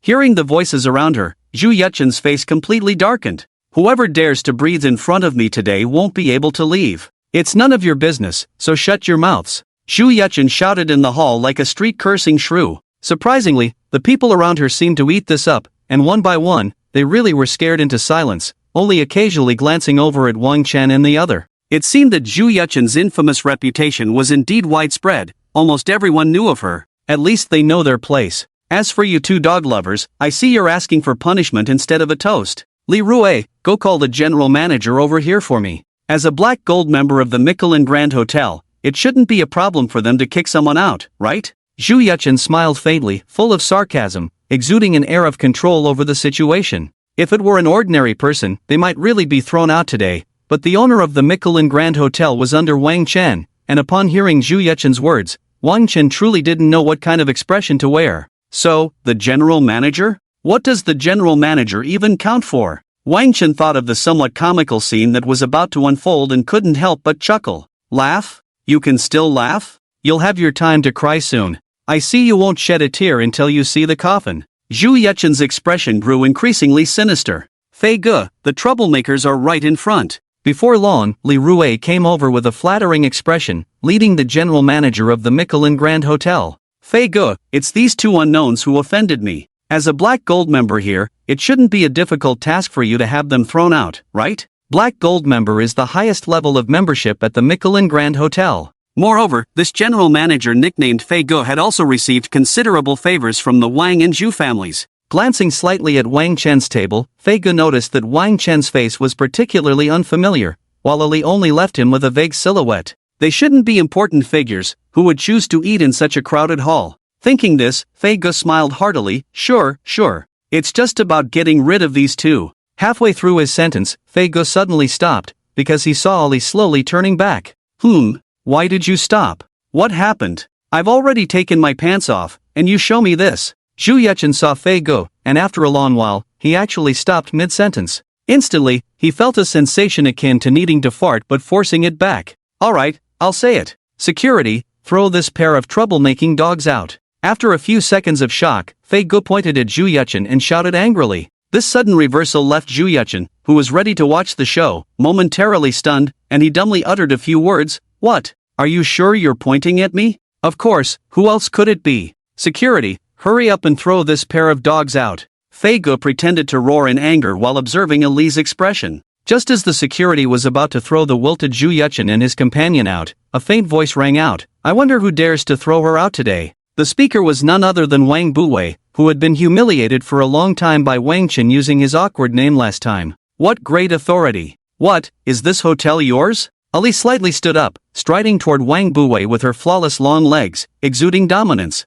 Notably, as Ali passed in front of the general manager known as Fei Ge, she merely glanced at him lightly, and he immediately knelt down, shouting, Boss. I know I was wrong, but it's not my fault. This area is the Wang family's stronghold. This made Wang Chen sigh. Ali's killer gaze was indeed something. The hotel is yours? Who doesn't know that in this area, whatever you do has to consider the Wang family's face. Only if the Wang family says it's yours, can it truly be yours. Say it's not yours, then it won't belong to you. Do you understand? Wang Buwei said this while casting an unabashedly lewd gaze over Ali. He looked as if he wanted to devour her right there. Disgusting. Get lost. Ali felt Wang Buwei's naked stare. There was no good expression on her face. Wang Buwei frowned, the corner of his mouth curling up. Brothers, this woman is asking for it. Xiao Wu, go, bring me a tank. Today I'm going to shell the Michelin Grand Hotel. Also, gather some brothers to set up a perimeter around this hotel. Be careful, not even a fly should get in. The man called Xiao Wu glanced at the proudly standing Ali, a hint of pity crossing his face, but he quickly nodded to Wang Buwei and prepared to leave. Meanwhile, at the Michelin Grand Hotel, everyone present was panicking, hurriedly packing their things to rush outside, occasionally making some noise. The Wang family is really ruthless, they're bringing in a tank. We can't provoke them. It seems the Wang family will always be the local emperors. At the moment everyone stood up, Xiao Wu took a step, and suddenly, a chopstick fell from the sky, nailing Xiao Wu's right foot firmly to the ground, rendering him immobile. Damn it! Who the hell did this? I'll make you pay. A second later, Xiao Wu let out a heart-wrenching scream. The The one who had used the chopstick to pin Xiao Wu in place was, of course, Wang Chen. What a coincidence, it seems we've met before, but I can't quite remember your name. Sorry, my memory isn't great. Let me think. Oh, right, weren't you called Yang Wei or something? Ignoring the pin Xiao Wu, Wang Chen walked straight up to Wang Buwei and began to perform dramatically. Anyone who saw Wang Chen's exaggerated acting couldn't help but want to give him a thumbs up. Damn it, it's you again. Today, you won't be as lucky as last time. I'm definitely taking you back to the Wang family and torturing you. Anger clouded Wang Buwei's mind. He seemed to forget that the person in front of him had managed to escape the assassination of the world's second deadliest assassin. What a coincidence, I was just planning to deal with the Wang family. Wang Chen glanced at the lonely Wang Buwei, a wicked smile appearing on his face, and a thought suddenly surged. Holding the heir of the Wang family at the entrance of the Wang family ancestral home, humiliating them thoroughly should be quite satisfying, right? Yes, let's do it. How they treated his parents back then, he would make them repay it tenfold, 100-fold. A drop of kindness should be repaid with a fountain. A grudge for a broken tooth must be repaid with a severed head. This was Wang Chen's principle of action. The next second, in front of everyone, Wang Chen lifted Wang Buwei as if he were a small chick. Boom! A commotion erupted around them. Is he crazy? Let's get out of here before we attract trouble. In just a few minutes, everyone quickly settled their bills and rushed out of the Michelin Grand Hotel. This guy is simply reckless. He dares to treat the Wang family heir like this. Forget it, the best strategy is to retreat. Seeing the situation, Zhu Yechen muttered a curse under her breath, directly ignoring Wang Buwei, who was being lifted by Wang Chen, and pulled her pretty boy, Li Rui, to escape with the crowd. Put me down quickly, or the Wang family will make you pay. Wang Buwei was wandering around his territory, only accompanied by his little brother Wang Wu today. Therefore, when he was suddenly lifted into the air by Wang Chen, he could only issue such a powerless threat. Wang Buwei's childlike words, as if playing house, were completely ignored by Wang Chen. How old are you this year? Wang Chen changed the subject, asking a question that Wang Buwei had never even considered. Upon hearing this, Wang Buwei was clearly taken aback. How could this person ask such a strange question? However, under the eaves, one must bow their head. 21, Wang Buwei said, lowering his head and honestly confessing. Oh, in that case, it seems I should call you brother. Wang Chen raised an eyebrow, his eyes, as still as a stagnant pool, fixed on Wang Buwei as he calmly said, leaving no one able to discern what he was really up to. Brother? You're the one who's a stinky brother. Wang Buwei immediately turned his head to mock, never considering that Wang Chen could have once been a member of the Wang family, could be his brother. Have you heard of the name Wang Xingji? Wang Chen wasn't sure if his father, Wang Yinhua, had ever mentioned that past, so he casually brought it up. Ali and the others present didn't recognize the name Wang Xingji, so they had no reaction. But Wang Buwei was different. His face turned pale in an instant. After all, he had heard of the name Wang Xingji. His father had not only mentioned that past in passing but had also taught him to be suspicious of everyone, even his own brothers, and to be ruthless. Only by doing so could one stand at the pinnacle of power. Therefore, when Wang Buwei heard Wang Chen utter the name Wang Xingji, his mind buzzed as if it had completely shattered. Didn't his father say that the couple was sent to the countryside by him? How could this person know the name Wang Xingji? Suddenly, Wang Buwei smartly realized. This person is their son. So the person in front of him wasn't just calling him a brother. He was saying he really is my brother? Wang Buwei's intense reaction and rich facial expressions were all noted by Wang Chen. It seemed he knew about those matters. After making this judgment, Wang Chen set the still shocked Wang Buwei down, patted his face back and forth, and arrogantly said, "You lead the way. I'm here to wipe out your Wang family." Upon hearing this, a question that Wang Buwei couldn't shake off instantly arose in his heart. The couple who had been expelled from the family back then had sent their son to take revenge. But why was he so confident? What gave him the courage to confront the Wang family head-on? It's good to have doubts, but unfortunately, no one would be able to answer them. Are you going to lead the way yourself, or do you want me to make you? Wang Chen urged the somewhat dazed Wang Buwei, deliberately glancing at his fist, which was as big as a sandbag. Go to hell, brother. Do you think you deserve it? What's so great about a bastard born from someone expelled by the Wang family? I can take you there, but I'm afraid you won't make it back alive. Thinking of the powerful background and strength of the Wang family, Wang Buwei showed no brotherly feelings, suppressing his panic and shock, regaining his former confidence, and sneering. If I say lead the way, then lead the way. Why so much nonsense? Wang Chen kicked Wang Buwei to the ground. Good, if you don't come with me, you're a coward. Wang Buwei spat out a mouthful of blood, wiped it off fiercely with his hand, and then gritted his teeth, forcing the words out one by one. The moment he finished speaking, Wang Buwei struggled to stand up, staggering towards the Wang family ancestral home. Ali had originally wanted to follow Wang Chen, but he stopped her. He realized how naive and thoughtless his earlier thoughts had been. If he let Ali go with him, who would protect her? The Wang family could easily bring out tanks and such. If things turned dire, he didn't have the strength to protect Ali completely. After much persuasion, he managed to convince Ali to stay behind, and then Wang Chen followed Wang Buwei towards the Wang family ancestral home alone.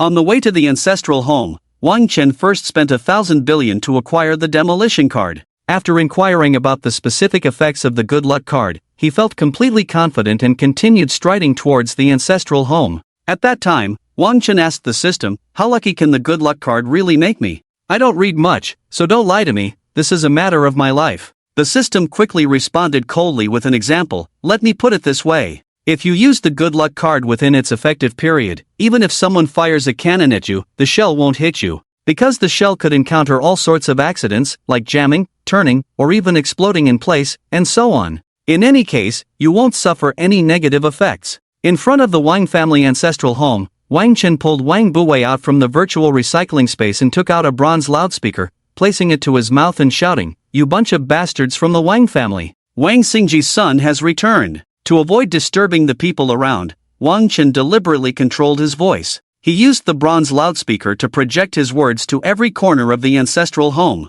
However, after a long wait with no significant response, Wang Chen grew impatient and focused his spirit into his eyes. Using his X-ray vision, he looked through the walls to see what was happening inside. He noticed that while people were slowly coming out of the ancestral home, it was at a very slow pace. So, Wang Chen shouted again into the bronze loudspeaker, "You bastards of the Wang family, hurry up and come out. Especially you, Wang Inua, and Wang Daming. Wang Buwei is in my hands, you wouldn't want anything to happen to him, would you?" This time, Wang Chen didn't hold back his voice, and it spread throughout the entire area, not just within the ancestral home. He no longer gave the Wang family any face. Today, he wanted the people nearby to see how he slapped the Wang family in the face and how despicable and shameless the Wang family had been in the past. After saying this, Wang Chen muttered to himself, "They should be coming out soon, right?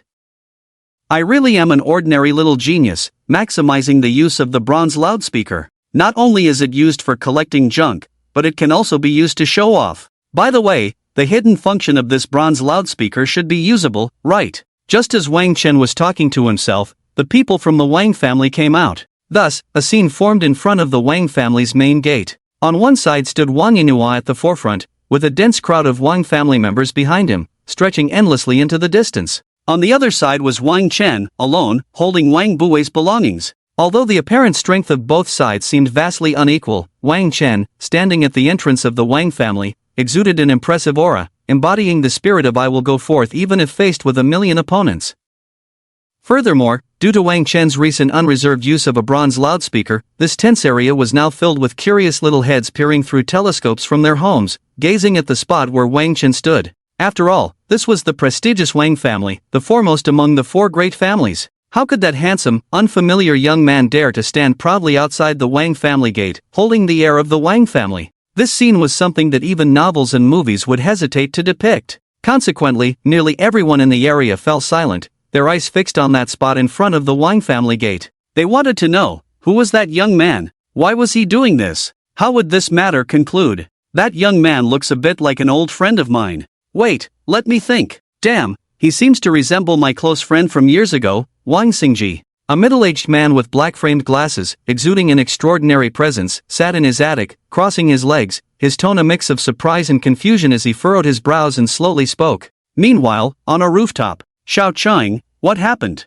Daddy, Daddy. The young man at the Wang family gate looks like the person hanging on your wall. This somewhat childish voice suddenly reached Wu Xia, making his expression turn serious. Xiao Chang, give the telescope to Daddy, let me take a look. The little girl named Xiao Cheng obediently handed the telescope to Wu Xie upon hearing his words. Boom! When Wu Xie saw Wang Chen at the entrance of the Wang family, his eyes couldn't help but moisten, as Wang Chen's figure instantly overlapped with his memories from years ago. Xingji, you should go quickly, don't worry about me, I'm beyond saving. No, Wu Xie, we promised to be brothers for life. If one of us is to go today, we go together. If we stay, we'll be buried together. Fortunately, both of them survived. Xingji, I swear, in this lifetime, I will only recognize you as my elder brother. I would go through fire and water for you. Wu Xia, you're really a bit naive. When the time comes, if I ask you to go through fire and water, you mustn't refuse. At that time, Wu Xia just smiled foolishly upon hearing this. Today, you're not allowed to go anywhere. This is a collaboration between the Wang family and another colossal force. You can't save Wang Xingji. No, I will die today. You drugged the water. After this incident, Wu Xia had yet to forgive his father. Reflecting on these memories, wiping his already moist eyes, Wu Xia continued to look through the telescope at everything happening in front of the Wang family gate. Moments later, Wu Xia covered his mouth, excitedly exclaiming, It really is his son. Wu Xia was so certain that Wang Chen was Wang Xingji's son because he had learned lip reading years ago, and he had instantly captured the dialogue between the two at the Wang family gate. Just a moment ago, at the entrance of the Wang family, a strange ripple unexpectedly flashed across Wang Yinua's face, which had been devoid of any expression for many years. Ignoring Wang Buwei, who was being held in the air by the young man, he calmly addressed the boy. I didn't expect that in the blink of an eye, Wang Xingji's son has already grown up. How has your father been lately? Very well. But you need not worry about that. Wang Chen, with a glance, mocked Wang Yinua. After a brief pause, he accepted this dreamlike reality. Wu Xia gritted his teeth and said firmly, Elder brother, regarding what happened back then, I already feel guilty enough for not being able to help. Afterward, I was too timid to seek revenge on the Wang family. Now, although I don't know how you are, your child has unexpectedly appeared before me. I believe this is a chance for me to atone, arranged by heaven. This time, I swear to protect your flesh and blood at all costs. After saying this, Wu Xia put down the telescope, opened his phone's contact list, and pressed those few numbers he hadn't dialed in a long time. Back to Wang Chen, he never expected that Wang Yinua could speak such words without any sense of guilt. The tone was as if he were catching up with an old friend after many years. Even at this moment, Wang Yinua could still calmly maintain his image without openly tearing his face with him. This person is too deep. Wang Chen sighed inwardly. Suddenly, a voice interrupted his thoughts. Young man, I understand youthful recklessness, but the rights and wrongs of that year cannot be clarified with just a few words. If you put my son Wang Buwei down now, I will treat it as if you never appeared here.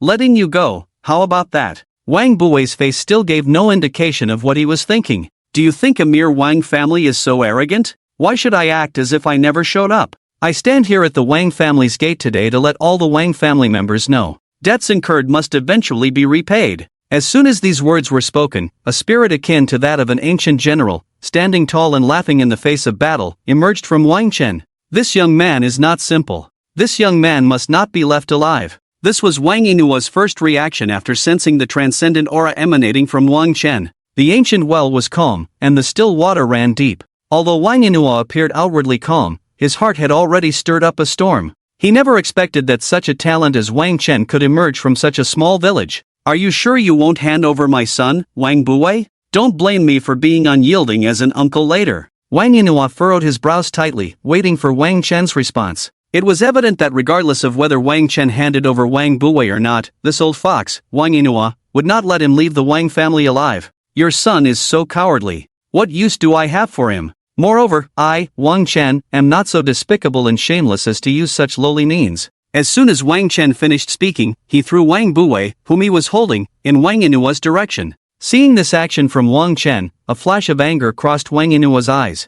But he quickly suppressed it and turned to Wang Chen with a fake smile, saying, Since you've come from afar, I can't let you make a trip for nothing, can I? Come into the Wang family, let's have a meal and clear up this misunderstanding. What do you think? In truth, when he said this, Wang Yinua didn't quite believe that Wang Chen would agree to come in. But, what if? What if he had a moment of misjudgment? Wang Yinua felt a bit embarrassed by the nonsense he was telling himself, let alone Wang Chen. Wang Chen saw right through Wang Yinua's thoughts at a glance. If he went in, wouldn't it be like a sheep entering a tiger's den, waiting to be slaughtered? He could naturally see through such petty tricks. Wang Chen merely smiled faintly, a hint of an elusive mockery at the corner of his mouth, and unexpectedly said, All right, I've wanted to visit the Wang family for a long time. There must be wine and meat. Since you won't give me face, then tanks, snipers. As soon as Wang Chen's voice was heard, Wang Yinua couldn't wait to start arranging for his subordinates, but halfway through, he realized, why didn't this kid refuse? He didn't seem like a reckless fool.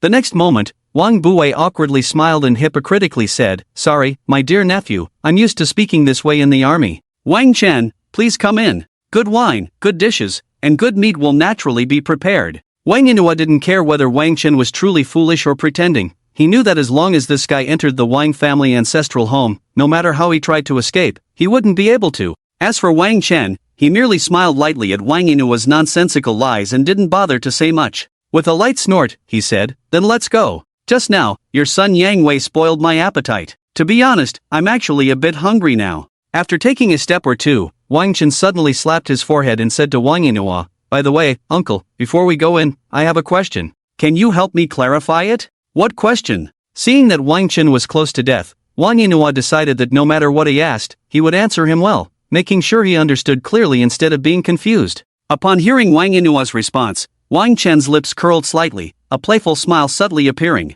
"I've noticed that Wang Buwei not only doesn't look like you, but his personality and mindset are even more unlike yours. So, Wang Buwei isn't your biological son, right?" As soon as these words were spoken, Wang Yinhua's expression changed instantly because he also felt that his son was too disappointing. Although he didn't want to admit it, if Wang Buwei were compared to Wang Chen, it was truly like the difference between a bright moon and a firefly. With a forced smile, Wang Yinhua didn't speak, just continued walking toward the Wang family's main gate. He swore that once he entered the courtyard, he would definitely shut this brat's mouth and slap him hard. Thinking of this, his steps quickened. The onlookers in the surrounding area watched as Wang Chen walked alone into the Wang family ancestral home, and opinions varied. "I thought he was something impressive, daring to stand alone at the Wang family's door and shout, and this is it? He just wilted and went in. I originally thought this kid had some power and background to boldly flaunt himself at the Wang family's door, dragging along the Wang family heir. Turns out he's just a decorative pillow, pretty but useless.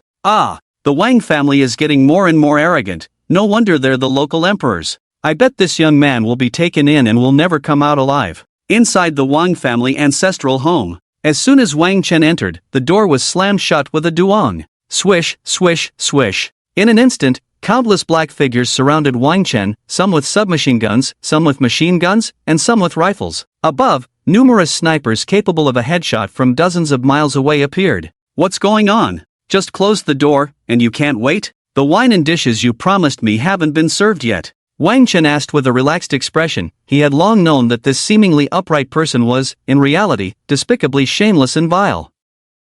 "You knew I would do this?" Wang Yinhua was a bit confused. "Of course." Wang Chen smiled, nodding confidently. "What do you have up your sleeve? What makes you so confident? Your father is so strong, yet I took him down. Do you really think you can survive surrounded by so many of my subordinates?" Wang Yinhua held the power of life and death, and naturally, he was amused to see how Wang Xingji's son would struggle. In the next moment, Wang Chen directly took out the forced demolition document approved by 01, which he had purchased for 1,000 billion, and threw it fiercely at Wang Yinhua.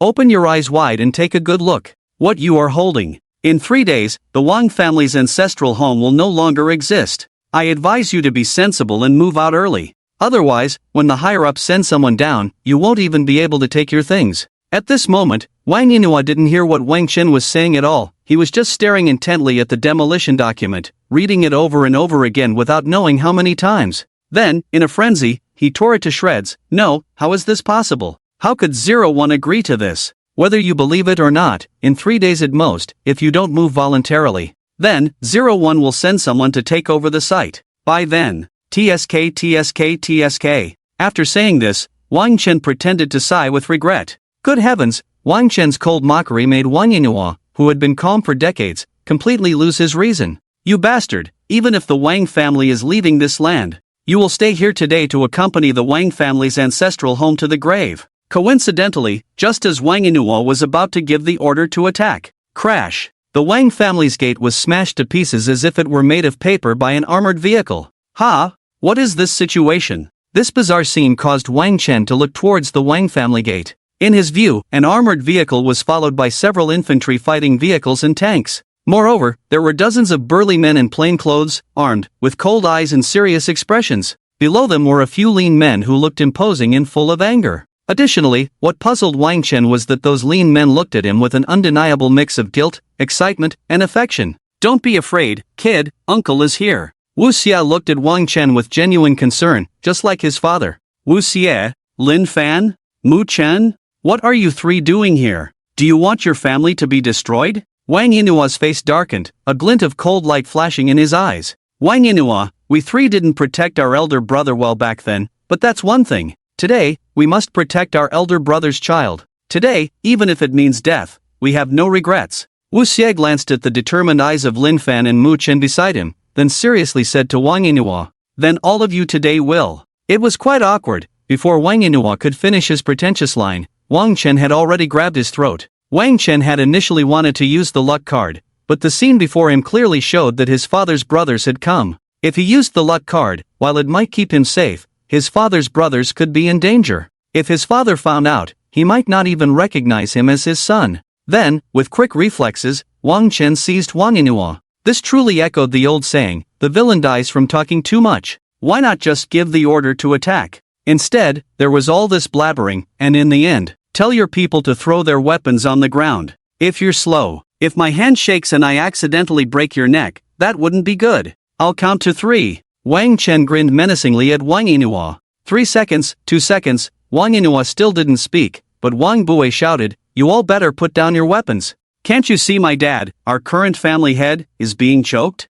Hearing this, everyone from the Wang family looked at each other, unsure of what to do. Just then, Wang Chen suddenly exerted force, and Wang Yinhua almost couldn't catch his breath. "Quick, quick, quick, put it down." In the last second, under the fear of death, Wang Yinhua finally yielded temporarily. Hearing this, the Wang family members also stopped resisting and threw their weapons to the ground. However, the next moment, a sudden change occurred. The people on the walls of the Wang family courtyard fell down like dumplings. Thud, thud, all of them dropped. This situation left Wang Chen and Wu Xie in a daze, their confused gazes colliding in the air. Confirming with their eyes, none of them were arranged by the other. What was going on? Amidst the terror of the Wang family and the confusion of Wang Chen and Wu Xie, a series of scattered footsteps and an old voice came from the entrance of the Long family. "Dad, I'm here. Are you okay?" Upon hearing the first sentence, Wang Chen immediately knew who had arrived. However, this form of address made Wang Chen's face darken. Not just Wang Chen, even Wu Xie and the others, along with Long Outyin, Tang Shuajin, and Ali behind Old Man Lang, all had dark expressions.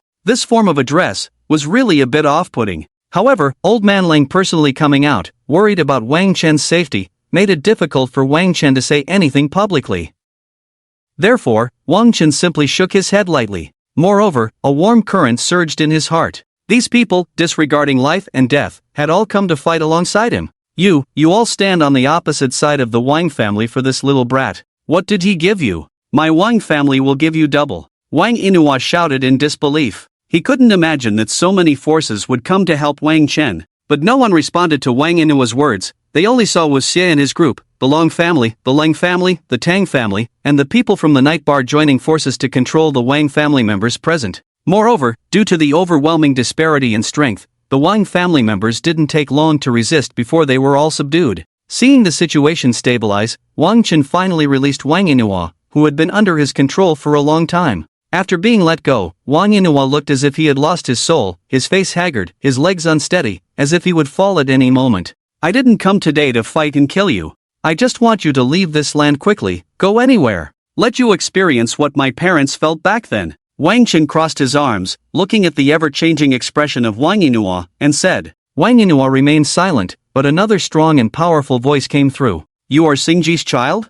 I didn't expect you to have grown up so much." It was none other than Wang Chen's grandfather, Wang Xingji's father, Wang Daming, who said this. It turned out that while there was a brief moment of distraction, Wang Bui had secretly slipped away and told Wang Daming everything that had happened, and called him over. Do you even deserve to call my father's name?" Wang Chen's expression showed no emotion, he merely cast a faint glance at Wang Daming. He had never regarded any member of the Wang family as his kin. Therefore, when speaking to Wang Daming, he held back not a shred of courtesy. Wang Daming fell silent. Seeing that Wang Daming had nothing to say, Wang Chen continued, "I'm sorry, but you can no longer enjoy your old age in the Wang family ancestral home. Isn't that very sad? However, your sadness pales in comparison to the pain my father suffered from betrayal by his own kin back then. As the saying goes, a man does not shed tears easily, but it is not yet the time for sorrow." At that moment, upon hearing these words, Wu Xie and the others couldn't help but shed tears. Clearly, they empathized with the suffering Wang Chen's father had endured.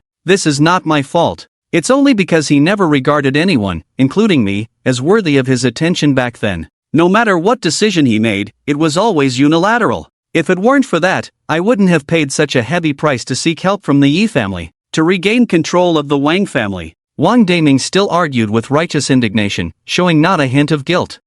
So it turns out that my father poured his heart and soul into helping this family grow to such heights, yet in your eyes, he was merely unilateral and monopolizing power. Do you know? By the time you plotted against him, my father had already decided to retire. Forget it. A father who does not know his son, how tragic.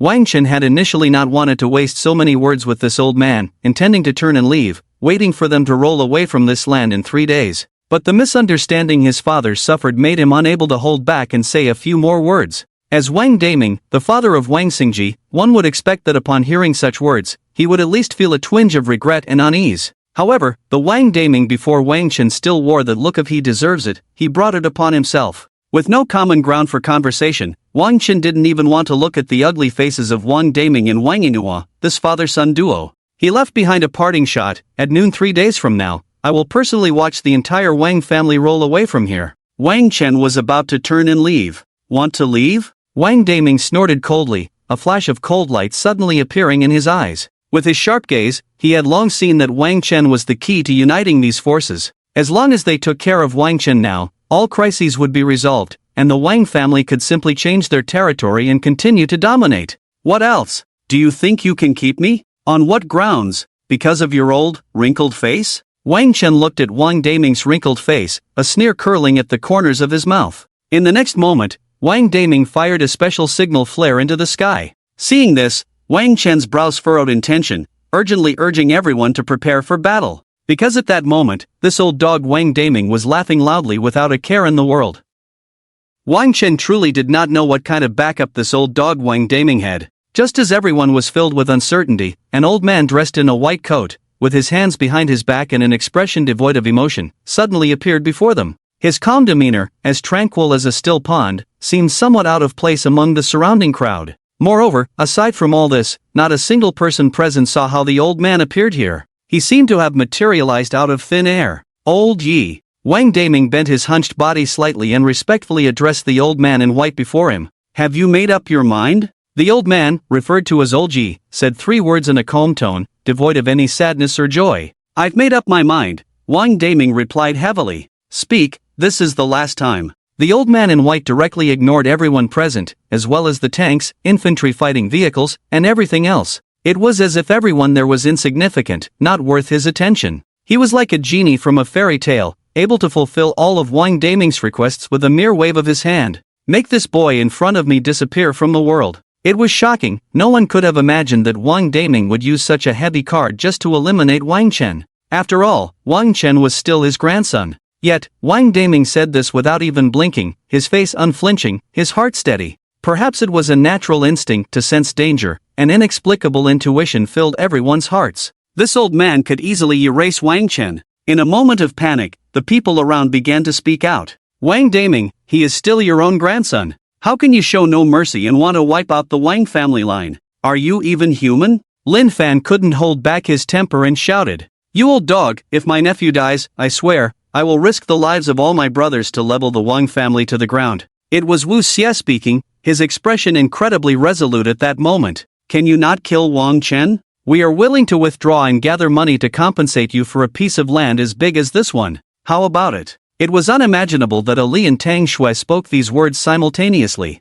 Dad, you did the right thing. Erase this bastard from the world, and we will still be the first family. Hurry, Old Ji, get rid of this bastard. After saying this, Wang Yinghua suddenly burst into a crazed, vengeful laugh. Ignoring the reactions of the crowd, go ahead, Old Ji. Kill him, and you can return to the Yi family, and you won't owe me anything anymore, Wang Daming reminded Old Ji. Hearing this, the old man in white nodded lightly and turned towards Wang Chen, his killing intent evident. This was bad. This person's strength had reached an unfathomable level. Wang Chen understood that in this situation, it was impossible to survive without using props. Just as Wang Chen was about to use the good luck card, Wu Xie gave the order, Sniper, aim for that old man in white. Attack! In the next second, countless snipers who had been ready for a long time pulled the triggers in their hands. Bang, bang, bang, bang. Firing bullets towards the old man's head. Despite this, the old man in white remained unscathed, with no scene of him being turned into a beehive or blood splattering everywhere. Instead, he extended his hands, using the gaps between his fingers to catch an unknown number of bullets. Boom! Everyone couldn't help but gasp in shock. No, it couldn't even be called shock, as the chill reached their lungs, causing many to tremble all over. Is this even human? Such doubts arose uncontrollably in everyone's hearts. With a crackle and a bang, after throwing all the bullets from between his fingers onto the ground, the old man in white calmly spoke, "Those unrelated, stay back. I don't want to kill unnecessarily and get involved in needless karma." As soon as he finished speaking, the old man transformed his palm into a fist and hurled it towards Wang Chen. At that moment, the surrounding air felt somewhat scorching. This punch appeared slow, but in reality, it was fast beyond imagination. The crowd hadn't even had time to shield Wang Chen. The fist was about to land on Wang Chen. Some people, unable to bear the impending scene, closed their eyes. Others, however, had excitement flickering in their eyes, muttering, "Faster, even faster. Kill this bastard." There are always some people in the world who want to defy fate. They want to believe that human will can triumph over destiny. They wish for events to unfold as they envision. But the course of events does not shift according to human will. Just like the Wang family father and son at that moment, eagerly anticipating the scene of Wang Chen being smashed into a pulp.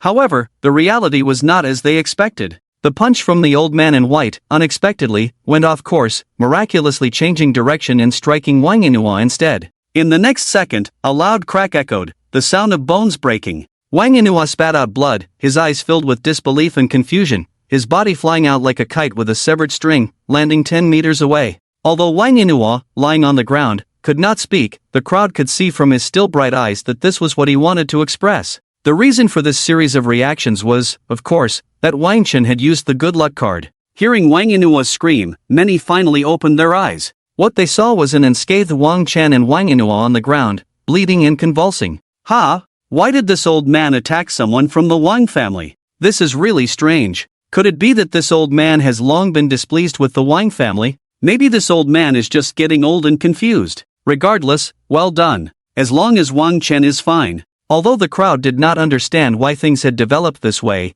they were very satisfied with the outcome. The old man in white, referred to as Elder Yi, couldn't help but let out a soft exclamation. He wasn't feeling regret for hitting Wang Yinhua, he was wondering why the trajectory of my punch suddenly changed. Suppressing his shock, Elder Yi prepared to use his foot to send Wang Chen to the afterlife. Just as he was about to kick, something miraculous happened again. With a loud bang, what was once a clear sky in Kyoto suddenly began to pour rain in torrents. In an instant, large raindrops fell thick and fast. Boom! Boom! There were several loud rumbles. It was thunder. Lightning struck down with a speed so fast it was like a giant python, and it struck the old man in white, Elder Yi. In an instant, Elder Yi was reduced to ashes, not a trace left. The crowd had never witnessed such a scene. Hiss! Everyone was stunned, gasping in shock. Hiss! To avoid drawing too much attention to his reaction, Wang Chen also feigned confusion, inhaling sharply. At the same time, he silently marveled, the good luck card is terrifying. I didn't expect it to have such great power. I think this shouldn't be called a lucky card, it should be called a reverse fortune card. Moments later, the dark clouds receded, and the sky returned to its clear state. Aside from the vanished Elder Yi, everything was just as it had been before. Old dog, you deserve it. There are gods 3 feet above. After a moment of silence, Wang Chen shouted loudly at the dumbfounded Wang Daming. This unprecedented spectacle caused everyone around to erupt in chatter. The cycle of heaven is fair, if you don't believe it, look up. Does heaven spare anyone? You old dog, left all alone, you deserve it. Wu Xia let out a laugh like the sound of a barbell. Good will be rewarded with good, and evil with evil. It's not that there's no retribution, the time just hasn't come. Wang Yinhua, have you ever thought that you would die such a suffocating death? After humiliating Wang Yinhua, Lin Fan was surprised to see Wang Yinhua choke on his anger and die just like that. The boss is the chosen one, right? I must follow closely behind him in the future and be a qualified little follower. Long Ao Tian made up his mind. Listening to the discussions around him, Wang Daming looked at the wreckage of the Wang family and the dead Wang Yinhua. Gazing up at the heavens, he murmured in confusion, Heavenly Lord, is it really my fault? Despite the tragic scene of the Wang family, Wang Chen felt no pity, for this was their just deserts. If you do wrong, you must pay the price. This is an unchanging truth since ancient times. 3 days from now at noon, there will be no one left on this land. If any of you remain, just wait to be buried with the Wang family. With that, Wang Chen and his group, including Wu Xia, the Long family, the Tang family, the Leng family, and Ali, walked towards the gate of the Wang family. After exiting the Wang family gate, at Wang Chen's suggestion, the group decided to go to Ali's Michelin Hotel for a meal and a chat. After all, Wang Chen had long noticed that his father's old friends must be holding back a lot of questions at this moment. Watching Wang Chen and his group leave, those who had been observing with binoculars for a long time finally put them down, their eyes flashing with shock. It's over. Kyoto is about to change. Who on earth is this young man? If I'm not mistaken, just now the Lang family, Long family, Tang family, and Wu family all came. I was blind. I previously said this young man was looking for death, but now he has walked out safely. I didn't expect he had such a powerful background. So many families in Kyoto came just for him. It seems the forces in Kyoto are about to be reshuffled, and many with foresight couldn't help but sigh after witnessing what had just happened. Meanwhile, at the Michelin Hotel today, a sign had been hung up, stopping external business. Because today was a celebration for Wang Chen and his group, the entire Michelin Hotel would serve only them. In a super VIP luxury suite, Wu Xia looked kindly at Wang Chen and asked, "Child, how is your father doing? I haven't heard anything about him for so many years, none of us brothers." Sigh. Lin Fan and Mu Chen's eyes also lit up with hope, waiting for Wang Chen to speak. "Father is doing well. Uncles, there's no need to blame yourselves. I believe my father wouldn't want to see you like this," Wang Chen sincerely said to the three. After that, the table of people chatted and laughed for a long time, and Wang Chen exchanged contact information with Wu Xia and the others before they each left. In the next 3 days, Wang Chen rarely had free time. At night, he played peak matches to complete tasks, and during the day, he exercised with Tang Shui. Soon, the time came 3 days later, the final deadline for the Wang family's evacuation. Before heading to the Wang family, Wang Chen decided to use up the 3 lottery chances he had saved for a long time. In the next moment, Wang Chen opened the huge virtual lottery wheel and began the first draw. After spinning the pointer, Wang Chen widened his eyes, watching where the pointer would land, and ultimately, it landed on the Complete Mastery of Medicine segment. Ding! Congratulations! You have completely mastered both traditional Chinese medicine and Western medicine, achieving complete mastery of medicine. Your medical skills surpass everyone in this world. The system's prompt sounded quickly, echoing in Wang Chen's mind as soon as he saw where the pointer landed. Hearing this voice and feeling the changes in his body, Wang Chen felt no waves in his heart, even wanting to scratch his foot. Complete mastery of medicine.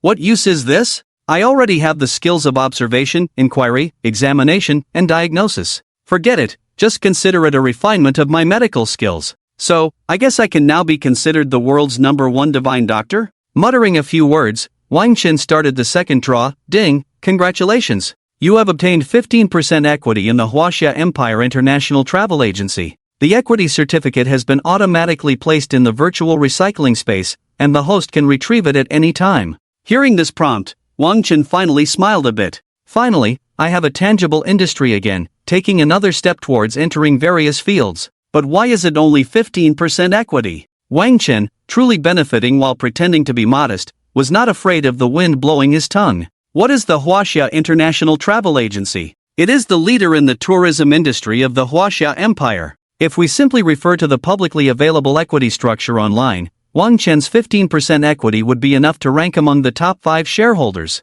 To elaborate, based on last year's dividends, this 15% equity could at least yield hundreds of billions. Forget it, having something is better than having nothing. After venting a bit, Wang Chen reluctantly accepted this fact and began the third draw. Just as Wang Chen was staring at the pointer spinning on the virtual wheel, on the other side, in the office of the Huaxia Empire International Travel Agency, a man holding a wineglass, with an arrogant demeanor, dressed in a gray short-sleeve shirt and black casual pants, was staring blankly at the buildings below, showing a look of "I have too much money, how can I spend it? Please, heaven, teach me how to spend money." However, just as he was lost in thought, a notification sound pulled him back from his contemplation of too much money, how to spend it. What's going on? Heaven, are you messing with me? I'll never dare to act melancholic again. Looking at the equity transaction message that popped up on his phone, Zhu Zhu's face turned from green to white, and then he spoke with great unease. After calming down for a moment, Zhu Zhu touched his nose and pondered, "Wang Chen? Who on earth are you?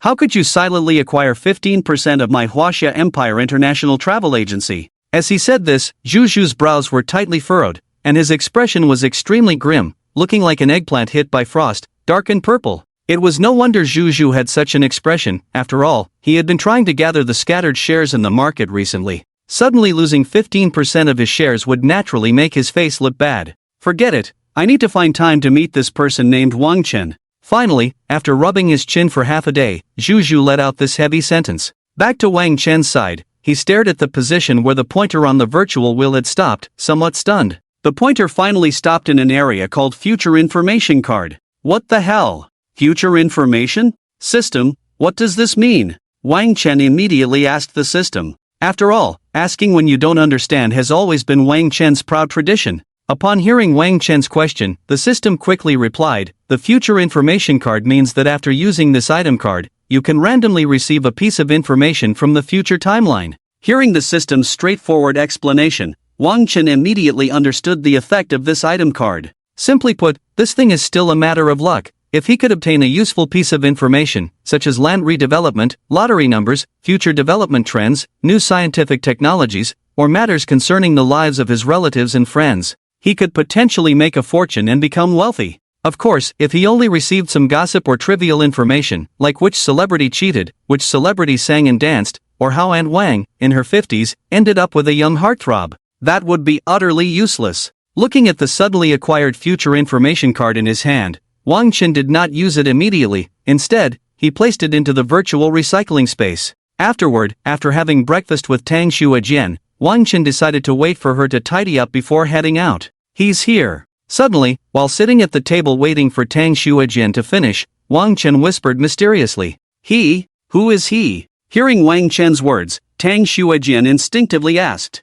An old friend. He also brought a patient. As soon as he finished speaking, Wang Chen pushed the door open to greet Li Zixing. Upon stepping outside, Wang Chen saw Li Zixing and his group, who were carrying a stretcher. On the stretcher lay a woman with a waxy complexion, pale lips, a sunken nose, and deep-set eyes, dressed in a simple white long dress. This must be Qingniao, right? Wang Chen was the first to ask. Yes, Langya, Li Zixing replied. I brought her here, and I hope you can really cure her. If successful, my life from now on will be yours. Li Zixing looked at Qingniao with concern, then turned to Wang Chen and said heavily. At that moment, Li Zixing's eyes were filled with hope. He brought her here simply because he is Langya, a man of his word. Stop with the nonsense, big man, hurry up and carry Qingniao into my room. We'll talk about everything else later. Life is at stake, Wang Chen said lightly, then turned with his hands behind his back and walked toward the room. Li Zixing glanced at Wang Chen's solitary figure and hurriedly followed. Once inside, Wang Chen noticed that Tang Xuejian had already tidied up and looked very capable.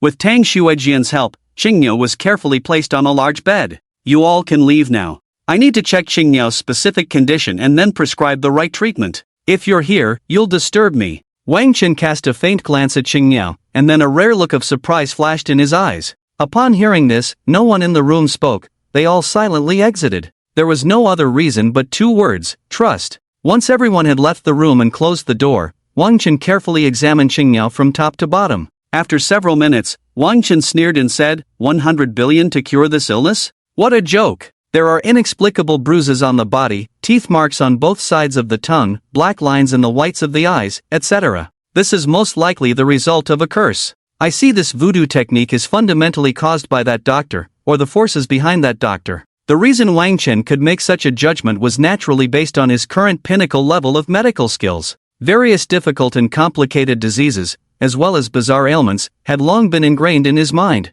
He naturally knew about voodoo techniques. Fortunately, he had just drawn a perfect healing pill, otherwise, this illness would indeed be hard to treat. Wang Chen sighed inwardly and first gave the pale-faced, breathless Qingniao a perfect revitalizing pill. After her complexion regained a hint of color, he spoke. Next, I want to discuss a few symptoms you have. If what I say is correct, just nod your head. If it's incorrect, shake your head. Is that okay? Qingniao nodded slightly, even after taking the perfect revitalizing pill. However, it was understandable. The perfect revitalizing pill started treatment from the individual's body. But this voodoo technique was a wicked art painstakingly crafted by a voodoo master. It was normal that he couldn't cure it with just one pill during his novice phase. However, with Wang Chen's current strength, he really didn't take this little trick to heart. He believed that by understanding the symptoms more specifically, he could resolve this voodoo technique in no time.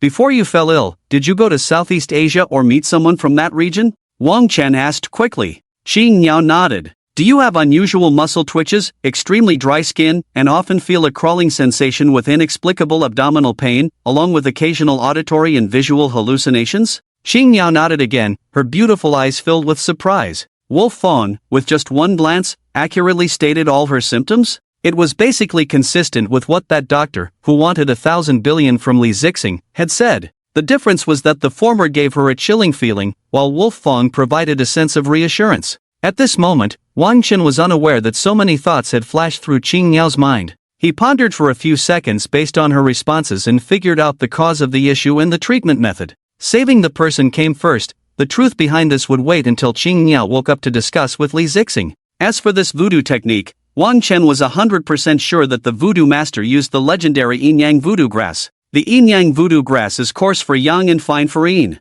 Logically, they should always grow together. Even if they have been made into dry grass and placed on any flat surface, the yin and yang grasses will still undergo rapid writhing until they rejoin. Moreover, after the yin yang grasses are used in voodoo, they will quietly thrive within the human body, and after reaching a certain quantity, they will multiply at an astonishing rate. At this point, the afflicted person's skin will become extremely dry, muscles will twitch irregularly, and they will eventually die silently. Not only that, but when a person dies from the yin yang voodoo grass, the grasses will immediately burst forth from their body, growing wildly. Seconds later, the thick and thin grasses will cover the entire body. The corpse of the deceased will ultimately look like straw. In the martial world, anyone who understands voodoo techniques knows the terrifying nature of this type of voodoo and refers to it as the most difficult curse to resolve in the current voodoo realm. The afflicted can only wait for death. Of course, for those in the martial world, it is a deadly curse, but for Wang Chen at this moment, it was just a trivial matter. Don't worry, close your eyes. When you wake up from a nap, you'll be fine. Wang Chen tidied up Qing Yao's disheveled hair and spoke to her gently. Hearing Wang Chen's words, the blue bird obediently closed her eyes. If Li Zixing knew that the usually cold and decisive blue bird, with unparalleled strategies, would be so compliant, she would probably be astonished to the point of being speechless. Seeing the blue bird had closed her eyes, Wang Chen also prepared to completely resolve this yin-yang curse. However, a clever woman cannot cook without rice. Since Wang Chen currently had no medical equipment at hand, he first bought a complete set of medical supplies from a mysterious shop before starting. After anesthetizing the blue bird, Wang Chen slowly pulled down her top. Looking at what should have been a fair and incredibly tempting back, which at this moment had become extremely dry due to the curse, Wang Chen muttered, "How truly vicious." Then, a set of precious massage techniques surfaced in his mind, and he began a series of complex and intricate massages on the blue bird's dry skin. Xianzhu point, Fengmen point, Qihaiyu point, Huiyang point, Hunmen point, Shi point. Wang Chen silently recited and focused his attention intensely. Hiss. So terrifying. After a round of massage, seeing the extremely disgusting black fragments of grass forced out from the blue bird's body, Wang Chen couldn't help but gasp in shock. However, forcing out the black fragments was just the first step. Next, Wang Chen needed to use needles to expel the two core grasses, one yin and one yang, from her body. Wiping the sweat from his forehead, Wang Chen began to insert the needles. This time, the technique he used was called Ice Soul Silver Needle. Infusing his internal energy into the silver needle in his hand, Wang Chen accurately and swiftly jabbed a needle into the blue bird's back. He saw the tip of the silver needle on the blue bird's back lightly vibrate. The two grasses, one yin and one yang, within her body were completely exposed to Wang Chen's X-ray vision. The yin and yang grasses seemed to sense the threat of the external mysterious power and began to connect and resist. Seeing this situation, Wang Chen quickly inserted 8 more needles and shouted, "Disgusting thing, come out and die." This needle insertion process was astonishing. If a top expert in the medical field were to replicate Wang Chen's operation, it would take at least 10 people to accomplish. Moreover, even with 10 people, there was no guarantee they could perform it as smoothly as Wang Chen. It was even less likely they could ensure there would be no mistakes. Any slight error in such a needle insertion process could mean the patient on the bed would die immediately. Just as Wang Chen's shout fell, the blue bird in front of him suddenly convulsed and spat out one thick and one thin grass onto the ground. Puff! As the blue bird expelled the yin and yang grasses, in an underground base in Southeast Asia, a middle-aged man in a white doctor's coat with naturally curly hair suddenly spat out a mouthful of blood onto the ground and murmured in disbelief, "No, it can't be. Is there really someone in this world who can dispel the yin-yang curse grass? How could Li Zixing know such a person?" After saying this, he fainted. Beside him, a little brother dressed in strange clothes also heard the commotion and looked over. "Brothers? Why did the high priest spit blood and faint?" a blonde kid asked. "It's fine," The high priest often spits blood when casting spells. Let's continue playing cards and ignore him," said the blonde kid. High priest has been lying on the ground for a long time without getting up. Is something wrong? After a while, a blue-haired kid with a shifty gaze scratched his head and asked uneasily, "Why don't you go take a look?" Someone suggested, "Why the hell don't you go check? If you anger the high priest, it will be worse than death for you. Forget it, let's just play cards." The blue-haired boy also gave up and stepped forward to check on the idea, and the group continued to make a ruckus. I have to say, the high priest's subordinates are truly peculiar. If he were to die like this, it would be indescribably wonderful. Speaking of Wang Chen, after spitting out 2 strands of grass, one thick and one thin, the first to move was the slender, fair fingers of the blue bird, which had a barely noticeable twitch. Her skin also regained its former smoothness and delicacy, and then her long eyelashes fluttered. Finally, the blue bird opened her eyes. At that moment, her eyes were no longer the lifeless, colorless state they had been in before. On the contrary, a bright and surprised glimmer danced in her beautiful eyes. She didn't even have time to speak to Wang Chen. She was ready to get up and walk around. After all, she didn't know how long it had been since her feet had touched the ground. Seeing the blue bird's demeanor, Wang Chen hurriedly said, "Don't get excited, don't get excited. Calm down. Let me pull out the needle first. Then you can put on your clothes and think about what to do next, okay?" Once these words were spoken, the blue bird finally took a glance at herself in front of her. This glance was alarming. After looking, her pretty face turned as red as a monkey's bottom, and she fell silent in embarrassment. Did he see my entire body? Thinking of this, an inexplicable feeling surged deep within the blue bird's heart. While the blue bird was lost in thought, Wang Chen, without caring about anything else, skillfully put away the silver needle and helped her put on her clothes. He then smiled and said, "There's just one last step, and you can get out of bed." What? The blue bird unconsciously thought of the enchanting scene from earlier, her face slightly flushed. Why is her face red again? The earlier blush was understandable, but what happened now?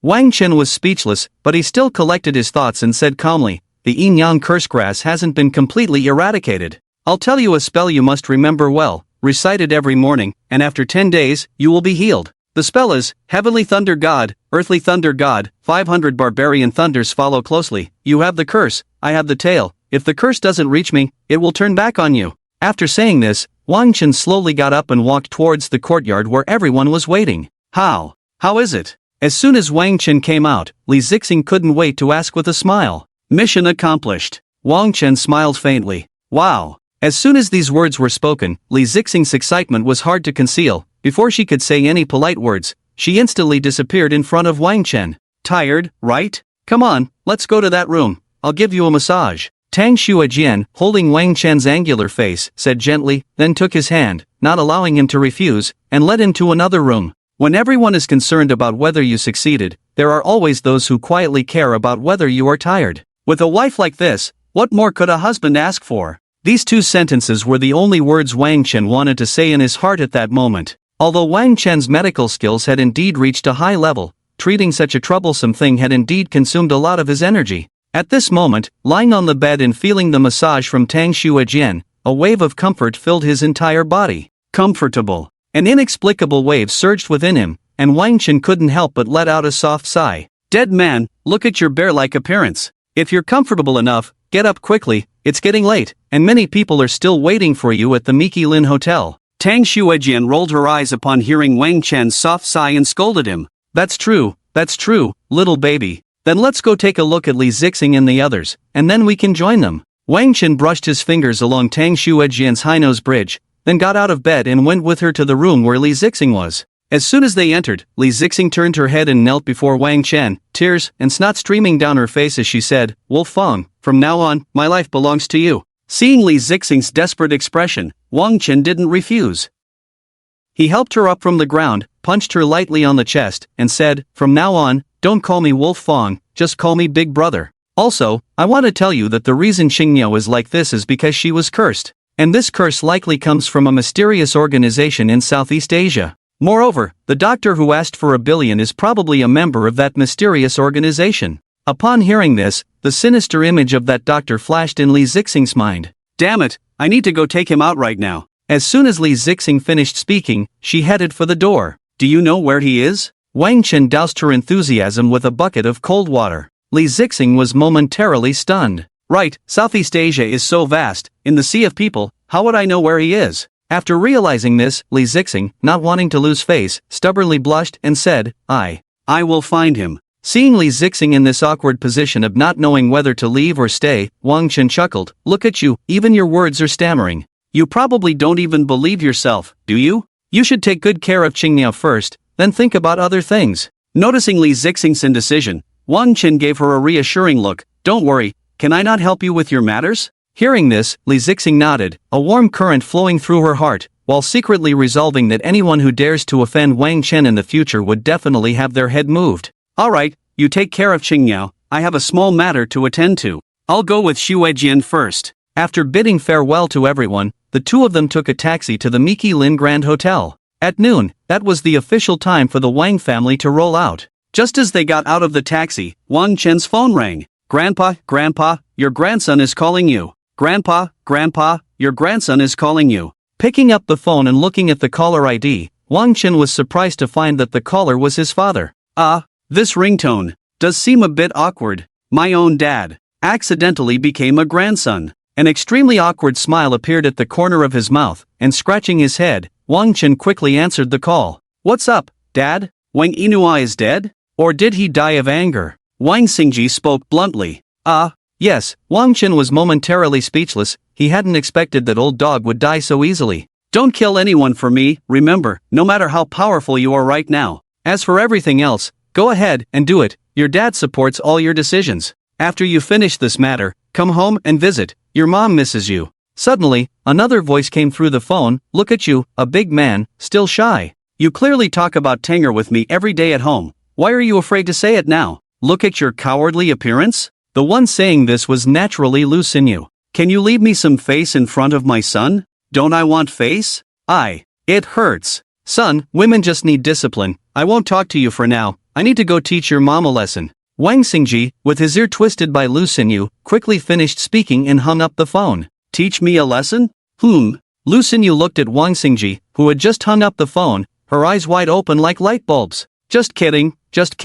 Durian, or the keyboard, or... Wang Xingji deliberately dragged out the suspense. Or what? Lu Xinyu was a bit confused, what else could Neil? The next second, Lu Xinyu actually screamed ah. It turned out that Wang Xingji had suddenly picked her up and thrown her onto the bed in the bedroom. Let's engage in some baby-making activities. Who knows, we might even give Tanger a little sister. Wang Xingji completed his unfinished sentence and pounced on Lu Xinyu's voluptuous body like a hungry wolf glowing green. Meanwhile, Wang Chen smiled helplessly at the phone that was beeping DDD and walked with Tang Shuajian towards the Ice Cream Forest Hotel. As soon as he entered, he saw Long Outyan, the cold old man, Ali, and Wu Xie, who had been waiting for a long time. Sorry to keep you waiting. Wang Chen walked up to them with a faint smile. Upon seeing Wang Chen approach, the group looked as if they had found their anchor and spoke in unison. The meal is all set, just waiting for you. After we eat, let's go see how that bunch of bastards from the Wang family is rolling out in disgrace. Letting the Wang family get messed up, this knot in our hearts can finally be untied. Boss, I didn't expect you to fulfill your promise to me in such a short time. You truly are unprecedented and unmatched. Wang Chen waved his hand, quickly ate with everyone, and then arrived at the entrance of the Wang family. What Wang Chen didn't expect was that the demolition team, instructed by 01, had arrived even earlier at the entrance of the Wang family. You must be Mr. Wang Chen? The commander sent us to cooperate with you today to complete this demolition operation. It is now 11:45, and we have 15 minutes until the start of our operation. Do you have any instructions? A tall, bronze-skinned man in military uniform, around 30 years old, walked up to Wang Chen, saluted him with a standard gesture, and spoke in a rough voice. Once it hits 12, no matter who stands in the way, just flatten this area. Is that all right? Wang Chen's words seemed casual, but they carried an undeniable authority. Even the soldier, who often participated in real combat drills, was taken aback by the imposing aura emanating from Wang Chen. Such a young boy possessed the subtle pressure of an old commander, making it hard for anyone to refuse. Yes, we guarantee to complete the task. After Wang Chen said this, the soldier turned around and returned to the main force. You all just watch the Wang family get flattened from the outside. I'll go into the Wang family courtyard to see what's going on inside. Leaving this sentence behind, Wang Chen strode towards the main gate of the Wang family's ancestral home. The gate was wide open, so Wang Chen easily pushed it open and entered the ancestral home. Looking around, he saw an elderly man, frail and with closed eyes, sitting alone in a rattan chair at the entrance of the courtyard. This man was none other than Wang Daming. "You're here." Sensing the movement around him, Wang Daming suddenly opened his somewhat cloudy eyes and spoke calmly. "Is it just you, the lonely one left?" A mocking smile curled at the corner of Wang Chen's mouth. "Even alone, one must live like a team. Today, the Wang family will be flattened, unless you flatten me first. I was once a founding hero of the Huaxia nation, and today I want to see who dares to take me down with them." Wang Daming sat at the entrance, determined to stand with the Wang family to the end. Upon hearing this, Wang Chen couldn't help but burst out laughing. "Who dares to take you down? Big brother, you must be living in a dream. Just wait and see, anyone would dare to take you down." Unbeknownst to them, 15 minutes had already passed, and it was precisely noon. Outside the Wang family courtyard, loud rumbling sounds began to echo. Dozens of bulldozers were heading towards the ancestral home of the Wang family. After all, the Wang family ancestral home was truly vast. "Are you sure you want to stay here to be buried with it? They won't show any mercy." Wang Chen took several steps back, crossing his arms over his chest, watching Wang Daming leisurely. Before Wang Daming could retort, suddenly, boom, boom, boom. The first outer wall of the Wang family collapsed in an instant, raising a cloud of dust. Look at him in his grand hall, hosting guests, and now look at his hall collapsing. The once glorious Wang family, after decades, is disappearing from the capital because of such a young man. In the distance, a passerby with binoculars muttered dreamily, "Grandpa, don't worry. Everything Wang Chen has done to our Wang family, I have remembered. I won't forget this grudge." On a cruise ship in the vast sea, Wang Buwei gazed towards the direction of the capital, whispering softly. Just as Wang Daming was momentarily stunned, a bulldozer's bucket came rushing towards him without hesitation. No, he definitely wouldn't dare. Wang Daming thought to himself, his body remaining completely still. Sure enough, the bucket stopped just a few centimeters away from him. "If you continue to obstruct our demolition task, I won't hold back and will take you down too." A resolute-looking man in military uniform on the bulldozer looked down at Wang Daming and coldly shouted, "I am a founding hero of the Huaxia Empire, do you dare to take me down? I am sitting right here today, and I want to see who dares to take me down." Wang Daming glared, his beard bristling, speaking defiantly. He thought to himself, "They must be trying to scare me, I can't lose my composure. If they really dared to take me down, they wouldn't have stopped. Stay calm. Even if there's a glimmer of hope, I must try to see if I can save the Wang family ancestral home." The next second, the bulldozer lifted Wang Daming along with rubble high into the air and then violently threw him down. Damn! They really dared to take me down? My life is at stake. Wang Daming realized the gravity of the situation, slowly moving, not knowing how many bones he had broken, trying to escape in the direction the bulldozer was advancing. But Wang Daming's near-crawling movement appeared as a blatant provocation in the eyes of the soldier on the bulldozer. "Damn it, can't you get out of the way? Do you really think I wouldn't dare to take you down? I'm on a mission, taking you down is just part of it." The driver of the bulldozer, now furious, tossed his hat aside and used the bucket to scoop up Wang Daming along with rubble, buildings, and so on, and threw him out again. After a few rounds, Wang Daming was as good as dead. Even in death, Wang Daming's eyes were wide open, a look of disbelief on his face. He couldn't fathom that he was not obstructing the demolition, wanting to leave, yet they became even more aggressive, not even giving him a chance to explain before taking him down. "Death is nothing to lament, he deserved it." After Wang Chen lightly uttered this phrase, he didn't even glance at Wang Daming's corpse and left the Wang family ancestral home. "What's going on inside?" As soon as Wang Chen came out, Wu Xia boldly asked him, "Everyone else has left. Only that old dog from the Wang family is left inside, but just now, due to being too brain-dead, he was crushed to death by a bulldozer." Wang Chen raised an eyebrow, clearly not expecting it to be this way. He had thought that at least some people would choose to face this hardship together with the Wang family. Who would have thought that the Wang family was nothing but a pile of loose sand? In just 3 days, everyone actually rolled up their bedding, took what they could, and then left. It was truly dramatic. After the demolition machines made a series of rumbling sounds, rumble, rumble, rumble, duong, duong, duong, the Wang family's ancestral home, which had existed in Kyoto for over 20 years, disappeared under the wheels of history rolling forward. The glorious history of the 4 top families would eventually be slowly forgotten. Suddenly, a familiar rough voice came again, "Mr. Wang Chen, this demolition operation has been perfectly completed. Do you have any further instructions? If not, we will return to report." The bronze-skinned soldier from before came back to report to Wang Chen. "Nothing else, very good, you all have worked hard. Hope to see you again." Wang Chen smiled faintly and quickly responded, After the soldier left, Long Outyan whispered, "Boss, should we find those remnants of the Wang family? No need to feel like we have to wipe them out. The ones who should die are already dead. We shouldn't involve other innocent people," Wang Chen said with righteous indifference. The reason he made this decision was mainly to consider his father's feelings. Although his father didn't explicitly say it on the phone, Wang Chen knew that his father still had feelings for the Wang family. As for himself, Wang Chen had no feelings for the Wang family at all. Anyone who participated in that incident back then should not expect to escape. "Boss, if we don't cut the grass at the roots, it will grow back with the spring breeze," Long Outyan cautiously added.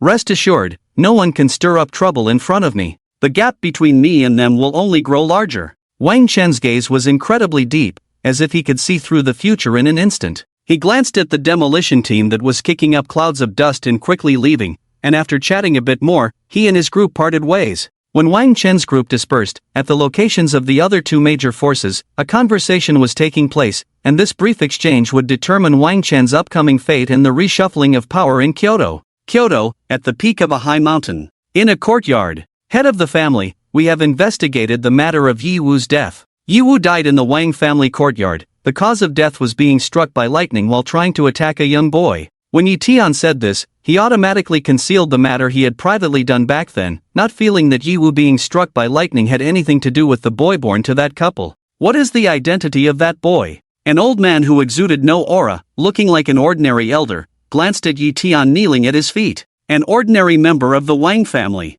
Yi Tian didn't dare to say too much, fearing that he would expose what he had done back then. You may leave." Upon hearing this, Yi Tian stood up, bowed, and slowly exited the courtyard. After Yi Tian left, the old man slightly opened his mouth to the air beside him and briefly said, "You, investigate." The old man was extremely lazy, even unwilling to utter a complete sentence. Interestingly, as the old man spoke, a black silhouette slowly appeared in the surrounding air, expressionless, and simply stated, "Yes." Then it vanished again. Meanwhile, in Kyoto, within a black grand hall, "Boss, the Wang family's ancestral home has been flattened, and it was done by someone named Wang Chen. I don't know why, but he somehow has the demolition permit for 01. Many of the Wang family's businesses we supported are now. Should we continue to support the Wang family? Do we need to avenge the Wang family?" An elite member of the Jia Tian gang asked the gang leader in front of him. Slap. The Jia Tian gang leader directly gave him a hard slap across the face. "Are you a pig brain? The Wang family is gone, so we support the Long family. If the Long family is gone, we support the next one. Does the Wang family's life or death have anything to do with us? Our goal is to look at everything in terms of money, understand?" Hearing this, the elite member of the Jia Tian gang covered his stinging face and stammered, "Understood, understood." However, despite saying he understood, he was thinking about how last time when discussing cooperation with the head of the Wang family, he had said that from now on, the Wang family would be protected by the Jia Tian gang, so they could rest assured. Now he was saying such things, it was truly a case of pulling up one's pants and denying people. "You idiot, go face the wall. Just because you like the sea, does that mean you have to jump into it?" It seemed the gang leader saw through what this member was thinking and coldly reprimanded him. This guy named Wang Chen is a bit interesting, maybe in the future. Once the hall was left with only himself, the Jia Tian gang leader revealed a faint, mysterious smile. Of course, Wang Chen was unaware of what was happening in these two places. At this moment, Wang Chen had just sent Tang Shuajian back to the Tang family, a blade of grass in his mouth, and was walking down the street, feeling bored. The reason for sending Tang Shuajian back was that the two of them were returning to Tianmen the next day. Shuajian said she wanted to stay with her family for one more night. The mysterious Jia Tian gang has not shown up since the Wang family was destroyed. It's truly intriguing. As for the Yi family, it leaves me at a loss. I don't even know where their lair is. But even if I did, I couldn't handle them. Just a random lackey almost killed me. How can I seek revenge now? Sigh, let's take it one step at a time. We'll talk about this later. I'll remember this grudge for now. As Wang Chen walked, he was somewhat distracted, muttering about the Wang family and the Jia Tian gang. As a result, he accidentally bumped into a man. Damn, are you blind? If your eyes are useless, hurry up and donate them to someone who can use them. Today is just so unlucky. You got my new clothes all dirty. A man with golden, messy hair, a pale face, unsteady on his feet, wearing a floral shirt, baggy shorts, and flip-flops, was yelling at Wang Chen while hugging two almost naked, alluring beauties. Additionally, behind him stood a group of people, also embracing several women, exuding an air of arrogance and wealth. In the past, Wang Chen would have been hot-blooded and would have clarified things with them. but now, he was too lazy to argue with them. "Oh, sorry." He casually glanced at the group and said this lightly before taking a few steps to the right, preparing to leave. "Damn, you're so arrogant, bro. Are you trying to act all aloof with me? Are you just leaving like this? If you leave like this, how am I, Zhang Yuxuan, supposed to survive in Kyoto? Ha? You tell me?" Perhaps feeling that Wang Chen's recent actions had embarrassed him in front of the women, Zhang Yuxuan directly grabbed Wang Chen's arm and roared angrily, "Hurry the hell up and kneel down to apologize to my brother. This matter can be considered over. What are you hesitating for? I'll give you 5 minutes, kneel down quickly. If you don't want to die, hurry up." Behind Zhang Yuxuan, Chen Wei, Sun Qi, Zhao Wen, Li Liang, and Zhou Siki all shouted, "What if I don't?" Wang Chen sneered. When Wang Chen sneered, it meant someone was about to be in big trouble.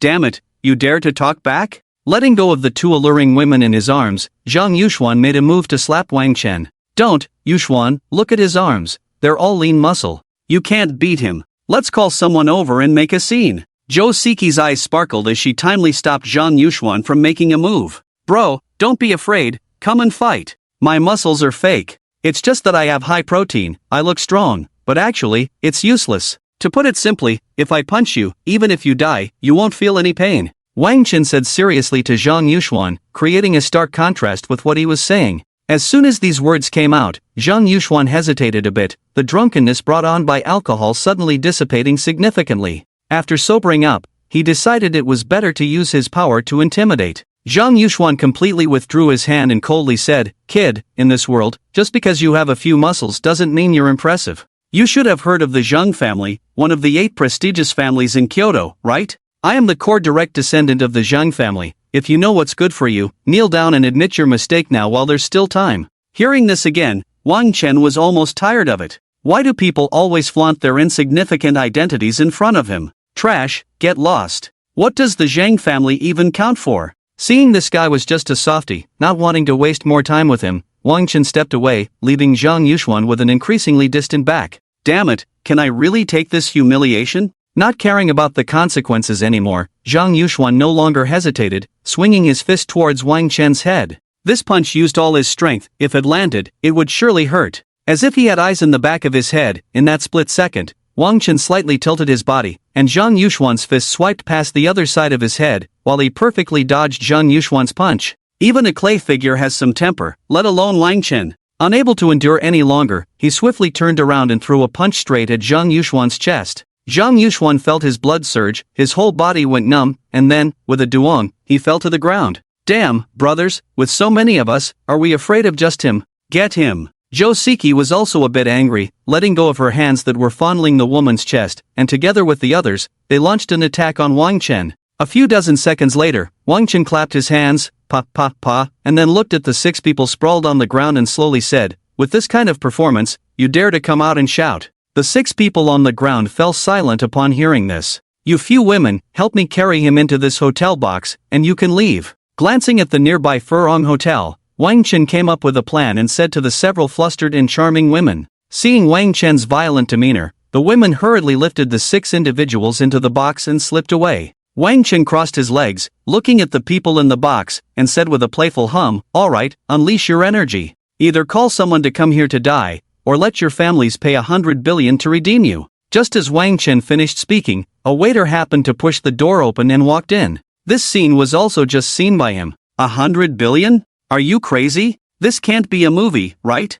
But even in movies, they wouldn't dare to act like this, would they? Suppressing his doubts, the waiter put on a slight smile and spoke. "What would you like to order?" "Signature dishes, something delicious, just bring a few more. And beer, bring 2 cases as well. I have many important guests coming later," Wang Chen casually instructed. Hearing this, the waiter's eyes lit up slightly. It seemed he was a big client, and if he entertained him well, there would be a bonus tonight. "Okay, I'll arrange that for you right away." Excitedly saying this, the waiter closed the door and left. "Alright, you 6 can start your performance now. Also, I have a new idea to tell you. The first person to pay can have a discount of 50 billion. From the second person onward, it will increase by 20 billion. Of course, what I said earlier still counts. You can call someone to deal with me if you want. No more talking, show your skills." With these words, Wang Chen no longer looked at them and directly lowered his head to play Honor of Kings. The 6 people looked at each other, and after a discussion, they began to pull out their phones. The first to dial was Zhou Siki,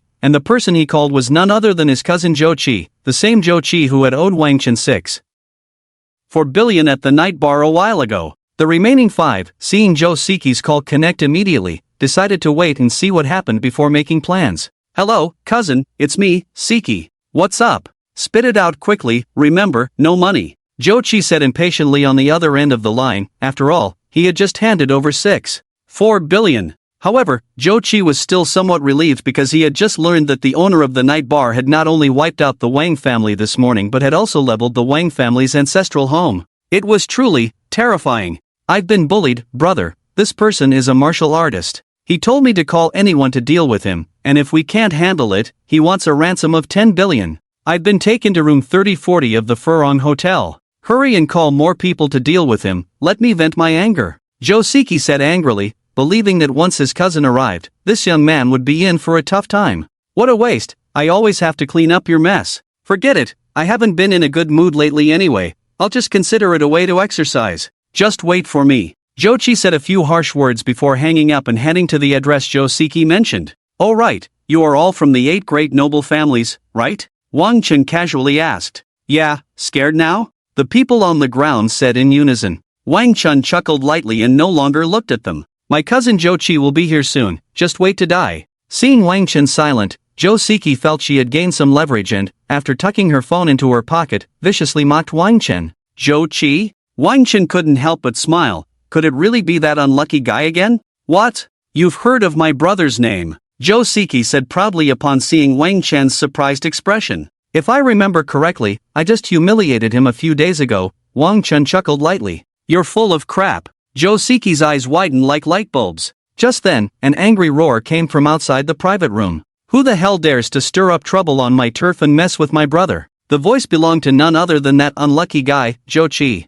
Immediately after, with a few loud duong, duong, duong sounds, the door to the private room was kicked open by Zhou Qi. But when he caught sight of Wang Chen at the table, he went pale as if he had seen a ghost, his body going limp.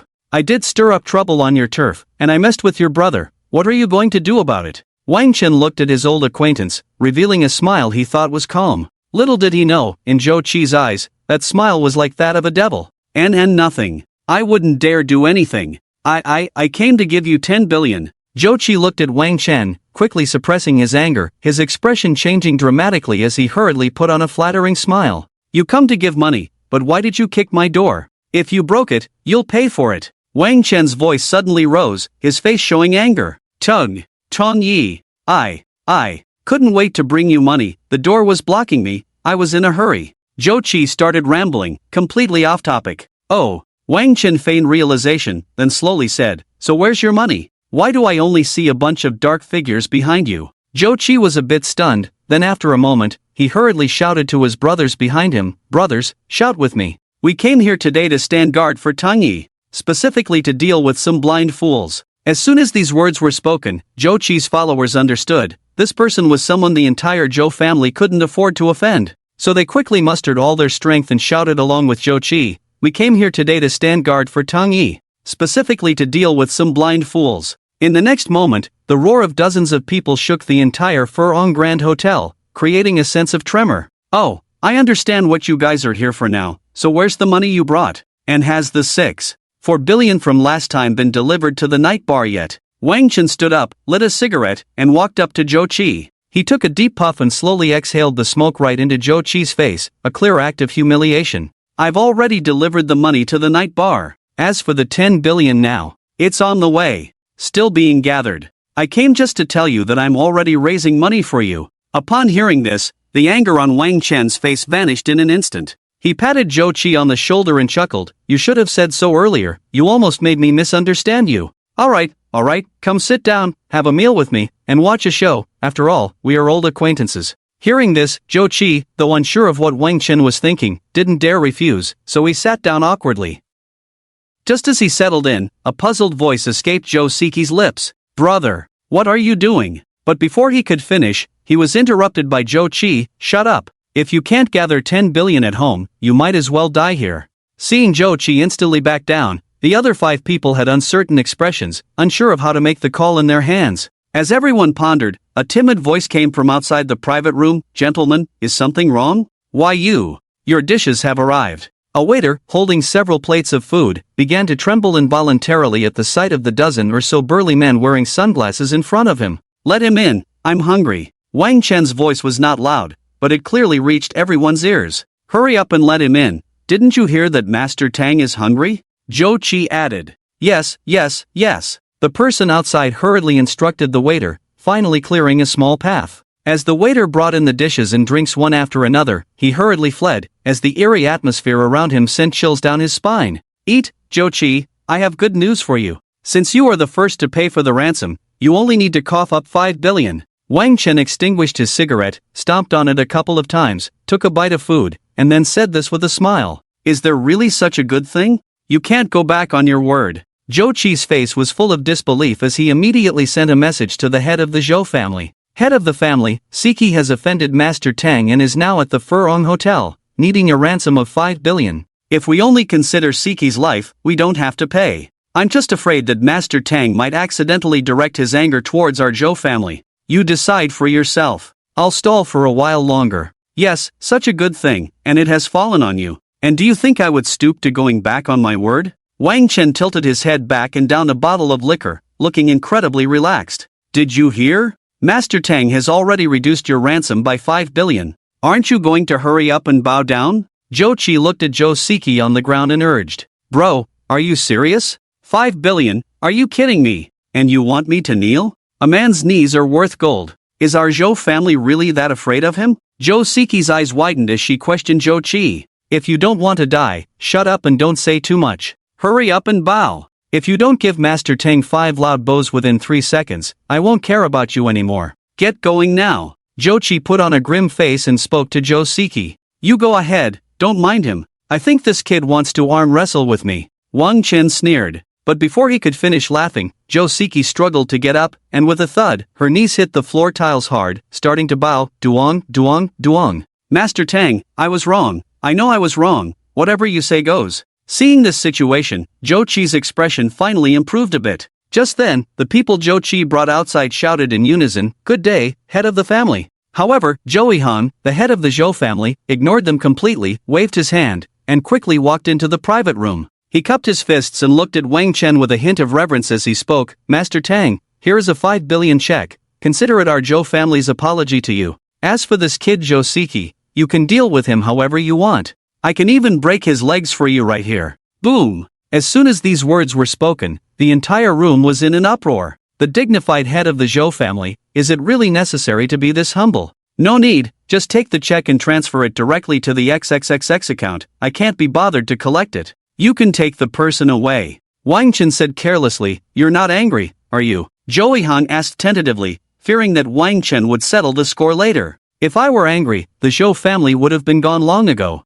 Hurry up and disappear, before I change my mind. As soon as Wang Chen said this, Zhou Yihan and Zhou Qi felt as if they had been granted a reprieve. They quickly led the disappointing Zhou Siki and bowed to Wang Chen before slipping away. After the 3 from the Zhou family left, Wang Chen looked at the 5 people on the ground and smiled faintly. What's wrong with you guys? Why so quiet? Just now, weren't you full of bravado, forcing us to talk? The 5 remained silent, knowing that even if they were foolish, they understood that Wang Chen's identity was definitely not simple. What exactly is your identity? Zhang Yuxuan asked, fear creeping into his voice. Stop wasting time, hurry up and call someone, or give me the money. Otherwise, I don't know if you'll be able to leave this private room tonight. Wang Chen threatened fiercely. For these people, he needed to inflict some pain immediately, otherwise, they would never learn their lesson. Let me tell you, don't get too proud. Have you heard of the Wang family? They were wiped out today. Zhang Yuxuan smirked and stood up. What does the destruction of the Wang family have to do with you? Wang Chen countered. It has nothing to do with me, but the mysterious figure who took down the Wang family has a bit of a connection to my older brother. As Zhang Yuxuan spoke, he secretly observed Wang Chen's expression with his dark, glistening eyes. Who is your older brother? That mysterious figure, I truly admire him. To be able to wipe out even the top family, the Wang family, that's impressive. At this moment, Wang Chen unabashedly praised himself. Hearing Wang Chen's words, Zhang Yuxuan concluded that this person must not be able to provoke that mysterious figure, so he boldly declared, My brother is the heir of the Long family, one of the 4 top families, Long Outyen. Are you scared now? But actually, we don't need to make this so tense. If you let us go now, We can consider today's incident a misunderstanding and become friends, how about that? Upon hearing this, Wang Chen fell silent. He thought it over. Someone wanted to call him a little brother, humiliating him, and even asked if he was afraid. Not only that, but they also wanted to use the one who destroyed the Wang family to intimidate him. Seeing that Wang Chen was no longer speaking, Zhang Yuxuan became even more emboldened. So, what do you say? Don't hesitate. I've already given you face. If we let this matter go, wouldn't that be good for everyone? This was too ridiculous. Was Kyoto really this small? Wang Chen couldn't be bothered to waste time with these people, so he ignored Zhang Yuxuan and directly took out his phone, dialing Long Outyan. Soon, the call connected. Outyan, do you know a person from the Zhang family named Zhang Yuxuan? Zhang Yuxuan? I think I've heard that name, but I don't have a deep impression. Long Outyan replied straightforwardly. Hearing this, Wang Chen raised an eyebrow and said, "Oh, that's fine then. Help me with something. Gather the heads of the other 5 prominent families, excluding the Tang, Zhou, and Wu families, and bring them to the Furong Hotel." Although Long Outyan didn't know why his boss suddenly wanted to do this, he understood that he just needed to follow orders unconditionally. So, he quickly agreed. "Okay, make it quick," Wang Chen added casually before hanging up. "Did you hear that? It seems Long Outyan doesn't know you. You say you're pulling a tiger's skin, but you've dragged it onto my little brother's head. I really don't know what to say." A playful smirk appeared on Wang Chen's lips. Who is this person, the heir of the Long family who is currently in the spotlight? They actually listened to him so obediently? Such doubts filled the hearts of the 5 present. Suddenly, in a flash of inspiration, a thought struck all 5 of them at once. You can't be the ruthless one who wiped out the Wang family, can you? Am I really that unlucky, running into a gun barrel? The 5 exclaimed in unison, bewildered. Sorry, your luck is bad today, you just happened to run into me. Wang Chen had no need to hide his identity and spoke bluntly. So were you just admiring yourself and praising yourself earlier? Li Liang looked confused, helplessly shrugging his shoulders as he stared at Wang Chen in shock. What's wrong with that? Who says you can't admire yourself? Who says you can't praise yourself? Wang Chen spoke with righteous indignation, his words firm and well-reasoned. The others wore long faces, looking as if they had run into a wall of misfortune. What terrible luck to encounter such a ruthless person in such a big city like Kyoto? And they were foolish enough to think of humiliating him? Just wait, your family head will be here soon. By then, we'll see if they still want you useless things. A playful expression filled Wang Chen's face, and a faint smile tugged at the corners of his mouth. Upon hearing this, the 5 dared not refute. Indeed, compared to him, weren't they just useless? Strictly speaking, they weren't even worth that. Ignoring the few people in front of him, during the wait for the family heads to arrive, Wang Chen took out his phone and started a peek match. After all, the 15 days stipulated by the system were coming to an end, and he was about to reach 2,500 points, which would allow him to complete the task, gain 5 lottery chances, and 2 luck points. Just as Wang Chen was getting into the game, a voice from outside the private room came in. "Boss, I brought the people you asked for." "Wait outside, don't bother me, I'm playing a game right now," Wang Chen instinctively replied. "Gentlemen, my boss says you have to wait outside, there's nothing we can do, so you'll have to wait. If anyone is unhappy and has the guts to follow in the footsteps of the Wang family, just go in yourself." "I certainly wouldn't dare." Long Outyan shrugged, wearing an expression that suggested he was leaving it up to them. No, what are you talking about? We'll wait. Having the chance to wait for Lord Tang is already a great honor for us. On the way here, Long Outyan had casually mentioned a few of Wang Chen's deeds, so they had long understood the stakes involved. At this moment, not to mention waiting for Wang Chen, even if they had to kneel outside for a whole night, they wouldn't dare say a word. Finally, with a voice proclaiming victory, Wang Chen finished the peak match. Only then did he put down his phone and calmly said to the outside, "Alright, you can let them in now." Upon hearing this from inside the private room, the 5 adjusted their somewhat numb legs and cautiously walked in. Not only that, but their eyes also darted around as they looked at Wang Chen. There are still 5 people left on the ground, and I don't want to waste words. The first to pay, 12 billion to take it away, thereafter, it increases by 2 billion each.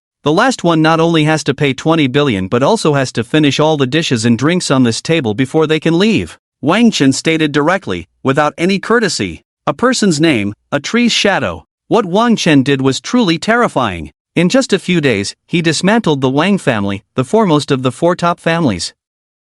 Consequently, for a moment, the 5 family heads, upon hearing this, all had stiff expressions and varied looks. A few seconds later, except for the head of the Li family, the other 4 family heads spoke up without hesitation, eager to be the first to pay. This scene was unexpected for Wang Chen. He didn't anticipate that these family heads would be so straightforward. Wang Chen was even unsure how to arrange their order of payment. You four are so eager to give me money. I'm almost embarrassed. Considering how well you four are performing, each of you just needs to transfer 12 billion to my account. Wang Chen smiled shyly and made his decision. His words brought a hint of joy to the faces of the four family heads, who quickly nodded in agreement like chicks pecking at rice. Seeing Wang Chen's demeanor, it seemed this matter was completely resolved. The four family heads couldn't help but feel relieved deep down, thankful that they were quick to send money, saving them tens of billions. 12 billion was just a minor setback, acceptable. Much better than having their families destroyed. After resolving their own issues, the four family heads simultaneously looked at the head of the Li family beside them, beginning to speculate without reason. What is the head of the Li family thinking? Is he still considering confronting this ruthless person? Isn't that overestimating himself? The head of the Li family is usually quite clever, so why is he being so indecisive at such a critical moment? Is he really willing to let his family be destroyed for this 12 billion? Birds die for food, and people die for wealth. I must say, Old Li is really in trouble this time. His path is getting narrower. After speaking with the four family heads, Wang Chen raised an eyebrow, shifting his gaze from the four who were about to pay to the Li family head, who was silently standing there. Seemingly with his own unique thoughts, the head of the Li family spoke up in surprise. What about you? You seem to have your own calculations. You don't plan to pay this 12 billion, do you? Just when everyone thought the head of the Li family would never dare to say he wasn't going to pay this 12 billion, he calmly replied, I really don't plan to pay this 12 billion. Boom! This statement was like a thunderclap in a clear sky, not only silencing the scene but also causing everyone present, including Long Outyan, to shudder violently, their legs going weak, nearly collapsing to the ground. Has the head of the Li family gone mad? How dare he say such a thing? Does he have some trump card? The head of the Li family definitely has a trump card. Among all of us, he is the cleverest, and his family's strength is closest to the top families. He wouldn't just say something so reckless for no reason. This is getting interesting. I want to see the head of the Li family's trump card. The several family heads were puzzled, exchanging glances. They couldn't help but start calculating in their minds. Upon hearing this, Wang Chen suddenly stood up in the silence, placing his hands behind his back. With an imposing aura that looked down on everything, he completely replaced the casual demeanor he had just displayed, then questioned domineeringly, Oh, you don't want to pay? So, what do you want to do? As soon as these words were spoken, under the puzzled gazes of the crowd, the head of the Li family, Li Xiaodong, disregarded everyone's stares and knelt on one knee before Wang Chen. His expression sincere as he said, I beg you to take the Li family under your wing. From now on, the Li family is willing to serve you with all our might, to go through fire and water without hesitation. The words Li Xiaodong spoke at this moment were like thunder, deafening. Seeing this scene, the heads of the four prominent families were left dumbfounded, unable to believe their eyes. I thought you were going to narrow your own path, but unexpectedly, you've widened it instead. The previous silence was instantly shattered by Long Outyan's booming voice. Immediately after, the four family heads actually broke into applause, producing a thunderous round of clapping, clap, clap, clap, clap. For others to submit, to fawn, to worship, to admit defeat. Truth be told, Wang Chen had experienced too much of this. But this situation, where an entire family was completely handed over and even wanted to be his little brother, to work for him, was something he had never encountered before. This made his initial desire to show off and accumulate power completely vanish. I'm afraid that's not possible. I haven't been a big brother for many years. Wang Chen also didn't expect the head of the Li family to say such a thing. Instantly, the imposing aura he had just displayed faded away. Under the astonished gazes of everyone, he sat back down on the bench and calmly spoke. This statement left everyone present dumbfounded, hardly believing their ears. The dignified patriarch of a prestigious family in the capital had knelt before him, begging to be his little brother, and he had rejected it. Could you please reconsider? The entire Li family is willing to sacrifice everything for you. Li Xiaodong buried his head even deeper and continued to persuade. Wang Chen's gaze was piercing as he fixed his eyes on Li Xiaodong, pondering for a moment before speaking. I really haven't been a big brother for many years. How about you settle for being my little brother's little brother? What do you think? Upon hearing this, the four family heads secretly pondered, This is simply outrageous, right? A man in his 40s, now wanting to recognize a young man in his 20s as his little brother's little brother. The four family heads found this matter too absurd, but Li Xiaodong saw further and understood more than they did. As long as he could connect with Wang Chen, it didn't matter if he was a little brother or a little brother. In any case, when a big event occurred, it would ultimately be Wang Chen, this big brother, who would have to take responsibility. Therefore, he quickly calculated, and in the moment when everyone gasped in shock, he turned his body and without hesitation called out to Long Outyan, "Big brother." The moment the words left his mouth, he immediately turned to Wang Chen and respectfully shouted, Big brother. You're not stupid, now that you've become my little brother, can I still take your 12 billion? Wang Chen smiled deliberately, testing him. As long as he agreed and followed his lead, truly not wanting the 12 billion, then he would turn against him on the spot. He didn't care for such slippery tactics. Oldly, you really think fast. You just saved 12 billion and got on the good side of Master Tang. Impressive. I'll be counting on you to take care of me in the future. Oldly, I originally thought you were walking a dead end, narrowing your own path. Now I realize you might be on the verge of soaring to great heights. The crowd spoke in a strange tone, their words seemingly directed at Oldly, but also meant for Wang Chen. As soon as these words were spoken, Li Xiaodong became furious. He wasn't a fool, so he naturally picked up on the sarcasm in their words. Don't you dare talk nonsense here. I willingly acknowledge Outyan as my big brother and Tang Yi as my big brother. Do you know? That old dog Wang Yinhua raped my only daughter a few years ago and used the Wang family's power to threaten me. He said that if I dared to speak about it, he would destroy my Li family. Now, heaven has opened its eyes and sent Tang Yi to eliminate that worthless scoundrel. So Tang Yi is my lifelong benefactor. Therefore, I am grateful to Tang Yi. Today, by chance, I got to meet Tang Yi because of this matter, so I have decided to recognize Tang Yi as my big brother. I not only want to give that 12 billion, but I also want to give double, as a meeting gift for Tang Yi. Li Xiaodong's words came straight from the heart, and the genuine emotions he expressed moved everyone, including Wang Chen. Now, the four family heads dared not say anything foolish and, with their families, cupped their fists towards Wang Chen before hastily leaving. Just as they reached the door and were about to turn the corner, Wang Chen calmly said, "Remember, don't play any childish tricks in front of me or behind my back. Otherwise, it won't just be as simple as the Wang family being destroyed, with a few people dead. If you understand, then get lost." Wang Chen's voice was incredibly calm, without any effort to raise his volume or change his tone. But the few people at the door paused, their faces stiffening, and they listened carefully to Wang Chen's words before daring to step away cautiously. After that, Wang Chen felt a slight recognition for Li Xiaodong, so he simply had a bit of food with the two before planning to part ways. However, just as they were about to separate, Long Outyan called Wang Chen to a small corner and mysteriously said, "When the bombing heaven goes to war, not a blade of grass survives. When the bombing heaven appears, only needles and threads remain." As soon as these words were spoken, Wang Chen immediately whispered back, "When the bombing heaven goes to war, not a blade of grass survives. When the bombing heaven appears, only needles and threads remain." Is the bombing heaven warning me? Wang Chen's eyes showed a serious expression. After pondering for a moment, Wang Chen then asked Long Outyan, "How do you know these words? Have you seen someone from the bombing heaven?" Hearing Wang Chen's question, Long Outyan scratched his head slightly, revealing an awkward yet polite smile. "I haven't seen them. Not long ago, a letter suddenly appeared on my desk. The letter started with these words. And there was a line in small print, saying the bombing heaven only seeks wealth, and with the Wang family gone, they would support the Long family. In addition, the letter specifically mentioned that the bombing heaven is particularly interested in you and may have a lot of cooperation with you in the future." In fact, when Long Outyan first saw the first 16 characters of the letter, he was extremely frightened, especially the unknown fear coming from the bombing heaven. The other party could silently place the letter on his desk. Didn't that imply they could also silently take his head away? But as he cautiously read the rest of the letter, he felt a bit relieved. The other party didn't seem to have any malicious intent for now, and perhaps they would even cooperate with his boss. Is it a stick to give a sweet date? Good tactic. However, do I, Wang Chen, seem like someone who can be controlled? If you want to cooperate, it still depends on whether I have the desire to cooperate. Wang Chen's expression was indifferent, coldly snorting. Truly domineering. No wonder he is my boss. No one can do anything. Hearing Wang Chen's instinctive remark, Long Outyan remained silent on the surface but secretly sighed in his heart. Alright, I understand. The exploding Sky Gang doesn't need to be too afraid of them,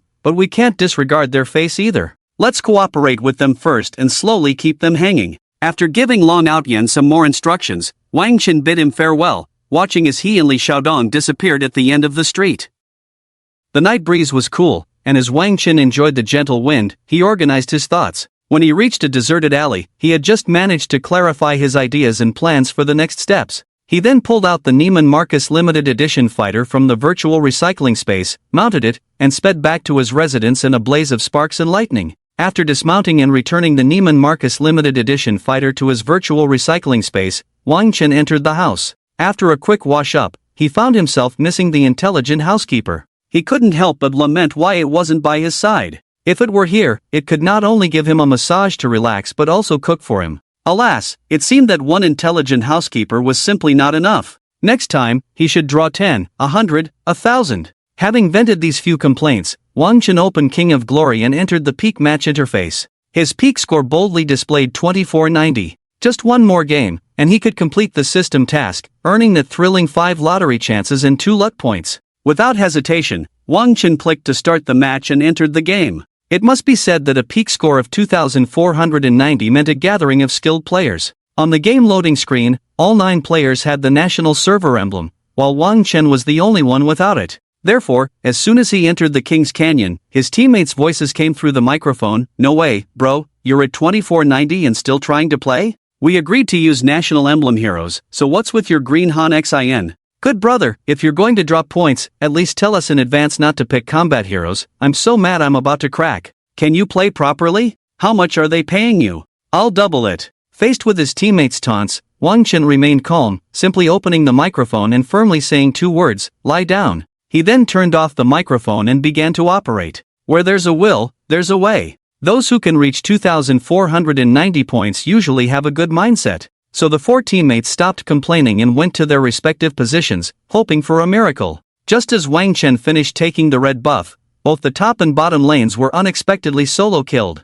These 2 solo kills led to the opposing team snowballing uncontrollably. Next, the top, bottom, and mid lanes were repeatedly solo killed. These multiple solo kills became the last straw that broke Wang Chen's teammates' backs. Just surrender, they have 3 pros. This jungler can't keep the rhythm. What a disaster, trash jungler. I said long ago, what's the use of this green Han Xin? All he knows is to farm in the jungle. He truly lives up to the title of a jungler. Everyone began to complain again. However, Wang Chen ignored them. He continued to either push lanes or farm the jungle, alternating between the two. Because he knew that in a situation where his teammates were collapsing, he had to play cautiously and develop. Otherwise, there would be no chance of turning the game around. Time passed quickly, and with Wang Chen's constant disconnections, the game was about to reach the refresh time for the Storm Dragon King. The 5 players on the opposite side decided not to delay any longer. After glancing at their advantageous minion waves, they resolved to finish off the Storm Dragon King and then launch an attack on Wang Chen's side.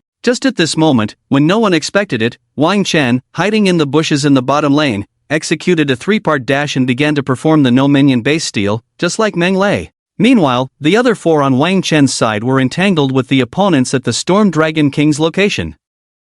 Wang Chen used his second skill, AAA, swapped the Bloodsucker for the Blood Demon, AAA. The Blood Demon was exchanged for the Golden Body, AAA, the Golden Body for the named Blade, AAA, and the named Blade for the Resurrection Armor, AAA. At that moment, with a flash of white light, the opponents, after wiping out their 4 players, also returned. But it was too late. With Wang Chen's final basic attack, the last sliver of health from the crystal was depleted, and it slowly exploded. After exiting the victory screen, Wang Chen saw that his peak match score had exceeded 2,500 points, reaching 2,505 points. The system's success notification might be delayed, but it would never be absent. As Wang Chen's gaze lingered on the peak match first place in the 4 digits 2505, the system's notification sound slowly rang out. Ding! Congratulations on completing the system task, achieving 2,500 points in the peak match and 100 stars in the king rank within 15 days. Current rewards, luck +2, lottery draw chances +5. 5 premium beautiful secretaries. 10 premium beautiful secretaries. 100 premium beautiful secretaries. Hearing the system's task success notification, Wang Chen still did not forget the obsession he had in his heart before playing the game and couldn't help but shout out. The next second, Wang Chen closed the game and threw his phone aside. He was ready to enter the huge virtual lottery wheel and start drawing. At that moment, his phone emitted 6 consecutive notification sounds. Wang Chen picked it up to look. Dear customer, hello, your bank card ending in XXXXX has received 5 billion yuan. Please check, and wish you a pleasant life. Dear customer, hello, your bank card ending in XXXXX has received 12 billion yuan. Please check, and wish you a pleasant life. Dear customer, hello, your bank card ending in XXXXX has received 24 billion yuan. Please check, and wish you a pleasant life. The first of the 6 messages was the money from the Zhou family, while the middle 4 were from the Zhao, Sun, Zhang, and Chen families, and the last one was from the Li family. Wang Chen instantly concluded this in his mind and couldn't help but say, it's still easier to make money from these people, but did they agree on this? Did they coordinate to come together to send money? It must be said, Wang Chen's casual remark turned out to be true. At that moment, the 5 family heads of the Zhou, Zhao, Sun, Zhang, and Chen families were lying in a bathhouse in the Zhang family's industry, enjoying a big health treatment together. And they seemed to be discussing something, a conspiracy against Wang Chen, the Long family, and the Long family. As for the head of the Li family, he had truly stumbled upon this timing by accident. Of course, Wang Chen's earlier words were just a subconscious utterance, and he didn't think further about the reason. Like a shooting star chasing the moon, his consciousness had already entered the huge virtual lottery wheel. And with Wang Chen gaining another 2 points of luck, the virtual lottery wheel updated with many good items. Wang Chen focused his gaze and saw that with his basic calculation ability, he randomly obtained a top-notch beauty sister with a certain specialty, a god-level stock analyst, and a time travel card. Top-notch beauty sister? A certain specialty? This is great. Rewards with long descriptions always caught Wang Chen's attention first. He swore it was definitely not because of some other words. Basic calculation ability? If I get this, can I go on the strongest brain show and crush Wang Yuhang? Although he is my idol. Wang Chen began to let his imagination run wild. A god-level stock analyst is also not bad. Stocks can make money quickly. Forget it, just give me anyone. Wang Chen thought each one was pretty good, and he stopped hesitating, directly starting to spin the pointer for his first draw. As the pointer spun, Wang Chen muttered to himself that his luck value wasn't low, while keeping his eyes fixed on where the pointer would land. Ding! Congratulations, you have obtained Oscar-level acting skills, able to portray characters from various scripts vividly. Soon, the system's prompt echoed in Wang Chen's ears. In the next second, Wang Chen felt a flood of countless performance-related ideas surge into his mind like a tide. After a tumultuous wave in his mind, Wang Chen returned to normal and felt a change. At this moment, as long as he wanted, he could perform with the imposing aura and demeanor of an emperor in rage, with a million corpses and rivers of blood. He could portray the heroic spirit of a great general commanding thousands of troops, vowing not to return until he conquered the enemy. He could embody Zhuge Liang's transcendent quality of strategizing from afar, deciding victory from 1,000 miles away. He could perform. That's not bad. With such a change in himself, Wang Chen simply commented and began his second draw. This time, the pointer stopped at 100 billion. Not many family heads have given me this much. Wang Chen grumbled, then started the draw again. What he didn't know was that 12 billion was not a small amount for those family heads, enough to cause significant strain for a while. If it weren't for the vast disparity in power, fearing he might be a bit too much, let alone 12 billion, even 2 billion would be impossible. Ding! Congratulations, you have won 100 random cars. The system's prompt for the third draw rang out shortly after Wang Chen spun the pointer. What? What do I need so many cars for? I can't even have kids. Wang Chen muttered to himself. Suddenly, his phone rang. Grandpa, your grandson is calling you. Wang Chen knew this must be the person delivering the cars, so he answered leisurely. Hello, Mr. Wang Chen. We are Zhao Chang, the general manager of Global International Trade Company, Ltd. When would you like us to deliver your 100 cars? Where should we deliver them? And let me add, how come you have every kind of car? Sports cars, sedans, bicycles, motorcycles, tricycles, and so on. You have everything? On the other end of the line, a bewildered and robust voice came through. Rubbing his temples, Wang Chen pondered for a few seconds before responding to Zhao Chang, deliver them to Tianmen. As for the specific time, I will notify you separately. After saying this, Wang Chen joked with Zhao Chang, oh, right, I have every kind of car because I have a lot of money to burn. As soon as he said this, Zhao Chang on the other end was left dumbfounded, speechless. Wang Chen chuckled lightly and hung up the phone. The fourth lottery began. Ding, congratulations. You have won a special item, a time-space travel card, 24 hours. The system's prompt this time was surprisingly high-pitched. What the hell? Time-space travel card? 24 hours? Can I really travel through time? System? At this moment, Wang Chen was overjoyed, his eyebrows dancing with excitement, and he instinctively asked the system. Yes, using this item, you will randomly travel to a different time and space. It could be the past or the future. Once you arrive in that time and space, you will automatically be sent back after 24 hours. Of course, while 24 hours pass there, only a minute will pass here. One thing to remind you is, if you die in that time and space, you will really be dead. For nothing. The system's response this time was not only more patient but also carried a hint of playfulness. So thrilling. Hearing this from the system, Wang Chen's earlier joy at winning the time-space travel card vanished. Dead? Just like that, for nothing. Wang Chen murmured. Yes, dead as a doornail, your family won't even see your corpse. The system replied bluntly. Then why should I go? Wang Chen retorted. Are you talking nonsense? Did I force you to go? Why are you asking me? Is your brain fried? The system shot back. Indeed. The system didn't force me to go. Why am I even asking? Wang Chen was clearly taken aback, then fell silent. Just as Wang Chen was in a daze, the system spoke again in a different tone. I have to say, fortune favors the bold. If you go to the future, you might even meet your chubby little self, see future technology, or the changes to come.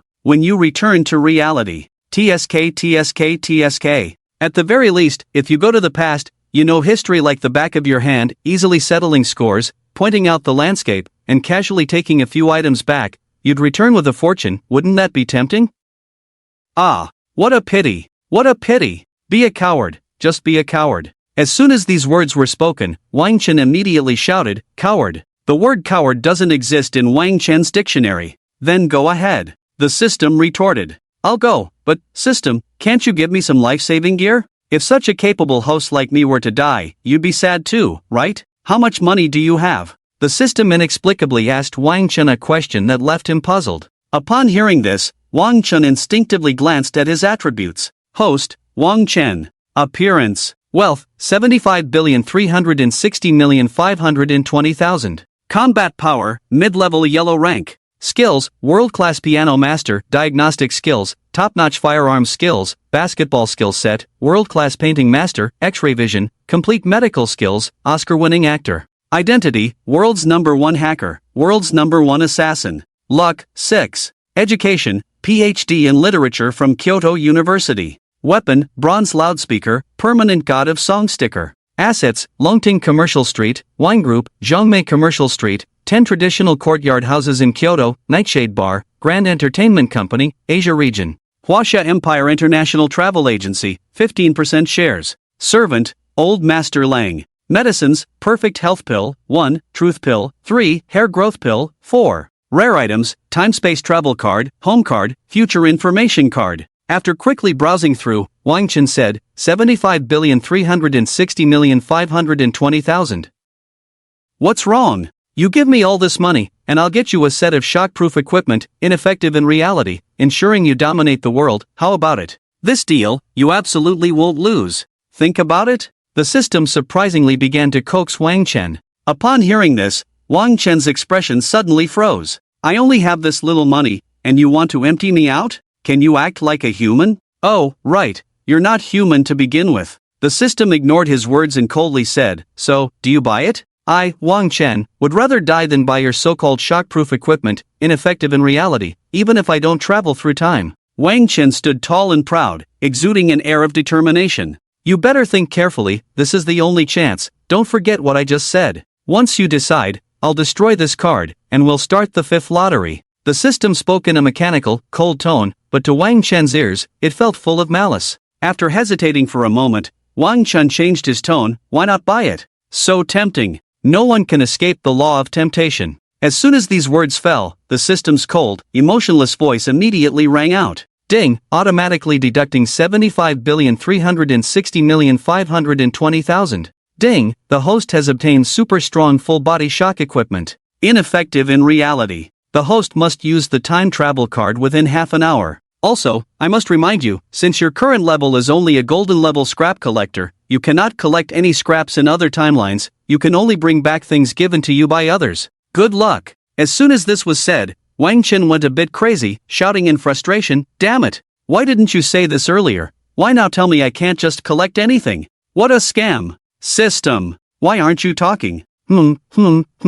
Say something. Even though Wang Chen was spitting out words like a waterfall, the system remained silent, directly falling into silence, with not a single sound. After 10 minutes of complaining, Wang Chen's mouth felt a bit dry, and he finally stopped. Forget it, I accept it. He glanced at the words in his mind showing time travel card remaining 19 minutes 56 seconds. Wang Chen took a sip of water, muttered a few words, then pulled up his legs and hurried out. After all, time is power now. As soon as he stepped outside, Wang Chen began to look around underground. He wasn't looking for anything else, but for scraps, garbage, and waste. The reason for this was that he was preparing to buy something at the convenience store. No matter which timeline he ended up in, these things should be quite rare now, right? Saying and doing, he finally spotted a bottle and a plastic bag underground, and Wang Chen immediately bent down to pick them up. Ding, recycled an empty Nongfu spring bottle, reward wealth plus 30,000. Ding, recycled a broken plastic bag, reward wealth plus 15,000.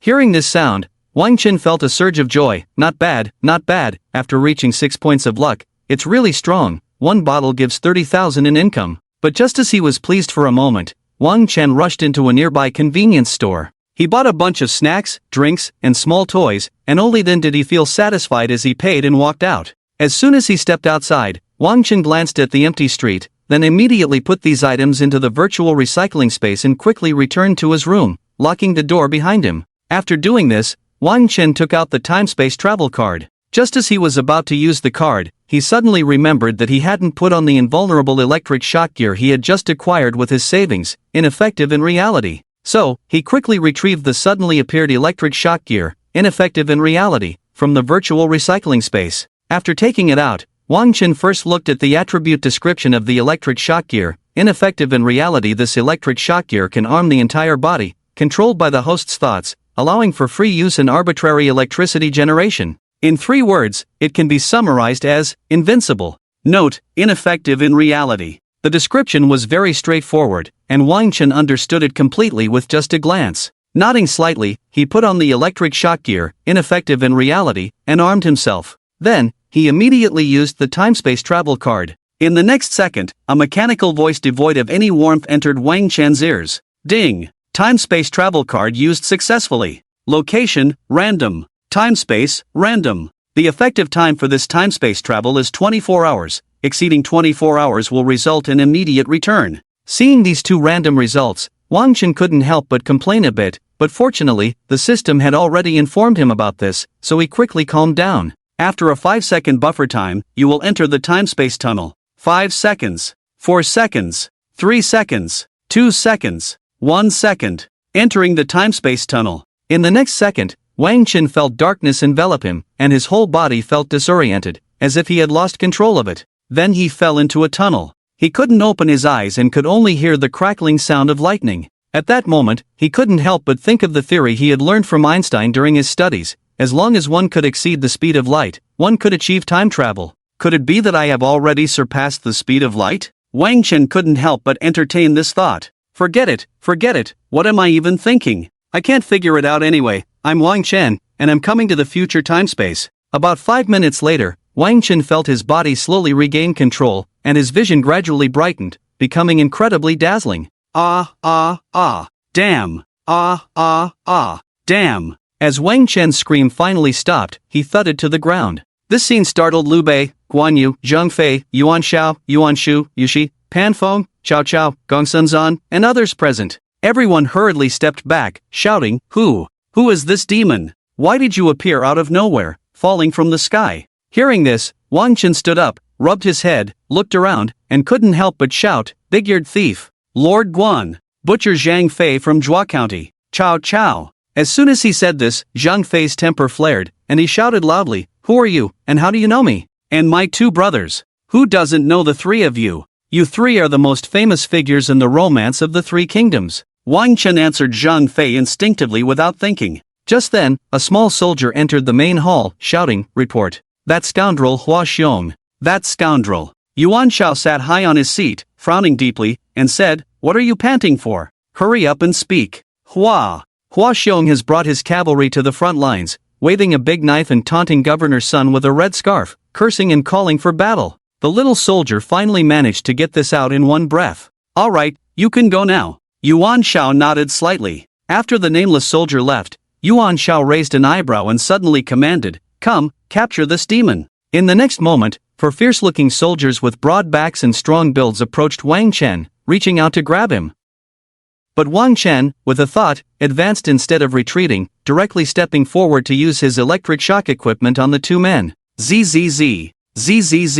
The two big men began to shake uncontrollably, as if dancing to mechanical music. Moments later, they spat out white foam and collapsed to the ground, unconscious. Why do you draw weapons as soon as we meet? Actually, I'm here to sell something. At the same time, I'm also here to help you all fight against Dongjua. Wang Chen shrugged and said helplessly. Hiss. So terrifying. These two elites. Just like that. They fell. Is he a god? The crowd completely ignored his words, instead gasping in shock. Keep it low-key, keep it low-key. Let's not speak of what we see, let's continue our business.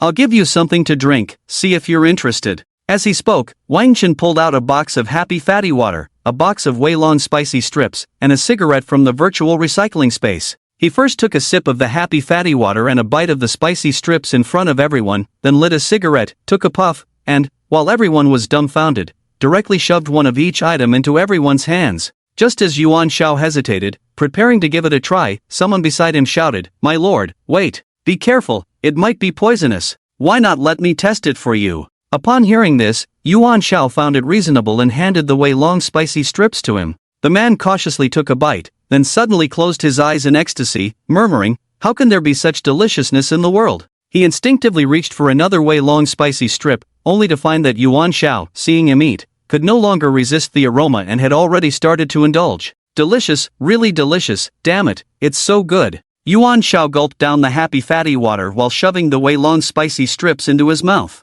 The man testing the poison beside him was left drooling with envy. Seeing this, the crowd no longer hesitated and began stuffing the items into their mouths. Moments later, the scene was a mess, and everyone was in a state of bliss. "Brother, what is this thing? It seems you can't eat it directly?" Suddenly, Zhang Fei, with his mustache bristling and eyes wide, could no longer sit still, pointing at the cigarette in his hand and shouting at Wang Chen. Upon hearing this, Wang Chen looked at Zhang Fei's expression and couldn't help but burst out laughing. He suddenly imagined Zhang Fei smoking, surrounded by swirling smoke. "Brother, don't laugh at me, just tell me, how do you eat this thing in my hand?" Zhang Fei's big head buzzed as he looked at the cigarette. Alright, I'll light it for you first, then you imitate my actions. I'll teach you how to smoke." Wang Chen chuckled lightly, took out a lighter, accepted the cigarette from Zhang Fei's hand, lit it, and then handed it back to him. At the same time, he lit a cigarette for himself. First, inhale through your nose and then through your mouth, taking a small puff of smoke, then slightly open your mouth and let the smoke drift up to your nose. Next, take a deep breath, pulling the air from the smoke deep into your lungs. Finally, gently exhale through your mouth or, with your mouth closed, through your nose. At this moment, Wang Chen began patiently teaching Zhang Fei step by step. He was particularly eager to see what it was like for ancient people to smoke. Hearing Wang Chen's instructions, Zhang Fei followed his guidance and started to try smoking. Cough, cough, cough, cough. The next second, Zhang Fei choked on it, unable to stop coughing violently. Seeing this, Liu Bei and Guan Yu were furious, standing up to grab their dual swords and green dragon crescent blade, ready to fight Wang Chen. In a flash, Zhang Fei hurriedly shouted, "Brothers, it's a misunderstanding, it's really damn refreshing. I just wasn't used to this extraordinary treasure at first." After taking that first puff, it felt like all my fatigue and worries disappeared in an instant. Upon hearing this, Liu Bei and Guan Yu's expressions turned awkward, their faces flushed as they clasped their fists and said, "Brother, calm down, it's a misunderstanding." A misunderstanding. Regarding this situation, Wang Chen said nothing more, merely nodding lightly, secretly sighing that these three brothers truly valued loyalty. Not to mention the trio of Liu, Guan, and Zhang, the rest of the crowd was in an uproar. Can this little thing really have such a great effect? Facing the crowd's astonishment, Wang Chen didn't say much, directly lighting cigarettes for everyone, letting them experience it for themselves. When the crowd followed Wang Chen's words and took their first puffs from the cigarettes, they all coughed, but soon got used to it, immediately closing their eyes and starting to exhale clouds of smoke. Just as everyone was enjoying their smoke, feeling like they were living like gods, a small soldier rushed in, shouting, "Report."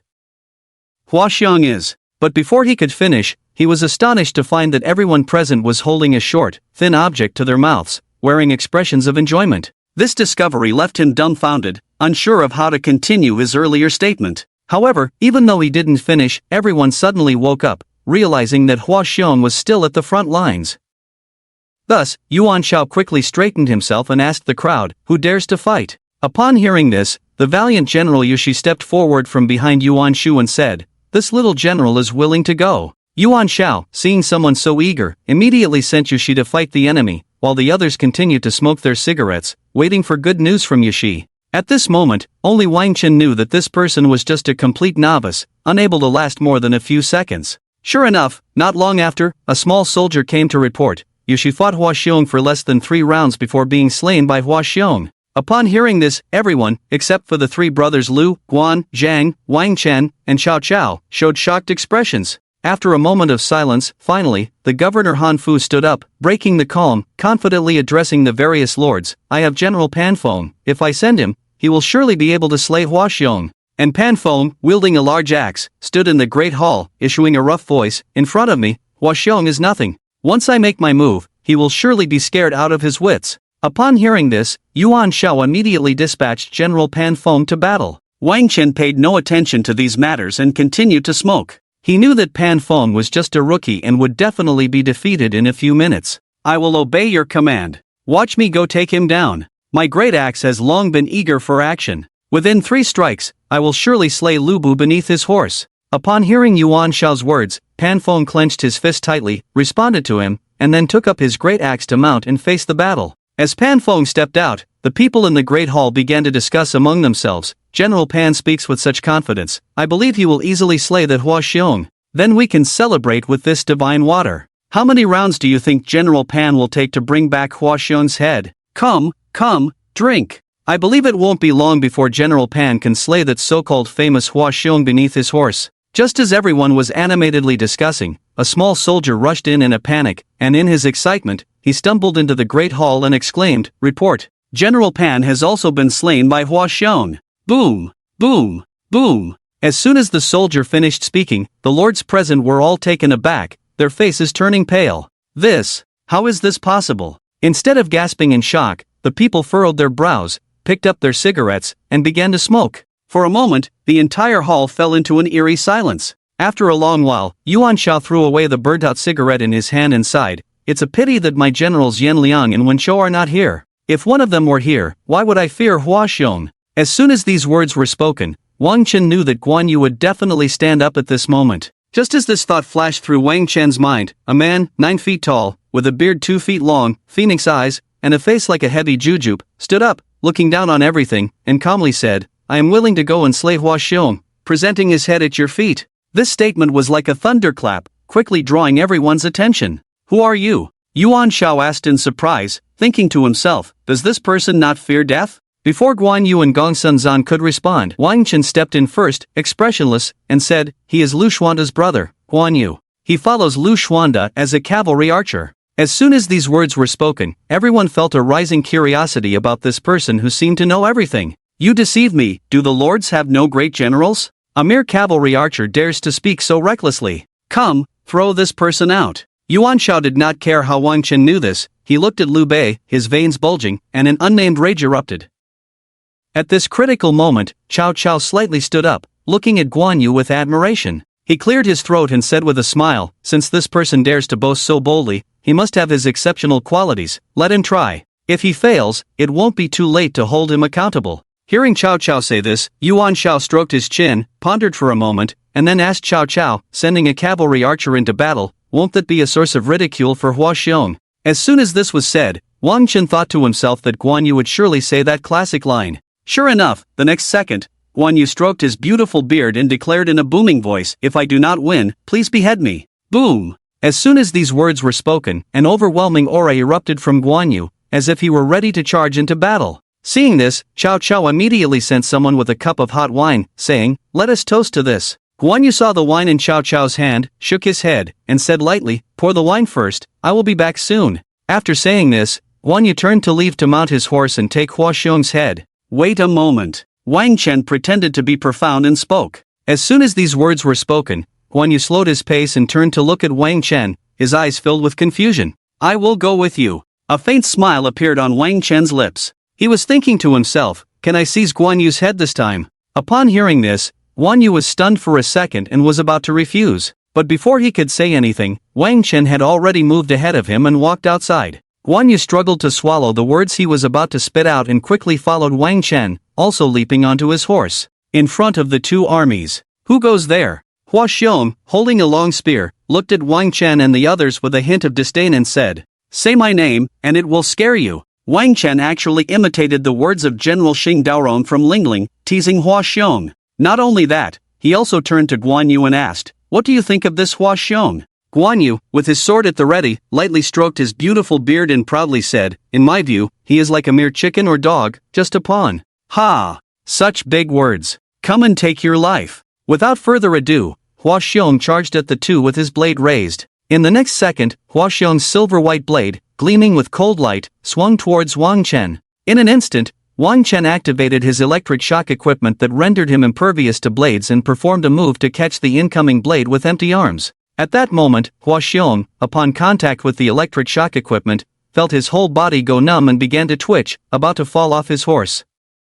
Despite this situation, Guan Yu showed no mercy, found the vital point, and struck down Hua Xiong's head with one blow. He sighed inwardly, "This is the time to earn face and prestige for my brother. I can't let this person take the credit." Just like that, Hua Xiong met his end and descended to the underworld. This, Hua Xiong is dead? I didn't see it wrong, did I? Just one strike? Truly a godly person. The soldiers around, witnessing this scene, were in an uproar, all unable to believe their eyes. In the next second, outside the gates, the soldiers' drums beat loudly, and their shouts were like thunder. The scene was as if the heavens were collapsing and the mountains were shaking. To put it simply, the intensity of the scene was like that of a World Cup match. What on earth is going on? Yuan Shao and the lords in front of him were puzzled upon hearing the noise. "Someone, go see what happened outside," Yuan Shao instructed a small soldier. At that moment, two figures slowly walked in. These two figures were none other than Wang Chen and Guan Yu. Guan Yu was seen holding Hua Xiong's head, exuding an imposing aura,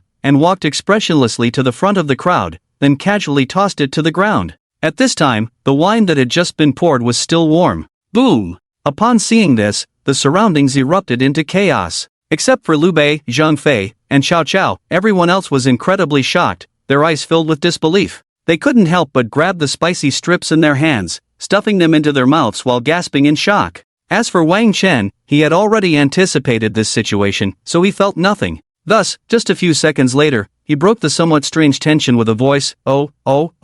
Let me say a few words first. Your spicy strips and soda are almost finished. I have many other similar delicacies. Does anyone want to do business with me?" As soon as these words were spoken, the shock that everyone felt towards Guan Yu bringing the head of Hua Xiong to meet them was instantly diluted. Yes, the important matter at hand was this mysteriously appearing figure and the delicious food in his hands. With such things available, who would fear not attracting capable generals and strategists? Thinking of this, everyone hurriedly finished the spicy strips and soda in their hands, and then rushed towards Wang Chen, all speaking at once. "How do we trade for these things in your hands? What can we use to trade? How about beautiful women? I can trade you exquisite beauties for this food. I guarantee each one is as beautiful as a celestial being, stunning enough to topple kingdoms. Jewelry, gold, all kinds of jade discs, would that work?" The crowd was so enthusiastic that they surrounded Wang Chen tightly. "Everyone, please calm down.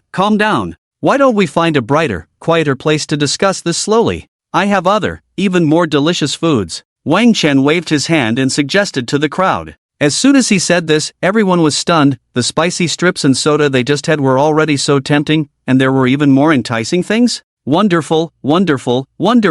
Then let's find a refined place to discuss slowly. A few seconds later, everyone who had regained their composure praised Wang Chen's suggestion endlessly. In a clean, elegant hall of a mansion, Yuan Shao instructed his servants, "Quickly send a few dancers to liven things up and bring us the fine wine from the mansion to help with the festivities." The servant nodded in response and was about to carry out Yuan Shao's orders. However, at that moment, Wang Chen stood up and smiled slightly. "Brother Yuan Shao, let everyone here try my Yanjing beer." Upon hearing this, Yuan Shao first instructed the servant to call the dancers and not to bring the wine. Then he asked in confusion, "Yanjing beer? What does that mean? Is it made from the droppings of swallows?" When everyone heard Yuan Shao's analysis, they all frowned. I don't have such a preference. I won't drink that. Forget it, let's just drink the happy soda, eat a few spicy strips, and discuss how to trade these things." Faced with the crowd's constipated expressions, Wang Chen didn't explain. He directly took out 2 boxes of Yanjing beer from the virtual recycling space and placed them on the table in front of him. Then, he opened a bottle and poured it directly into Zhang Fei's mouth. Initially, Zhang Fei was about to refuse Wang Chen's sudden and forceful action. However, the moment the Yanjing beer entered his mouth, his eyes widened as big as a bull's. Then, he pushed Wang Chen's hand away, laughing heartily. "Brothers, this wine is simply an extraordinary brew." As soon as he finished speaking, Zhang Fei tilted his head back and gulped down an entire bottle of Yanjing beer in one go. After finishing, Zhang Fei smacked his lips. "I never expected there could be such delicious wine in the world. Not enough, not enough, this is far from enough for me. Eldest brother, second brother, let's buy a few more bottles of this Yanjing beer." As soon as these words were spoken, everyone's eyes in the room were drawn to the beer beside Wang Chen, starting to gleam with greed. Wang Chen felt the crowd's hungry gaze, as if they were wolves and tigers, eager to snatch away the 2 boxes of beer beside him. He believed that if it weren't for his strength intimidating them, everything he had would be stripped away in an instant. Thinking of this, Wang Chen paused and slowly spoke, "This beer." As he said this, he raised the beer into the air and shook it, deliberately prolonging the sound. After whetting everyone's appetite, he continued, "This wine. I'll give each of you here a bottle to taste, how about that?" Upon hearing this, everyone stood up, eager to rush over and grab it. Seeing this situation, Wang Chen shouted sternly, "Form a line, one at a time. Whoever grabs it will get nothing." As soon as these words were spoken, the surroundings fell into an incredible silence. They instinctively lined up. The servants watching this scene had their mouths agape, as if they could fit a basketball in them. They swore they had never imagined their master would be so obedient. "Yours, yours, yours, yours," Wang Chen silently murmured as he distributed a bottle of Yanjing beer to everyone present. After everyone returned to their seats, watched the dancing girls for a while, and savored the Yanjing beer in their hands, Wang Chen smiled and asked, "Ladies and gentlemen, is anyone interested in doing business with me now? I don't want women, real estate, or official positions. Other things like gems, jade discs, gold, and so on can be exchanged with me. With these things of mine, you can recruit talented individuals to help you achieve greatness. Just think, if one of your generals or strategists accomplishes a great feat, and you give him a pack of spicy strips, won't he be even more loyal to you? That's all I have to say." After saying this, Wang Chen fell silent, giving everyone a moment to think. Just a little while later, Yuan Shao took out a jade disc he carried with him and approached Wang Chen first, cautiously saying, "Sir, how many spicy strips can this be exchanged for?" This posture made it hard to imagine he was a warlord commanding hundreds of thousands of troops. It was truly ridiculous. Similarly, Wang Chen couldn't help but smile slightly, revealing a hint of a smile, and said, "I'll give you 10 boxes of cigarettes, a big bag of spicy strips, a case of beer, and some chips and such. What do you think?" "Great, great. No problem." A glint of excitement flashed in Yuan Shao's eyes, and the next second, he directly shoved the jade disc into Wang Chen's hands, rubbing his hands together eagerly. "Deal." Seeing Yuan Shao so straightforward, Wang Chen immediately retrieved the items he promised from the virtual storage space and placed them on the table. Although everyone was astonished by the items that appeared out of thin air, they weren't overly surprised. After all, Wang Chen himself had appeared out of nowhere, so it was no wonder about these items. Moreover, if this person wasn't so extraordinary, could the food and drink in his hands be so delicious? Seeing Yuan Shao successfully trade with Wang Chen, the other warlords were as anxious as ants on a hot pan, unable to wait any longer. Some took out gems and weapons on the spot to start trading with Wang Chen. Others sent their trusted aides to fetch their gold, treasures, and so on. After an unknown amount of time, Wang Chen finally completed all the trades for the items he brought from reality. Looking at the eager people still waiting to trade with him, Wang Chen helplessly shrugged and said lightly, "Everyone, I finished trading all the items in my hands. I have to go now, let's meet again if fate allows." At this moment, Wang Chen had only a few minutes left before the system would send him back. "Don't go yet, can we trade a bit more? I still have plenty of gold. If not, I have many treasures I've hidden for years. Why is it gone so quickly? Is it gone before it was my turn? I want to try that smoky feeling again, better than a living immortal. Really gone? So soon? I still can't forget the aroma of those spicy strips." Upon hearing that Wang Chen had nothing left, everyone became even more enthusiastic. What was that saying? The unattainable always stirs restlessly. When something is scarce to a certain extent, even a pile of dung will be fought over. But, gone is gone. Wang Chen disregarded the dejected and listless expressions of the crowd and turned to leave. However, before he left, he still shared a little of what he had secretly saved with Lu, Guan, and Zhang, as well as Cao Cao. After all, these four would hold significant positions in the future 3 kingdoms. If he came back later, wouldn't this be a good connection? Thinking of this, Wang Chen smiled and couldn't help but glance at the four who were now dumbfounded. Just then, the system's prompt sounded. Ding, time-space travel has ended, system repatriation countdown begins, 5 seconds, 4 seconds, 3 seconds, 2 seconds, 1 second. The moment the countdown ended, Wang Chen was immediately pulled into the time-space tunnel by the system, forcibly disappearing from the Grand Hall, leaving behind a group of bewildered lords. Not long after, Wang Chen returned to his courtyard. Looking around at the buildings and furnishings, Wang Chen confirmed that he was back in reality. That was really thrilling, Wang Chen instinctively exclaimed. By the way, I wonder how much those treasures from the trades can sell for. I'm afraid I won't even break even. As he said this, Wang Chen took out some of the gold, silver, and jewels obtained from the trades from the virtual recycling space. Clatter! A pile of gold and silver jewels appeared on the ground. Wang Chen picked each one up to take a look. Aside from some jade, he couldn't tell how much the other items were worth at all. They should be worth a lot, right? If I go back to Tianmen tomorrow, I'll find an auction house to appraise them. Wang Chen scratched his head and muttered softly. Unable to figure it out, Wang Chen didn't dwell on it further. After putting them back into the virtual recycling space, he went to bed, covered himself with a blanket, and fell asleep as soon as his head hit the pillow. A night without conversation.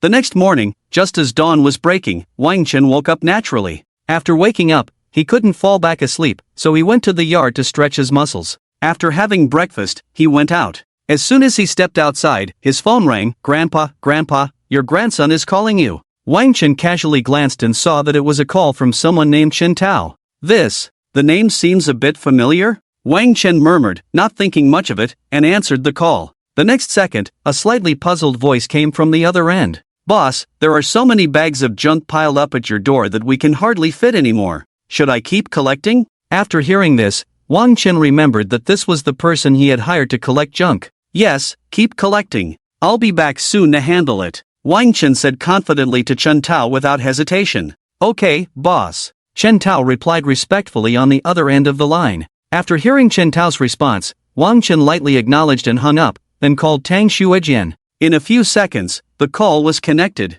Baby, are you ready? What time are we leaving? Wang Chen said slowly, extremely indulgently. Well, I might not be able to accompany you back to Tianmen. The person you arranged last time is indeed a master costume designer with real skills. I need to communicate with him further and prepare to start a clothing company. In that case, no matter what you do in the future, I can always lend you a hand, Tang Xuejian said to Wang Chen, feeling a bit embarrassed but exceptionally determined. After saying this, Tang Xuejian fell silent, waiting for Wang Chen's response on the other end of the line. However, after a long while, there was no sound from Wang Chen. Are you angry? Tang Xuejian asked timidly. It must be said that women in love are always suspicious and prone to doubt. Any small disturbance can make them overthink and imagine the worst. Little did she know that the moment Wang Chen heard Tang Xuejian's words, his heart was filled with deep emotion. To not be a burden, to keep up with my pace, this woman is doing her utmost, always thinking of how to help me.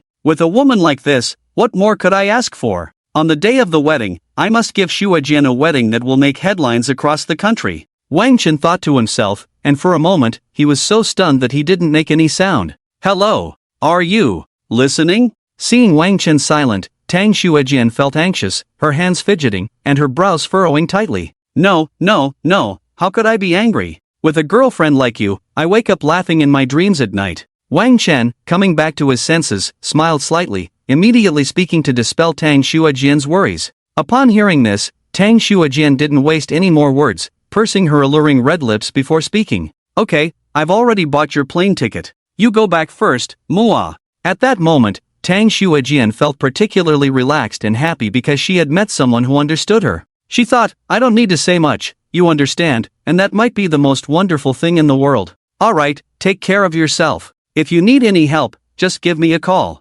Wang Chen didn't hesitate, simply leaving this sentence before hanging up and heading towards the airport. He would never stop the people around him from doing anything, he would only silently help them. You do your thing, I'll do mine. If someone bullies you, I'll help you fight back. If you're tired, I'll give you a place to rest. If you lack something, I'll give you what I can. If you're afraid, I'll help you solve it from behind. In front of the exit of Tianmen City Airport. After walking a few steps, Wang Chen suddenly remembered that Li Zixing, far away in Kyoto, still didn't know that he had already left. so he sent him a text to inform him. After that, Wang Chen immediately called Li Dalong because he couldn't wait to deal with the things he had brought back from the Three Kingdoms period. The phone rang a few times before it connected. "Hello, brother Dalong, is there any auction in Tianmen City recently? I've recently acquired some jewelry, jade, and weapons, and I want to sell them." Upon hearing this, Li Dalong quickly replied, "You won't believe it, but tomorrow night at 8 o'clock, there will be an unprecedented underground auction in Jiangmen City.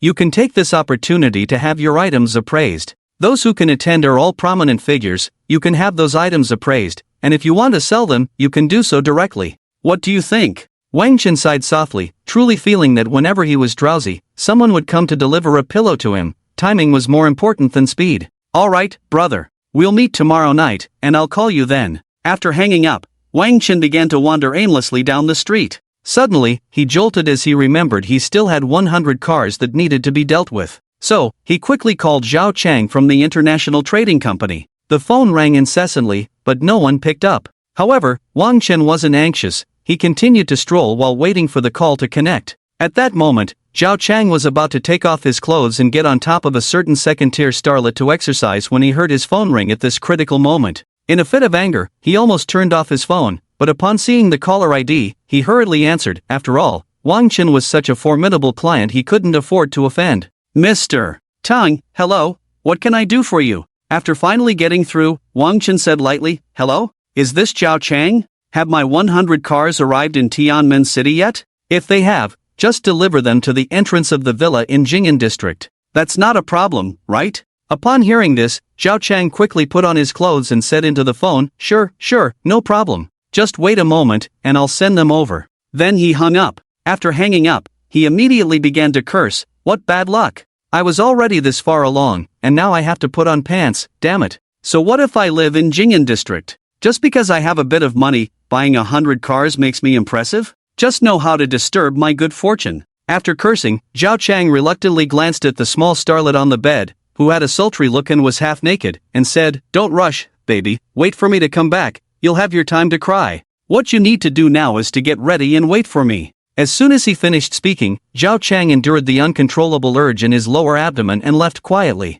Meanwhile, the small starlet, dressed provocatively with exquisite makeup and a tight figure, watched Zhao Chang's awkward departure, then tousled her messy hair and muttered, "This whole scene, it wouldn't be that he can't perform at a critical moment and went to buy some strange things, would it?" Back to the point, after Wang Chen finished the call, he prepared to return to his villa to enjoy Lin Shiyu's massage and gourmet food, then slowly wait for Zhao Chang to deliver the cars to him. So, he walked to a secluded corner, took out his Neiman Marcus limited edition fighter from the virtual recycling space, and quickly rode off towards Jing'an district. Just as he arrived at the entrance of Jing'an district, slowing down to enter, an extremely arrogant voice rang in Wang Chen's ears. "Hey, you on the motorcycle, come here, let us take a picture with you." He saw a spirited young man in his 20s leaning against a Pagani Huayra, pointing at him. At the same time, the young man was holding a heavily made-up, skinny girl with a streetwise demeanor in his arms. Seeing this, a faint smile appeared at the corner of Wang Chen's mouth as he parked the Neiman Marcus limited edition fighter by the roadside and swaggered over to the two. "How is it?" I said with my charm. "That kid on the motorcycle wouldn't dare to refuse, right?" Seeing Wang Chen walking towards him, the spirited young man by the Pagani Huayra raised his head proudly and smiled triumphantly at the spirited girl in his arms. He extended his phone towards Wang Chen, but for a long time, no one came to take his phone. At this moment, the spirited young man finally looked straight at Wang Chen and asked, "Why are you taking so long to take a picture? Hurry up. If you perform well, I might let you try my sports car." This last sentence was the young man's usual trick. He was full of confidence, believing no man could resist the temptation of driving this Pagani Huayra. However, the reality was not as he thought. Wang Chen looked at him with amusement, chuckled lightly, and said, "Are you a plastic bag?" As soon as these words came out, the spirited young man next to the Pagani Huayra felt like 1,000 alpacas were galloping through his mind. "What the hell do you mean? Speak human language. I don't understand." Wang Chen crossed his arms, a hint of disdain flashing in his eyes, and said lightly,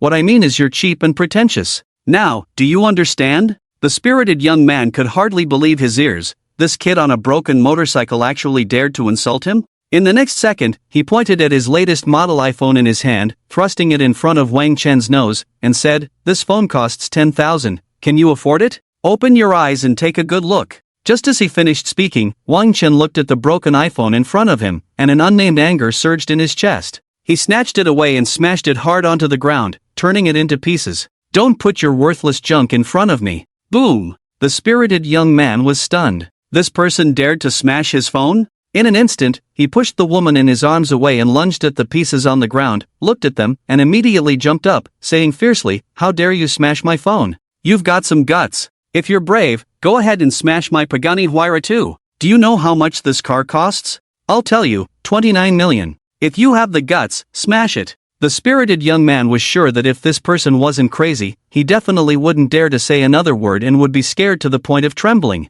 However, deep down, the spirited young man actually hoped that this person would smash the Pagani Huayra. The spirited girl beside him, hearing what he said, had a barely noticeable glint in her eyes, and then mockingly said, "If you have the guts to smash my husband's phone, you have the guts to smash our Pagani Huayra too." As soon as these words came out, Wang Chen laughed wildly. "Although I don't know why you are provoking me, but do you think I wouldn't dare to smash this 29 million broken car?" After saying this, Wang Chen took a few steps forward and waved at a somewhat familiar security guard at the entrance of Jing'an district. This security guard recognized Wang Chen. He was the one who received a tip from Wang Chen last time. Therefore, after taking a closer look, he quickly came over with a baton, smiling, "You're here, Mr. Tug. May I ask what you need? Smash this sports car for me, and not only will I ensure you're fine, but I'll also get you a job that's better than the one you have now," Wang Chen said, pointing at the Pagani Huayra in front of him, his tone casual.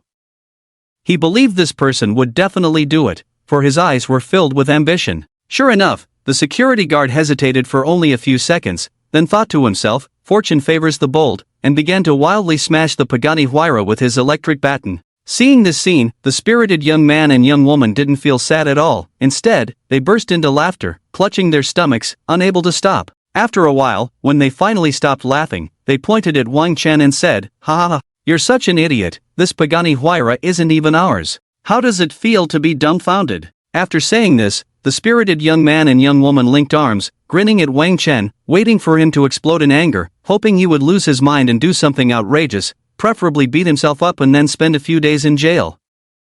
It must be said that at this moment, the spirited young man was quite satisfied with the outcome. In fact, he was extremely pleased. This reckless pretty boy, although he smashed his own phone, he had managed to trick him hard this time. How much would it cost to repair this Pagani Huayra? That feeling was truly exhilarating. Who would have thought that Wang Chen's actions did not unfold as he imagined? Wang Chen merely shrugged, a smirk of disdain curling his lips, revealing 2 rows of white teeth as he contemptuously said, "Oh, it doesn't matter, I'm just here to slap your face. What's a Pagani Huayra to me? Is this all you've got? Is this your only trick? What's your Alipay account? I'll compensate you for your phone, now get lost. You can't even afford this junk car and you're still acting like a big shot." As soon as these words left his mouth, the smug smiles on the faces of the spirited young man and young woman froze instantly. Was this person really that clueless, or did he actually have money? He didn't even regard a Pagani Huayra worth 29 million as anything? Did he just happen to run into someone who treated money like trash?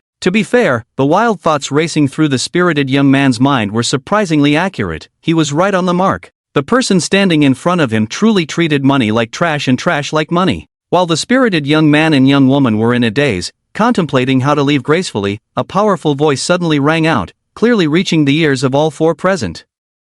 "Who said my Pagani Huayra is trash? What a bold claim, aren't you afraid of losing your big teeth?" The 4 turned to see a young man dressed head to toe in designer brands, exuding an extraordinary presence, standing beside them, looking at them with sharp, rebellious eyes. "What? This car isn't trash?" Wang Chen feigned an innocent expression, looking at the man with disbelief. "Oh, then tell me, what car in your eyes isn't considered trash?" The man seemed unconcerned about the damage to the Pagani Huayra, a slight smile appearing on his lips as he grew interested and began to chat with Wang Chen. "That motorcycle parked next to me. That one can barely catch my eye, it's not considered trash." Wang Chen casually pointed to the Neiman Marcus limited edition fighter parked by the roadside. As soon as these words were spoken, the spirited young man and his companion doubled over with laughter, completely unrestrained and without a hint of shame. "With that piece of junk motorcycle of yours, how dare you compare it to a Pagani Huayra? Do you know why I only called you out on the road and not anyone else? To be honest, I thought you were easy to bully because you were riding that broken motorcycle, got it?" At this moment, their mocking demeanor had reached a new level compared to before. However, just a few seconds after these words fell, the corners of their mouths froze again. Of course, the two of them not only had their smiles frozen, they also rubbed their eyes in disbelief, gasping in shock. They could hardly believe that the scene before them was real. It was too unbelievable. The person who had just been so arrogant, with eyes higher than the sky, dressed in designer brands, likely a rich second generation, was now squatting on that shabby and cheap motorcycle, extending his hands to caress it. Not only that, but there was also a hint of fervor in his eyes. It was as if that motorcycle was a stunning beauty, captivating and graceful, walking towards him, making his heart race even more than a breathtaking beauty. Is this the motorcycle that was once sold for $350 million, limited edition worldwide, called the Neiman Marcus Limited Edition Fighter? In front of this motorcycle, my Pagani Huayra is indeed a piece of junk. To say it's junk is even an understatement. Chen Hao could hardly believe his eyes, continuously touching and inspecting it, subconsciously murmuring to himself. It was understandable that Chen Hao was so shocked. By all accounts, he was a playboy from a prominent family in the Magic City, who usually enjoyed thrilling activities like horse racing, car racing, motorcycles, and clubbing. $350 million wasn't beyond his means, but the main issue was that this motorcycle had been out of production for a long time, and he was a die-hard fan of motorcycles. It was no surprise that he was taken aback to see his beloved little motorcycle in such a state. What? A motorcycle can actually be worth $350 million? Damn, poverty really limits my imagination. Just trying to show off, and it happened to hit the nail on the head? The spirited young man and young woman could hardly believe their ears. The next second, neither of them dared to mention compensating for the phone, they just prepared to sneak away quietly. After all, someone so wealthy could easily ruin them without a second thought. Stop. You think you can just leave? Just as the two turned to walk away, Wang Chen called out to them. Oh no. He must want to settle the score with me. The two felt a jolt in their hearts, their expressions turning pale as they reluctantly turned around, forcing a flattering smile. You guys aren't planning to compensate for this brother's Pagani Huayra and just walk away? Wang Chen sneered. Well, we didn't break the car. The spirited young man realized he had encountered a tough opponent and was in the wrong, so he became submissive, no longer acting so arrogantly. Indeed, good people are often bullied, and good horses are often ridden. As soon as Wang Chen showed a hint of his sharpness, their attitude underwent a dramatic change. If it weren't for you two, would this car have been damaged? So, tell me, how do you plan to handle this? Wang Chen may not be short of money to repair this Pagani Zonda, but the lesson for these two must not be lacking. What do you want to do? Hearing their stammering voices, Wang Chen did not answer immediately. Instead, he turned to look at Chen Hao beside the motorcycle. I never want anything flawed. I don't intend to keep that Pagani Zonda. I just drove this car for a short while. Either compensate me at the original price, or give me a sports car of similar value, or we'll see each other in court. Chen Hao's attitude was very firm, struggling to pull his gaze away from the Neiman Marcus Limited Edition Fighter, then spoke decisively. As soon as these words were spoken, the spirited young man panicked completely. How could he afford this 29 million Pagani Zonda? Even if he didn't eat or drink for the rest of his life, he could never afford it. In an instant, cold sweat dripped down his forehead, and a certain yellow liquid dampened his pants. Similarly, tears of regret flowed from the corners of his eyes. Is this what the song means when it says, "The light of righteousness shines upon the earth"? At this moment, the spirited young man even inexplicably felt a sense of deserved punishment. Seeing the young man trembling with fear and sweating profusely, Wang Chen knew he was genuinely scared and decided not to tease him anymore. He would just compensate for the car. After all, he would have more than 100 cars soon anyway. This spirited young man just needed a lesson to temper his attitude in the future. After all, he did indeed smash the car, and this young man had only made a mistake that anyone could make, looking down on others. If he went too far and pushed the spirited young man to a dead end, that would be bad. Look at you, what a sight. Is this how you wet your pants? Do you know you were wrong? Wang Chen looked at the young man's soaked crotch, asking with a hint of disdain. I was wrong. I really know I was wrong. Please, let me off this time. Just let me go, like it never happened. I promise to be a good citizen from now on, and I won't act cool anymore. The man's tears of regret could no longer be contained, and he burst into tears. What kind of man cries like this? Just work for me for a month as compensation, and we'll call it even. I'll send you the details on your phone. Alright, remember what you said today, now get lost. Wang Chen didn't even look at the spirited young man and waved him away, as if shooing away a fly. This action and words instantly brightened the already disheartened young man's eyes, and he immediately pulled the still-dazed spirited young woman and turned to leave.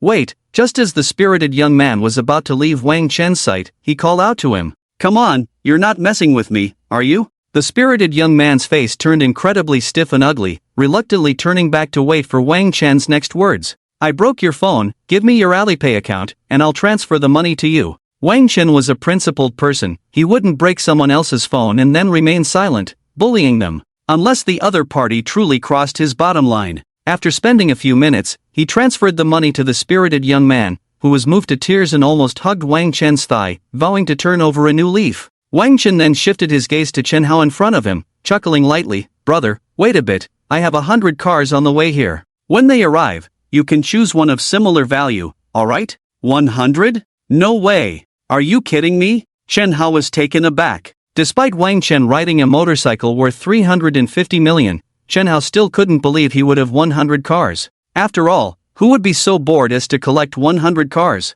Thus, he displayed an expression of disbelief. Seeing Chen Hao's skeptical face, Wang Chen was about to speak, but his phone suddenly rang. "Grandpa, Grandpa, your grandson is calling you. Are you there?" As soon as Wang Chen answered the phone, he asked, Yes, I'm almost at the entrance of Jing'an District. You should come out to receive them." Zhao Chang's voice was a bit urgent. He was eager to quickly hand over the 100 cars to Wang Chen because his little brother was already impatient and extremely anxious.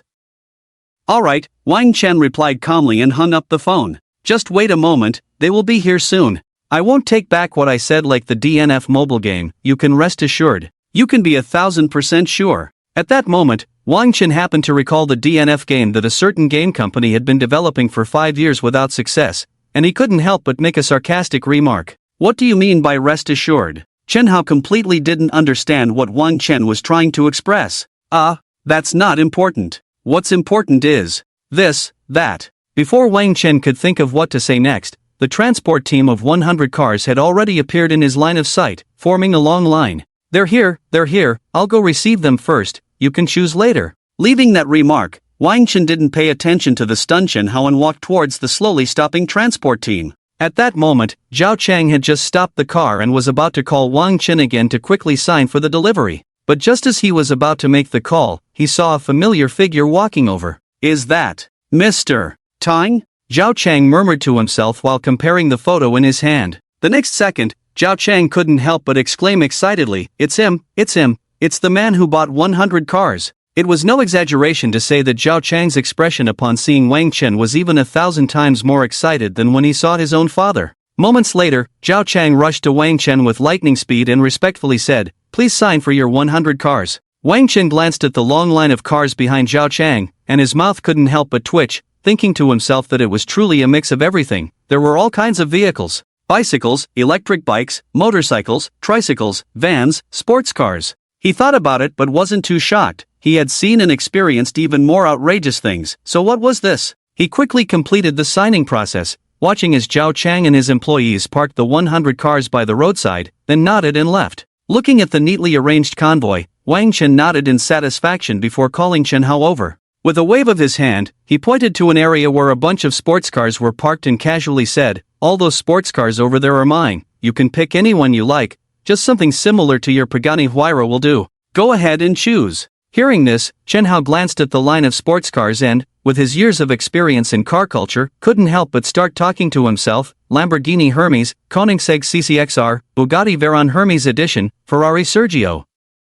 Wow, so many, and there are still many I don't even recognize. As the counting went on, Chen Hao found himself unable to continue, turning to Wang Chen with a gaze full of admiration, staring intently. This unwavering, fervent look from Chen Hao made Wang Chen feel a bit uncomfortable. "Ahem, don't look at me like that," he said. "Hurry up and pick a car, I have things to do, so don't waste my time." After saying this, Wang Chen let him choose a car. Meanwhile, he called Li Daolong. Once the call connected, he got straight to the point. "Brother Daolong? Send 100 people to the entrance of Jing'an District to help me deal with some cars, my car has completely blocked this whole street." Upon hearing this, Li Daolong on the other end was a bit stunned, extinguishing the cigarette in his hand with force, and slowly replied, "My ancestor? You didn't just buy 100 cars at once, did you? What kind of divine operation is this?" Wang Chen, hearing this, couldn't directly say he had a system that gifted him 100 cars. So he started to make up a story.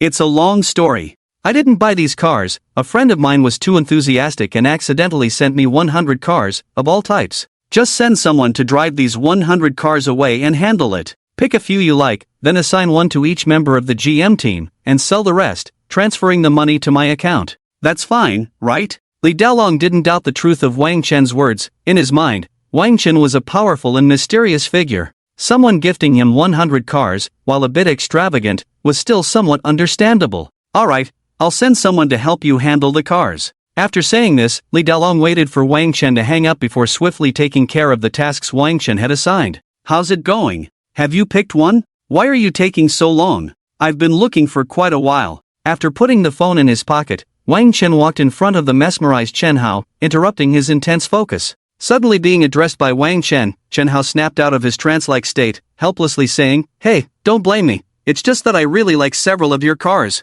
Can I add some money to exchange for one?" As he said this, a glimmer of expectation appeared in Chen Hao's eyes. Alright, just hurry up and choose," Wang Chen said impatiently to Chen Hao. After all, his time was incredibly precious, and the time wasted now could have already earned him the price of a car. After a moment, Chen Hao finally chose a Koenigsegg CCXR and came over to Wang Chen, saying, "This car is 47 million. Since you're so generous, I won't be stingy either. I'll directly transfer you 20 million, let's be friends?" Upon hearing this, Wang Chen smiled. After finishing his laugh, he cheerfully replied, "Since you want to be friends, then this Koenigsegg CCXR is a gift for you. You can see I'm a wealthy person. I don't lack money. If I were to take your money, could we still call each other friends?" Chen Hao was stunned upon hearing this. Although his family was a prominent one in Modu and he had seen many grand occasions, he had never encountered someone who would give a Koenigsegg CCXR to a complete stranger upon their first meeting. This person's vision was truly extraordinary, worthy of deep friendship,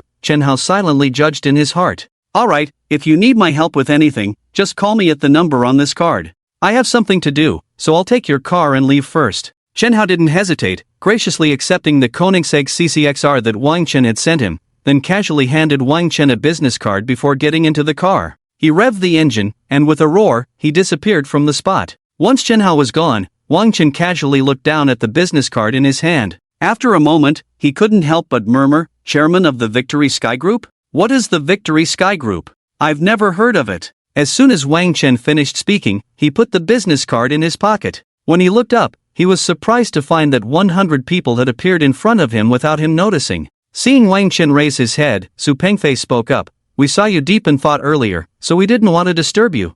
I'm here on behalf of Chief Steward Li Daolong, and behind me are my 99 brothers. If it's alright, we can now proceed to handle these cars as instructed." Wang Chen paused for a moment, rubbed his temples, and then replied, "Alright, each car has the relevant limited real documents, just handle them as instructed. These 99 cars blocking the street aren't a big deal. Okay, we'll take care of it right away." After receiving Wang Chen's consent, Su Pengfei nodded seriously and turned to arrange his brothers to handle the cars on the road. Wang Chen glanced at the backs of those people and then said to the motionless security guard beside him, "Go report to the HR department at Longting Building tomorrow. I'll make sure to inform them. You can continue with your old job, and as for your salary, I'll double it." After saying this, Wang Chen walked away, not bothering with the overly excited security guard who was dancing in place. Although this might change the security guard's life, for him, it was just a matter of speaking. As soon as Wang Chen reached the door, he saw the mountain of junk piled up in front of his villa and couldn't help but feel delighted. In this world, nothing is more pleasing, more familiar, and more enjoyable than junk. The next second, Wang Chen didn't even bother to go into the villa and started collecting the junk on the ground. Ding, congratulations on recycling an old television, reward wealth plus 120,000. Ding, congratulations on recycling a worn-out pillow, reward wealth plus 60,000. Ding, congratulations on recycling an outdated jersey, reward wealth plus 50,000. Ding, congratulations on recycling a worn-out building model, reward. Halfway through collecting junk, Wang Chen couldn't help but exclaim. The cold reward notification from the system was simply astonishing. Recycling a worn-out building model, reward 10 buildings. What the hell? What the hell, hell? 10 buildings? This is enough for my ancestors' 18 generations to live in. After increasing my luck, the rewards are getting more and more amazing. Does that mean in the future I might get aircraft carriers, islands, and even more incredible things? Wang Chen was not satisfied with the reward of 10 buildings. Instead, he let his imagination run wild, thinking of even more ethereal things. After a while, he snapped back to reality and continued collecting junk. After all, there had been too much junk accumulated these days, and he needed to spend a good amount of time to clean it all up. Ding, congratulations on recycling a cracked ashtray, reward wealth plus 80,000. Ding, congratulations on recycling a small stool, reward wealth plus 50,000. Ding, congratulations on recycling a gourmet recipe, reward full culinary mastery. Hearing this sound, Wang Chen couldn't help but laugh again. It seemed today was his lucky day. He had already received 2 special rewards. At the same time, a massive amount of information about cooking flooded into Wang Chen's brain like a frenzy. Once he absorbed all the information, he suddenly realized a fact: with Lin Xiyu around, did he really need to cook? Mastering culinary skills felt utterly pointless. Forget it, he muttered. Let's continue. Wang Chen grumbled a bit and began to collect the few remaining scraps. Even though he had been at it for a long time, he felt no fatigue at all. Of course, if anyone could collect scraps and earn tens of millions in minutes, along with mysterious item rewards, no one would feel tired. Collecting scraps. Today the common folk are really happy. Wang Chen hummed to himself as he continued his work. Ding, congratulations on recycling a cracked ashtray, reward, wealth plus 80,000. Ding, congratulations on recycling a small stool, reward, wealth plus 50,000. Ding, congratulations on recycling a gourmet recipe, reward, mastery of all culinary skills. Finally, after spending half a day, Wang Chen finished collecting all the scraps, but he did not receive any more special rewards. He patted himself down and stepped into his villa. As soon as he entered, the intelligent butler sensed the movement and quickly moved in front of Wang Chen, waiting for his instructions. Welcome back, master. What can I do for you? What kind of dinner would you like? I can arrange everything for you immediately. As soon as the intelligent butler saw Wang Chen, it issued a request for instructions. Upon hearing this, Wang Chen looked at the intelligent butler with satisfaction and couldn't help but admire. This intelligent butler is really impressive. Next time, I'll get 10 or 8 more of them, so I can arrange one for each of my parents and relatives. Soon, after this thought flashed through Wang Chen's mind, he patted the shoulder of the intelligent butler and stated his request. ABA. Just do whatever you like. 3 meats, 2 vegetables, and 1 soup will be fine. Wang Chen smiled contentedly and then lightly spoke. Okay, master. The intelligent butler quickly responded and turned to enter the kitchen. Watching the intelligent butler leave, Wang Chen took a few steps on his own and sat down on the sofa to rest. With nothing to do, Wang Chen casually opened his attribute window to see where he still fell short, so he could focus on improving those areas. Host, Wang Chen. Appearance, wealth, 120,760,000. Martial power, mid-level yellow rank. Skills, world-class piano master. Diagnostic skills, top-notch firearms skills. Basketball skill set, world-class painting master. X-ray vision, mastery of all medical skills. Oscar-winning actor, mastery of all culinary skills. Identity, world's #1 hacker, world's #1 assassin. Luck, 6. Education, PhD in literature from Kyoto University. Weapon, bronze loudspeaker, permanent song god sticker. Assets, Longting Commercial Street, Wine Group, Zhongmei Commercial Street, 10 traditional courtyard houses in Kyoto, Nightshade Bar, Grand Entertainment Company, Asia Region, Huaxia Empire International Travel Agency, 15% shares, 10 properties in Banshan Mansion.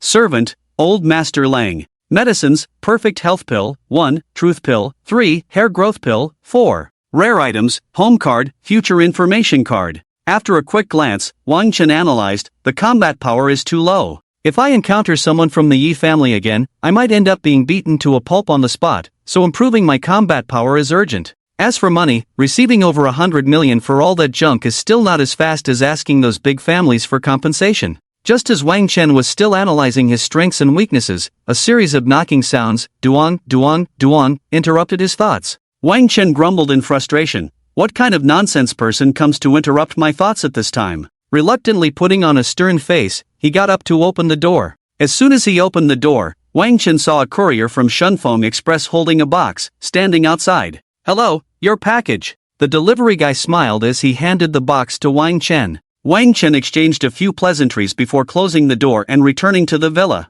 Sizzle. Wang Chen pulled out a pair of scissors from the drawer, sat on the sofa, and sliced open the package. The moment he saw what was inside, his eyes widened in surprise. The box contained the property certificates for 10 buildings he had just drawn, and Wang Chen roughly estimated that there were at least several hundred of them. After casually flipping through a few, he quickly grew bored and stored them in the virtual recycling space. Dinner is served. Just then, the smart butler brought in the meal. After eating with the smart butler, Wang Chen fell into a deep sleep. The next day, Wang Chen woke up early. As soon as he woke up, he thought about his 2 lottery chances. After enjoying a comfortable breakfast made by Lin Xiyu and a quick wash, Wang Chen's consciousness entered the virtual lottery interface to start drawing. For the first lottery, the pointer slowly stopped at the cash prize of 50 million. For the second lottery, seeing the pointer about to stop at Pengjilielio Island, Wang Chen stared at the pointer and exclaimed, "Stop, stop, stop." However, contrary to his wishes, the pointer finally settled on the next slot, the poison milk card.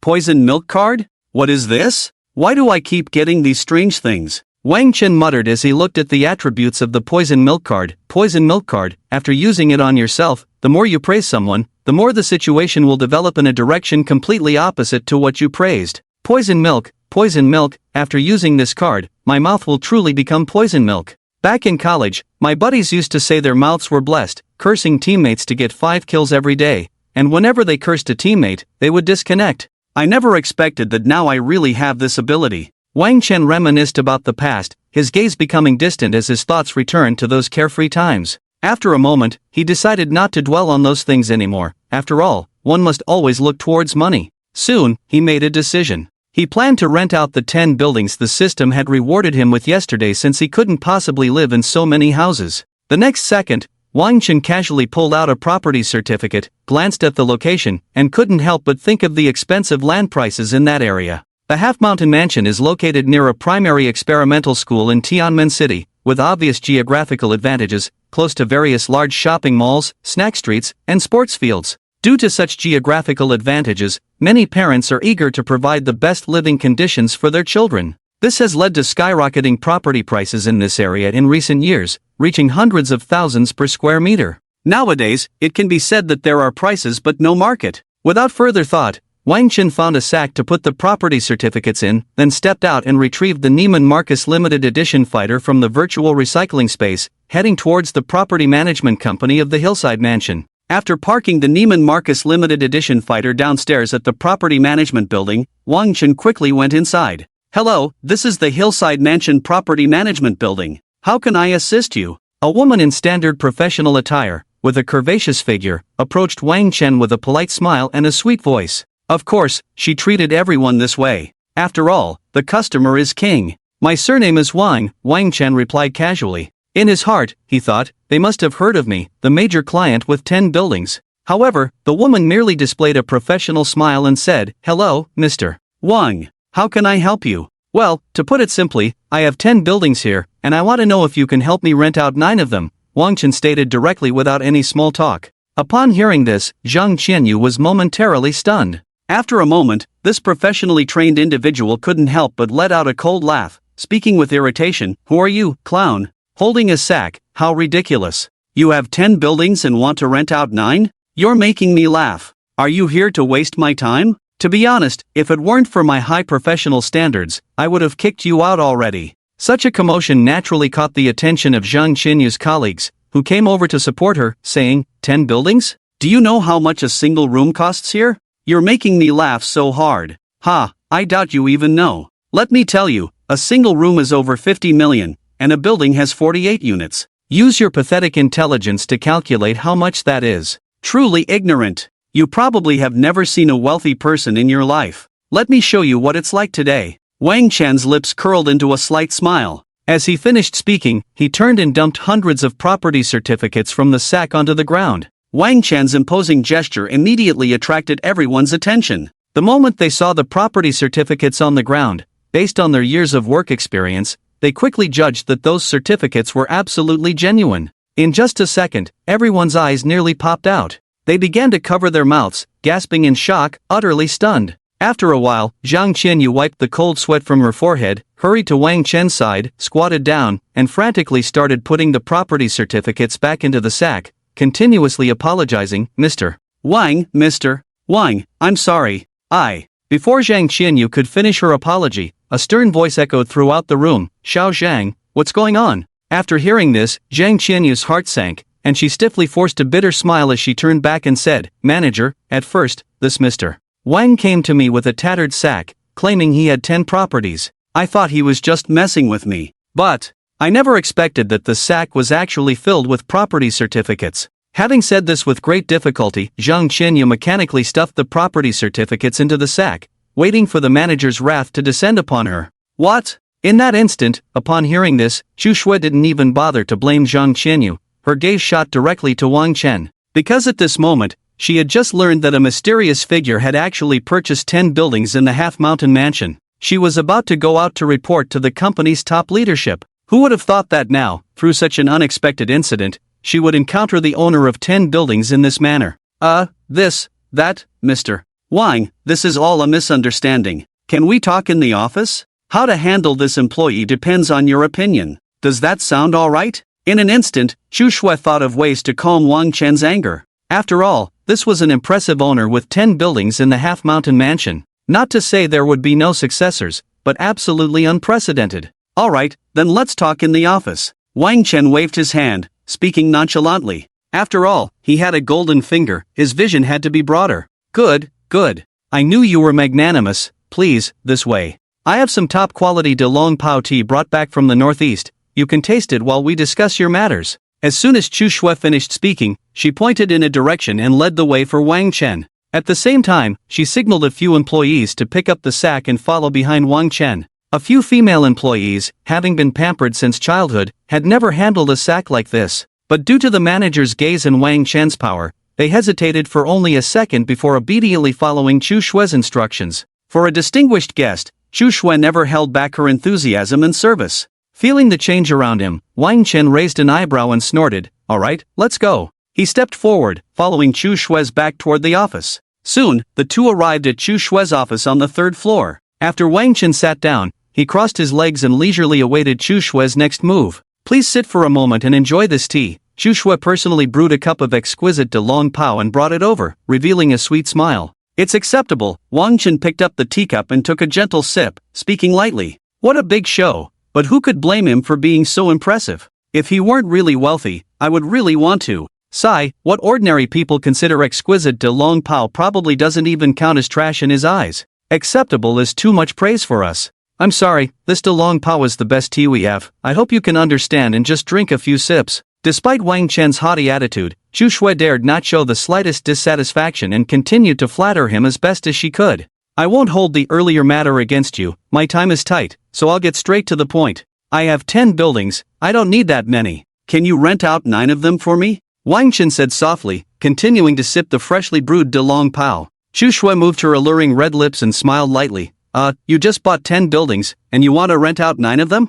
So why did you buy these 10 buildings? With your status and position, you definitely wouldn't be doing it for that little bit of rent, right? At this moment, Chu Shui subtly flattered Wang Chen with a big compliment. Wang Chen was pondering how to address this matter when the door suddenly went duong. "Manager, I am Zhang Qinyu. May I come in to apologize to Mr. Wang?" Hearing this, Chu Shui did not respond immediately but asked Wang Chen, "Mr. Wang, what do you think? If you don't accept it, I will immediately fire her." In Chu Shui's mind, someone like Wang Chen, who was wealthy, must have a very big temper. It was highly likely he would refuse an apology from a small person like Zhang Qinyu. Apologize? What for? There's no need for that. Wang Chen squinted slightly at Chu Shui, the corners of his mouth tilting up slightly. As expected, someone of his stature would have quite a temper and would definitely not let a small employee off the hook. In that case, I will fire Zhang Qinyu. Chu Shui put on a professional smile, making it impossible for anyone to see what she was really thinking.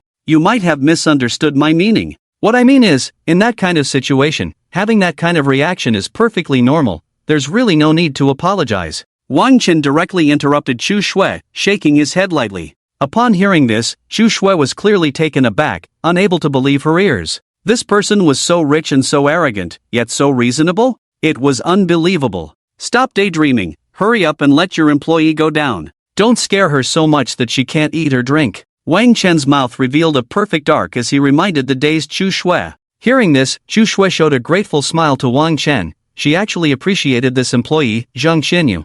"Alright, no need to come in. Mr. Wang has already forgiven you, so you can go do what you need to do." After sending Zhang Qinyu away, Chu Shui stepped in her high heels, her long, straight, snow-white legs clicking as she walked to Wang Chen's side, smiling sweetly as she said, "I didn't expect, Mr. Wang, that at such a young age, not only are you wealthy and handsome, but more importantly, you have such a broad mind. People like you deserve to be rich, it's only right that you can casually buy 10 buildings. As she said this, Chu Shui's face, adorned with a faint smile, was stunning. Upon hearing this flattery, Wang Chen's face turned slightly red, thinking to himself, this girl really knows how to talk. Alright, let's get back to business and discuss the rental prices for these 9 buildings. Wang Chen waved his hand, feeling quite pleased. Okay, Mr. Wang, given the popularity of the Half Mountain Mansion, I think it won't take long to rent them all out. However, these 9 buildings come with 432 parking spaces. How do you want to handle those? Should we rent them all out too? 432 parking spaces? Just rent out 332 of them for me, leave 100. Wang Chen pondered for a moment before speaking lightly. In fact, Wang Chen wasn't short on money, whether these parking spaces were rented out or not didn't matter. Renting them out was mainly to provide some convenience for those renting his houses. Moreover, he didn't actually plan to rent out the houses, it was mainly to have someone help him occupy a house because a house only feels alive when someone lives in it, making it seem less desolate. Alright, we'll do as you wish. Everyone says the customer is king, and you, with your 10 buildings, I think we should treat you with a reverence even greater than that for a deity. Please wait a moment, I'll send someone down to arrange the contracts. I would appreciate it if you could wait here for a while. Chu Shui's eyes curved like a crescent moon, making Wang Chen's heart race. But as for the reason for his excitement, he couldn't tell if it was her flattery or her alluring features that tempted him. Alright, you go ahead, I'll wait for you here. Wang Chen smiled slightly, quite satisfied with Chu Shui's service. It wasn't until noon that Wang Chen finally finished signing the hundreds of contracts with Chu Shui.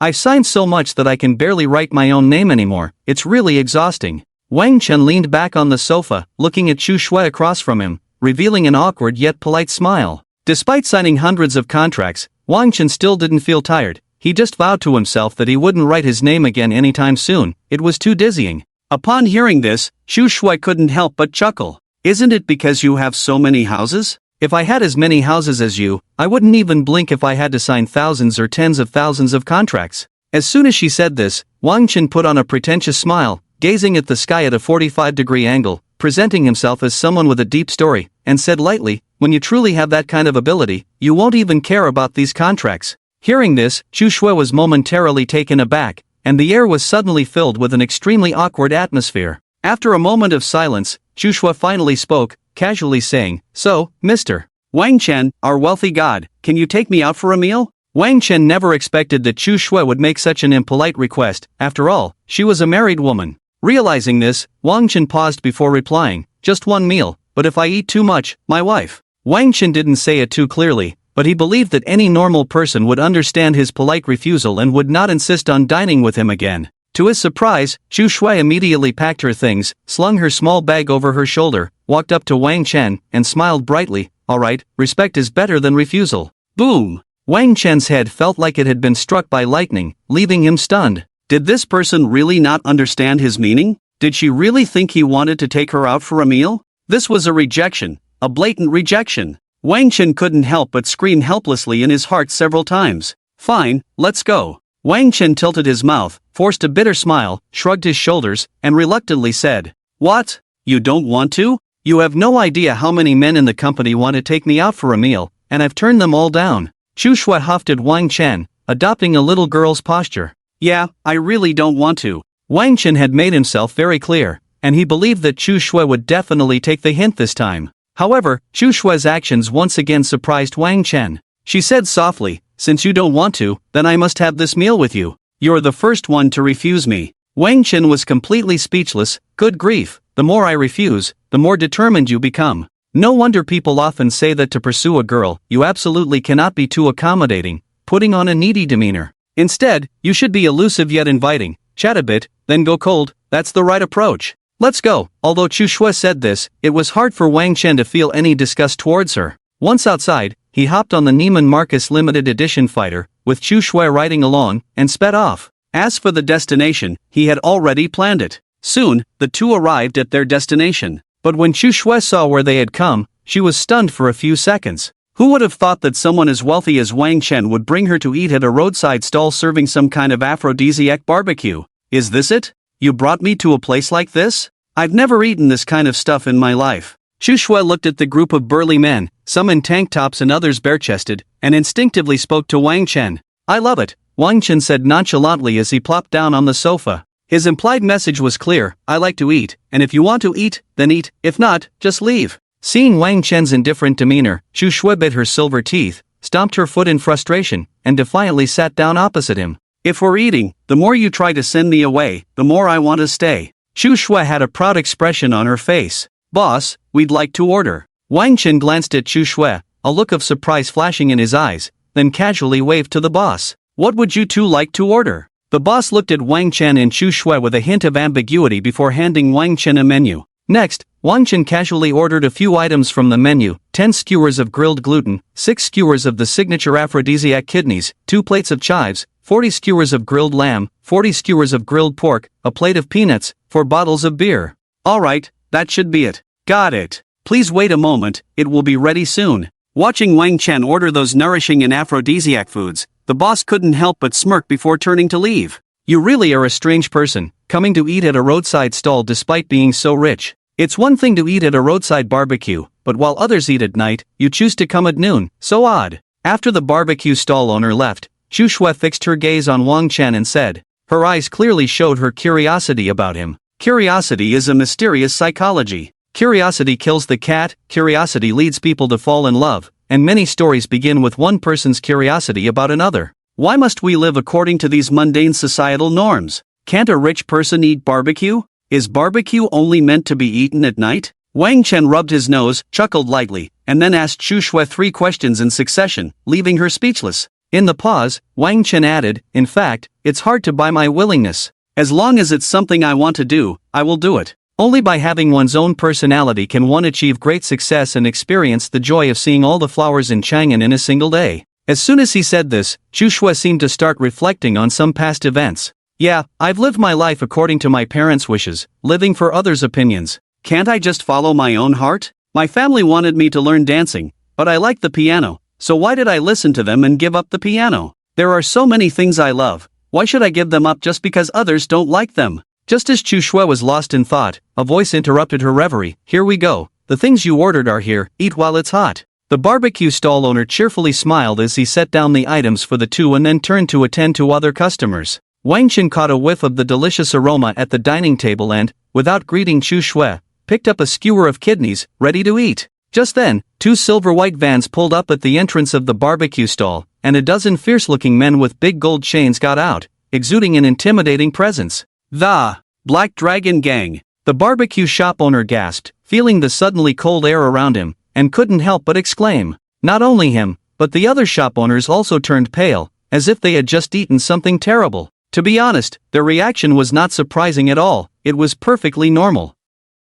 The Black Dragon Gang was the largest gang in Tianmen City, under the umbrella of the Hongmen. In recent years, with the support of the Hongmen, the Black Dragon Gang had been collecting protection fees all over Tianmen City, and no one dared to provoke them. Even some local officials had deep connections with them, practically sharing the same pants. Kid, have you prepared the 5,000 yuan protection fee for this month? It's time to pay up, right? In front of everyone, a burly man with a pompadour hairstyle, dyed golden hair, and a scarred face, holding an iron rod, slapped it against his palm and mockingly addressed the barbecue shop owner. Pay. Pay. Pay. I must show my respect to you all. If it weren't for your Black Dragon Gang's protection, how could I run this barbecue shop? After flattering him, the barbecue shop owner hurriedly went inside. In just a few seconds, he returned with a beaming smile, respectfully handing over 5,000 yuan in cash with both hands to the leader of the Black Dragon Gang. By paying this 5,000 yuan, he could still make a decent profit. Now, he just hoped that this Black Dragon Gang leader wouldn't cause any trouble and would leave quickly.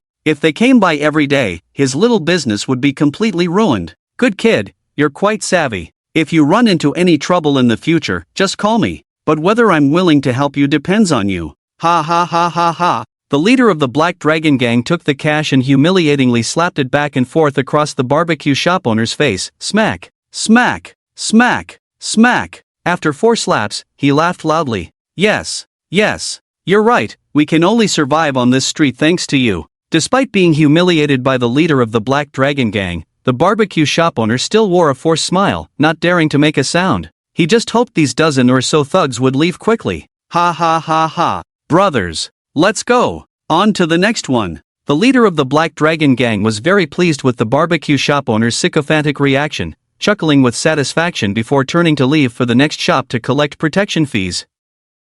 Wang Chen, however, adopted an attitude of indifference, as if it had nothing to do with him. Although he could easily take down these so-called Black Dragon Gang thugs, making them crawl on the ground like dogs, he simply looked down on them, genuinely. However, even though Wang Chen didn't provoke the dogs, there were always some who couldn't see the situation and insisted on bothering him. Brothers, that girl next to this kid seems pretty good, quite a catch, with curves in all the right places, definitely a gem. Should we take her back for some fun? The one saying this was none other than the leader of the Black Dragon Gang, who had just been about to leave but noticed Chu Shui. Hearing this, Wang Chen cast a faint glance in the direction of the voice. All of a sudden, the leader of the Black Dragon Gang and his lackeys completely ignored Wang Chen, stroking their chins and leering at Chu Shui beside them. In the next moment, the leader of the Black Dragon Gang walked over, looking down from his height, his beady eyes roving unabashedly over a certain white spot on Chu Shui's body. Wiping his drool, he brazenly said, "Little girl, how about playing some adult games with us? Just give us a nod, and we guarantee you'll be comfortable from now on, even dreaming with a smile." As soon as these words were spoken, everyone around turned their heads away, afraid to say anything, fearing that this disaster would fall upon them. Ah, another beautiful and innocent girl is about to suffer. The Black Dragon Gang is truly ruthless. I wish someone would take them down. We should avoid these small stalls in the future. We can't afford to mess with the Black Dragon Gang. People are all angry but dare not speak. I heard that last time someone called the police out of defiance, and when the officials arrived and saw it was the Black Dragon Gang, they ended up arresting the one who called. Let's not say anything. We should be careful that the Black Dragon Gang hears us and comes looking for trouble. Let's pretend we're deaf and blind, with an IQ of 0. Many customers at the barbecue stall looked tense, whispering to each other in hushed tones. "Get lost, you thug, stay away from me. Shameless." Chu Shui's face showed no restraint, directly expressing her disgust. "Damn it, are you asking for trouble? Haven't you heard of the Black Dragon Gang's reputation? Don't force us to use violence." The leader of the Black Dragon Gang slammed the iron rod in his hand onto the table, causing the skewers of grilled gluten, kidneys, lamb, and peanuts to scatter everywhere. Many of these items just happened to fly onto Wang Chen, who was eating kidneys. Looking at the mess on himself and feeling Chu Shui's pleading gaze, Wang Chen frowned and coldly retorted to the leader of the Black Dragon Gang, WQNMBD. "Do you know who I am? I am the richest man in Tianmen City. Kneel down and apologize. I warn you, I only give you 3 seconds. Boom!" As soon as these words were spoken, the crowd erupted in an uproar. Many diners secretly turned their heads, their mouths agape, looking at Wang Chen's table. Did this guy want to die? How could he be so arrogant? He actually dared to speak to someone from the Black Dragon Gang like that? And he shamelessly claimed to be the richest man in Tianmen City? Acting so tough, he would probably end up in a terrible situation soon. Despite these thoughts, everyone still stole glances, eager to see how things would unfold.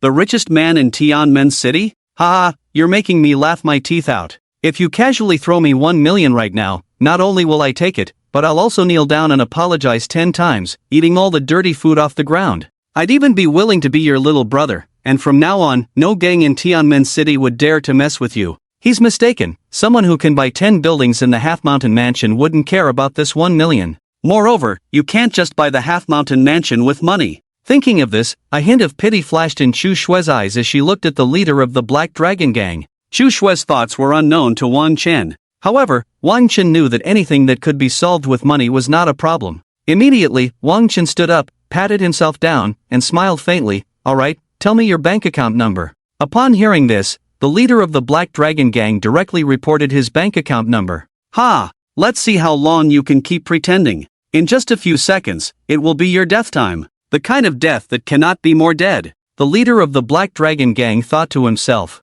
But just as these thoughts crossed his mind, his phone suddenly chimed with a ding-dong. This sound was, of course, the text message notification for the leader of the Black Dragon Gang. No way? Is this real? The leader of the Black Dragon Gang was shocked for a moment and quickly lowered his head to check the message he had just received. "Dear customer, hello. Your bank account ending in XXXXXX has received a deposit of 1 million yuan, with a balance of 1,210,000 yuan. Please check and enjoy your life." What the hell? What the hell? The leader of the Black Dragon Gang couldn't help but gasp, exclaiming in disbelief. "Alright, stop being shocked, let's eat. It won't taste good if it gets cold." Wang Chen pointed to the food scattered around from being smashed by an iron rod and said casually. He wanted to see if this little boss of the gang would actually eat the food on the ground. If he didn't eat, then today he would let him know why the flowers are so red. If he did eat, then that would be even better, saving him the trouble. 1 million would just be for watching a monkey show anyway. After all, it was just a few scraps of money.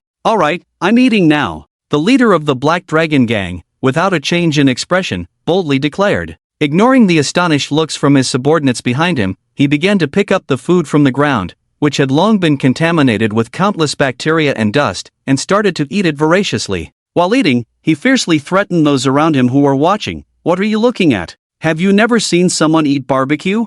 Whoever dares to look over here again, I'll stuff the barbecue into my shoes for you to eat. Upon hearing this, the people around immediately withdrew their scrutinizing gazes, settled their bills, and quickly left. Seeing the situation around him, the leader of the Black Dragon Gang felt satisfied and continued to pick up the food on the ground to eat. After all, this person in front of him had just given him 1 million. He risked his life every day, going out to fight and kill, and he couldn't even earn 1 million in several years. Now, simply eating this stuff could earn him 1 million. It was simply too happy, too valuable, and incredibly cost-effective. Money can make the devil push the mill, Xu Shui thought to herself, and she noticed a different light appearing in Wang Chen's beautiful eyes. After a long while, the leader of the Black Dragon Gang finally let out a satisfied burp, having finished all the food without leaving a single piece. He licked the grease off his hands and, in the next moment, looked obediently at Wang Chen. You're quite obedient, so let's leave it at that. Seeing the leader of the Black Dragon Gang's demeanor, Wang Chen's mouth twitched slightly, and he snorted.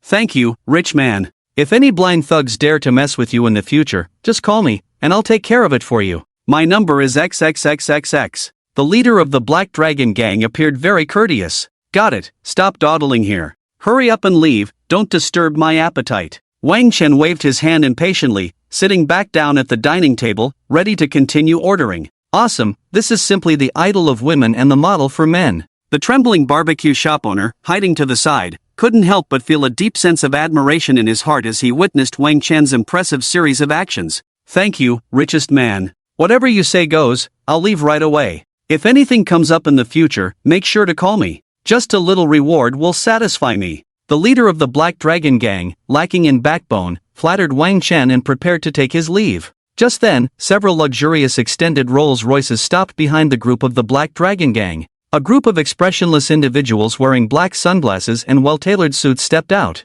The leader among them was a robust man draped in a coat, holding a cigar, with his hair slicked back. Just standing there, they exuded an overwhelming aura of dominance. Suddenly, the Black Dragon Gang's leader, who had been all smiles, was sharply tugged at by one of his underlings. What's the matter? Don't bother me. Can't you see I'm about to say goodbye to the richest man? Next time you do this, watch out for me. The Black Dragon Gang leader turned around impatiently, ready to yell at his underling. But in the next moment, he was so frightened that he fell to the ground. The reason was simple. From the corner of his eye, he caught sight of the robust man in the coat, holding a cigar, with his hair slicked back. Master Chen, what brings you here? I can handle this small matter of collecting rent for you. Are you still worried? The Black Dragon Gang leader hurriedly scampered over to the man called Master Chen, groveling like a little dog. Master Chen, whose real name was Chen Bawang, was the third in command of the Hongmen. His name implied the idea of sweeping through the world, and all the gangs in Tianmen City would give him some respect.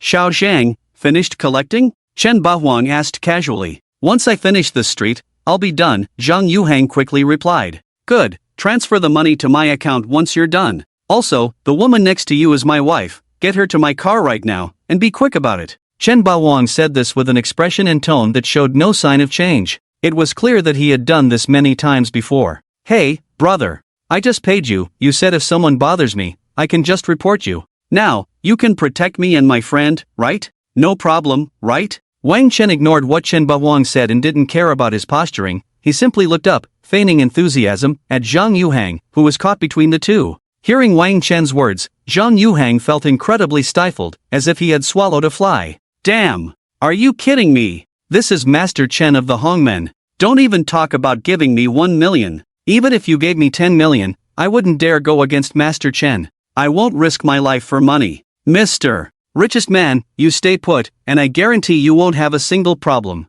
After saying this, Zhang Yuhang paused, then waved to his brothers behind him, shouting, Brothers, go.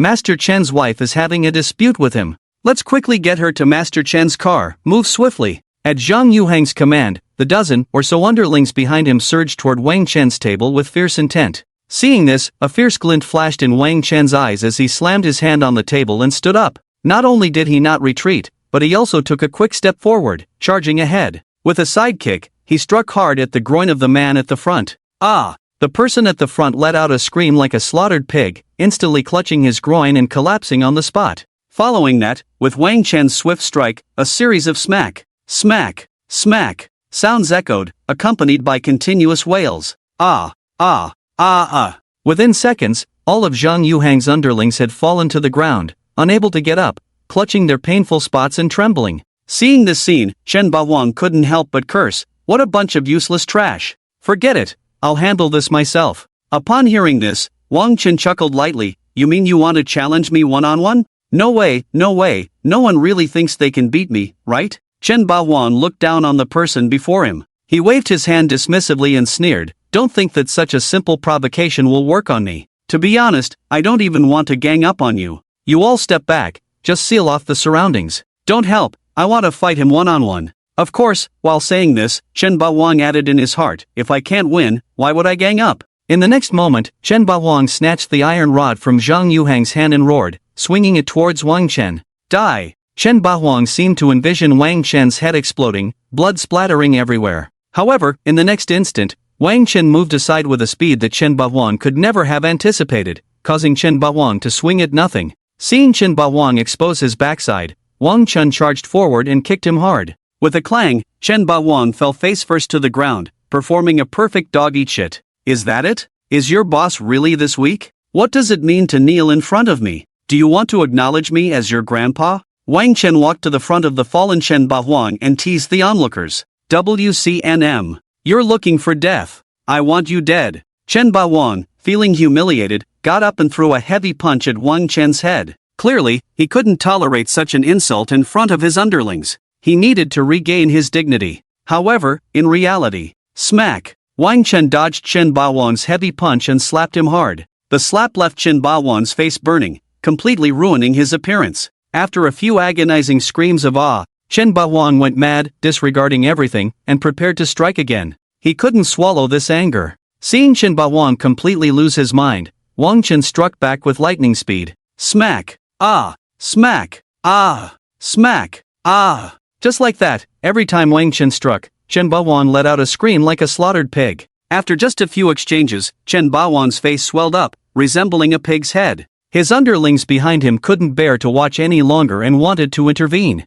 But their leader, Chen Baoang, had too many issues. If he acted recklessly, he felt he would lose face, and wouldn't he just blame himself later? Therefore, for a moment, these dozens of burly men in black suits looked at Chen Baoang as if he were an idiot, utterly speechless. "What are you waiting for? Hurry up and join in. The Hongmen doesn't raise you just to sit around. I tell you, today you need to break this kid's arm and leg." Hearing Chen Baoang's irrational roar, the group of black-clad strongmen exchanged glances, tightened their grips on their iron rods, and surged towards Wang Chen. As the saying goes, a chaotic punch can kill a master. Wang Chen, seeing these obviously well-trained men in black, straightened his posture slightly. He quickly targeted the vital points and special acupoints of the rushing black-clad men and struck swiftly. Crack! Ah, it hurts! Huff! Abba abba abba! Smack! Ah, woo woo woo! Soon, these men were sprawled on the ground in disarray. Some were frothing at the mouth, some were spitting blood, some had swollen bodies, some had broken bones, and some. Although Wang Chen only struck each person once, he targeted the most critical points of the human body. The reason he could hit the vital points so accurately was that Wang Chen was a master physician, with an unparalleled understanding of the human body. How is he so fierce? So manly? If I were to pursue him, what are my chances? Seeing the group of men lying on the ground, Zhu Shui couldn't help but fantasize, her beautiful eyes glinting with a hint of desire.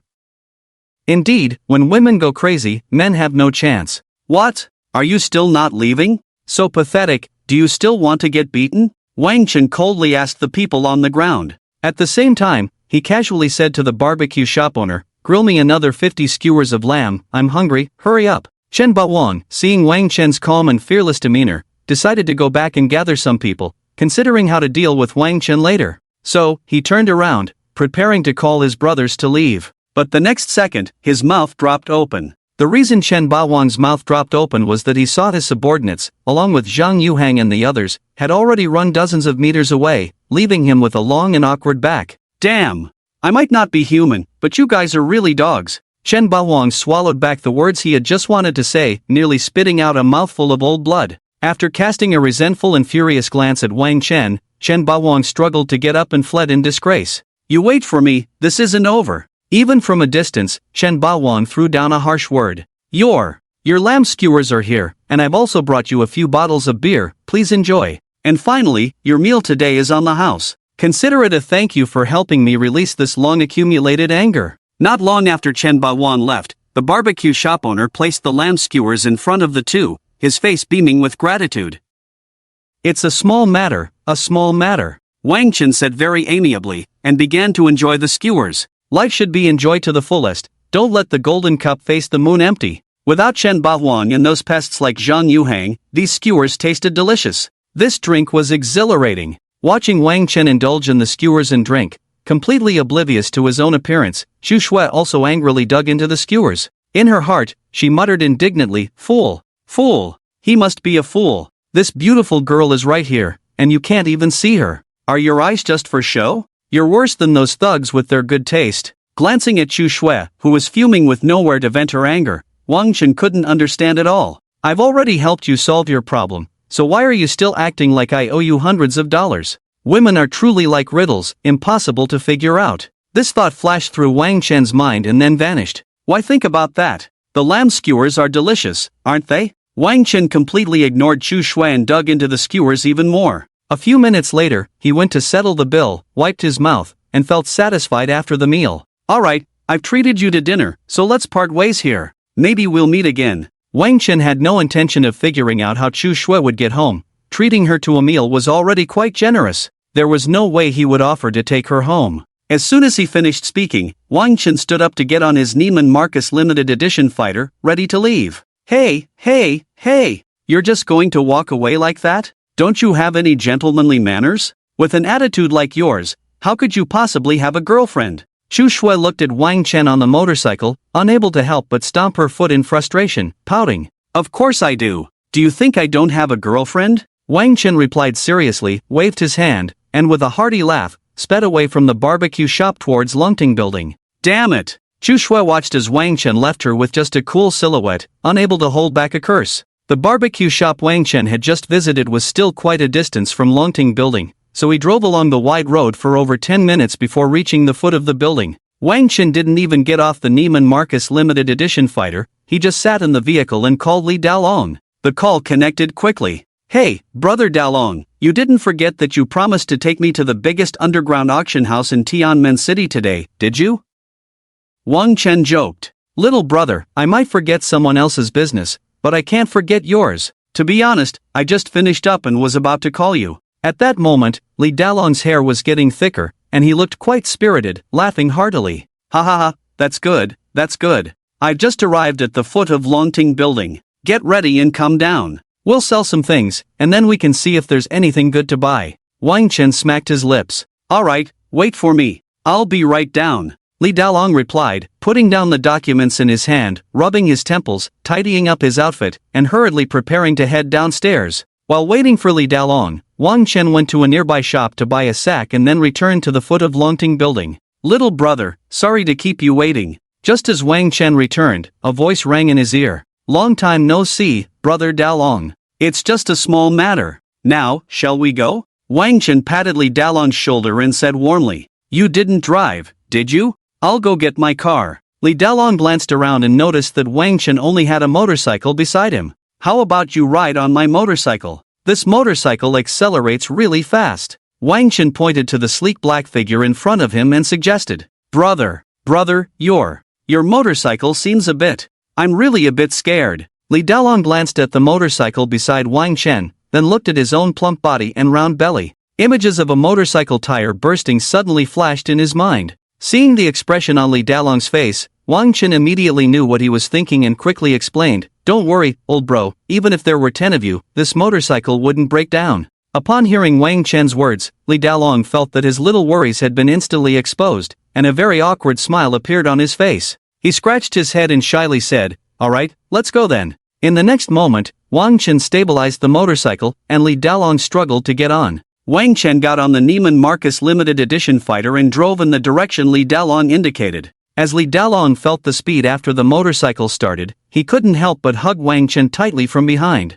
The scene was just too beautiful. After speeding for a while, the motorcycle finally stopped in front of a resplendent bar. The underground auction house is right below here. Who would have thought? The largest auction house in Tianmen City is actually hidden beneath this bustling, vibrant bar. Upstairs, it's all singing and dancing, while downstairs, the bidding is lively. What a spectacle! As soon as Li Dalong arrived, he got off the motorcycle, raised his head, pointed at the electric motor bar in front of him, and spoke casually. Hearing Li Dalong's words, Wang Chen also slightly raised his head and glanced at the 6 flashing neon characters. Electric motor bar. Electric motor bar? Impressive. The owner of this bar really knows how to ride the wave of popularity. Truly remarkable, truly remarkable. Wang Chen couldn't help but murmur a few words. He secretly thought of the recent shocking incident in the entertainment industry, the heatedly discussed Zhu Zhixiang event. Zhu Zhixiang, with his electric little motor running at 120 beats per minute, not only shocked the entertainment circle but also carried his girlfriend and countless stars and women, indulging in all sorts of indiscretions. Even more absurdly, Zhu Zhixiang, after doing such things, still tried to maintain his reputation with clever words and expressions, making people sigh at his thick skin. "Let's go, we should head inside, the auction is about to start." Seeing Wang Chen lost in thought, Li Dalong stepped forward and tugged at his sleeve, instinctively reminding him, "Okay, let's go in." Wang Chen parked the Neiman Marcus limited edition fighter at the entrance of the electric motor bar, then he and Li Dalong entered the bar with their arms around each other's shoulders. They passed through the bustling crowd, catching several glimpses of sexy, hot figures, and finally, accompanied by the music, they arrived at the entrance of a secret room guarded by personnel. "Stop, please show your invitation card." 2 expressionless, burly men in black suits stretched out their hands to block Wang Chen and Li Dalong, speaking coldly. Upon hearing this, Li Dalong was already prepared. He took out a completely black and gold card from his suit pocket and handed it to the 2 for inspection. The 2 exchanged glances, nodded to each other, and swiped the card on a machine on the wall before the door slowly opened. Wang Chen and Li Dalong exchanged smiles and slowly walked through the door, heading towards the underground auction house. As expected of Tianmen City's #1 underground auction, not only is it resplendent, but there are also so many people that you can't even count them. And it can even be designed beneath this extremely hidden bar. As Wang Chen entered the auction house, he glanced around at the decor and the crowded people, murmuring softly, "Yeah, it's my first time here too, and I feel the same way as you." Li Dalong, seeing Wang Chen's expression, also showed a reminiscent look, recalling his first visit here. "Aren't you here to auction something? Now let me take you to find the appraiser at the auction house." "Alright, just wait for me here for a moment. I've already had my things brought here by a friend, and I need to go pick them up." Wang Chen fabricated an excuse and hurriedly left, not caring whether Li Dalong believed him. By the time Li Dalong reacted, Wang Chen had already disappeared.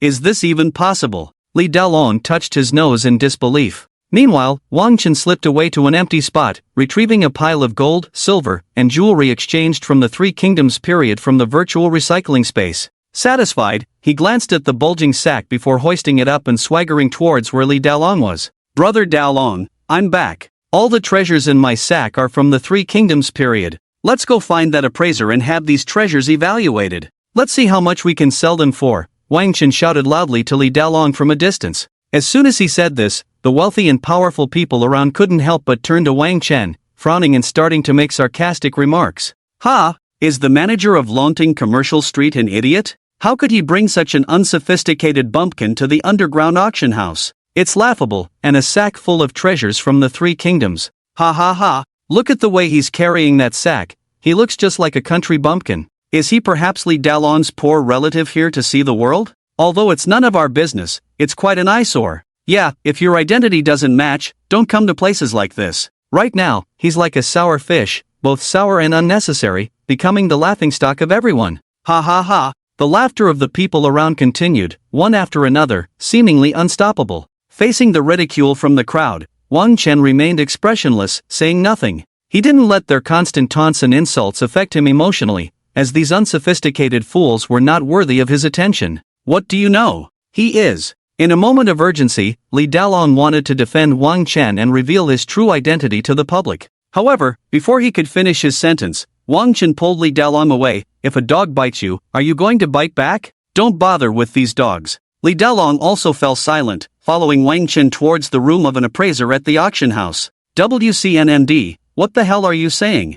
I swear, you won't get anything at the auction later. Who are you calling a dog? You're the dog. Don't think just because you have a relative managing Longting Commercial Street, you're something special. You better wait for me, I'll make you pay. As Wang Chen's figure nearly disappeared around the corner, the few people around began to angrily lose their composure. Looking at the room ahead, Li Dalong gently knocked on the door twice. Old Su, are you there? It's Li Dalong. I'm here to have a few items appraised, ready to auction them off. Is it convenient for you now? Come in. Su Yiming hummed lightly from inside the room. Hearing this, Li Dalong nodded slightly to Wang Chen, then pushed the door open and walked in together. Old Li, it's been a long time since you came to this auction house. As Su Yiming spoke, he poured tea. He originally poured 2 cups, but seeing Wang Chen, he politely poured an extra cup. Upon hearing this, Wang Chen looked over and saw a middle-aged man in his 40s, with sharp eyebrows and bright eyes, an imposing figure with red lips and white teeth. Ha ha ha, I brought my little brother here to take a look at our auction house. And by the way, to let you help him appraise some items from the Three Kingdoms period. Li Dalong arranged for Wang Chen to sit down and spoke casually with Zhang Yiming. Upon hearing this, Zhang Yiming was slightly taken aback and exclaimed in shock, items from the Three Kingdoms period? Are there still items from that time? Or are they all replicas? Yes, Li Dalong affirmed. He pointed to Zhang Yiming and introduced him to Wang Chen. This old acquaintance of mine is quite a renowned appraiser among the experts. You can trust him with your items. He definitely won't misjudge them. Quickly, show him what you need appraised. Li Dalong's words were well received by Zhang Yiming. The next moment, Zhang Yiming laughed heartily. Ha, old Li, you're overpraising me. Come on, little brother, take out what you need appraised and let me have a look. Hearing Zhang Yiming's words, Wang Chen directly reached into the sack and casually pulled out a jade disc, handing it to Zhang Yiming. Could you please take a look at this jade disc from the Three Kingdoms period and tell me how much it's worth? After receiving the jade disc from Wang Chen, Zhang Yiming furrowed his brows at first glance. The almost pristine condition gave him a preliminary judgment on the authenticity of the jade disc. However, since it was brought by Li Dalong, Zhang Yiming carefully examined the other patterns and details again, shook his head, and then spoke with disappointment. Hey, little brother, where did you get this jade pendant? To be honest, aside from the condition, all the other patterns and details are flawless imitations, seamless.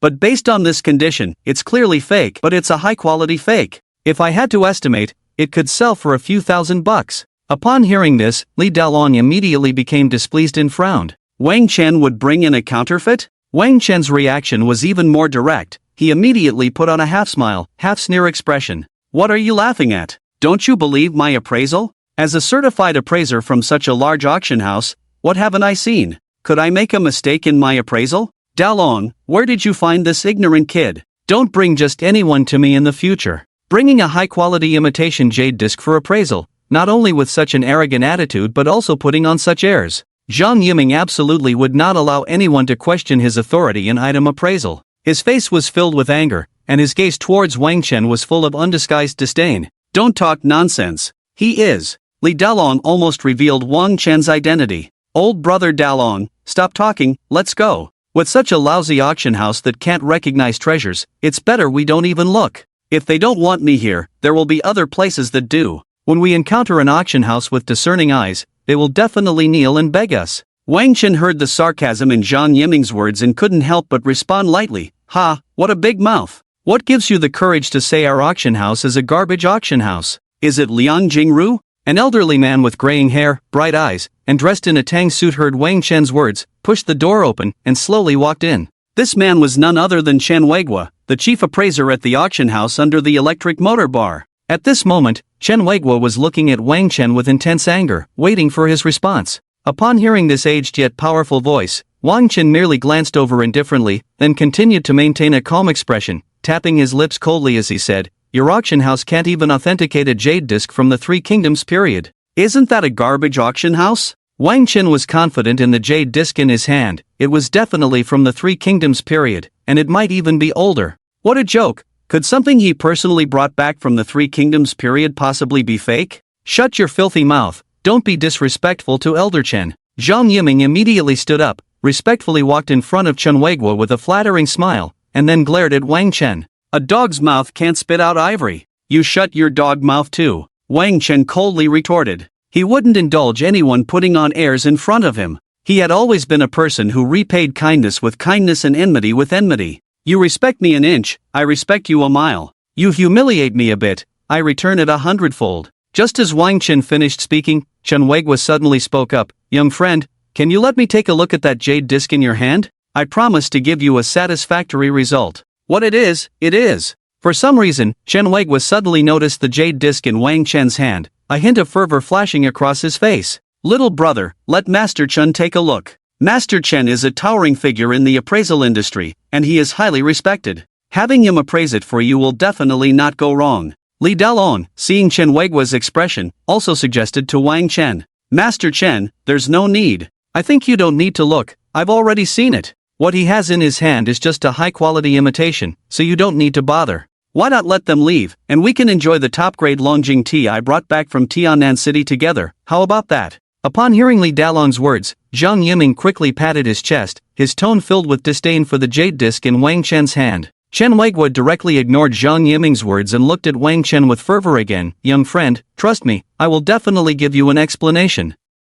With Li Dalong and Chen Weiguo saying this, Wang Chen no longer declined and handed the jade disc to Chen Weiguo. Alright, take a look. I have plenty of such things anyway. As soon as these words were spoken, Chen Weiguo gasped in surprise and carefully took the jade disc from Wang Chen's hand. The next second, Wang Chen placed the jade disc very carefully on the table and took out a magnifying glass he carried with him, beginning to examine the jade disc meticulously and seriously, including its material, patterns, craftsmanship, age, and so on. The more he looked, the more complex Chen Weiguo's expression became. The more he looked, the more he couldn't stop gasping in surprise. Wang Chen, seeing this scene, naturally felt nothing, as he already knew his item was genuine. But Zhang Yiming, upon seeing this, was not at ease. Could it be that this jade disc is real? But that can't be. The reason Zhang Yiming felt it was impossible was that in his mind, the jade bai from the Three Kingdoms period had gone through so many dynasties, Jin, Southern and Northern dynasties, Tang, Song, Yuan, Ming, and Qing. How could it still be preserved so completely and look so new?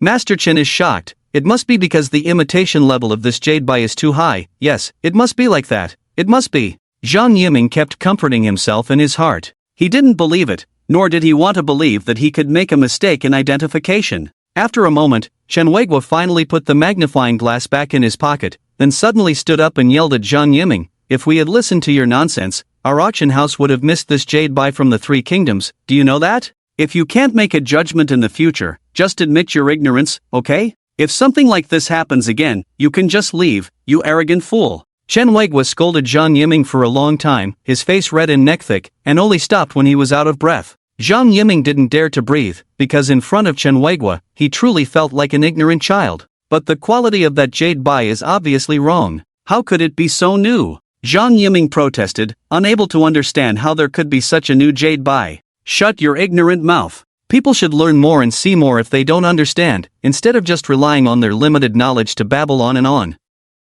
You should know that the wisdom and craftsmanship of ancient people are extraordinary, far beyond your imagination. There are some things that even now, we humans cannot replicate, do you know that? Not to mention anything else, just think about the pyramids. Can you imagine how the ancient people built them? When Chen Weiguo heard Zhang Yiming daring to question him, he couldn't help but spit as he scolded loudly. Seeing Zhang Yiming completely hang his head after being scolded, Chen Weiguo then turned to Wang Chen, excitedly saying, "Young friend, are you sure you want to auction this jade bai at our auction house? I roughly estimate that the value of this jade bai is about 250 million, give or take. I'll take only 5% as a commission. What do you think?" After saying this, Chen Weiguo shot a fiery gaze at Wang Chen, eagerly awaiting his response. 250 million? Wang Chen couldn't help but ask back. Hearing this, Chen Weiguo thought Wang Chen was dissatisfied and immediately said, "I'm just estimating, it should be higher at auction." Wang Chen, upon hearing this, stroked his chin and, without beating around the bush, directly said, "Auctioning here isn't impossible, but I have a whole bag of treasures, can your auction house handle it?" As soon as he finished speaking, Wang Chen opened the bag that had been quietly leaning in a corner, exposing all the gold, silver, jewelry, jade, and gemstones inside to everyone's view. Hiss! How terrifying! Everyone present, except for Wang Chen, collectively gasped in shock. Could it be that everything in this bag really came from the Three Kingdoms period? This, he really has it. Why, young friend, is everything in this bag from the Three Kingdoms period? Chen Weiguo was stunned for a moment, his voice trembling slightly. Of course not. Wang Chen quickly replied without thinking, looking at the astonished Chen Weiguo. Oh, I see. That makes sense. To have all items from the Three Kingdoms period would scare me to death. How could there possibly be a whole bag of things from that time? Come, let me show you what's in the bag. Hearing Wang Chen's affirmative reply, Chen Weiguo patted his chest to calm himself down and then said lightly, "You might have misunderstood my meaning. What I mean is that these items are not all from the Three Kingdoms period. They could also be from the Qin dynasty, the Han dynasty, or the Spring and Autumn and Warring States periods. Do you understand what I'm saying now?" Wang Chen noticed that Chen Weiguo had misunderstood him and quickly spoke up to correct his incorrect thinking. Boom! This statement was like a bolt from the blue, shattering the calm that Chen Weiguo had just managed to regain. His heart instantly leaped into his throat.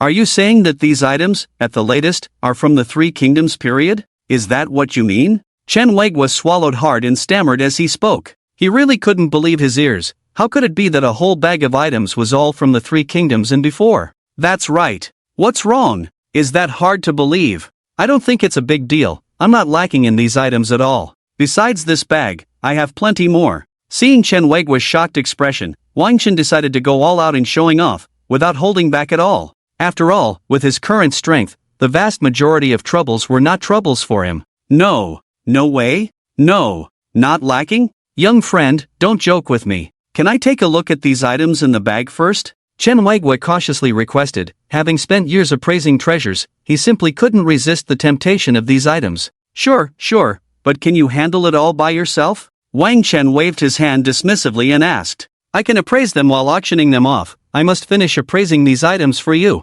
Chen Weiguo steeled himself and spoke seriously. If you determine that all these items are genuine, will there be a discount if I sell them through you? Wang Chen casually asked. After all, he was undoubtedly the biggest customer of this auction house. If this whole bag is genuine, then for every item we auction off, we will only charge you a 1% commission fee. How does that sound? Chen Weiguo stroked his beard and pondered for a long time before cautiously speaking, fearing that Wang Chen would refuse this deal. After all, even if they only charged a 1% fee, the auction house would still make a fortune. Hearing the tone of Chen Weiguo's words, Wang Chen knew there was room for negotiation on the commission. As long as he spoke up, even reducing it by 0.5 percentage points wouldn't be a problem, but Wang Chen was too lazy to mention it. It wasn't really necessary. Alright, then you can start appraising, Wang Chen said amiably. Don't rush. Before the appraisal, I have something very important to do. Chen Weiguo smiled mysteriously. After chatting with Zhang Weiguo for a while, Wang Chen felt he had gotten to know him quite well. So, he jokingly said, what could be more important than appraising these treasures? As soon as he said this, Chen Weiguo stroked his beard, looked at Wang Chen's curious expression, paused for a long time, and then proudly said, I need to promote you. A grand promotion. Otherwise, how would we sell all your items? Don't you think that's the logic? Ha ha ha. Obviously, Wang Chen did not expect Chen Weiguo to bring this up. After a slight pause, a smile appeared at the corner of Wang Chen's mouth. Then I'll trouble you, Master Chen. You're welcome. I'll go arrange the publicity for you first. Chen Weiguo smiled with satisfaction and pushed the door open, heading towards the publicity department of their auction house. Brother, I didn't even expect you to really have a whole bag of items from the Three Kingdoms period. I have to say, that's impressive. After Chen Weiguo left, Li Daolong couldn't help but exclaim, Ha, I'll send you some later. I still have quite a few. Wang Chen laughed heartily. Even Zhang Yiming, no matter how foolish, could see that Wang Chen was definitely not simple. In their conversation, Li Daolong had a subtle respect for Wang Chen. You? Who exactly are you? Why are you so impressive? Zhang Yiming's curiosity could no longer be contained, surging out like a tide. Who I am is not something you have the right to know. Just understand that I am someone you cannot afford to provoke, got it? Wang Chen looked down his nose at Zhang Yiming, not even glancing at him, speaking in a very pretentious manner, like a super big shot. Upon hearing this, Zhang Yiming wanted to explode, but after thinking about Chen Weiguo's respectful attitude just now, he realized that if he caused trouble, it would only be himself who would suffer. After pondering for a long time, reason ultimately suppressed his impulse. Zhang Yiming shot Wang Chen a fierce glare and sat alone at the table, sipping his tea in silence. Not long after this little episode, Chen Weiguo pushed the door open and came in, looking at Wang Chen with a beaming smile. "Young friend, our publicity department has already started the promotion and has delayed today's auction by several hours. Now, let's start appraising the treasures." As soon as he finished speaking, several elderly men surged in behind Chen Weiguo, staring intently at the bag Wang Chen had. They are my friends. We are helping you appraise them together for efficiency," Chen Weiguo awkwardly explained, noticing the green light in his old friend's eyes. All right, you all get started." Wang Chen waved his hand casually, urging them on. Upon hearing this, the four of them, including Chen Weiguo, took out magnifying glasses and began their busy appraisal work. "Oh my, we finally finished appraising. So exhausting, but so happy. I've never seen so many treasures in my life." Yes, the earliest item is actually from the Spring and Autumn and Warring States period, and it's so well preserved, it's truly unbelievable. A total of 168 treasures. What an eye-opener today. To hear the Tao in the morning and die in the evening is worth it. After a long time, the four who had appraised the bag of treasures slumped down on the ground and began to discuss. How was it? No problem, right? Wang Chen blinked and looked at the four elderly men with a smile. It's amazing. I've never seen so many treasures. The latest item is from the Three Kingdoms period. Our old hearts might not be able to take it. Zhang Weiguo, as the representative of the four elderly men, shook his head and said lightly. After saying this, his gaze returned to the treasures Wang Chen had brought, unable to move away. How much do you think these things could sell for? Wang Chen casually asked. Oh my, let me think. After a few seconds of silence, Chen Weiguo looked at Wang Chen earnestly and said, a total of 168 treasures. I estimate they could sell for at least 40 billion to start. I can't even guess higher than that. I won't hide it from you, just by auctioning these treasures at our auction house, we can gain endless fame and profit. How about this? I can lower the tax rate from 1% to 0. 5% for you? This time we won't make much profit. Let's just consider it making a friend with you, hoping that if you have more treasures in the future, you'll come to us for the auction. What do you think? Chen Weiguo spoke very straightforwardly, knowing that anyone who could produce so many treasures was not someone to be trifled with, and certainly not a fool. The other party must be a clever person. So, he decided to be direct, as it would be easier to win the other party's favor. Alright, then you arrange the items. We're heading to the auction. Wang Chen called Li Dalong and was about to leave. Wait, please wait. Chen Weiguo stopped the two. What is it? Wang Chen raised an eyebrow. I've arranged the best VIP suite for you too.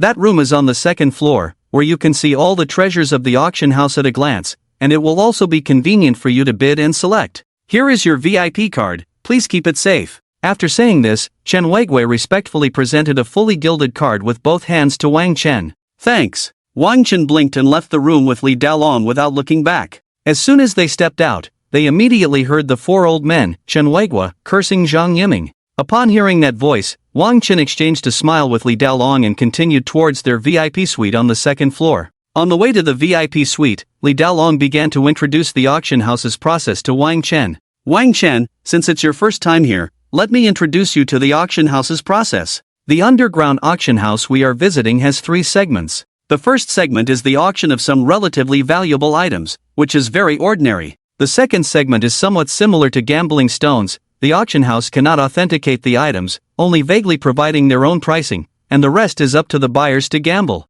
In this segment, some people are happy while others are sad. As for the last segment, it consists of items that the auction house has authenticated as 100% genuine, rare items, and the types involved are very broad, naturally with high value. After several minutes, Li Dalong finished introducing the process just as they arrived at the entrance of the VIP suite. At the entrance of the VIP suite, 2 waitresses in kipeos stood on either side, their skin fair and their legs long and straight. The light blue kipeos perfectly outlined their alluring curves, accentuating all the right places. Not only that, but their big, watery eyes, high noses, exquisite makeup, and slightly tousled black hair made it impossible for Wang Chen to tear his gaze away from their faces for a moment. These 2 women were among the most beautiful he had ever seen. If he had to give them a score, he would rate them 90 points. Of course, Li Dalong was just as captivated, staring blankly for a moment. A few seconds later, both Wang Chen and Li Dalong exchanged awkward smiles, sharing a look that said, "We're all men here. This luxurious suite belongs to us, right?"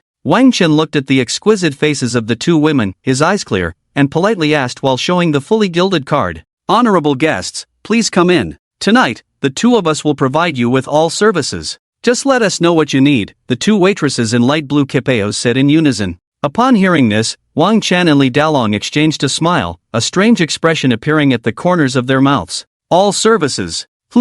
It seems this auction house treats its VIPs quite well. Ahem, ahem, ahem. Ahem, ahem, ahem. Please go in first. The two coughed a few times to express their satisfaction before finally speaking. As soon as the words fell, the two waitresses in light blue kipayos consciously opened the door for them, bowing at a 90-degree angle, gently parting their lips, and slowly said, "Please come in, you two." With such attentive service from the waitresses, Wang Chen felt a bit unaccustomed, pausing for half a second before stepping in alongside Li Dalong. Once inside, Wang Chen immediately noticed that the private room was incredibly spacious and bright. The facilities and furniture inside were complete, rivaling a fully furnished home. At the front was a huge sofa and table. Sitting on the sofa allowed one to take in the entire view of the first floor. What a great place, Wang Chen couldn't help but sigh. "Please take a seat, and wait a moment, the auction will start soon," the two cheapo waitresses said as they arranged for the two to sit, positioning themselves on either side of Wang Chen and Li Dalong, gently massaging their shoulders. "The service at this auction house is quite good, very good, very good." Wang Chen enjoyed the attentive fruit peeling service from the cheapo waitresses while waiting for the auction to begin. Little did Wang Chen know, this kind of service was not something just anyone could enjoy. No, it was rare. Only a select few could enter such a private room and have cheapo waitresses attending to them. Those who received such treatment were either veterans of the auction house or big shots who had conducted transactions worth hundreds of millions. Clearly, at this moment, Wang Chen was seen as one of those big shots in the eyes of the auction house. Suddenly, in Wang Chen's line of sight, an old man slowly stood behind a table on the auction stage, smiling as he looked at the crowd gathered for the auction. A few seconds later, the previously noisy crowd quieted down upon seeing the auctioneer, waiting for him to speak. "Ladies and gentlemen, first of all, we warmly welcome you to our auction. Today's auction will still be divided into 3 segments, as you all know, so I won't elaborate further. I can already feel the heat and eagerness in your eyes, so I won't say much more. Let our auction begin." The auctioneer was very good at setting the atmosphere. After he finished speaking, the crowd went completely wild. "Let's get started. Stop the chatter, hurry up with the treasures. Faster, faster, don't dawdle. The first item up for auction today is a piece of bloodstone raw material. Starting bid is 2 million. If I knock the hammer 3 times and no one bids higher, then this transaction will be considered successful." The auctioneer's voice was full and passionate, and as soon as he finished speaking, the crowd began to bid. 2, 1 million. 2, 5 million, 3 million, 4 million, 15 million. After the bid of 15 million was called out, several seconds passed with no one else bidding. 15 million once, 15 million twice, 15 million 3 times. The host shouted 3 times, his voice echoing for a long time. Seeing that no one else was bidding, he slammed down the gavel, sealing the deal. The second item, a 1,000-year-old wild ginseng. Starting bid 10 million. The auctioneer began the bidding for the second item. As soon as he finished speaking, everyone started to place their bids. 12 million, 15 million, 20 million. Watching the heated competition among the crowd, Wang Chen felt a stir in his heart. This 1,000-year-old wild ginseng was something he had to have. Buying it to nourish his parents and extend their lives would be excellent. 50 million. Wang Chen directly used the special bidding device in the VIP box to make a loud bid. "Why are you bidding on this 1,000-year-old wild ginseng?" Li Dalong asked, puzzled. Wang Chen was in his prime and seemed to have no need for it. "I haven't been back to see my parents in a long time. I plan to go back and buy them a young wild ginseng to help with their health," Wang Chen said gently. In an instant, he recalled the smiling faces of his father and mother still in the countryside. That's true, that's true. You should go back and see your parents more often. Don't end up like the ancient saying, the tree wants to be still, but the wind won't stop. The child wants to care for their parents, but they can't wait." Li Dalong chuckled, suddenly reminded of his own parents.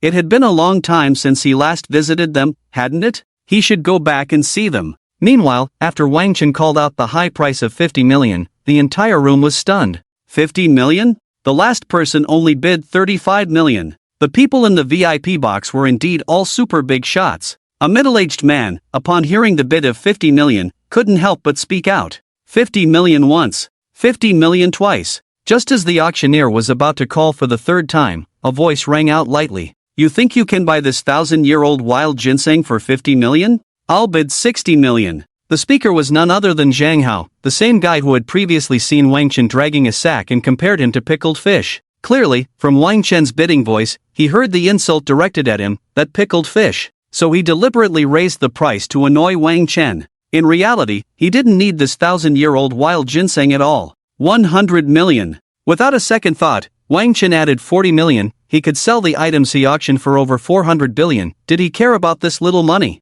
As soon as this was said, the room fell silent. 100 million once. 100 million twice. The auctioneer began to roar at Zhang Hao, stirring his emotions. This was already a common tactic of auctioneers. Will you continue to raise the price? Should I annoy him one more time? Will he take the bait? It must be said, Zhang Hao really wanted to play both sides. He wanted to frustrate Wang Chen but was afraid Wang Chen wouldn't bite. 150 million. At a critical moment, Zhang Hao finally raised his bid again. He swore that if Wang Chen raised the price again, he wouldn't follow. Raising it to 150 million was already enough to annoy him. 200 million. Wang Chen quickly raised the bid again, showing no signs of backing down. What the hell? Who is this person? So decisive? Should I raise the price one more time? This time it must be the last. Annoy him one last time. The final time. At this moment, Zhang Hao's thoughts had taken on a bit of a gambler's nature. 200 million once, 200 million, I'll bid 250 million.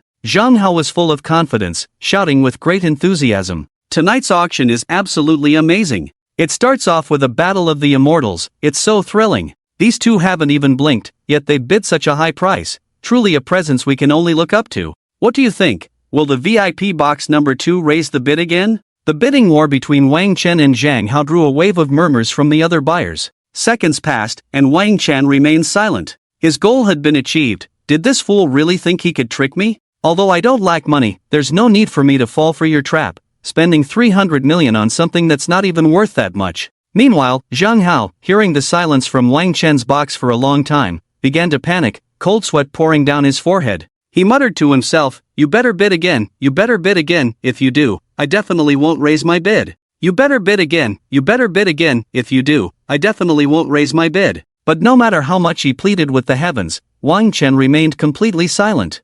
250 million, first time. 250 million, second time. Zhang Hao was starting to feel unsteady. 250 million, third time. Sold. Let's give a warm round of applause to this gentleman for winning a young wild ginseng for 250 million. The auctioneer's hammer came down with a thud. Clap, clap, clap, clap. Around Zhang Hao, thunderous applause erupted. Although he was extremely unhappy and angry inside, he still forced a smile, waving to the crowd. Congratulations, sir. One can't compare to your wealth, spending 250 million on such a young wild ginseng. Wang Chen, through the device in his room, began to mock Zhang Hao. As soon as these words were spoken, Zhang Hao's face turned a mix of green and white, looking very ugly. It's just 250 million, right? It's not that much money, only you would think so highly of it. Zhang Hao pouted, continuing to stubbornly hold his ground. However, everyone present could see that his words were insincere, because he had been played. Alright,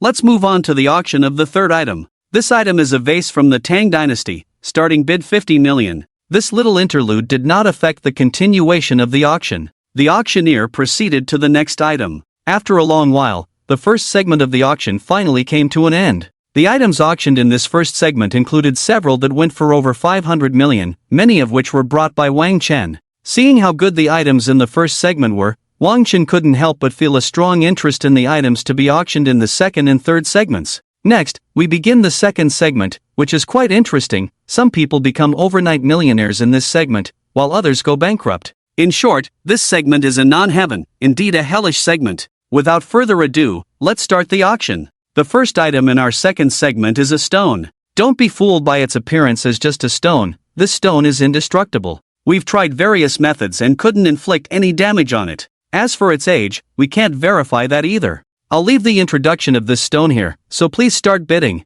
Starting bid 500,000. The auctioneer on stage spoke eloquently, his words flowing like a river, turning a piece of stone into something incredibly enticing. Isn't it just a hard, broken rock? If this auctioneer can boast about it like this, his mouth is truly impressive. Wang Chen couldn't help but say to Li Dalong beside him. However, Li Dalong didn't hear him, as he was engaged in a light conversation with the Qipao waitress sitting next to him, who was peeling fruit for him.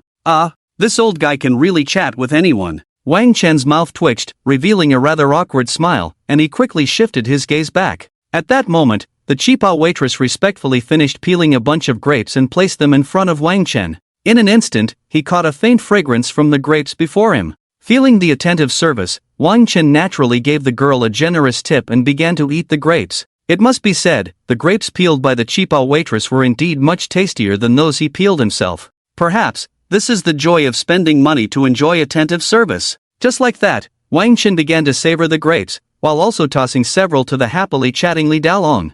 Not bad, really not bad. Fruits peeled by others are definitely tastier than those I do myself. Li Dalong caught the grapes Wang Chen tossed over and started eating them eagerly, unable to suppress his admiration as he chewed. Peel us some more fruit, a variety of them. If you perform well, there will still be a tip. Hearing Li Dalong's equally admiring voice, Wang Chen crossed his legs and let his eyes fall on the Qipao waitress again, slowly speaking once more. All right, sir. The Qipao waitress smiled sweetly at Wang Chen's words and nodded. After that, she began peeling fruit for the two of them and placed it in front of them. The two then started eating fruit while chatting and laughing. At this moment, the crowd below was eagerly bidding for a broken stone. 1 million, 2 million, 3 million. For just this broken stone, so many people are fighting over it? Do they really expect to make a fortune from this? Wang Chen observed the crowd's frenzied bidding and couldn't help but speak lightly. 5 million, 10 million. The bids from below grew increasingly wild. Feeling bored, Wang Chen decided to focus his mind, activating his X-ray vision to look at the stone on stage. It was a shocking sight. He quickly stopped eating the fruit, his heart exclaiming, "What the hell? It's black on the outside, but inside it's emerald green? What the hell is this? It's not jade or anything. What is it? Could it really be a treasure?" Just as Wang Chen finished his internal exclamations, suddenly, the system emitted a cold, mechanical mocking voice. Lack of culture is truly terrifying.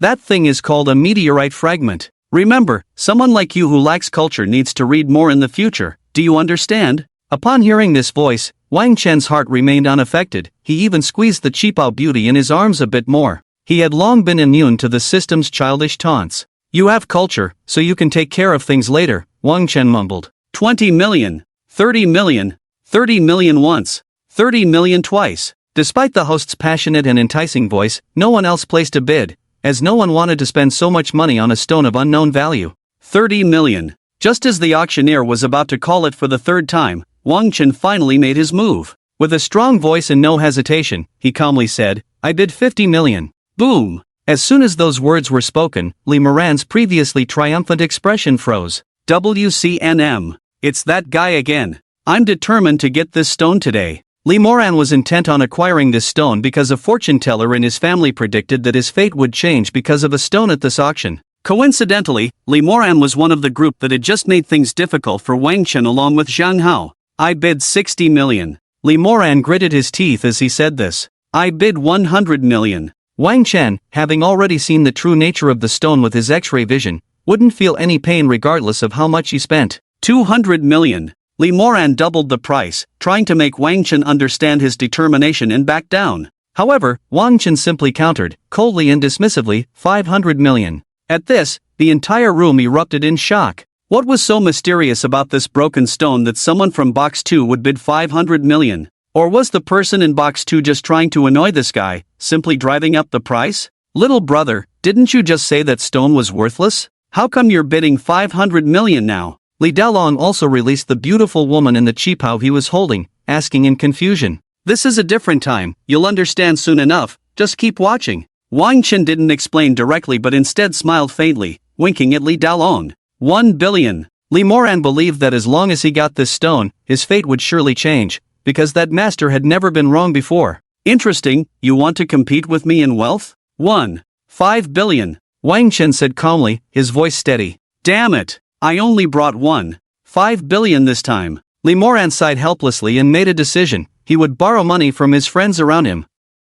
After a brief discussion, only Wang Fei agreed to lend him 500 million, while the others refused to lend him a dime, fearing he wouldn't be able to pay it back. WCNMD, usually you all talk so well, smiling when spending my money, but at this critical moment, not a single one of you is willing to help. Afraid I can't pay you back. You're all a bunch of fair-weather friends. After today, I will definitely cut ties with you all. Li Moran cursed fiercely in his heart. At this critical moment, he realized that this group of people were just superficial brothers. No, they weren't even worthy of being called that. In a fit of rage, Lee Moran shouted hysterically, 2 billion. After saying this, he prayed that the person in box 2 wouldn't place a bid, but his prayers were destined to go unanswered.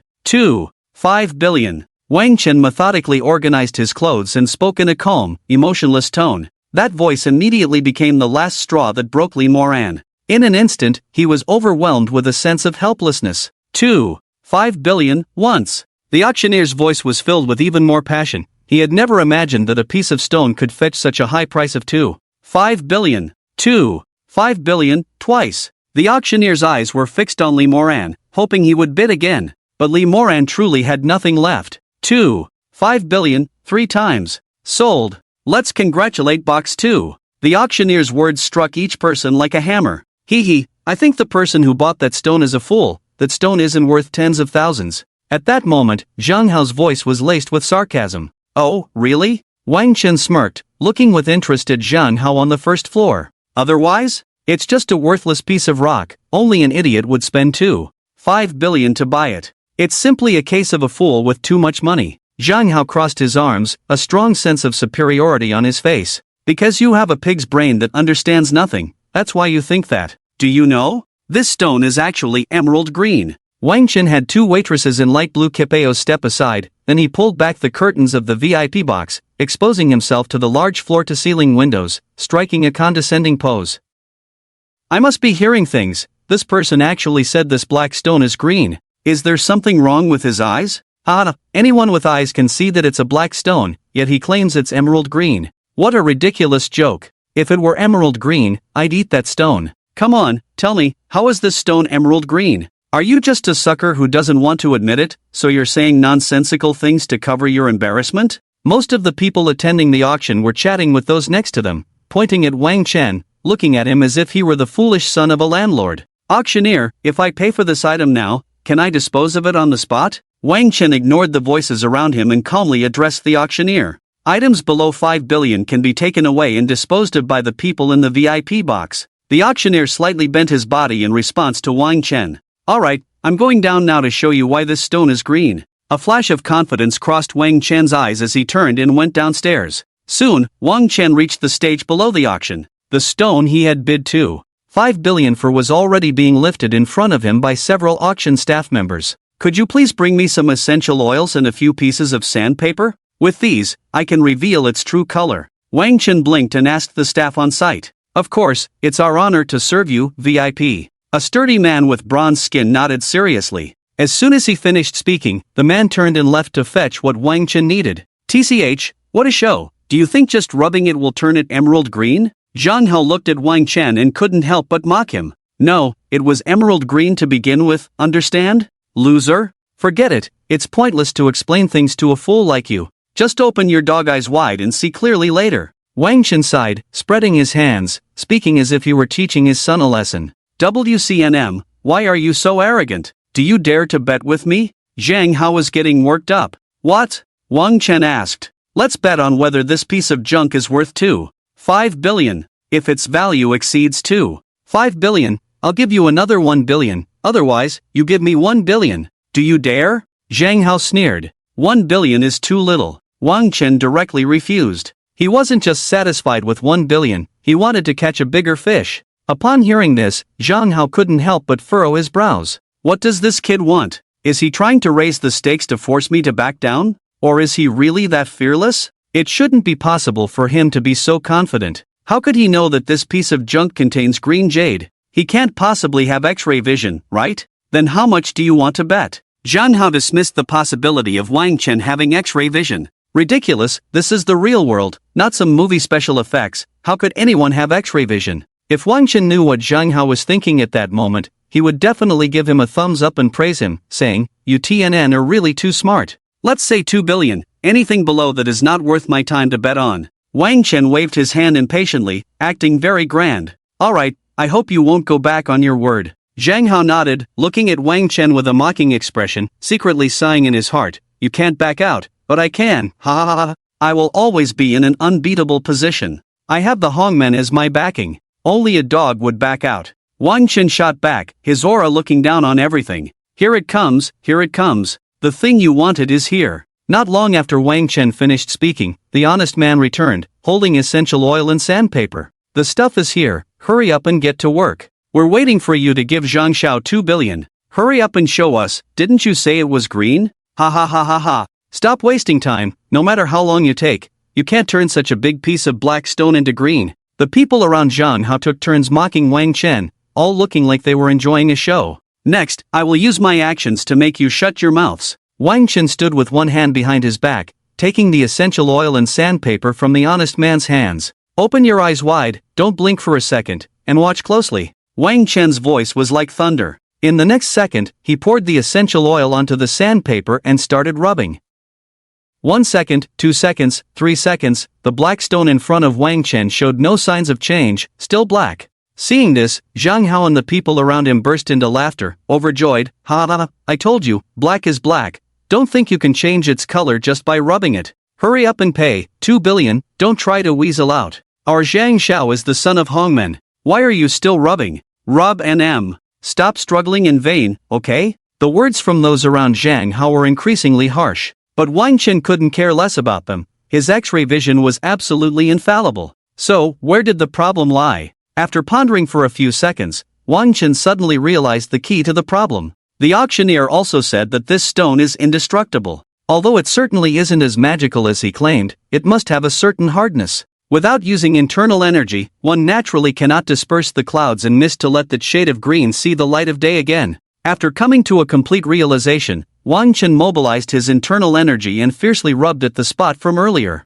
With that rub, there was a sound of crackling, pop, crackle, and many fragments began to fall down. Before long, a patch of green instantly came into view for everyone. What the hell? It really is green? What is this thing? There are stones like this? This is nothing like gambling stones. A Mediterranean man with shining eyes touched his bald head in astonishment. How does this person know that the stone inside is green? Could it be that he has some shady deal with the auction house? The one saying this was a middle-aged wealthy businessman in the jewelry trade. After saying this, he intentionally or unintentionally glanced at the auctioneer, only to find the auctioneer also looking bewildered and at a loss. Zhang Xiao. It really seems like it's green inside. You just lost 2 billion to this person. A younger brother beside Zhang Hao was dumbfounded, stuttering. What is this thing? Zhang Hao was also taken aback, questioning Wang Chen. Wang Chen imitated the crooked-mouthed war god, the corners of his mouth slightly raised, completely dismissing him, and was about to open his mouth to ask for 2 billion. But at that moment, a loud voice came over. Young friend, may I take a look at this stone? An elderly man in a white tailcoat, with piercing eyes, was meticulously staring at the stone in front of Wang Chen. Damn, isn't that the owner of this underground auction house? How did he suddenly appear here? I've been coming to this auction house for so many years, and this is only the second time I've seen him. The owner of the auction house has seen everything. Why is he suddenly interested in that stone? What kind of stone is it? The jaws of the crowd seemed to drop in surprise, and at the same time, they understood that this stone must be extraordinary. The owner behind the auction house? Hearing the whispers around him, Wang Chen couldn't help but ask himself inwardly, is it okay, young friend? Seeing that Wang Chen didn't respond, the owner of the auction house smiled shyly and impatiently spoke again. Of course, since the owner of the auction house said so, Wang Chen was naturally willing to give him face. Thank you. After receiving Wang Chen's permission, the owner of the auction house nodded excitedly. He then took out a very high-end folding magnifying glass from his pocket, adjusted his gold-rimmed glasses, and, under the intense gaze of the crowd, stood motionless in front of the stone, studying it earnestly. During the time the auction house owner was studying, the surroundings were silent as a grave. Incredible! I never expected that in my lifetime, I would see such a treasure. After a long while, the owner of the auction house couldn't help but gasp, speaking heavily. What kind of treasure is this? Yes, please tell us, don't keep us in suspense. The curious crowd gathered around the owner of the auction house, clamoring. This stone is. The owner of the auction house's voice dragged on for a long time, building suspense for everyone, before he finally completed his earlier statement word by word. This stone is the rarest type of meteorite in the world, known years ago as Martian glass meteorite. As soon as these words were spoken, the president of the auction house expected the crowd to erupt in an uproar, with gasps and exclamations. However, the scene he imagined did not materialize. The emotions of the crowd did not change much. Oh, a Mars glass meteorite, how much is it worth? A proud-looking, chubby-faced man with yellow hair asked casually, without any urgency. The price? This thing's price is not something a second-rate company owner like you can reach. Understand? The auction house owner, Sang Biao, retorted, clearly aware that the yellow-haired man could not afford the meteorite. Sang Biao was the name everyone used to refer to the auction house owner. No one knew his real name. He earned this nickname because he had once been involved in the underworld and had only recently cleaned up his act, transforming into the owner of the largest underground auction house in Tianmen City. If you want to buy it, how much are you willing to offer? Suddenly, someone in the crowd posed this question. For such a rare extraterrestrial object, it's probably worth a few $100 billion, Sang Biao casually replied. Upon hearing this, Wang Chen couldn't help but let out a slight "eh." Clearly, he hadn't expected the meteorite to be worth so much. Haha, what's this, little brother, are you interested in making a bid? If so, we can discuss the price properly after the auction, Sang Biao said, half jokingly and half seriously, glancing at Wang Chen. Ha, good, a gentleman helps others achieve their goals. We can indeed talk after the auction, Wang Chen responded politely. Of course, if the price was right, he wouldn't mind considering it. After all, Wang Chen had no particular hobby for collecting things, and this item would be of no use to him other than taking up space. After saying this, Wang Chen suddenly changed his demeanor and loudly addressed Zhang Hao, who was preparing to sneak away amidst the chaos. Hey, you seemingly impressive young master of the Hongmen, where do you think you're going? Aren't you going to pay the 2 billion you owe me? Being untrustworthy, you don't know what you're getting into. Wang Chen's voice wasn't intentionally loud, but everyone present could hear him. Zhang Hao was no exception and naturally heard it. The moment he heard this, his facial expression suddenly stiffened. After a few seconds of slight adjustment, Zhang Hao turned back, feigning innocence as he said, "What 2 billion? I have no idea what you're talking about. Are you trying to play dumb?" Wang Chen shrugged, watching the little clown's performance with interest. "I really don't understand what you're saying. If there's nothing else, I'll be leaving." After saying this, Zhang Hao, with a smug look, turned to leave, secretly thinking, "I'm just that extravagant, what can you do about it? One day, when I pay a visit, the Hongmen will surely regret having someone like you," Wang Chen said confidently, watching Zhang Hao's retreating figure. He didn't want to cause a scene in public and was prepared to deal with the Hongmen after the auction ended. Upon hearing Wang Chen's outrageous words, Zhang Hao merely paused for a moment, shook his head, and swaggered away. The carefree Zhang Hao had no idea that his slick actions and childish performance would soon bring great trouble to the Hongmen, and how much effort they would expend to quell Wang Chen's anger. People laugh at my madness, while I laugh at their inability to see through it. At this moment, Wang Chen felt exactly this way. Wang Chen had such thoughts naturally because, after Zhang Haiyang left, everyone at the auction couldn't help but laugh at the big talk Wang Chen had just made. They all opened their mouths and said, "I'm sorry, I really didn't mean to laugh, but I just couldn't help it, ha ha ha. You said you would step on the Hongmen. Do you know the status of Hongmen in Tianmen City? Come on, brother, can you find a more reasonable excuse to cover up your embarrassment? To be honest, it's not shameful to avoid Hongmen. There's no need to say such things and make yourself look foolish. If the higher-ups of Hongmen hear you say this, your friends and family really wouldn't know what would happen. Brothers, this young man is also a pitiful person. Let's not say anything more and give him some face." Just as everyone was speaking continuously, suddenly, a contrary voice appeared. "I really can't understand, this young friend casually bought a piece of stone, and it's suddenly appreciated by hundreds of billions, yet he remains calm and unhurried. With this demeanor, how can you be sure this young friend can't provoke Hongmen? I hold the opposite view. I think in a few days, the leader of Hongmen will definitely apologize to this young friend." The one who said this was none other than the owner of the underground auction house, Sang Biao. Once Sang Biao said this, everyone's thoughts became lively. Yes, this young man faced a stone that turned over and made hundreds of billions, yet he didn't even blush, breathe heavily, or have a racing heart. Could it be that he really has the strength to humiliate Hongmen? If that's the case, this young man's background is too terrifying. Boss, don't let my matter disturb the continuation of the auction. Wang Chen originally had something else to say, but Sang Biao interjected, "Young friend, you are considerate. Actually, I'm afraid that the hundreds of items I'm auctioning won't sell." Wang Chen revealed an extremely awkward smile, touched his nose, and said shyly. After hearing Wang Chen's latter words, Sang Biao's mouth couldn't help but twitch, utterly speechless. "All right, everyone, return to your seats, we still have many treasures to auction." After saying this sternly to the crowd, Sang Biao didn't forget to whisper in Wang Chen's ear, "Young friend, remember to talk to me about that piece of stone after it's over," then clasped his hands behind his back and left the auction site. Next, Wang Chen had several staff members directly carry the Mars glass meteorite to Sang Biao's office, while he returned to the VIP box on the second floor to continue watching the auction. As soon as Wang Chen sat down and took a bite of the banana fed to him by a service staff in a light blue cheapo, his phone suddenly rang. "Grandpa, Grandpa, your grandson is calling you. Grandpa, Grandpa, your grandson is calling you." The caller ID was an unfamiliar number that Wang Chen had never seen, but he still answered.